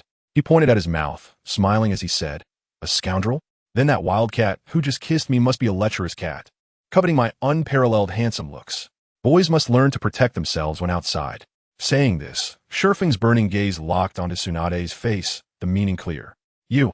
Tsunade was no match for Shifeng, quickly losing ground, her mouth moving yet unable to speak for a long time. Her face turned red with embarrassment. Boom! Angered, she stomped her left foot, causing the ground to crack, fissures appearing everywhere. Dust rose. Seeing this scene, Shifeng couldn't help but laugh. A typical girl throwing a tantrum and stomping her feet in anger is a cute sight. Tsunade, however, is completely different. She directly transforms into a demolition team. When it comes to tit for tat, I won't be the one at a disadvantage. As soon as the words left my mouth, a surprised exclamation from Tsunade was followed by a swift approach from Ship. Without any hesitation, he pressed down directly on her red lips. Unlike the previous quick touch, Ship's actions were bold and passionate. It wasn't until Tsunade felt it hard to breathe that Ship finally let her go. Sizzle, sizzle. Ship savored the taste from before and exclaimed, "Soft and sweet, better than jelly." Tsunade, regaining her senses, quickly understood Ship's meaning. "Ship, you pervert." She immediately gathered her chakra and unleashed a powerful punch, the sound of an explosion faintly echoing during the motion. "Catch me if you can." Feeling a chill run down his spine, Ship quickly unleashed several ninjutsu techniques, activating his lightning release chakra mode to increase his speed. He suddenly flapped his sand-iron wings with great force. In the blink of an eye, Ship had moved several dozen meters away. To be safe, he used a body flicker technique again, greatly enhancing his speed. Only his voice remained behind. "If you catch me, I'll let you." Although Tsunade didn't understand the implications, she immediately categorized Ship's annoying laughter as foul language. Boom! The ground beneath her feet collapsed, creating a pit several meters wide. Furious, Tsunade's body shot out like a cannonball, chasing after Ship. After the two of them left their playful antics, two figures, one tall and one short, slowly emerged from the shadows of a large tree. Their expressions were complicated. It was Konan and Hanzo. "Sister Konan, do you also like the leader?" Hanzo asked innocently, her big eyes fixed on the dazed Konan. "Huh? Ah." Startled, Konan bit her thin lips and said, "That's right. I love the teacher more than anyone else. But right now, I feel there's an invisible barrier between us, and my relationship with the teacher isn't as close as it is with Tsunade. Sigh. It's so frustrating. What should I do?" Hanzo tilted her head thoughtfully, her brows furrowed. After a while, she voiced her inner doubts. "Then what will you do if the leader ends up with Sister Tsunade?" Konan's body stiffened as if struck by lightning, and she stood frozen. Her face turned ghastly pale, devoid of any color. I've thought about this question, but I've never considered it like this." She couldn't imagine a life without Ship. It would surely be bleak and meaningless. It wouldn't be an exaggeration to call it a lifeless shell. Perhaps after the village stabilizes and the Akatsuki achieves its goals, I will become a nun. A gasp escaped Hanzo's mouth. She looked up at Konan in disbelief. "Sister Konan, no. You're so beautiful. Becoming a nun would be so ugly." Konan smiled bitterly and shook her head, murmuring, "What's the point? If it's not the leader, I don't want anyone else." The determination in her words shocked Hanzo. Exhaling a breath, she pouted. "Then, Sister Konan, have you never considered marrying the leader together with Sister Tsunade? Living happily together, wouldn't that be great?" A glimmer of hope flashed in Konan's eyes, quickly replaced by a deep bitterness. How could such a thing happen? Seeing Hanzo lost in thought, Konan asked, "Your attitude seems a bit overly concerned. Could it be that someone so young has also developed feelings for the teacher?" Hanzo, sensing Konan's strange gaze, blinked in surprise. "Sister Konan, you misunderstood. I just think this is a way to help the Uzumaki clan thrive. As the young clan leader, the leader has the responsibility and obligation to revitalize the family." Konan sighed inwardly. The charm of the teacher is hard to contain. "All right, let's not talk about this anymore. We need to find the teacher and see how to deal with the problems facing the Hidden Mist Village." Chapter 206, Undercurrents Far Out at Sea. Kirikawa Yashiro had already released his tailed beast transformation and returned to his normal form, holding a stick-like weapon adorned with green flowers at the front. His gaze was fixed on the surging waves before him. Unknowingly, the hair on his forehead was dampened by the splashing water. Centered around the ship he was on, a large area of water was filled with numerous ships carrying Hidden Mist Village ninjas. In the landing battle, they had lost 2,000 men, significantly reducing their force of 10,000, and more importantly, It greatly dampened the morale of the hidden mist ninjas.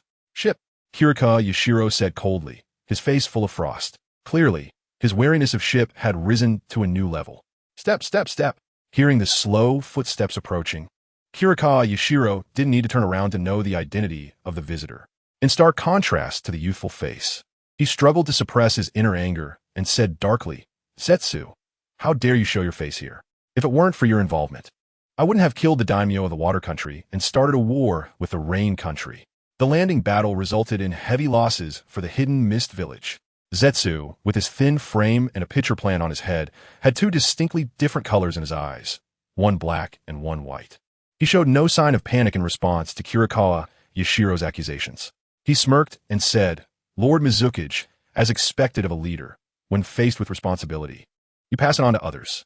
I'm just your collaborator, not a ninja of the hidden mist village, nor your subordinate. You don't have a right to scold me. Instead of wasting time getting angry, you should think about how to seize the rain country. Kirikawa Yashiro suddenly turned and glared with murderous intent, letting out a heavy cold snort. If it weren't for your continued value as a collaborator, a person like you wouldn't see the sun tomorrow. Zetsu smiled slightly and said cheerfully, Value? Thank you, Lord Mizukage, for your appreciation. He looked towards the rain country across the water and continued, Lord Mizukage, have you thought of a way to land? Exhaling a breath, Kirikawa Yashiro's brow furrowed deeply. The situation was far more serious than it appeared. After the landing battle, he had also tried to organize the hidden mist ninjas for a landing, but they were all repelled. At this point, he couldn't help but wonder. Hanzo the Salamander, who had died and come back to life, had changed his usual tactics and hadn't used any of his poisonous techniques. Instead, he was using strange and powerful ninjutsu, becoming the greatest obstacle. With a cold smile, Zetsu's eyes narrowed like a needle's point as he spoke. The demigod is indeed dead. Didn't you notice? Hanzo's eyes have changed. Kirikawa Yashiro's mind raced with a shocking thought that he quickly dismissed. However, Zetsu noticed the complex expression on Kirikawa Yashiro's face and spoke solemnly. The truth is just as you think. After Ship killed the demigod Hanzo, his corpse has become a tool for others, controlled as a puppet using the power of the Rinnegan. The jutsu he used were all abilities of the Rinnegan. After confirming the answer, Kei Kishikura was once again shocked. The Rinnegan was actually this terrifying? Seeing Kei Kishikura's astonished expression, Zetsu's eyes flashed with disdain. He thought to himself, the primary task after obtaining the Rinnegan is to kill Kakashi. Otherwise, Nagato, hiding in the shadows, despite his strong perception abilities, would ultimately not be a match. He could only use others' hands to stir up chaos in the ninja world, creating a greater opportunity to act. If it weren't for this, Zetsu would never cooperate with someone as arrogant and reckless as Kei Kishikura. The thought of reviving his mother made all inner resistance disappear without a trace. 1,000 years of waiting is nothing, not to mention just a little longer. Hans has already been turned into Pain's Devapath. It is very likely that aside from this puppet, there are 5 others. In addition, there are many Rain Village ninjas assisting in guarding the coast. If you land again, the result will be the same as last time. Subsequently, Zetsu informed Kei Kishikura of each ability of the 6 paths of pain. As soon as he finished speaking, the wary-looking Kei Kishikura's eyes deepened. Is it really that terrifying? He took a deep breath, furrowed his brow, forming a distressed expression. He murmured, What should we do? Seeing the opportunity ripe, Zetsu revealed his true intentions, guiding him. If the water route won't work, why not think of a way from the land? I believe with your abilities, infiltrating the land alone is not a difficult task. The enemy's enemy is a friend we can unite with. A glint of light flashed in Kei Kishikura's eyes. He exclaimed, Unite with other villages. Konoha? That's right. Zetsu's eyes narrowed into a pinprick, frowning. Although Konoha has conflicts with Rain Village, Konoha has many enemies, and allying with them is not the most suitable choice. I suggest you cooperate with Sunagakure from the Land of Wind. The 3rd Kazekage? Kei Kishikura's eyes flashed with the image of that terrifying figure. Controlling the bloodline limit magnet release, his strength surpassing that of those with tailed beasts. Based on his character, he doesn't seem like someone who can cooperate. The 3rd Kazekage has already been killed by Kakashi. Now the Kazekage of Sunagakure is Raza. He is very ambitious and has always wanted to take action against Kakashi. You can take this opportunity to collaborate. Zetsu once again reported the situation to Kei Kishikura. What? Kei Kishikura was shocked again. What did the 3rd Kazekage get killed by Kakashi? The undercurrents in the ninja world are far more brutal than imagined. In that case, his expression gradually twisted. He grinned maliciously. Kakashi. Wait for death. Swish. Suddenly, a gigantic shark came rushing from the sky. Formed from chakra, its blue body continuously dove into the water and then shot out, splashing a large amount of waves. Keiki Shikura's eyes narrowed, murmuring, "Is that the trio of F. Kinj and Kisaragi?" Among the sharks transformed by Kisaragi's jutsu, the three moved quickly, and many boats along the way avoided, creating a clear path. "It seems you have family matters to resolve." As Zetsu spoke, he quickly vanished into the shadows, leaving behind a sentence. "Once the bow is drawn, there is no turning back. Take care, my respected Mizukichi." Seeing Zetsu disappear, a look of disgust appeared on Keiki Shikura's face. He spat on the ground, saying fiercely, "If it weren't for the massive amount of information he holds, I would really want to kill this detestable guy." Looking up, he saw F. Kinj and Kisaragi landing steadily on the deck amidst a large amount of splashing waves. "I knew you wouldn't die with your abilities," Keiki Shikura said calmly. Suddenly, the expressions of F. Kinj and Kisaragi changed. Chapter 207.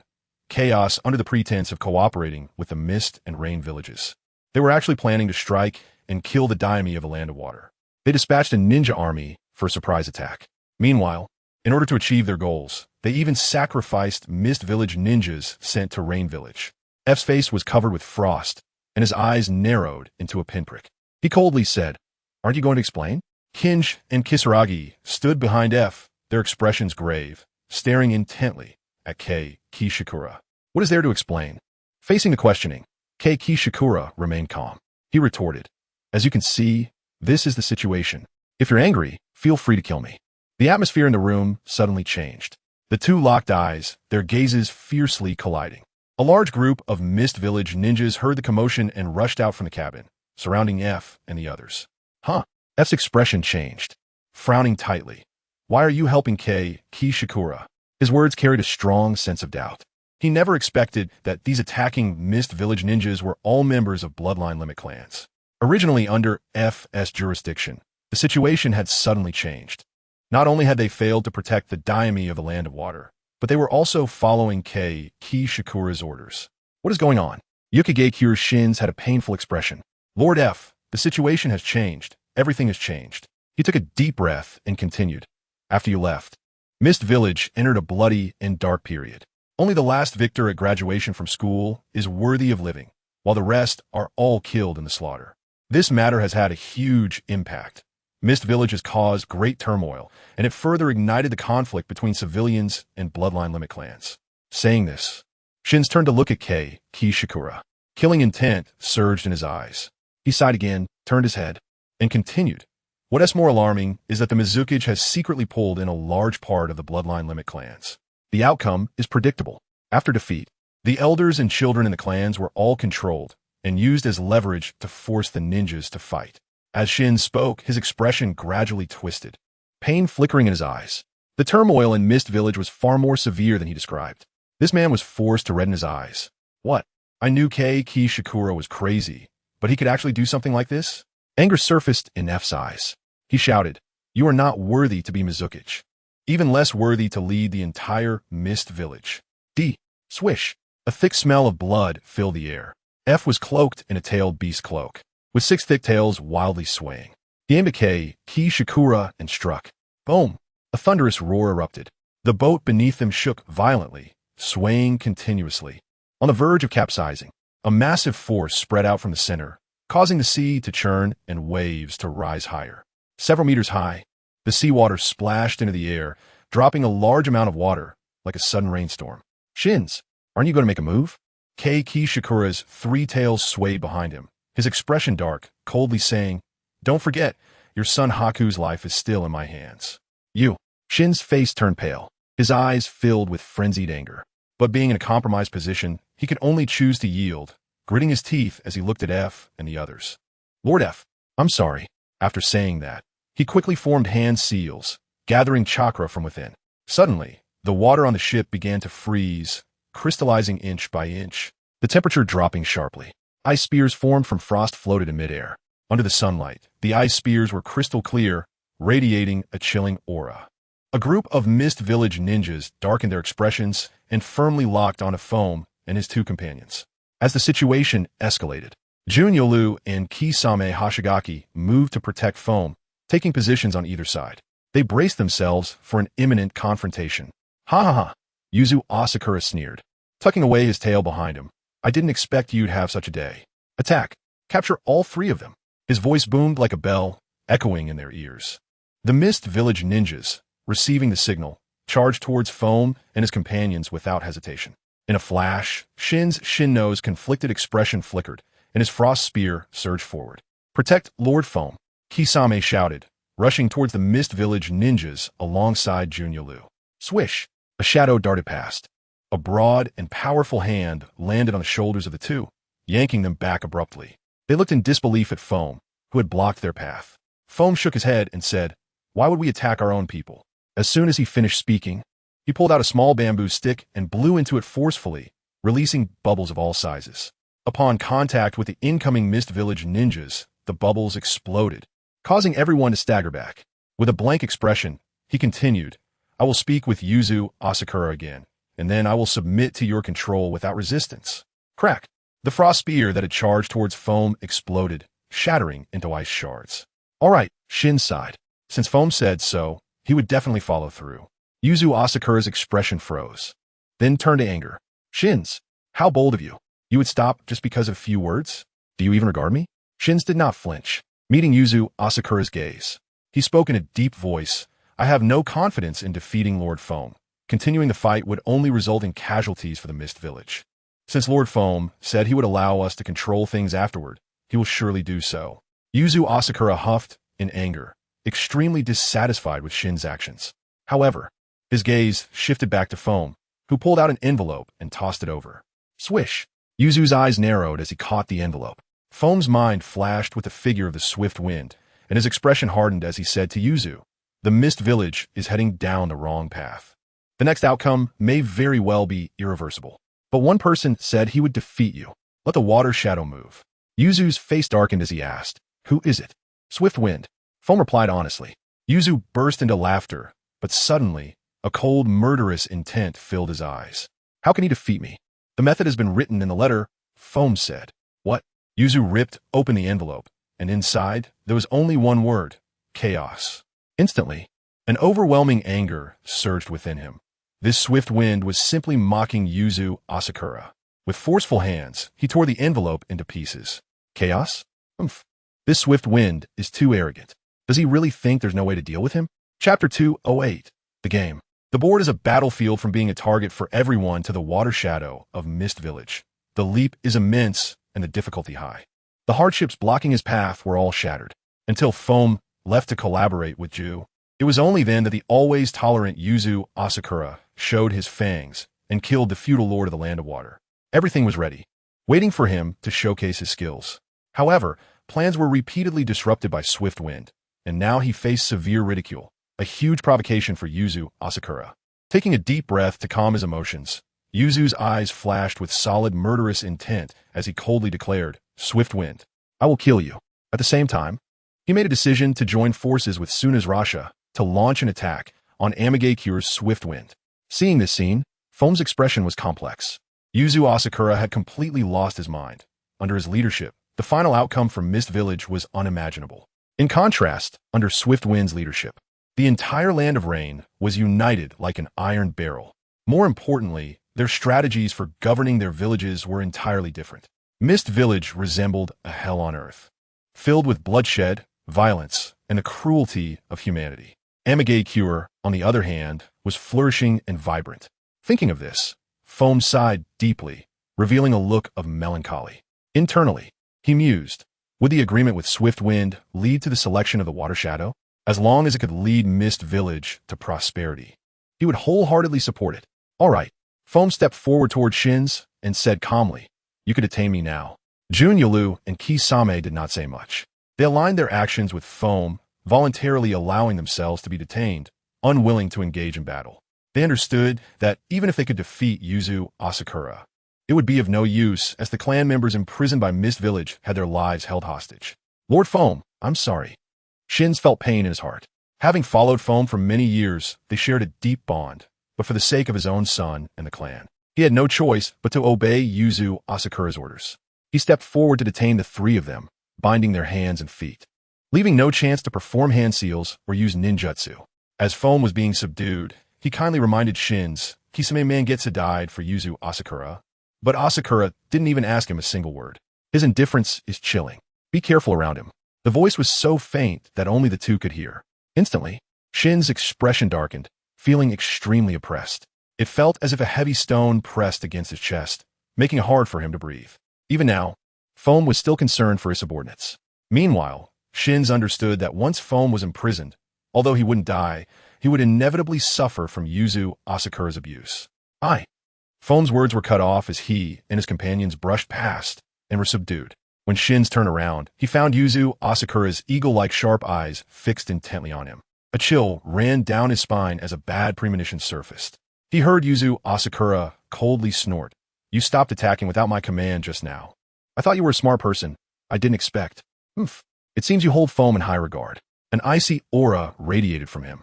Cold sweat slid down Shin's temples, dampening his hair. His expression turned panicked as he hurriedly said, "I'm sorry, Lord Water Shadow. I was afraid Foam had urgent matters and would dislike your important business." With a chuckle, Yuzu Asakura laughed heartily. "How amusing. You want to kill me and devour me alive, yet you speak to me so respectfully. People are indeed hypocritical." He continued, "It doesn't matter. A command has already been issued. This will be your punishment." Suddenly, Shin's thought of his son, Shiro, who was imprisoned in Mist Village. He exclaimed, "What do you intend to do?" Yuzu Asakura turned and walked towards the cabin, leaving behind his cold voice ringing in the air. "The punishment is your son Shiro's 3 fingers."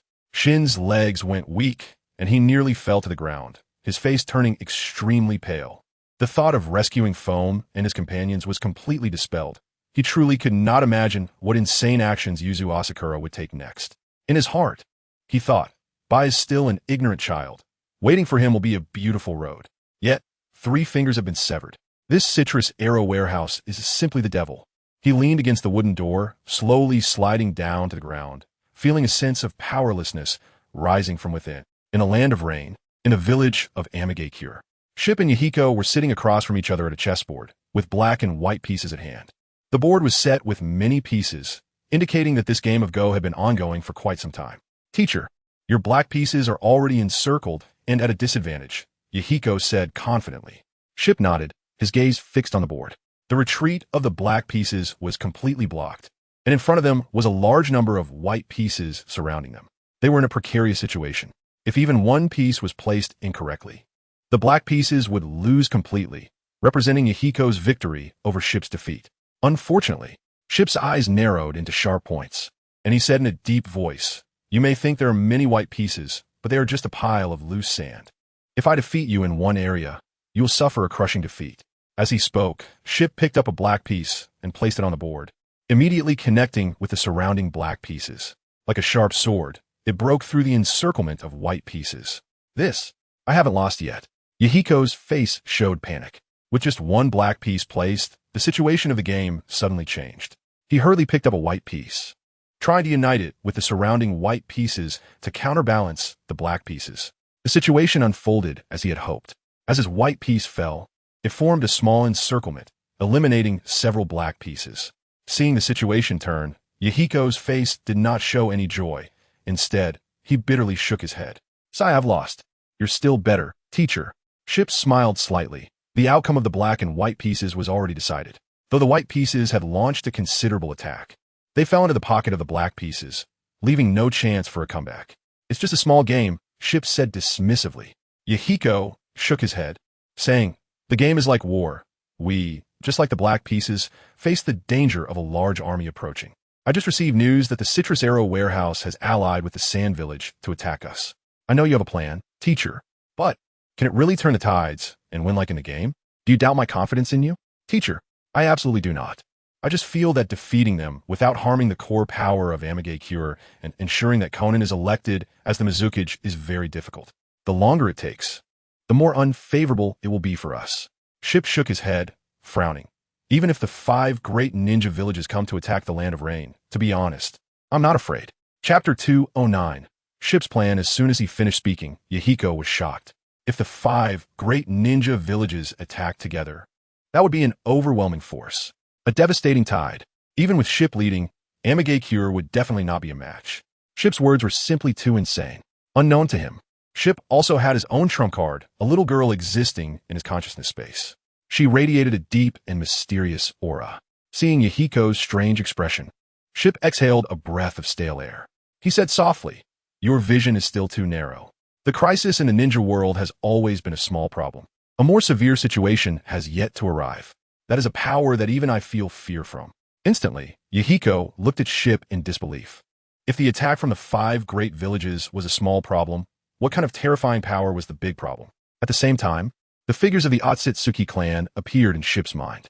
The ability to make Kagaya Otsutsuki, the ancestor of the ninja world, create a large number of white Zetsu using the power of the God Tree to resist the invasion of the Otsutsuki clan. One can imagine the terror of such power.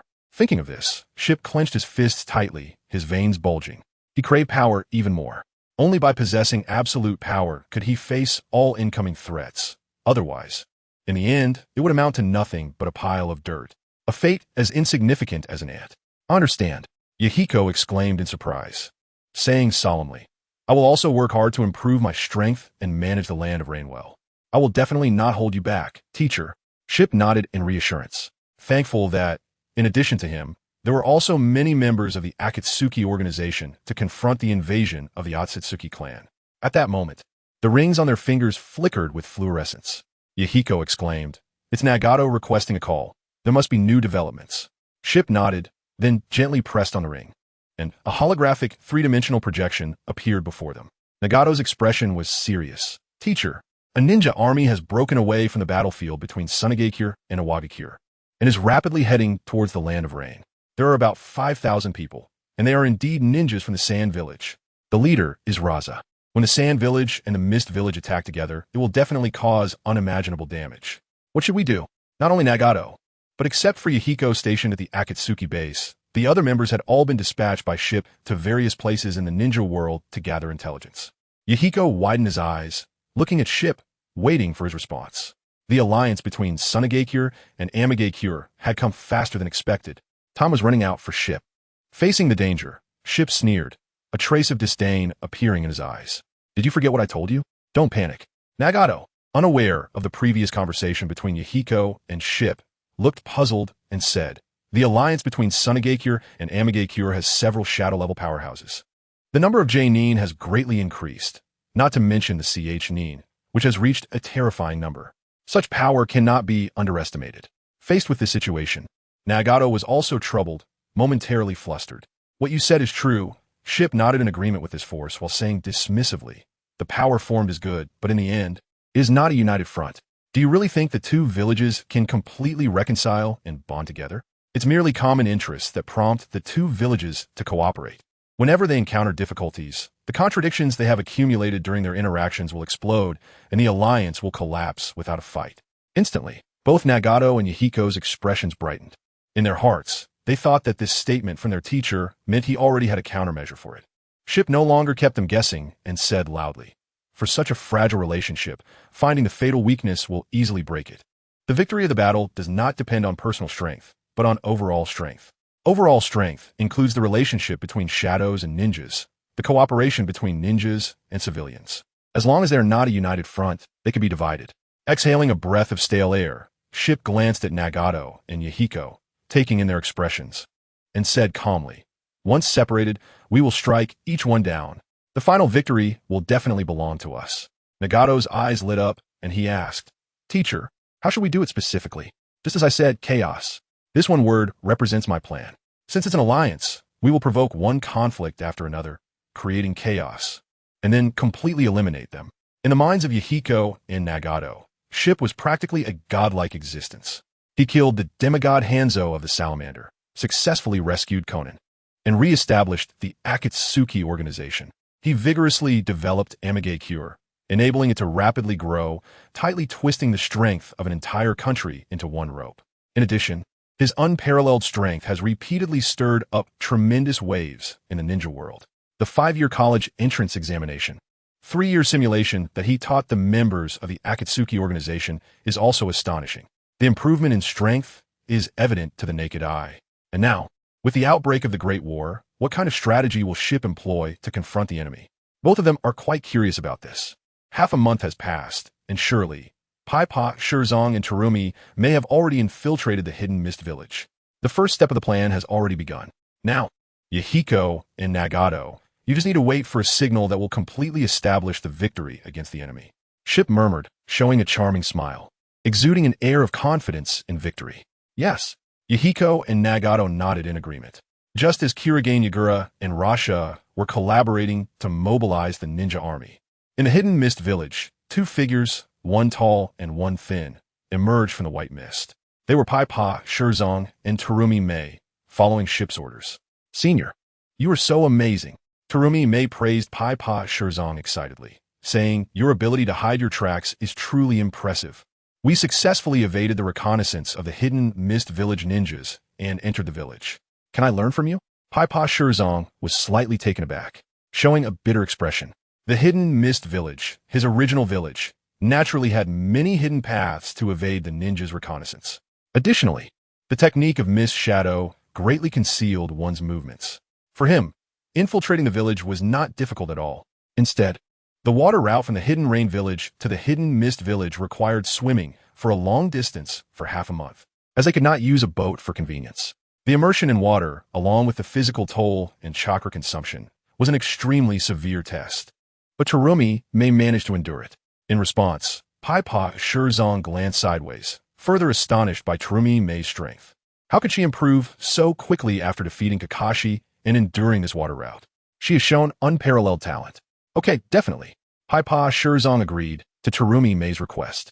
At the same time, he thought about Ship's decision to have Terumi Mei elected as the new Mizukage, which could indeed save the hidden mist village and lead it towards new prosperity.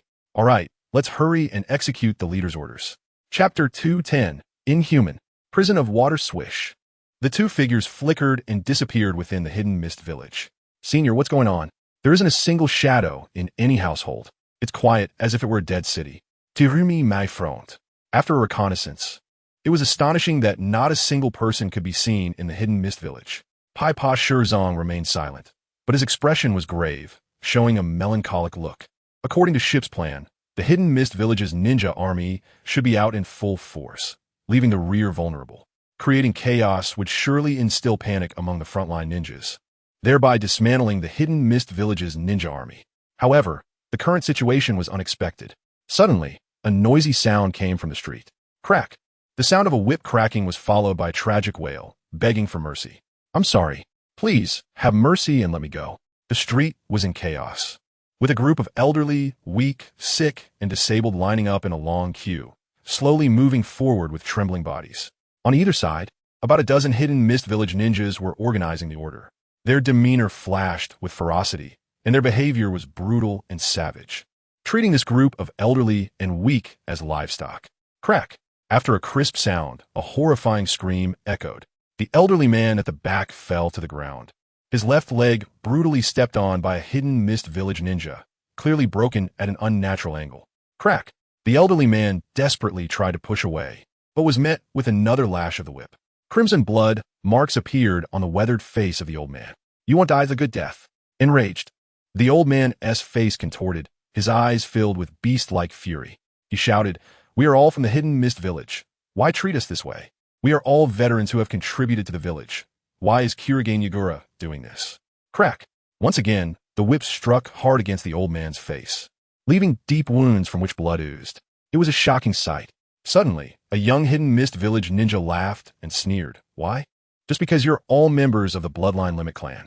Why do you have a stronger power than us by birth? Where did your previous arrogance go? Show it to me. With the Mizukage watching, how dare you be so rampant? As soon as he finished speaking, the whip in his hand came down again. As the old man's screams grew increasingly tragic, the ninjas watching them laughed even louder, sending chills down one's spine. The long whip swung again, and the hidden mist village ninjas drove the elderly, weak, sick, and disabled forward, leaving a bloody trail behind. Hiding in the shadows, Terumi Mei bit her thin lips, suppressing the hatred deep inside her. "Senior, what should we do?" Seeing her calm demeanor that did not match her age, Paipa Shirzong was slightly taken aback. He exhaled a breath of frustration, and his expression returned to normal, saying, "Let's not act too hastily. Let's see where they are headed." Terumi Mai nodded. Her clenched hands tightened again, veins bulging. Swish! Paipa Shirzong led the way, with Terumi Mai following closely behind, cautiously trailing the group while concealed in the thick fog. Half an hour later, splash! The water by the river surged and crashed against the shore, splashing everywhere. Is it really this cruel? Terumi Mai's eyes were filled with astonishment. Even the mature Paipa Shirzong's expression slightly changed. A horrifying scene unfolded. The hidden mist village ninjas arrived at the riverbank, forced the prisoners into bamboo cages, and then tossed them into the water. The elderly, weak, sick, and disabled were not spared at all. All were imprisoned in the water prison. The water reached their necks. Although it wouldn't affect their breathing or threaten their lives, the bamboo cages greatly limited their movement, making it impossible for those trapped inside to sit or sleep. Under such torment, everyone appeared emaciated, reduced to skin and bones, barely hanging on. The leading hidden mist village ninja had a sinister look on his face. He loudly berated, "Your lives and deaths are all in the hands of the ninjas fighting on the front lines. Those who contribute can temporarily come out of the water prison. Enjoy good food and drink, and have a nice rest. But if you don't fight actively or even attempt to escape, then I'm sorry. The punishment will be inflicted upon you, and you will be tortured to death in the water prison." Hearing this, the members of the Bloodline Limit clan, trapped in the water prison, turned ashen.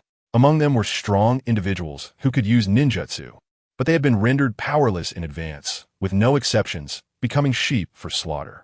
This was a means of coercion to control the ninjas fighting on the front lines, allowing Kirigane Yagura to completely dominate all the power of the hidden mist village. Witnessing this scene, Paipa Shirzong gently patted Terumi Mai on the shoulder, signaling her.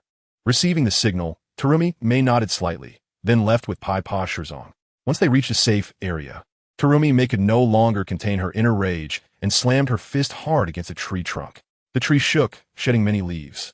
Kirigane Yagura has resorted to any means necessary to achieve his goals. He is unworthy of being the Mizukichi. Compared to Terumi Mai, Paipa Shirzong's situation is somewhat better, but his eyes are also filled with anger. The series of actions taken by K.Y. Shikura can be described as madness. The situation is worse than expected, and it is better for the leader to make a decision.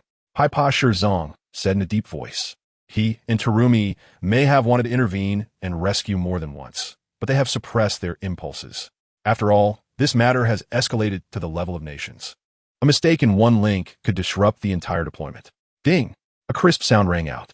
After revealing the ring, Paipa Shirzong and Terumi Mai quickly connected with ship, and once there was a sound on the other end, they reported the situation in the hidden mist village truthfully. Just as I expected, K.Y. Shikura has indeed adopted extreme measures. Ship's hoarse voice came through. After a brief moment of contemplation, he asked, Shirzong, Mai, what are your thoughts? Terumi Mai replied with focus. The ninjas from the hidden mist village are mostly unwilling to fight at the front. Leader, I believe we can rescue those trapped in the water prison. Without their restraints, the front line will definitely collapse. This way, we can achieve victory in the war as soon as possible. Paipa Shirzong picked up on this and said, I agree with what Terumi Mai said. Rescuing these people will create chaos among their clan members, children, or parents. They might even help us to attack K.Y. Shikura. As soon as he finished speaking, there was a brief silence during the call. Paipa Shirzong and Terumi Mai were both waiting for Ship's final decision. The next moment, they quickly looked at each other, their eyes filled with disbelief. Then they exclaimed, Leader, aren't we going to care about these people? They originally thought Ship would choose to save these people, but to their surprise, Ship did not agree with their thoughts. They even doubted if they had misheard. Chapter 2:11. Noera Rin Leader. Maybe I didn't explain the situation clearly. The water prison holds many people. K.Y. Shikura is using this as leverage to control the members of the Bloodline Limit to participate in the ninja war. If we rescue them, we can definitely disrupt K.Y. Shikura's plan. Terumi Mai hurriedly added, showing a look of panic. Through the thick fog, they could vaguely see many corpses floating in the river not far from the water prison, their bodies swollen and pale. The stench was unbearable. It was unimaginable how many people had not survived the torment of the water prison and had died. It was truly cruel, whether for humanitarian reasons or strategic considerations. Terumi Mai believed that rescuing the people in the water prison was the top priority. looking at the anxious Terumi Mei. A hint of surprise flashed in Paipa Shirzang's eyes. He had truly seen the life of a slave and deeply understood its tragic extent.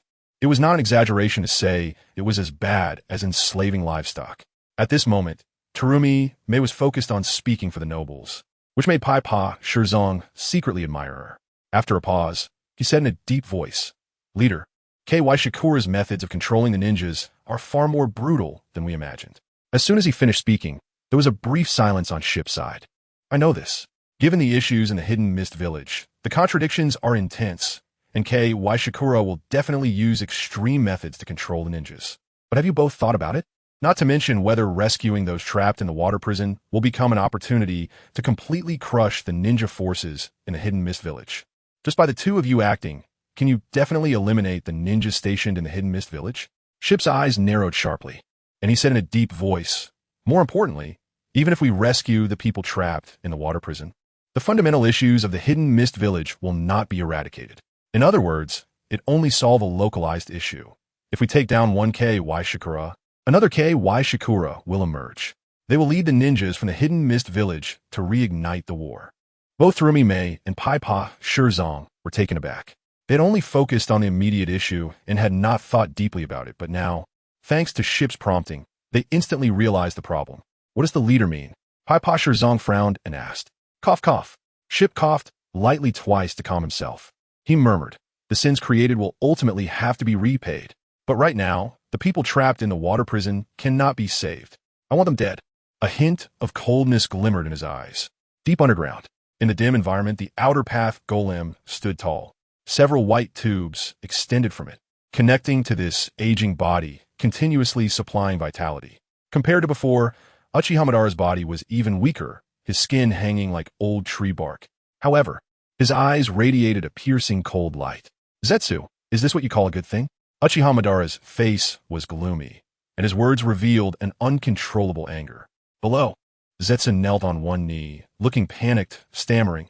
"The rain-hidden village is becoming stronger, and I can only solve it this way. Otherwise, I won't have the chance to act. My lord, please calm down." Half of his face was black and half white, which looked extremely strange. Uchiha Madara let out a long sigh, his brows tightly furrowed. The development of the situation was becoming increasingly uncontrollable, especially regarding Ship. Because of his appearance, many plans were completely disrupted. A very bad premonition emerged from deep within him. At the same time, he felt his body growing weaker. Even with the outer path golem providing energy, he could not sustain it any longer. Originally, he had planned to use Nagato's body to cultivate the Rinnegan properly. At the same time, he wanted to find a spokesperson to resurrect himself. After all, Zetsu's abilities were limited, and he was not suitable for combat. Only being a sensing-type ninja, he needed a truly powerful ninja. Provoking the Hidden Mist Village and the Sand Hidden Village to attack the Rain Hidden Village felt somewhat inappropriate. Don't forget, at this stage, the Rain Hidden Village is growing stronger. Even if the Sand Hidden Village and the Hidden Mist Village cooperate, it may not go well. Uchiha Madara's voice was hoarse. Zetsu replied truthfully, "My lord, do you remember? The conflict between Ursuna and Chiyo previously occurred, but later it was calmed down. The force that disrupted the balance between the two was an external force. It was Ursuna who allied with another Jinchuriki from the Takigakure, the Seven Tails, C.H. May. Although the Jinchuriki of the Hidden Mist Village are at odds, once it involves the survival of the village, they will definitely come to help. This way, aside from national power and ninja military strength, the cooperation between the Hidden Mist Village and the Sand Hidden Village will reach an unprecedented level. One tail, 3 tails, 6 tails, 7 tails, and several shadow-level powerhouses. Even the Rain Hidden Village with Ship will find it difficult to deal with. Once there is a flaw, they can definitely take advantage of it. And it is very likely to eliminate Ship and thus control the Rain Hidden Village and the Akatsuki organization. Have you gathered such terrifying power? It was surprising that the addition of the Seven Tails, C.H. May, unexpectedly disrupted the balance of the Sand Hidden Village, allowing Ursuna to secure the position of Kazekage. Upon hearing this, Uchiha Madara nodded. These people combined had a bit of weight in his eyes. After a brief silence, he asked again, "What about Uchiha Bito? If it weren't for Shursui, Itachi, and other elite Uchiha members being unable to get in touch, he would never choose a Bito, this deadweight. He is not capable of taking on a heavy responsibility. Despite multiple persuasion attempts, there were still no significant results. Zetsu's mind flashed with Obito's figure, and he said, however, he has grown increasingly fearful of ship. It has reached the point where he has nightmares every night. Madara Uchiha is gone again, his old, bark-like face twitching. He cursed. Waste. How could the Uchiha clan produce such descendants? It really makes me furious.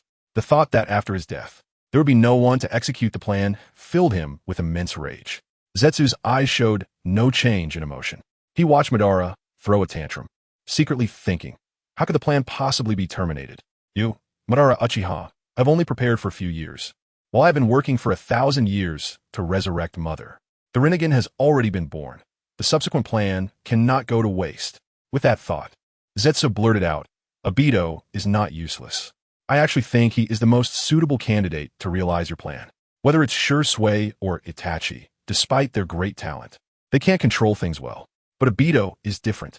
Remembering the name he murmured during his nightmares, Rin Noera, a cold light flashed in Zetsu's eyes as he whispered, we can start with Rin Noera. As Zetsu spoke, Madara slowly revealed a contemplative expression. In the end, he laughed out loud. This is getting more and more interesting. In the land of wind, inside a military tent, Raza and Keiki Yagura sat on the ground, holding cups of hot tea and savoring it. Their movements were slow and unhurried, showing no signs that they were about to participate in a ninja war. After a long silence, Raza broke the atmosphere. He placed his tea on the table with a crisp sound. With slightly hazy eyes, he stared at Keiki Yagura and said coldly, no wonder you could kill Hanzo the Salamander. The wind is indeed a mastermind. Even when the two great villages joined forces to attack Amage Cure, they gained nothing. A cold glint flashed in Keiki Yagura's eyes. His displeasure quickly faded, and his expression returned to normal. The forced smile gave off a strong sense of oppression. He thought too highly of the wind. If both of our villages exerted all their strength and attacked together, we could definitely break through Amage Cure's defenses. What do you say, Wind Shadow? After the two villages cooperated, they conducted tentative attacks, all of which were resisted by Amage Cure, led by the wind. They made no substantial progress. 4K Ki Yagura, who was determined to destroy Amage Cure. This was undoubtedly a disgrace. Raza's expression changed, and he sneered. So, are you saying that Lord Mizukage is blaming me? While resisting the invasion of Awagakure's ninjas, I should spare as many ninjas as possible to cooperate with you. But what was the result? Instantly, their gazes clashed, sharp as needles. Raza's thoughts were clear to Ki Yagura. He was unwilling to send more ninjas to participate. In fact, it was to seize more benefits from him. After all, under the leadership of the wind, Amage Cure had achieved unprecedented development, which could be considered a piece of fat meat. After a while, Keiki Yagura's face showed a serious expression as he spoke. Yes, that's right. Amage Cure is a piece of fat meat, located at the junction of the land of wind, the land of earth, and the land of fire. Occupying it allows for the mobilization of supplies and a large number of ninjas for assault operations. But there are significant drawbacks. If we're not careful, we could easily become the target of everyone. What do you think, Wind Shadow? The two were indeed cunning old foxes, calculating each other while cooperating. They shared a common enemy, the wind and Amage Cure. Both were thinking of consuming each other's combat power through this battle to save their own village's ninja strength. Now, they only had the common enemy of the wind, and once that disappeared, their cooperative relationship would surely break apart at the first moment. They might even turn their weapons against each other. Exhaling a breath, Raza frowned and said in a deep voice, Mizukage, we are both reasonable people. Let's talk about the issue of profit distribution. If this issue cannot be resolved, the cooperation between Sunagakure and Kirigakure will only be superficial, leading to no substantial progress. Seeing the topic brought up, Keiki Yagura did not hide it any longer and said boldly, the Wind Shadow is indeed straightforward. Then I won't hold back. After breaking Amage Cure, I want the 7 ninja swords that originally belonged to us, as well as the lives of Kiba and Turumi Mei. The land of rain. We want as a base. The last sentence was the most important to Keiki Yagura. After all, Kirigakure is located at the bottom right of the map, far from the continent, making transportation and ninja mobilization a problem. To gain greater benefits in the ninja war, having an inland base is crucial. Hearing this, Raza looked at Keiki Yagura with a meaningful glance. He reached out to grasp the teacup, refilled it, and took a sip. After a moment, he put down the cup and nodded, no problem. I heard there is an Akatsuki organization within Amage Cure. After the mission succeeds, how about I get their corpses? Keiki Yagura's expression froze, staring in shock at Raza, feeling a strong sense of regret rising from within. He had only recently learned about this organization, but the members all possessed incredibly powerful abilities. If he could control this power, it would greatly enhance his own and the village's strength, reaching a terrifying height. So this was Raza's true intention. Unconsciously, Raza's weight in Keiki Yagura's heart increased significantly. What? Do you think there is something wrong, Mizukichi? Raza stared at Keiki Yagura, waiting for his final answer. The green-haired, purple-eyed Keiki Yagura was silent. A scar resembling a stitch mark twitched slightly under his left eye. He unconsciously tightened his grip on the stick-like weapon adorned with green flowers. When he looked up at Raza, he already had an answer in his heart. Keiki Yagura's expression remained unchanged as he hoarsely said, "How about we share the corpse of the wind?" Without a hint of hesitation, Raza immediately responded. He said loudly, "No problem." As soon as the words fell, the two laughed, their voices growing louder. After Keiki Yagura and Raza finalized their battle tactics, he returned to the base, docking on a ship in the sea. Unlike before, the ship was enormous, several times larger than the surrounding vessels. A crowd of Kirigakure ninjas watched with complex expressions, their eyes fixed on the high ground. At this moment, more than 20 ninjas were bound and kneeling on the ground. Their bodies were soaked, and the crimson blood had not yet dried, looking horrifying. Keiki Yagura, you don't deserve to be Mizukichi. Using the lives of our clansmen as leverage to force us in a battle. What do you think you are? A group of ninjas screamed, their eyes filled with rage. Fighting bravely on the front lines is the only chance to save our families from a water prison. But the achievements gained from risking our lives are utterly insignificant. It does nothing for our families back in the village. In fact, it would be better to return to the village and rescue our families. Let me go. Keiki Yagura, I will not spare you even if I die. A group of ninjas roared in anguish. Keiki Yagura looked darkly at these people, then turned his gaze to the complex-faced Yukino Shinzo. Are these all deserters? Trying to run back to Kirigakure from the front lines? Keiki Yagura asked, his voice heavy, struggling to contain his anger. Beside him, Yukino Shinizuki withdrew his gaze and nodded, saying, "This is already the third wave. Unlike before, when we were rescuing our clansmen, from the intercepted intelligence. It seems that their family members have died, and without any attachments, they want to rebel." Hearing this, Kajitsun Yagura snorted coldly, showing an impatient expression. His demeanor was filled with frost as he said coldly, "They're all useless. They only think about small benefits and have never considered the Mist Village. Such people are unworthy to be from the Mist Village. Kill them. I don't want to see them." A simple sentence directly determined the life and death of this group. Yukino Shinizuki opened his mouth, but seeing Kajitsun Yagura's dark expression, he quickly shut it. Such a madman, even he, did not wish to provoke. "Shinizuki, come with me." With the joint offensive against Sunagakure about to begin, it was unexpected that such a thing could happen in the village. It seems necessary to administer some strong medicine to this group of trash. Chapter 213. A stick and a candy, seeing the undisguised killing intent flashing in Kajitsun Yagura's eyes. The temperature suddenly dropped, and the nearby ninjas trembled in fear, stepping back a few steps. Yukino Shinizuki's expression turned complex as he gritted his teeth. After a brief contemplation, he spoke, "Lord Mizukichi, this is already the third disturbance in a short time. I am worried that if this continues, it will cause strong dissatisfaction among the ninjas, potentially leading to a mutiny." Kajitsun Yagura raised an eyebrow, a cold light shooting from his eyes as he stared at Yukino Shinizuki, and said, "What do you mean? Speak directly, don't beat around the bush." Exhaling a heavy breath, Yukino Shinizuki's face became serious as he said, "I just hope, Lord Mizukichi, that you can take a look at the ninja's expressions." Kajitsun Yagura showed a hint of confusion. He saw that the ninja bound with his hands, kneeling on the ground, had red eyes and an expression of indignation. The other observing ninjas also had serious expressions, their brows tightly furrowed, their gazes fixed. More than that, they showed sympathy. They had fought their way out in such a cruel place as the Mist Village to become ninjas, and naturally, their character and strength were exceptional. Including the few controlled ninjas, they were all quite capable. But the problem was those fighting on the front lines, risking their lives without a moment's rest just to earn meager military achievements to free their families trapped in the water prison. However now, military achievements were extremely difficult to obtain, effectively sentencing their families to death. Faced with such cruel reality, everyone felt a sense of powerlessness. Anyone would want to seize a chance. Moreover, The controlled ninjas were true warriors who had experienced bloody battles, not afraid even of death. But the family imprisoned behind, using that as leverage, was truly too cruel. Before the war ended, their families were already all dead. They all turned to Kajitsu Yagura, waiting for his final decision. As this matter had risen to a certain height, Kajitsu Yagura laughed coldly. After a while, he suddenly grabbed Yukino Shinazuke's collar with one hand, pressing coldly. Know your position. Members of the Bloodline Limit family, I have never regarded you as ninjas of the Mist Village. You are merely a blade I can wield in battle. Understand? Yukino Shinazuke's face froze, as if struck by lightning, standing motionless. He stared at Kajitsu Yagura for a long time, and finally, the luster in his eyes gradually faded.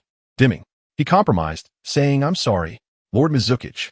Kajitsu Yagura released Yukino Shinazuke, then showed a look of disdain as he wiped his hands. Don't just stand there foolishly. Anyone daring to rebel will be seeking death. Kill them all. Leave not one alive.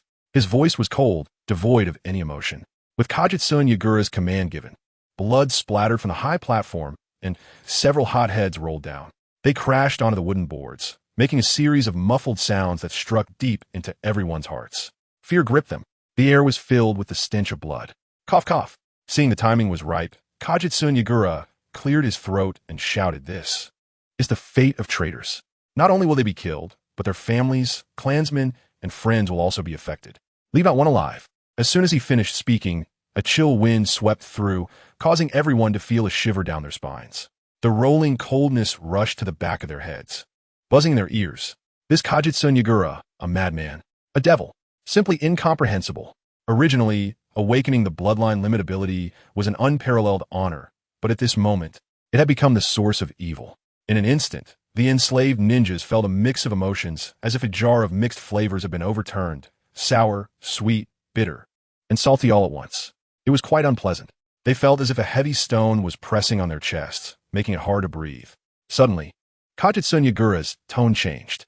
He shouted, But this will also be a great opportunity for you to set things right. Exchange military achievements for everything, family, honor, status, and more. Yukino Shinazuke, Ao, Momochi Zabuza, Ringo Yuri, Swearin, and Kimi Aoi, you have performed excellently and will be specially rewarded. In addition to releasing your families from captivity, you will receive a reward of 10 million Ryo in gold and silver and a territory of 1,000 hectares. Additionally, 300 slaves will be rewarded. His voice rang like a bell, thoroughly exploding in their ears. The Mist ninjas' faces changed dramatically, filled with disbelief, as they all locked their gazes on the ninjas that Kajitsu Yagura had mentioned. Yukino Shinazuke, realizing the situation, showed an expression of surprise, which quickly solidified. Releasing his family from the water prison was indeed a good thing. However, the subsequent series of rewards also firmly bound him to Kajitsu Yagura.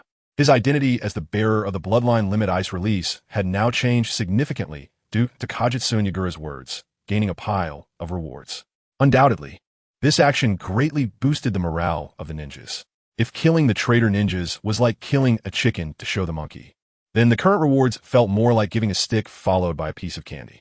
The purpose was to make the controlled Mist Village ninjas charge to the front lines with all their might. Realizing this, Yukino Shinazuke looked at Kajitsu Yagura in shock.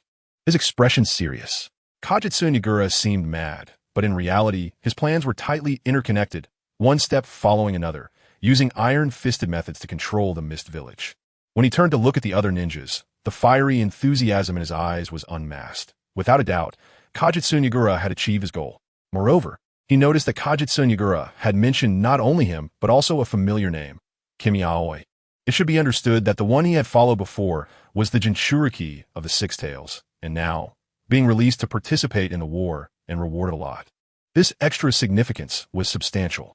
While maximizing the integration of power, it also weakened the strength of the other side, while simultaneously extinguishing many thoughts of rescuing the bubble.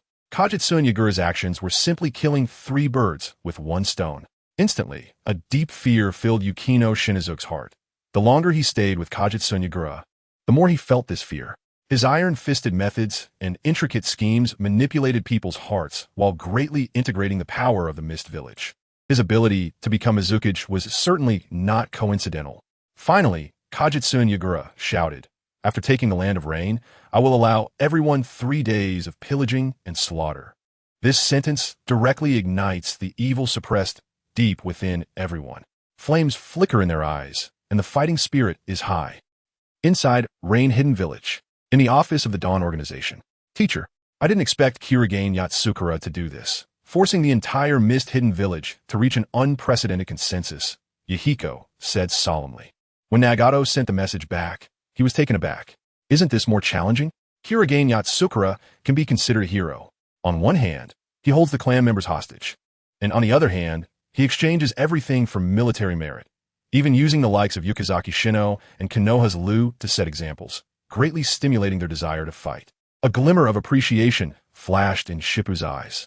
Suddenly, a cold light flickered in his eyes. He said coldly, but the war hasn't been won yet, and they're already making promises to burn, kill, and loot in the Land of Rain to slaughter cities. This is truly the behavior of a bandit. Then should we continue to let Kirigane Shizuka and Terumi may kill the mist-hidden ninjas in the water prison? Yahiko frowned. Chapter 214.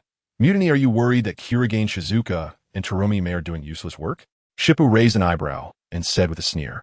It seems that the water prison has continuously had deaths, creating immense pressure on the mist ninjas at the front line, stimulating the fighting spirit of the mist ninjas. But in reality, it's just a matter of time before they collapse. But Kirigane Yatsukura has stabilized the mist-hidden village, Yahiko said, somewhat confused about Shippu's intentions. Shippu's lips curled slightly, revealing a smile. His eyes glinted with determination. He said in a deep voice, this is a deadlock. Kirigane Yatsukura is dancing on the edge of the Grim Reaper's blade. Any misstep could lead to a fate worse than death. Yahiko opened his mouth, but he swallowed his words, choosing to fully trust Shippu at this moment. Although this task seemed impossible, to defeat the mist ninjas while preserving their strength, without resorting to violence, was what they had agreed upon with the bubble. The goal was to support Terumi Mei's rise to the position of Mizukage after their success. However, now that the mist-hidden village and the sand-hidden village were cooperating, the pressure Shippu faced had multiplied. But was what he did easy? First, he killed the demigod Hanzo of the Salamander, then the Wind Shadow, and caused chaos in Konoha. The mist allied forces, the front line of the battlefield. Ships were anchored along the coast. The large siege weapons they carried, such as catapults, crossbows, and rockets, were all in use, with ninjas straining their arms until the veins bulged. Whoosh! Huge stones shot up into the sky. Sharp wooden arrows rained down like raindrops, especially the explosive tags they carried. Every time an arrow fell into the enemy ranks, it would explode with a tremendous noise. Soil and stone shattered, dust rolling everywhere, and the storm raged around. After a wave of attacks, the ninjas continued to load the catapults for another indiscriminate bombardment. They gasped for breath, sweat pouring down their foreheads. Even so, the mist ninjas exerted all their strength without a moment's rest, many of whom were members of bloodline limit families. Compared to before, the situation was completely different, two distinct states. The ninjas vied with one another, trying everything to earn military merit, not only to save their families, but also for the generous rewards. Kirigane Yatsukura stood on the shore, gazing at the distant cannon fire. How long has it been? The snow of Shino beside him replied. It has been bombarding for a full 6 hours. Kirigane Yatsukura nodded. Order them to land. Okay. At the same time, the Sand Ninjas, led by Raza, receiving the signal, launched an immediate attack, invading the Land of Rain. Suddenly, cannon fire roared, filled with the shouts of ninja battles. They tore open a gap in the territory of the Land of Rain. Boom! The ground beneath their feet cracked and collapsed into a deep pit, from which thick smoke billowed. Kill! The blood-red-eyed ninjas fought for their lives. Every move was lethal.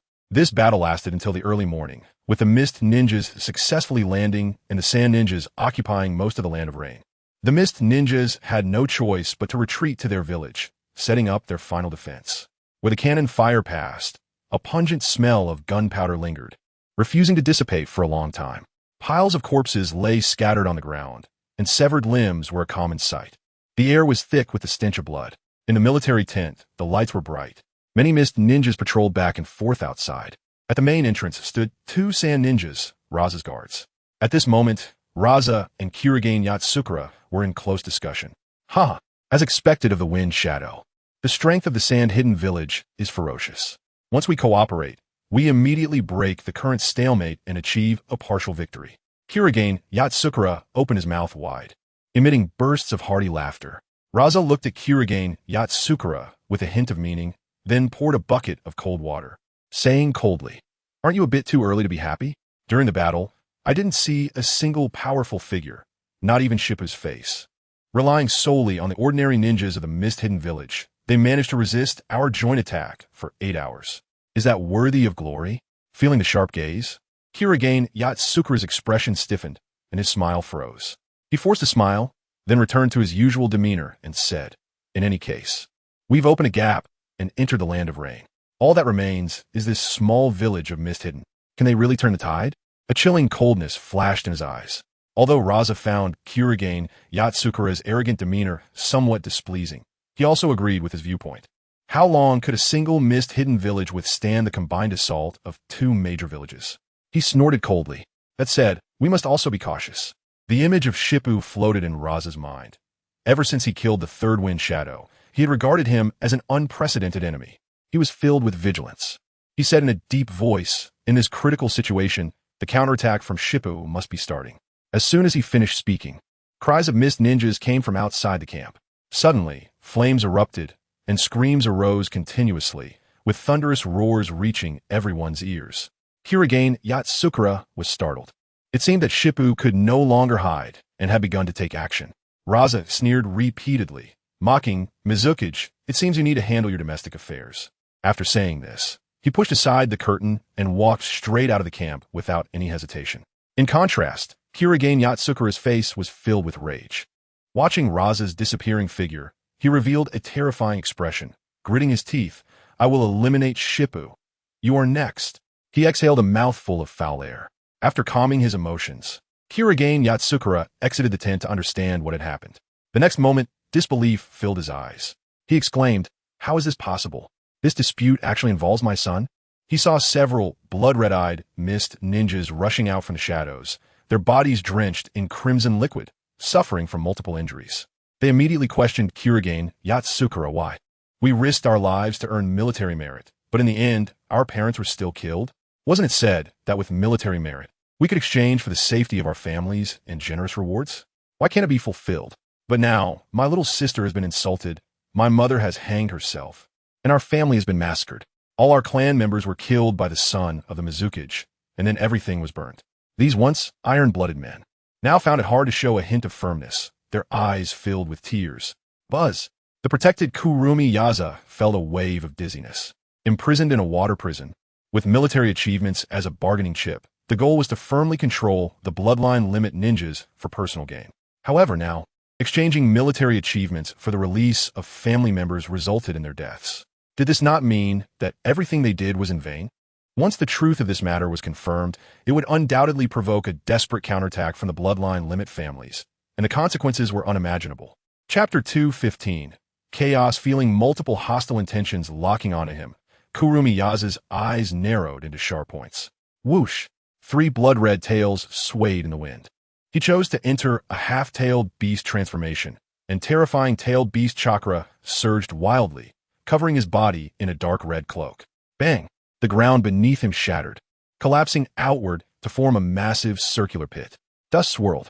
A horrifying aura surged out like a storm. Kurumi Yaza coldly shouted, "Do you want a rebel?" His voice boomed like a bell, echoing in everyone's ears. The crowd was suddenly awakened to the terrifying existence of the one they were accusing. Cold sweat dripped from their foreheads, and their hearts jolted. The mutinous ninjas unconsciously took 2 steps back, seeing the situation momentarily controlled. Kurumi Yaza released his tailed beast transformation and returned to human form, shooting a cold light from his eyes. His intimidating gaze forced everyone to avoid eye contact. "Are you implying that military achievements were not fulfilled and my family was instead killed by my son?" Kurumi Yaza's face was covered in frost, and he continued, "This is simply nonsense. How did you come to know this information?" From the chaotic crowd, voices of discussion arose, showing expressions of shock and anger. Thinking of their family's tragic deaths, a mist ninja's brows tightened, and boundless pain surged from within. Then he showed a resolute expression. "Look clearly." He stepped forward, glaring fiercely at Kurumi Yaza, tightly clutching a letter from home. The letter contained images and the truth. The military achievements exchanged for the safety of family members turned out to be mere verbal promises, with none fulfilled. "Poor my old mother. It is my son's unfilial conduct." As he finished speaking, He forcefully threw the letter in front of Kurumi Yaza. Receiving the letter, Kurumi Yaza narrowed his eyes slightly, a cold light flashing in them. Inside the letter was a detailed account of the victim's ordeal. The words were filled with accusations against Kurumi Yaza's son. At the same time, there was a photograph showing the horrific state of the old woman's death. The other mist ninjas held letters in their hands, with content not much different, all depicting the tragic deaths of their closest relatives. This is definitely a conspiracy. Yes, it's a scheme from the swift wind, from the rain-hidden village. The sudden appearance of so many letters was to incite chaos among the ninja army, to make us abandon the attack on the rain-hidden village. In an instant, Kurumi Yaza thought of many things, and a cold sweat seeped from his forehead. He exclaimed, "One more step forward, and it's the rain-hidden village, our destination. As long as we breach it, everything will be revealed." At this critical moment, he must not be blinded by these baseless lies. The promises I made will definitely be fulfilled. Even the usually calm Kurumi Yaza was flustered at this moment. With the attack on the rain-hidden village imminent, this incident would undoubtedly severely disrupt his plans. Clearly, at this moment, Kurumi Yaza's words held no credibility, and none of the surrounding mist ninjas chose to believe him. The atmosphere in the area became tense. Hostility filled the air. Kurumi Yaza's face turned ashen, and he shouted angrily, "What do you want to do?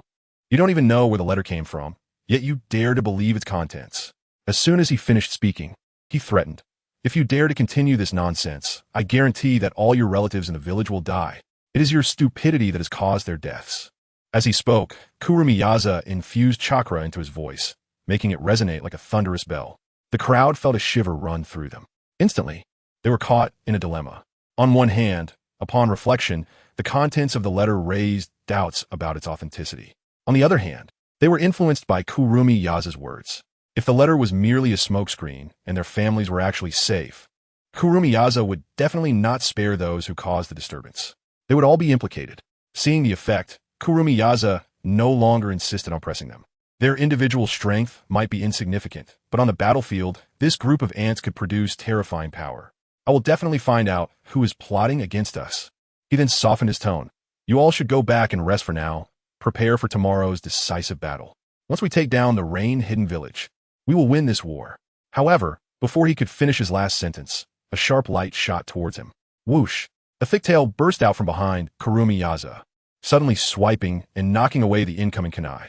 It fell to the ground with a crisp sound. You don't want to live anymore. What great audacity! Kurumi Yaza coldly shouted. Several figures landed steadily, unable to contain their anger, glaring fiercely at Kurumi Yaza. Shueji Xinji, Junyu Liu, Sui Lian, Momochi Zabuza, and Ringo Yuri all appeared together. Puffed.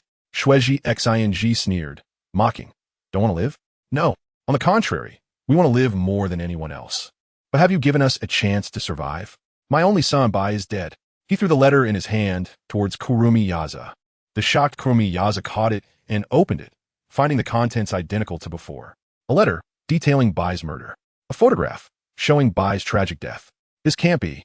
Kurumi Yaza felt a chill run down his back. The situation had exceeded expectations, and if it continued to escalate, it would definitely be uncontrollable. He quickly said, "Who sent out this letter? This is definitely a conspiracy from the rain-hidden village. The purpose is to divide the mist-hidden village." The letters appeared suddenly, and the source is unclear. Having endured for long, Junyu Liu's eyes narrowed into sharp points. He coldly said, "But confirming the authenticity of the contents is easy. That is to let everyone return to the mist-hidden village." As soon as he finished speaking, he was directly rejected by Kurumi Yaza. Bang! 3 tails emerged behind him. Kurumi Yaza transformed into a half-tailed beast, releasing the terrifying aura of the tailed beast without reservation. Rampaging outward, the pressure weighed heavily on everyone's chests, making their breathing rapid. Return to the village? Daydreaming. Kurumi Yaza's face was covered in frost, and he coldly said, "The rain-hidden village is right in front of us. An alliance with the sand-hidden village will surely succeed. Returning to the village now means giving up victory in the war." Momochi Zabuza and Ringo Yuri exchanged glances, and after a brief communication, they stepped out of the crowd together. They questioned loudly, "We never intended to fight. It is you.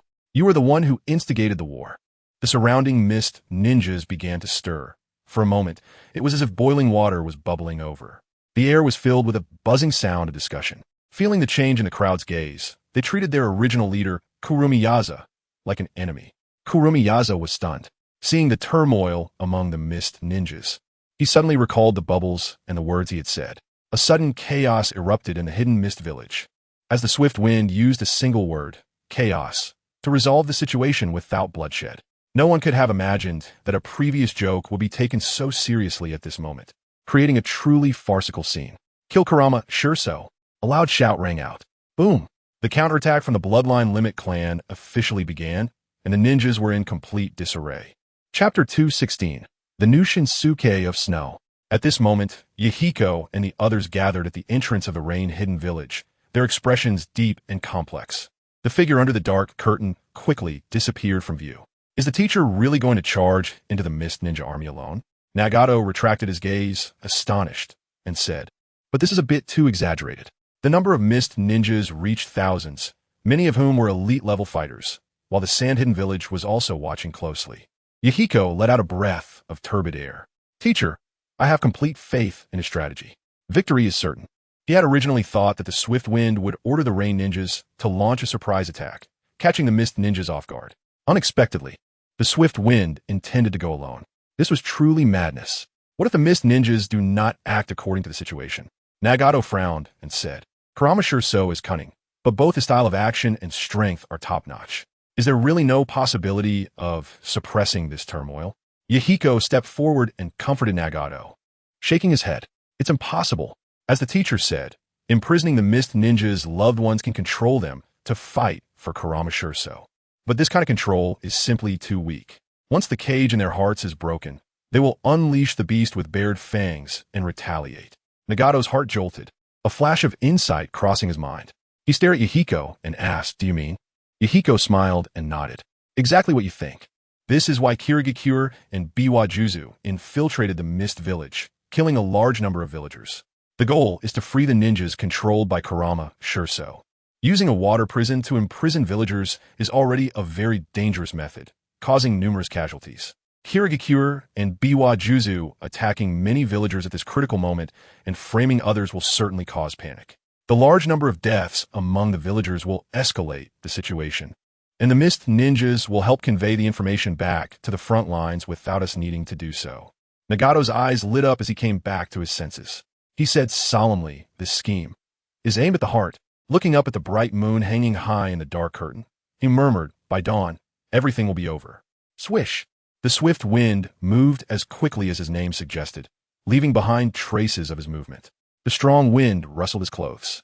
When he arrived at the Mist Ninja army, he stood on a large rock, observing everything from a distance. Under the pitch-black curtain, he stood like a ghost. His eyes sparkled with a cold light. He noticed that the Mist Ninjas had become restless, the shouts of killing echoing incessantly. In the moonlight, he could see the chaos among the figures. The ninjas no longer obeyed orders. No one listened to Kurama Shurso's commands. The noise was overwhelming, and some even deliberately set fire to tents to create more commotion. In an instant, the entire ninja army was in disarray. Some wanted to kill Kurama Shurso, while others sought to protect him, with various hidden weapons and shurikens slicing through the air. The sounds of clashes echoed. Boom! A tremendous roar sounded. An evil aura spread across the battlefield, and three tails swayed in the wind as Kurama Shurso donned a blood-red-tailed beast cloak. He rampaged like a storm. So foolish the swift wind sneered, his eyes reflecting Kurama Shurso, who was in the process of partial-tailed beast transformation. Do you think you can suppress them with force? Little do you know that once the cage in their hearts is broken, the rage that has been silent for years will become even more frenzied. At this moment, the Mist Ninjas are not just beasts. Kurama Shurso, you underestimated them. Indeed, those who were once submissive displayed a frenzied expression. Their eyes turned blood-red as they engaged in battle. A chilling light flashed, bringing a wave of bloodshed as crimson blood splattered everywhere. Among them, Junmaru and the new Shinsuke of Snow were the most frenzied. The letter contained photographs, stating that their respective children, Junmaru and Haku, had died in the water prison. The culprit was none other than Kurama Shurso. One wielded the bloodline limit of the Shikatsumiyaku, while the other used the bloodline limit of Ice Release. Powerful chakra surged wildly, inflating their clothes as they rampaged outward. Water Release Secret Technique. 1,000-kill water flight. Shikatsumiyaku. Early fern dance. The sounds resonated like a great bell, exploding completely. The temperature around them dropped suddenly, and a strong cold wind swept in. A fierce current shot out from the mouth of the new Shinsuke of Snow, instantly freezing into ice crystals and forming a large number of Senbon. Whoosh! They darted through the air. At the same time, Junmaru's ninjutsu activated in an instant. Sharp bones erupted from the ground, in vast numbers, covering the entire surface like a dazzling white bone forest. In an instant, they completely blocked Kurama Shurso's escape route. Roar! With no way to retreat, Kurama Shurso gathered black spots at his mouth. Tail Beast Bomb. Boom! A massive noise erupted, shaking the ground violently. The land beneath cracked, spreading outward as a mocking storm raged on, sending dozens of nearby people flying, crashing to the ground and spitting blood that stained their chests. The new Shinsuke of Snow, being the closest, suffered the most severe injuries. His clothes were torn, and he had several burn marks emitting wisps of smoke. As he fell to the ground, his hairpin came undone, and his long black hair, like a waterfall, fell freely. His face turned pale, his lips cracked, devoid of any color. Kurama Shurso. Seeing that Kurama Shurso no longer wanted to fight, a loud explosion sounded as he leaped high and fled into the distance. The new Shinsuke of Snow hurried to get up and chase after him, but his body became weak, and he fell to the ground again, unable to rise. You killed my child. Kurama Shurso. You will not die the good death. She watched helplessly as Kurama Shurso disappeared from sight. Suddenly, she realized her voice had changed from a deep male tone to a hoarse one. In her weakened state, with chakra depleted, she could no longer continue to disguise herself. Her true female form was revealed. Her eyelids grew heavier, and the new Shinsuke of Snow understood she had sustained severe injuries. Death was near. She had originally wanted to nurture him to grow up well.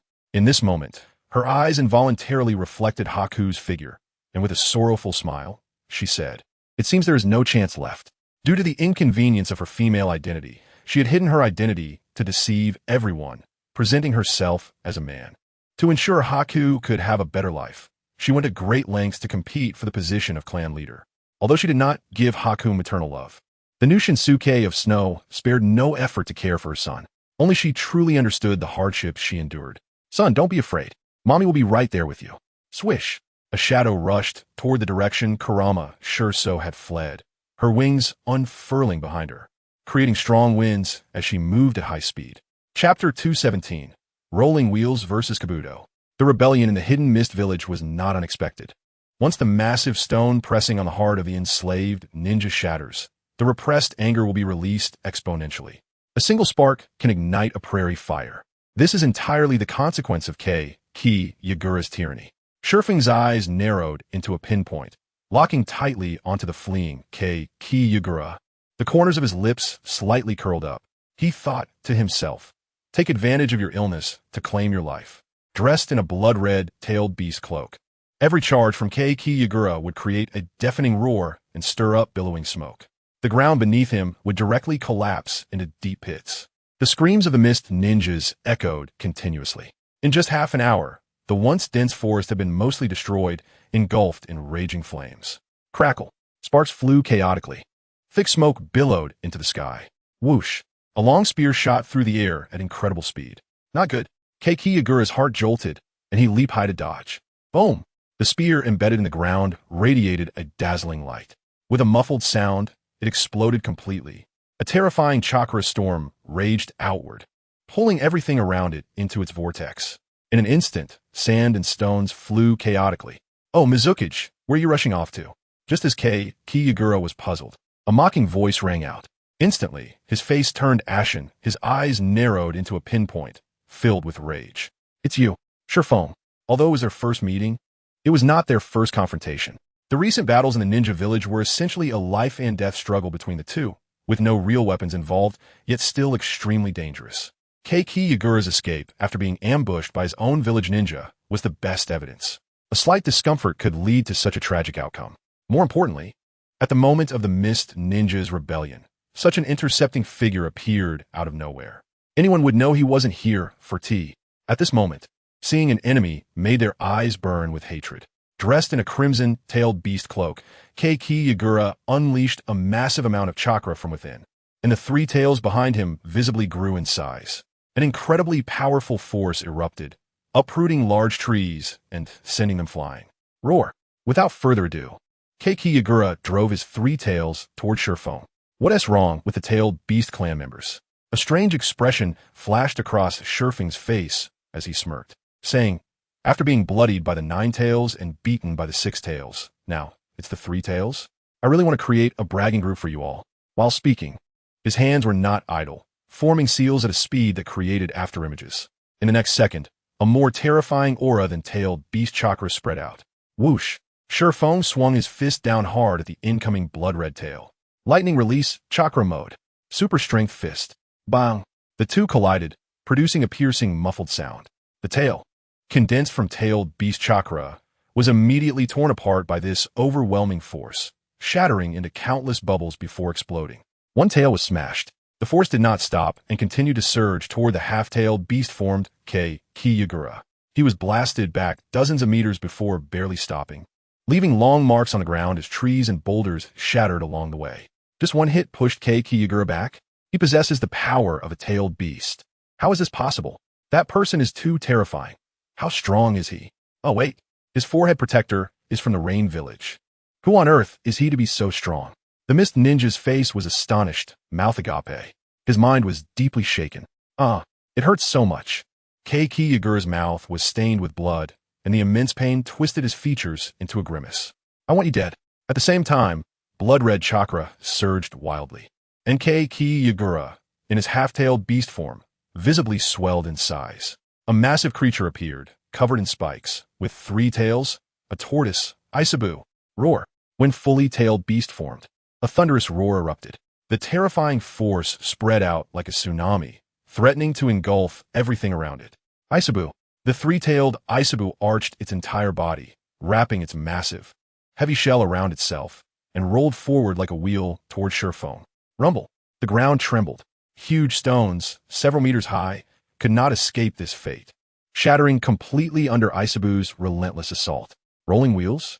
In this crisis, Shurfong showed no sign of panic on his face. Instead, the corners of his lips curled up with a playful expression. Just don't know what your relationship with Kabuto is. Huh. With one hand biting his finger, he quickly formed seals with both hands and then slammed them into the ground. 5 elemental summoning gate. 5 prominent gates appeared in front of Shurfong. At the moment of contact, the 3-tailed Isabu easily tore through the first gate, broke the second, and charged through the third gate with no reduction in momentum. Boom! A tremendous sound erupted. The mere fluctuation of this power caused many trees to snap in half, shattering into 2 pieces. Even the distant mountains trembled, rocks rolling down. For a moment, all one could hear was a buzzing roar. Before him was a scene reminiscent of an apocalypse. Rampaging storms, towering smoke, and continuous explosions. In the spiritual space, Keiki Yagura and the 3-tailed Isabu erupted into a fierce argument. Yagura, the aura of the person you're fighting against even makes me feel wary. The 3-tailed Isabu's large copper bell-like eyes revealed a serious expression as it coldly warned. Continuing to fight him is not a wise choice. Shut up. Keiki Yagura shouted angrily. He sternly said, just feed me chakra. I will never lose. Seeing this, the 3-tailed Isabu stopped trying to persuade him. After all, if the Jinchuriki dies, it would also be freed from the body. Regain freedom. Use that move. All right. After reaching a consensus, as the 5 elemental summoning gate dissipated, points of light suddenly emerged from the thick mist in the sky. Even from a distance, an incomparably terrifying presence could be felt. Tail Beast Ball, highly condensed chakra, spinning at high speed, forming a high-density black energy ball. Thoof! It was violently spat out from the mouth of the 3-tailed Isabu, shattering several mountains along the way with massive explosions. It firmly locked onto Shurfong. The 5 elemental summoning gate had just been used once and could not be used again in a short time. While this terrifying tailed beast ball had increased in destructive power by a level compared to before, the sheer force of the wind from its release stung Shurfeng's cheeks. There was no defense ninjutsu capable of countering the tailed beast ball. Toof! Shurfong laughed out loud. At the brink of life and death, he actually laughed. He shouted, Yagura. Oh Yagura, it's clear you've never faced the harsh realities of society. Now, let me properly educate you. Chapter 218. Changwei strikes back after Keiki Yagura escaped from the Mist Ninja Army. Jun and El quickly reacted and went to search for the tranquil bubble. In the chaos, the rescue process seemed much easier. When the bubble learned about the recent events, Her eyes revealed a deep shock. She exclaimed, "How could this be?" His chest felt like it was being crushed by a heavy stone, making it hard for him to breathe. Had all the relatives of the mist ninjas died? A wave of sadness surged in his heart, difficult to control, causing his weak body to tremble violently. It seemed that the actions of Kojitsu Yashiro were tyrannical, and the situation in the water prison exceeded expectations, leading to chaos among the mist ninjas. In reality, Foam held a different viewpoint. Although Kojitsu Yashiro acted ruthlessly, he was not a fool and would never exchange military achievements for rewards as mere words. To better control the bloodline limit families, he would definitely enforce strict measures. So why did a riot still occur? Foam couldn't help but recall the figure of Ship, who was fundamentally on the opposing side. Could it be him? If that were the case, Foam-S in action would be even more heinous than Kojitsu Yashiro-S. It wouldn't be an exaggeration to say he was a disgrace to the Mist Village. He clenched his jaw, his brows furrowed. If it weren't for Junwei and Kakashi Kisame supporting him in time, Foam, who was staggering, would have certainly fallen to the ground. Suddenly, a bright idea flashed through his mind. He thought of the other Mist ninjas, Kaki Shiz and Terumi Mei, as well as the agreement with Ship. He exclaimed, "No, the content of the letter and the photos are likely fake." With that one sentence, the expressions of the surrounding ninjas changed drastically, their eyes flashing with surprise. "Lord Foam, what is going on? Let us not discuss that for now. Listen to me. You all must quickly stabilize the Mist Ninja Army and prevent the killing between the bloodline limit families and civilians. We cannot let the situation continue to worsen. At the same time, closely monitor the movements of the Rain Village. If they attack, we must respond quickly, prioritizing retreat." Yes, the voices rang like thunder in his ears. Foam glanced around, taking in everyone's expressions, a grave look appearing in his eyes. He directly bent down and bowed. "Thank you all." The crowd was once again taken aback, hurriedly coming forward to support Foam.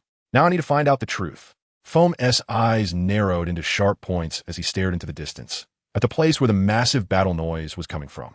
As soon as he finished speaking, he was met with opposition from everyone, not to mention whether he could resolve the conflict. Even Foam's body couldn't withstand the force of battle due to its extreme weakness. In the quiet dark, Foam naturally could not escape the torment from Kojitsu Yashiro. He had just escaped captivity, and even with the power of the tailed beast, it was difficult for him to fully recover. "It's fine. If I die, then so be it. But the Mist Village must not perish here." Foam's expression darkened. He took out the bamboo flute from his waist, placed it to his lips, and blew forcefully, creating a large, crystal-clear bubble enhanced by chakra. It enveloped him and then floated high into the air, speeding away into the distance. He left behind one last message. "If I die in battle, retreat quickly to the village, and do not provoke the Rain Village again." Whoosh! The crystal-clear bubble shimmered with an unusual light, like a comet slicing through the silent night. Inside the bubble, Foam closed his eyes tightly, channeling chakra to heal his injuries. In the spiritual space, "Foam, you're such a fool." The Six Tails, the rhinoceros dog, snorted heavily, angrily saying, "With our power, how could we be imprisoned? That disgusting Kojitsu Yashiro used the Mist Village as a threat to torture me to this state. I'm furious." Foam smiled slightly, softly saying, "Are you worried about me?" "Bullshit. What nonsense are you talking about? Haha, are you angry? It turns out that, as a tailed beast, you also have such emotions. Get lost. I don't want to see you." The angry rhinoceros dog turned its head away, no longer looking at the detestable human. Foam shook his head with a bitter smile, his expression returning to normal. He said solemnly, "This time, it's incredibly dangerous. If I die in battle, you will be freed. You won't have to see me again." The rhinoceros dog turned its head, its eyes filled with rage. It cursed, "I really want to swallow you whole. Why say such things? It's hard to find an obedient little brother like you. It would be a pity if you died. You can use my power freely." Instantly, a warm current filled Foam's body, rapidly healing his injuries. "It's good to have you," Foam murmured. The only response was a heavy snort from the rhinoceros dog, releasing 2 puffs of mist that hit Foam. At the same time, Foam thought to himself, "If Ship disregards the agreement and really kills the villagers left in the Mist Village, then I will do whatever it takes to eliminate him, even if the outcome is death." The man and beast shared a tacit understanding, not speaking further. The Six Tails continued to provide Foam with chakra. Foam was thinking about the worst-case scenario, how to fight Ship. Boom! The deafening sound startled Foam awake. They were already close to their destination. He heard the Six Tails exclaim, "Foam, how is this possible?" The usually calm Foam's expression changed drastically. He blinked in disbelief and exclaimed, "What happened?" The sight before him was shocking. The battlefield was filled with thick black smoke. The terrain had changed drastically with mountains breaking apart and rivers rerouting. It was a scene of utter devastation. More importantly, two towering figures, each over 10 meters high, came into view. Kojutsu Yashiro had completely transformed into a tailed beast, his form resembling a three-tailed Isanade. On the other side stood a mighty wooden man. Ship was standing on the forehead of the wooden man, controlling the massive being beneath him, pinning down the three-tailed Isanade in a stalemate. More importantly, the tailed beast balls shot from the mouth of the three-tailed Isanade were tightly held in the wooden man's hand. Bang! Then, he slammed it down heavily on the tailed beast beneath him. A massive chakra storm erupted, causing the three-tailed Isanade to scream in pain, its enormous body struggling violently. The ground shook with a loud rumble, kicking up a storm of dust. Ship did not stop his relentless assault on the tailed beast. The bloodline limit, magnet release, transformed into a long rod in the wooden man's hand, striking down with unmatched force once more. Clang! The enormous noise left their ears ringing. The spines on the carapace of the three-tailed Isanade shattered and exploded under the impact of the stick, causing the tailed beast to wail in agony. Watching the scene, both Foam and the Six Tails felt a chill run through their bodies, their faces showing shock. They sensed another powerful presence approaching. Ship turned his head, looking at Foam with a slight smile and said, "You're quite lucky. You came just in time to see this good show. How do you feel?" Chapter 219, Facing Two-Tailed Beasts. When the words reached his lips, Foam opened his mouth, but in the end, he didn't say anything. He tightly clenched his fists, his breathing becoming heavier. His face showed a serious expression. A muffled sound resonated in his heart. The Six Tails warned, "You'd better clarify things before taking any action. This ship, even if I join forces with that three-tailed guy, we might not necessarily win. The odds are 50-50. Foam was well aware of this. In the spiritual world, Ship had demonstrated an invincible presence, crushing both him and the Six Tails. And he had yet to escape from the lingering shadow of that moment. He displayed his divine might. However, when it came to the bottom-line issue of the Mist Village, the villagers being killed, even if there was no chance of winning, there had to be an explanation. Roar! The wooden figure controlled by the fierce wind pressed down on the three-tailed Izar and let out an earth-shattering roar, shaking the surrounding mountains and causing rocks and trees to fall. In a radius of 100 miles, insects, birds, and beasts fled in panic. Get lost! Kuju Shikura had never experienced such humiliation. His fully tailed beast form struggled with all its might, and his terrifying eyes were filled with overwhelming rage. Bubble. If you don't take action now, when will you? Kuju Shikura placed his hopes on the opposing camp's Bubble. Although their methods differed due to their conflicts, they were ultimately from the same village. The fierce wind. He infiltrated the hidden Mist Village and killed many villagers.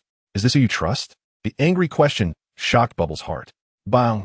The crystal-clear Bubble shattered, and Bubble rushed out, landing steadily on a mountain peak, with a torrent of blood-red chakra enveloping him. Half-tailed beast transformation. In the pitch-black night, a bright moon hung high. An unprecedented battle was imminent. Staring at the fierce wind, Bubble's eyes narrowed into sharp points. Coldly, he said, "I need an explanation." Seeing this scene, the fierce wind curled his lips but did not respond. He did not let go of the fully tailed beast-formed Kuju Shikura, but also did not continue to attack. The massive wooden figure fell into a brief silence. Not moving at all, Kuju Shikura, getting a moment to breathe, had hatred flashing in his eyes. He coldly said, "What needs to be explained? You and I both understand that the lives of the villagers are the best means for me to control the Mist Ninjas. Would I be foolish enough to cut off my own escape route by killing them all? Don't forget, you voluntarily imprisoned yourself because of the villagers." Suddenly, the chakra on Bubble increased at a visible speed, and an intense aura swept outwards. Kuju Shikura's words were not without reason. But thinking of his agreement with the fierce wind, he felt there was a flaw in the matter of the villagers being killed. Yet he couldn't find it for the moment. Suppressing his inner anger, Bubble shouted, "Did you really kill the villagers?" A fierce look flashed in his eyes as he stared hard at the fierce wind. Under the bright moonlight, the fierce wind's expression grew darker. Coldly, he said, "Kuju Shikura, stop talking nonsense." The rolling killing intent was unabashed, thick and visible, making one's scalp tingle. Kuju Shikura was startled. Under this intense killing intent, he felt fear creeping in. Then, uncontrollable anger spread. He was the water shadow, the three-tailed Jinchuriki, a being feared by many. How could he be forced into such a state? I.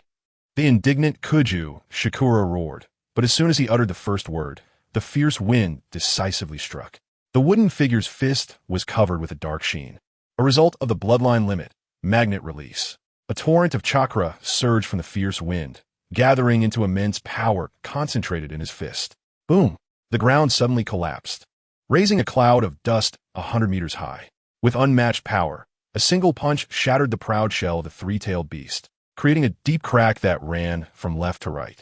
I told you, no more nonsense. The fierce wind's expression was fierce. The force of the punch sent the fully-tailed, beast-formed Kuju Shikura spitting blood, howling in pain. Bubble showed a shocked expression, completely unprepared for the fierce wind to strike at that moment without any hesitation. Bubble, what are you waiting for? The struggling Kuju Shikura stirred up a storm, wreaking havoc and shattering trees and boulders. Do I have to be killed by the fierce wind for you to confirm this? Are you really sure you can deal with him alone then? Bubble's heart sank. With a conflicted expression, he stared hard at the fierce wind. Seeing he was slow to respond, Bubble's heart sank, and he bitterly smiled while shaking his head, already knowing the answer in his heart. This result was undoubtedly the worst. Bubble did not even want to attack the fierce wind. But the matter of the villagers' deaths had to be accounted for.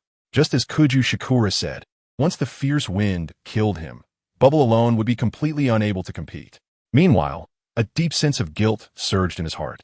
If it weren't for trusting the fierce wind, the hidden mist village would never have fallen to such a tragic state. If he had teamed up with Kuju Shikura earlier, he would never have used the water prison method to control the mist ninjas, leading to this tragedy. If it weren't for his poor decision-making, the hidden mist village could have redirected the conflict. Unfortunately, everything had no if. At this moment, the fierce wind's indifferent voice rang out. Make a move, Bubble. That one sentence was like a fuse, igniting the explosives, and Bubble could no longer control himself and took action. The more he thought about it, the angrier he became, forcing Bubble to turn red-eyed, with crimson chakra surging wildly. Whoosh! Six tails lashed out like sharp whips carrying cold wind. Seeing the fierce attack, admiration flashed in the fierce wind's eyes.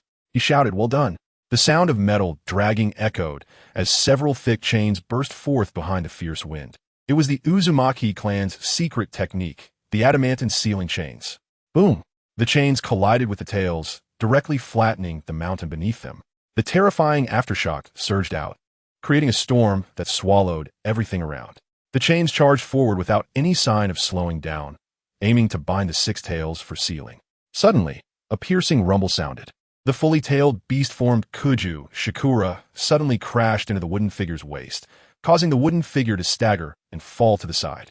The fierce wind, standing on the wooden figure's forehead, naturally felt the impact. The chains behind him had to be retracted helplessly. Seizing the opportunity, Bubble showed no hesitation. With the help of the six-tailed rhinoceros, he completed the evolution into the fully-tailed beast form in the blink of an eye. His power surged dramatically. The massive creature, covered in a viscous liquid, stood 100 meters tall, and its six tails were completely snow-white. It's coming, Bubble. Good. Watching the two-tailed beasts charging, a playful look flashed in the fierce wind's eyes. He smirked. I'm really looking forward to the upcoming battle. Chapter 220, The War of Annihilation. In fact, the fierce wind had always had a question. What level is his current strength at? Initially, when he exterminated the demigod, the pepperfish Hanzo, he relied on a one-time scroll given by the system, which was almost overflowing with water and not a reliable reference. Earlier, he faced three members of the Akatsuki, Yahiko, Nagato, and Konan, and naturally emerged victorious. However, that was mainly due to guidance and education, without a perfect all-out effort. The three, whether in combat experience or ninjutsu strength, had not formed a sufficient climate, so the fierce wind crushing them was expected. Then he defeated the third, Kazekage, and the bloodline limit greatly aided him, winning by surprise. If the third Kazekage had known the fierce wind's abilities in advance, the outcome would have been uncertain. Subsequently, he overwhelmed Konoha, killing hundreds of ninjas and taking down Danzo while incapacitating Orochimaru's arms. The data looked impressive, but the fierce wind clearly understood that it meant nothing. Killing hundreds of ninjas relied on an advantage in ninjutsu and chakra, and neither Danzo nor Orochimaru had reached their peak strength. The right arm's Izanagi technique was not possessed, and the eight-headed serpent technique had not been successfully learned. The two could at most be considered entry-level amongst the shadows. Aside from wanting to support Kushina's election as Hokage, the fundamental reason why Shifeng dares not truly confront Konoha is Sarutobi Hiruzen. In his prime, his chakra is not at all weak like in his old age. He possesses 5 chakra natures and is proficient in thousands of ninjutsu, holding the title of ninjutsu professor. Shifeng clearly understands that the Hokage world he is in has both similarities and stark differences from the original. Shimura Danzo's summoning beast is a good example. Having evolved to unimaginable power, a slight discomfort could lead to an irreversible situation.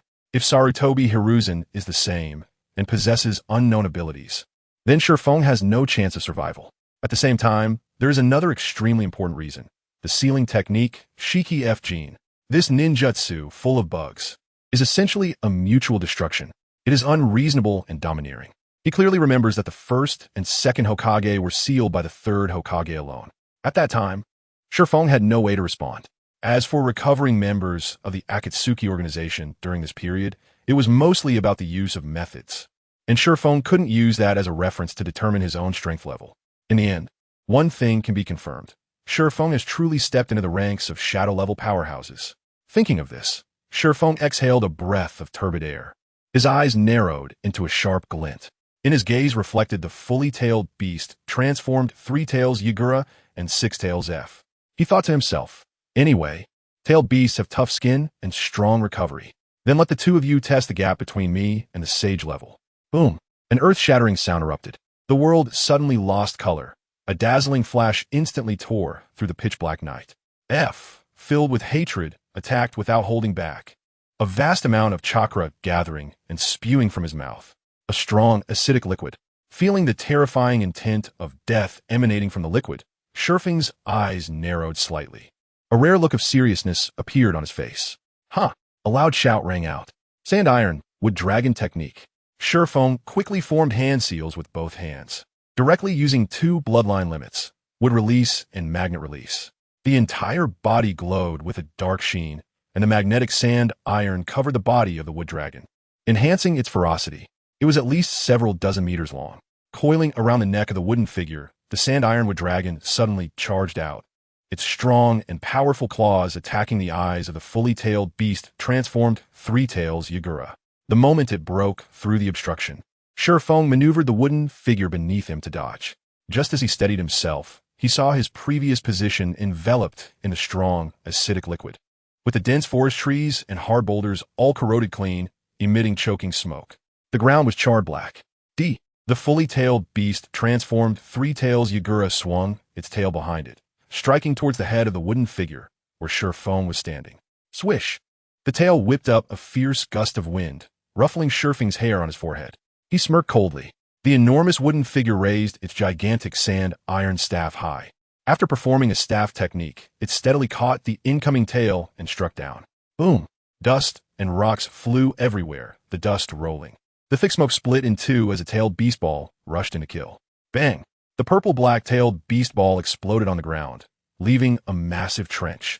The fully tailed beast transformed 6 tails F struck viciously, giving Shifeng no chance to catch his breath, coordinating seamlessly with 3 tails. Boom! Under Shifeng's control, the wooden figure wielded the sand iron staff and collided solidly with the tailed beast ball. A blazing white light suddenly erupted, the terrifying power destroying everything around. Mountains and rivers were directly severed. The 3 distant peaks were flattened, with huge boulders rolling down from them. Swish! The wooden figure took the initiative to attack, each step on the ground producing a thunderous sound. The sand iron staff clashed with the 2-tailed beasts, emitting tremendous booming sounds. In just a few breaths, the fully tailed beast transformed 6 tails F endured 3 hits from the staff, while 3 tails Yagura took 5 hits. Breathing heavily, their faces were filled with seriousness. On Shifeng's side, the wooden figure he controlled bore several charred black marks, and the staff in its hand showed numerous cracks. Facing 2 fully tailed beasts alone was far more difficult than imagined. However, this also ignited Shifeng's inner fighting spirit, his eyes burning with fervor. He shouted, "Come again!" With the enhancement of chakra, the massive wooden figure's staff restored to its original state. Carrying immense power, it smashed down towards the tailed beasts. The sand ironwood dragon also at the same time let out a piercing roar, charging at Three Tails Yagura. Each attack was ruthless. Shifeng maintained both the wooden figure and the sand ironwood dragon with a single chakra, controlling their actions with resolute mental strength. For a moment, he was locked in a stalemate with the two fully tailed beasts. Six Tails F's heart raced, letting out consecutive roars. Its six tails striking down like long whips, wreaking havoc on the world. Thunderous, the wooden figures pushed back repeatedly. Seizing the opportunity, Three Tails Yagura unleashed a tailed beast ball, tearing through the sand ironwood dragon, charging in with its massive body. The spiked shell crashed into the wooden figure's waist. Instantly, affected by the tremendous force, the wooden figure staggered and was knocked to the ground. Boom! The earth emitted a thunderous sound under the unbearable weight. A terrifying storm raged outward from this center, dust and sand obscuring the moon, resembling an apocalyptic scene. Now's the time. Good. After a brief exchange between F and Yagura, they unleashed their strongest moves.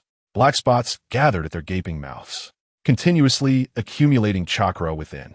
The tailed beast balls formed were more than double the size of the previous ones. Their power surged exponentially. Bang! Two massive purple-black tailed beast balls shot towards Shifeng's location. Chapter 221. Abilities similar to Sage of Six Paths, filled with rage. The released chakra was incredibly terrifying. The destructive power of the two-tailed beast balls was astonishing. The pitch-black night was instantly torn open, even the bright moon hanging in the sky dimmed.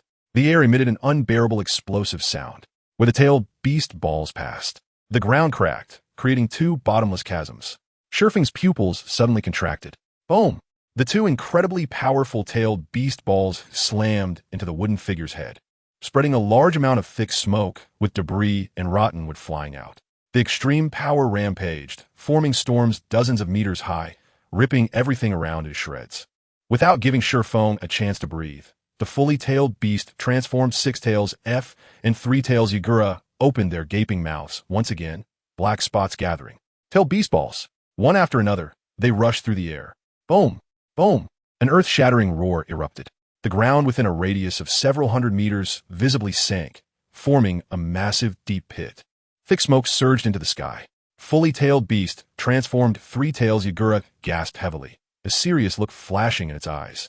It thought to itself, did he die? The tailed beast ball possesses the terrifying power to destroy heaven and earth, a ninjutsu that tailed beasts pride themselves on. No enemy has ever survived its bombardment. A single tailed beast ball is enough to annihilate a ninja village. Yet at this moment, it began to doubt, uncertain if Shifeng had been killed. Shifeng's strength brought them immense pressure. Fully tailed beast transformed Six Tails F heavily exhaled a breath of turbid air, revealing a complex expression as it gazed intently at the area filled with thick smoke. The huge commotion attracted the attention of everyone in the surrounding ninja villages. This is two-tailed beasts. How is this possible? One tailed beast is enough to destroy a village. Tailed beasts are typically war machines, only used in dire situations. And now, two tailed beasts have appeared at once? Who is strong enough to do this? Is he still alive? The ninjas were discussing among themselves. This doubt was not only in their minds. Even Kurama Yagura and Foam shared the same question. But soon, their doubts were dispelled. After a large amount of thick smoke dissipated, the area was left in ruins, with multiple charred spots. A figure was lying across the half-destroyed wooden statue's head. Crimson blood was slowly flowing out. Ha! Upon seeing this scene, Kurama Yagura let out an unrestrained laugh. Shifeng is finally dead. Ha! Good riddance. The pressure that had been building in his chest suddenly lifted, bringing a feeling of clarity, as if he had cleared away the clouds to see the blue sky. It felt incredibly refreshing. He discreetly glanced at the fully tailed beastified Foam, feeling a surge of joy again. With Shifeng dead, he could use Foam's authority to clear his name within the Bloodline Limit clan and achieve his goal of returning to the Hidden Mist Village. At the same time, because of the deaths of their relatives and clansmen, the Mist ninjas would transfer their anger to the Rain Village. By then, he would only need to raise his arm and command a decisive attack on the Rain Village, achieving the final victory. Thinking of this, his expression gradually became twisted with excitement, and he laughed even louder. Meanwhile, the fully tailed beastified Foam stared down for a long time. Even though their tailed beasts possessed formidable recovery abilities, under these circumstances, there was no chance of survival. Shifeng's lower body had been blasted apart, leaving only his upper half. His face was stained with blood. Foam sighed inwardly. for an enemy like Shi Feng, despite his heinous crimes of killing mist ninja's relatives. The fact that he dared to confront two-tailed beasts alone was commendable. It's over. We need to quickly organize everyone to retreat back to the hidden mist village. As soon as he finished speaking, Foam's expression changed dramatically, his eyes filled with disbelief. He exclaimed, "Wait, how is this possible?" Kurama Yagura's laughter came to an abrupt halt, his expression stiffening as he stared wide-eyed. He too was shocked by the scene before him. Unbelievably, he muttered, "He's actually alive?" Instantly, the fully-tailed beast-defeated Kurama Yagura and Foam appeared on high alert, their faces serious. Coral Cannon. The fully-tailed beast-defeated three-tailed Kurama Yagura opened his mouth, unleashing a blast of crimson light. Boom! After a loud explosion, a curved archway formed from the nearby trees appeared in front of Shi Feng, covered in coral while blocking the coral cannon, not hurting Shi Feng in the slightest. "What's the hurry?" A hoarse voice echoed. "The show has just begun." Shi Feng smiled, and amidst the crowd's shock, he actually grew half of his body back. He stood firmly, gazing proudly at his surroundings. His injuries had healed completely. If Kurama Yagura and Foam hadn't seen Shi Feng on the brink of death with their own eyes, they would never have associated the two figures together. It was simply unfathomable.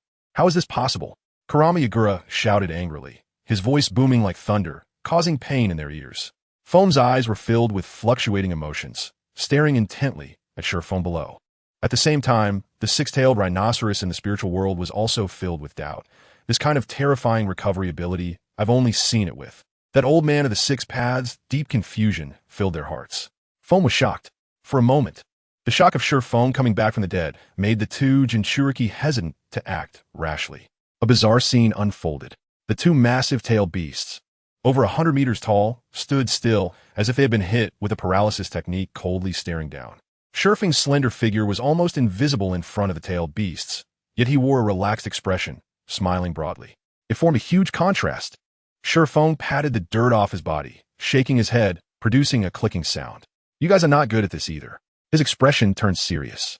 In a deep voice, he said, "I originally wanted to use you to test how close I am to the sage. I didn't expect you two big fools to be all show and no substance. Can you put in a little effort? You really embarrassed the tailed beast clan. It's too disappointing." Foam and Kurama Yagura blinked their bell-like eyes in confusion. Big fools? All show and no substance? Disappointed? Suddenly, an unnamed rage surged in their hearts, and Kurama Yagura and Foam could no longer hold back as they attacked Shi Feng together. Stepping on the ruins beneath them, the two-tailed beasts charged forward for both sides. Magnet release. Sand and iron wings. Swish. Massive black wings spread from Shi Feng's back, dodging at high speed. Although the two-tailed beasts were not known for their speed, their massive bodies moved hundreds of meters with each step. Even so, they couldn't catch up to Shi Feng and had to choose to give up. No wolf decay. The fully-tailed beast-defeated six tails spat out a highly corrosive solution, more terrifying than before, filling the air with a pungent temperature. It splattered down from the sky like a torrential rain, enveloping Shi Feng. Good. A loud shout rang out. Wind release. Great break. Shi Feng quickly formed hand seals with both hands, his stomach suddenly swelling, and he unleashed an incredibly fierce storm from his mouth. Centering on himself, it rampaged outward, originally with a diameter of several dozen kilometers. Under Shi Feng's terrifying chakra, it expanded to over 100 kilometers, sweeping the corrosive solution along with it. It abruptly changed direction and shot toward the three-tailed beast. Chapter 222. Furious Kurama Yagura. Kurama Yagura was well aware of the terrifying nature of the solution. Seeing raw meat turn to white bones, if it touched him, even though he was now fully tailed beast-defeated, it would be enough to deal him a fatal blow. He immediately opened his mouth wide, gathering chakra within, and the black spots began to converge. Tail beast bomb. Swish. The ground suddenly cracked open, leaving a deep trench. Boom. It collided with the terrifying solution. Amidst the massive energy storm, it slowed down Shi Feng's wind release, but after all, the solution was a liquid. Under the impact, a lot of the solution splattered out, drenching the massive turtle shell. Roar! A huge pain surged through Kurama Yagura, causing him to scream in agony. The areas touched by the solution were immediately corroded away, emitting wisps of black smoke. Now's the time. Shi Feng's eyes narrowed into sharp points, and the wings behind him suddenly flapped, moving so fast that they created afterimages. Foam! I'm over here, where are you looking? Foam suddenly froze, and when he came to his senses, a fist charged with violent lightning power slammed toward him. Lightning release, chakra mode. Monster strength sand iron fist. Bang! A thunderous sound rang out as Surefoam activated his lightning release chakra mode. The dark magnetic sand iron attached to his fist, and he struck out with immense force, not holding back at all, even though the enemy was a tailed beast. Under the might of this punch, Foam staggered and nearly fell. He had to take several large steps back before he could steady himself. For a moment, the world before Foam turned dark, and he felt his head spin. Surefoam, he roared in fury. You're going too far. Instantly, his eyes filled with rage, and the chakra within him surged wildly. As the gale struck again, Foam oozed a strong acidic liquid from its entire body, erupting in a massive heat wave. The heat was intense. Feeling the scorching heat wave approaching, Gale's expression darkened, and he quickly retreated several dozen meters. As expected, the Foam seized the opportunity to pursue. Shaking its body, it splashed a large amount of acidic liquid, corroding everything around it. Fire release. Great fire destruction. Suddenly, a cold voice rang out. Unbeknownst to them, Gale had appeared behind the Foam, gathering chakra in his throat and unleashing a fireball resembling a meteor towards the completely tailed beast-formed Foam. The moment it hit the ground, it erupted and spread into a sea of fire covering hundreds of meters. Although great fire destruction differed from great fire extinguishing by just one word, its power surpassed the latter, and its terrifying damage range was shocking. This was a new ninjutsu developed by Gale based on the rewards from the system. The Mist Ninja, who arrived late, was directly forced back by this sea of fire. The flickering firelight reflected in their eyes. Junyu Liu exclaimed, with the power of two-tailed beasts. They couldn't defeat Gale? Could it be that he held back against Lord Foam that day? How is that possible? Just as he finished speaking, he was sharply interrupted by the nearby Kisame Hashigaki. Enough with the nonsense. The urgent matter is that they mistook the target. Lord Foam should not have trusted Kyuka Jairu. They should have worked together to eliminate Jairu. This abrupt statement not only did not raise doubts among the crowd, but instead led them to nod in agreement. As if this was what should have happened.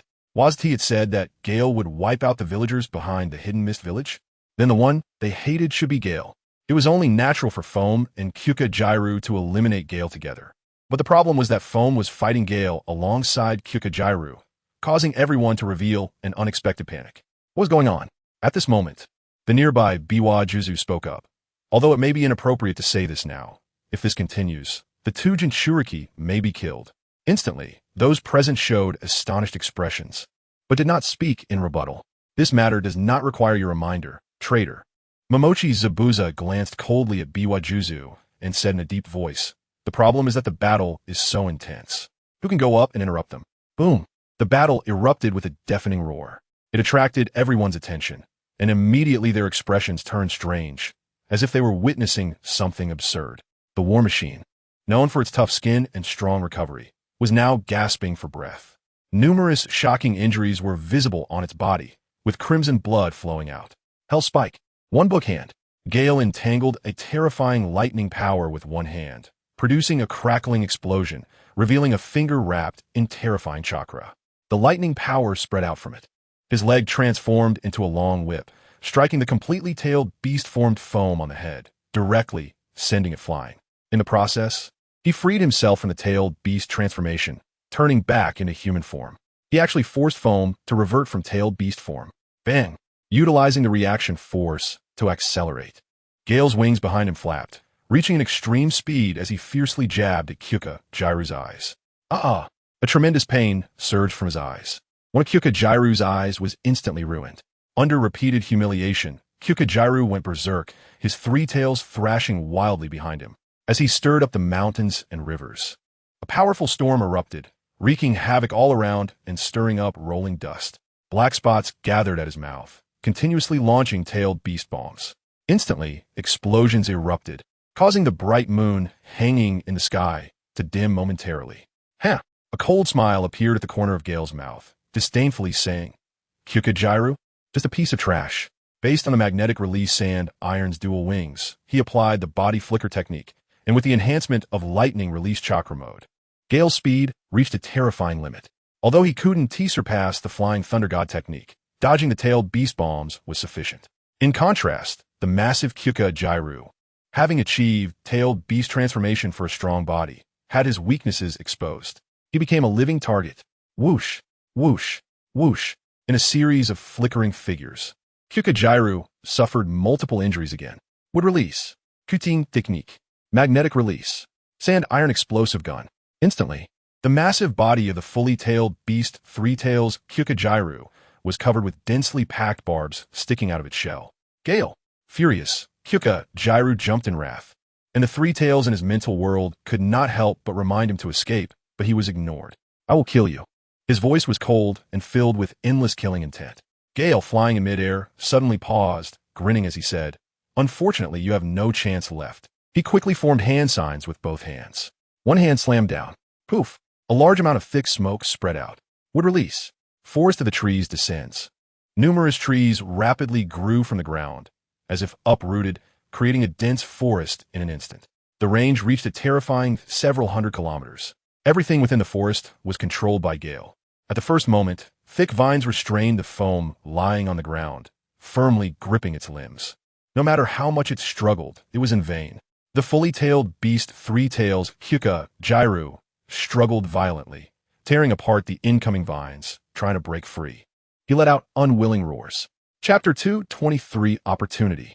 The raging flames had not yet burned out when they encountered the towering trees. This directly led to an even fiercer fire igniting. Crackle. Sparks continuously erupted from within. Thick smoke billowed into the sky, trapped within like a beast in a fight. Kyukujairu's eyes flashed with mad, killing intent as he tore apart the incoming vines. His expression hardened. The Three Tails behind him immediately carried a tearing storm, rushing towards Gale. Bang! A thunderous roar echoed. Gale made no effort to dodge. Instead, he struck with a powerful punch, enhanced multiple times, colliding with the incoming tails. An astonishing scene occurred. The fully tailed beast Kyukujairu was actually pushed back. This should be the end. Gale's eyes narrowed to pinpoints, the killing intent flickering in his gaze, clearly having achieved the purpose of measuring his strength against the two-tailed beasts. The tailed beast could not match a mere human body. Keeping you around is already useless. A simple sentence had already pronounced Kyukujairu's fate. Flying in midair, enveloped in terrifying lightning power, forming a protective membrane around everything. Gale's long hair, previously tied up, now flowed freely. In the gusting wind, his hair was blown up, and his clothes fluttered, showcasing an unparalleled arrogance. Diamond lock. The sound of dragging iron chains echoed. Muin Gotha. 3 red torii gates, composed of 1 horizontal and 2 vertical pillars, descended from the sky, heavily pressing down on Kyukujairu's 3 tails behind him. Although it was not powered by Senjutsu chakra, the effect was somewhat diminished, but in conjunction with the diamond lock, it achieved the effect of suppressing tailed beast chakra. As Gale's thoughts moved, the vines formed from the forest of the trees, descends grew wildly, tightly binding the tailed beast. Impossible to break free. You damned human. Let me go. The 3 tails roared. Under the repeated suppression of the fierce wind, Kajitsun Yatsukura had already become extremely weak, both in chakra and spirit. He no longer had the strength to suppress the 3 tails Isabu. This allowed Isabu to seize the opportunity to occupy this body and speak with his consciousness. Seeing the situation change, the fierce wind raised an eyebrow. After a brief moment of surprise, he quickly understood what was happening. He murmured, "What difference does it make if it's your turn? With your injuries and the continuous depletion of chakra, this body is already riddled with holes. You have no chance of turning the tables." The 3 tails Isabu let out a heavy cold snort, releasing a large amount of thick smoke from its nostrils. "Folijumans, your strength has already earned my acknowledgement. As far as I know, your village, Amage Cure, does not possess a tailed beast, and its foundation is insufficient." Pausing, the 3 tails revealed its true intention, a hint of arrogance in its demeanor. "This is not my main battlefield.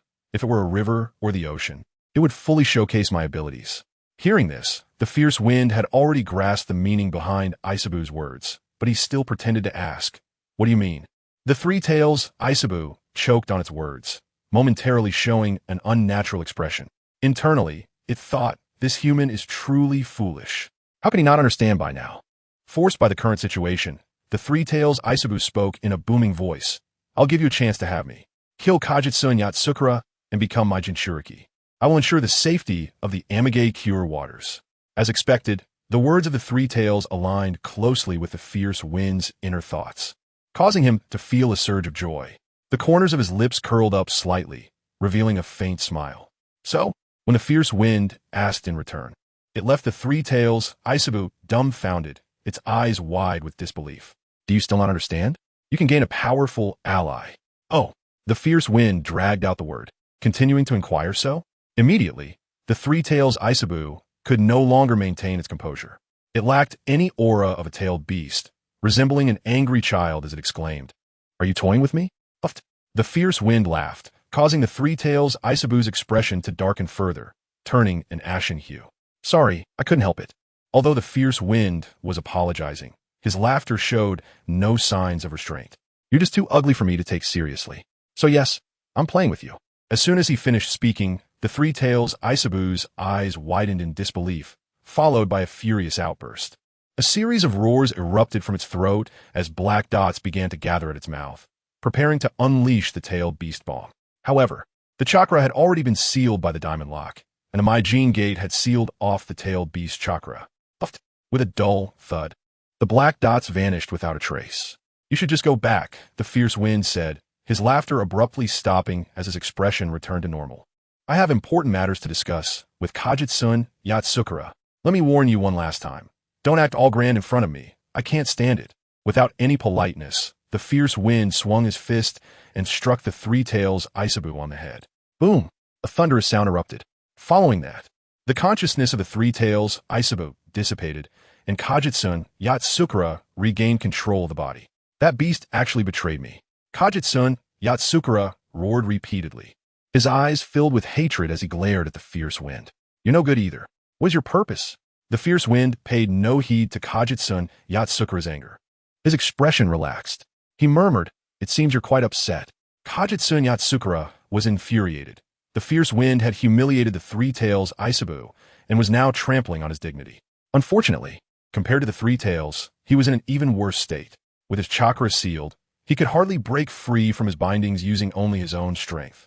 He howled, "Fierce wind, you better not let me find an opportunity. Otherwise, I'll definitely devour you alive." His voice was cold, filled with a chilling intent. Bang!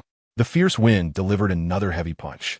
The massive body shook violently, as if an earthquake had occurred, sending countless dust particles flying. If you keep talking nonsense, I'll keep hitting you until I beat you to death.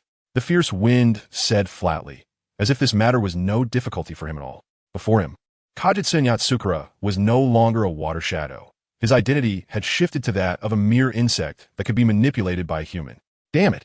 Kajitsun Yatsukura felt immense pain all over his body, his heart filled with rage. However, upon seeing the fierce wind raise his fist again, he quickly swallowed his words and dared not make a sound. It was easy to believe that if the fierce wind continued to attack, his outcome would only be one thing, death. Taking a deep breath, Kajitsun Yatsukura calmed himself and said in a deep voice, "Speak. What exactly do you want from me?" The fierce wind smirked and said, "It's very simple. You will submit to me." Chapter 224. The humiliation beneath the skirt. Kajitsun Yatsukura's pupils suddenly constricted, and he was greatly alarmed. His face turned pale. "You must be dreaming." Immediately, a surge of anger followed. The seal rendered him immobile, and he could only glare at the fierce wind, roaring loudly. Without any further ado, the fierce wind swung his fist down with full force.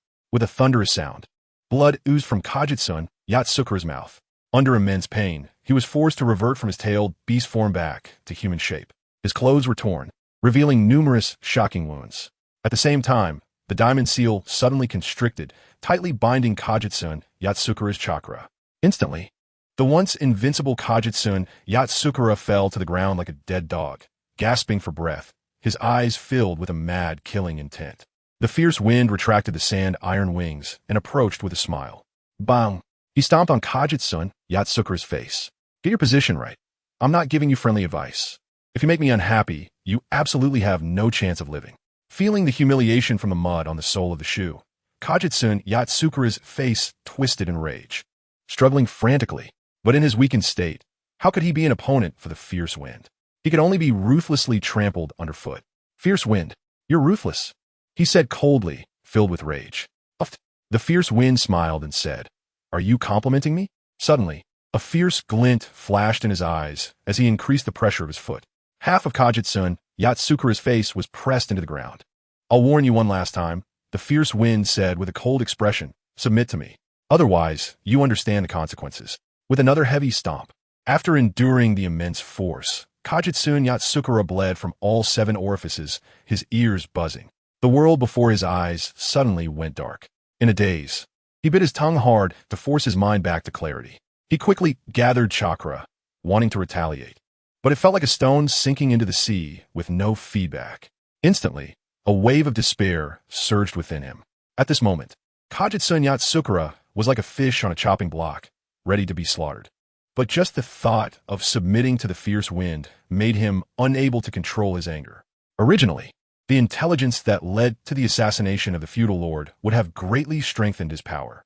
He had allied with Tsunagakure and had fought his way to Amigakure, only one step away from ultimate victory.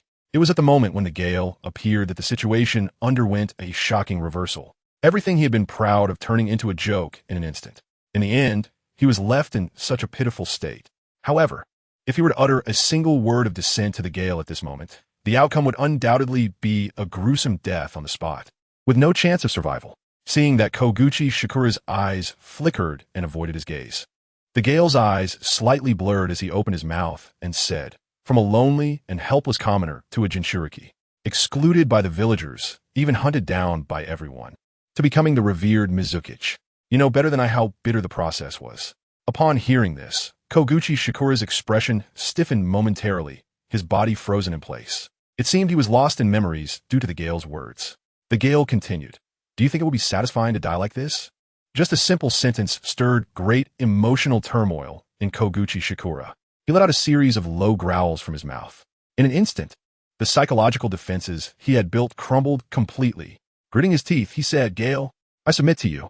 Oh, the Gale elongated his tone, then pointed to his own crotch and said, since you want to live, you have to pay a price. Go through there. What? Koguchi Shikura's eyes widened in disbelief. Gale, you. The words were on the tip of his tongue, but were swallowed back, the look of shock and anger on his face disappearing without a trace. Upon seeing this scene, the Gale lifted his foot and then spread his legs. Koguchi Shikura remained silent. His body moved slowly, but he was indeed crawling toward the Gale's crotch. After a long time, it finally ended. A stream of humiliating tears slowly slid down the corner of Koguchi Shikura's eyes. But he quickly adjusted his mindset, his expression returning to normal. There was no sign of emotional change on his face. He said in a deep voice, Can you spare me? Master. The last 2 words already represented Koguchi Shikura's attitude, having completely elevated the Gale to a position of power.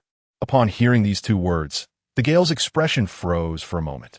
He murmured, Shikura, you're not only cruel to the village and others, but also to yourself. Somehow, seeing Koguchi Shikura in such a state did not bring the Gale any pleasure. Instead, he was filled with an unshakable fear. To suffer such humiliation, yet maintain such composure. You cannot be left alive. In the first instance, the Gale reacted. He sternly reprimanded. It would be better to kill you. Suddenly, Koguchi Shikura could no longer contain his inner rage and struggled desperately. The chains of the Vajra seal wrapped around him, slowly seeping with crimson blood. Gale, since the beginning, you never intended to let me go. From start to finish, you have been insulting me. You will not die a good death. Even if I die, I will swallow you alive. I will become a vengeful spirit and not let you go. The curses rang out continuously. A series of blows were almost driving Koguchi Shikura mad. The humiliation in his heart was more tragic than the physical pain. Only now do you realize? The Gale scoffed coldly and said, Your experiences have led you to implement tyranny in Kirigakure.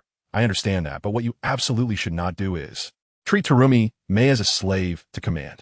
The Gale quickly formed hand seals, placing one hand by his mouth and growled, Die for me. Fire release. Great fireball technique. A scorching fireball shot out, hitting Koguchi Shikura, who immediately spat out blood, staining his chest.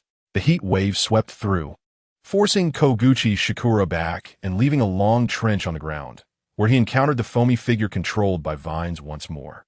The 2 locked eyes, both stunned, but there were no more words. Under the rolling flames, the surrounding trees were reignited, igniting an even fiercer sea of fire, engulfing both of them. The firelight flickered across the Gale's face, illuminating and darkening it. Water release. Great waterfall technique. Suddenly, a torrential flow of water surged down from the sky. directly extinguishing the foam and the flames on Koguchi Shikura. Swish! Several figures appeared, their clothing tattered and faces covered in soot. Kiri's shinobi, including J-Go, Kisame Hashigaki, and Zabuza Momochi, along with Koguchi Shikura.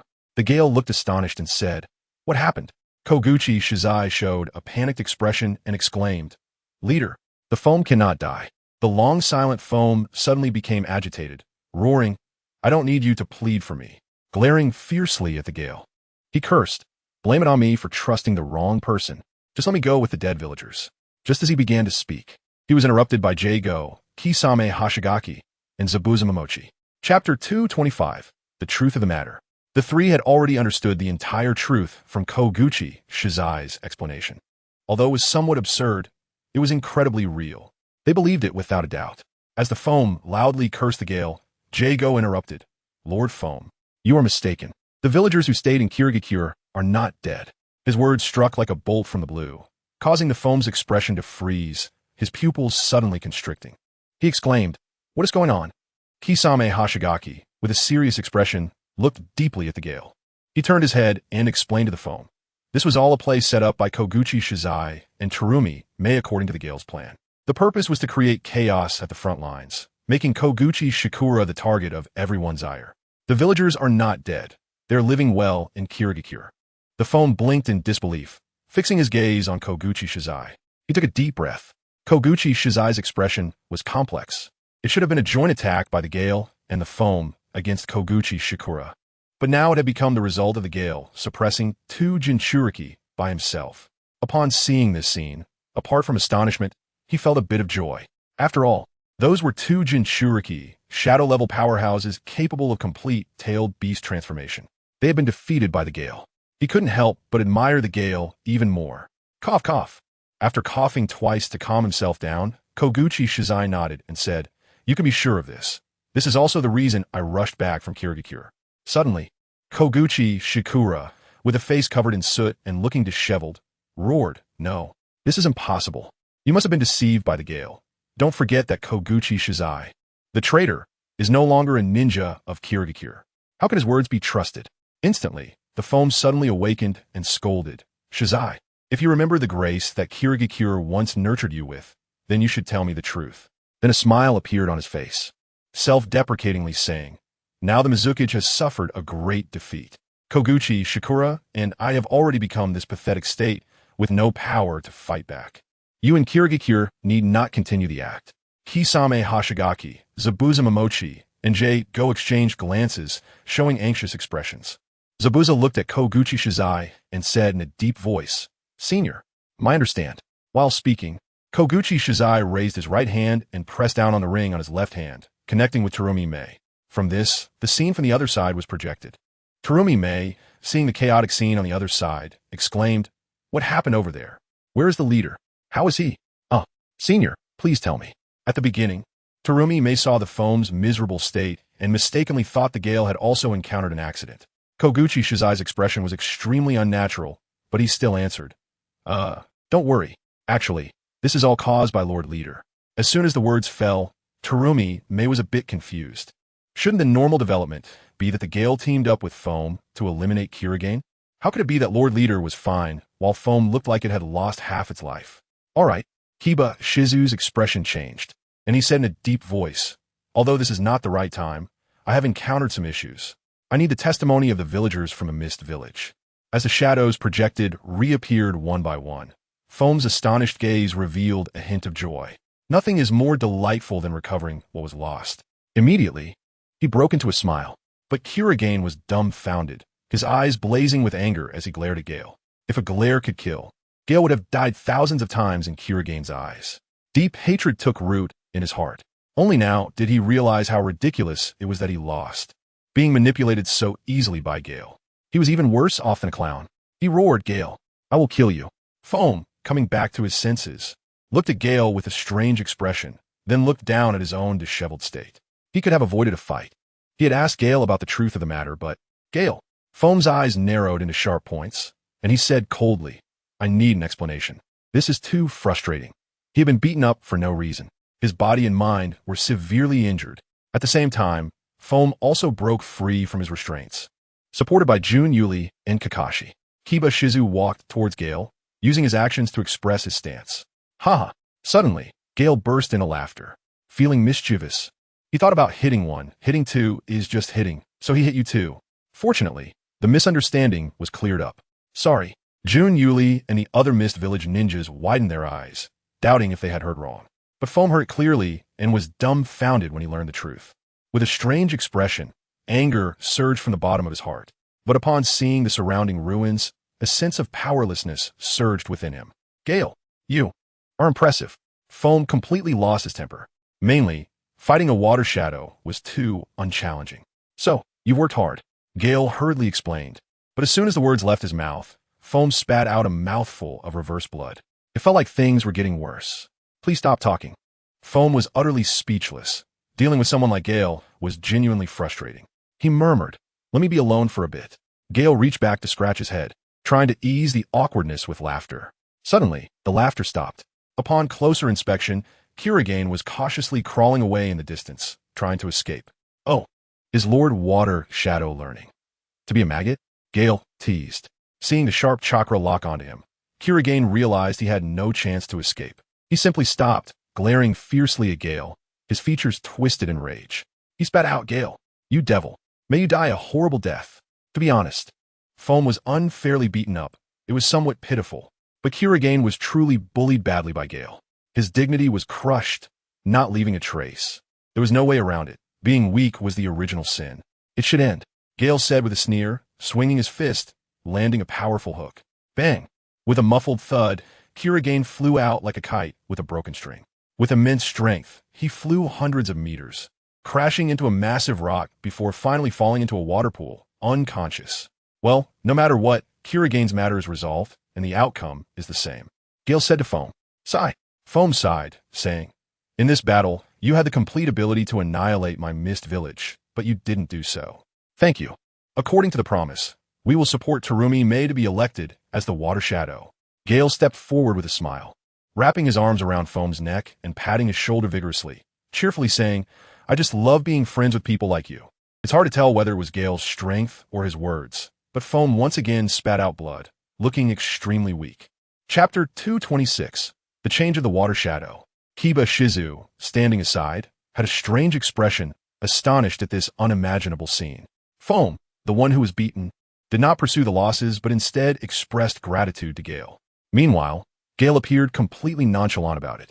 When someone later inquired about it, Kiba Shizu still couldn't understand. But when Terumi Mei answered, it resolved his long-standing doubts. Foam's actions, seemingly foolish and even cowardly, were actually the best solution at that moment. Not to mention whether he could fight Gale, there was a gap between the Mist Village and the Rain Village. After this battle, the morale of the Mist Village plummeted, and their strength was damaged. Continuing the war could very likely lead to the annihilation of the village. This was a result Foam absolutely did not want to see. Instead, supporting Terumi Mei to be elected as the Water Shadow would, on one hand, establish friendly relations with the Rain Village, helping the Mist Village through this tough period. When there were attacks, having a connection with Terumi, Mei, and Gale meant he would not sit idly by. It was akin to having a strong ally. Relying on the Rain Village, they could vigorously develop and strengthen the village's overall power. On the other hand, regarding Terumi Mei's relationship, although she was previously a member of a bloodline limit family, she later fell into slavery. He was in a position that had nothing to do with the bloodline limit clan and the commoners.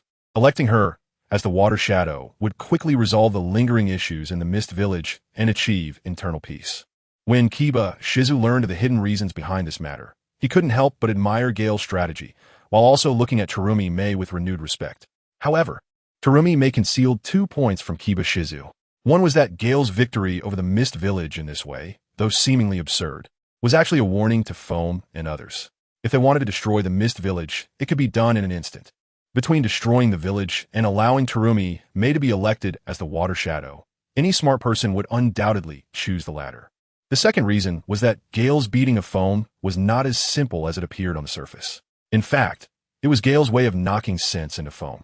Once Terumi Mei was elected as the Water Shadow, it would be Foam's responsibility if anything happened to the Mist Village. In other words, this was Gale's way of protecting Terumi Mei. Instantly, a warm feeling filled Terumi Mei's heart, and she firmly remembered Gale's kindness. After the incident with Kurigane was resolved, it was already dawn. The sun, just rising, was spirited and radiant, illuminating the entire world. The branches were filled with the crisp calls of cicadas, and on the nearby grass, there were still remnants of last night's raindrops. In the distance, there were several remaining flames. Tiny flames flickered among the charred wood. "It's over," Gale said softly. Turning to Foam, he asked, "As you all leave, did you have any instructions to guard against attacks from the Sand Village?" The Mist Village ninjas were all stunned. Foam looked surprised. When he was chasing Gale, he had warned the Mist ninjas to pay attention to the movements of the Rain Village, but he hadn't mentioned the Sand Village. Seeing their expressions, Gale naturally guessed what had happened. The collaboration between the Yuzu Yagura and the Sand Village is undoubtedly based on mutual interests. Sure Foam, with a pair of deep-set eyes, looked at everyone and said, "Now that the Mist Village is in this state, what do you think the Sand Village will do to the Mist Village ninjas?" It is crucial to note that previously, the Mist Village and the Sand Village broke through defenses and entered the Land of Rain, camping outside the Rain Village. The ninja encampments of the Mist Village and the Sand Village are not far apart. With the sudden upheaval in the Yuzu Yagura, the morale of the Mist Village is unstable, and it is inevitable that the Sand Village will take advantage of this weakness. At that moment, Bao Mao was shocked, his face changing dramatically. He exclaimed, "Not good. We need to hurry back." Junyo Liu, Hanagaki Kisame, and Momochi Zabuza also understood the severity of the situation. Their expressions darkened, as if a heavy stone was pressing on their chests. It felt somewhat oppressive. At this time, the Mist Village ninjas were at their weakest. Although strong fighters like Ao and Swearin remained to guard, they were still vastly outmatched compared to the Sand Village. "Huh." Shurfeng laughed out loud, seeing everyone's surprised expressions. He sneered, "By the time you react, it will be too late. It's already dawn, and the battle over there should be over. I've already struck at the Sand Village."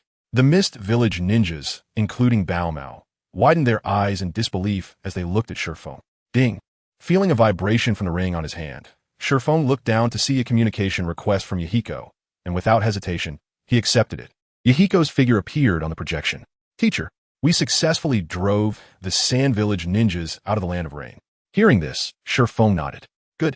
Then he ended the communication. The sequence of events left the Mist Village ninjas in shock, and they became very interested in the video call device. Seeing the crisis averted, Bao Mao showed a joyful expression. With the strong recovery ability of the tailed beasts, his complexion gradually became rosy, showing more vitality than before. "Thank you." Bao Mao respectfully bowed to Shurfeng, and the surrounding Mist ninjas hurriedly expressed their gratitude along with him. What is the use of saying such empty words? Shurfeng impatiently waved his hand, a glint in his eyes, and said, "How about something practical?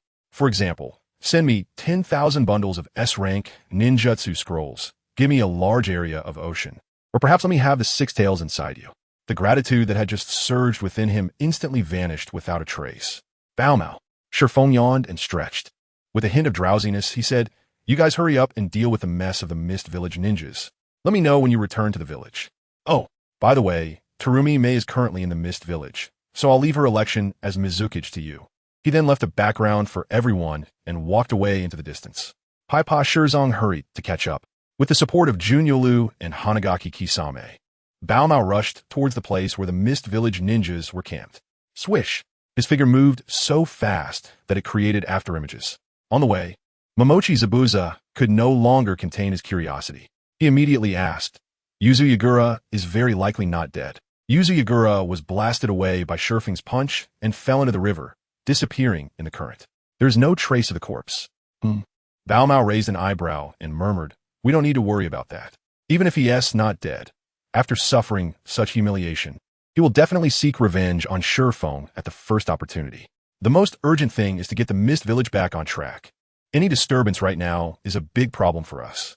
Everyone nodded in agreement. Their speed increased once again. At this moment, far from them, the turbulent river was splashing with water. Splash! After a huge splash, a figure lay weakly on the shore. It was Yuzu Yagura. Chapter 227. Shaking the mountain to startle the tiger. Rushing Raikage in the land of water within the Rain Village. Upon learning of their victory, the villagers spontaneously held a welcoming ceremony, with people already filling the area 10 miles outside the Rain Village gate. Everyone wore radiant smiles. Previously, when Hanzo the Salamander was in power, the villagers were extremely averse to war, having endured being a battleground between the three major villages, constantly bombarded by artillery fire. There was no stable, peaceful life. At that time, they only hoped to have one more meal a day, not knowing when artillery fire would come and take their lives. When the Mist Village and Sand Village ninjas broke through the defenses and the army pressed against the Rain Village, a huge shadow loomed over everyone. The shadow of past suffering from war lingered and could not be dispelled. They feared the old events would replay. And now, just one night later, the situation had changed dramatically. Under Shurfeng's leadership, the Rain Village sang in triumph, taking their fate into their own hands, and no one dared to bully them anymore. The defeat of the Mist Village and Sand Village was a great example. An elderly woman, walking slowly with a face full of wrinkles, had eyes that sparkled with vitality. She stood on her tiptoes in the crowd, stretching her neck to look into the distance, eagerly waiting for the returning ninjas. Grandma, what kind of person is the leader everyone is talking about? A nearby hydrangea blinked her big eyes, looking innocent and adorable. The leader? The old woman murmured, her smile growing even broader. He is our savior. At this moment, Shurfeng held supreme prestige in the Rain Village and was deeply loved by the people. Savior? Hydrangea murmured, her eyes sparkling with excitement. She exclaimed, then I will marry this god in the future, and let out a peal of silver laughter. The adults around her saw Hydrangea's expression and felt fondness for her, unable to help but smile at the child's innocence. Look, they're back. Suddenly, someone shouted, and the villagers erupted with excitement. On the distant horizon, under the rising sun, the light illuminated everything. The figures of the ninjas came into view. Leading the group was Shurfeng, followed by a number of Akatsuki members. Behind them were the Rain Village ninjas, standing in neat rows with their back straight. Divided into two groups, Shurfeng was dealing with the affairs of the Mist Village, while simultaneously issuing an order for the Akatsuki members to lead the Rain Village ninjas to charge against the Sand Village ninjas. Seeing the celebrating villagers, who were constantly expressing their gratitude, filled Shurfeng's heart with warmth. Unconsciously, a smile appeared on his lips as he waved to the villagers. Xiaonan hurriedly took a couple of steps forward, asking from a position slightly behind Shurfeng, Teacher, I still don't understand what happened with the Mist Village. Didn't we ask Paipa, Shirzong, and Terumi to kill the villagers of the Mist Village, frame Yuzu Yagura, and imprison the villagers in the water prison? Then send this information to the front line to deepen the frontline ninjas' hatred towards Yuzu Yagura, leading to a rebellion? Why did the villagers suddenly survive? What is going on? Shurfeng glanced at the puzzled Xiaonan, unable to imagine that even the clever her could have moments of confusion. He couldn't help but find Xiaonan somewhat cute. Feeling Shurfeng's intense gaze, Xiaonan blushed and unconsciously lowered her head. Ahem. Seeing this, Shurfeng quickly coughed to disguise his emotions. He opened his mouth to answer. Then let me ask you, how do you think we won against Yuzu Yagura in this battle? By brute force? Or by sophisticated equipment? None of these. His expression turned serious, and in a heavy tone he said, It's the human heart. As the saying goes, those who gain the way have many helpers, while those who lose the way have few helpers. Kei Kishikura's tyranny has already touched the villagers' bottom line, and each of them wishes for his early demise. After Konan and Paipa Shiz infiltrated the hidden Mist Village, they had them team up with the villagers to stage a play, faking their deaths. Only in this way would the act seem real, and the ninjas controlled by Kei Kishikura would fall for it. Suddenly, Konan showed a look of realization. I knew it. How could you, sensei, be such a ruthless person? You actually wanted to kill all the innocent villagers of the hidden Mist Village. I knew you were the best. Ship-In smiled and didn't speak. At this moment, Yahiko, who was beside him, had a look of surprise on his face and exclaimed, What are you two whispering about? Could it be that? As Yahiko spoke, he brought his wrists together, his index fingers tapping repeatedly. This action undoubtedly hinted at the relationship between the two. Yahiko. Konan wouldn't react to Yahiko like she did to Ship-In, and immediately threw a punch. Yahiko, who was howling in pain, touched his forehead and complained, Living together, how come I've learned to be just like Tsunade? Your strength is so great. At this moment, Ship-In sneered, How dare you make fun of my teacher? You can't escape 100 sets of the 5-year college entrance examination and 3-year simulation papers. Yahiko's howls grew louder, and just thinking about all those papers made him red-eyed.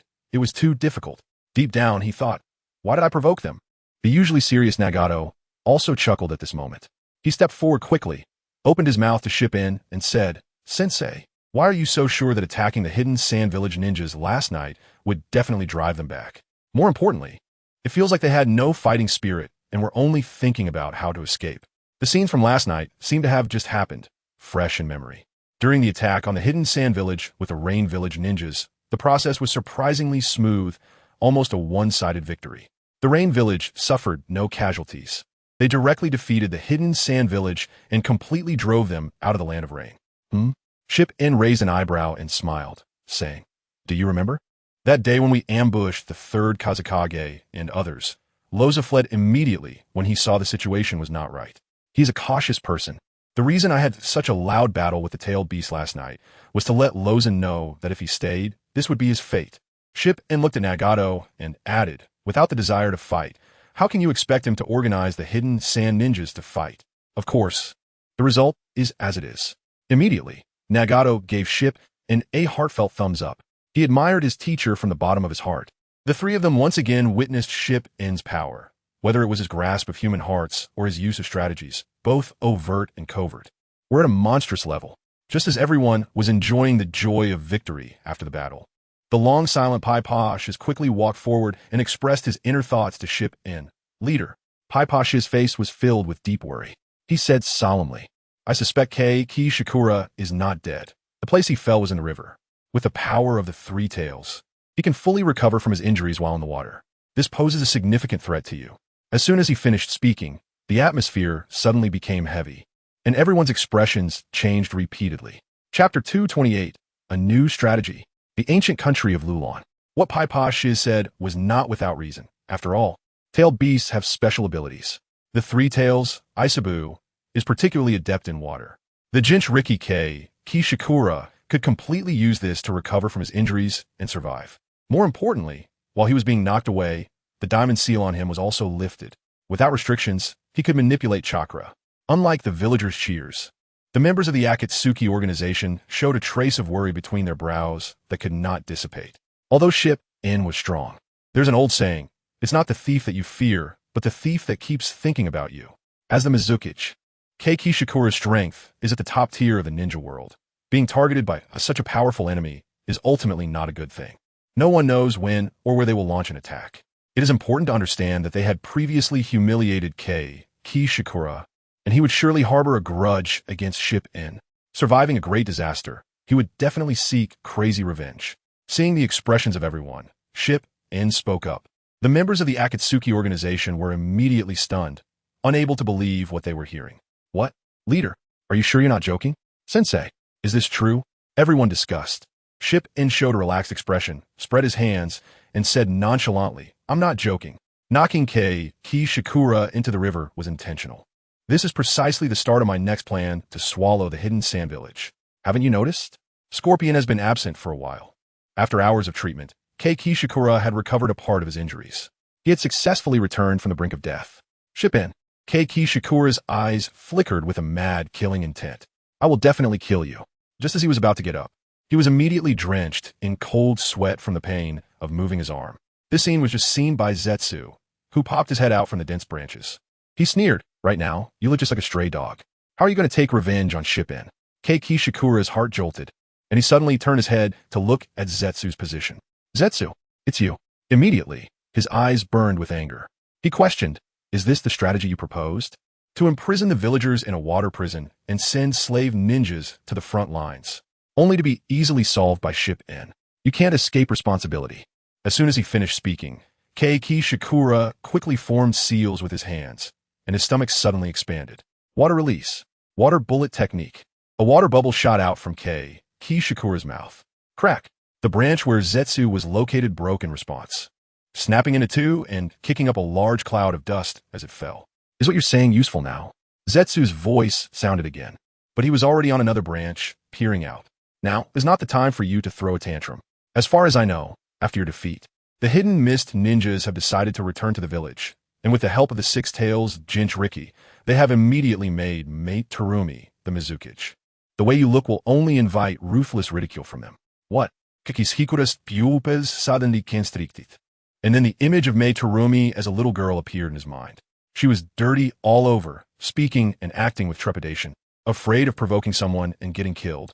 To think that a slave could be elected as the Mizukichi. Mei Terumi elected as the Mizukichi? His heart felt like a bottle of mixed flavors had been overturned, with all kinds of emotions swirling within, creating an unpleasant sensation. Zetsu nodded. His eyes reflected Shikura's furious expression. That's right. If Meitarumi, who has become a hidden mist ninja, returns to the hidden mist village and is directly elected as the Mizukage, don't you think there is a huge conspiracy hidden behind this? Shikura fell silent. His eyes narrowed into needle-like slits. He knew that the villagers were not dead, and according to Zetsu's words, the person who must have rescued the villagers from the water prison was definitely Meitarumi. At the same time, he couldn't help but think about the relationship between Meitarumi and Ship-in. His expression grew darker. He suddenly raised his head and stared at Zetsu, saying, Ship-in, you really have a ruthless heart. From the very beginning, he was playing a grand game. We, the people, were merely the pieces under his control. The ultimate result of this could very likely lead to the hidden mist village eventually submitting to Ship. Ju secretly thought that after wasting so much breath, Shikura finally got it. Although he thought this way, his face showed no trace of such emotions. He said in a deep voice, just as you said, Ship's true goal is indeed like this. Destroying a village or using the living forces of that village for oneself. There's no need for me to elaborate on the difference between these two methods, right? Ship is truly ruthless. Shikura showed a complex expression, deeply hurt by Ship's actions. He used means to eliminate his identity as a water shadow, then crushed him with overwhelming power. Even pretending to recruit Shikura was actually a way to brutally humiliate him. Killing is merely a formality, but Ship, thinking of this, Shikura's eyes flickered with hatred as he gritted his teeth and said, the humiliation I've suffered. I will make sure to settle the score with Ship. Seeing that the intended effect had been achieved, Ju stated the purpose of this visit. The enemy of my enemy is my friend. It would be irrational for you to go kill Ship now. To put it another way, even if you killed Ship, it would only relieve your anger without any real effect. You still cannot return to the hidden mist village. Puffed. Shikura sneered repeatedly. I said, how could you care about my life and death? It turns out you have another scheme. So what's the new plan? Dare to have any questions? And I will tear you apart. As soon as he finished speaking, the crimson-tailed beast chakra enveloped his body, draping him in a layer of blood. Three tails swayed in the wind. A dense killing intent rushed towards Ju. Generally speaking, facing this terrifying pressure, even AJ Neen would tremble. But Ju remained unfazed, saying with a sneer, you can go find our SA? After your failure, a large number of ninjas from the Hidden Rain village suddenly emerged, directly driving the Sand village out of the Land of Rain. You can still cooperate with him. Only in this way do you have a chance for cooperation. Osa? Shikura muttered, looking at Ju suspiciously. He coldly said, with the strength of the Sand village alone, they are definitely not Ship's opponent at this stage. Stop hiding things and say what you need to say directly. Huh? Ju snorted coldly, then continued. In a land of wind where the Sand village is located, there's an ancient city-state, Lulon. Beneath this city-state lies a terrifying power, the power of the Dragon Vein. Once obtained, it will greatly enhance strength, fundamentally controlling the Sand village, and will surely tear Ship apart, finally avenging the Great Hatred. Chapter 229. The Seven Tails Jinchuriki Fu Land of Wind. Inside the Sand village, rolling yellow sand swept across one sand dune after another, stirring up clouds of dust. Originally a desolate place, the atmosphere of despair became even more pronounced after the defeat and return to the village. In the office of the Wind Shadow, our SA sat in the main seat with a gloomy expression, coldly watching Chio below who was chattering incessantly. I said, the extended battle line is not advantageous for us. And now we have made enemies of both the Rock Village and the Rain Village at the same time. Not only have we not gained any substantial resources, but we also suffered a miserable defeat in both battlefields. Have you said enough? Arsa's eyes slightly narrowed, an incredibly sharp aura emanating from him, pressing down toward Chio. Are you getting anxious? Chio refused to back down, her eagle-like eyes glaring back, and several puppets rushed out from behind her, ready to fight at any moment. The long silent Seven Tails Jinchuriki Fu could no longer sit still and suddenly stood up, her face filled with frost. She coldly said, I didn't come here to watch your internal strife. The question is, what should we do now? You and the Sand Village have great resources and can endure consumption, but the Takigakure I represent is just a small village. It is precisely because I do not want to be dragged into the war and destroyed that I cooperated with you. RSA. You haven't forgotten that, have you? With a heavy cold snort, our SA turned his head away, no longer paying attention to Chiyo. Instead, he promised Fu, "This time, I will bear your losses. It's just a temporary setback. Victory will ultimately belong to us."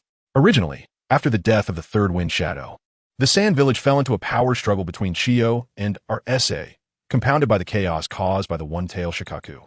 Under pressure, RSA successfully connected with the Takigaikir, managing to recruit the Seven Tails Jinchuriki Fu, tilting the balance in his favor over Chiyo.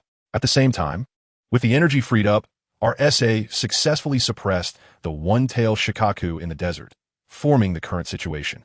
Seeing RSA speak this way, having made a promise, Fu had no choice but to stop insisting and sat back down.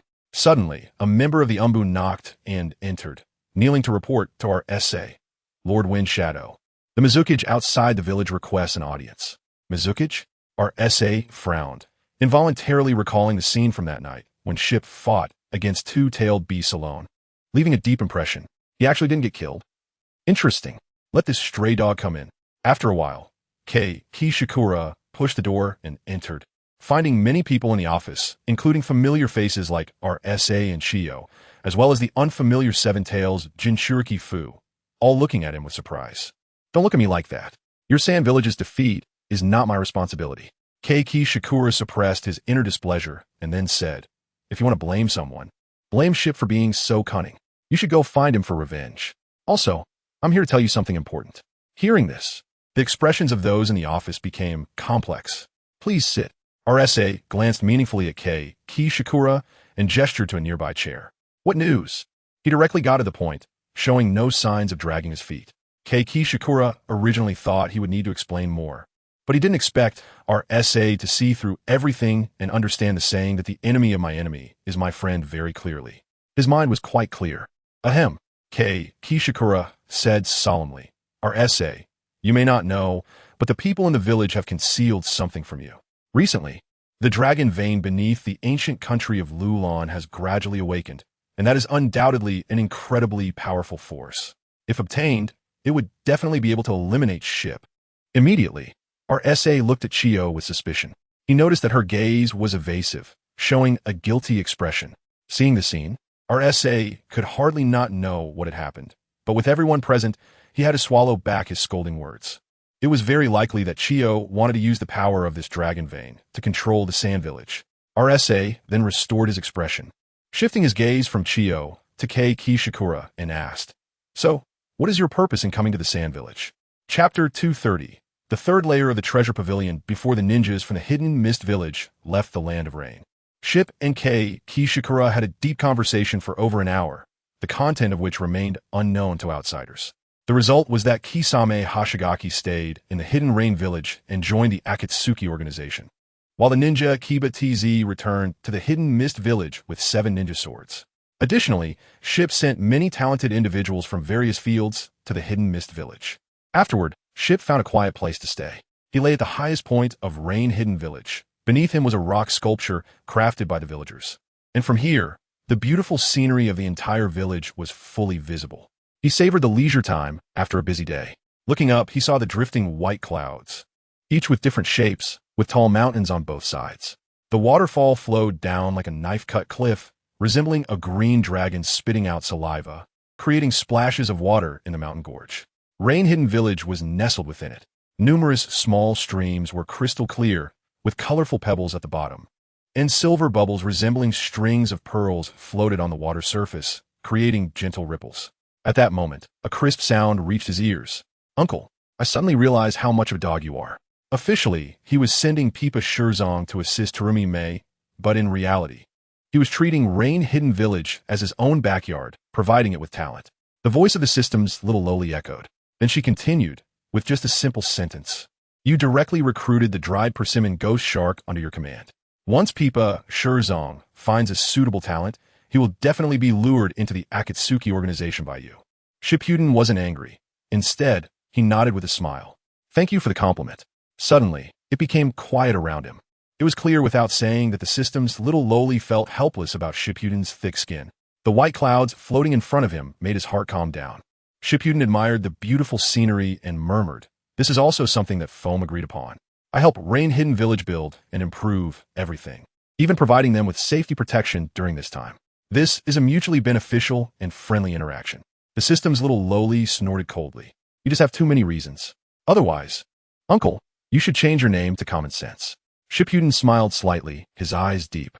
He said in a low voice, everyone is drunk, only I am awake. The ninja battles between villages? It's just children playing house. It is precisely because I know the truth of the Naruto world that I need power even more. Otherwise, when the Otsutsuki clan attacks, the end will be nothing but a pile of yellow earth with nothing left. After pausing, he exhaled a breath of turbid air. Then he said, why don't you take the initiative to give me all your powers or rewards? That way, I won't need to expand the Akatsuki organization to increase my strength. After all, at this stage, the fastest way for Shippuden to improve his strength was to enhance the strength of the Akatsuki members in exchange for points. Then he could use the points to exchange for rewards in the treasure pavilion. Hence, the scene of the dried persimmon ghost shark joining the Akatsuki organization appeared. Wow, how can you say that? The system's little lowly expressed her disdain and snorted. Do you really think I'm a creator? If it were that easy, I could regain my freedom and no longer be constrained by the consciousness space. Forget it. I won't tease you anymore.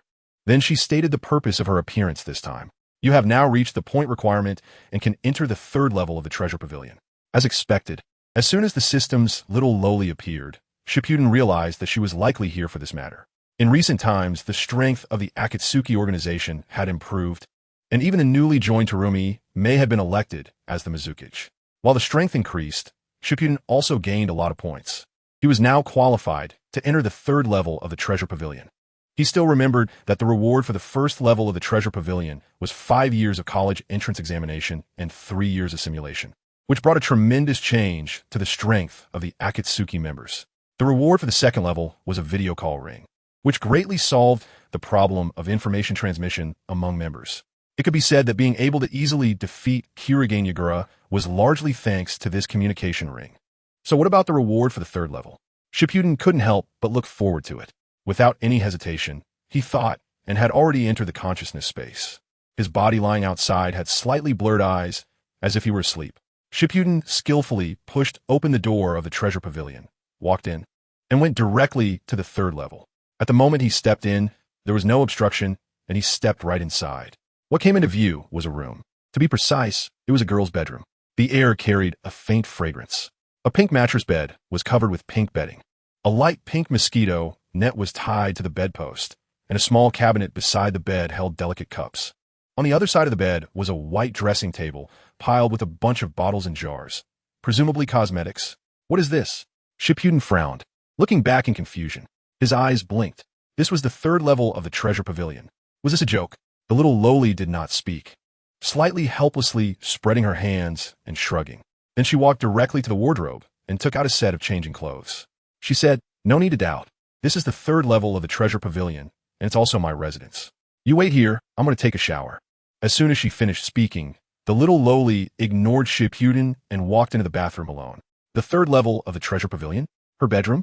Shippuden was filled with questions, unable to help but mutter, what on earth is going on? He looked around the room, trying to discover some secrets. In a hazy state, Shippuden looked towards the bathroom where the little lowly had entered. Before long, the sound of running water could be heard. She was actually taking a shower? The sound of water made Shippuden's heart race, blood surging, feeling as if the sound was like a magical tune, stirring the deepest strings of his heart. Regarding everything happening in the bathroom, he was filled with an overwhelming desire that was hard to set aside. What was even harder to believe was that the bathroom door wasn't closed properly, leaving a gap. Amidst the swirling mist, a fair and enticing figure was faintly visible, accompanied by the sound of water, making one's imagination run wild. Suddenly, Shippuden stood up, his heart racing, feeling that this situation was a bit unusual. His breathing became very rapid. The ensuing embarrassment made standing impossible, so he could only crouch down on the edge of the bed. What on earth was going on? Shippuden felt that if he continued like this, something was bound to happen, so he shouted at the little lowly in the bathroom. What do you mean by this? If you don't tell the truth, I'm leaving the consciousness space. What are you anxious about? The milky white mist rushed out as she opened the bathroom door. The little lowly, who had just finished bathing, looked like a spring bamboo shoot after the rain, radiating a faint vitality. Her fair cheeks showed a hint of rosy color, appearing somewhat charming. The little lowly was wearing a cartoon bathrobe with SpongeBob on it, the yellow little block making her look even more playful and cute. Stepping out of the bathroom, The little lowly raised her pair of blue eyes to look at Shippuden. With a straight face, she said, "The reward for the third level of the treasure pavilion is me." Chapter 231. The real reward. The little lowly's words felt like a bolt from the blue, leaving Shippuden in shock for a long time without reacting. She was the reward for the third level of the treasure pavilion? Looking at the cute girl in front of him, small in stature, yet perfectly proportioned, with curves in all the right places, she could definitely be considered a beauty. Just after bathing, her shiny black hair, still damp, clung closely to her delicate, fair collarbone.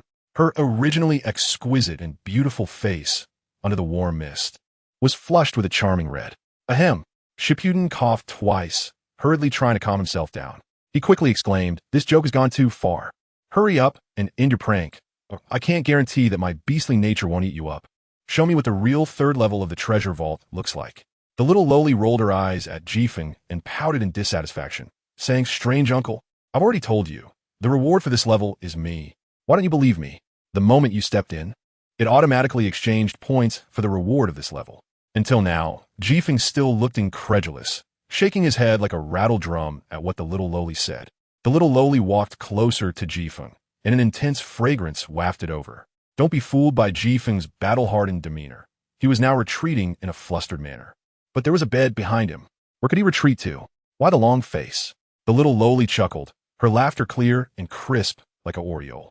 "Didn't you say you would unleash your beastly nature to eat me? Why are you being so timid? Strange uncle, am I really that scary?" Jifeng's expression froze, and he couldn't help but swallow hard. He said with difficulty, "No, I just find the situation very strange. How could the reward be this? How could it not be this?" The little lowly retorted, a hint of sadness flashing in her eyes. She continued, "To put it plainly, I'm just the spokesperson after the system upgrade, merely following the rules and doing my job. If I don't obediently follow the rules, I have a premonition that I will be completely erased, and the system will revert to the previous god-level choices." Jifeng's eyes narrowed into sharp points. He said in a deep voice, "How could this be? Is there no way to resolve it?" Seeing Jifeng's barely concealed anger, the little lowly's eyes lit up with surprise. "I didn't expect you to empathize with me. I thought you would pounce on me as soon as you learned the truth." However, the little lowly's expression turned sly as she looked at Jifeng, her eyes sparkling like a wolf gazing at a little rabbit. She licked her red lips and said, "I didn't expect you to be so conservative. Quite interesting." She reached out and lifted Jifeng's chin, smiling sweetly. "Your shy look is quite rare. I can't help but want to tease you." The inner resistance vanished without a trace, replaced by an interest in teasing Jifeng. Smack! Jifeng swatted the little lowly's hand away, pretending to be angry. "What do you know, you little brat?" "Oh, little brat. TSK, TSK, TSK." The little lowly made a smacking sound with her lips and teased. "Then why does someone react when they see a little brat?"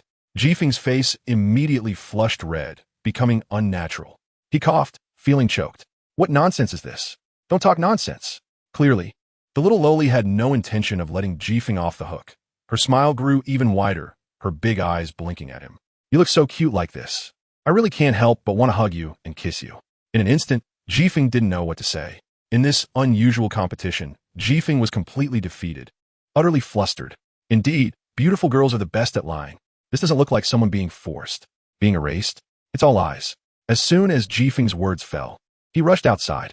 "If I can't afford to provoke you, I can still avoid you." Just as he was about to leave this troublesome place, the little lowly exclaimed and quickly caught up to him, hugging him tightly from behind. Jifeng couldn't shake her off. "Strange uncle." As the little lowly spoke, her body intentionally pressed against Jifeng's back. "You want to take advantage and leave? Aren't you going to compensate me? But that will make me very sad." Instantly, a tingling sensation surged through Jifeng, making him gasp. There was a buzzing sound in his ears. "What do you want from me? Compensate? Can't we be reasonable?" Jifeng was genuinely helpless. He felt constrained by the little lowly, his body uncomfortable. He had a lot of energy, but nowhere to use it. "You peeped at me while I was bathing. Is my skin too white?" the little lowly exclaimed. Jifeng's eyes widened, his cheeks burning hot. He felt like he had been caught doing something bad. At this point, Jifeng sighed deeply and forcibly pulled the little lowly in front of him. In a serious tone, he said, "I really don't have time to joke around with you. Scorpion has already gone to Sand Hidden Village, and the Dragon Vein is about to reappear. Many forces will compete for it. To have the strength to face the Otsutsuki clan, every step I take from now on is crucial.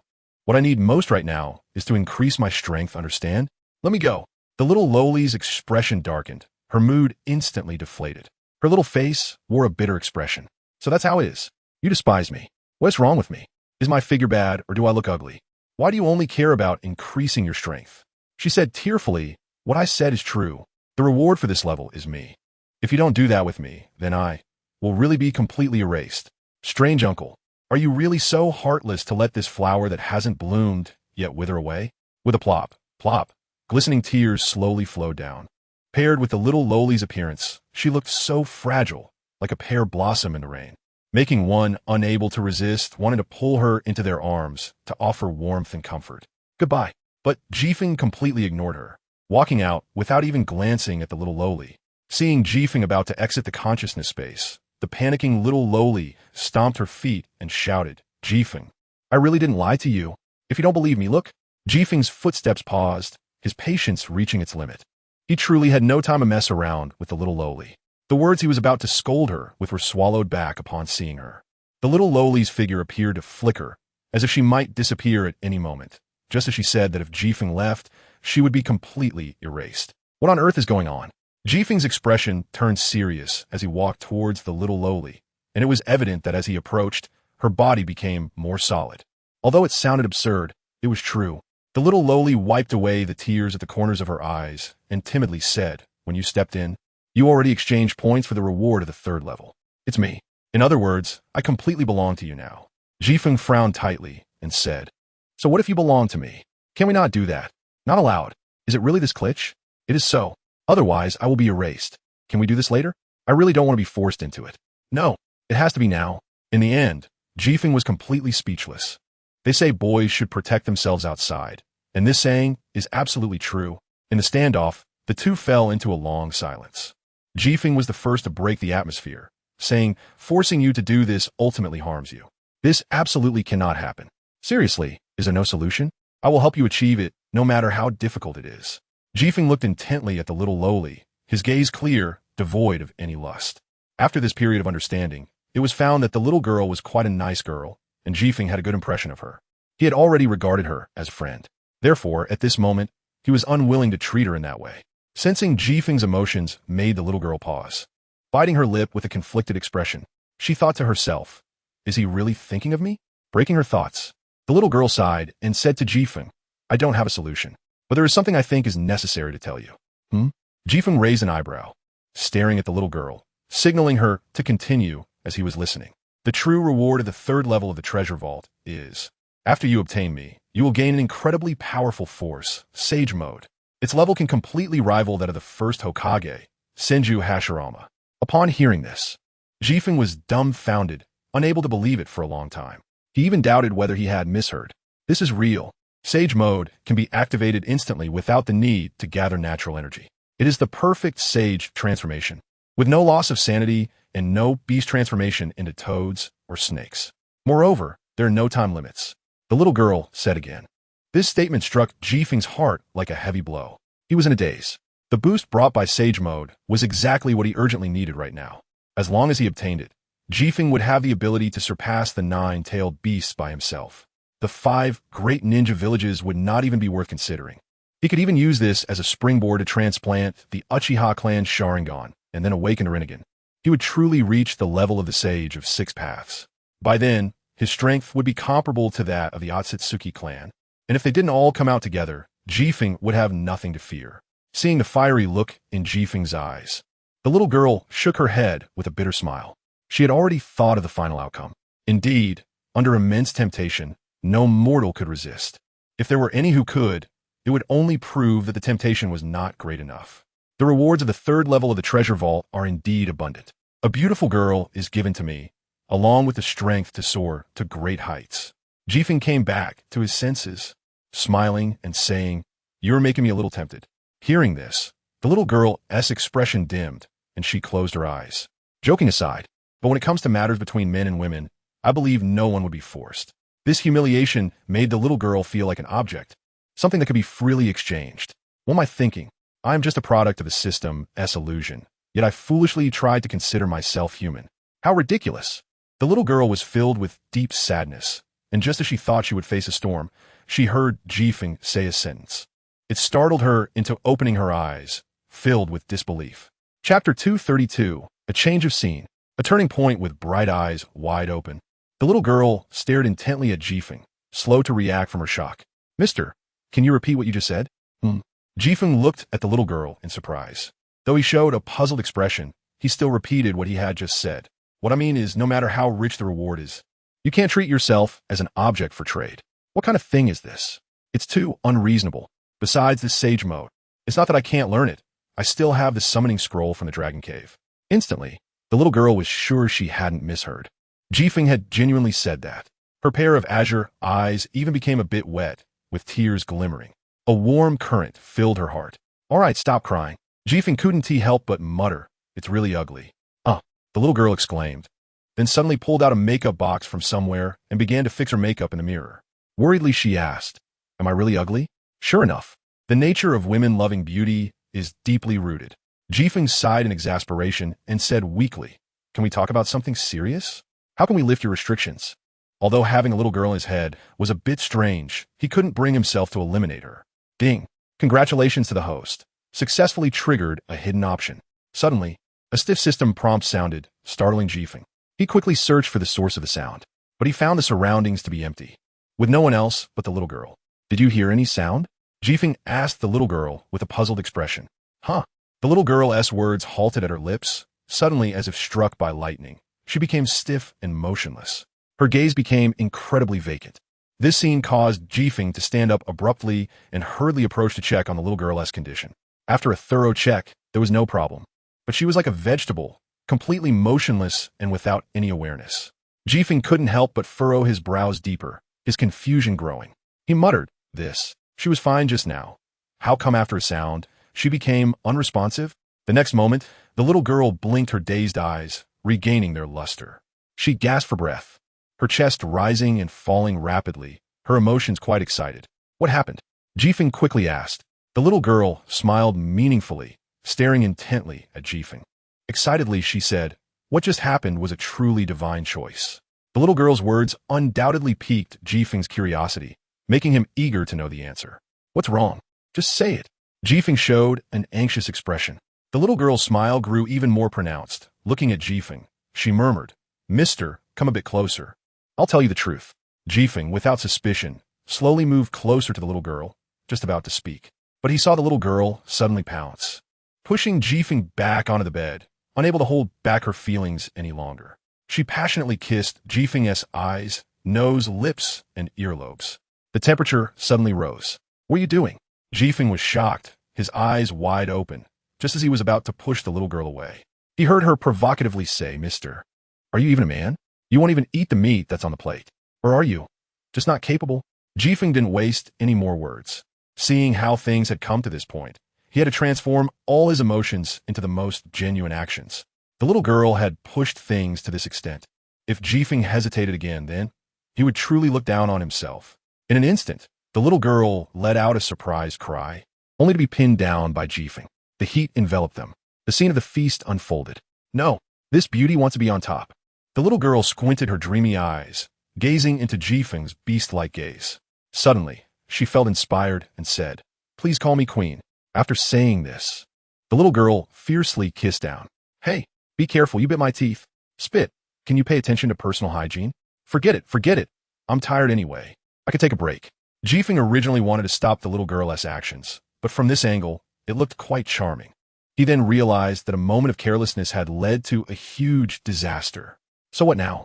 Somehow, the little lowly felt no anger in her heart, but rather a sense of relief from shedding a burden. The cause of this incident made her take the initiative. She let out a breath of stale air. I will take responsibility, Jifeng said somewhat awkwardly. The little lowly laughed, shifting to a more comfortable position as she continued to lie in Jifeng's arms, her fingertips lightly drawing irregular circles on his chest in a daze. Who decided that when such things happen, it's always the girl who suffers, and that the boy must make a promise? Besides, I was the one who took the initiative. Although you're a man, I have to say sometimes you act more like a child. It's quite kawaii. Ahem. Jifeng almost choked on the little lowly's words. Just as he was about to retort, his gaze was captured by her impressive figure, and it took him a while to realize the ambiguous smile on her face. Embarrassed, Jifeng awkwardly chuckled and looked away, scratching the back of his head. Is it pretty? The little lowly asked, her eyes sparkling with mischief. Jifeng was momentarily at a loss for words, surprised by her boldness. He swallowed and honestly replied, "It's pretty. Is it comfortable?" The little lowly was like a satisfied cat, playfully toying with the last remaining mouse, teasing Jifeng with her ambiguous gaze. "You." Swallowing hard, Jifeng forced himself to respond, "What do you think?" Hee hee. The little lowly laughed, sounding like a duck. Chapter 233. The reappearance of the god-level choice. Seeing the little lowly laugh, Jifeng was left speechless for a moment. How did it turn into this scene in such a short time? Weren't boys supposed to protect themselves? After the little lowly's laughter faded, the room fell into a brief silence. Do you men always find it boring after turning a girl into a woman? The little lowly raised her head slightly, resting on her little arm, her bright eyes fixated on Jifeng. Her posture was indescribably tempting. It was hard to imagine that such a cute little lowly could also show such femininity. Or perhaps it was this contrast that created an indescribable charm. Strange uncle. What do you say? Jifeng glanced at the little lowly with a hint of meaning. A sense of illusion surged from within, as if she had him tightly in her grip. All right, Jifeng admitted he was infatuated with the little lowly's body, which was why he allowed her to be so bold. Strange uncle? Aren't you going to say something? At a time like this, shouldn't you be saying something cheesy, like loving me for 10,000 years? Or promising to marry me and protect me for a lifetime? You're so dumb. Do I have to teach you everything? The little lowly said with a smile. Cheesy talk. After a moment of silence, Jifeng sighed and said sincerely, I'm not good with cheesy talk, but I can promise to take care of you for a lifetime. If you're willing to be my woman, I'll accompany you in craziness. I'll accompany you in mischief. I'll accompany you in laughter. The little lowly stared blankly at Jifeng's sincere face, her eyes inexplicably becoming a bit hazy. It had been a long time since she felt like a robot living in a conscious space without emotions, apart from dealing with the scenery of the space. It was only when Jifeng entered that she could chat to relieve boredom. Loneliness and boredom had been troubling the little lowly for a long time. However, now someone was willing to keep her company. At a glance, this sounds like something to comfort a little girl. Countless words turned into a light laugh and teasing. Regarding such a future, the little lowly was confused about whether it was right, as she was, after all, a will born from the system. A brief silence lingered between the two, leaving only faint breathing sounds. Jifeng felt a dryness in his throat. He had developed inexplicable feelings for the woman before him.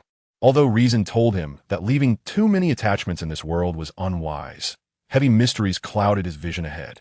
Whether it was good or bad, no one could guarantee it. However, let reason go to hell. Jifeng's gaze turned resolute as he said in a deep voice, I'm serious. You're an emotional being. Although this conscious space is vast, it is ultimately a cage. The treasure house is only the third layer. There must be more powerful treasures above that can help you escape. The little lowly suddenly broke into a smile, her charm making Jifeng momentarily entranced. Then what are you waiting for? My man. Seeing Jifeng dazed and slow to act, the little lowly couldn't help but laugh in annoyance.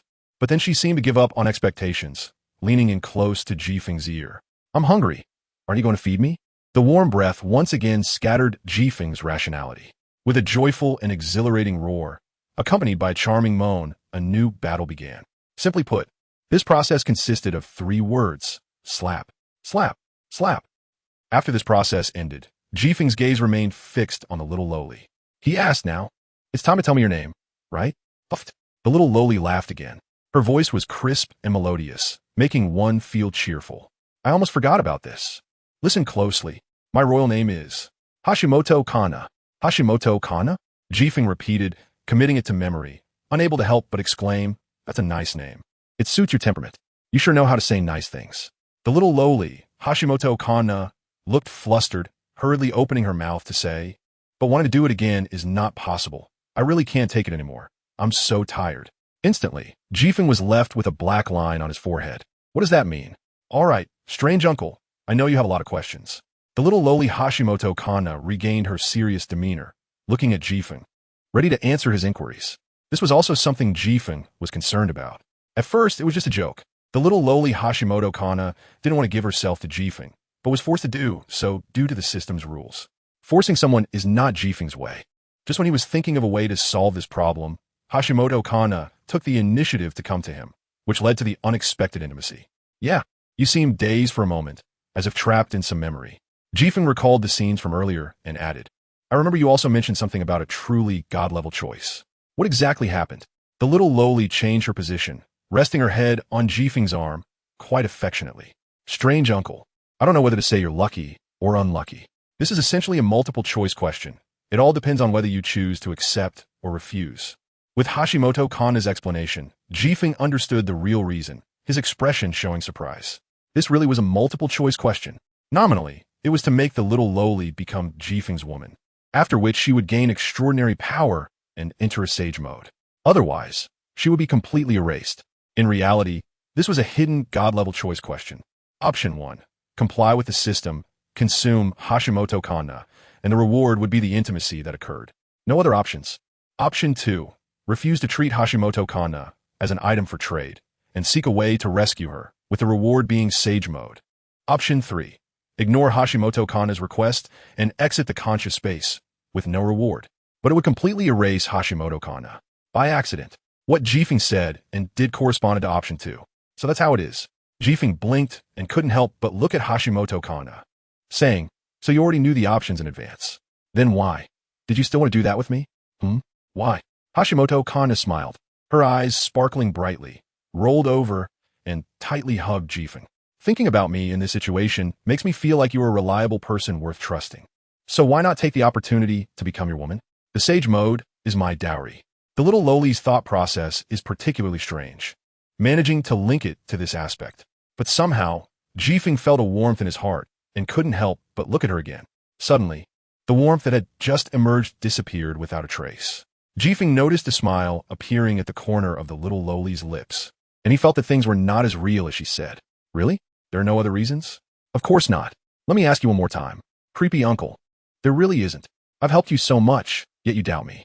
Little lowly Hashimoto Kanna immediately changed her expression, her eyes red and full of grievance. It was very likely she would cry in the next second. "I'm really so sad." Jifeng sighed, realizing that Hashimoto Kanna was typical of making a lot of noise without shedding a tear. He opened his mouth and said, "Not saying? Then forget it." At the same time, his big hands became unruly, wandering around Hashimoto Kanna's waist and reaching down. Hashimoto Kanna's face turned red, feeling the need to stop Jifeng from causing trouble. She exclaimed angrily, "What are you doing?" Jifeng showed a harmless smile. Calmly, he said, "If you don't tell the truth, then of course I'm going to." "Do you? Just a proper punishment for you." Remembering the scenes that just unfolded, it made little lowly Hashimoto Kanna's heart race and her face turn even redder, and at the same time, a hint of fear emerged in her heart. If this continues, she might completely break down. "All right, is it okay if I tell the truth then?" Hashimoto Kanna forcefully shook off Jifeng's hand, her eyes flickering. Unable to look directly at him, biting her thin lips, she said, "Actually, choosing the second option not only benefits you by successfully obtaining sage mode, but I will also receive a reward. The premise is that you and I have to do that thing." "Creepy uncle, haven't you noticed any changes around?" Jifeng frowned and began to survey the surroundings, but everything looked the same as before. The girl's room decoration. Wait. Suddenly, a flash of insight crossed Jifeng's mind, and a serious expression appeared in his eyes. He pouted and said, "Everything around seems to have solidified a lot, becoming more realistic." Hashimoto Kanna nodded and said, "That's right. Exactly that. The derived consciousness space has now transformed into a different space. Creepy uncle, you can condense chakra and open a black teleportation door out of thin air, freely entering and exiting between the real space and the different space." Jifeng was shocked, looking at Hashimoto Kanna in disbelief. This news is simply too astonishing. Previously, this consciousness space could only allow Jifeng's consciousness to enter. But now, this world has directly evolved into a different space, allowing him to enter and exit based on his abilities. Doesn't this mean that in the future, when he encounters an unbeatable power, he can open a spatial door for a dimensional jump? This is an excellent ability. What else? Jifeng blinked his eyes, staring intently at Hashimoto Kanna, as he didn't believe this was the whole story. "Really?" Hashimoto Kanna exhaled a breath, resignedly saying, "Creepy uncle, sometimes you're silly, but at other times, you're particularly clever. I really don't know which one is the real you." All right. She glanced at Jifeng and whispered, "In the future, I can also come and go freely and no longer have to be trapped in this space." "Really?" While Jifeng was happy for little lowly Hashimoto Kanna, he suddenly realized that this girl is quite clever. She wouldn't make a losing deal, seeing that she didn't choose to do this for him alone, but for various rewards. Jifeng felt a blockage in his heart, like a stone pressing down on his chest. It felt slightly oppressive. No. The more he thought about it, the angrier he got. I want to punish you. No way. Creepy uncle. I'm going to break down soon.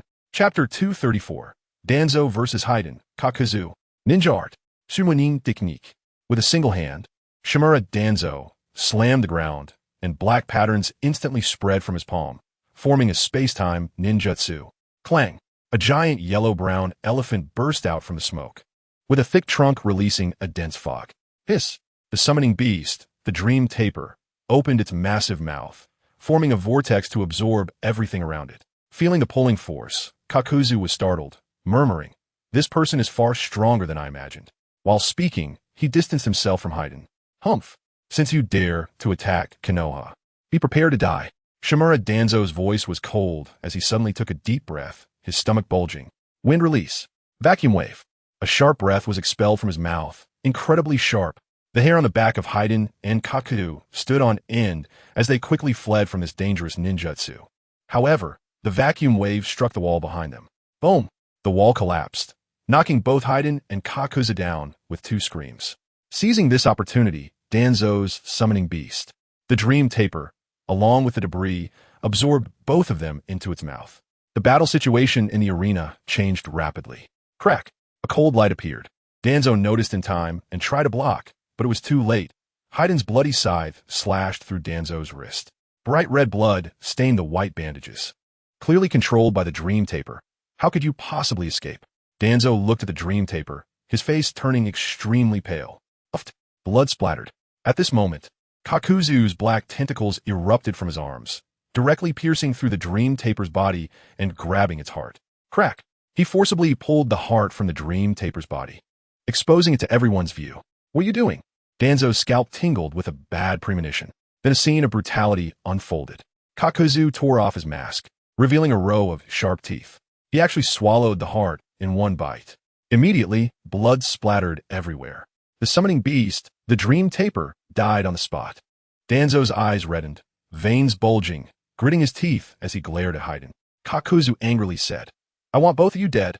The killing had reached a fever pitch, with a thick smell of blood hanging in the air. "Dead?" Haiden laughed, putting away his bloody scythe and gazing at Danzo as he spoke. "This all should come to an end. God, let me use this magnificent ceremony to pray to you." Seeing Haiden's demeanor, Kakuzu rolled his eyes and said irritably, "Don't make it too bloody. A complete body can fetch a good price." Hearing this, Danzo was immediately stunned. Wind release. Vacuum continuous waves. Waves of sharp wind blades attacked. Boom! At the location where Haiden and Kakuzu were, thick fog rose. Did it hit? Danzo thought to himself. The next second, his expression changed drastically as a huge stabbing pain surged through his body. Visible to the naked eye, multiple wounds appeared on Danzo's body, oozing bright red blood. The figure of Haiden slowly emerged, and a circular ritual pattern appeared beneath his feet. This was Haiden's curse technique, Death Deity's blood. It hurts, doesn't it? Ha ha, ha. A crazed, killing intent flickered in the eyes of Shikamaru Danzo. It's just a recovery-type ninjutsu. Stop trying to be mysterious. Suddenly, a long vine shot out from behind Haiden, immobilizing him. This vine emerged from the pit that had just been shattered, and another pit appeared behind Shikamaru Danzo. Since earlier, he had been aiming for this strike. "What?" Haiden exclaimed in shock, his face showing fear. Shikamaru Danzo, seemingly confident of victory, coldly smiled. He used a shadow clone to engage in a fight with Kakuzu. On the other side, he picked up Haiden's bloody scythe and walked towards him. "If I'm not mistaken, your secret lies in the curse seal beneath your feet. What would happen if I let you leave and then killed you?" He gave Haiden a choice. "Tell me how you practice this curse technique, or I'll kill you." The cold voice of Shikamaru Danzo echoed in Haiden's ears. Boom! The clones battled Kakuzu. Although each clone was weak, their numbers were overwhelming enough to hold Kakuzu back. "Ha ha ha!" Haiden laughed loudly, looking disdainful. "You old fox. You really are greedy. Are you not afraid of divine retribution for trying to take on the gods? God, power strong enough to be invincible is all that matters. When I become Hokage and unify the ninja world, I'll be comparable to the sage of 6 paths." Shikamaru Danzo's words revealed his full ambition. "Huh, you don't even deserve to smell my goddess farts," Haiden taunted, then turned to Kakuzu for help. "Kakuzu, what are you dawdling for? Hurry up and help. Come on." Thud. Haydn's voice abruptly stopped, his head severed, and his body fell heavily to the ground. The vine had lifted Haydn high, away from the ritual pattern beneath him. Shikamaru Danzo acted decisively. Realizing he couldn't extract Haydn's ninjutsu, he chose to kill him first.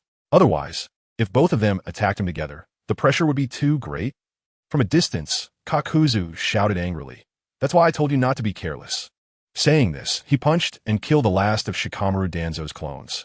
He then turned to face the panting Kakuzu. Their eyes met, both exuding a sharp and fierce aura. Shikamaru Danzo's voice was icy. "If you join the Root organization, I will pretend that everything that happened today never happened." Until now, he was still thinking about how to strengthen his own power. Suddenly, the severed head of Haydn, rolling far away, spoke. "Bastard! Kakuzu, you did it on purpose." He and T died. Even after being removed from the ritual pattern and having his head relocated, why was he still alive? Shikamaru Danzo was momentarily stunned. Zing! Kakuzu's figure suddenly appeared behind Shikamaru Danzo. He swung his arm in a wide arc, delivering a heavy punch to the back of Shikamaru Danzo's head. Bang! Danzo fell like a bomb, deep into the pit. A massive fissure formed around him, visibly spreading. Impossible. This can't be happening. In the deep pit, Shikamaru Danzo was extremely disheveled, with blood seeping from multiple wounds. Zing! Kakuzu flickered, picking up Haydn's head and bringing it to the side of his fallen body. Hey! You're just getting your revenge. Be gentle. Shut up. Your rambling is as annoying as your boring ritual. Kakuzu extended a long thread from his hand, sewing Haydn's head back on his body. Then an astonishing scene unfolded. Haydn's head and body reconnected at a visible speed. If it weren't for the bright blood stain on his neck, no one would believe that Haydn had just been decapitated. To be decapitated and still live, then to be reattached and survive. Such a mythical event was happening right before their eyes. This far sincere. Haydn slowly stood up and walked towards the circular ritual pattern. Feel the wrath of the gods, Shikamaru Danzo. Sensing impending doom, Shikamaru Danzo got up and prepared to flee. Ha! Too late. Ha! Swoosh! Haydn's bloody scythe pierced directly through his chest. Phew! Haydn and Shikamaru Danzo both spat blood. Large stains of blood soaking their clothes at the chest. Kakuzu, standing nearby, sneered, "Remember not to be too bloody. A complete body fetches a good price." Cut the crap. Haydn shouted angrily, his body shaking violently from excitement. Before he could finish his sentence, Haydn pulled out a black spear from his sleeve and stabbed it fiercely into his own heart. Shikamaru Danzo's words abruptly stopped as he felt his breath halt, collapsing with a thud, dead beyond recovery. Ha! Haydn laughed, collapsing onto the ritual below him. Kakuzu scoffed, "You're a madman." Lying on the ritual for 30 minutes after killing someone. Saying this, he slowly walked towards Shikamaru Danzo, whose eyes had turned gray, showing no signs of life. The head would be valuable, but this body would definitely fetch a large sum in the black market. Kakuzu's eyes sparkled with excitement, frantically obsessed with money. Just as Kakuzu reached to decapitate Shikamaru Danzo, a sudden change occurred. Would release. Violent gun tree. Shikamaru Danzo's figure appeared behind Kakuzu, raising his arm high. Multiple wooden vines sprang from his body, rapidly growing into a large tree that engulfed Kakuzu. Thoof! Kakuzu cried out in pain, spitting out a mouthful of blood. Kakuzu! Haydn shouted urgently, wanting to save Kakuzu, but it was too late. Shikamaru Danzo struck ruthlessly, without hesitation, directly killing Kakuzu. Bang! Bricks shattered, dust filled the air. Haydn and Danzo clashed again, the sounds of metal colliding echoing. Haydn had indeed killed Danzo. That much was true. Unfortunately, Danzo had activated his ninjutsu, Izanagi, changing the reality of death. Then, taking advantage of Kakuzu's moment of relaxation, Danzo launched a sudden attack. A masked monster sprang out behind Kakuzu, exploding, a shocking scarlet liquid splattering everywhere. After a brief convulsion, there was no more movement. Kakuzu slowly stood up again. Haydn immortal. Kakuzu with 5 hearts. Shikamaru Danzo with 10 Sharingan implanted in his right arm. Kakuzu's every move was lethal, clearly furious after being caught off guard by Danzo. "Danzo, you're seeking death," Kakuzu said, retreating to the side, quickly forming hand seals, then shouted, "Come forth." 4 masked shadows tore through Kakuzu's shirt from behind and charged towards Shikamaru Danzo. What is this? Danzo's expression grew increasingly grave. The 4 grotesque monsters possessed the abilities of wind release, fire release, lightning release, and water release. Fire release. Head cutter. Wind release. Tornado. Lightning release. False darkness. Water release. Great vortex technique. And Kakuzu roared, striking with a powerful punch towards Danzo's face. Chapter 235. Warning. Seeing the scene, Haydn shouted in fear, urging a quick retreat from the battlefield. Then he patted his heaving chest, still in shock. Danzo is definitely dead. It had been a long time since he had seen Kakuzu so angry. However, his eyes remained fixed on Shikamaru Danzo. Finally, he looked at Danzo's right arm, wrapped in bandages, lost in thought. Everywhere he looked, there were ninjutsu released by Kakuzu, combining the powers of 5 attributes to strike at Danzo. The surrounding buildings emitted overwhelming sounds, constantly crashing down stones. This place is about to collapse. It's a heartbreaker, and I have to go find another one. Time is precious. Kakuzu's face was flushed with anger. This time should have been spent making money. At this moment, the money-loving Kakuzu felt a pang in his heart. Boom! The debris fell all over Kakuzu. The building collapsed directly, with large chunks of stone crashing down, and pillars as thick as an adult's embrace breaking in half. The ground beneath their feet rumbled continuously. The power was incredibly fierce. Cough, cough. Shimura Danzo is surprisingly still alive. A figure emerged from the smoke, with a pair of gloomy eyes staring at Kakuzu and Haydn, commanding in a deep voice, "Feel despair. How is this possible? That old fox didn't die," Haydn exclaimed. After such an attack, even if Haydn had an immortal body, he should have been blown to pieces in the explosion. Could it be that Danzo possesses a forbidden technique that rewrites death? Kakuzu's eyes narrowed as he scrutinized Danzo from head to toe. He had lived a long time and had seen many terrifying ninjutsu. Even against the mighty god of ninjas, Hashirama Senju, he had fought. But Danzo coming back to life is indeed a strange matter. Finally, Kakuzu's gaze fell on Danzo's bandaged arm. Oomph. Danzo's expression was grim, a fierce light flickering in his murky eyes. "You cannot win against me. I give you 2 choices. Submit to me or die. Stop talking nonsense." Kakuzu ignored Danzo's words and coldly replied, "I only know that your head is worth a lot." Kakuzu had been betrayed before. Now he only believed in money. Real gold and silver can never be fake. "Old fox, your secret is on your arm, right? Let me cut it off and see if you can still live." Haydn suddenly startled. He exchanged a brief glance with Kakuzu, then quickly scattered, running to the sides. Bang, bang, bang. Large stones fell, all avoided by the 3. Ding. The sound of metal clashing echoed. The 3 figures flashed and disappeared in an instant. When they reappeared, they clashed again. Boom! A tremendous force sent the 3 flying. Water release. Water dragon bullet technique. Take this, Scythe of blood. The 2 attacked simultaneously, striking fiercely at Shimura Danzo. A monstrous water dragon appeared, 3 times larger than a normal one, roaring as it opened its massive jaws toward Danzo. Danzo just dodged, but his eyes suddenly narrowed to a pinprick. Whoosh! A bloody scythe shot out from the water dragon's mouth, moving at high speed, slashing toward Danzo's arm. Danzo turned to evade, but was unable to escape in time. Just as his arm was about to be hit, he shifted his body to block the bloody scythe. Danzo's body trembled violently, blood splattering from his chest.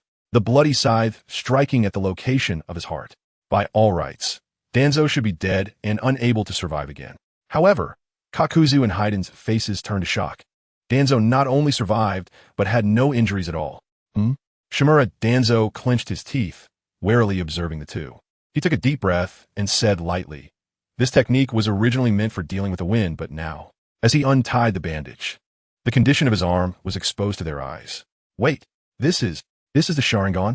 1, 2, 3. How can there be so many Sharingan?" Kakuzu and Haydn exclaimed in disbelief. Amidst bursts of mocking laughter, Danzo spoke to the 2. "Don't be surprised by this secret. Soon, you 2 will be dead."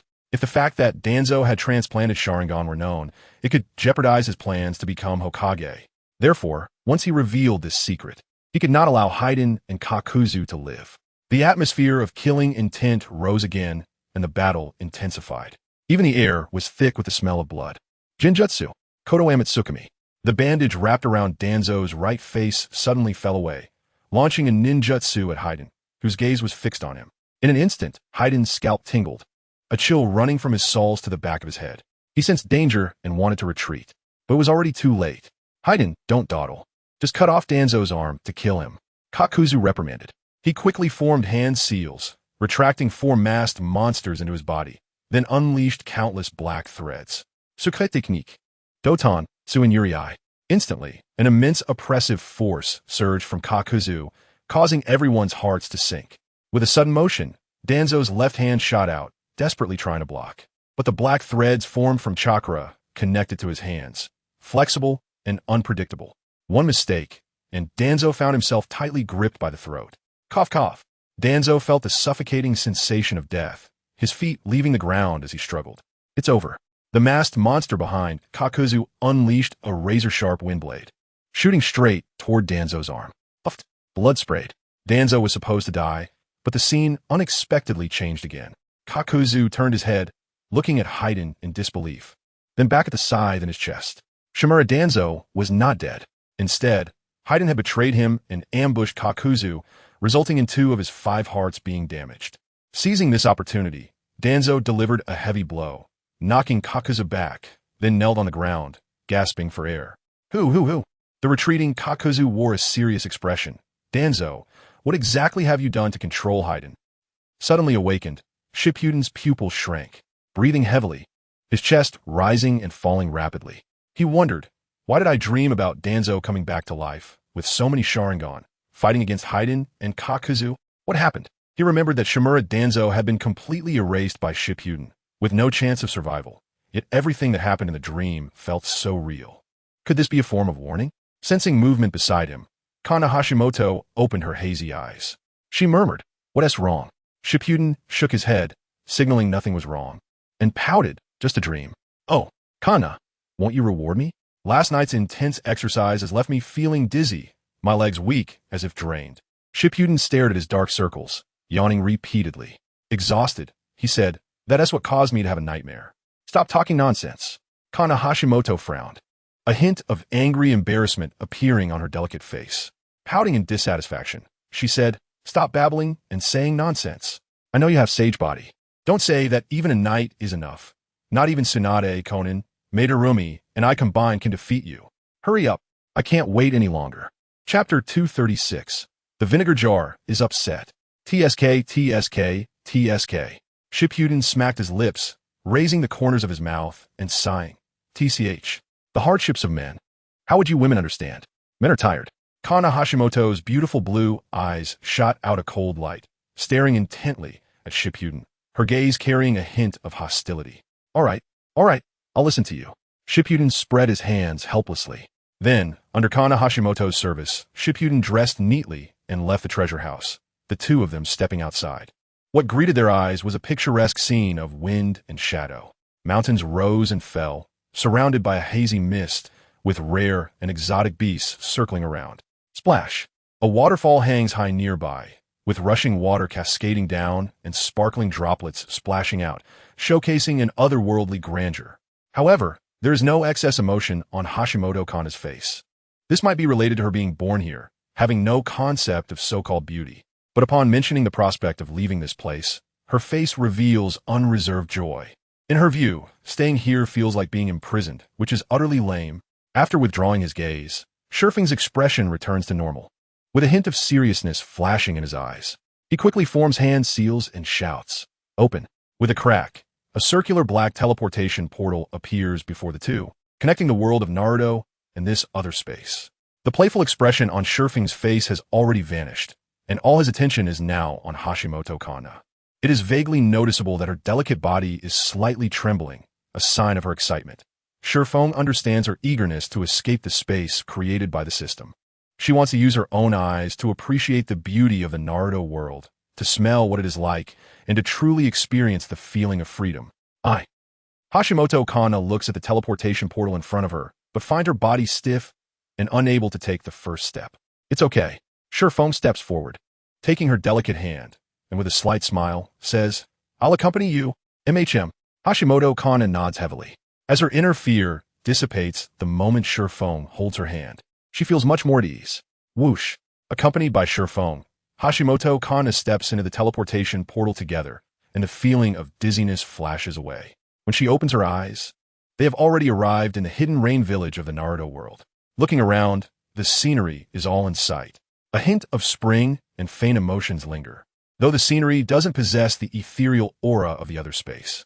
However, the swallows returning from the south, the butterflies dancing around flowers, the willow catkins fluttering by the riverbank, and the fragrance of plum blossoms, along with the golden fields of rapeseed flowers, all exude different aromas.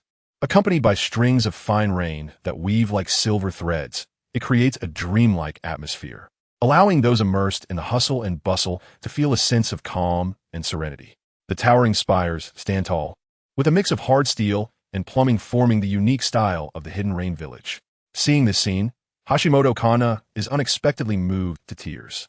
Teacher, suddenly, a voice interrupts, and Yahiko's expression appears slightly unnatural as he questions, "Why did you suddenly appear?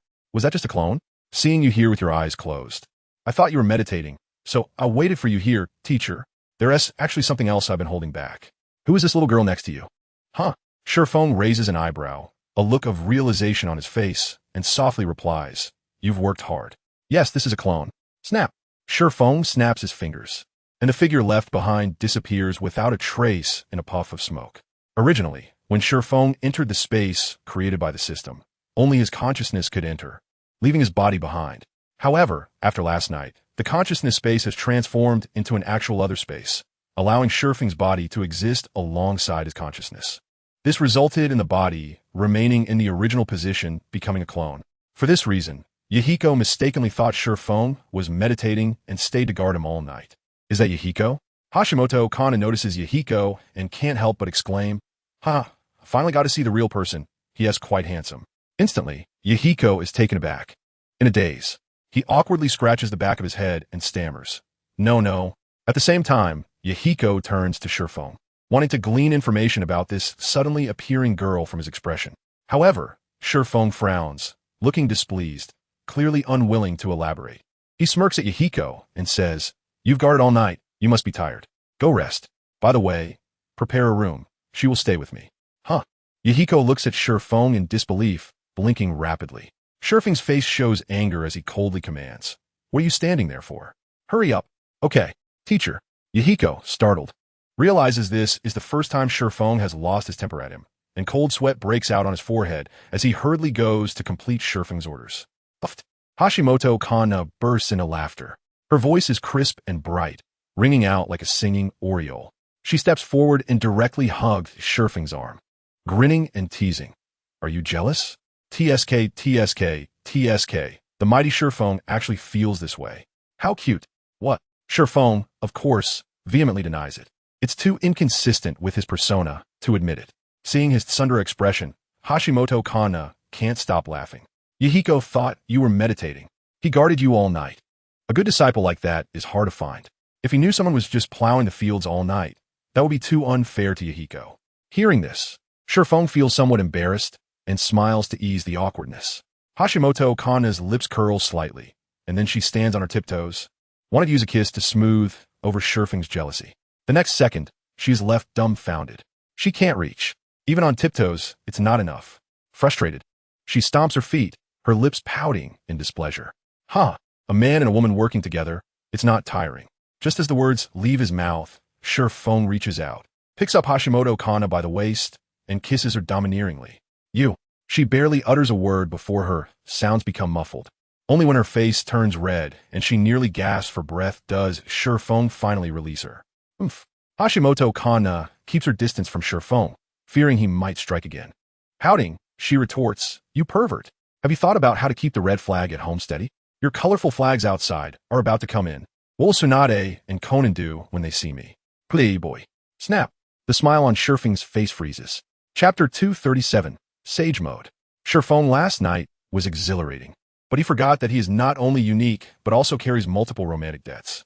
The hot-tempered Tsunade, who previously was a demolition expert, would likely tear Shifeng apart if she learned of this. This could lead to yet another nickname, the cold and aloof Konan, who usually presents a chill demeanor. But Shifeng cannot guarantee she won't do something outrageous regarding this matter. There's deep concern for Shifeng. The two are eyeing him like hawks, vying for their own positions. One must understand that the 5-year college entrance examination and 3-year simulation is a nightmarish existence. It has made members of the Akatsuki doubt their lives and feel fear. But Tsunade, in her effort to surpass Konan, burns the midnight oil. She works overtime to study, although she doesn't say it. Shifeng understands that Tsunade is seeking more attention. However, this piece of meat was inexplicably taken away by the little lowly Hashimoto Kana, without any expectations. Thinking of this, a chill runs down Shurfing's spine, making him shiver. The back of his head feels numb, and a buzzing sound rings in his ears. Ah! A sneeze. A tickling sensation rushes to his nose, making his eyes sting as Shurfeng opens his mouth to sneeze twice. Could someone be thinking of me? The little lowly Hashimoto Kana bursts into laughter. With a smirk, he said, "You think too much, you creepy uncle. I understand the saying about thinking too much, cursing, and catching a cold. Right now, Tsunade and Konan are probably cursing you, you scumbag." Huh? Jifeng looked at Kana Hashimoto in surprise. Seeing her frown in thought, he remarked, "With someone as scummy as you just sneezing twice? That shouldn't be the case. At your level, it's possible they'd even curse your kid." As soon as he finished speaking, Jifeng sneezed violently, seemingly confirming what Kana had said. The sneezing continued for quite a while before it finally stopped. "Don't be a jinx." Jifeng rubbed his sore nose and said in a muffled voice, "According to what you just said, you're the mistress. Do you really expect them to let you off the hook?" Instantly, Kana was dumbfounded, her eyes darting around as a glimmer of inspiration struck her. She hurriedly stepped forward and hugged Jifeng's arm, speaking in a cute, delicate voice. "I'm so scared." "Good big brother. You have to protect your little treasure." Seeing Kana acting like a fickle wallflower, Jifeng was completely speechless. "Women. All right, let us put the emotional issues aside for now. It's time to name this space ninjutsu. What should it be called?" Jifeng couldn't help but ponder. He recalled that one of Otsutsuki Kagaya's bloodline abilities was to open a black portal connecting to another dimension. This jutsu could be used for offense, shortening the distance of long-range ninjutsu, disrupting and ambushing opponents, or it could also be used for evasion and escape in critical situations. It was called Yomi's Birisaka, the space that could be teleported to included ultragravity space, terrifying enough that Jifeng's seeking ball couldn't even rise, being crushed firmly to the ground. Kagaya used Yomi's Birisaka to throw Sasuke directly into a desert dimension. It was incredibly frightening. In Jifeng's view, he had yet to fully develop the true capabilities of this dimension. Compared to Otsutsuki Kagaya's space-time ninjutsu Yomi's Birisaka, which held infinite possibilities, he decided to call it the Gate of Rebirth. After settling on this name, Jifeng looked at Kana with excitement, waiting for her answer. Gate of Rebirth? The little lowly glanced at Jifeng in disdain, unable to help but retort, "What a cringy name. What is the difference between this and the gates of hell or the gates of demons?" "It's nothing. You don't understand anything, you little brat." Jifeng stubbornly ignored Kana's suggestion, smirking as he said, "You don't even appreciate such a nice name." Kana let out a long, drawn-out sound, murmuring, "This space was created by the system, and you enter the Naruto world because of the system rising from it. You could say this space is your foundation. So why not call it the Gate of Heaven? You could completely transform this space into whatever you want." As Kana said, after entering the Naruto world, Jifeng had indeed risen step by step thanks to the ninjutsu rewarded by the system. In other words, without the system, there would be no Jifeng today. A glimmer of light flashed in his eyes. Jifeng nodded in agreement, saying, "Good name, that is what we'll call it." Thus, compared to Otsutsuki Kagaya's bloodline ability, Yomi's Birisaka, Jifeng also named his new ability, the Gate of Heaven. All right, enough with the cringe. Kana's face showed a worried expression, and with a bitter face, she lamented, "Now, is it time to face judgment?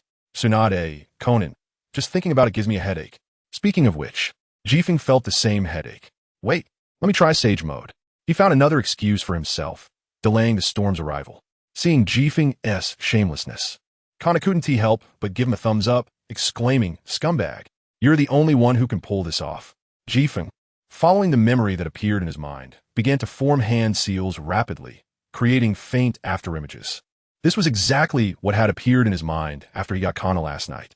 A powerful force spread from his body, rampaging around and stirring up clouds of dust. It was as if an ancient beast that had been dormant for a long time had opened its eyes. Sage Mode is created using natural energy to produce Sage Chakra, which can dramatically enhance the power of all techniques, including ninjutsu, taijutsu, and jinjutsu.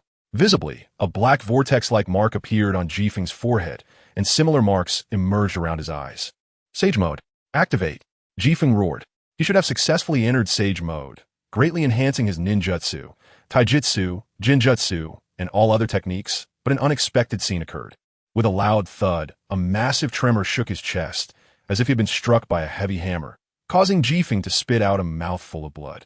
Instantly, the black marks on his forehead and around his eyes disappeared without a trace. Kanna's face changed drastically, turning deathly pale.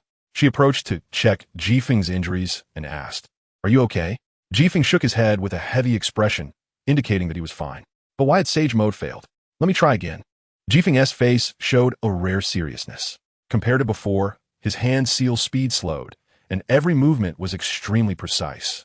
The roaring gusts blew Jifeng's clothes, rampaging around.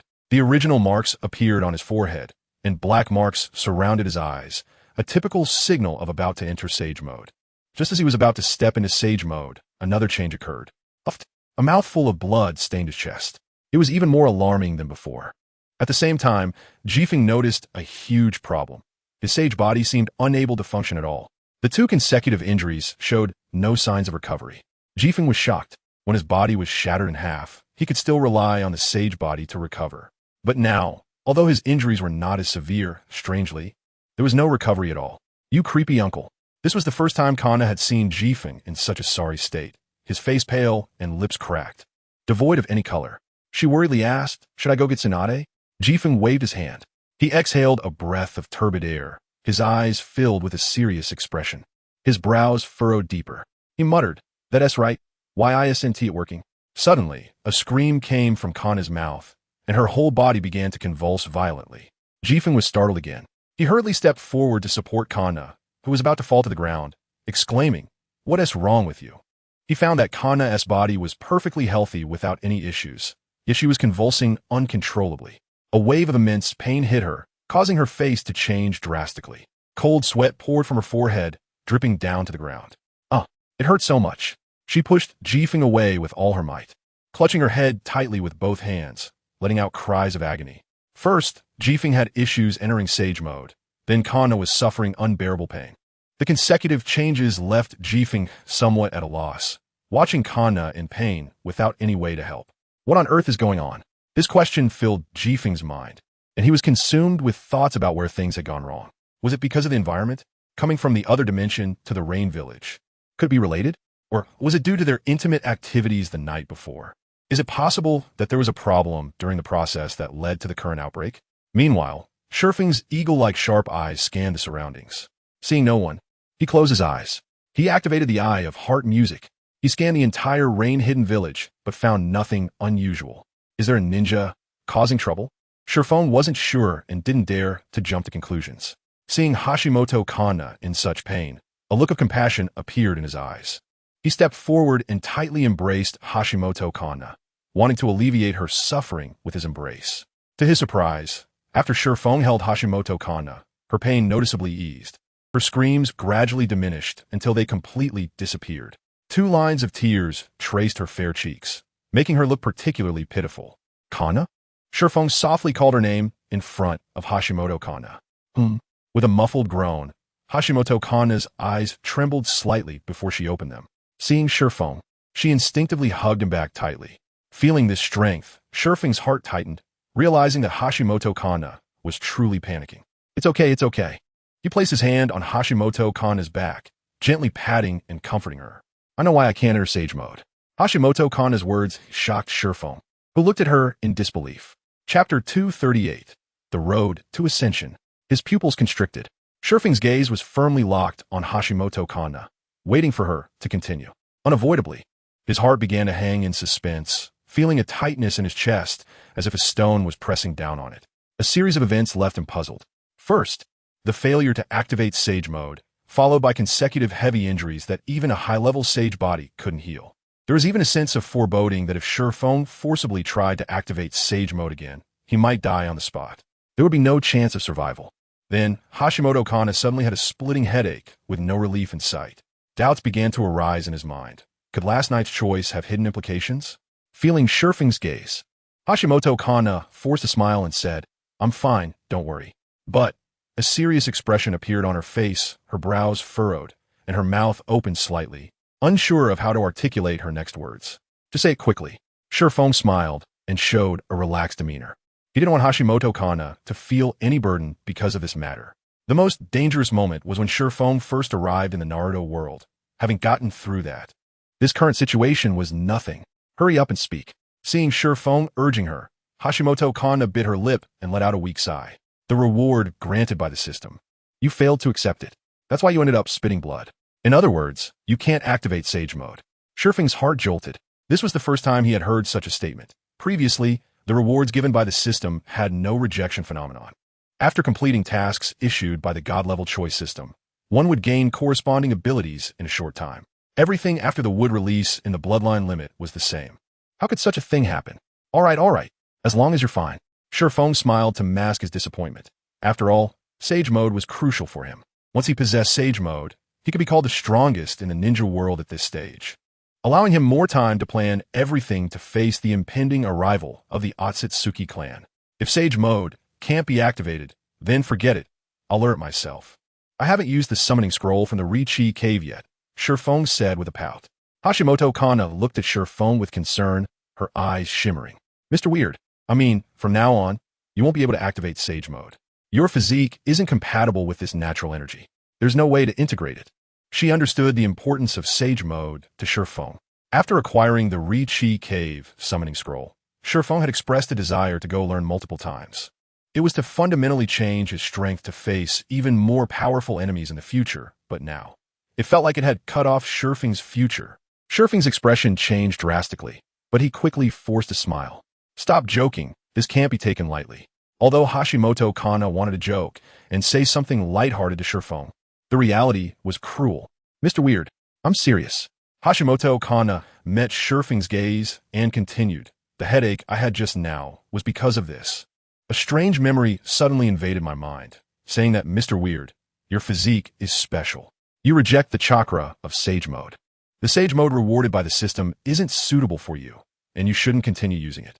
If you do, it will leave you with injuries that are hard to heal. At best, it would be like this. At worst, it could be fatal. As soon as she finished speaking, the atmosphere suddenly became much colder. A chill swept over, causing Shifeng to shudder, his face showing no emotion. No sadness could be seen. No joy either. There was no change in his expression. Hey! Hashimoto Kanna couldn't help but tug at Shifeng's sleeve, whispering, Mr. Weird, are you okay? If you don't want Sage Mode, then don't worry. You're so strong that you might not even lose to a ninja who can activate Sage Mode. This was the first time Hashimoto Kanna had seen Shifeng like this. Huh? Shifeng suddenly woke up, seeing Hashimoto Kanna's worried expression. He reached out and pinched his nose. Don't worry, I'm fine.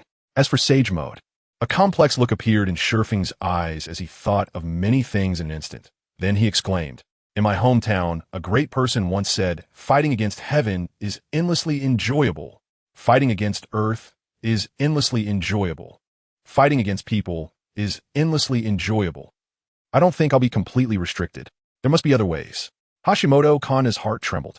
Initially, she thought Shifeng would resign himself to fate and give up on Sage Mode, but unexpectedly, he was so resilient. She couldn't help but glance at Shifeng, revealing an unusual sentiment. Is she being influenced by my charisma?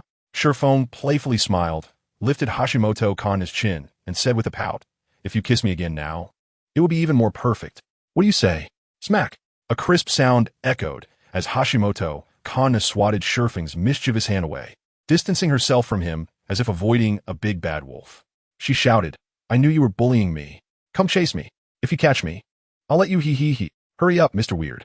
Shifeng raised an eyebrow, unexpectedly provoked by Hashimoto Kanna, and he took off running after her. During the chase, he didn't use any ninjutsu, but relied purely on his physical abilities. The two chased each other, filled with laughter. They tacitly decided not to mention Sage Mode again, both understanding that this matter had become a significant hurdle for Shifeng to overcome in the future. Firmly rooted in the depths of his heart, after a round of chasing, Hashimoto Kanna was panting heavily, her chest rising and falling dramatically. Feeling the intense gaze upon her, she couldn't help but glance at Shifeng, smiling and saying, big guy, wanna bump fists? Shifeng was left speechless, having been teased again by this little rascal. He took advantage of her unpreparedness and directly hugged Hashimoto Kanna, shouting, if you have the guts, say what you just said again and see if I dare now. Hashimoto Kanna's face turned red with embarrassment, and she playfully scolded, come on, who's afraid of whom? Anyway, just know that if you don't go explain things to your wife and concubines at home, later Tsunade and Xiaonan might come at you with kitchen knives. Shippuden's heart skipped a beat, and cold sweat instantly broke out on his forehead.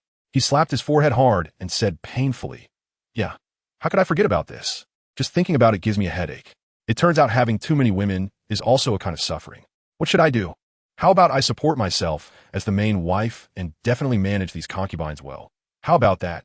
Hashimoto Kana looked at Shippuden with her big eyes, waiting for his next move. Chapter 239. Come here and die for me. Shippuden was slightly taken aback. He didn't expect this little Hashimoto Kana to have her eyes on the position of the main wife.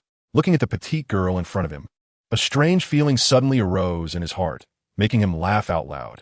Instantly, Hashimoto Kana's face darkened. She looked at Shippuden with resentment. "Is it that funny? Fine. I want to laugh." Shippuden covered his mouth with both hands, trying to hold back his laughter. He then thought about Hashimoto Kana arranging Tsunade in the role of the main wife and jumped up to give orders. He just didn't know if such a cute Hashimoto Kana would be punched by Tsunade and end up crying. She would probably cry pretty fiercely. It would be like a dragon roaring, a woof. He couldn't hold back his laughter any longer, and Shippuden's voice grew louder. Hashimoto Kana's face turned ashen. Even if she was slow to react, she realized what Shippuden meant at this moment. It was blatant mockery. How could this be tolerated? Uncle could endure, but Grandma couldn't bear it anymore. Immediately, Hashimoto Kana made a decision. With a determined look, she shouted, "Who do you look down on? Seriously, I say I'm the main wife, and I am the main wife. Let us see." She was so angry she could explode. Seeing her proud demeanor, Shippuden showed a sly expression and then reached behind him with one hand. Ninjutsu, Gate of Heaven. A black teleportation portal opened immediately, and Shippuden took out a lollipop from it, placing it in front of Hashimoto Kana. He softly said, "Your favorite lollipop. Do you want to eat it?" Hashimoto Kana exclaimed, her beautiful eyes sparkling with excitement. She eagerly snatched it up and happily enjoyed the sweet treat, making sounds as if saying the lollipop was delicious. Shippuden looked like he had successfully pulled off a prank, mercilessly teasing Hashimoto Kana. At that moment, Hashimoto Kana got angry and waved her hand around, coming at Shippuden to fight. But then a more comical scene unfolded. Shippuden pressed Hashimoto Kana's forehead with one hand, and her flailing fists couldn't land a single hit. Only hitting the air. With his height advantage, he completely overpowered the little girl. Hashimoto Kana was utterly flustered, her gums itching with anger, wishing she could bite this detestable brat to death. "I'm going to fight you." Shippuden continued to hold Hashimoto Kana's forehead with one hand, looking relaxed as he teased. What did you say? The scenery today is nice indeed." Seeing she couldn't fight back, Hashimoto Kana changed her strategy and started to insult Shippuden verbally. "Creepy uncle, look at the name you gave your ninjutsu just now. Gate of Heaven. So outdated. TSK. It's laughable." Faced with her verbal mockery, Shippuden rolled his eyes and immediately came up with a clever plan. Suddenly, he withdrew his hand. The force of her forward momentum didn't lessen at all, and Hashimoto Kana unexpectedly fell forward, landing right in Shippuden's arms. Taking the opportunity, Shippuden lowered his head and kissed Hashimoto Kana's red lips. With the most genuine action, he delivered the most powerful verbal retort to Hashimoto Kana, without a word wasted. Only when she was flushed and gasping for breath did Shippuden finally let go of Hashimoto Kana. "You criticize my naming skills?"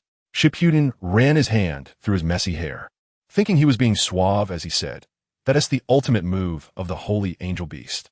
You're just ignorant." Angry Hashimoto Kana was about to retort, but suddenly her eyes lit up and a cold smile appeared on her lips. "Creepy uncle, if you don't act, you'll die. You're done for." Whoosh! A swift punch came flying at him, carrying a powerful gust of wind. Accompanying it was a furious voice. "Shippuden, you can actually go after such a small girl? You beast." Instantly, Shippuden was dumbfounded. Wasn't that Tsunade? This was getting serious, really serious. Faced with Tsunade's wrath, Shippuden dared not hold his ground and directly used chakra to enhance his legs to perform the body flicker technique. His speed reached its peak. Boom! A violent explosion occurred at Shippuden's original position, sending stones flying into the sky. Bang! Along with Hashimoto Kana, they were blasted into the air, and, as she fell, Xiaonan, who had just arrived, flew forward with her white wings to catch her safely and gently placed her on the ground. "Tsunade, can't you control your temper? What if a little girl gets hurt?" Xiaonan couldn't help but scold, her brows furrowing as she looked at Shippuden with disappointment. Shippuden wanted to explain, But then he suffered another fatal blow, right in front of everyone. Hashimoto Kana started to cry loudly, her delicate fingers pointing at Shippuden as she accused, "Sisters." This big brother doesn't know why, but he came up and hugged me to kiss me. Mom said that if a boy kisses you, you'll get pregnant. What should I do? I don't want the baby to look as ugly as this big brother. Woohoo, I'm so wronged. But Hashimoto Kana's true thoughts were, cry? The queen will cry for you to see. Just ask if Shippuden will die. As soon as she finished speaking, Tsunade and Xiao Nan's expressions changed dramatically, looking at Shippuden in disbelief.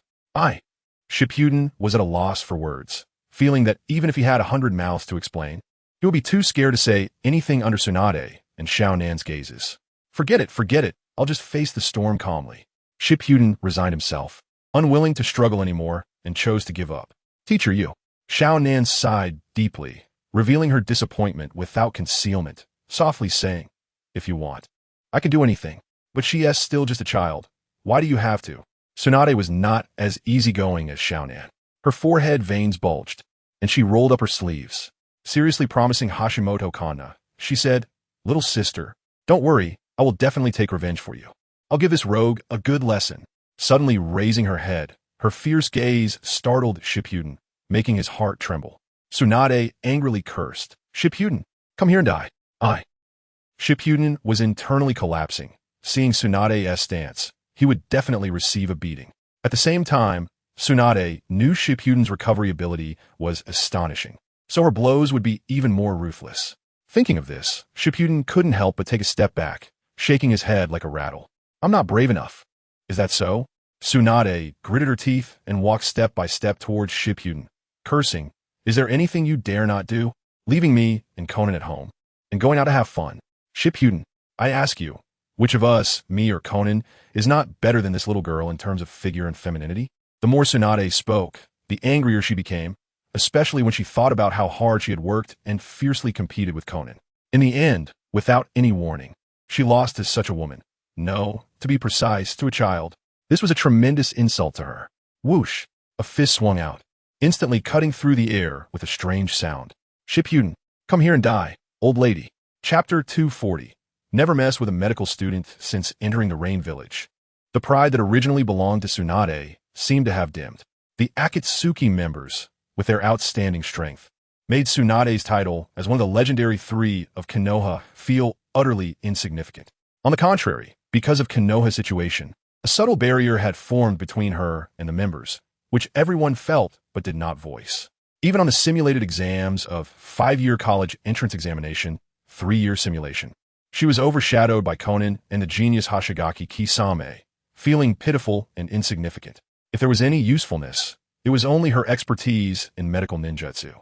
However, in the several wars that followed, neither the Rain Village ninjas nor the Akatsuki members suffered serious injuries. Under such circumstances, Tsunade's position became extremely awkward. She had accumulated a basket full of grievances. Even more deadly was that the man Tsunade admired, Shippuden, happened to be with another woman at this critical moment.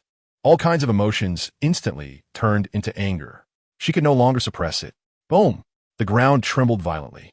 Stones flew, accompanied by rolling dust. Tsunade showed no mercy and transformed into a giant human figure, charging at Shippuden. "Tsunade!" Shippuden's face showed distress. He wanted to speak to calm Tsunade's anger, but saw her fist, as big as a sandbag, swinging towards him again. Bang! The ground where Shippuden stood immediately collapsed into a deep pit, centered on the impact. He didn't get a chance to speak at all. "No, Tsunade, are you really this hot-tempered?" Shippuden frowned and said, "Can't you at least listen to my explanation?" It was better if he hadn't said it. As soon as the words fell, Tsunade's body trembled with anger, and the veins on her forehead bulged. "Do you think I have a bad temper?"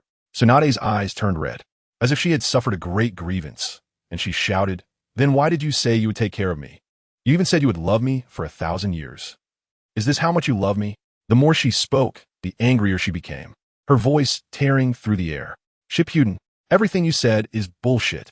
With her hands quickly forming seals, a torrent of chakra erupted from Tsunade, rampaging outwards.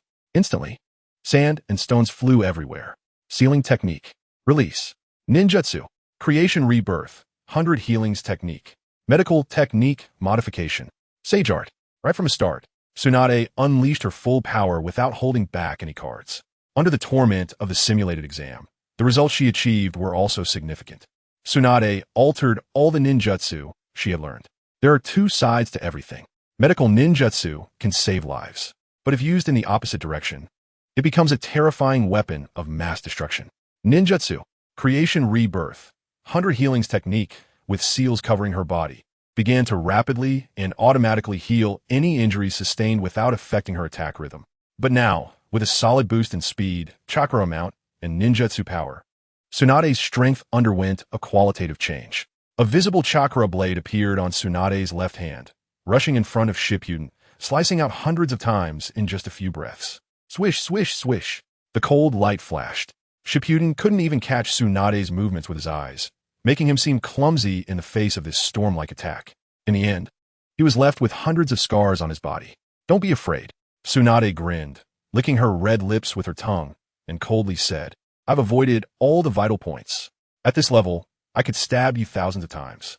Come on. In an instant, Shippuden's pupils constricted, cold sweat trickling down his forehead.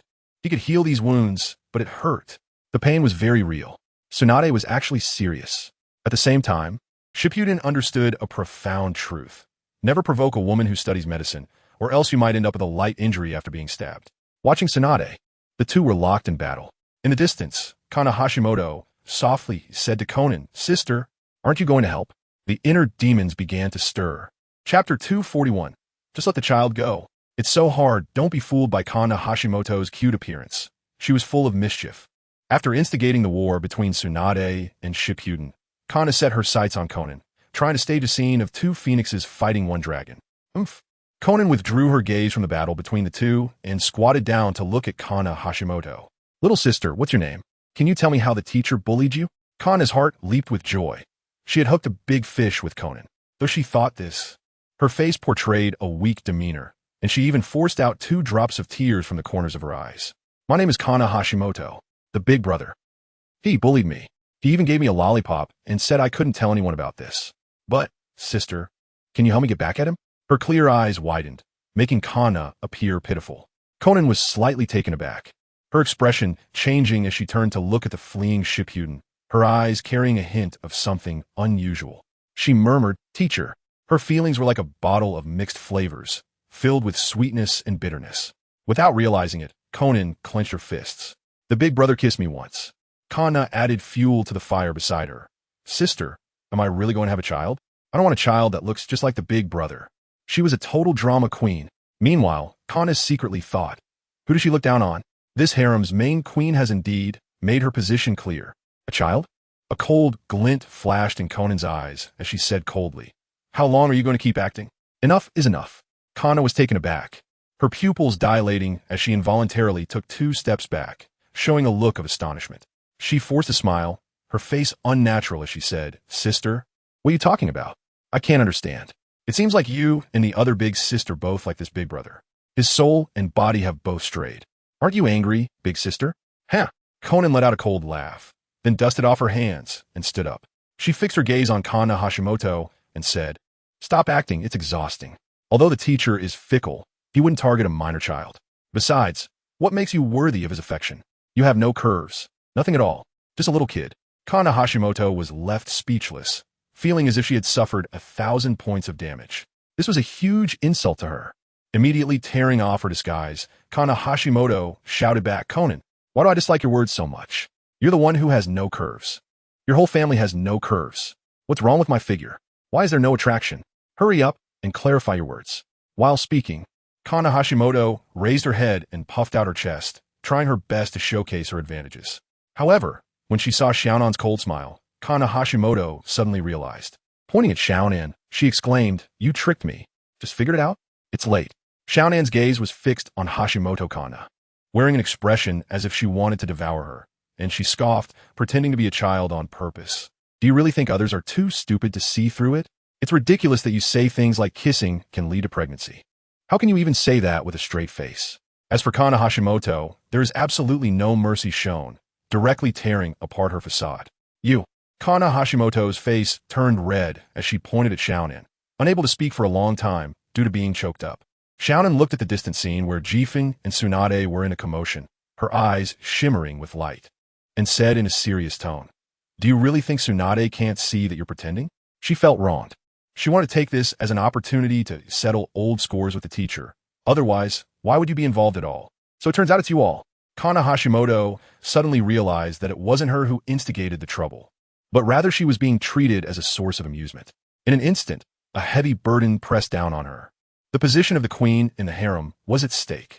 Hashimoto Kana was stomping her feet in anger, her lips pouted high, looking very sulky.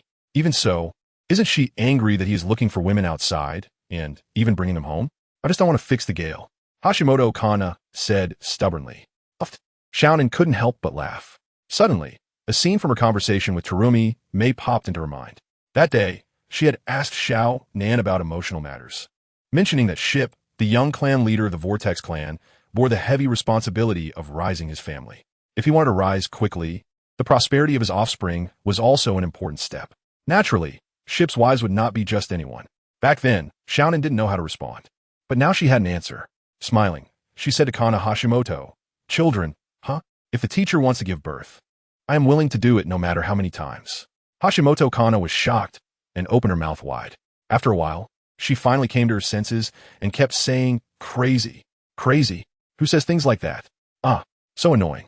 Xiaonan glanced at the furious Hashimoto Kana and shook her head noncommittally, pointing at the place where Kakashi and Tsunade had erupted into battle. She saw multiple deep pits and the ground cracking inch by inch. It was a scene of devastation.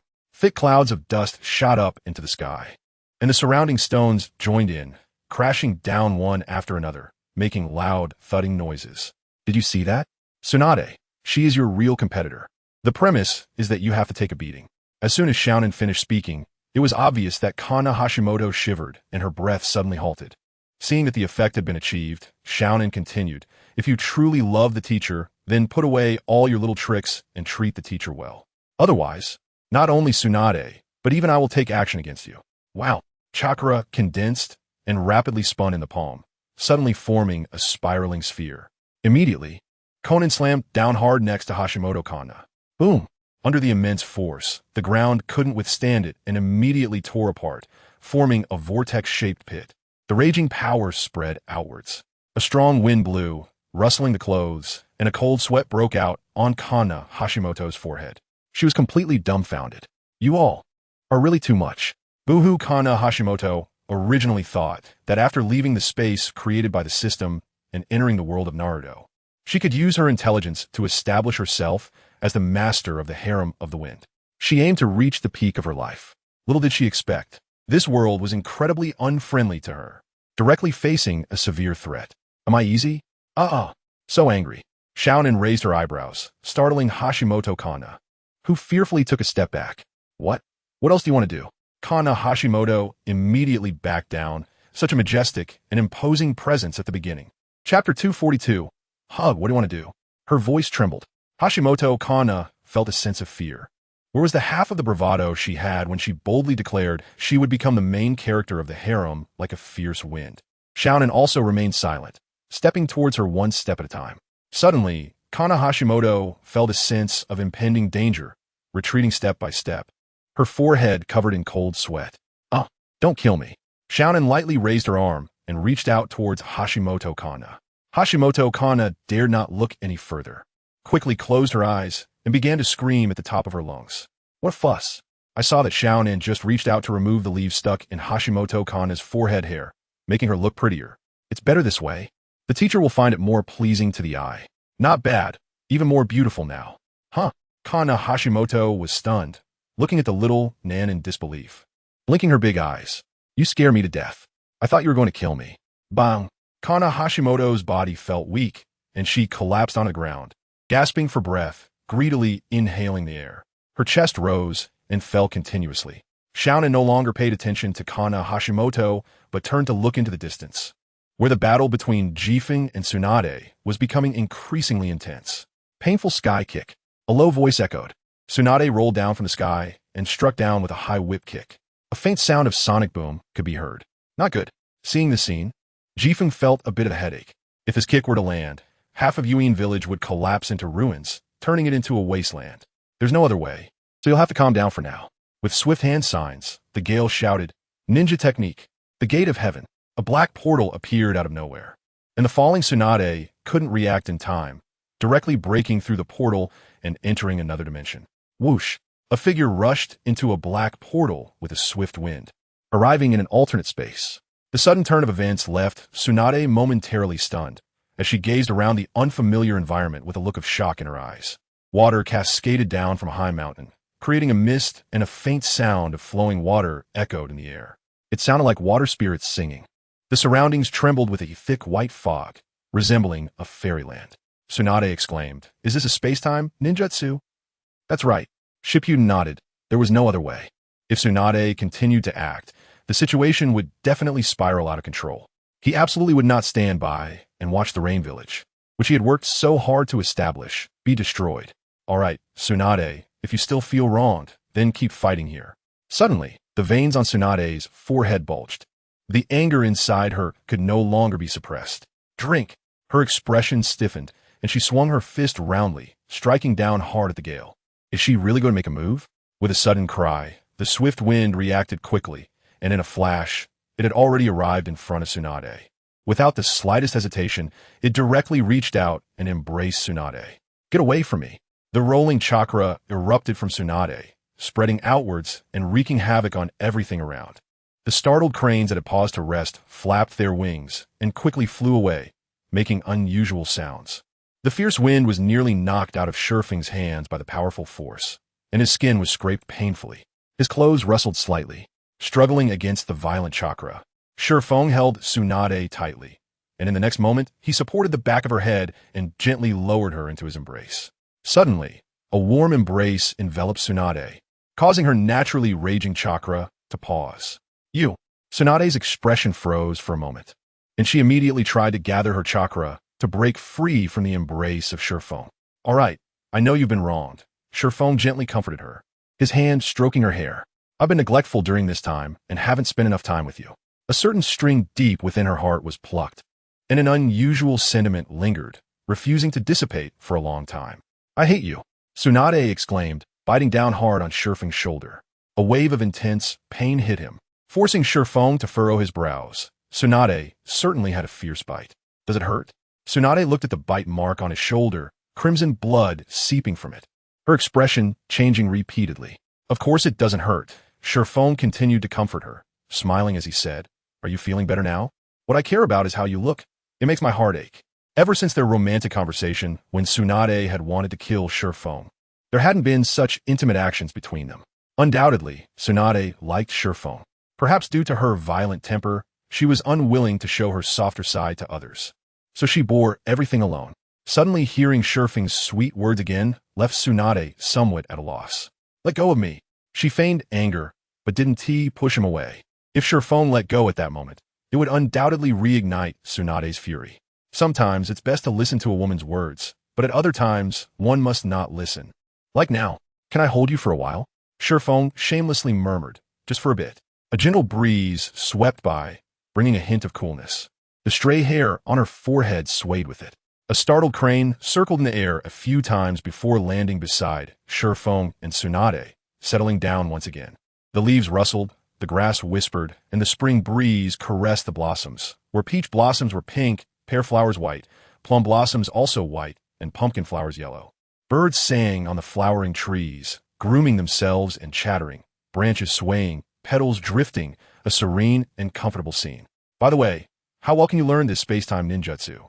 Tsunade couldn't help but ask, immediately regretting it as soon as she spoke.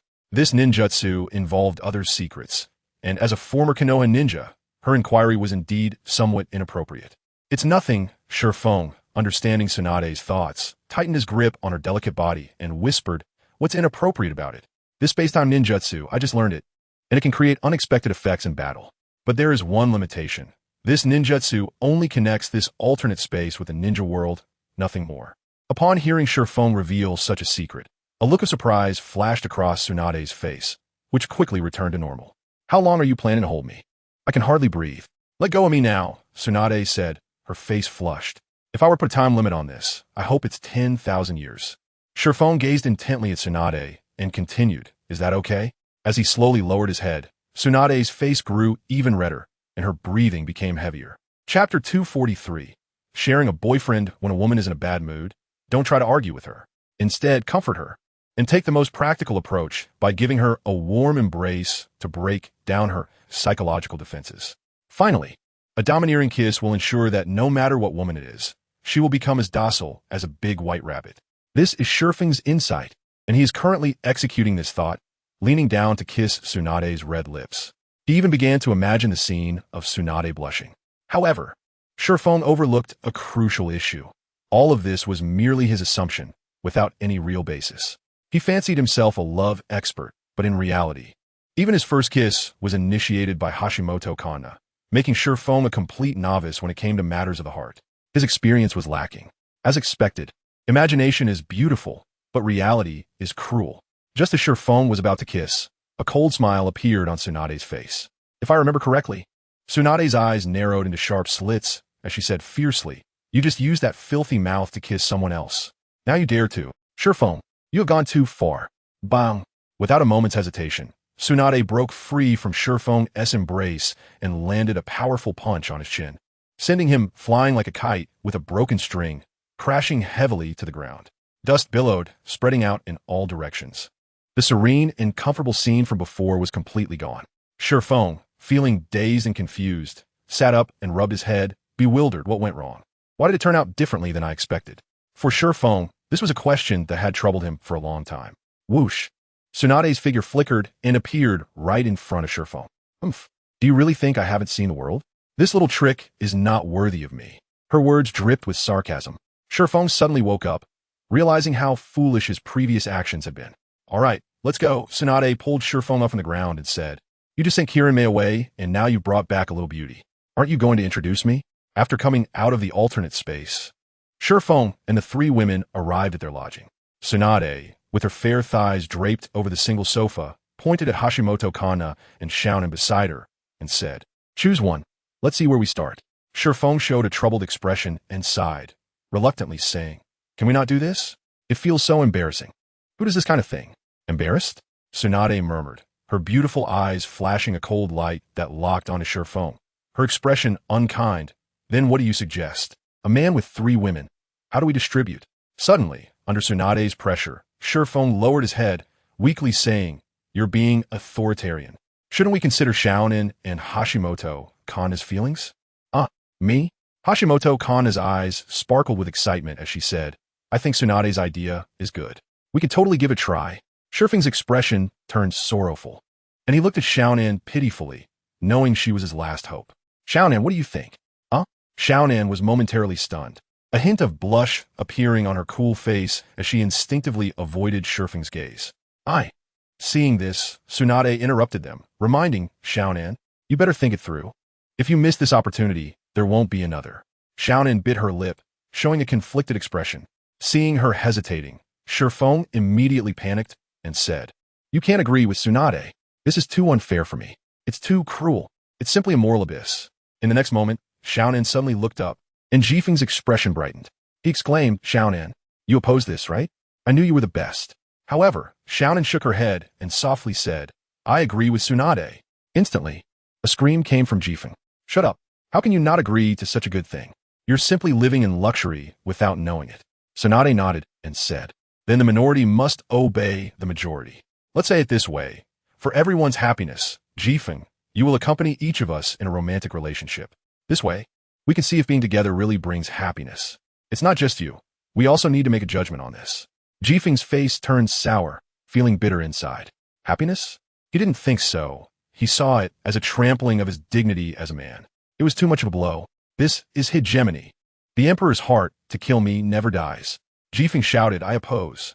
The three women, Tsunade, Xiaonan, and Kana Hashimoto, all shouted in unison, "Rebuttal invalid." Jifeng's heart was in rejection. At this point, wasn't he becoming a share boyfriend? With two bloodline limits, would release and magnet release, an incredible ninjutsu, he felt utterly useless. He lay powerless on the double sofa, staring at the ceiling, beginning to question his life. The noise of discussions buzzed around him. At this moment, the three women, Tsunade, Xiaonan, and Kana Hashimoto, were already discussing who would become Jifeng's girlfriend first. Tsunade pounded her chest, confidently recommending herself. I'll be the first. This idea was mine first. So I'll be Jifeng's first girlfriend. Just as she was halfway through, Xiaonan interrupted directly. Shaking her head, she said, "It can't be counted like that. I've known the teacher the longest here, so I should be the first girlfriend to deepen our relationship." Tsunade's expression changed. Her eyes filled with rage. She shouted, "No way. The first girlfriend has to be me. Tsunade, if it weren't for my support just now, would the teacher agree to this idea?" Xiaonan was also anxious, stepping up in front of Tsunade and shouting loudly, "The first girlfriend has to be me." The coldness on her face vanished.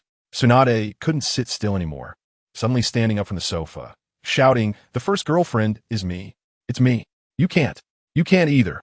Your whole family can't." Xiaonan retorted, "The ninjutsu you use is paper. Being the first girlfriend is bad luck. Let me do it." Tsunade actually started looking for excuses from this aspect.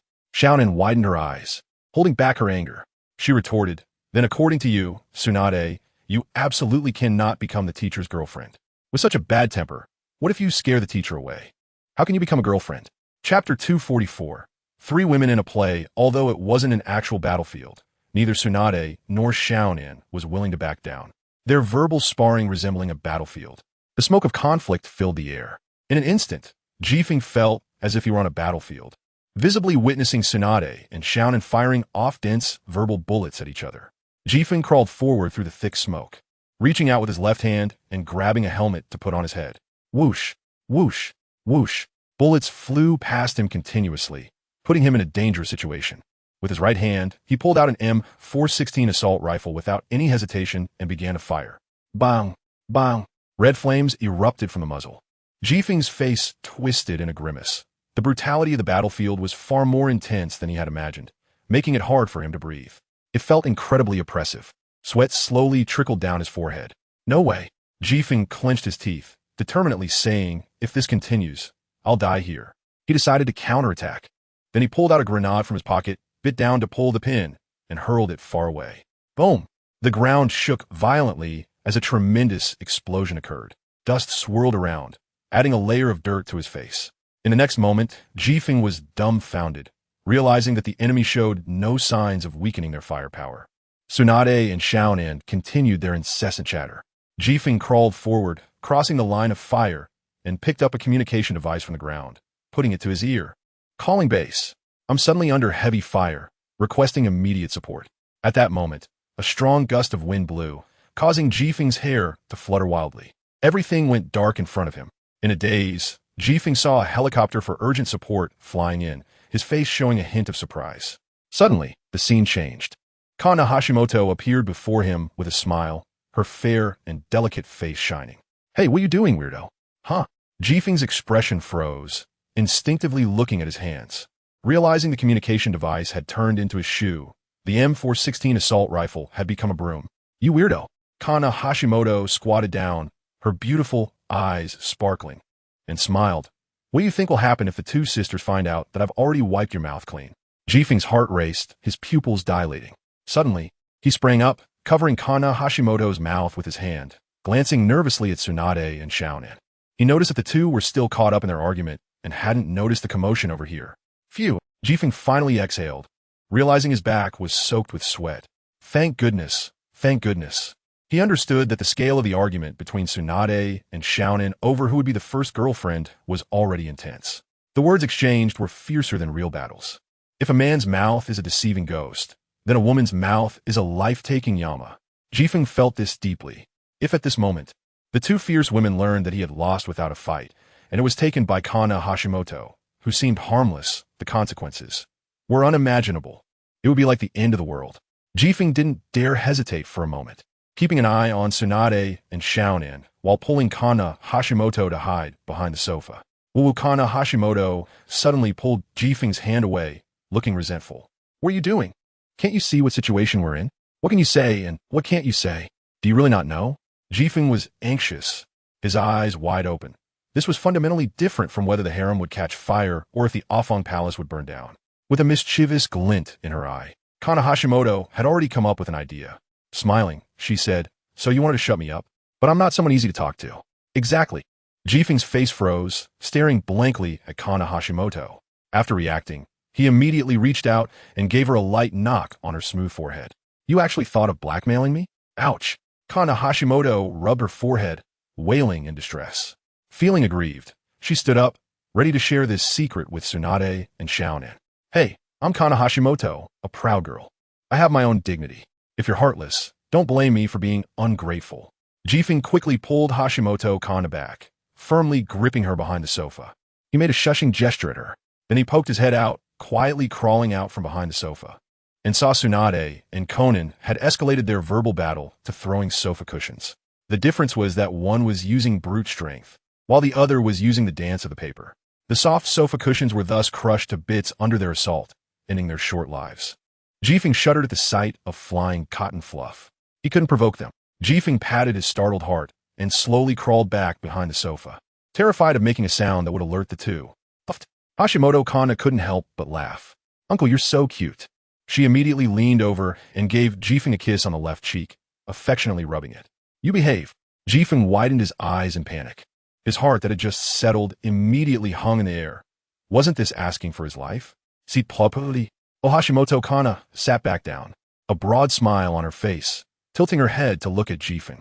It was only when she stared at him for a while that Jifeng awkwardly spread his hands and said, Okay, you win. What are the conditions? Just don't tell the two of them about this. I sigh. Hashimoto Kana smacked her lips, making a series of strange sounds.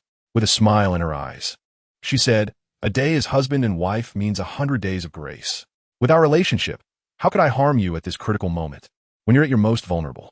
As soon as she finished speaking, a glimmer of hope appeared in Jifeng's eyes, and he was moved to tears.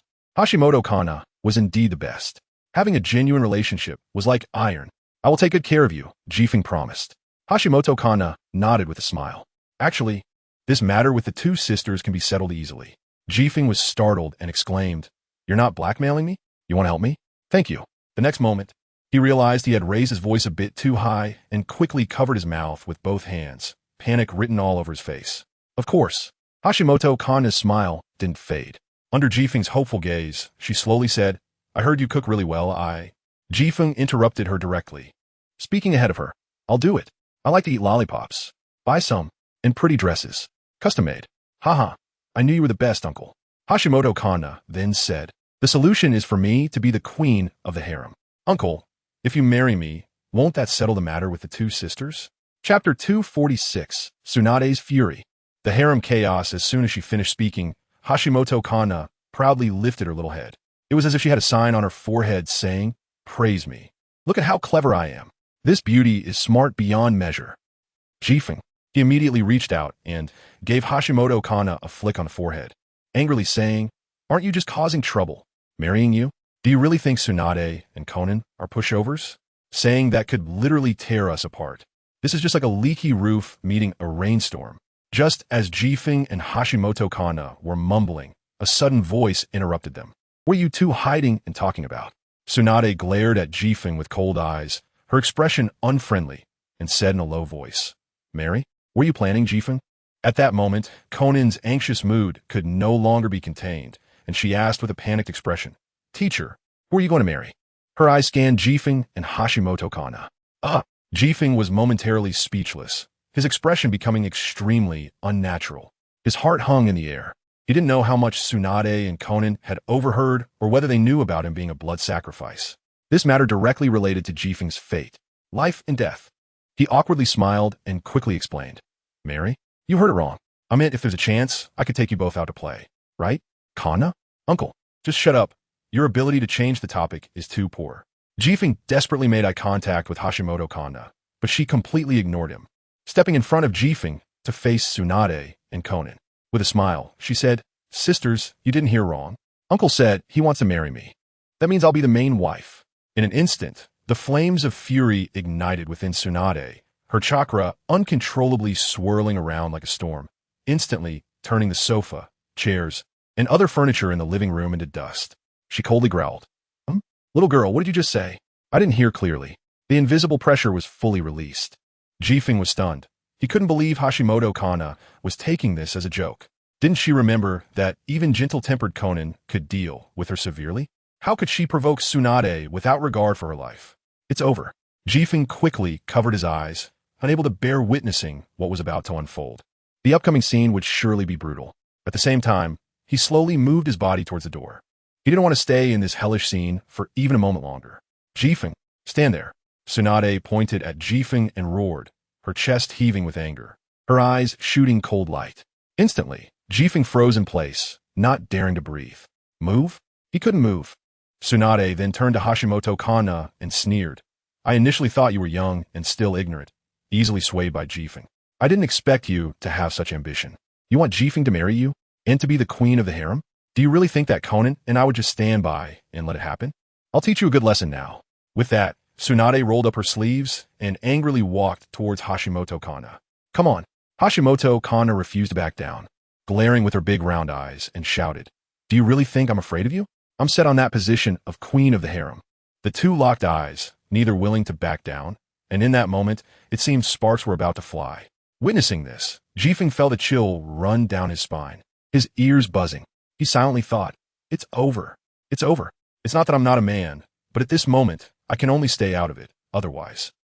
What kind of trouble have I caused for my teacher? Konan stepped forward, placing herself in front of Tsunade, and gently said, Tsunade, control your temper. The child is too young. It's natural for her to say something inappropriate. Don't escalate the issue.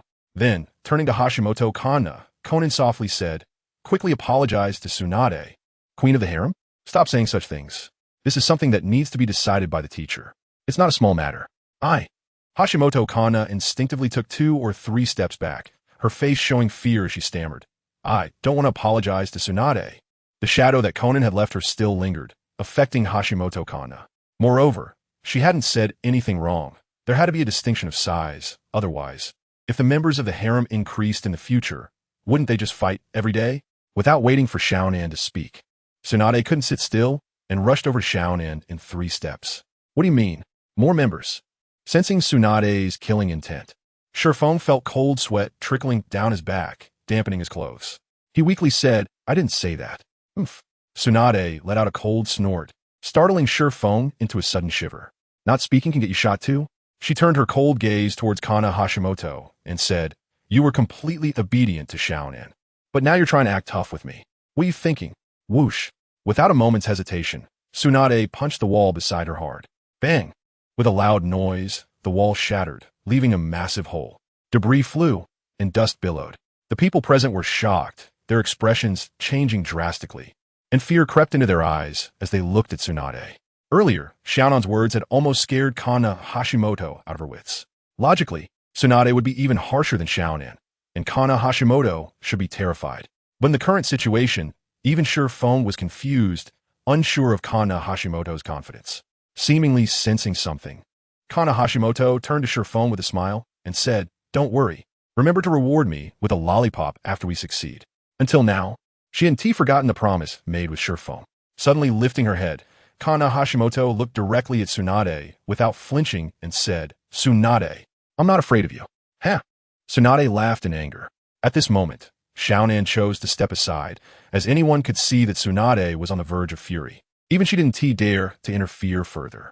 As her gaze swept past Kana Hashimoto, a hint of sympathy appeared in her eyes. This child, why is she being so stubborn? Suddenly, Tsunade's expression returned to normal, and her cold laughter stopped. Kana Hashimoto, right? I'm just going to give you some proper education. Whoosh. She swung her fist toward Kana Hashimoto. Chapter 247, Academic Overachiever versus Underachiever Bang. The incoming fist created a loud, explosive sound as it cut through the air. Although Shifeng didn't use all his strength against Kana Hashimoto, the destructive power was certainly not weak, aiming to put an end to the chaos in the harem. Meanwhile, Tsunade took this opportunity to gauge her opponent's strength. Being a woman brought back by Shifeng must mean she had some special ability or talent. I will not admit defeat, Kana Hashimoto declared firmly. Facing the incoming fist, she showed no signs of evasion and charged forward. Seeing this, Shifeng blinked rapidly in disbelief. Then his face turned pale with shock. What are these two doing? Tsunade. At this stage, her strength had increased, and she was a genuine shadow-level powerhouse. Part of the ninja world's top tier, the brute force she wielded was immensely powerful. Even a towering mountain could be flattened under her full strength. In contrast, Shifeng searched through his memories but couldn't find any ninjutsu that Kana Hashimoto knew. She was like a fledgling born from a god-level selection system. She didn't know anything. How could she compare with Tsunade? His eyes narrowed into sharp slits. Shifeng's expression turned serious. He focused intently on the two, with hands quickly forming seals. He prepared to use ninjutsu to intercept Tsunade's attack. Suddenly, he noticed the smile at the corner of Kana Hashimoto's mouth, and his heart sank. He quickly withdrew his hands and released the gathered chakra. He thought to himself, this little girl is not someone to be underestimated. She must have some tricks up her sleeve to dare challenge Tsunade. As he thought of this, a smile slowly appeared on Shifeng's lips, and he whispered, this is getting more interesting. He couldn't help but feel excited about the hidden card that Kana Hashimoto was about to play. Xiaonan watched Shifeng's series of reactions closely, biting her lip and slowly relaxed her tightly clenched hands. Then she redirected her gaze back to Kana Hashimoto. What kind of special ability does she have to make the teacher so at ease? Boom! A piercing explosion sounded. Thick dust mixed with flying bricks and with chips filled the air, obscuring most of the visible area and tugging at the hearts of both Shifeng and Xiaonan. Who won? A gentle breeze blew, and the dust gradually settled. The scene inside came into view. How is this possible? Xiaonan exclaimed, her mouth agape in shock. She turned to Shifeng, only to find he was equally astonished. This joke had gone too far. Shifeng was stunned, watching the scene unfold. Far beyond his expectations and hard to believe. The previously dominant Tsunade now looked terrified, her legs giving out as she collapsed to the ground. Kana Hashimoto had truly overwhelmed Tsunade. Before Tsunade stood a massive pile of test papers, resembling a small mountain, all of them labeled 5 years of college entrance examination, 3 years of simulations. Each paper was filled with dense questions, the difficulty having increased significantly compared to before. The first question, Xiaoling asked Xiaoming how many fish he caught. Xiaoming answered, 6 had no heads, 9 had no tails, and 8 only had half a body. How many fish did Xiaoming catch? The second question, a man and a woman go to a grave, both crying for the same person. The man cries for his father-in-law, and the woman cries for her son-in-law's father. What is the relationship between the man and woman at the grave? The third question, a hunter is taking home a sheep, a wolf, and a large cabbage. On the way, he encounters a small river. There's only one boat at the riverbank, but it is too small to carry the hunter and more than one other thing across at a time. However, if the hunter is not present, the wolf will eat the sheep, and the sheep will eat the cabbage. How can the hunter bring the wolf, sheep, and cabbage home? How could this exist? Tsunade trembled, her voice stuttering as she was directly frightened by the 5 years of college entrance examination, 3 years of simulations. Who are you really? It wasn't long before Kana Hashimoto had changed into another outfit, a teacher's OL style. A white shirt, a form-fitting short skirt, and black stockings. Even more deadly was the small whip that appeared in Kana Hashimoto's hand. Crack! The teaching whip cracked through the air with a loud bang. Tsunade! Kana Hashimoto exclaimed, her beautifully shaped eyebrows furrowing as she coldly said, you dare to lay a hand on me? You must finish all these papers. Tsunade shivered in shock, her gaze sweeping over the mountain of test papers, her eyes filled with fear. Stammering, she said, why do I have to do this? Why? Kana Hashimoto placed one hand on her hip, straightened her chest, and said proudly, you still dare to retort? I'm doing this for your own good. Doing more exercises will benefit your growth. You could become a stronger person in the future. How can you not understand this thought? It truly saddens me. Shifeng's eyes widened, and he exclaimed, what am I seeing? Kana Hashimoto is acting as a teacher for Tsunade. In the next moment, even more shocking events unfolded. Kana Hashimoto clumsily formed hand seals with both hands and then shouted, ninjutsu, 5 years of college entrance examination, 3 years of simulations. Poof! In a thick cloud of smoke, another mountain of test papers appeared in front of Tsunade. Kana Hashimoto wore a heartbroken expression. Only by studying hard can you make progress every day. Tsunade, you must work hard. Shifeng, Xiaonan.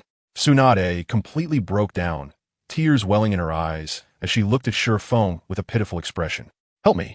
With so many exam papers, it's undoubtedly a matter of life and death for a poor student. There's no way around it. At this moment, Jifeng stepped in to mediate. Awkwardly laughing, Hashimoto Kana, you're being a bit excessive here. It's so cruel that I can't bear to watch. With so many papers, even if finishing them could enhance one's skills, it would still be too difficult. This is just too much for a person to handle. Hashimoto Kana said nothing, but subtly gestured to Xiaonan with her lips, signaling Jifeng to look over there. With curiosity, Jifeng followed her gaze. The scene before him made him exclaim, Xiaonan, what are you doing? Xiaonan held a pen with a 3-inch nib, writing furiously on the exam paper, her speed creating shadows of her hand. To her left, a pile of completed papers was already stacked up. Seeing the papers, I couldn't help but start writing. I didn't expect these questions to be so easy. As soon as the words left my mouth, Xiaonan turned her head towards Hashimoto Kana and asked, "Are there any questions harder than this?" Jifeng's expression stiffened. Hashimoto Kana spread her hands and said helplessly, "There's no way around it. This is the difference between top students and poor students." A word suddenly appeared in Jifeng's mind. Balance. Tripod. This is precisely why Hashimoto Kana is so submissive to Xiaonan, but strikes hard against Tsunade. All right. How long is this farce going to last? Looking at the situation, I have to step in to stop it. Jifeng glanced at the three of them, taking in their expressions, and, after clearing his throat a couple of times, he slowly said, "Follow my method to determine your order. Otherwise, the shared boyfriend thing is completely off." Chapter 248. Dream Reappearance. The voice was like a thunderclap, exploding in his ears. Jifeng spoke with a serious expression. Not a hint of joking. Each word resonated clearly. It's no exaggeration to say that if these three continued their nonsense, they wouldn't come to a resolution even by tomorrow. At this moment, he had to cut through the chaos quickly. The three girls' expressions changed simultaneously, each showing a different reaction. Xiaonan stopped her frantic writing and quietly stood to the side, waiting for Jifeng's next words. Tsunade's forehead was bulging with veins, ready to explode in anger. But when she saw Hashimoto Kana's calm demeanor, she could only resign herself to the situation, recalling the 5 years of exams and 3 years of simulations.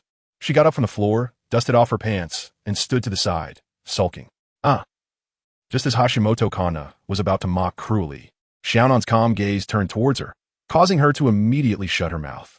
She could deal with Tsunade, but she was at a loss against Xiaonan, this top student. Jifeng said solemnly, "You all are about to tear the house down." He quickly formed hand signs to gather chakra. Would release. 3-room, 2-bedroom technique. Boom! A huge sound erupted. The wall that Tsunade had shattered was now patched up with wooden boards, and the furniture in the room came into view. Thank goodness I can do this. Otherwise, the house would be a problem. Jifeng couldn't help but comment, then shifted the topic to the three girls, saying, "Your methods are too casual. Can you at least show me some respect? What you're doing is belittling yourselves and neglecting our feelings. It's really disappointing. What are you all making such a fuss about?" The three girls wisely fell silent, quietly waiting for Jifeng's next words. They suddenly realized that after all that noise, they hadn't solved anything, and instead, they had created such a commotion, almost like little girls playing house. Feeling guilty, Jifeng murmured, "Now you all play rock, paper, scissors to determine your order." As soon as the words left his mouth, the three girls stared at him in shock, their eyes wide with indignation. Saying their quarrel was neglecting feelings, but was this rock, paper, scissors serious? It felt more like a game than an argument. Holding back their displeasure, the three girls used rock, paper, scissors to determine the order of becoming Jifeng's girlfriend. Soon, Tsunade's frustrated shouts, Hashimoto Kana's laughter, and Xiaonan's calm mem were heard. Clearly, the order had been decided. Hashimoto Kana was the first girlfriend, followed by Xiaonan, and lastly Tsunade. This arrangement would last for a month. When this matter came to a close, the three girls and one boy returned to their rooms. The cold moonlight shone through the window, illuminating Jifeng's thin face, his deep eyes sparkling. Was the dream he had last night really just a dream? The battle between Shimura Danzo and Haiden Kakuzu felt incredibly real, as if it had actually happened. Jifeng pondered, exhaling a breath of foul air, feeling somewhat gloomy. The difficulty was understanding what this sage mode was all about. Sage mode, not being able to learn it, ultimately means there is an insurmountable distance from peak power. If the Otsutsuki clan were to attack, even if he unified the ninja world, it would still be a bubble. A light poke could shatter it to pieces. Even more serious is that if he fails to achieve Sage Mode as rewarded by the system, he could just try again. But Hashimoto Kana clearly stated in her words that the chakra of Sage Mode was incompatible with Jifeng, and trying again would undoubtedly result in a tragic death on the spot. In other words, his strength had reached its limit, and there was no possibility of becoming stronger. So annoying. The more he thought, the more chaotic it became. Jifeng couldn't help but complain, reaching for his pillow to tightly cover his head. Creak, a sound of the wooden door being pushed and pulled came through. Perverted uncle? Hashimoto Kana poked her head in, grinning. It's a long night, and I can't sleep. Do you need someone to keep you company? I'm still wearing the teacher's OL outfit from earlier. Get lost. Jifeng coldly replied. Perverted uncle, you're so heartless. Immediately, Hashimoto Kana put on a pitiful look, her eyes brimming with tears, making one want to pity her. A young girl's heart was just so thoroughly hurt by you. This state continued for a long time.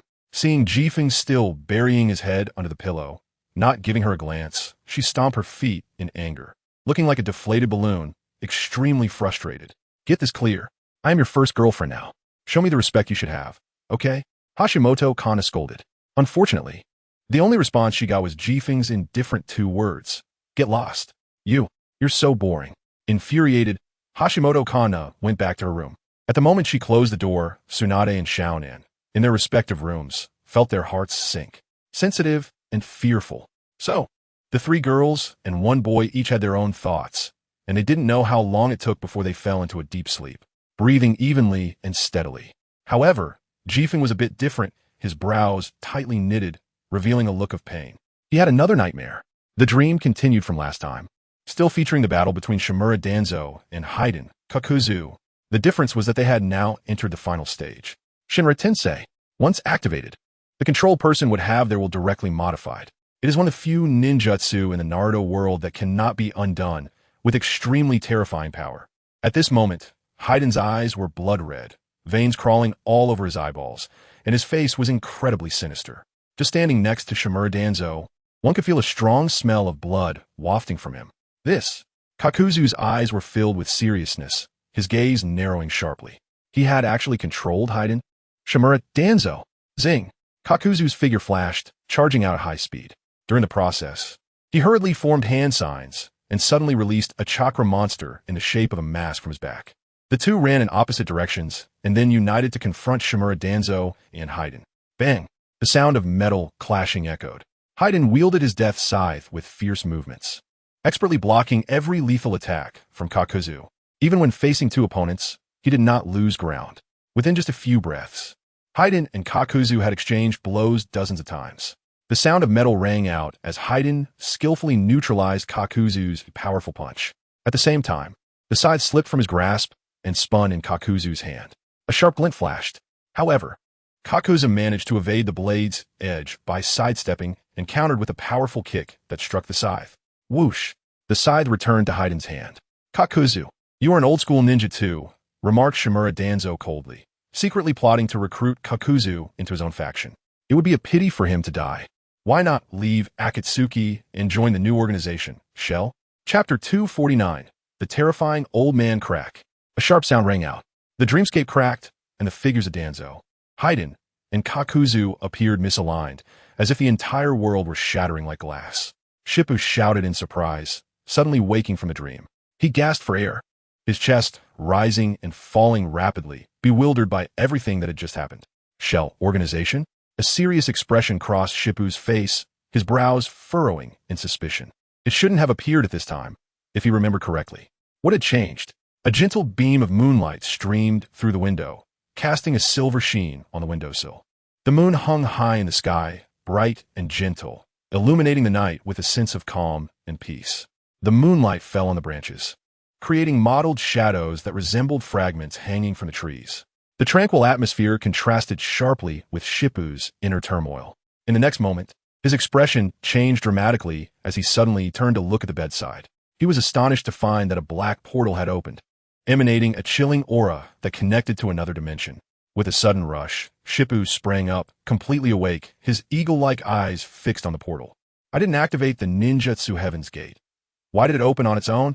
Shippu's brow furrowed deeply, losing the calm demeanor he usually maintained. Kana Hashimoto has my authorization to access the treasures of the spiritual realm, including the 5-year college entrance exam simulation papers. This other dimension was solely accessible to Shippu. Not even Kana Hashimoto, a product of the system, could enter. Yet now, a portal had appeared, far beyond Shippu's understanding. Moreover, the importance of this other dimension was undeniable. Whether it was the first layer's reward of the 5-year college entrance exam simulation papers or the second layer's communication rings, they were epic-making products. They were the foundation of Shippu's strength. The appearance of this scene undoubtedly shook him to the core. If others could freely enter this dimension, it would be akin to severing Shippu's arms. More importantly, with Shippu's keen perception, he couldn't even tell when the portal would open. The opponent's strength could very well surpass his own. No way. Shippu gritted his teeth, a fierce determination flashing in his eyes. I cannot retreat on this matter. Even if there are mountains of blades and seas of fire ahead, I must get to the bottom of this. Swish. Resolute, Shippu dove into the portal. After a brief moment of dizziness, he found himself in the other dimension, surrounded by ethereal energy with a picturesque landscape. It was indeed a fairy-like dwelling. The difference this time was that a figure stood in the courtyard ahead, just as he was about to push the door and step inside. Who? Shippu exclaimed, knowing that this elegant courtyard contained all the information about the members of Akatsuki, including their weaknesses. If leaked, it would undoubtedly spell catastrophic destruction for Akatsuki. Stop right there. As a pair of wings made of magnetic sand appeared behind him, Shippu activated his lightning chakra to enhance his speed. Whoosh! He moved at incredible speed. An astonishing scene unfolded. Even though Shippu's speed created afterimages, he still maintained a distance from the blurry figure. He watched helplessly as the figure opened the door and stepped inside. Body flicker technique. Without holding back, Shippu used 3 ninjutsu techniques to enhance himself, allowing him to move hundreds of meters in a single breath. Strangely, he still found himself at a distance from the figure. It was clearly right in front of him. Shippu's face turned shocked. Why can't I reach a distance that should be easily attainable? Cold sweat beaded on his forehead, his heart racing. Can't reach? Then I'll destroy you. Shippu quickly formed hand seals, his speed creating afterimages as terrifying chakra erupted from him. Would release. The forest of death. The ground shook violently. Vines burst forth, rapidly growing into numerous trees that formed a dense forest. With a thought, the thick branches and leaves of the trees surged toward the figure in the courtyard. Bang! A dull sound resonated. The previously successful ninjutsu, the forest of death, faced a setback as the approaching vine shattered just before reaching the courtyard. Wood splinters flew everywhere. Then, a terrifying and despair-inducing force erupted, spreading outward, causing Shippu's face to change dramatically as he hurriedly fled. What? Shippu was shocked to find that his speed seemed to be hindered by this force. A cry of pain escaped him. The moment he was affected by this power, he was thrown high into the air like a kite with its string cut, crashing heavily to the ground. He quickly got up, his face swollen and reddened. Uft! Shippu spat out a mouthful of blood, staining the ground immediately. No, this isn't because my speed has slowed down. There's an unseen force controlling everything, changing the terrain. Even if I were to increase my speed 100-fold now, I would still be at a distance from that figure. He could clearly feel his heart pounding. Shippu faced unprecedented pressure. He felt extremely tense. Wait, what was he doing? Shippu suddenly froze, looking at the scene in the distant courtyard, filled with confusion. After entering the courtyard, the figure approached a wooden house, carefully touching the furniture as if it were a fragile treasure, afraid that even a little force would break it. A faint sadness emanated from the blurry figure, and even at this distance, Shippu could clearly sense this emotion. He didn't even realize that a tear fell from the corner of his eye, flowing gently down his cheek as he was infected by this sorrowful emotion. The figure in the house, obscured by white mist, gradually revealed its true appearance. Shippu was shocked once more. He saw that the figure wore tattered armor, stained with blood. The exposed arms showed multiple deep wounds. Even more unbelievable, a stone-made spear pierced through this person's chest. The mere aura released by the spear made Shippu frown. He thought to himself, what kind of weapon is this? It's terrifying. At the same time, he was secretly comparing himself, and not to mention the spear attack. Even that outwardly released aura could tear him into pieces. Completely strangled. Even with his advanced celestial body and powerful healing abilities, there was no chance of survival left. Child, don't stay outside. Come in and keep this old man company. Chapter 250, A Pleasant Game of Go. The voice was neither high nor low, melodious and lingering. Jifeng heard it clearly. With a raised eyebrow, he tentatively took a step forward, his pupils suddenly constricting. The invisible distance had vanished. It should have been a moment of joy, finally having the opportunity to strike at this figure, but a chilling sense of crisis lingered in his heart at all times. Jifeng noticed that his hands were trembling uncontrollably. It was a primal fear. Just how strong was he? His eyes narrowed into a pinprick of light. Jifeng said in a low voice, I fear the Sage of Six Paths is weaker than him. Why would such a strong person exist? At that moment, the old man in tattered battle armor sat on one side of the chessboard, his gaze incredibly complex, deep and profound, as if able to penetrate the past, present, and future. It contained immense power. Shall we have a game? Before Jifeng could react, an incredibly strong force surged in, the wooden door opening and closing, controlling him to fly into the wooden house. Even as Jifeng gathered his chakra, trying to break free from the restraints, the result was terrifying. The power he unleashed was like trying to stir an endless ocean without making a single ripple. This old man is really skilled. Jifeng was in a state of chaos, but his expression remained unchanged, chuckling lightly. There truly are people beyond people, heavens beyond heavens in this world. I was just sitting in a well, watching the sky. Since you're interested in a game, I shall accompany you. Ha! The old man in tattered battle armor let out a hearty laugh. Good courage. I didn't expect that after tens of thousands of years, there would still be such a gifted prodigy. In an instant, Jifeng's expression changed to one of shock, staring incredulously at the old man before him. Tens of thousands of years. What does that even mean? To understand, from the time Kagaya Otsutsuki entered the world to harvest chakra fruits until now, it has only been a few thousand years. Who exactly is this old man before me? In the next second, the old man glanced at Jifeng with a meaningful smile. Instantly, a deep sense of crisis washed over him. Jifeng's expression turned serious. Who are you? Me? It doesn't matter. Whether it's the soul or the body, it ultimately amounts to nothing. It cannot withstand the ravages of time. Though the old man spoke lightly, the shock it brought was undeniable, only making one feel the depth of endless years. But you're quite interesting. You're actually a traveler. Suddenly, Jifeng could no longer maintain his calm, standing up and looking fiercely at the smiling old man. What exactly is your purpose? Such inner secrets, easily spoken by someone else, undoubtedly brought the most terrifying sense of fear. He felt as if he was being seen through completely, including all the ninjutsu he had learned, all laid bare before the old man. Just joking. I just praised you. Why are you not calm anymore?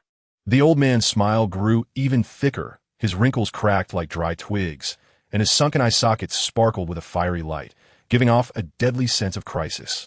Shall we play a game of chess? His eyes narrowed slightly. The two locked gazes.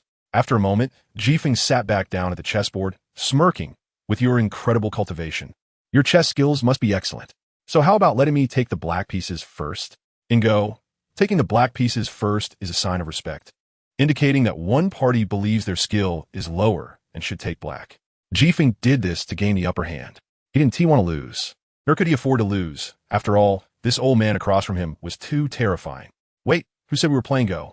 The old man shouted boisterously, pointing at the chessboard and the black and white pieces placed beside it. The pieces are black and white, and there's a board, so of course, we're here for a game of Gamoku. Go has too many rules, I don't know how to play. Instead, Gamoku has simple rules. Just connect 5 pieces in a row to win. Jifeng's expression stiffened, looking somewhat unnatural. Go, playing it like Gamoku? This old man couldn't be joking, right? Although there's no superiority between the two, Go is undoubtedly more complex and intricate in its gameplay. Wouldn't a powerful person like this prefer to play Go? I'm not good at it, so I'll go first. Before Jifeng could respond, the old man had already picked up a black piece and placed it at the center of the board. This, cold sweat slid down Jifeng's forehead. He thought to himself, in Gamoku, going first is crucial for victory. This old man really lacks the demeanor of a strong person. Without a word, he picked up a white piece and placed it on the board. Upon seeing Jifeng make a move, the old man, with his white hair and youthful face, appeared quite interested, his eyes glowing with intense light. The two took turns placing pieces. Before long, the board was already filled with numerous black and white pieces. Where should I place it? The old man furrowed his brow, staring intently at the board, murmuring, wasn't it said that going first has an advantage? Why can't I connect 5? Jifeng felt somewhat speechless, his mouth opened to say something but hesitated. Finally, after the old man made his last move, he picked up a white piece and placed it on the board. Elder, I won. To his astonishment, Jifeng realized that the white pieces he held had already connected 5 in a row, achieving victory in the game. Huh? The old man exclaimed, immediately reaching out to pick up the black piece he had just placed. Doesn't T count? Doesn't T count? Just now I was momentarily dazzled and didn't T notice. He picked up Jifeng's white piece and then placed a black piece in the spot that was about to connect 5. This isn't appropriate, is it? Jifeng was a bit confused. This was like taking back a move. What is inappropriate? The old man hurriedly explained. A redo can't count. Taking back a move. Can a cultured person be considered to be cheating? Fine. Jifeng didn't pursue the matter further, but instead picked up another white piece and placed it on the other side, suddenly realizing that it was another opportunity for victory. 3 pieces had already formed, and there were no black pieces blocking them. When Jifeng placed another piece, forming 4 in a row, He only needed to place one more piece to connect 5 and win. Little brat, you're cheating. The old man became flustered, his face turning red as he shouted. You already had 3 pieces. Why didn't you remind me? You were just bullying this old man. Seeing this, Jifeng was even more puzzled. This did not align with the image of an unparalleled strong person at all. He tentatively said, how about I teach you how to play Gamoku? Sure. The old man did not hesitate at all, immediately shouting, I pay my respects to master. Kulme, come, quickly teach me the secret to winning at Gamoku. Jifeng blinked in disbelief. He actually easily accepted a disciple. And this disciple was much stronger than the members of the Otsutsuki clan. This was too absurd. Chapter 251. The Old Man's True Identity. Are you serious? Jifeng asked uncertainly, his face showing doubt. You're not joking with me, are you? Joking? The old man's expression changed drastically upon hearing this. He furiously exclaimed, you little brat. Are you looking down on this old man for being slow-witted? You better explain yourself to me. A powerful wave of energy erupted from him, wreaking havoc in all directions, affecting the surrounding area within 100 kilometers. Dust and stones flew, shaking the nearby mountains with loud rumblings, and debris continuously fell. When it crashed into the river, it created enormous waves, one after another, startling the birds and beasts into fleeing. In the next moment, something even more terrifying occurred. As the life forms affected directly lost their lives, the area within 100 miles turned into a hellish scene. A cold aura spread everywhere. In stark contrast, the courtyard closest to the old man exhibited a serene and tranquil scene, completely opposite to the apocalyptic vision outside. Witnessing this, Jifeng couldn't help but marvel. What exquisite control over power to achieve such a terrifying level. Once he regained his composure, his expression turned serious as he quickly said, all right, I will teach you. Really? The old man let out a hearty laugh, full of confidence, completely unfazed by the spear that was pierced through his chest. Master, please allow me to pay my respects. As soon as he finished speaking, he actually knelt down and bowed 3 times towards Jifeng's direction. Jifeng hurriedly stepped forward to help him up. At the same time, everything outside the courtyard underwent a tremendous transformation. The collapsed mountains restored themselves, and the raging river gradually calmed down. Even the birds and beasts that were affected by the terrifying power shuddered and awakened, chattering noisily. Life was restored. Jifeng's heart was once again shocked. This transcendent cultivation could cause life and death with a thought. What kind of terrifying power was this? It was simply astonishing. Once the two sat on opposite sides of the chessboard, under the old man's eager and fiery gaze, Jifeng began to share his insights on the game of Gamoku. The following are the strategies of Gamoku. The first player should attack, while the second player should defend, using offense as defense and waiting for the attack while defending. Switch between offense and defense. Think carefully about changes, seize the initiative first, and create shockwaves. Defend against external forces while gathering internal strength. Easy to defend with the 8 trigrams. Easy to attack at corners. Block and separate. Steady as Mount Tai. Don't rush to be first. Victory is as easy as ascending to heaven. In the initial phase, compete for 2. In the endgame, fight for 3. Leave 3 unchallenged, with countless variations.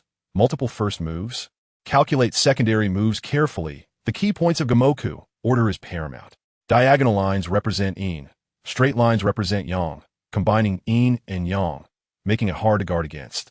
Connecting 3 and 4 is easily visible. Jumping 3 and 4 hides deep blades. When one piece is placed, the enemy gains a piece. Attack the key points. Defend the must-contest areas. Once the momentum is established, defeat will come. The essence of Gamoku. One piece determines victory or defeat. As soon as he finished speaking, the old man looked astonished, his eyes filled with enthusiasm. He shouted, I understand. Come, master, let us have another game. Jifeng nodded in agreement. During the subsequent Gamoku games, they played 4 more rounds, with Jifeng winning 3 and deliberately losing 1 to conclude. According to the best of 5 rules, Jifeng was undoubtedly the final victor. Master, you are amazing. The old man couldn't help but exclaim, his face showing a hint of melancholy. Then his gaze became intense. But this old man also has quite a bit of talent. In such a short time, I can already win a game. Jifeng took a deep breath, discarding the piece in his hand. Old man, where do you come from? Where are you going? Jifeng's heart sank as he cautiously looked at the old man. Unable to restrain his curiosity, this is a different space created by my space-time ninjutsu. Why do you want to destroy this place? Destroy? The old man replied nonchalantly, revealing no other meaning in his voice. As for this different space, let us not discuss it for now. You will naturally come to know its wonders in the future. The purpose of my visit is to see my son-in-law. Is that so wrong? Jifeng's heart trembled from the old man's words. It was evident that he knew quite a lot about the secrets of this different space, possessing many undiscovered abilities. More importantly, the mention of son-in-law directly made Jifeng's head buzz, his eyes widening in shock. Son-in-law? Then your several figures flashed through his mind. Tsunade, Konan, Kanako Hashimoto, and Terumi Mei, the ones he had the closest relationships with. Tsunade? He was well aware of her background. Her grandfather was the first Hokage, Hashirama Senju. Although he didn't know about her life, their ages didn't match, so naturally, it couldn't be her. Konan? Her parents died in the war. She fled with Yahiko and Nagato, so it couldn't be her father. Terumi Mei, born into a bloodline limit clan, she was exterminated by the Mizukage, CHJR, living as a slave. Although her father didn't appear, his power was worlds apart from the old man. It couldn't be him either. Moreover, if he knew about his daughter's slave life, which was pitiful and helpless, the old man would definitely wipe out the entire Mist Village. Then, if he thought about it this way, there was only Kanako Hashimoto. Seeing Jifeng deep in thought with a furrowed brow, the old man couldn't help but curse. What a fickle-minded brat. My poor daughter. Immediately, Jifeng exclaimed, You are Kanako Hashimoto as father? No. She is a manifestation of the system. The timing doesn't match. What's going on? Jifeng didn't shy away from discussing the system and its secrets. When the old man mentioned he was a traveler, he clearly understood that the old man knew everything. There was no hiding it. What if this system is a part of my power? As two piercing lights shot from the old man's eyes, he lightly coughed, causing the entire different space to rumble. As for Kanako, she is similar to how you were once sealed in the secret place of the Uzumaki clan. She is currently in a dormant state in this different space, waiting for the opportunity to be awakened. What? Jifeng's eyes widened as his heart raced, nearly leaping out of his throat. This he was momentarily speechless, filled with questions, until finally he pinched his thigh hard. Immense pain surged through him, forcing his mind to clear. The God-level choice system is a manifestation of your power? Kanako Hashimoto isn't born from the system, but a real person. What is going on? He vaguely felt he was on the verge of unraveling all the mysteries. Why did Jifeng traverse? Why did Jifeng's previous memories disappear, leaving only those about the ninja world? Why did the system turn against him, leading to the original host trying to seize Jifeng's body? Why did the old man's power manifest as the system, choosing to bind with Jifeng? Why were the Tsutsuki clan, the apex of the ninja world, stronger than the 5 great villages, yet there were existences far beyond them? Chapter 252, Unexpected Joy. 3 dowries. Please tell me the whole truth. Jifeng said earnestly, his gaze fiery. The myriad of doubts had troubled him for a long time, making him quite distressed. Knowing or not knowing made no difference. The old man shook his head with a bitter smile, revealing an unspeakable weariness that momentarily unsettled Jifeng's mind. It's just a grand dream that ultimately leads to emptiness. However, seeing this, Jifeng, unwilling to give up, wanted to continue asking for all the answers. But he saw the old man wave his hand, gazing at him and saying, Wait until your strength is sufficient. Then everything will be clear. Otherwise, knowing the truth will completely harm you. A tragic end. Jifeng's heart trembled. He understood that even if he hadn't reached the pinnacle of the ninja world, his strength was still at the top tier. He could face shadow-level powerhouses with calmness. Yet, even so, the old man didn't dare to reveal the truth.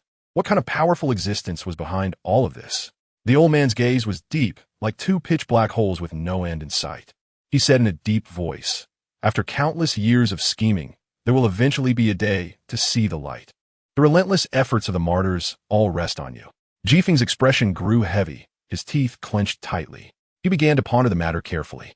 The two fell silent, and the atmosphere in the room became oppressively quiet. Finally, Jifeng abruptly raised his head and, unable to find the truth, could only retreat and ask, What exactly is the system, Hashimoto Kana? And you? Do you see that? The old man pointed at the spear that pierced through his chest, an endless killing intent emanating from it. Under its influence, I had no choice but to seal this child, Kana, with my own power. I never expected it would evolve into today's situation. Jifeng's eyes shrank into needle-like slits, fixated on the spear, and in a moment of daze, he felt his mind being absorbed. What he saw was a scene of overwhelming slaughter, a battlefield stained red with blood. Corpses piled high, weapons scattered everywhere, glinting with a broken shine, all in a state of devastation. Crimson blood pooled together, creating a horrifying sight. Huh, a dull voice sounded. Jifeng was startled back from the illusion, his eyes bloodshot and gasping for breath, still shaken. He thought to himself, what kind of battlefield is this, so terrifying? The strong participants must all possess extraordinary prowess. Thank you. Jifeng bowed to the old man in gratitude. No, I just don't want my daughter to become a widow so early. The old man waved his hand impatiently, his eyes sharper than an eagle's, locking onto Jifeng, then said, don't get too complacent. Don't limit yourself to your current achievements. In front of true powerhouses, your strength doesn't even spark their desire to make a move. You have a long road ahead. Upon hearing this, Jifeng frowned, deep in thought. Suddenly, he looked up at the old man and said solemnly, thank you. This expression of gratitude was far more significant than before. Unknowingly, perhaps even Jifeng himself hadn't realized that he had fallen into a wrong path. He had focused on improving his own strength. Even against the enemies from the Mist Village before, it was through schemes, not real strength. Too many small, clever tricks. Recently, he had been indulging in the soft charms of women, lacking the drive to advance. After learning that he couldn't activate Sage Mode, he had made grandiose promises to overcome difficulties, but he hadn't truly taken action to practice and overcome them. It was just mere lip service. The old man's words made Jifeng suddenly realize his own issues. His thanks came from a heart. It was not too late to come to this realization before making a grave mistake. The old man nodded slightly, his piercing gaze softened with a hint of affection. Since you have a marital bond with Hashimoto Konan, you could be considered my son-in-law. Now I will give you a grand dowry. As soon as he finished speaking, the old man waved his hand, and a power enveloped in purple light directly poured into Jifeng's body. Instantly, Jifeng's body trembled violently, feeling a warm current flowing through his limbs and bones. This feeling lasted for a long time. Comforted, Jifeng couldn't help but let out a sound of satisfaction. The first part of the dowry. You possess the body of the Whirlpool clan, with powerful sensory abilities that sharpen your 5 senses, allowing you to perceive the presence and emotional changes of surrounding beings, used to predict and evade danger. Now it will be enhanced. You will be able to foresee events that will happen in the near future, the old man declared. Jifeng then understood the fundamental reason behind the dream, where Izumi Shimura and Kakuzu fought fiercely. After receiving the power of Sage Mode, it had invisibly enhanced his sensory abilities, granting him a portion of foresight into the future. Now, with the old man's power, it was directly awakened again, giving Jifeng the ability to foresee the future. Now, for the second part of the dowry.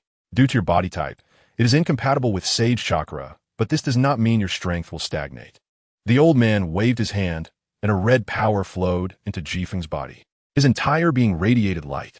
Blood surged, making a series of thunderous sounds, and the white residue inside his body shone brightly. This ninjutsu is the same as the seal you use in Sage Mode, called Yang Seal. It gathers chakra on your forehead during normal times and will form a black mark on your forehead, the old man declared, his voice booming like thunder in Jifeng's ears. When needed, you can use the sealing jutsu, Yang Seal Release, to unlock the seal and release a large amount of chakra. Jifeng was shocked, exclaiming, isn't this the same as Tsunade's Yin Seal? When Tsunade releases the Yin Seal to unleash a large amount of chakra, she can recover from injuries at any time, and her damage output increases tenfold. No, the old man sternly interrupted, a sharp aura flashing in his eyes.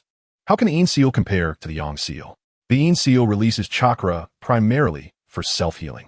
Your seal is clearly different. By gathering enough chakra on your forehead regularly, when released, your destructive power will soar to a terrifying 100-fold. What? Jifeng was astonished. The difference between the Yin and Yang seals was just one word, yet their effects were worlds apart. Then, after I released the Yang seal, wouldn't the effect be similar to using Sage Mode, or even stronger?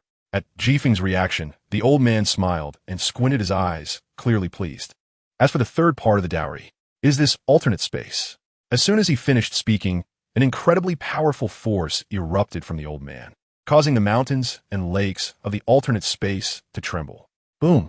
A thunderous roar resounded. Seeing this shocking scene, Jifeng's heart raced with excitement. His eyes were filled with fervor.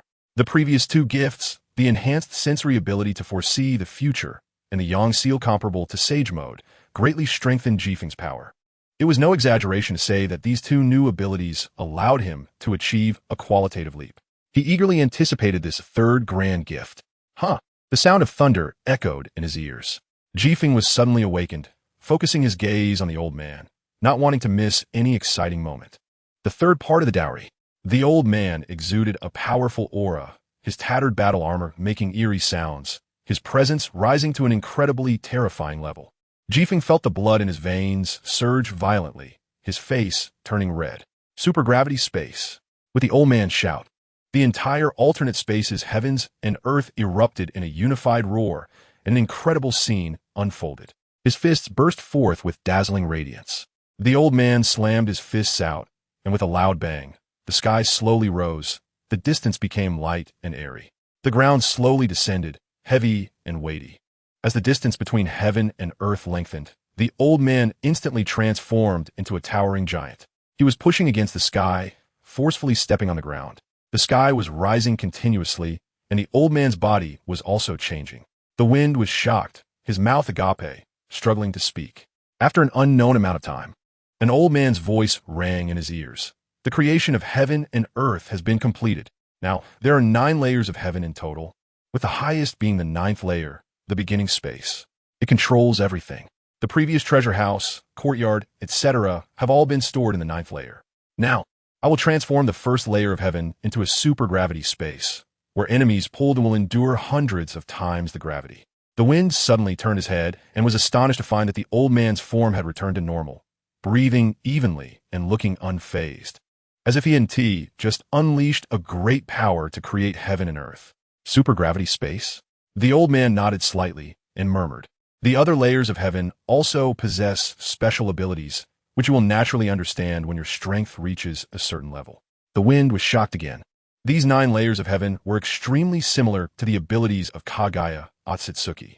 Kagaya could create lava hells, frozen mountains, seas of sulfuric acid, endless deserts, supergravity spaces, and the beginning sphere space that connects directly to these 5 spaces, totaling 6 spaces. Moreover, the spaces created by the divine realm are all physical environments rather than illusions. Kagaya could directly transport people from the real world into her spaces or switch within the spaces without the opponent noticing, except for the beginning sphere space. The other 5 spaces are not directly connected and must be traversed through the beginning sphere space as a corridor. They are independent yet interdependent. Any 2 points within the same space can also be directly connected, and, as long as Kagaya wishes, she can reach any point in her space with a mere stretch of her hand. If Kagaya Otsutsuki's 6 spaces are horizontal, then the 9 layers of heaven that the wind has just acquired are vertical. In terms of quantity, they surpass Kagaya's. Now, let me take you to personally experience the supergravity space. Whoosh! As soon as the old man finished speaking, a gust of wind rose from the ground, wrapping around the wind with immense force. A sense of dizziness hit him, and in the blink of an eye, he was gone. What came into view was a light green sky, strangely circular in layers. As far as the eye could see, there were brownish-green high hills. Suddenly, a roaring wind swept in. Is this the supergravity space? The wind showed a look of astonishment, hurriedly glancing around, puzzled.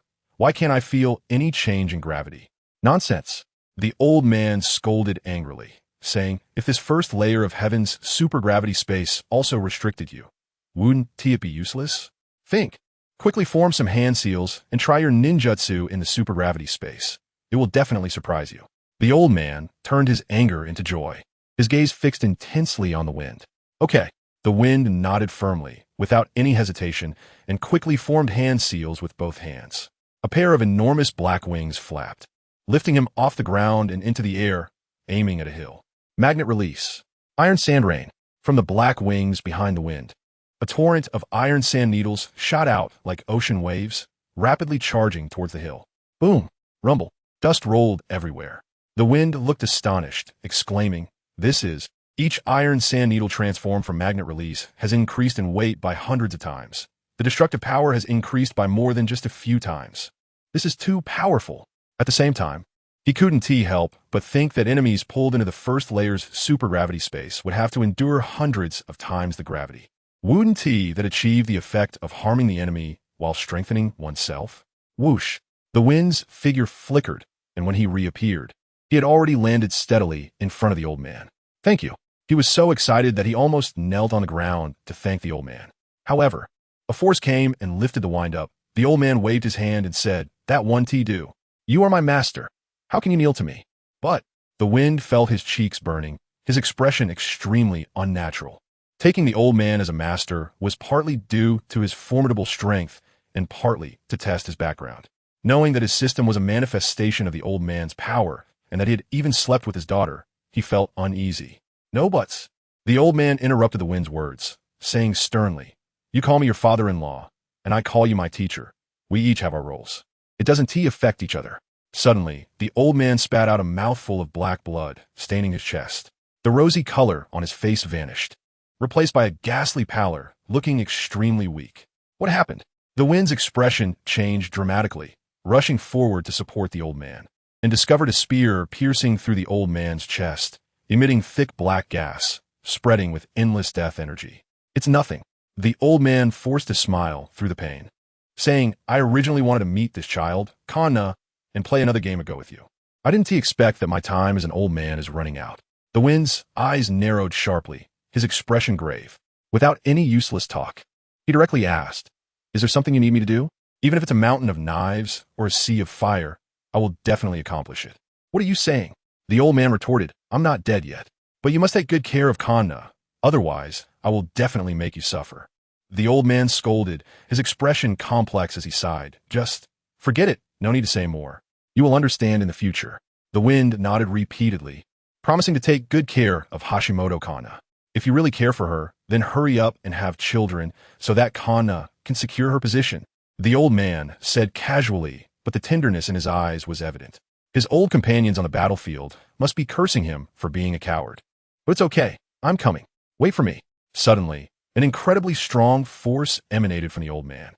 Chapter 254. The disaster begins in Lulon in an instant. The heavens and earth changed color, and the mountains and lakes shook. Rumble. The incessant roar sounded like an unending battle song, playing to send the old man off. Birds and beasts froze, kneeling on the ground in the direction of the old man. Whoosh! A towering beam of light suddenly formed, piercing through heaven and earth, directly stirring the wind and clouds for thousands of miles, forming a vortex. "Senior." The wind's expression changed urgently, and what he was about to say turned into a single sentence, his emotions complex. "I know you have many confusions." The old man's eyes sparkled with brilliance, his body glowing red, shining like a treasure. "Want to understand the truth of things? Then come. They are at the end of this world." His voice boomed like a bell, ringing in the ears. It echoed for a long time. Visibly, the old man rose from the ground, soaring towards the end of the light beam. "The immortals you know from your memory are all a bunch of self-righteous fools, not worth mentioning. The real vast world. A speck of dust can fill the sea, a blade of grass can sever the sun, moon, and stars, in the blink of an eye. Heaven and earth can be turned upside down." As his words fell, the old man passed through the light beam and disappeared, as if he had never existed. The heavens and earth, mountains and rivers slowly returned to their original state. The kneeling beings resumed their activities, leaping and bounding, filled with endless vitality. The wind's expression was stiff, his body unmoving, staring into the distance in a daze for a long time. Immortals? Not worth mentioning? Several figures emerged in his mind, including Naruto in Sage Mode, Minato Namikaze, Hashirama Senju, Kabuto Yakushi, Jiraiya, and others along with their sage dwellings, Mayaboka Mountain, Ryuchi Cave, and Shikatsu Forest. In these three sacred lands, there are quite a few immortals capable of destroying the world. But more than that, there are doubts. Shurfing's eyes narrowed into sharp points, and he couldn't help but furrow his brow. Does the evil god that Fadewan believes in really exist? What kind of existence is the death god that appears through the most powerful sealing technique of the Uzumaki clan, the corpse ghost sealing technique? The king of hell, summoned by the reincarnation, is also shrouded in various mysteries, able to resurrect others through borrowed power. After a pause, Shurfeng exhaled a breath of foul air and said solemnly, "If I remember correctly, the impure reincarnation technique used by Yakushi Kabuto is to summon the souls of deceased ninjas from the Pure Land. Even the Sage of Six Paths exists in the Pure Land. So what kind of mystery exists?" An unprecedented pressure overwhelmed Shurfeng, making him feel oppressed, as if a heavy stone was pressing down on his chest. After pondering for a long time, Shifeng suddenly looked up, his eyes flashing with bright light. He exclaimed, "Thinking about it this way, the world of Hokage really does contain many mysteries. That's good, it's exciting. Amidst the talk of royal ambitions, life is but a fleeting intoxication. With sword in hand, riding forth to unleash a rain of ghosts, bones piled high, startling the birds to fly. This is the world that men truly yearn for." This night, Shifeng was destined to be unable to sleep, his heart filled with overwhelming excitement. At the same time, he delved deeper into understanding this alternate space, striving to fully utilize its inherent power. When dawn broke, Shifeng formed hand seals to open the gate to heaven and stepped out. His pupils suddenly constricted. In his room stood Kanata Hashimoto, her face devoid of any expression as she blankly stared at Shifeng. For some reason, he felt like crying. Shifeng was slightly taken aback, gazing at Kanata Hashimoto. Since she stepped out of the alternate space, their connection had been severed, and she could only enter the alternate space through Shifeng. In other words, she was unaware of everything that happened in the alternate space last night. She also knew nothing of her true identity. Her current state was likely influenced by their blood connection, as the old man's return to the battlefield affected her emotions. But the question is, how should Shifeng tell her? This matter has too much impact. Without many words, Shifeng stepped forward and gave Kanata Hashimoto a big hug, offering warmth. Immediately, he felt the little girl in his arms sobbing, crystalline tears slowly flowing down her cheeks, wetting Shifeng's clothes. In the Akatsuki organization's office, Shifeng sat at the main seat, his eagle-like eyes scanning the crowd below, and said in a deep voice, "Is everyone here?" Yahiko stepped forward and respectfully said, "Teacher, all Akatsuki members, except for Scorpion, are present." The eyes of the Akatsuki members were focused on Shifeng, filled with fiery anticipation. Upon learning that Shifeng had summoned everyone, they understood that something big was about to happen, and each of them couldn't wait to showcase their skills. After enduring 5 years of hellish exams and 3 years of mock tests, they had made rapid progress. "The reason I called you here is regarding the ancient country of Lulan within the Land of Sand," Shifeng said calmly. At the same time, he shared the intelligence that Scorpion had relayed about Lulan with everyone. With the start of the Third Great Ninja War, all nations were actively preparing for battle, and some sought to take advantage of the chaos to gain greater power. One such ninja from Sunagakure was in Lushan. He persuaded the Queen of Lulan to use the power of the Dragon Vein combined with his puppet technique to enhance her strength while defending her country. The Queen of Lulan adopted his suggestion. In just a few months, utilizing the power of the Dragon Vein, Lulan had become a prosperous nation filled with towering spires and abundant puppets. At that time, the first to learn this news was Chiyo, who was greatly shocked to discover that puppet techniques could be combined with the power of the Dragon Vein. This ignited a strong ambition within her. She intended to use this as the source of everything to forge a powerful puppet army to overthrow the regime of the Wind Shadow, Raza. Later, this news was conveyed to the Wind Shadow, Raza, by the Mizukage Kuratsuchi, who also became infatuated with this power and sent ninjas to participate in the contest. It can be said that due to the power of the Dragon Vein, the stagnant waters of Sunagakure were completely stirred up. Looking at the astonished expressions of the Akatsuki members before him, Shifeng revealed a complex look. He indeed knew about Lulan. When the seal confining Lulan was consumed, a violent surge of power occurred, drawing the tardy Naruto and Yamato into it. And that in Lushan was actually named Baiju. It was he who, at the cost of his own body, absorbed the Kunai seal of the fourth Hokage, Minato Namikaze, which led to the surge of power. After that, Naruto embarked on a thrilling adventure. In the end, by killing Baiju and sealing the power of the Dragon Vein, he rescued the nation of Lulan and successfully returned to the correct timeline. However, he did not expect that the matters of Lulan at this time were no longer so simple. With multiple forces vying for power, it was bound to be extremely dangerous. "Teacher, since you deliberately let Kuratsuchi go and arrange for Scorpion to enter the Land of Sand in advance," Nagato said expressionlessly, "there must be some arrangement." "What do you mean?" Shifeng nodded slightly, softly saying, "I originally wanted to use Scorpion to incite rebellion, and in the end, to create an internal and external cooperation to strike down Sunagakure. Now, after gaining the ability to foresee the future and the Yang ceiling, along with the first layer of supergravity space, Shifeng undoubtedly had several more trump cards, greatly boosting his confidence. No need, just face them head on.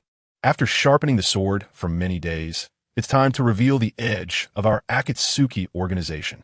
His voice was like a thunderclap, startling the Akatsuki members, their expressions changing as their eyes filled with fiery fervor.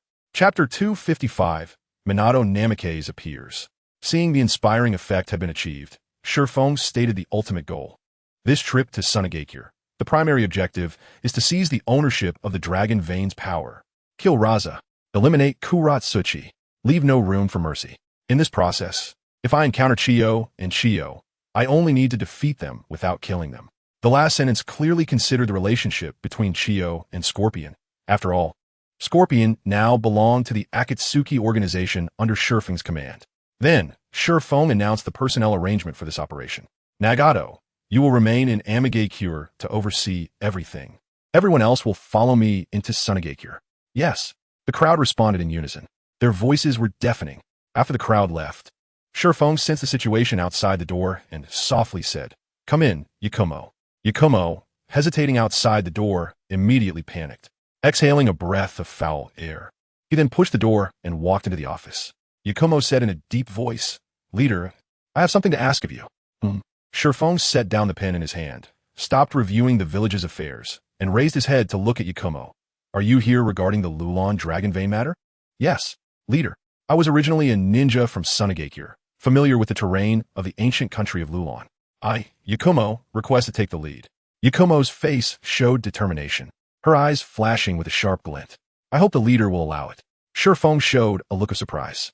Yakumo, at the time when the third Kazekage, Raza, was preparing to make a move against Amigakure, was killed by Shifeng, and later joined the Akatsuki organization. Within the organization, her strength is not at the top, but not at the bottom either. She has been obedient in completing tasks, but her presence is very low, maintaining a cold demeanor except when interacting with Scorpion. She neither takes the initiative nor declines. This was the first time Shifeng saw Yakumo so actively requesting a task. Sensing Shifeng's gaze, Yakumo hurriedly said, "Leader, recently my strength has improved quite a bit, and I can completely take on this task. If you don't believe it, we can spar a bit." The terror of Shippuden is known to all members of the Akatsuki. They'd rather do 10 sets of 5-year college entrance exam simulations than be beaten by Shippuden. What they call sparring is purely one-sided bloodshed by Shippuden. No matter who it is, after sparring with Shippuden, even if treated by Tsunade, they would need to recuperate in bed for half a month. Surprisingly, Yakura, who knows the terror of Shippuden well, still proposed a spar. Staring at Yakura, Shippuden smirked and said, "No need. Just say your true purpose." Clearly, Yakura couldn't hide her emotions well. When Shippuden spoke, it was obvious that her face showed unnaturalness. "Leader," Yakura said with a conflicted expression, "I want to ask you for a favor. After the task is completed, can you not destroy Sunagakure?" Her eyes were filled with complexity. One must understand that not removing the roots of the problem means showing mercy to the enemy, which could lead to unpredictable consequences. However, Sunagakure is, after all, her hometown. Shippuden mobilized all Akatsuki members except Nagato, as a fierce battle would inevitably break out, and it wasn't impossible to annihilate Sunagakure. Hence, this scene of turning back occurred. Shippuden chuckled. "I thought you were going to say something else. Is that it?" "Yakura, you can rest assured. I will just destroy our Shah, seize the Dragon Vein, and I will keep the foundation of Sunagakure without making things absolute."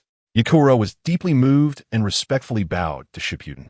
Soon, an hour later, Yahiko, Konan, Tsunade, Yakura, Kisame, and Shippuden appeared at the gate of Amigakure.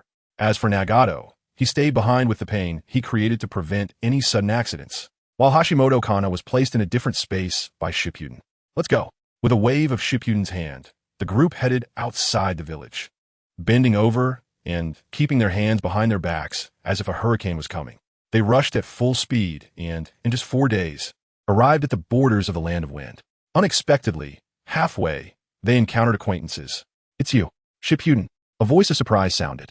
7 ninjas dressed in Konoha combat attire appeared. Shippuden paused, a hint of surprise flashing in his eyes. The people he encountered were none other than Minato Namikaze and his party from Konoha. Instantly, the atmosphere became tense, and the fierce wind and sand brought a biting chill. There was a clear trend of a potential conflict. "You are Shippuden."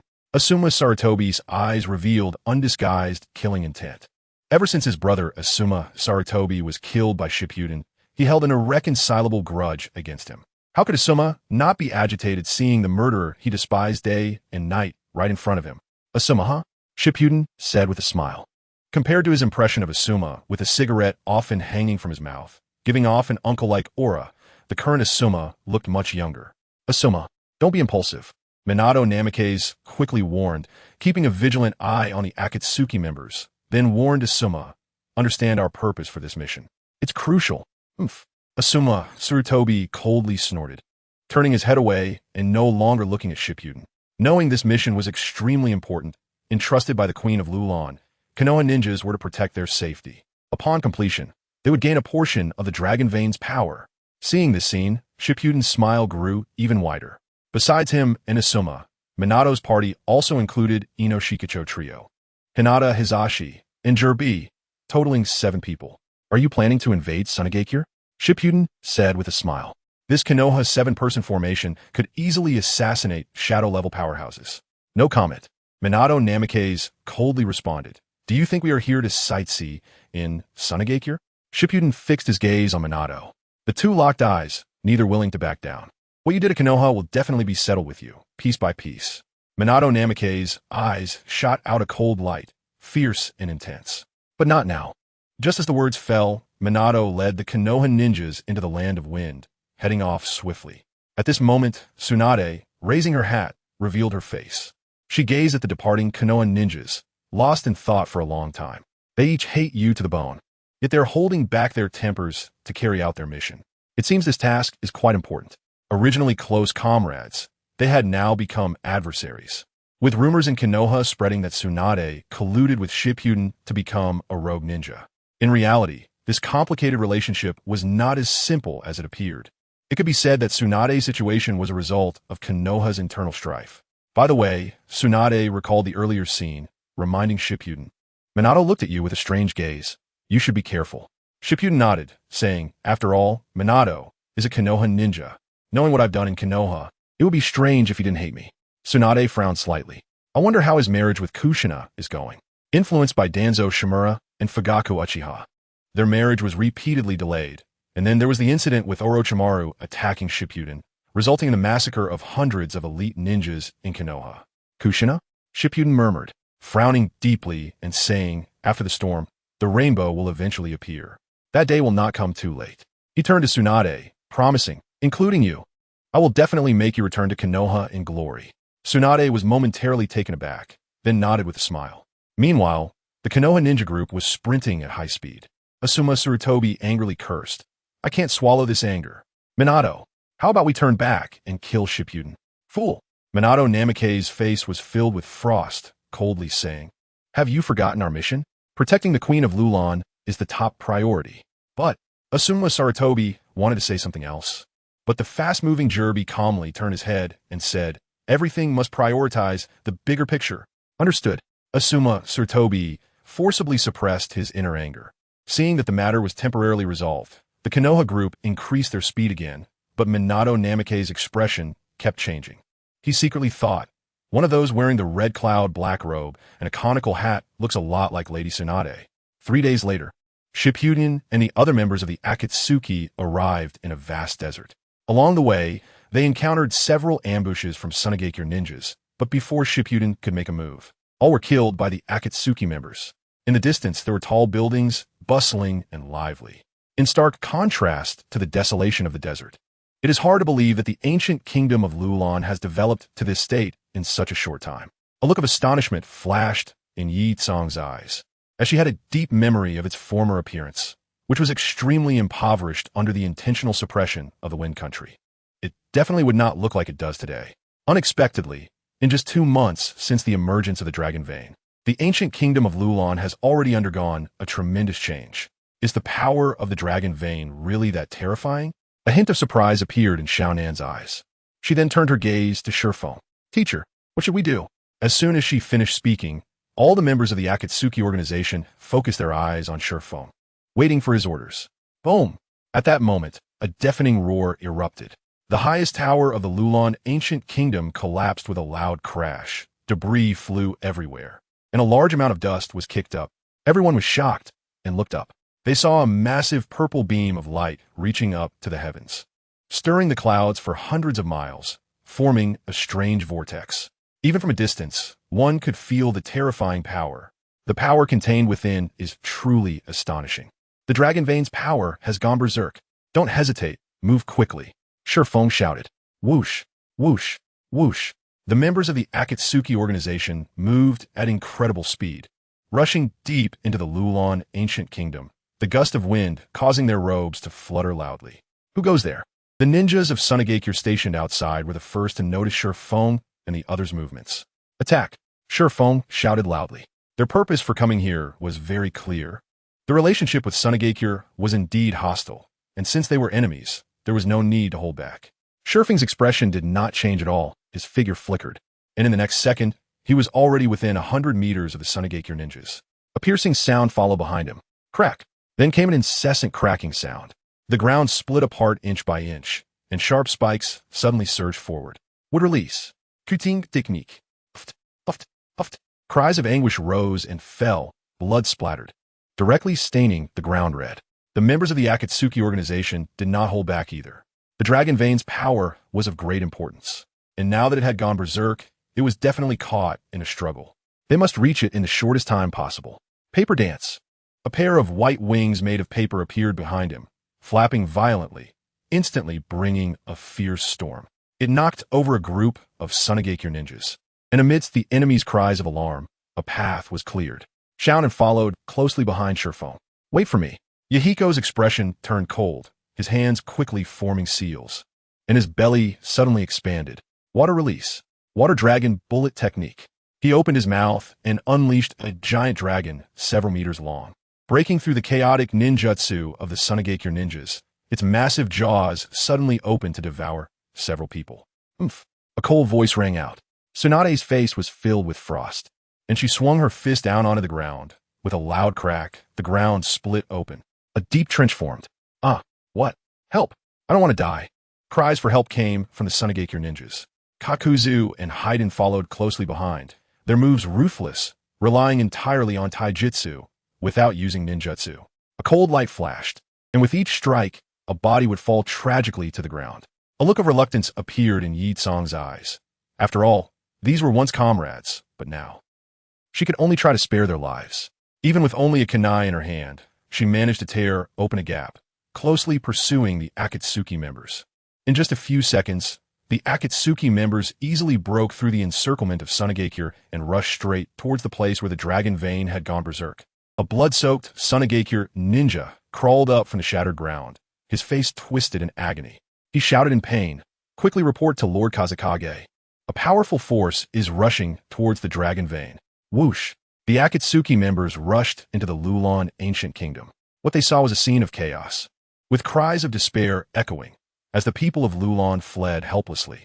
Massive stones continued to fall from above. Kakuzu, go find out what has happened recently, Shifeng said, frowning. Leave it to me. Kakuzu grinned, revealing his sharp teeth. He rushed into the chaos, grabbing fleeing people for questioning, and then quickly returned. What did you find out? Most of the information he had was useless, but there were still some valuable pieces.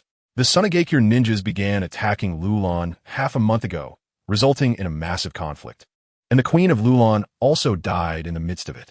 Chapter 257, Vortex Naruto, after the death of the Queen of Lulan. Power fell into the hands of the 100 Feet. The last remaining royal bloodline princess was directly sidelined. She had no voice in the matter. Shifeng nodded lightly. Everything matched what he remembered. After changing his name and identity, 100 Feet gained the trust of the queen. But his ambition was destined not to remain beneath others for long. Everyone believed the queen died from overwork, including the princess of Lulan, but in reality, she was killed by 100 Feet, all for the sake of the dragon vein's power. Only in this way could this power be firmly grasped in hand. You all go to the high tower where the dragon vein is going berserk. I'll come later. Shifeng's eyes narrowed into a sharp glint, as he sensed an evil chakra approaching at a terrifying speed. Yes, although the members of the Akatsuki were surprised, they did not question Shifeng's words and rushed towards the tower where the dragon vein's power was going berserk. Shifeng seemed to sense something. A fierce gust of wind came from his left rear, and he immediately turned to look. He saw a fist the size of a sandbag smashing down hard, looking for death. Shifeng's voice was icy. As he dodged, his left hand transformed from a palm into a fist, crashing towards the person's cheek. Boom! A muffled sound rang out. The person let out a cry of pain, instantly flying away like a kite with a broken string, crashing into a stone wall. Immediately, the stone wall shattered into pieces, debris scattering, and dust rolling outwards. However, it seemed that the person was not seriously injured, as he quickly got back up, glaring fiercely at Shifeng. At the same time, Shifeng also saw the person's face clearly. He wore a Leaf Village ninja headband, had a thin face, and a head of golden hair. Most notably, he had 6 whisker-like markings on his cheeks. The boy clutched his stomach, grimacing in pain, and when he noticed Shifeng's gaze, he immediately glared at him angrily. Bastard, are you 100 Feet's accomplice? Where is he?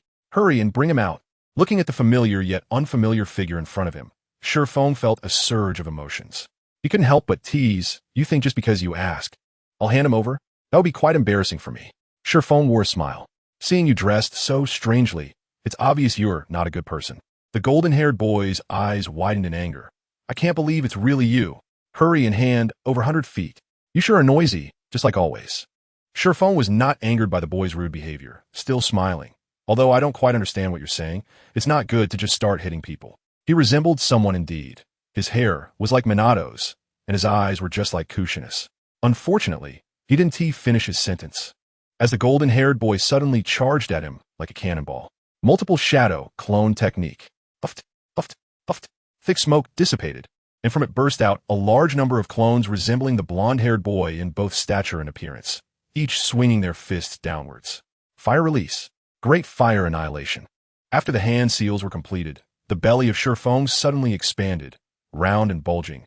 Then he violently spat out a large amount of scorching flames from his mouth. In an instant, a sea of fire appeared before them. Bang! Bang! The sound of explosions continued to echo. The blonde-haired boy's clones were engulfed in the sea of fire, being burned away, with sparks flying everywhere.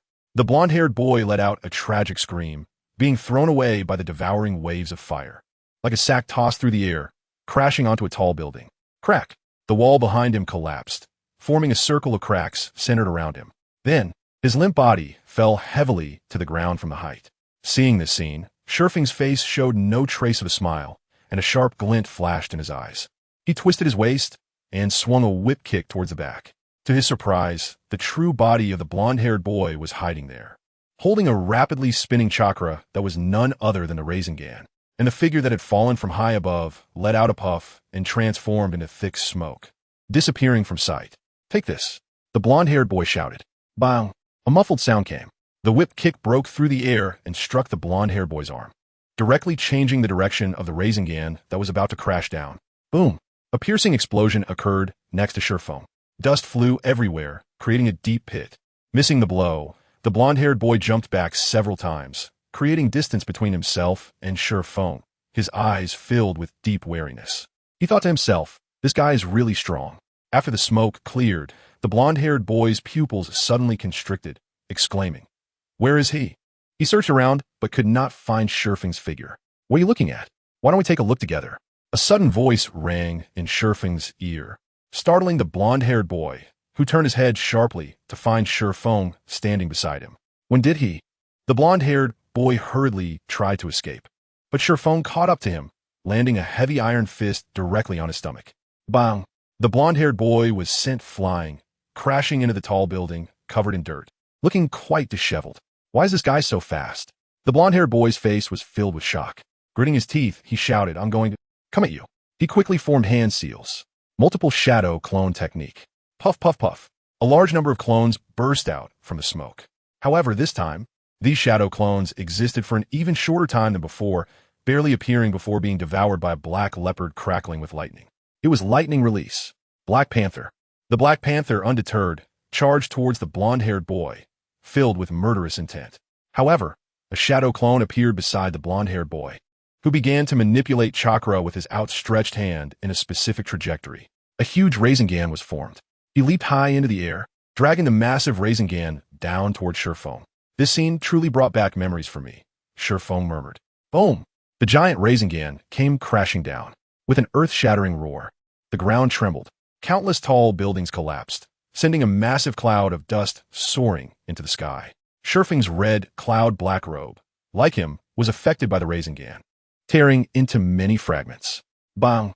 Shurfeng's arm was directly shredded, his body being thrown far away, covered in dirt. Is it over? The blonde-haired boy said uncertainly, and in the next second, his face changed dramatically as his eyes widened and his mouth fell open. He exclaimed, "Regeneration of the severed arm. Who are you?" He saw Shurfeng unsteadily stand up, a smile appearing at the corner of his mouth, his shredded left arm restored to its original state by the sage body's self-healing ability. He softly remarked, "Naruto Uzumaki, didn't you eat enough Ichiraka ramen? How come you're this weak?" Chapter 258. The Furious Ninetales. Shurfeng remembered that this was the plot from the Naruto movie The Lost Tower. After Naruto, Uzumaki accepted the mission from Tsunade. He pursued the rogue ninja, Baizu, alongside Sakura. The two chased him to the Lost Tower, located in the ruins of the ancient kingdom of Lulon in the desert, where Baizu's target was the dragon vein sleeping beneath Lulon. The dragon vein possessed immense energy, and once in one's possession, it would greatly enhance their strength. After the rogue sand ninja, Baizu used his body as a medium to unseal and transfer the dragon vein's power to himself. A battle ensued among everyone, causing the dragon vein's power to run amok and drawing everyone into a storm of energy. When Naruto Uzumaki woke up from his unconsciousness, he found himself in an unfamiliar place, a bustling and lively town. In the town center stood a towering giant tower. Although Naruto was unclear about what had happened, he continued searching for Baizu. In the town, Naruto met Queen Sarah of Lulon. It turned out that Naruto had traversed time and space, returning to the past. During the peak era of Lulon, the young Queen Sarah was beloved by the people, who lived peaceful and prosperous lives. However, the mysterious minister in Luxian was secretly creating terrifying weapons, unaware that they were actually puppets of his own making. 6 years ago, a ninja from the future suddenly appeared in Lulon, much like Naruto. And Luxian was actually Baizu in disguise, intending to seize the dragon vein's energy once again in this era. The third Hokage, Hiruzen Sarutobi, learned of the centipede scheme and issued orders to the team of Minato Namikaze, Shibi Aburame, Choji Akimichi, and Kakashi Hatake. The Konoha ninjas leaped into the Thousand Tower, becoming allies with Naruto Uzumaki to engage in a fierce battle against Baizu's puppet army. Ultimately, Naruto Uzumaki emerged victorious, killing Baizu and resealing the dragon vein's power as the final outcome. However, all of this was altered due to Shurfeng's arrival, creating a butterfly effect that changed everything. This terrifying power of the dragon vein had escalated into a storm vortex that affected various factions, leading to fierce battles erupting among the ninja villages. From the moment I saw you, I realized that Minato Namikaze and Kushina Uzumaki eventually got married. Shurfeng's gaze was piercing as he stared at Naruto Uzumaki. "But why don't you recognize me? You should be calling me uncle." A hint of confusion appeared on his face. What exactly happened in the future? What are you talking about? Naruto Uzumaki furrowed his brow, shouting angrily, "Don't try to divert my attention. I'm not as foolish as you think." Hurry in hand over the rogue, Sand Ninja Baizu. After entering this space, apart from completing his mission, Naruto had to find Baizu. Only then could he have a chance to return to his time. Puff! He formed hand seals, and a clone appeared beside him, continuously manipulating chakra. The Rasengan was formed. With a roar, Naruto leaped high into the air, again crashing down toward Shurfeng. So foolish. Shurfeng cursed inwardly. Whoosh! In a flash, before Naruto's astonished eyes, Shurfeng had already arrived in front of him. Bang! Shurfeng slapped Naruto's stomach. At the same time, the dark seal concealed under his clothing turned bright red. That was the seal containing the Nine Tails.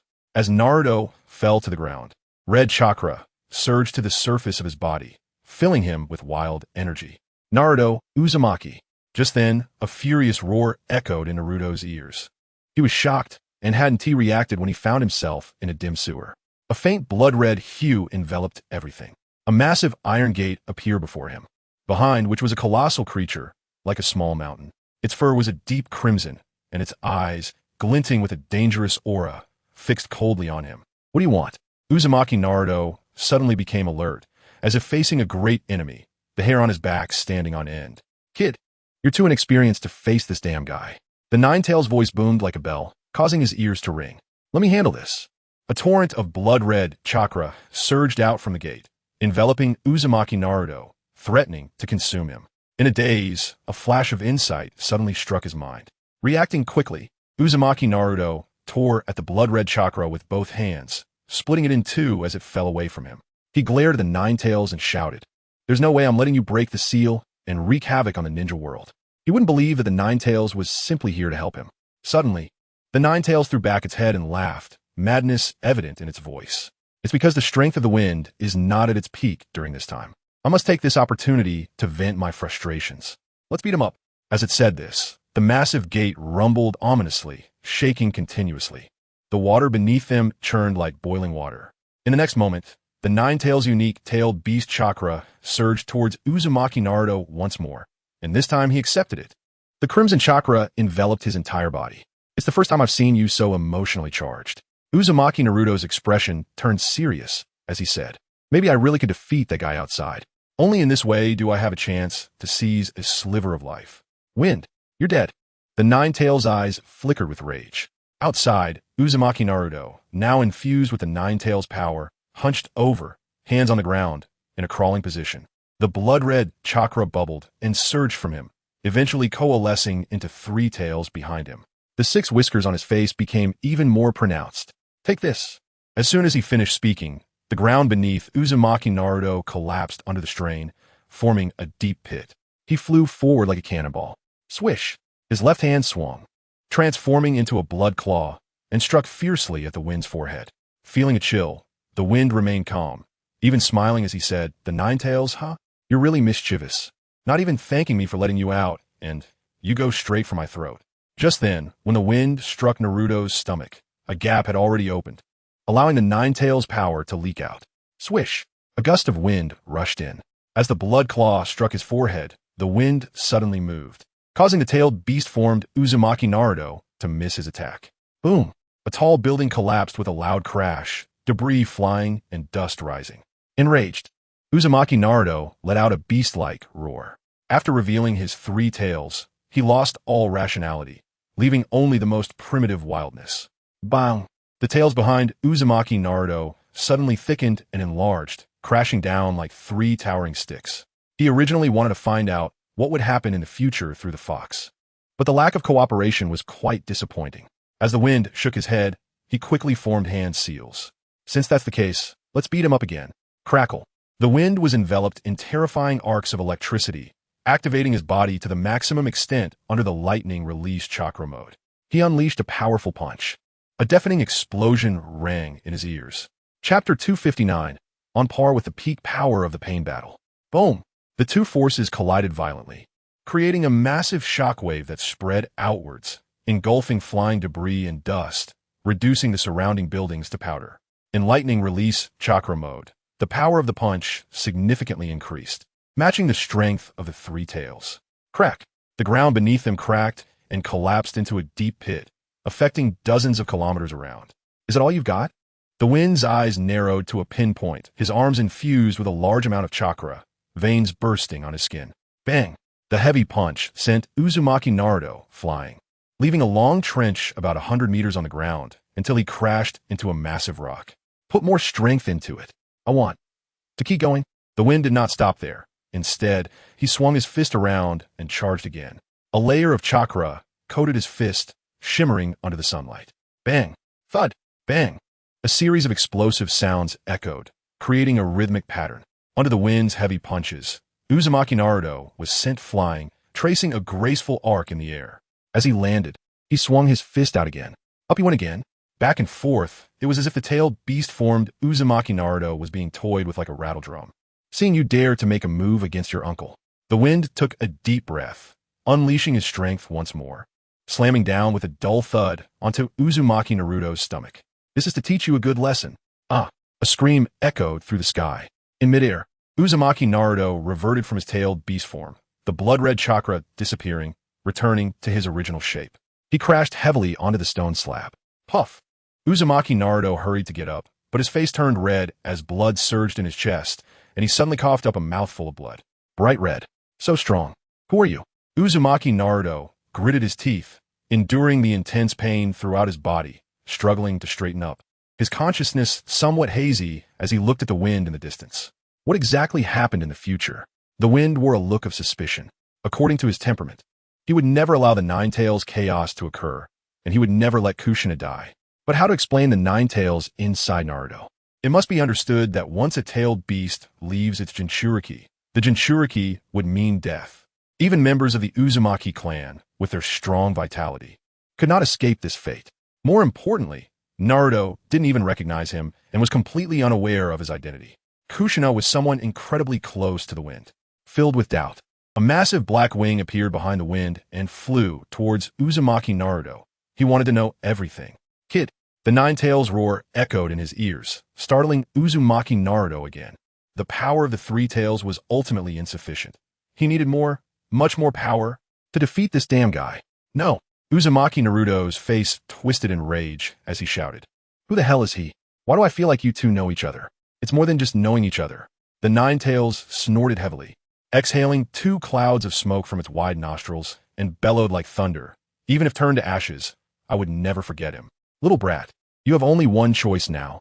Accept my power to the fullest. Otherwise, you'll only end up dead. The Nine Tails' words were no mere threat. Based on the power of the ninjutsu the wind unleashed, even 10 Uzumaki Narutos would not win this battle. In their previous encounters, even with the tailed beast cloak, he had no chance to fight back, being completely suppressed.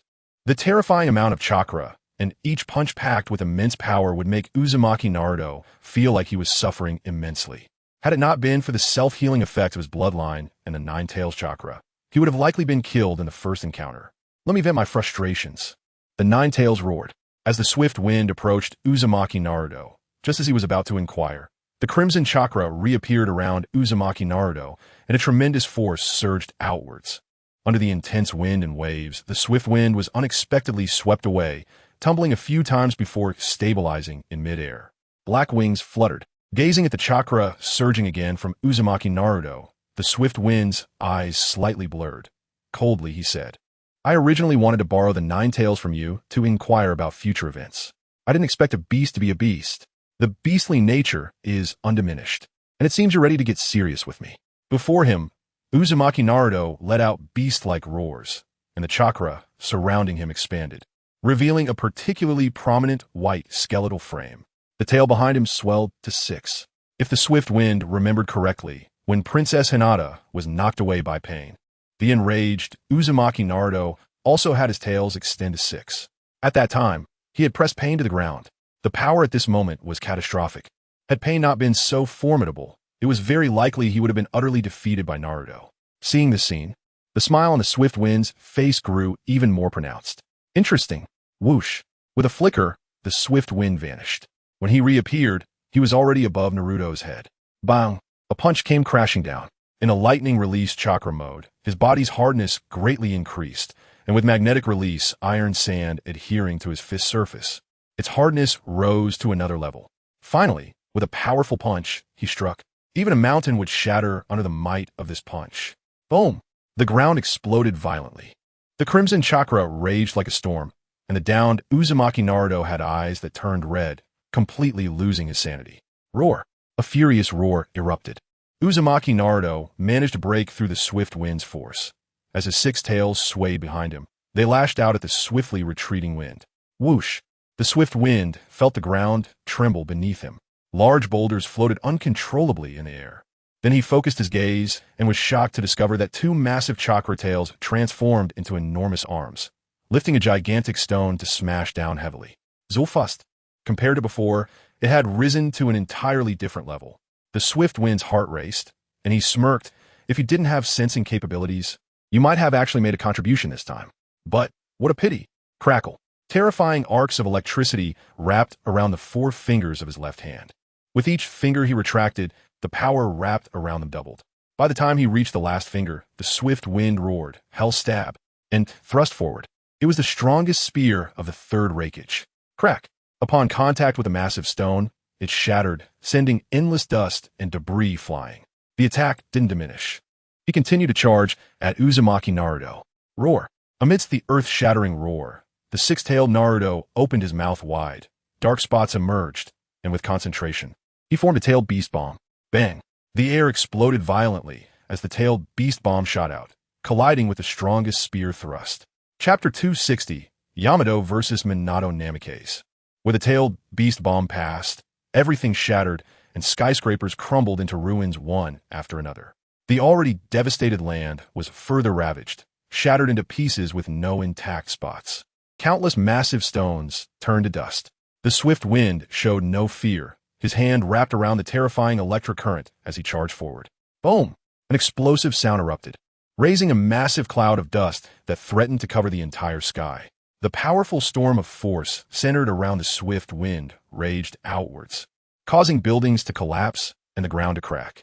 More terrifying was that after the Nine Tails chakra extended to Six Tails, Uzumaki Naruto's attack power surged dramatically. Compared to before, he was like a different person. After failing to take down the swift wind with one blow, Naruto's Six Tails swayed behind him, all charging towards the swift wind. Boom! Rumbling. As their figures flickered, a tremendous noise erupted.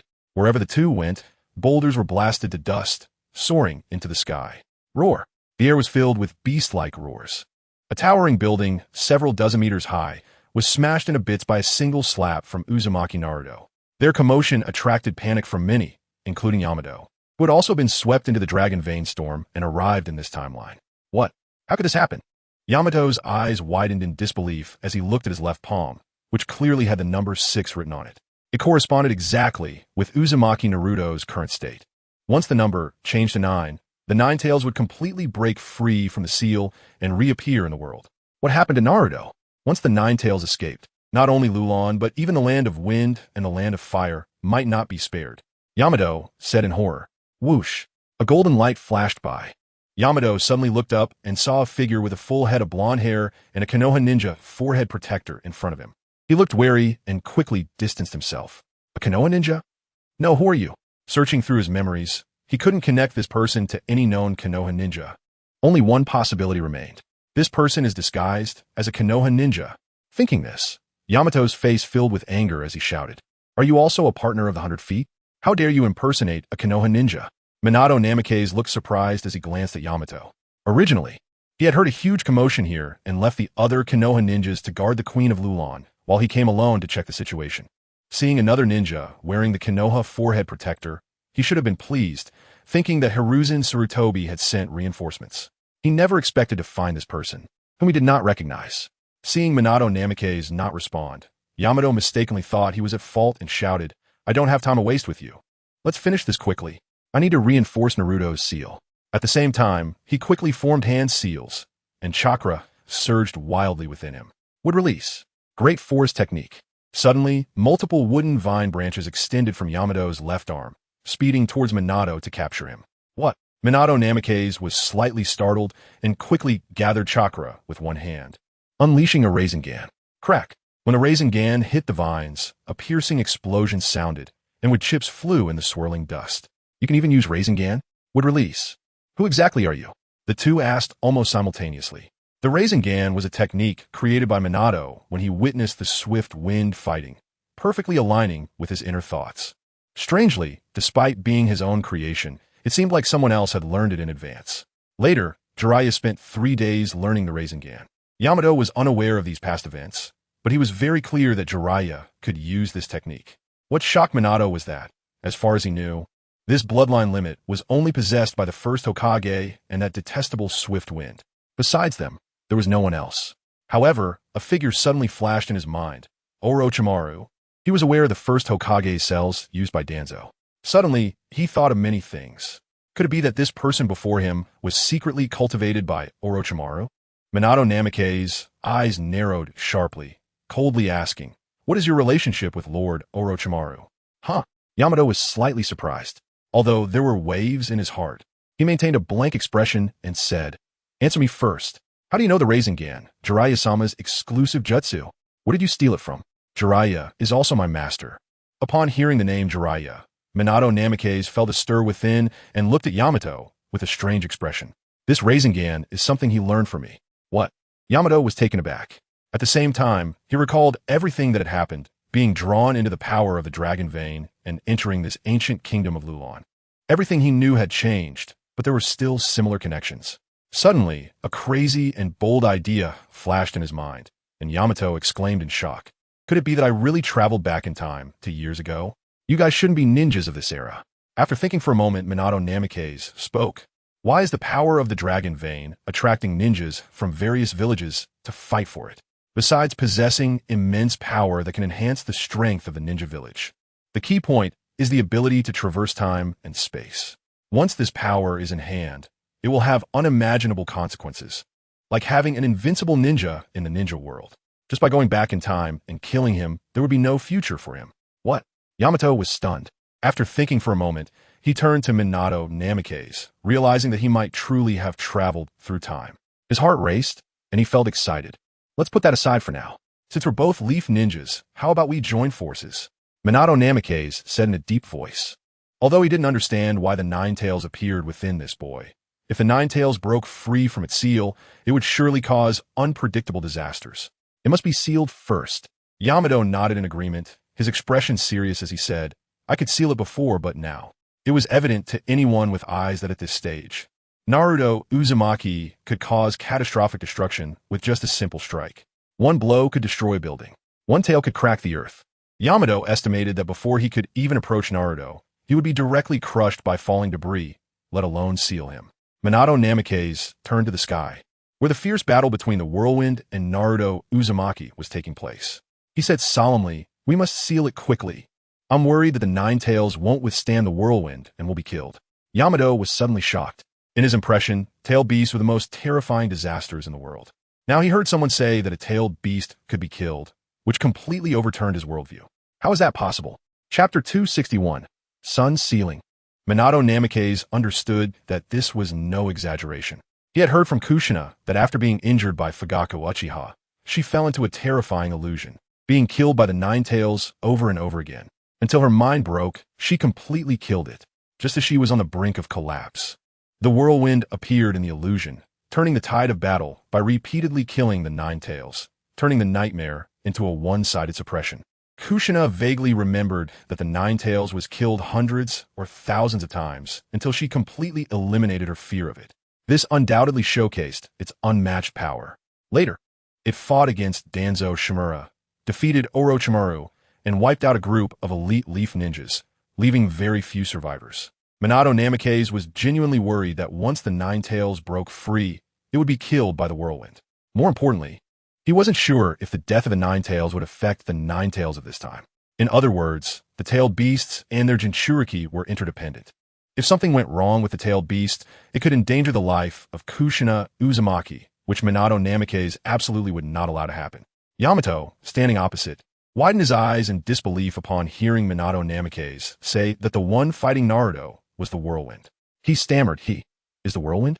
His tone trembled, sounding as if he was so emotionally shaken that he could barely speak. Seeing this, Minato Namikaze had a strange expression. Just a name had frightened this person so much. Something significant must have happened in the future. Let's discuss this after we finish. Right now, the priority is sealing the Jinchuriki. Minato Namikaze didn't linger on this issue. After all, ninjas of every era had their own missions. Instead of worrying about what would happen in the future, it was better to stabilize the present and handle the current situation as best as possible. All right, Yamato's eyes lit up, and the thought of facing the whirlwind made his heart leap. He even thought to himself, facing the whirlwind, even if I die, it would be worth it. On the other side, at the highest tower where the Dragon Vein's power was going berserk, a purple beam of light shot up to the heavens and down to the earth. The leaking power of the Dragon Vein was wreaking havoc around it, creating terrifying shockwaves that shook the floors, causing stones to fall and turn to ash. At the same time, several factions were confronting each other, none daring to act rashly. Raza glared at Chiyo, who had already divided the factions, and roared, "Is this the result you wanted? If you and I had cooperated back then, how could there be so many problems? Fool!" Beside him stood the Seven Tails Jinchuriki, Fu, and the Three Tails Jinchuriki, Gyuki. A gourd was strapped to his waist. "Oof." After a cold snort, Chiyo disdainfully replied, "Cooperate with you? I'd probably be left with nothing." The Sand Village was meant to be dominated by puppets, and this Dragon Vein power could be infused into them to create a massive puppet army. On either side of her stood Ebizo and Kuratsuchi, who had now renamed himself Enlushan. She gave Enlushan a glance, and he immediately understood, waving his hand. Suddenly, countless puppets emerged from the wall behind him. Unbelievably, Enlushan and Chiyo had formed an alliance. In contrast to the tense standoff here, there was another equally intense confrontation elsewhere. The trio of Konoha ninjas, Inoshikecho, Asuma Sartobi, Shino Aburame, Hinata Hizashi, and the Akatsuki members met again, refusing to back down, having already clashed several times. However, neither side had gained an advantage. Damn it! Asuma Sartobi's eyes flashed with immense anger as he coldly stated, I will make you pay dearly to honor the souls of the fallen leaf ninjas. A mere defeated opponent. Yahiko stepped forward, showing no sign of retreat. He responded, You're bragging so much. Be careful not to bite your own tongue. You. Asuma Saratobi was furious. Just as he was about to take action, a deafening roar echoed in their ears. Everyone turned to look in the direction of the sound. They were shocked to see the whirlwind battling the six-tails Naruto, Uzumaki in the distance, exchanging blows.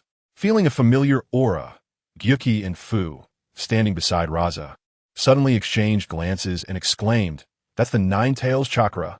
Konoha has sent out the Nine Tails? The gourd hanging from Raza's waist trembled, about to burst out.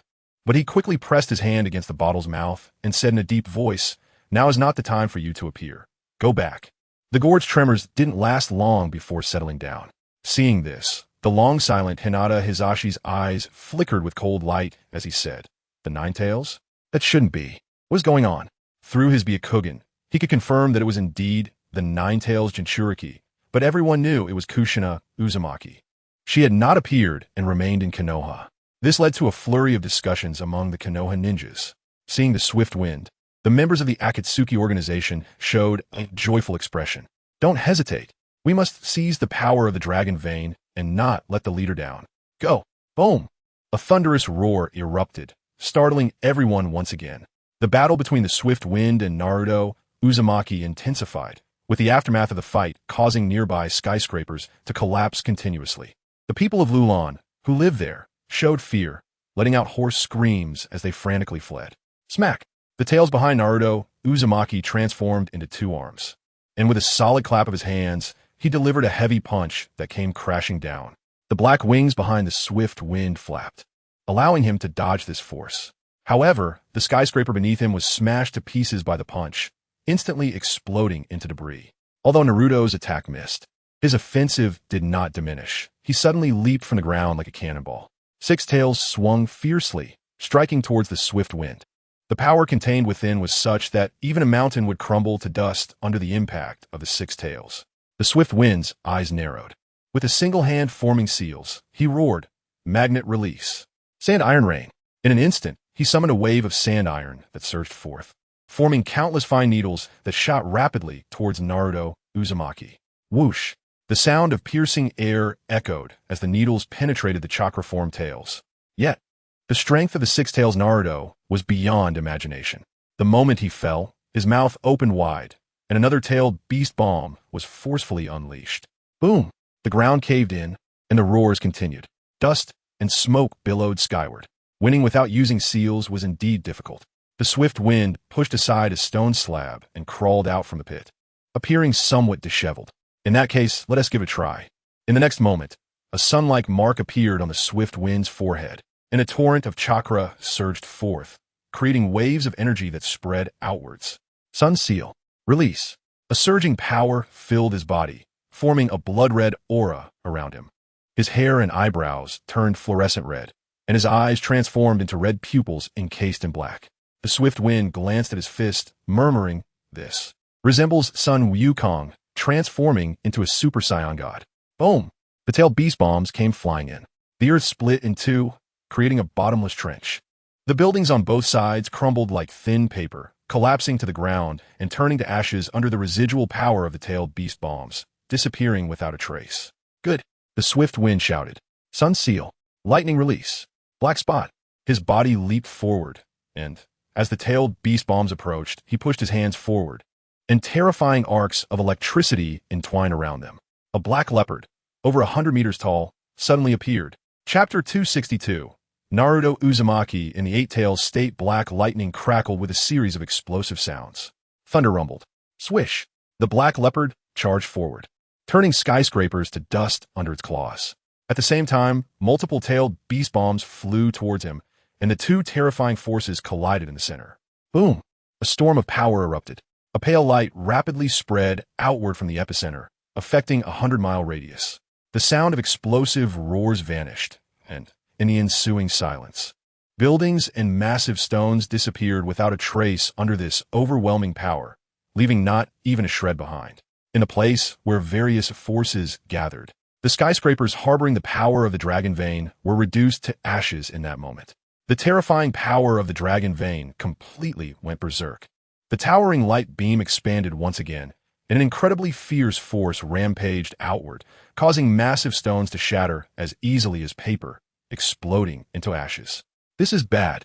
Luo Sha felt a chill run down his spine, cold sweat streaming down his forehead as he witnessed the rampaging power of the dragon vein approach. Quick, defend. Boom! A mass of golden sand formed a thick arch, 3 meters thick, protecting their group. The other forces also did not dare to be negligent, quickly forming hand seals to cast defensive techniques. Earth release. Earth flow wall. There was no time to escape. They had to form seals quickly, with the dragon vein's power rampaging ahead and the aftermath of the two battling behind this. Enough nonsense. If you don't want to die, hurry and defend. This is definitely not something that could be withstood with mere flesh. If you get caught in the power, you'll end up like the stones and walls, shattered to pieces. Elsewhere, the Six-Tails Naruto Uzumaki was crouched on the ground, his six tails swinging behind him, and his eyes filled with murderous intent were scanning the area, seemingly searching for the swift wind as trace. I'm behind you. A sudden voice rang out. The Six-Tails Naruto swiftly turned his head, and what met his eyes was a powerful iron fist, with a gust of wind accompanying it. Sun Seal. Super Strength Fist. The swift wind shouted. In the state of releasing the Sun Seal, this punch multiplied its original power tenfold. Even with the tough skin and strong recovery abilities of the half-tailed beast form Naruto, he let out a tragic scream as his body was blasted away like a cannonball. This feels great. The swift wind smiled, feeling the surging power within him. Is this the power of the Sun Seal? Unfortunately, the accumulated chakra was limited, and he could only maintain the Sun Seal state for 20 minutes. He shook his head regretfully. In that case, let's resolve everything within this time. A sharp glint appeared in his eyes. With that thought, he no longer held back and instantly flashed to Naruto Uzumaki's side. Bang! Another punch. The terrifying power rampaged, and before the Six-Tails Naruto could react from the previous punch, his entire body was blasted into the ground. Roar! In the spiritual world, the Nine-Tails Fox, locked behind an iron gate, howled in anger. Why? Why? Is he so strong? At this moment, the swift wind should not possess such terrifying power. I'm furious. Encountering him again, the Nine-Tails Fox could have used this opportunity to take revenge for the past. However, the swift wind's strength exceeded expectations, and repeated battles had left it at a disadvantage. No way. The Nine-Tails Fox's eyes were filled with a frenzied, murderous intent, murmuring, "This power is still not enough, still not enough." A torrent of chakra surged forth, bursting through the iron gate, rushing towards Naruto Uzumaki. A cry of agony rang out. Naruto Uzumaki, affected by the immense pain, struggled to stand, curling up like a shrimp. With great difficulty, he looked towards the iron gate and was shocked to find that the seal was on the verge of breaking. Remaining rationality allowed Naruto to hold off the Nine-Tails Fox. In the end, the seal did not completely break, but the chakra escaping was already incredibly dense. Outside, Naruto Uzumaki's body was filled with evil chakra, and his tails directly surged to 8. The thick tails suddenly shook, and his body burst from the ground, revealing his full form to everyone. A layer of muscular tissue covered his body, devoid of skin, looking incredibly fearsome. Roar! A thunderous roar erupted, shaking the air and causing continuous explosive sounds. The moment the Eight-Tails Naruto saw the swift wind, he shot out like a cannonball, his tails firmly gripping the swift wind's body as he charged towards the distant mountains. Boom! The ground cracked, and the mountains shook. Large boulders fell, and the swift wind was smashed into the mountainside by this overwhelming force. Without any hesitation, the Eight-Tails opened its mouth and unleashed a powerful tailed beast bomb, forming numerous black spots in an instant. Whoosh! At such a close distance, the tailed beast bomb struck the gale directly. Rumble! The mountain shook, and large boulders fell, threatening to flatten the entire mountain. Roar! The Eight-Tails Vortex Naruto let out a thunderous roar. The tailed beast bombs were unleashed again. Bang! The mountain was directly shattered and leveled. A thick cloud of dust and a massive mushroom cloud rose into the sky. Was it over? No. The Eight-Tails Vortex Naruto looked in shock, only to see Gale shattering the large rocks with a punch and soaring into the sky. A pair of black wings flapped, keeping him suspended in midair. He was only covered in some dust and showed no signs of injury. It seems I must have done something to make you hate me again. Nine Tails. Gale smiled, but his words were surprisingly cold. Since that's the case, whether it's now or later, a beating is still a beating. So why not beat you into submission now? He understood that in this state, Vortex Naruto's rationality was nearly non-existent. The one controlling this body was the Nine Tails. Each move was vicious. Seeking revenge was simply this way, and the Nine Tails seemed eager to settle old scores. Roar. The only response to Gale was the furious roar of the Eight Tails, Vortex Naruto. Whoosh. The two figures clashed, with no fancy moves, just fists connecting with flesh. Within a few short breaths, they had exchanged blows over 100 times, continuously producing muffled sounds of impact. I didn't expect to reach this state. Gale's eyes narrowed sharply, smirking. If I remember correctly, you were already in the Eight Tails state when you broke free from Pain's planetary devastation. What incredible power! It excites me even more. He could clearly feel the blood flow speeding up inside him, his heart beating violently, and Gale was unusually exhilarated. Boom! Amidst the huge explosion, both were thrown back by the backlash of this power. The Nine Tails' tail hooked onto the shattered earth, stopping its momentum amidst continuous roars, and charged towards Gale. Gale quickly formed hand seals, the crimson flames on his body burning even more fiercely, and powerful chakra gushed out. I'll finish you off now. Chapter 263. Overpowering the Nine Tails whoosh. His eyes sparkled, as if shooting out two beams of light. In an instant, Gale's aura soared to its peak. His entire body engulfed in blazing red flames, his clothes fluttering without wind. Seeing Vortex Naruto evolve into the Eight Tails state, he was no longer human. Directly opening his massive mouth, sharp teeth exuded a suffocating chill. Just as the mouth was about to close, Gale suddenly let out a roar. The sound rang like a bell in the ears. Yang Seal. Lightning release, chakra mode. Super strength fist. He suddenly noticed that his arms were wrapped in terrifying lightning power. Veins bulging, and he smashed down hard on the teeth in the mouth. Crack! A crisp and loud sound echoed. Several teeth shattered, causing the Eight Tails, Vortex Naruto, to scream in pain, crimson blood slowly flowing from the gaps in his mouth. Roar! The Eight Tails, Vortex Naruto, gathered black spots into a sphere again, unleashing tailed beast bomb after tailed beast bomb, tearing through the air. It was a shocking sight. Whoosh! Gale showed no signs of retreat. His iron fists immediately met the attacks, filled with fighting spirit. Upon closer inspection, a layer of dark metal appeared on Gale's fists, which was magnetic release iron sand, greatly enhancing the hardness of his punches. Boom! Gale was like a human-shaped, raging beast. Whenever a tailed beast bomb descended, he met it head-on with an iron fist, sending it flying and crashing to the ground. Rumble! Blinding white light erupted continuously. Amidst the thunderous explosions, the already battered ground suffered further devastation. There wasn't a single intact spot. The terrified civilians of Lulon fled in panic, their screams, curses, and cries for help mixed together, creating an apocalyptic scene. Even the Nine Tails was alarmed by Gale's transformation. Before and after the Yang Seal was released, he seemed like a different person, making him feel apprehensive. More importantly, the Nine Tails understood that Gale's greatest strengths were wood release and sealing techniques, which he had yet to use. Both had suppressive effects on tailed beasts. It was unimaginable that once he used wood release or sealing techniques, he might be completely suppressed in a single move. Thinking of this, he became furious and humiliated, wondering when a tailed beast had ever felt such frustration. When facing tailed beasts, ninjas felt fear, even despair. But with Gale, it made the tailed beast question its very existence. Its beastly life, it was simply too detestable. Black spots gathered at the wide-open mouth, and the tailed beast bombs were unleashed again in succession. The storm of power raged. The explosion sounds echoed endlessly, brilliant white light blossoming. There was no order. Nine Tails. You panicked. A sudden voice rang beside the Eight Tails, Vortex Naruto.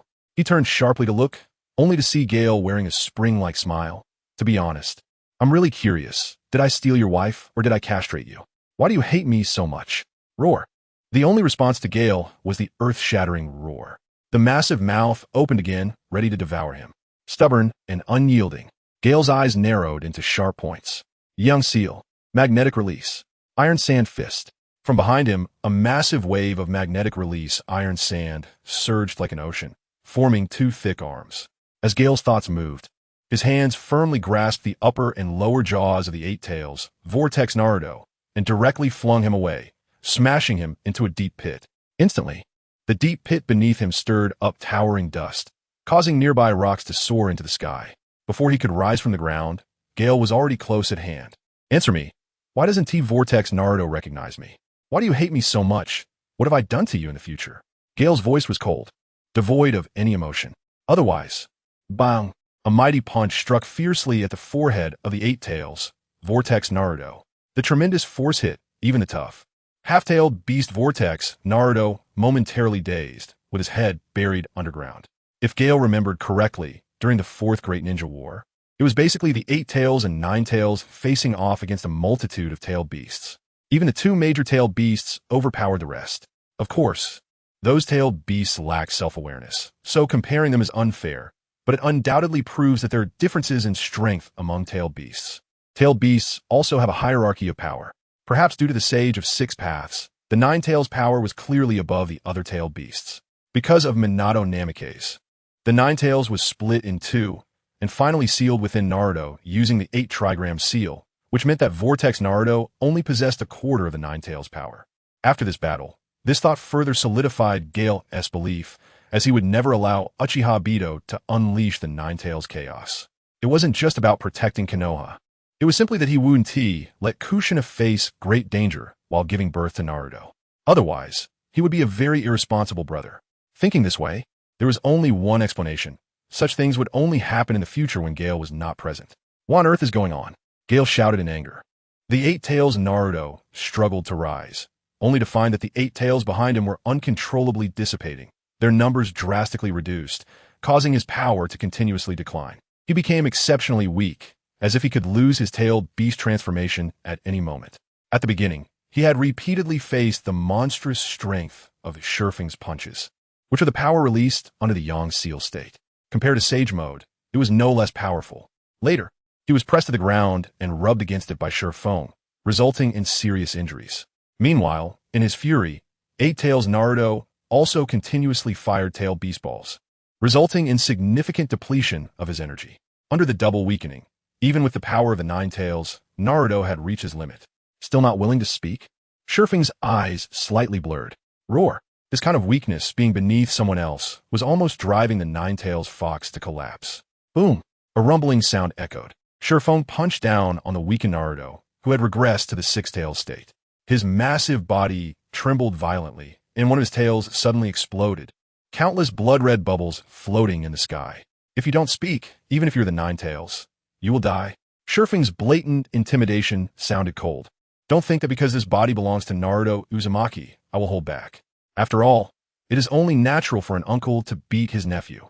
I will definitely find a way to save Naruto Uzumaki. As for you. The Three Tails Naruto let out a series of furious roars.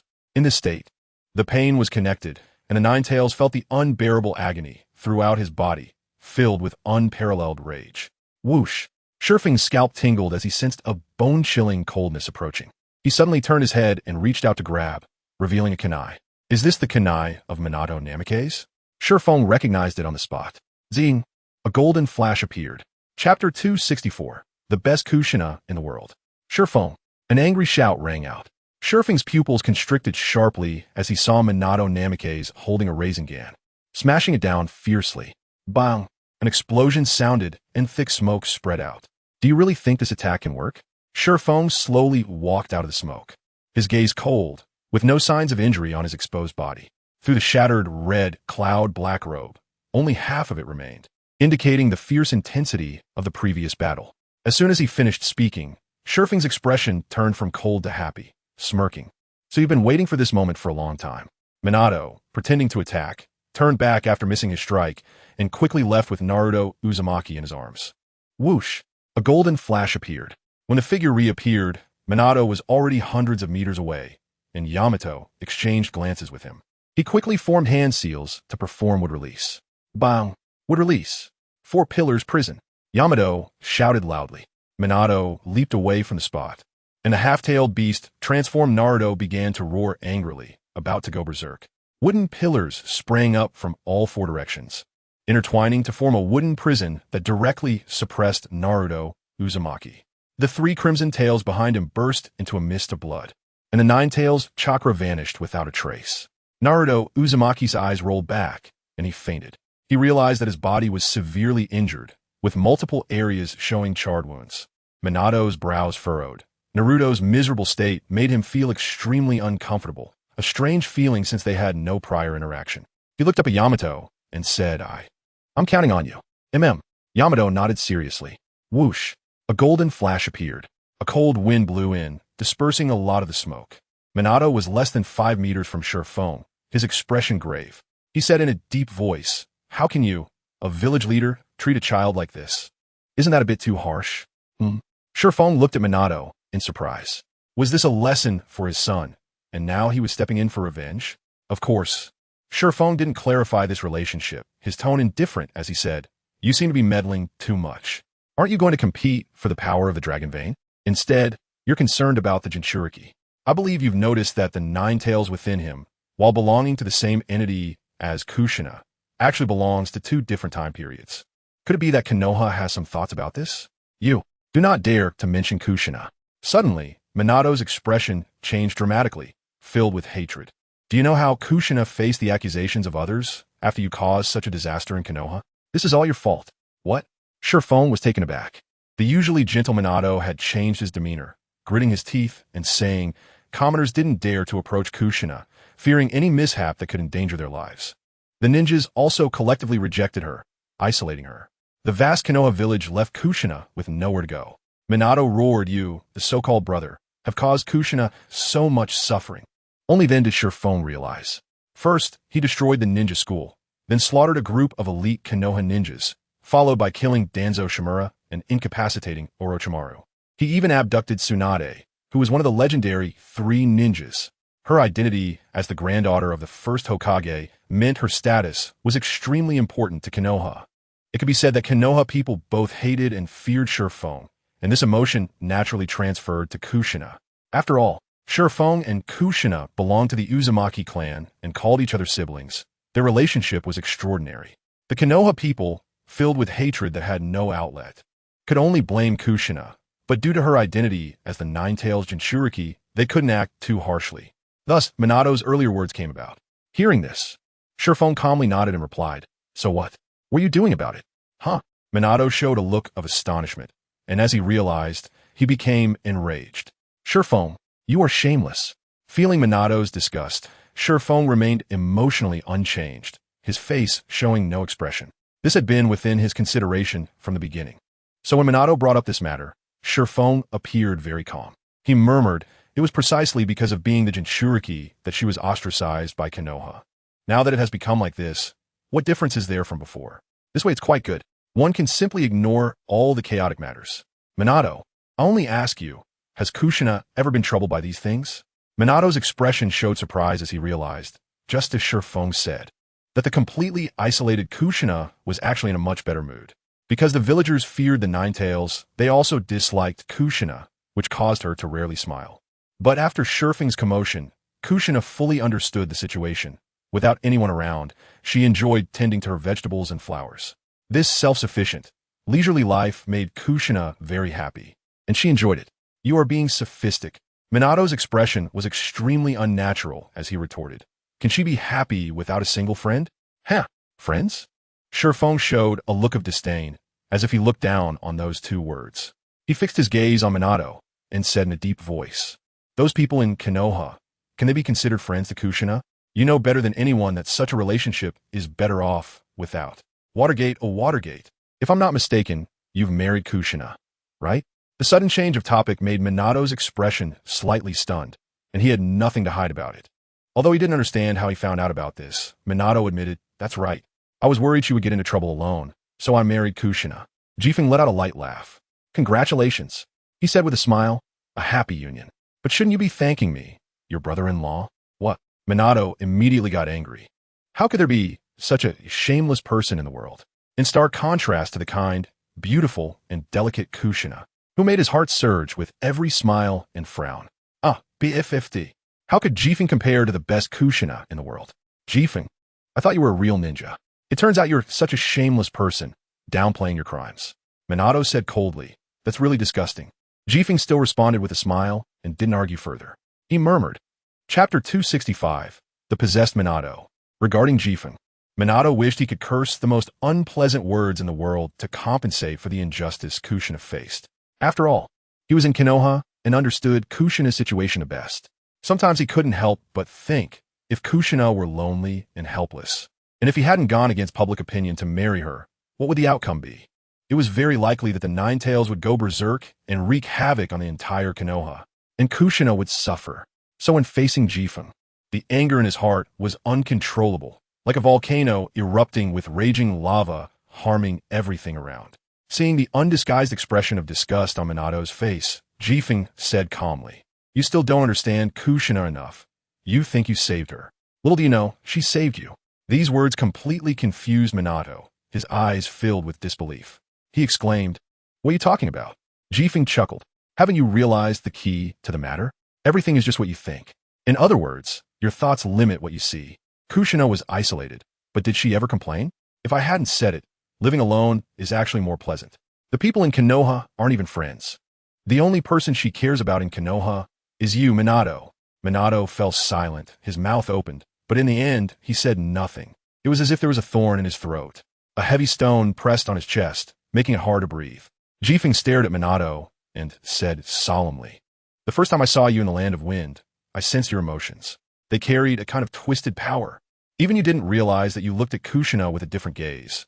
The riots in Konoha made you anxious, hating your own weakness and inaction.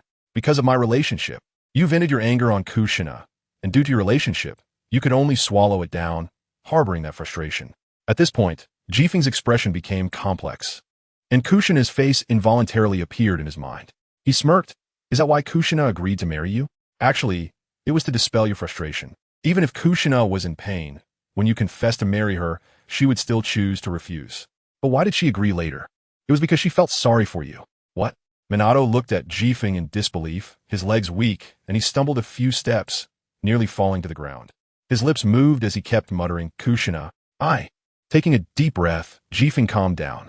"Actually, we both know the fundamental reason for my uproar in Konoha. If it weren't for the irreconcilable conflicts accumulated among the various forces in Konoha for a long time, I would never have been able to exploit it." "So," a voice like a thunderclap rang in his ears. Jifeng said loudly, "You are a man. Lead Konoha to the peak. That is what you should do." After a long time, Minato slowly relaxed his tightly clenched fists, a sharp glint flashing in his eyes. The confidence that had disappeared for so long reappeared on his face. Looking at Jifeng coldly, he said, "I will definitely defeat you, and I won't let Kushina down. The power of the dragon vein will ultimately belong to our Konoha." Swish! A golden flash appeared, and Minato disappeared into the distance. He was already rushing towards the tower to compete for the dragon vein, understanding that the core of the matter was to control the power of the dragon vein to win this chaotic situation where various forces converged. That was crucial. Regarding Minato's departure, Jifeng appeared much calmer. He wasn't in a hurry to compete for the power of the dragon vein. Instead, he focused on the battle with the Nine Tails just now, as the Nine Tails temperament made its ninjutsu vicious, clearly aiming to take Jifeng's life. Something significant must have happened in the future. Jifeng needed to clarify this. Swish! The black wings behind him reappeared and suddenly flapped, creating a whirlwind. And in the blink of an eye, he arrived in front of Yamato and Naruto. He landed steadily. Before Jifeng could speak, Yamato's face changed dramatically, his eyes widened. He gaped in shock. You're Lord Jifeng?" Jifeng was slightly surprised and couldn't help but focus his gaze on Yamato, pointing at himself. He said, "Seeing your expression, have we had some previous encounter?" Yamato, originally a member of the Root Elite, gradually lost his dark thoughts through repeated battles with Kakashi. After leaving Root, he joined the direct Umbu of the Hokage, using the codename Tenzo for missions, with outstanding abilities, praised as a top ninja in Umbu. The third Hokage granted him the name Yamato, because Naruto had the tailed beast sealed within him. He took on the additional role of a caregiver to protect Konoha's companions and the next generation, using his would-release secret techniques. Even after the Fourth Great Ninja War, Yamato continued to monitor Orochimaru and Team Hawk. Compared to all this, Jifeng had a significant influence on his bloodline limit. The first Hokage established the world with wood release, while he specialized in greening. He had a lot of insights into rebuilding the village. Huh, Lord Jifeng, I was rude. Yamato suddenly realized his inappropriate behavior, slightly restrained himself. But the gaze he directed at Jifeng was still full of admiration. It's just that I was so excited to see you. That gaze. Jifeng felt the intense heat in Yamato's eyes, and for a moment, he realized, actually, I like beautiful women. I'm not really interested in you. Huh? Yamato's expression froze, staring blankly at Jifeng. After a long time, he finally reacted, repeatedly apologizing to Jifeng, before taking out a small notebook and a pen from his pocket. He stepped forward and handed them to Jifeng, excitedly saying, Lord Jifeng, can you leave your signature? I'm your fan. I admire you very much. Fan? Jifeng hesitated and glanced at Yamato, not taking the paper and pen, which only deepened his inner doubts. What exactly happened in the future? According to Jifeng's original plan, the position of Hokage in Konoha was to be held by Kushina, with Minato and others assisting her. In other words, the gathering of Konoha was to better cope with the Tsutsuki clan in the future. The strength of the 5 great villages was to face the upcoming crises. Moreover, especially after Jifeng encountered that mysterious visitor, Kana Hashimoto's father, he understood the principle that there are heavens beyond heavens. Therefore, he was determined to head toward becoming stronger continuously. However, seeing Yamato's appearance, Jifeng thought, could it be that his future development has gone awry? Chapter 266, Naruto's Ninja Way, a signature? Jifeng quickly shook his head, trying not to overthink, and pushed back the pen and notebook that Yamato handed him. Forget it, I'm not a celebrity. But Yamato's expression changed with urgency, unwillingly exclaiming, Lord Jifeng, it's so hard to see your true self once. I'm afraid there won't be another opportunity. At the same time, he again offered the paper and pen, insisting on getting Jifeng's signature. However, Jifeng frowned. From Yamato's earlier words about there being no chance for a signature, could it be that in the time period Yamato is in, the future, Jifeng would disappear? Why would there be no chance? Can you tell me what the future me is like? His eyes fixed on Yamato, pulling at Jifeng's heart, which also began to hang in suspense. Yamato was at a loss and had to put away the paper and pen. With an excited expression, he opened his mouth and said, the future. It seemed this topic stirred immense excitement, or perhaps it was truly as he said, he idolized Jifeng. When talking about future events, he was also filled with passion. But in the next moment, a strange scene occurred. Yamato's lips touched each other, clearly speaking, but not a sound could be heard. What's going on? Yamato was shocked. Jifeng's frown deepened, gritting his teeth. Try again. Yamato nodded. The excitement on his face had subsided considerably, replaced by a strong sense of confusion. Exhaling a breath of stale air, he said solemnly, Lord Jifeng, in the future. His lips moved, but no sound came out. Halfway through, Yamato exclaimed, why is this happening? Jifeng didn't speak, pointing to the paper and pen in Yamato's hands, indicating for him to write it down. Right? Yamato was delighted, quickly taking out the paper and pen, sketching on it. Visibly, the black ink filled the page. The moment he handed it to Jifeng, the paper made a puff sound and turned into tiny fragments, disappearing without a trace. Yamato was left with his mouth agape, panicked and confused about what had just happened. It seemed there was a force influencing everything. Jifeng's eyes shone brightly, and in an instant he grasped the key to the problem. Yamato, you wanted my signature, right? Let me write it. Good. As a result, with the pen in hand, Jifeng wrote his name with great vigor. Each stroke was powerful, bordering on a work of art. When Yamato received the signature, Jifeng's eyes slightly glazed over, focusing on observing the subsequent changes. Thank you. Yamato's wish was fulfilled. He finally obtained the signature of the person he admired the most, even excitedly kissing the paper twice. Ha ha ha. I'm so happy. Thank you, Lord Jifeng. Indeed, it was apparent that Jifeng was more concerned with whether he could transmit information rather than the signature itself. The signature did not disappear, which meant that all the information at this moment could be accepted by Yamato, who had crossed over. However, Yamato could not disclose future information to the present. Jifeng pondered to himself. Suddenly, a whimpering sound rang out. The unconscious Naruto Uzumaki slowly opened his eyes, and, upon seeing Jifeng not far away, his eyes widened in surprise, and his emotions became extremely agitated. He raised his fist and charged at Jifeng. Unfortunately, he was trapped in a wooden prison created by Yamato and could not break free. I promised the Queen of Lulan to resolve the war, and I will definitely do it. Naruto fixed his gaze on Jifeng, gritting his teeth and saying, what I say goes, that is my ninja way. Yamato-senpai, let me go. I want to beat up this centipede accomplice. How despicable. Yamato was startled, his face showing anger. He reprimanded, Naruto, how can you speak to Lord Jifeng like that? He is not some centipede accomplice. You're confused. The latter part of his words still saw his lips moving, but no sound emerged, clearly indicating that Yamato was referring to future events. Naruto mistakenly thought Yamato had been brainwashed, deepening his aversion towards Jifeng. Seeing this scene, Jifeng was somewhat surprised. What on earth has Yamato experienced? First obsessed with worshipping Jifeng, saying it was not an exaggeration to call him an idol, then asking for a signature, and now reprimanding Naruto. The future really is interesting, Jifeng muttered. He glanced at Yamato and said, let me talk to Naruto. All right. Yamato immediately stepped back, respectfully moving to the side and standing straight. Jifeng non-committally shook his head, waved his hand lightly, and the wooden cage containing Naruto Uzumaki vanished without a trace. Upon witnessing this move, Yamato exclaimed, wow, amazing. Naruto, enduring the pain in his body, struggled to stand up. You little brat. The nine tails sealed within him mocked. Do you not want to live? With your power, you can't defeat him. Shut up. I will never release you, Naruto replied firmly. If I can't win this time, then I'll try again. I will definitely achieve final victory. Hearing these childish words, the nine tails scoffed. With your pathetic strength? How ridiculous. Stupid fox, don't underestimate me. Naruto roared in anger. At the same time, using the little chakra left in his body, he once again formed hand seals and shouted. Multiple shadow, clone, jutsu. Bang, puff, bang. Clouds of smoke erupted around. In the blink of an eye, Naruto's clones exceeded 100, surrounding Jifeng tightly. Everyone, let us beat him up. Oh, Naruto, along with his shadow clones, charged at Jifeng, the sounds of shouting filling the air. However, before these fists could hit Jifeng, a bolt of black lightning struck. Whoosh! The speed was at its peak. Smoke continued to rise, and odd sounds echoed.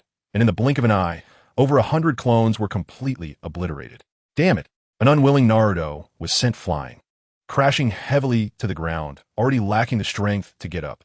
Pain coursed through his entire body, as if his bones had been shattered. How could this guy be so strong? If you're weak, don't stick your neck out. Jifeng walked slowly, step by step towards Naruto, looking down at him. Right now, you're like a dead dog. Not knowing your place isn't called a hero, it's called foolish. You, bastard. Naruto, in a fit of anger, clenched his fists and wanted to get up and strike out, but as he stood up, he suddenly collapsed to the ground and lost consciousness.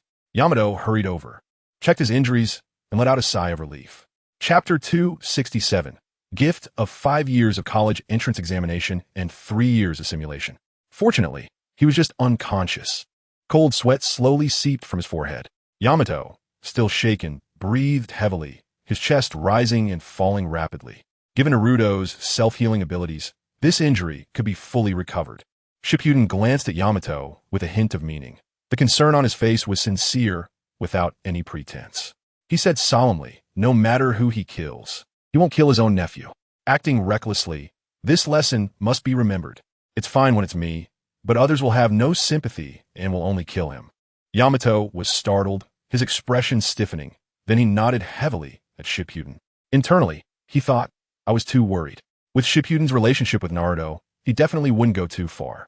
He would definitely control the intensity. Understood. Lord Shippuden, I will take good care of Naruto from now on. Sure enough, after this statement, Yamato could visibly feel Shippuden's expression soften significantly. Shippuden turned to look at the unconscious Naruto, momentarily lost in thought, as if a bottle of mixed flavors had been overturned, sour, sweet, bitter, and spicy, all present. When he watched Naruto in the original Naruto series, he was the main character, going from a despised underdog to the hero who saved the ninja world by sealing Kaguya Otsutsuki. Shippuden had witnessed the hardships along the way.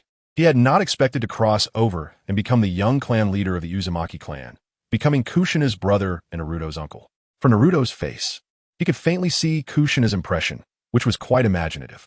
Regardless of emotions or relationships, Shippuden would never allow Naruto to relive that tragic childhood. He would definitely cultivate him well. Thinking of this, Shippuden couldn't help but clench his fists. Since he couldn't inquire about the future from Naruto and Yamato, he would firmly walk each step in the present and personally wait for that day to come. Yamato, Naruto's strength is too weak. It needs to be improved. Shippuden tightly gripped one hand, opened the gate to the heavenly realm, and a thought flashed through his mind as he took out a complete set of 5 years of college entrance examination and 3 years of simulation from the treasure vault. Whoosh! The test papers were swiftly tossed out and landed in Yamato's hands. Knowledge is power. Let Naruto study hard. Huh? Yamato's face was astonished. He hadn't even seen clearly what Shippuden did, and the test papers were already in his hands. But judging from the aura displayed earlier, it shocked him to the core. That was definitely an unimaginable power. With his abilities, he didn't even have a chance to resist. This is... Yamato looked down and saw the gleaming words 5 years of college entrance examination and 3 years of simulation, and his expression turned to shock. He exclaimed, It's actually this supreme treasure. Thank you, Lord Shippuden. Shippuden raised an eyebrow. This Yamato actually knew about the test papers. But when he asked for the reason, Yamato was once again restricted by some force, and he could see his lips moving but heard not a sound. Seeing the scene, Shippuden had no choice but to give up. You all recover here. I'll go resolve the Dragon Vein conflict and send you back to the correct time period. After settling things here, he left a residual shadow in place, moving at lightning speed toward the tower that held the power of the Dragon Vein. However, what Shippuden didn't know was that after he left, Yamato snorted coldly, the corners of his mouth slightly raising, revealing a meaningful smile. In the land of the Dragon Vein, various forces were in chaos, with cries of battle and the sounds of ninjutsu colliding echoing throughout. A thick smell of gunpowder hung in the air. Shippuden did not rush to intervene. Instead, he hid in the shadows, his eagle-like eyes fixed on the battlefield, observing the situation. The 7 tails Jinchuriki, along with the 3 tails Jinchuriki. Shippuden's eyes narrowed as he looked towards the direction of the Sunagakure ninja, his expression somewhat heavy. If I'm not mistaken, the gourd at Raza's waist is sealing the 1-tail Shikaku. TSK. With 2 Jinchuriki and the tailed beast Shikaku, the Wind Shadow Raza has quite a strong lineup. Boom! A deafening explosion rang out. The gold sand released by Raza was shattered by a puppet, and a large amount of sand fell from the sky, shining brightly. Chiyo's figure also came into view. However, at this moment, she had already taken a stand against Raza. She looked much younger. Shippuden sighed at this, but more importantly, he noticed the lineup on Chiyo's side. The 100 Hands, also known as in Lushan, was actually among them. Instantly, Shippuden thought of many things. Both were skilled in puppet techniques. It seems they have collaborated. However, this power is still too weak against Raza, who has the assistance of a tailed beast. This point puzzled Shippuden. After some time of understanding, he found that although Sunagakure appeared calm on the surface, it was actually rife with undercurrents. Since the 3rd Kazekage was killed by Shippuden, Raza and Chiyo had been in constant conflict. Could it be that Chiyo wants to seize the power of the Dragon Vein to completely change the situation in Sunagakure? Shippuden shifted his gaze to his side, where members of the Akatsuki organization were battling against the Leaf Village ninjas, the trio of Inoshikacho, along with Hinata Hyuga, who possessed the Byakugan, and the 2 guardians of the 12 ninja, Asuma, Sarutobi, and Shikamaru Nara. The strength of these 6 was practically 2 shadow-level powerhouses, indicating how much the Leaf Village valued the power of the Dragon Vein. However, they were up against the Akatsuki organization. Amidst the cries of despair, they were continuously pushed back, their expressions grim as if facing a great enemy. Asuma, Sarutobi, and Shikamaru Nara leaned against each other, vigilantly watching their surroundings. The strength of these people is quite strong, not just a little. They originally thought that the Akatsuki organization in the Rain Village only had Shippuden as a powerhouse. But they didn't expect that every ninja from their village was extremely difficult to deal with. Konan's expression turned cold upon seeing this. Paper jutsu. Paper rain. As soon as she finished speaking, countless sheets of paper shot out from the white wings behind her, each sharp and glinting with a cold light. Not good. Asuma Sarutobi exclaimed in shock, wielding a chakra-infused hand blade to fend off the attack. A flash of blood appeared. The paper sliced through Asuma Sarutobi's arm, leaving a gruesome wound, crimson blood flowing from it. He could very well perish here. Asuma. Just a single call, and Asuma Sarutobi understood Shikamaru's thoughts. Immediately positioning himself in front of Shikamaru. Gritting his teeth, he braced against the incoming paper. Shikamaru's expression was solemn as he formed a Buddha seal with both hands. The sound of Buddhist chanting echoed in his ears. Come forth, 1,000-handed cannon. A golden light filled the space behind Shikamaru, and the chakra within his body transformed into the wrathful visage of the 1,000-handed cannon. Sensing the commotion behind him, Asuma Sarutobi hurriedly retreated and hid behind Shikamaru. The brief encounter with Konan earlier had drained a lot of his chakra, leaving him gasping for breath and still shaken. However, when Shikamaru used this move, he felt much more at ease. Crack! He struck a match, lit a cigarette, and took a deep drag. A shocking scene unfolded as the wrathful visage behind Shikamaru unleashed a flurry of punches towards the incoming paper. Boom! The rumbling sounds continued. The paper that was knocked away quickly returned to Xiaonan's wings behind her, cycling back and forth, and collided violently with Fudomayu's fist. Chapter 268, Xiaonan's Growth. As expected, after Dilu used this move, he instantly turned the situation around. Boom! The sound of explosions continued. The paper that shot out and Fudomayu's punches collided fiercely. Asuma Surtobi, who was hiding behind Dilu, took a deep drag on a cigarette, then slowly exhaled. After calming down, his eyes narrowed into a sharp glint. The revenge for my brother. I will definitely avenge him. Since Shippuden is not here, I will start with your subordinates. Asuma Surtobi stood up, holding a hand blade, with a faint blue chakra floating above it. It was piercingly sharp. The faint blue chakra spread from this source to his entire body. From the outside, it looked as if Asuma Surtobi was wrapped in a layer of blue flames. Burning fiercely. Wind release. Chakra mode. Whoosh. Asuma Surtobi moved. He threw the hand blade with a tricky angle toward Xiaonan. Oomph. Xiaonan snorted coldly, and a large number of paper shurikens shot out from her wings behind her, forming a shield. With a sound of tearing, the hand blade, infused with chakra, penetrated the shield for 3 points before it could go no further. Asuma? Xiaonan, with a frosty expression, said coldly, sneaking around. You think you can avenge your master with this? Ridiculous. I alone can take care of both of you. Her words were extremely arrogant, as if disregarding the two entirely. You. Asuma Surtobi felt a painful wound torn open, recalling his deceased brother, and his eyes flashed with a crazed, killing intent. You have successfully angered me. Good. Then be prepared to bear the wrath. Turning to look at Dilu, the two exchanged a knowing glance, their long-standing tacit understanding making them aware of each other's thoughts. Just a glance was enough to understand the strategy. Dilu's face twisted in rage, roaring repeatedly. The Fudomayu, behind him, reacting to his emotions, continuously emitted a deafening chanting sound. The strength of his punches increased again. Whoosh! Asuma Surtobi charged straight at Xiaonan. Both hands formed seals, and his belly suddenly inflated. Fire release. Ash pile burning. He opened his mouth and spat out a ball of high-temperature ash, which caused high-temperature damage as it fell to the ground. 2 ninjutsu attacks came, and the pressure on Xiaonan increased.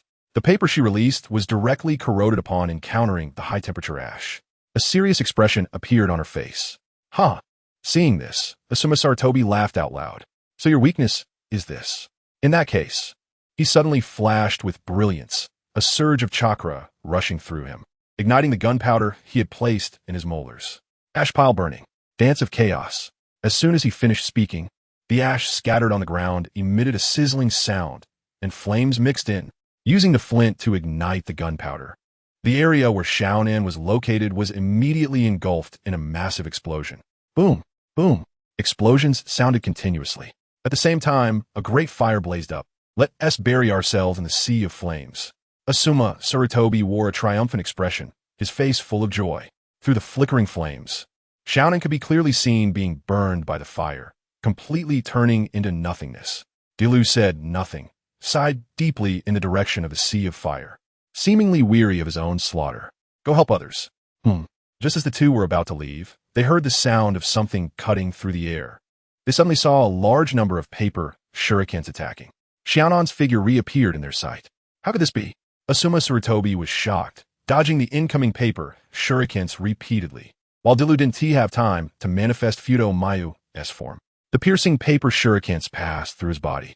Amidst a wail, he spat out blood and then fell unconscious to the ground, his life unknown.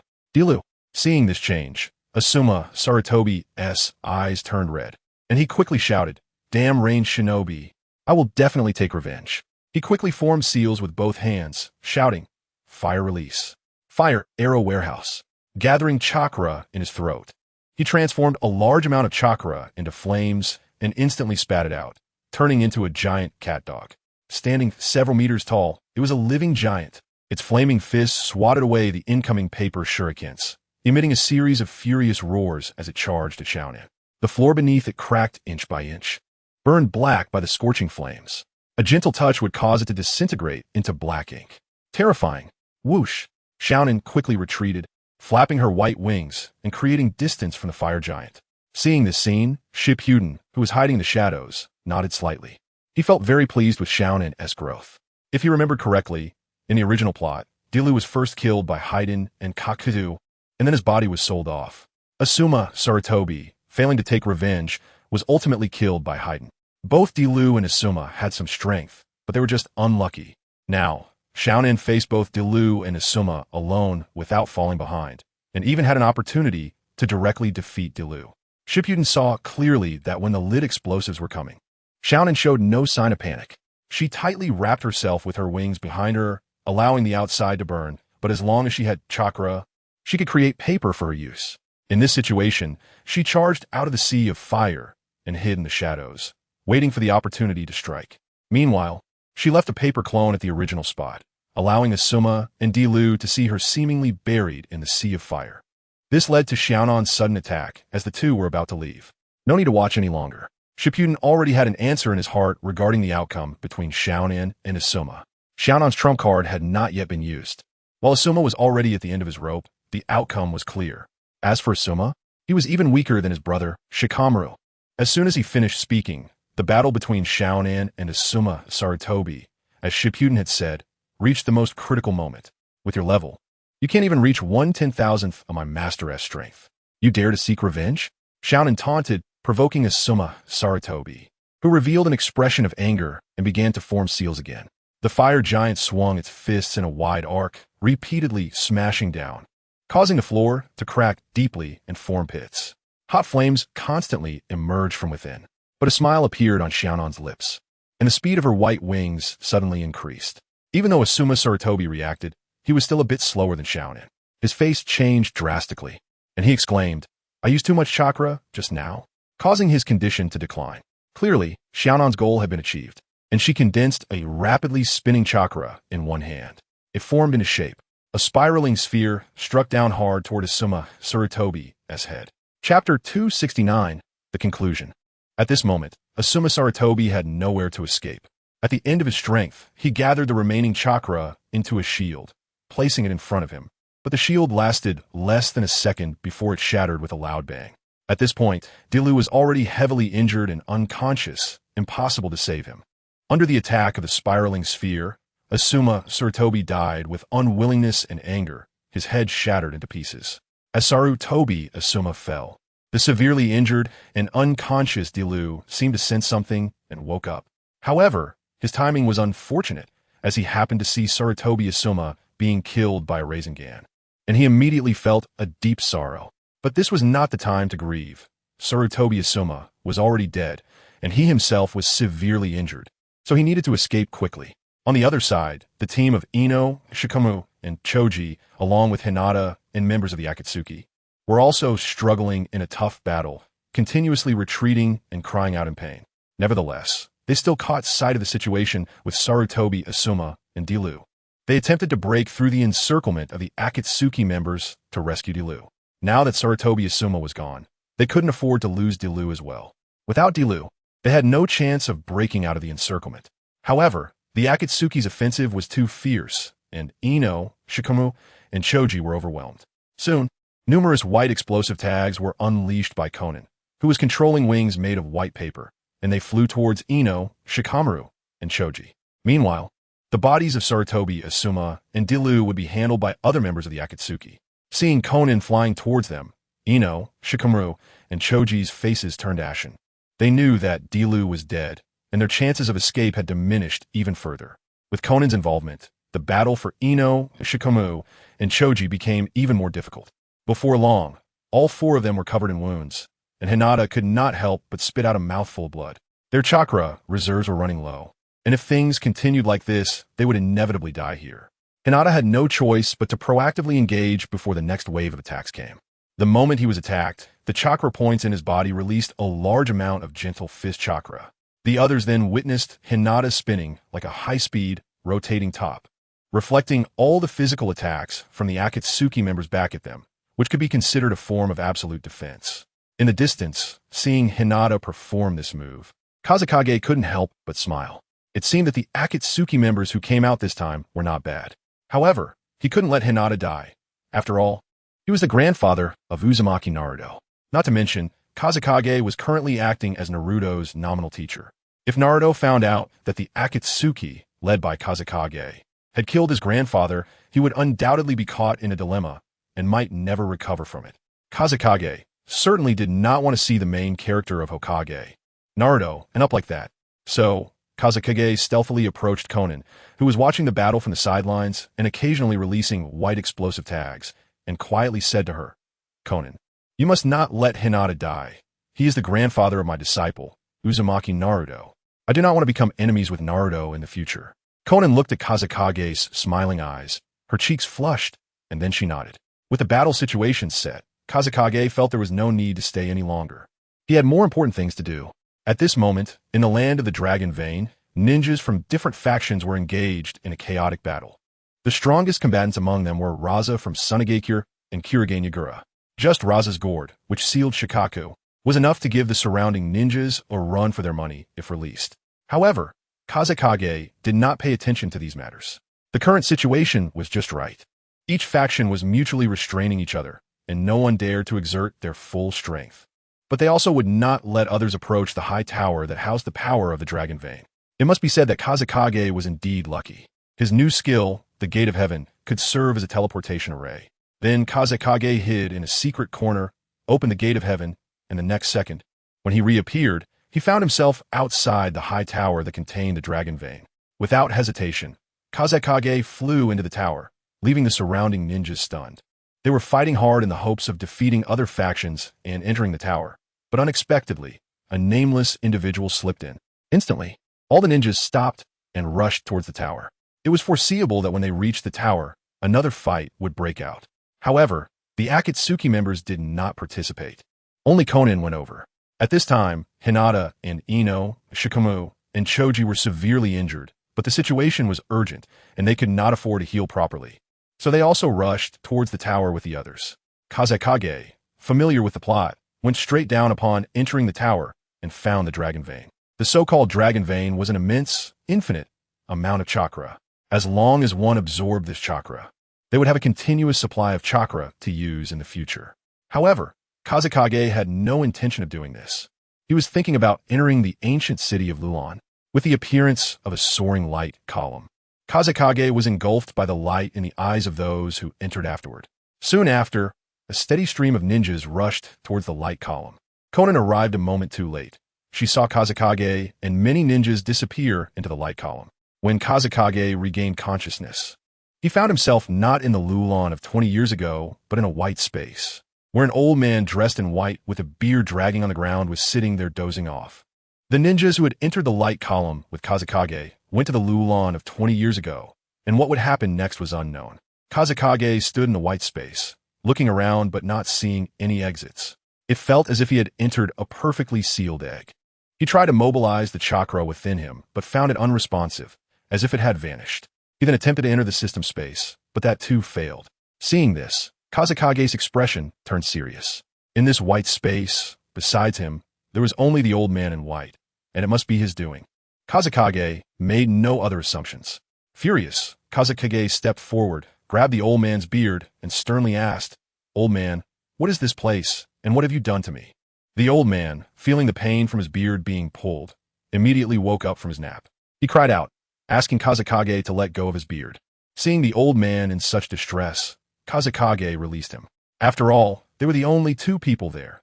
This old man, with his skinny arms and legs, looked like a wind-dried skeleton with a layer of skin on it, and there was no way he could overpower Kazekage. The old man stood up with a smile and casually pointed, causing Kazekage to freeze in place, unable to move except for his head. The old man walked around Kazekage and then said, "Kid, don't you want to know who I am? I'll tell you. I am the Heavenly Path, and it was I who brought you here. Your arrival here is also my arrangement." Hearing this, Kazekage was furious. "Why'd you do this?" The Heavenly Path replied, "Of course, it's because I'm bored. This world is the same every time. It's so boring. You don't know. Every time Uzumaki Naruto, the main character, dies, this world restarts, and everything begins again. I've watched it hundreds of times, and I'm already tired of it. So, I made some small changes like increasing someone's strength, changing everyone's family, etc. But no matter how I changed it, it was still the same. Thus, I thought a good idea, which was to pull someone from another world over and then arrange a system for him. The influence that this person from another world would have on the Naruto world would definitely be interesting. However, I can't create the system myself. So I handed this matter over to the locals. They easily fabricated a reason, and they successfully created the system. So far, it seems the quality is not bad. After listening to the old man, Jifeng was completely shocked. He never expected that his so-called lucky crossing was merely a result of this old man's boredom, and that Hashimoto Kana's appearance was also an accident. Jifeng angrily shouted, "You madman! Since you designed all of this, why did you bring me here?" "Of course, it's because your mission has been completed, and naturally, you have to be sent back," the old man replied. Upon hearing this, Jifeng struggled violently, saying, "No, I don't want to go back. I have my friends and my woman here. I can't go back." What Jifeng feared was that after returning, he would become an ordinary person again and no longer have the freedom he experienced in the world of Naruto. "That is not for you to decide," the old man said, and with a wave of his hand, Jifeng instantly disappeared. The old man then sat down again. In front of him was a water mirror that was live-streaming everything happening in the Naruto world. Without Jifeng, the Naruto world fell into another chaos. But the overall plot direction did not change. Years later, the storyline of the Naruto world slowly returned to its original track, although there were slight deviations. They were not significant. When Jifeng woke up abruptly from his bed back in the real world, he looked around. This was his room, and only an hour had passed since he crossed over. Thinking that he could never return to the Naruto world from now on, Jifeng couldn't help but smile wryly. In the days that followed, Jifeng wrote down his crossing experience, turning it into a novel, and with the royalties from this novel, he lived a comfortable life. Looking back on everything in the Naruto world, Jifeng felt it was like a dream. Summary: crossing over as the young clan leader of the Uzumaki clan. Facing an epic dilemma at the start. Choice 1. Firmly refuse Nagato and Yahiko's request. Choice 2. Agree to rescue Konan from Hanzo the Salamander with the two. Choice 3. Ignore them and continue lying in the coffin, waiting for the next hidden plot to trigger.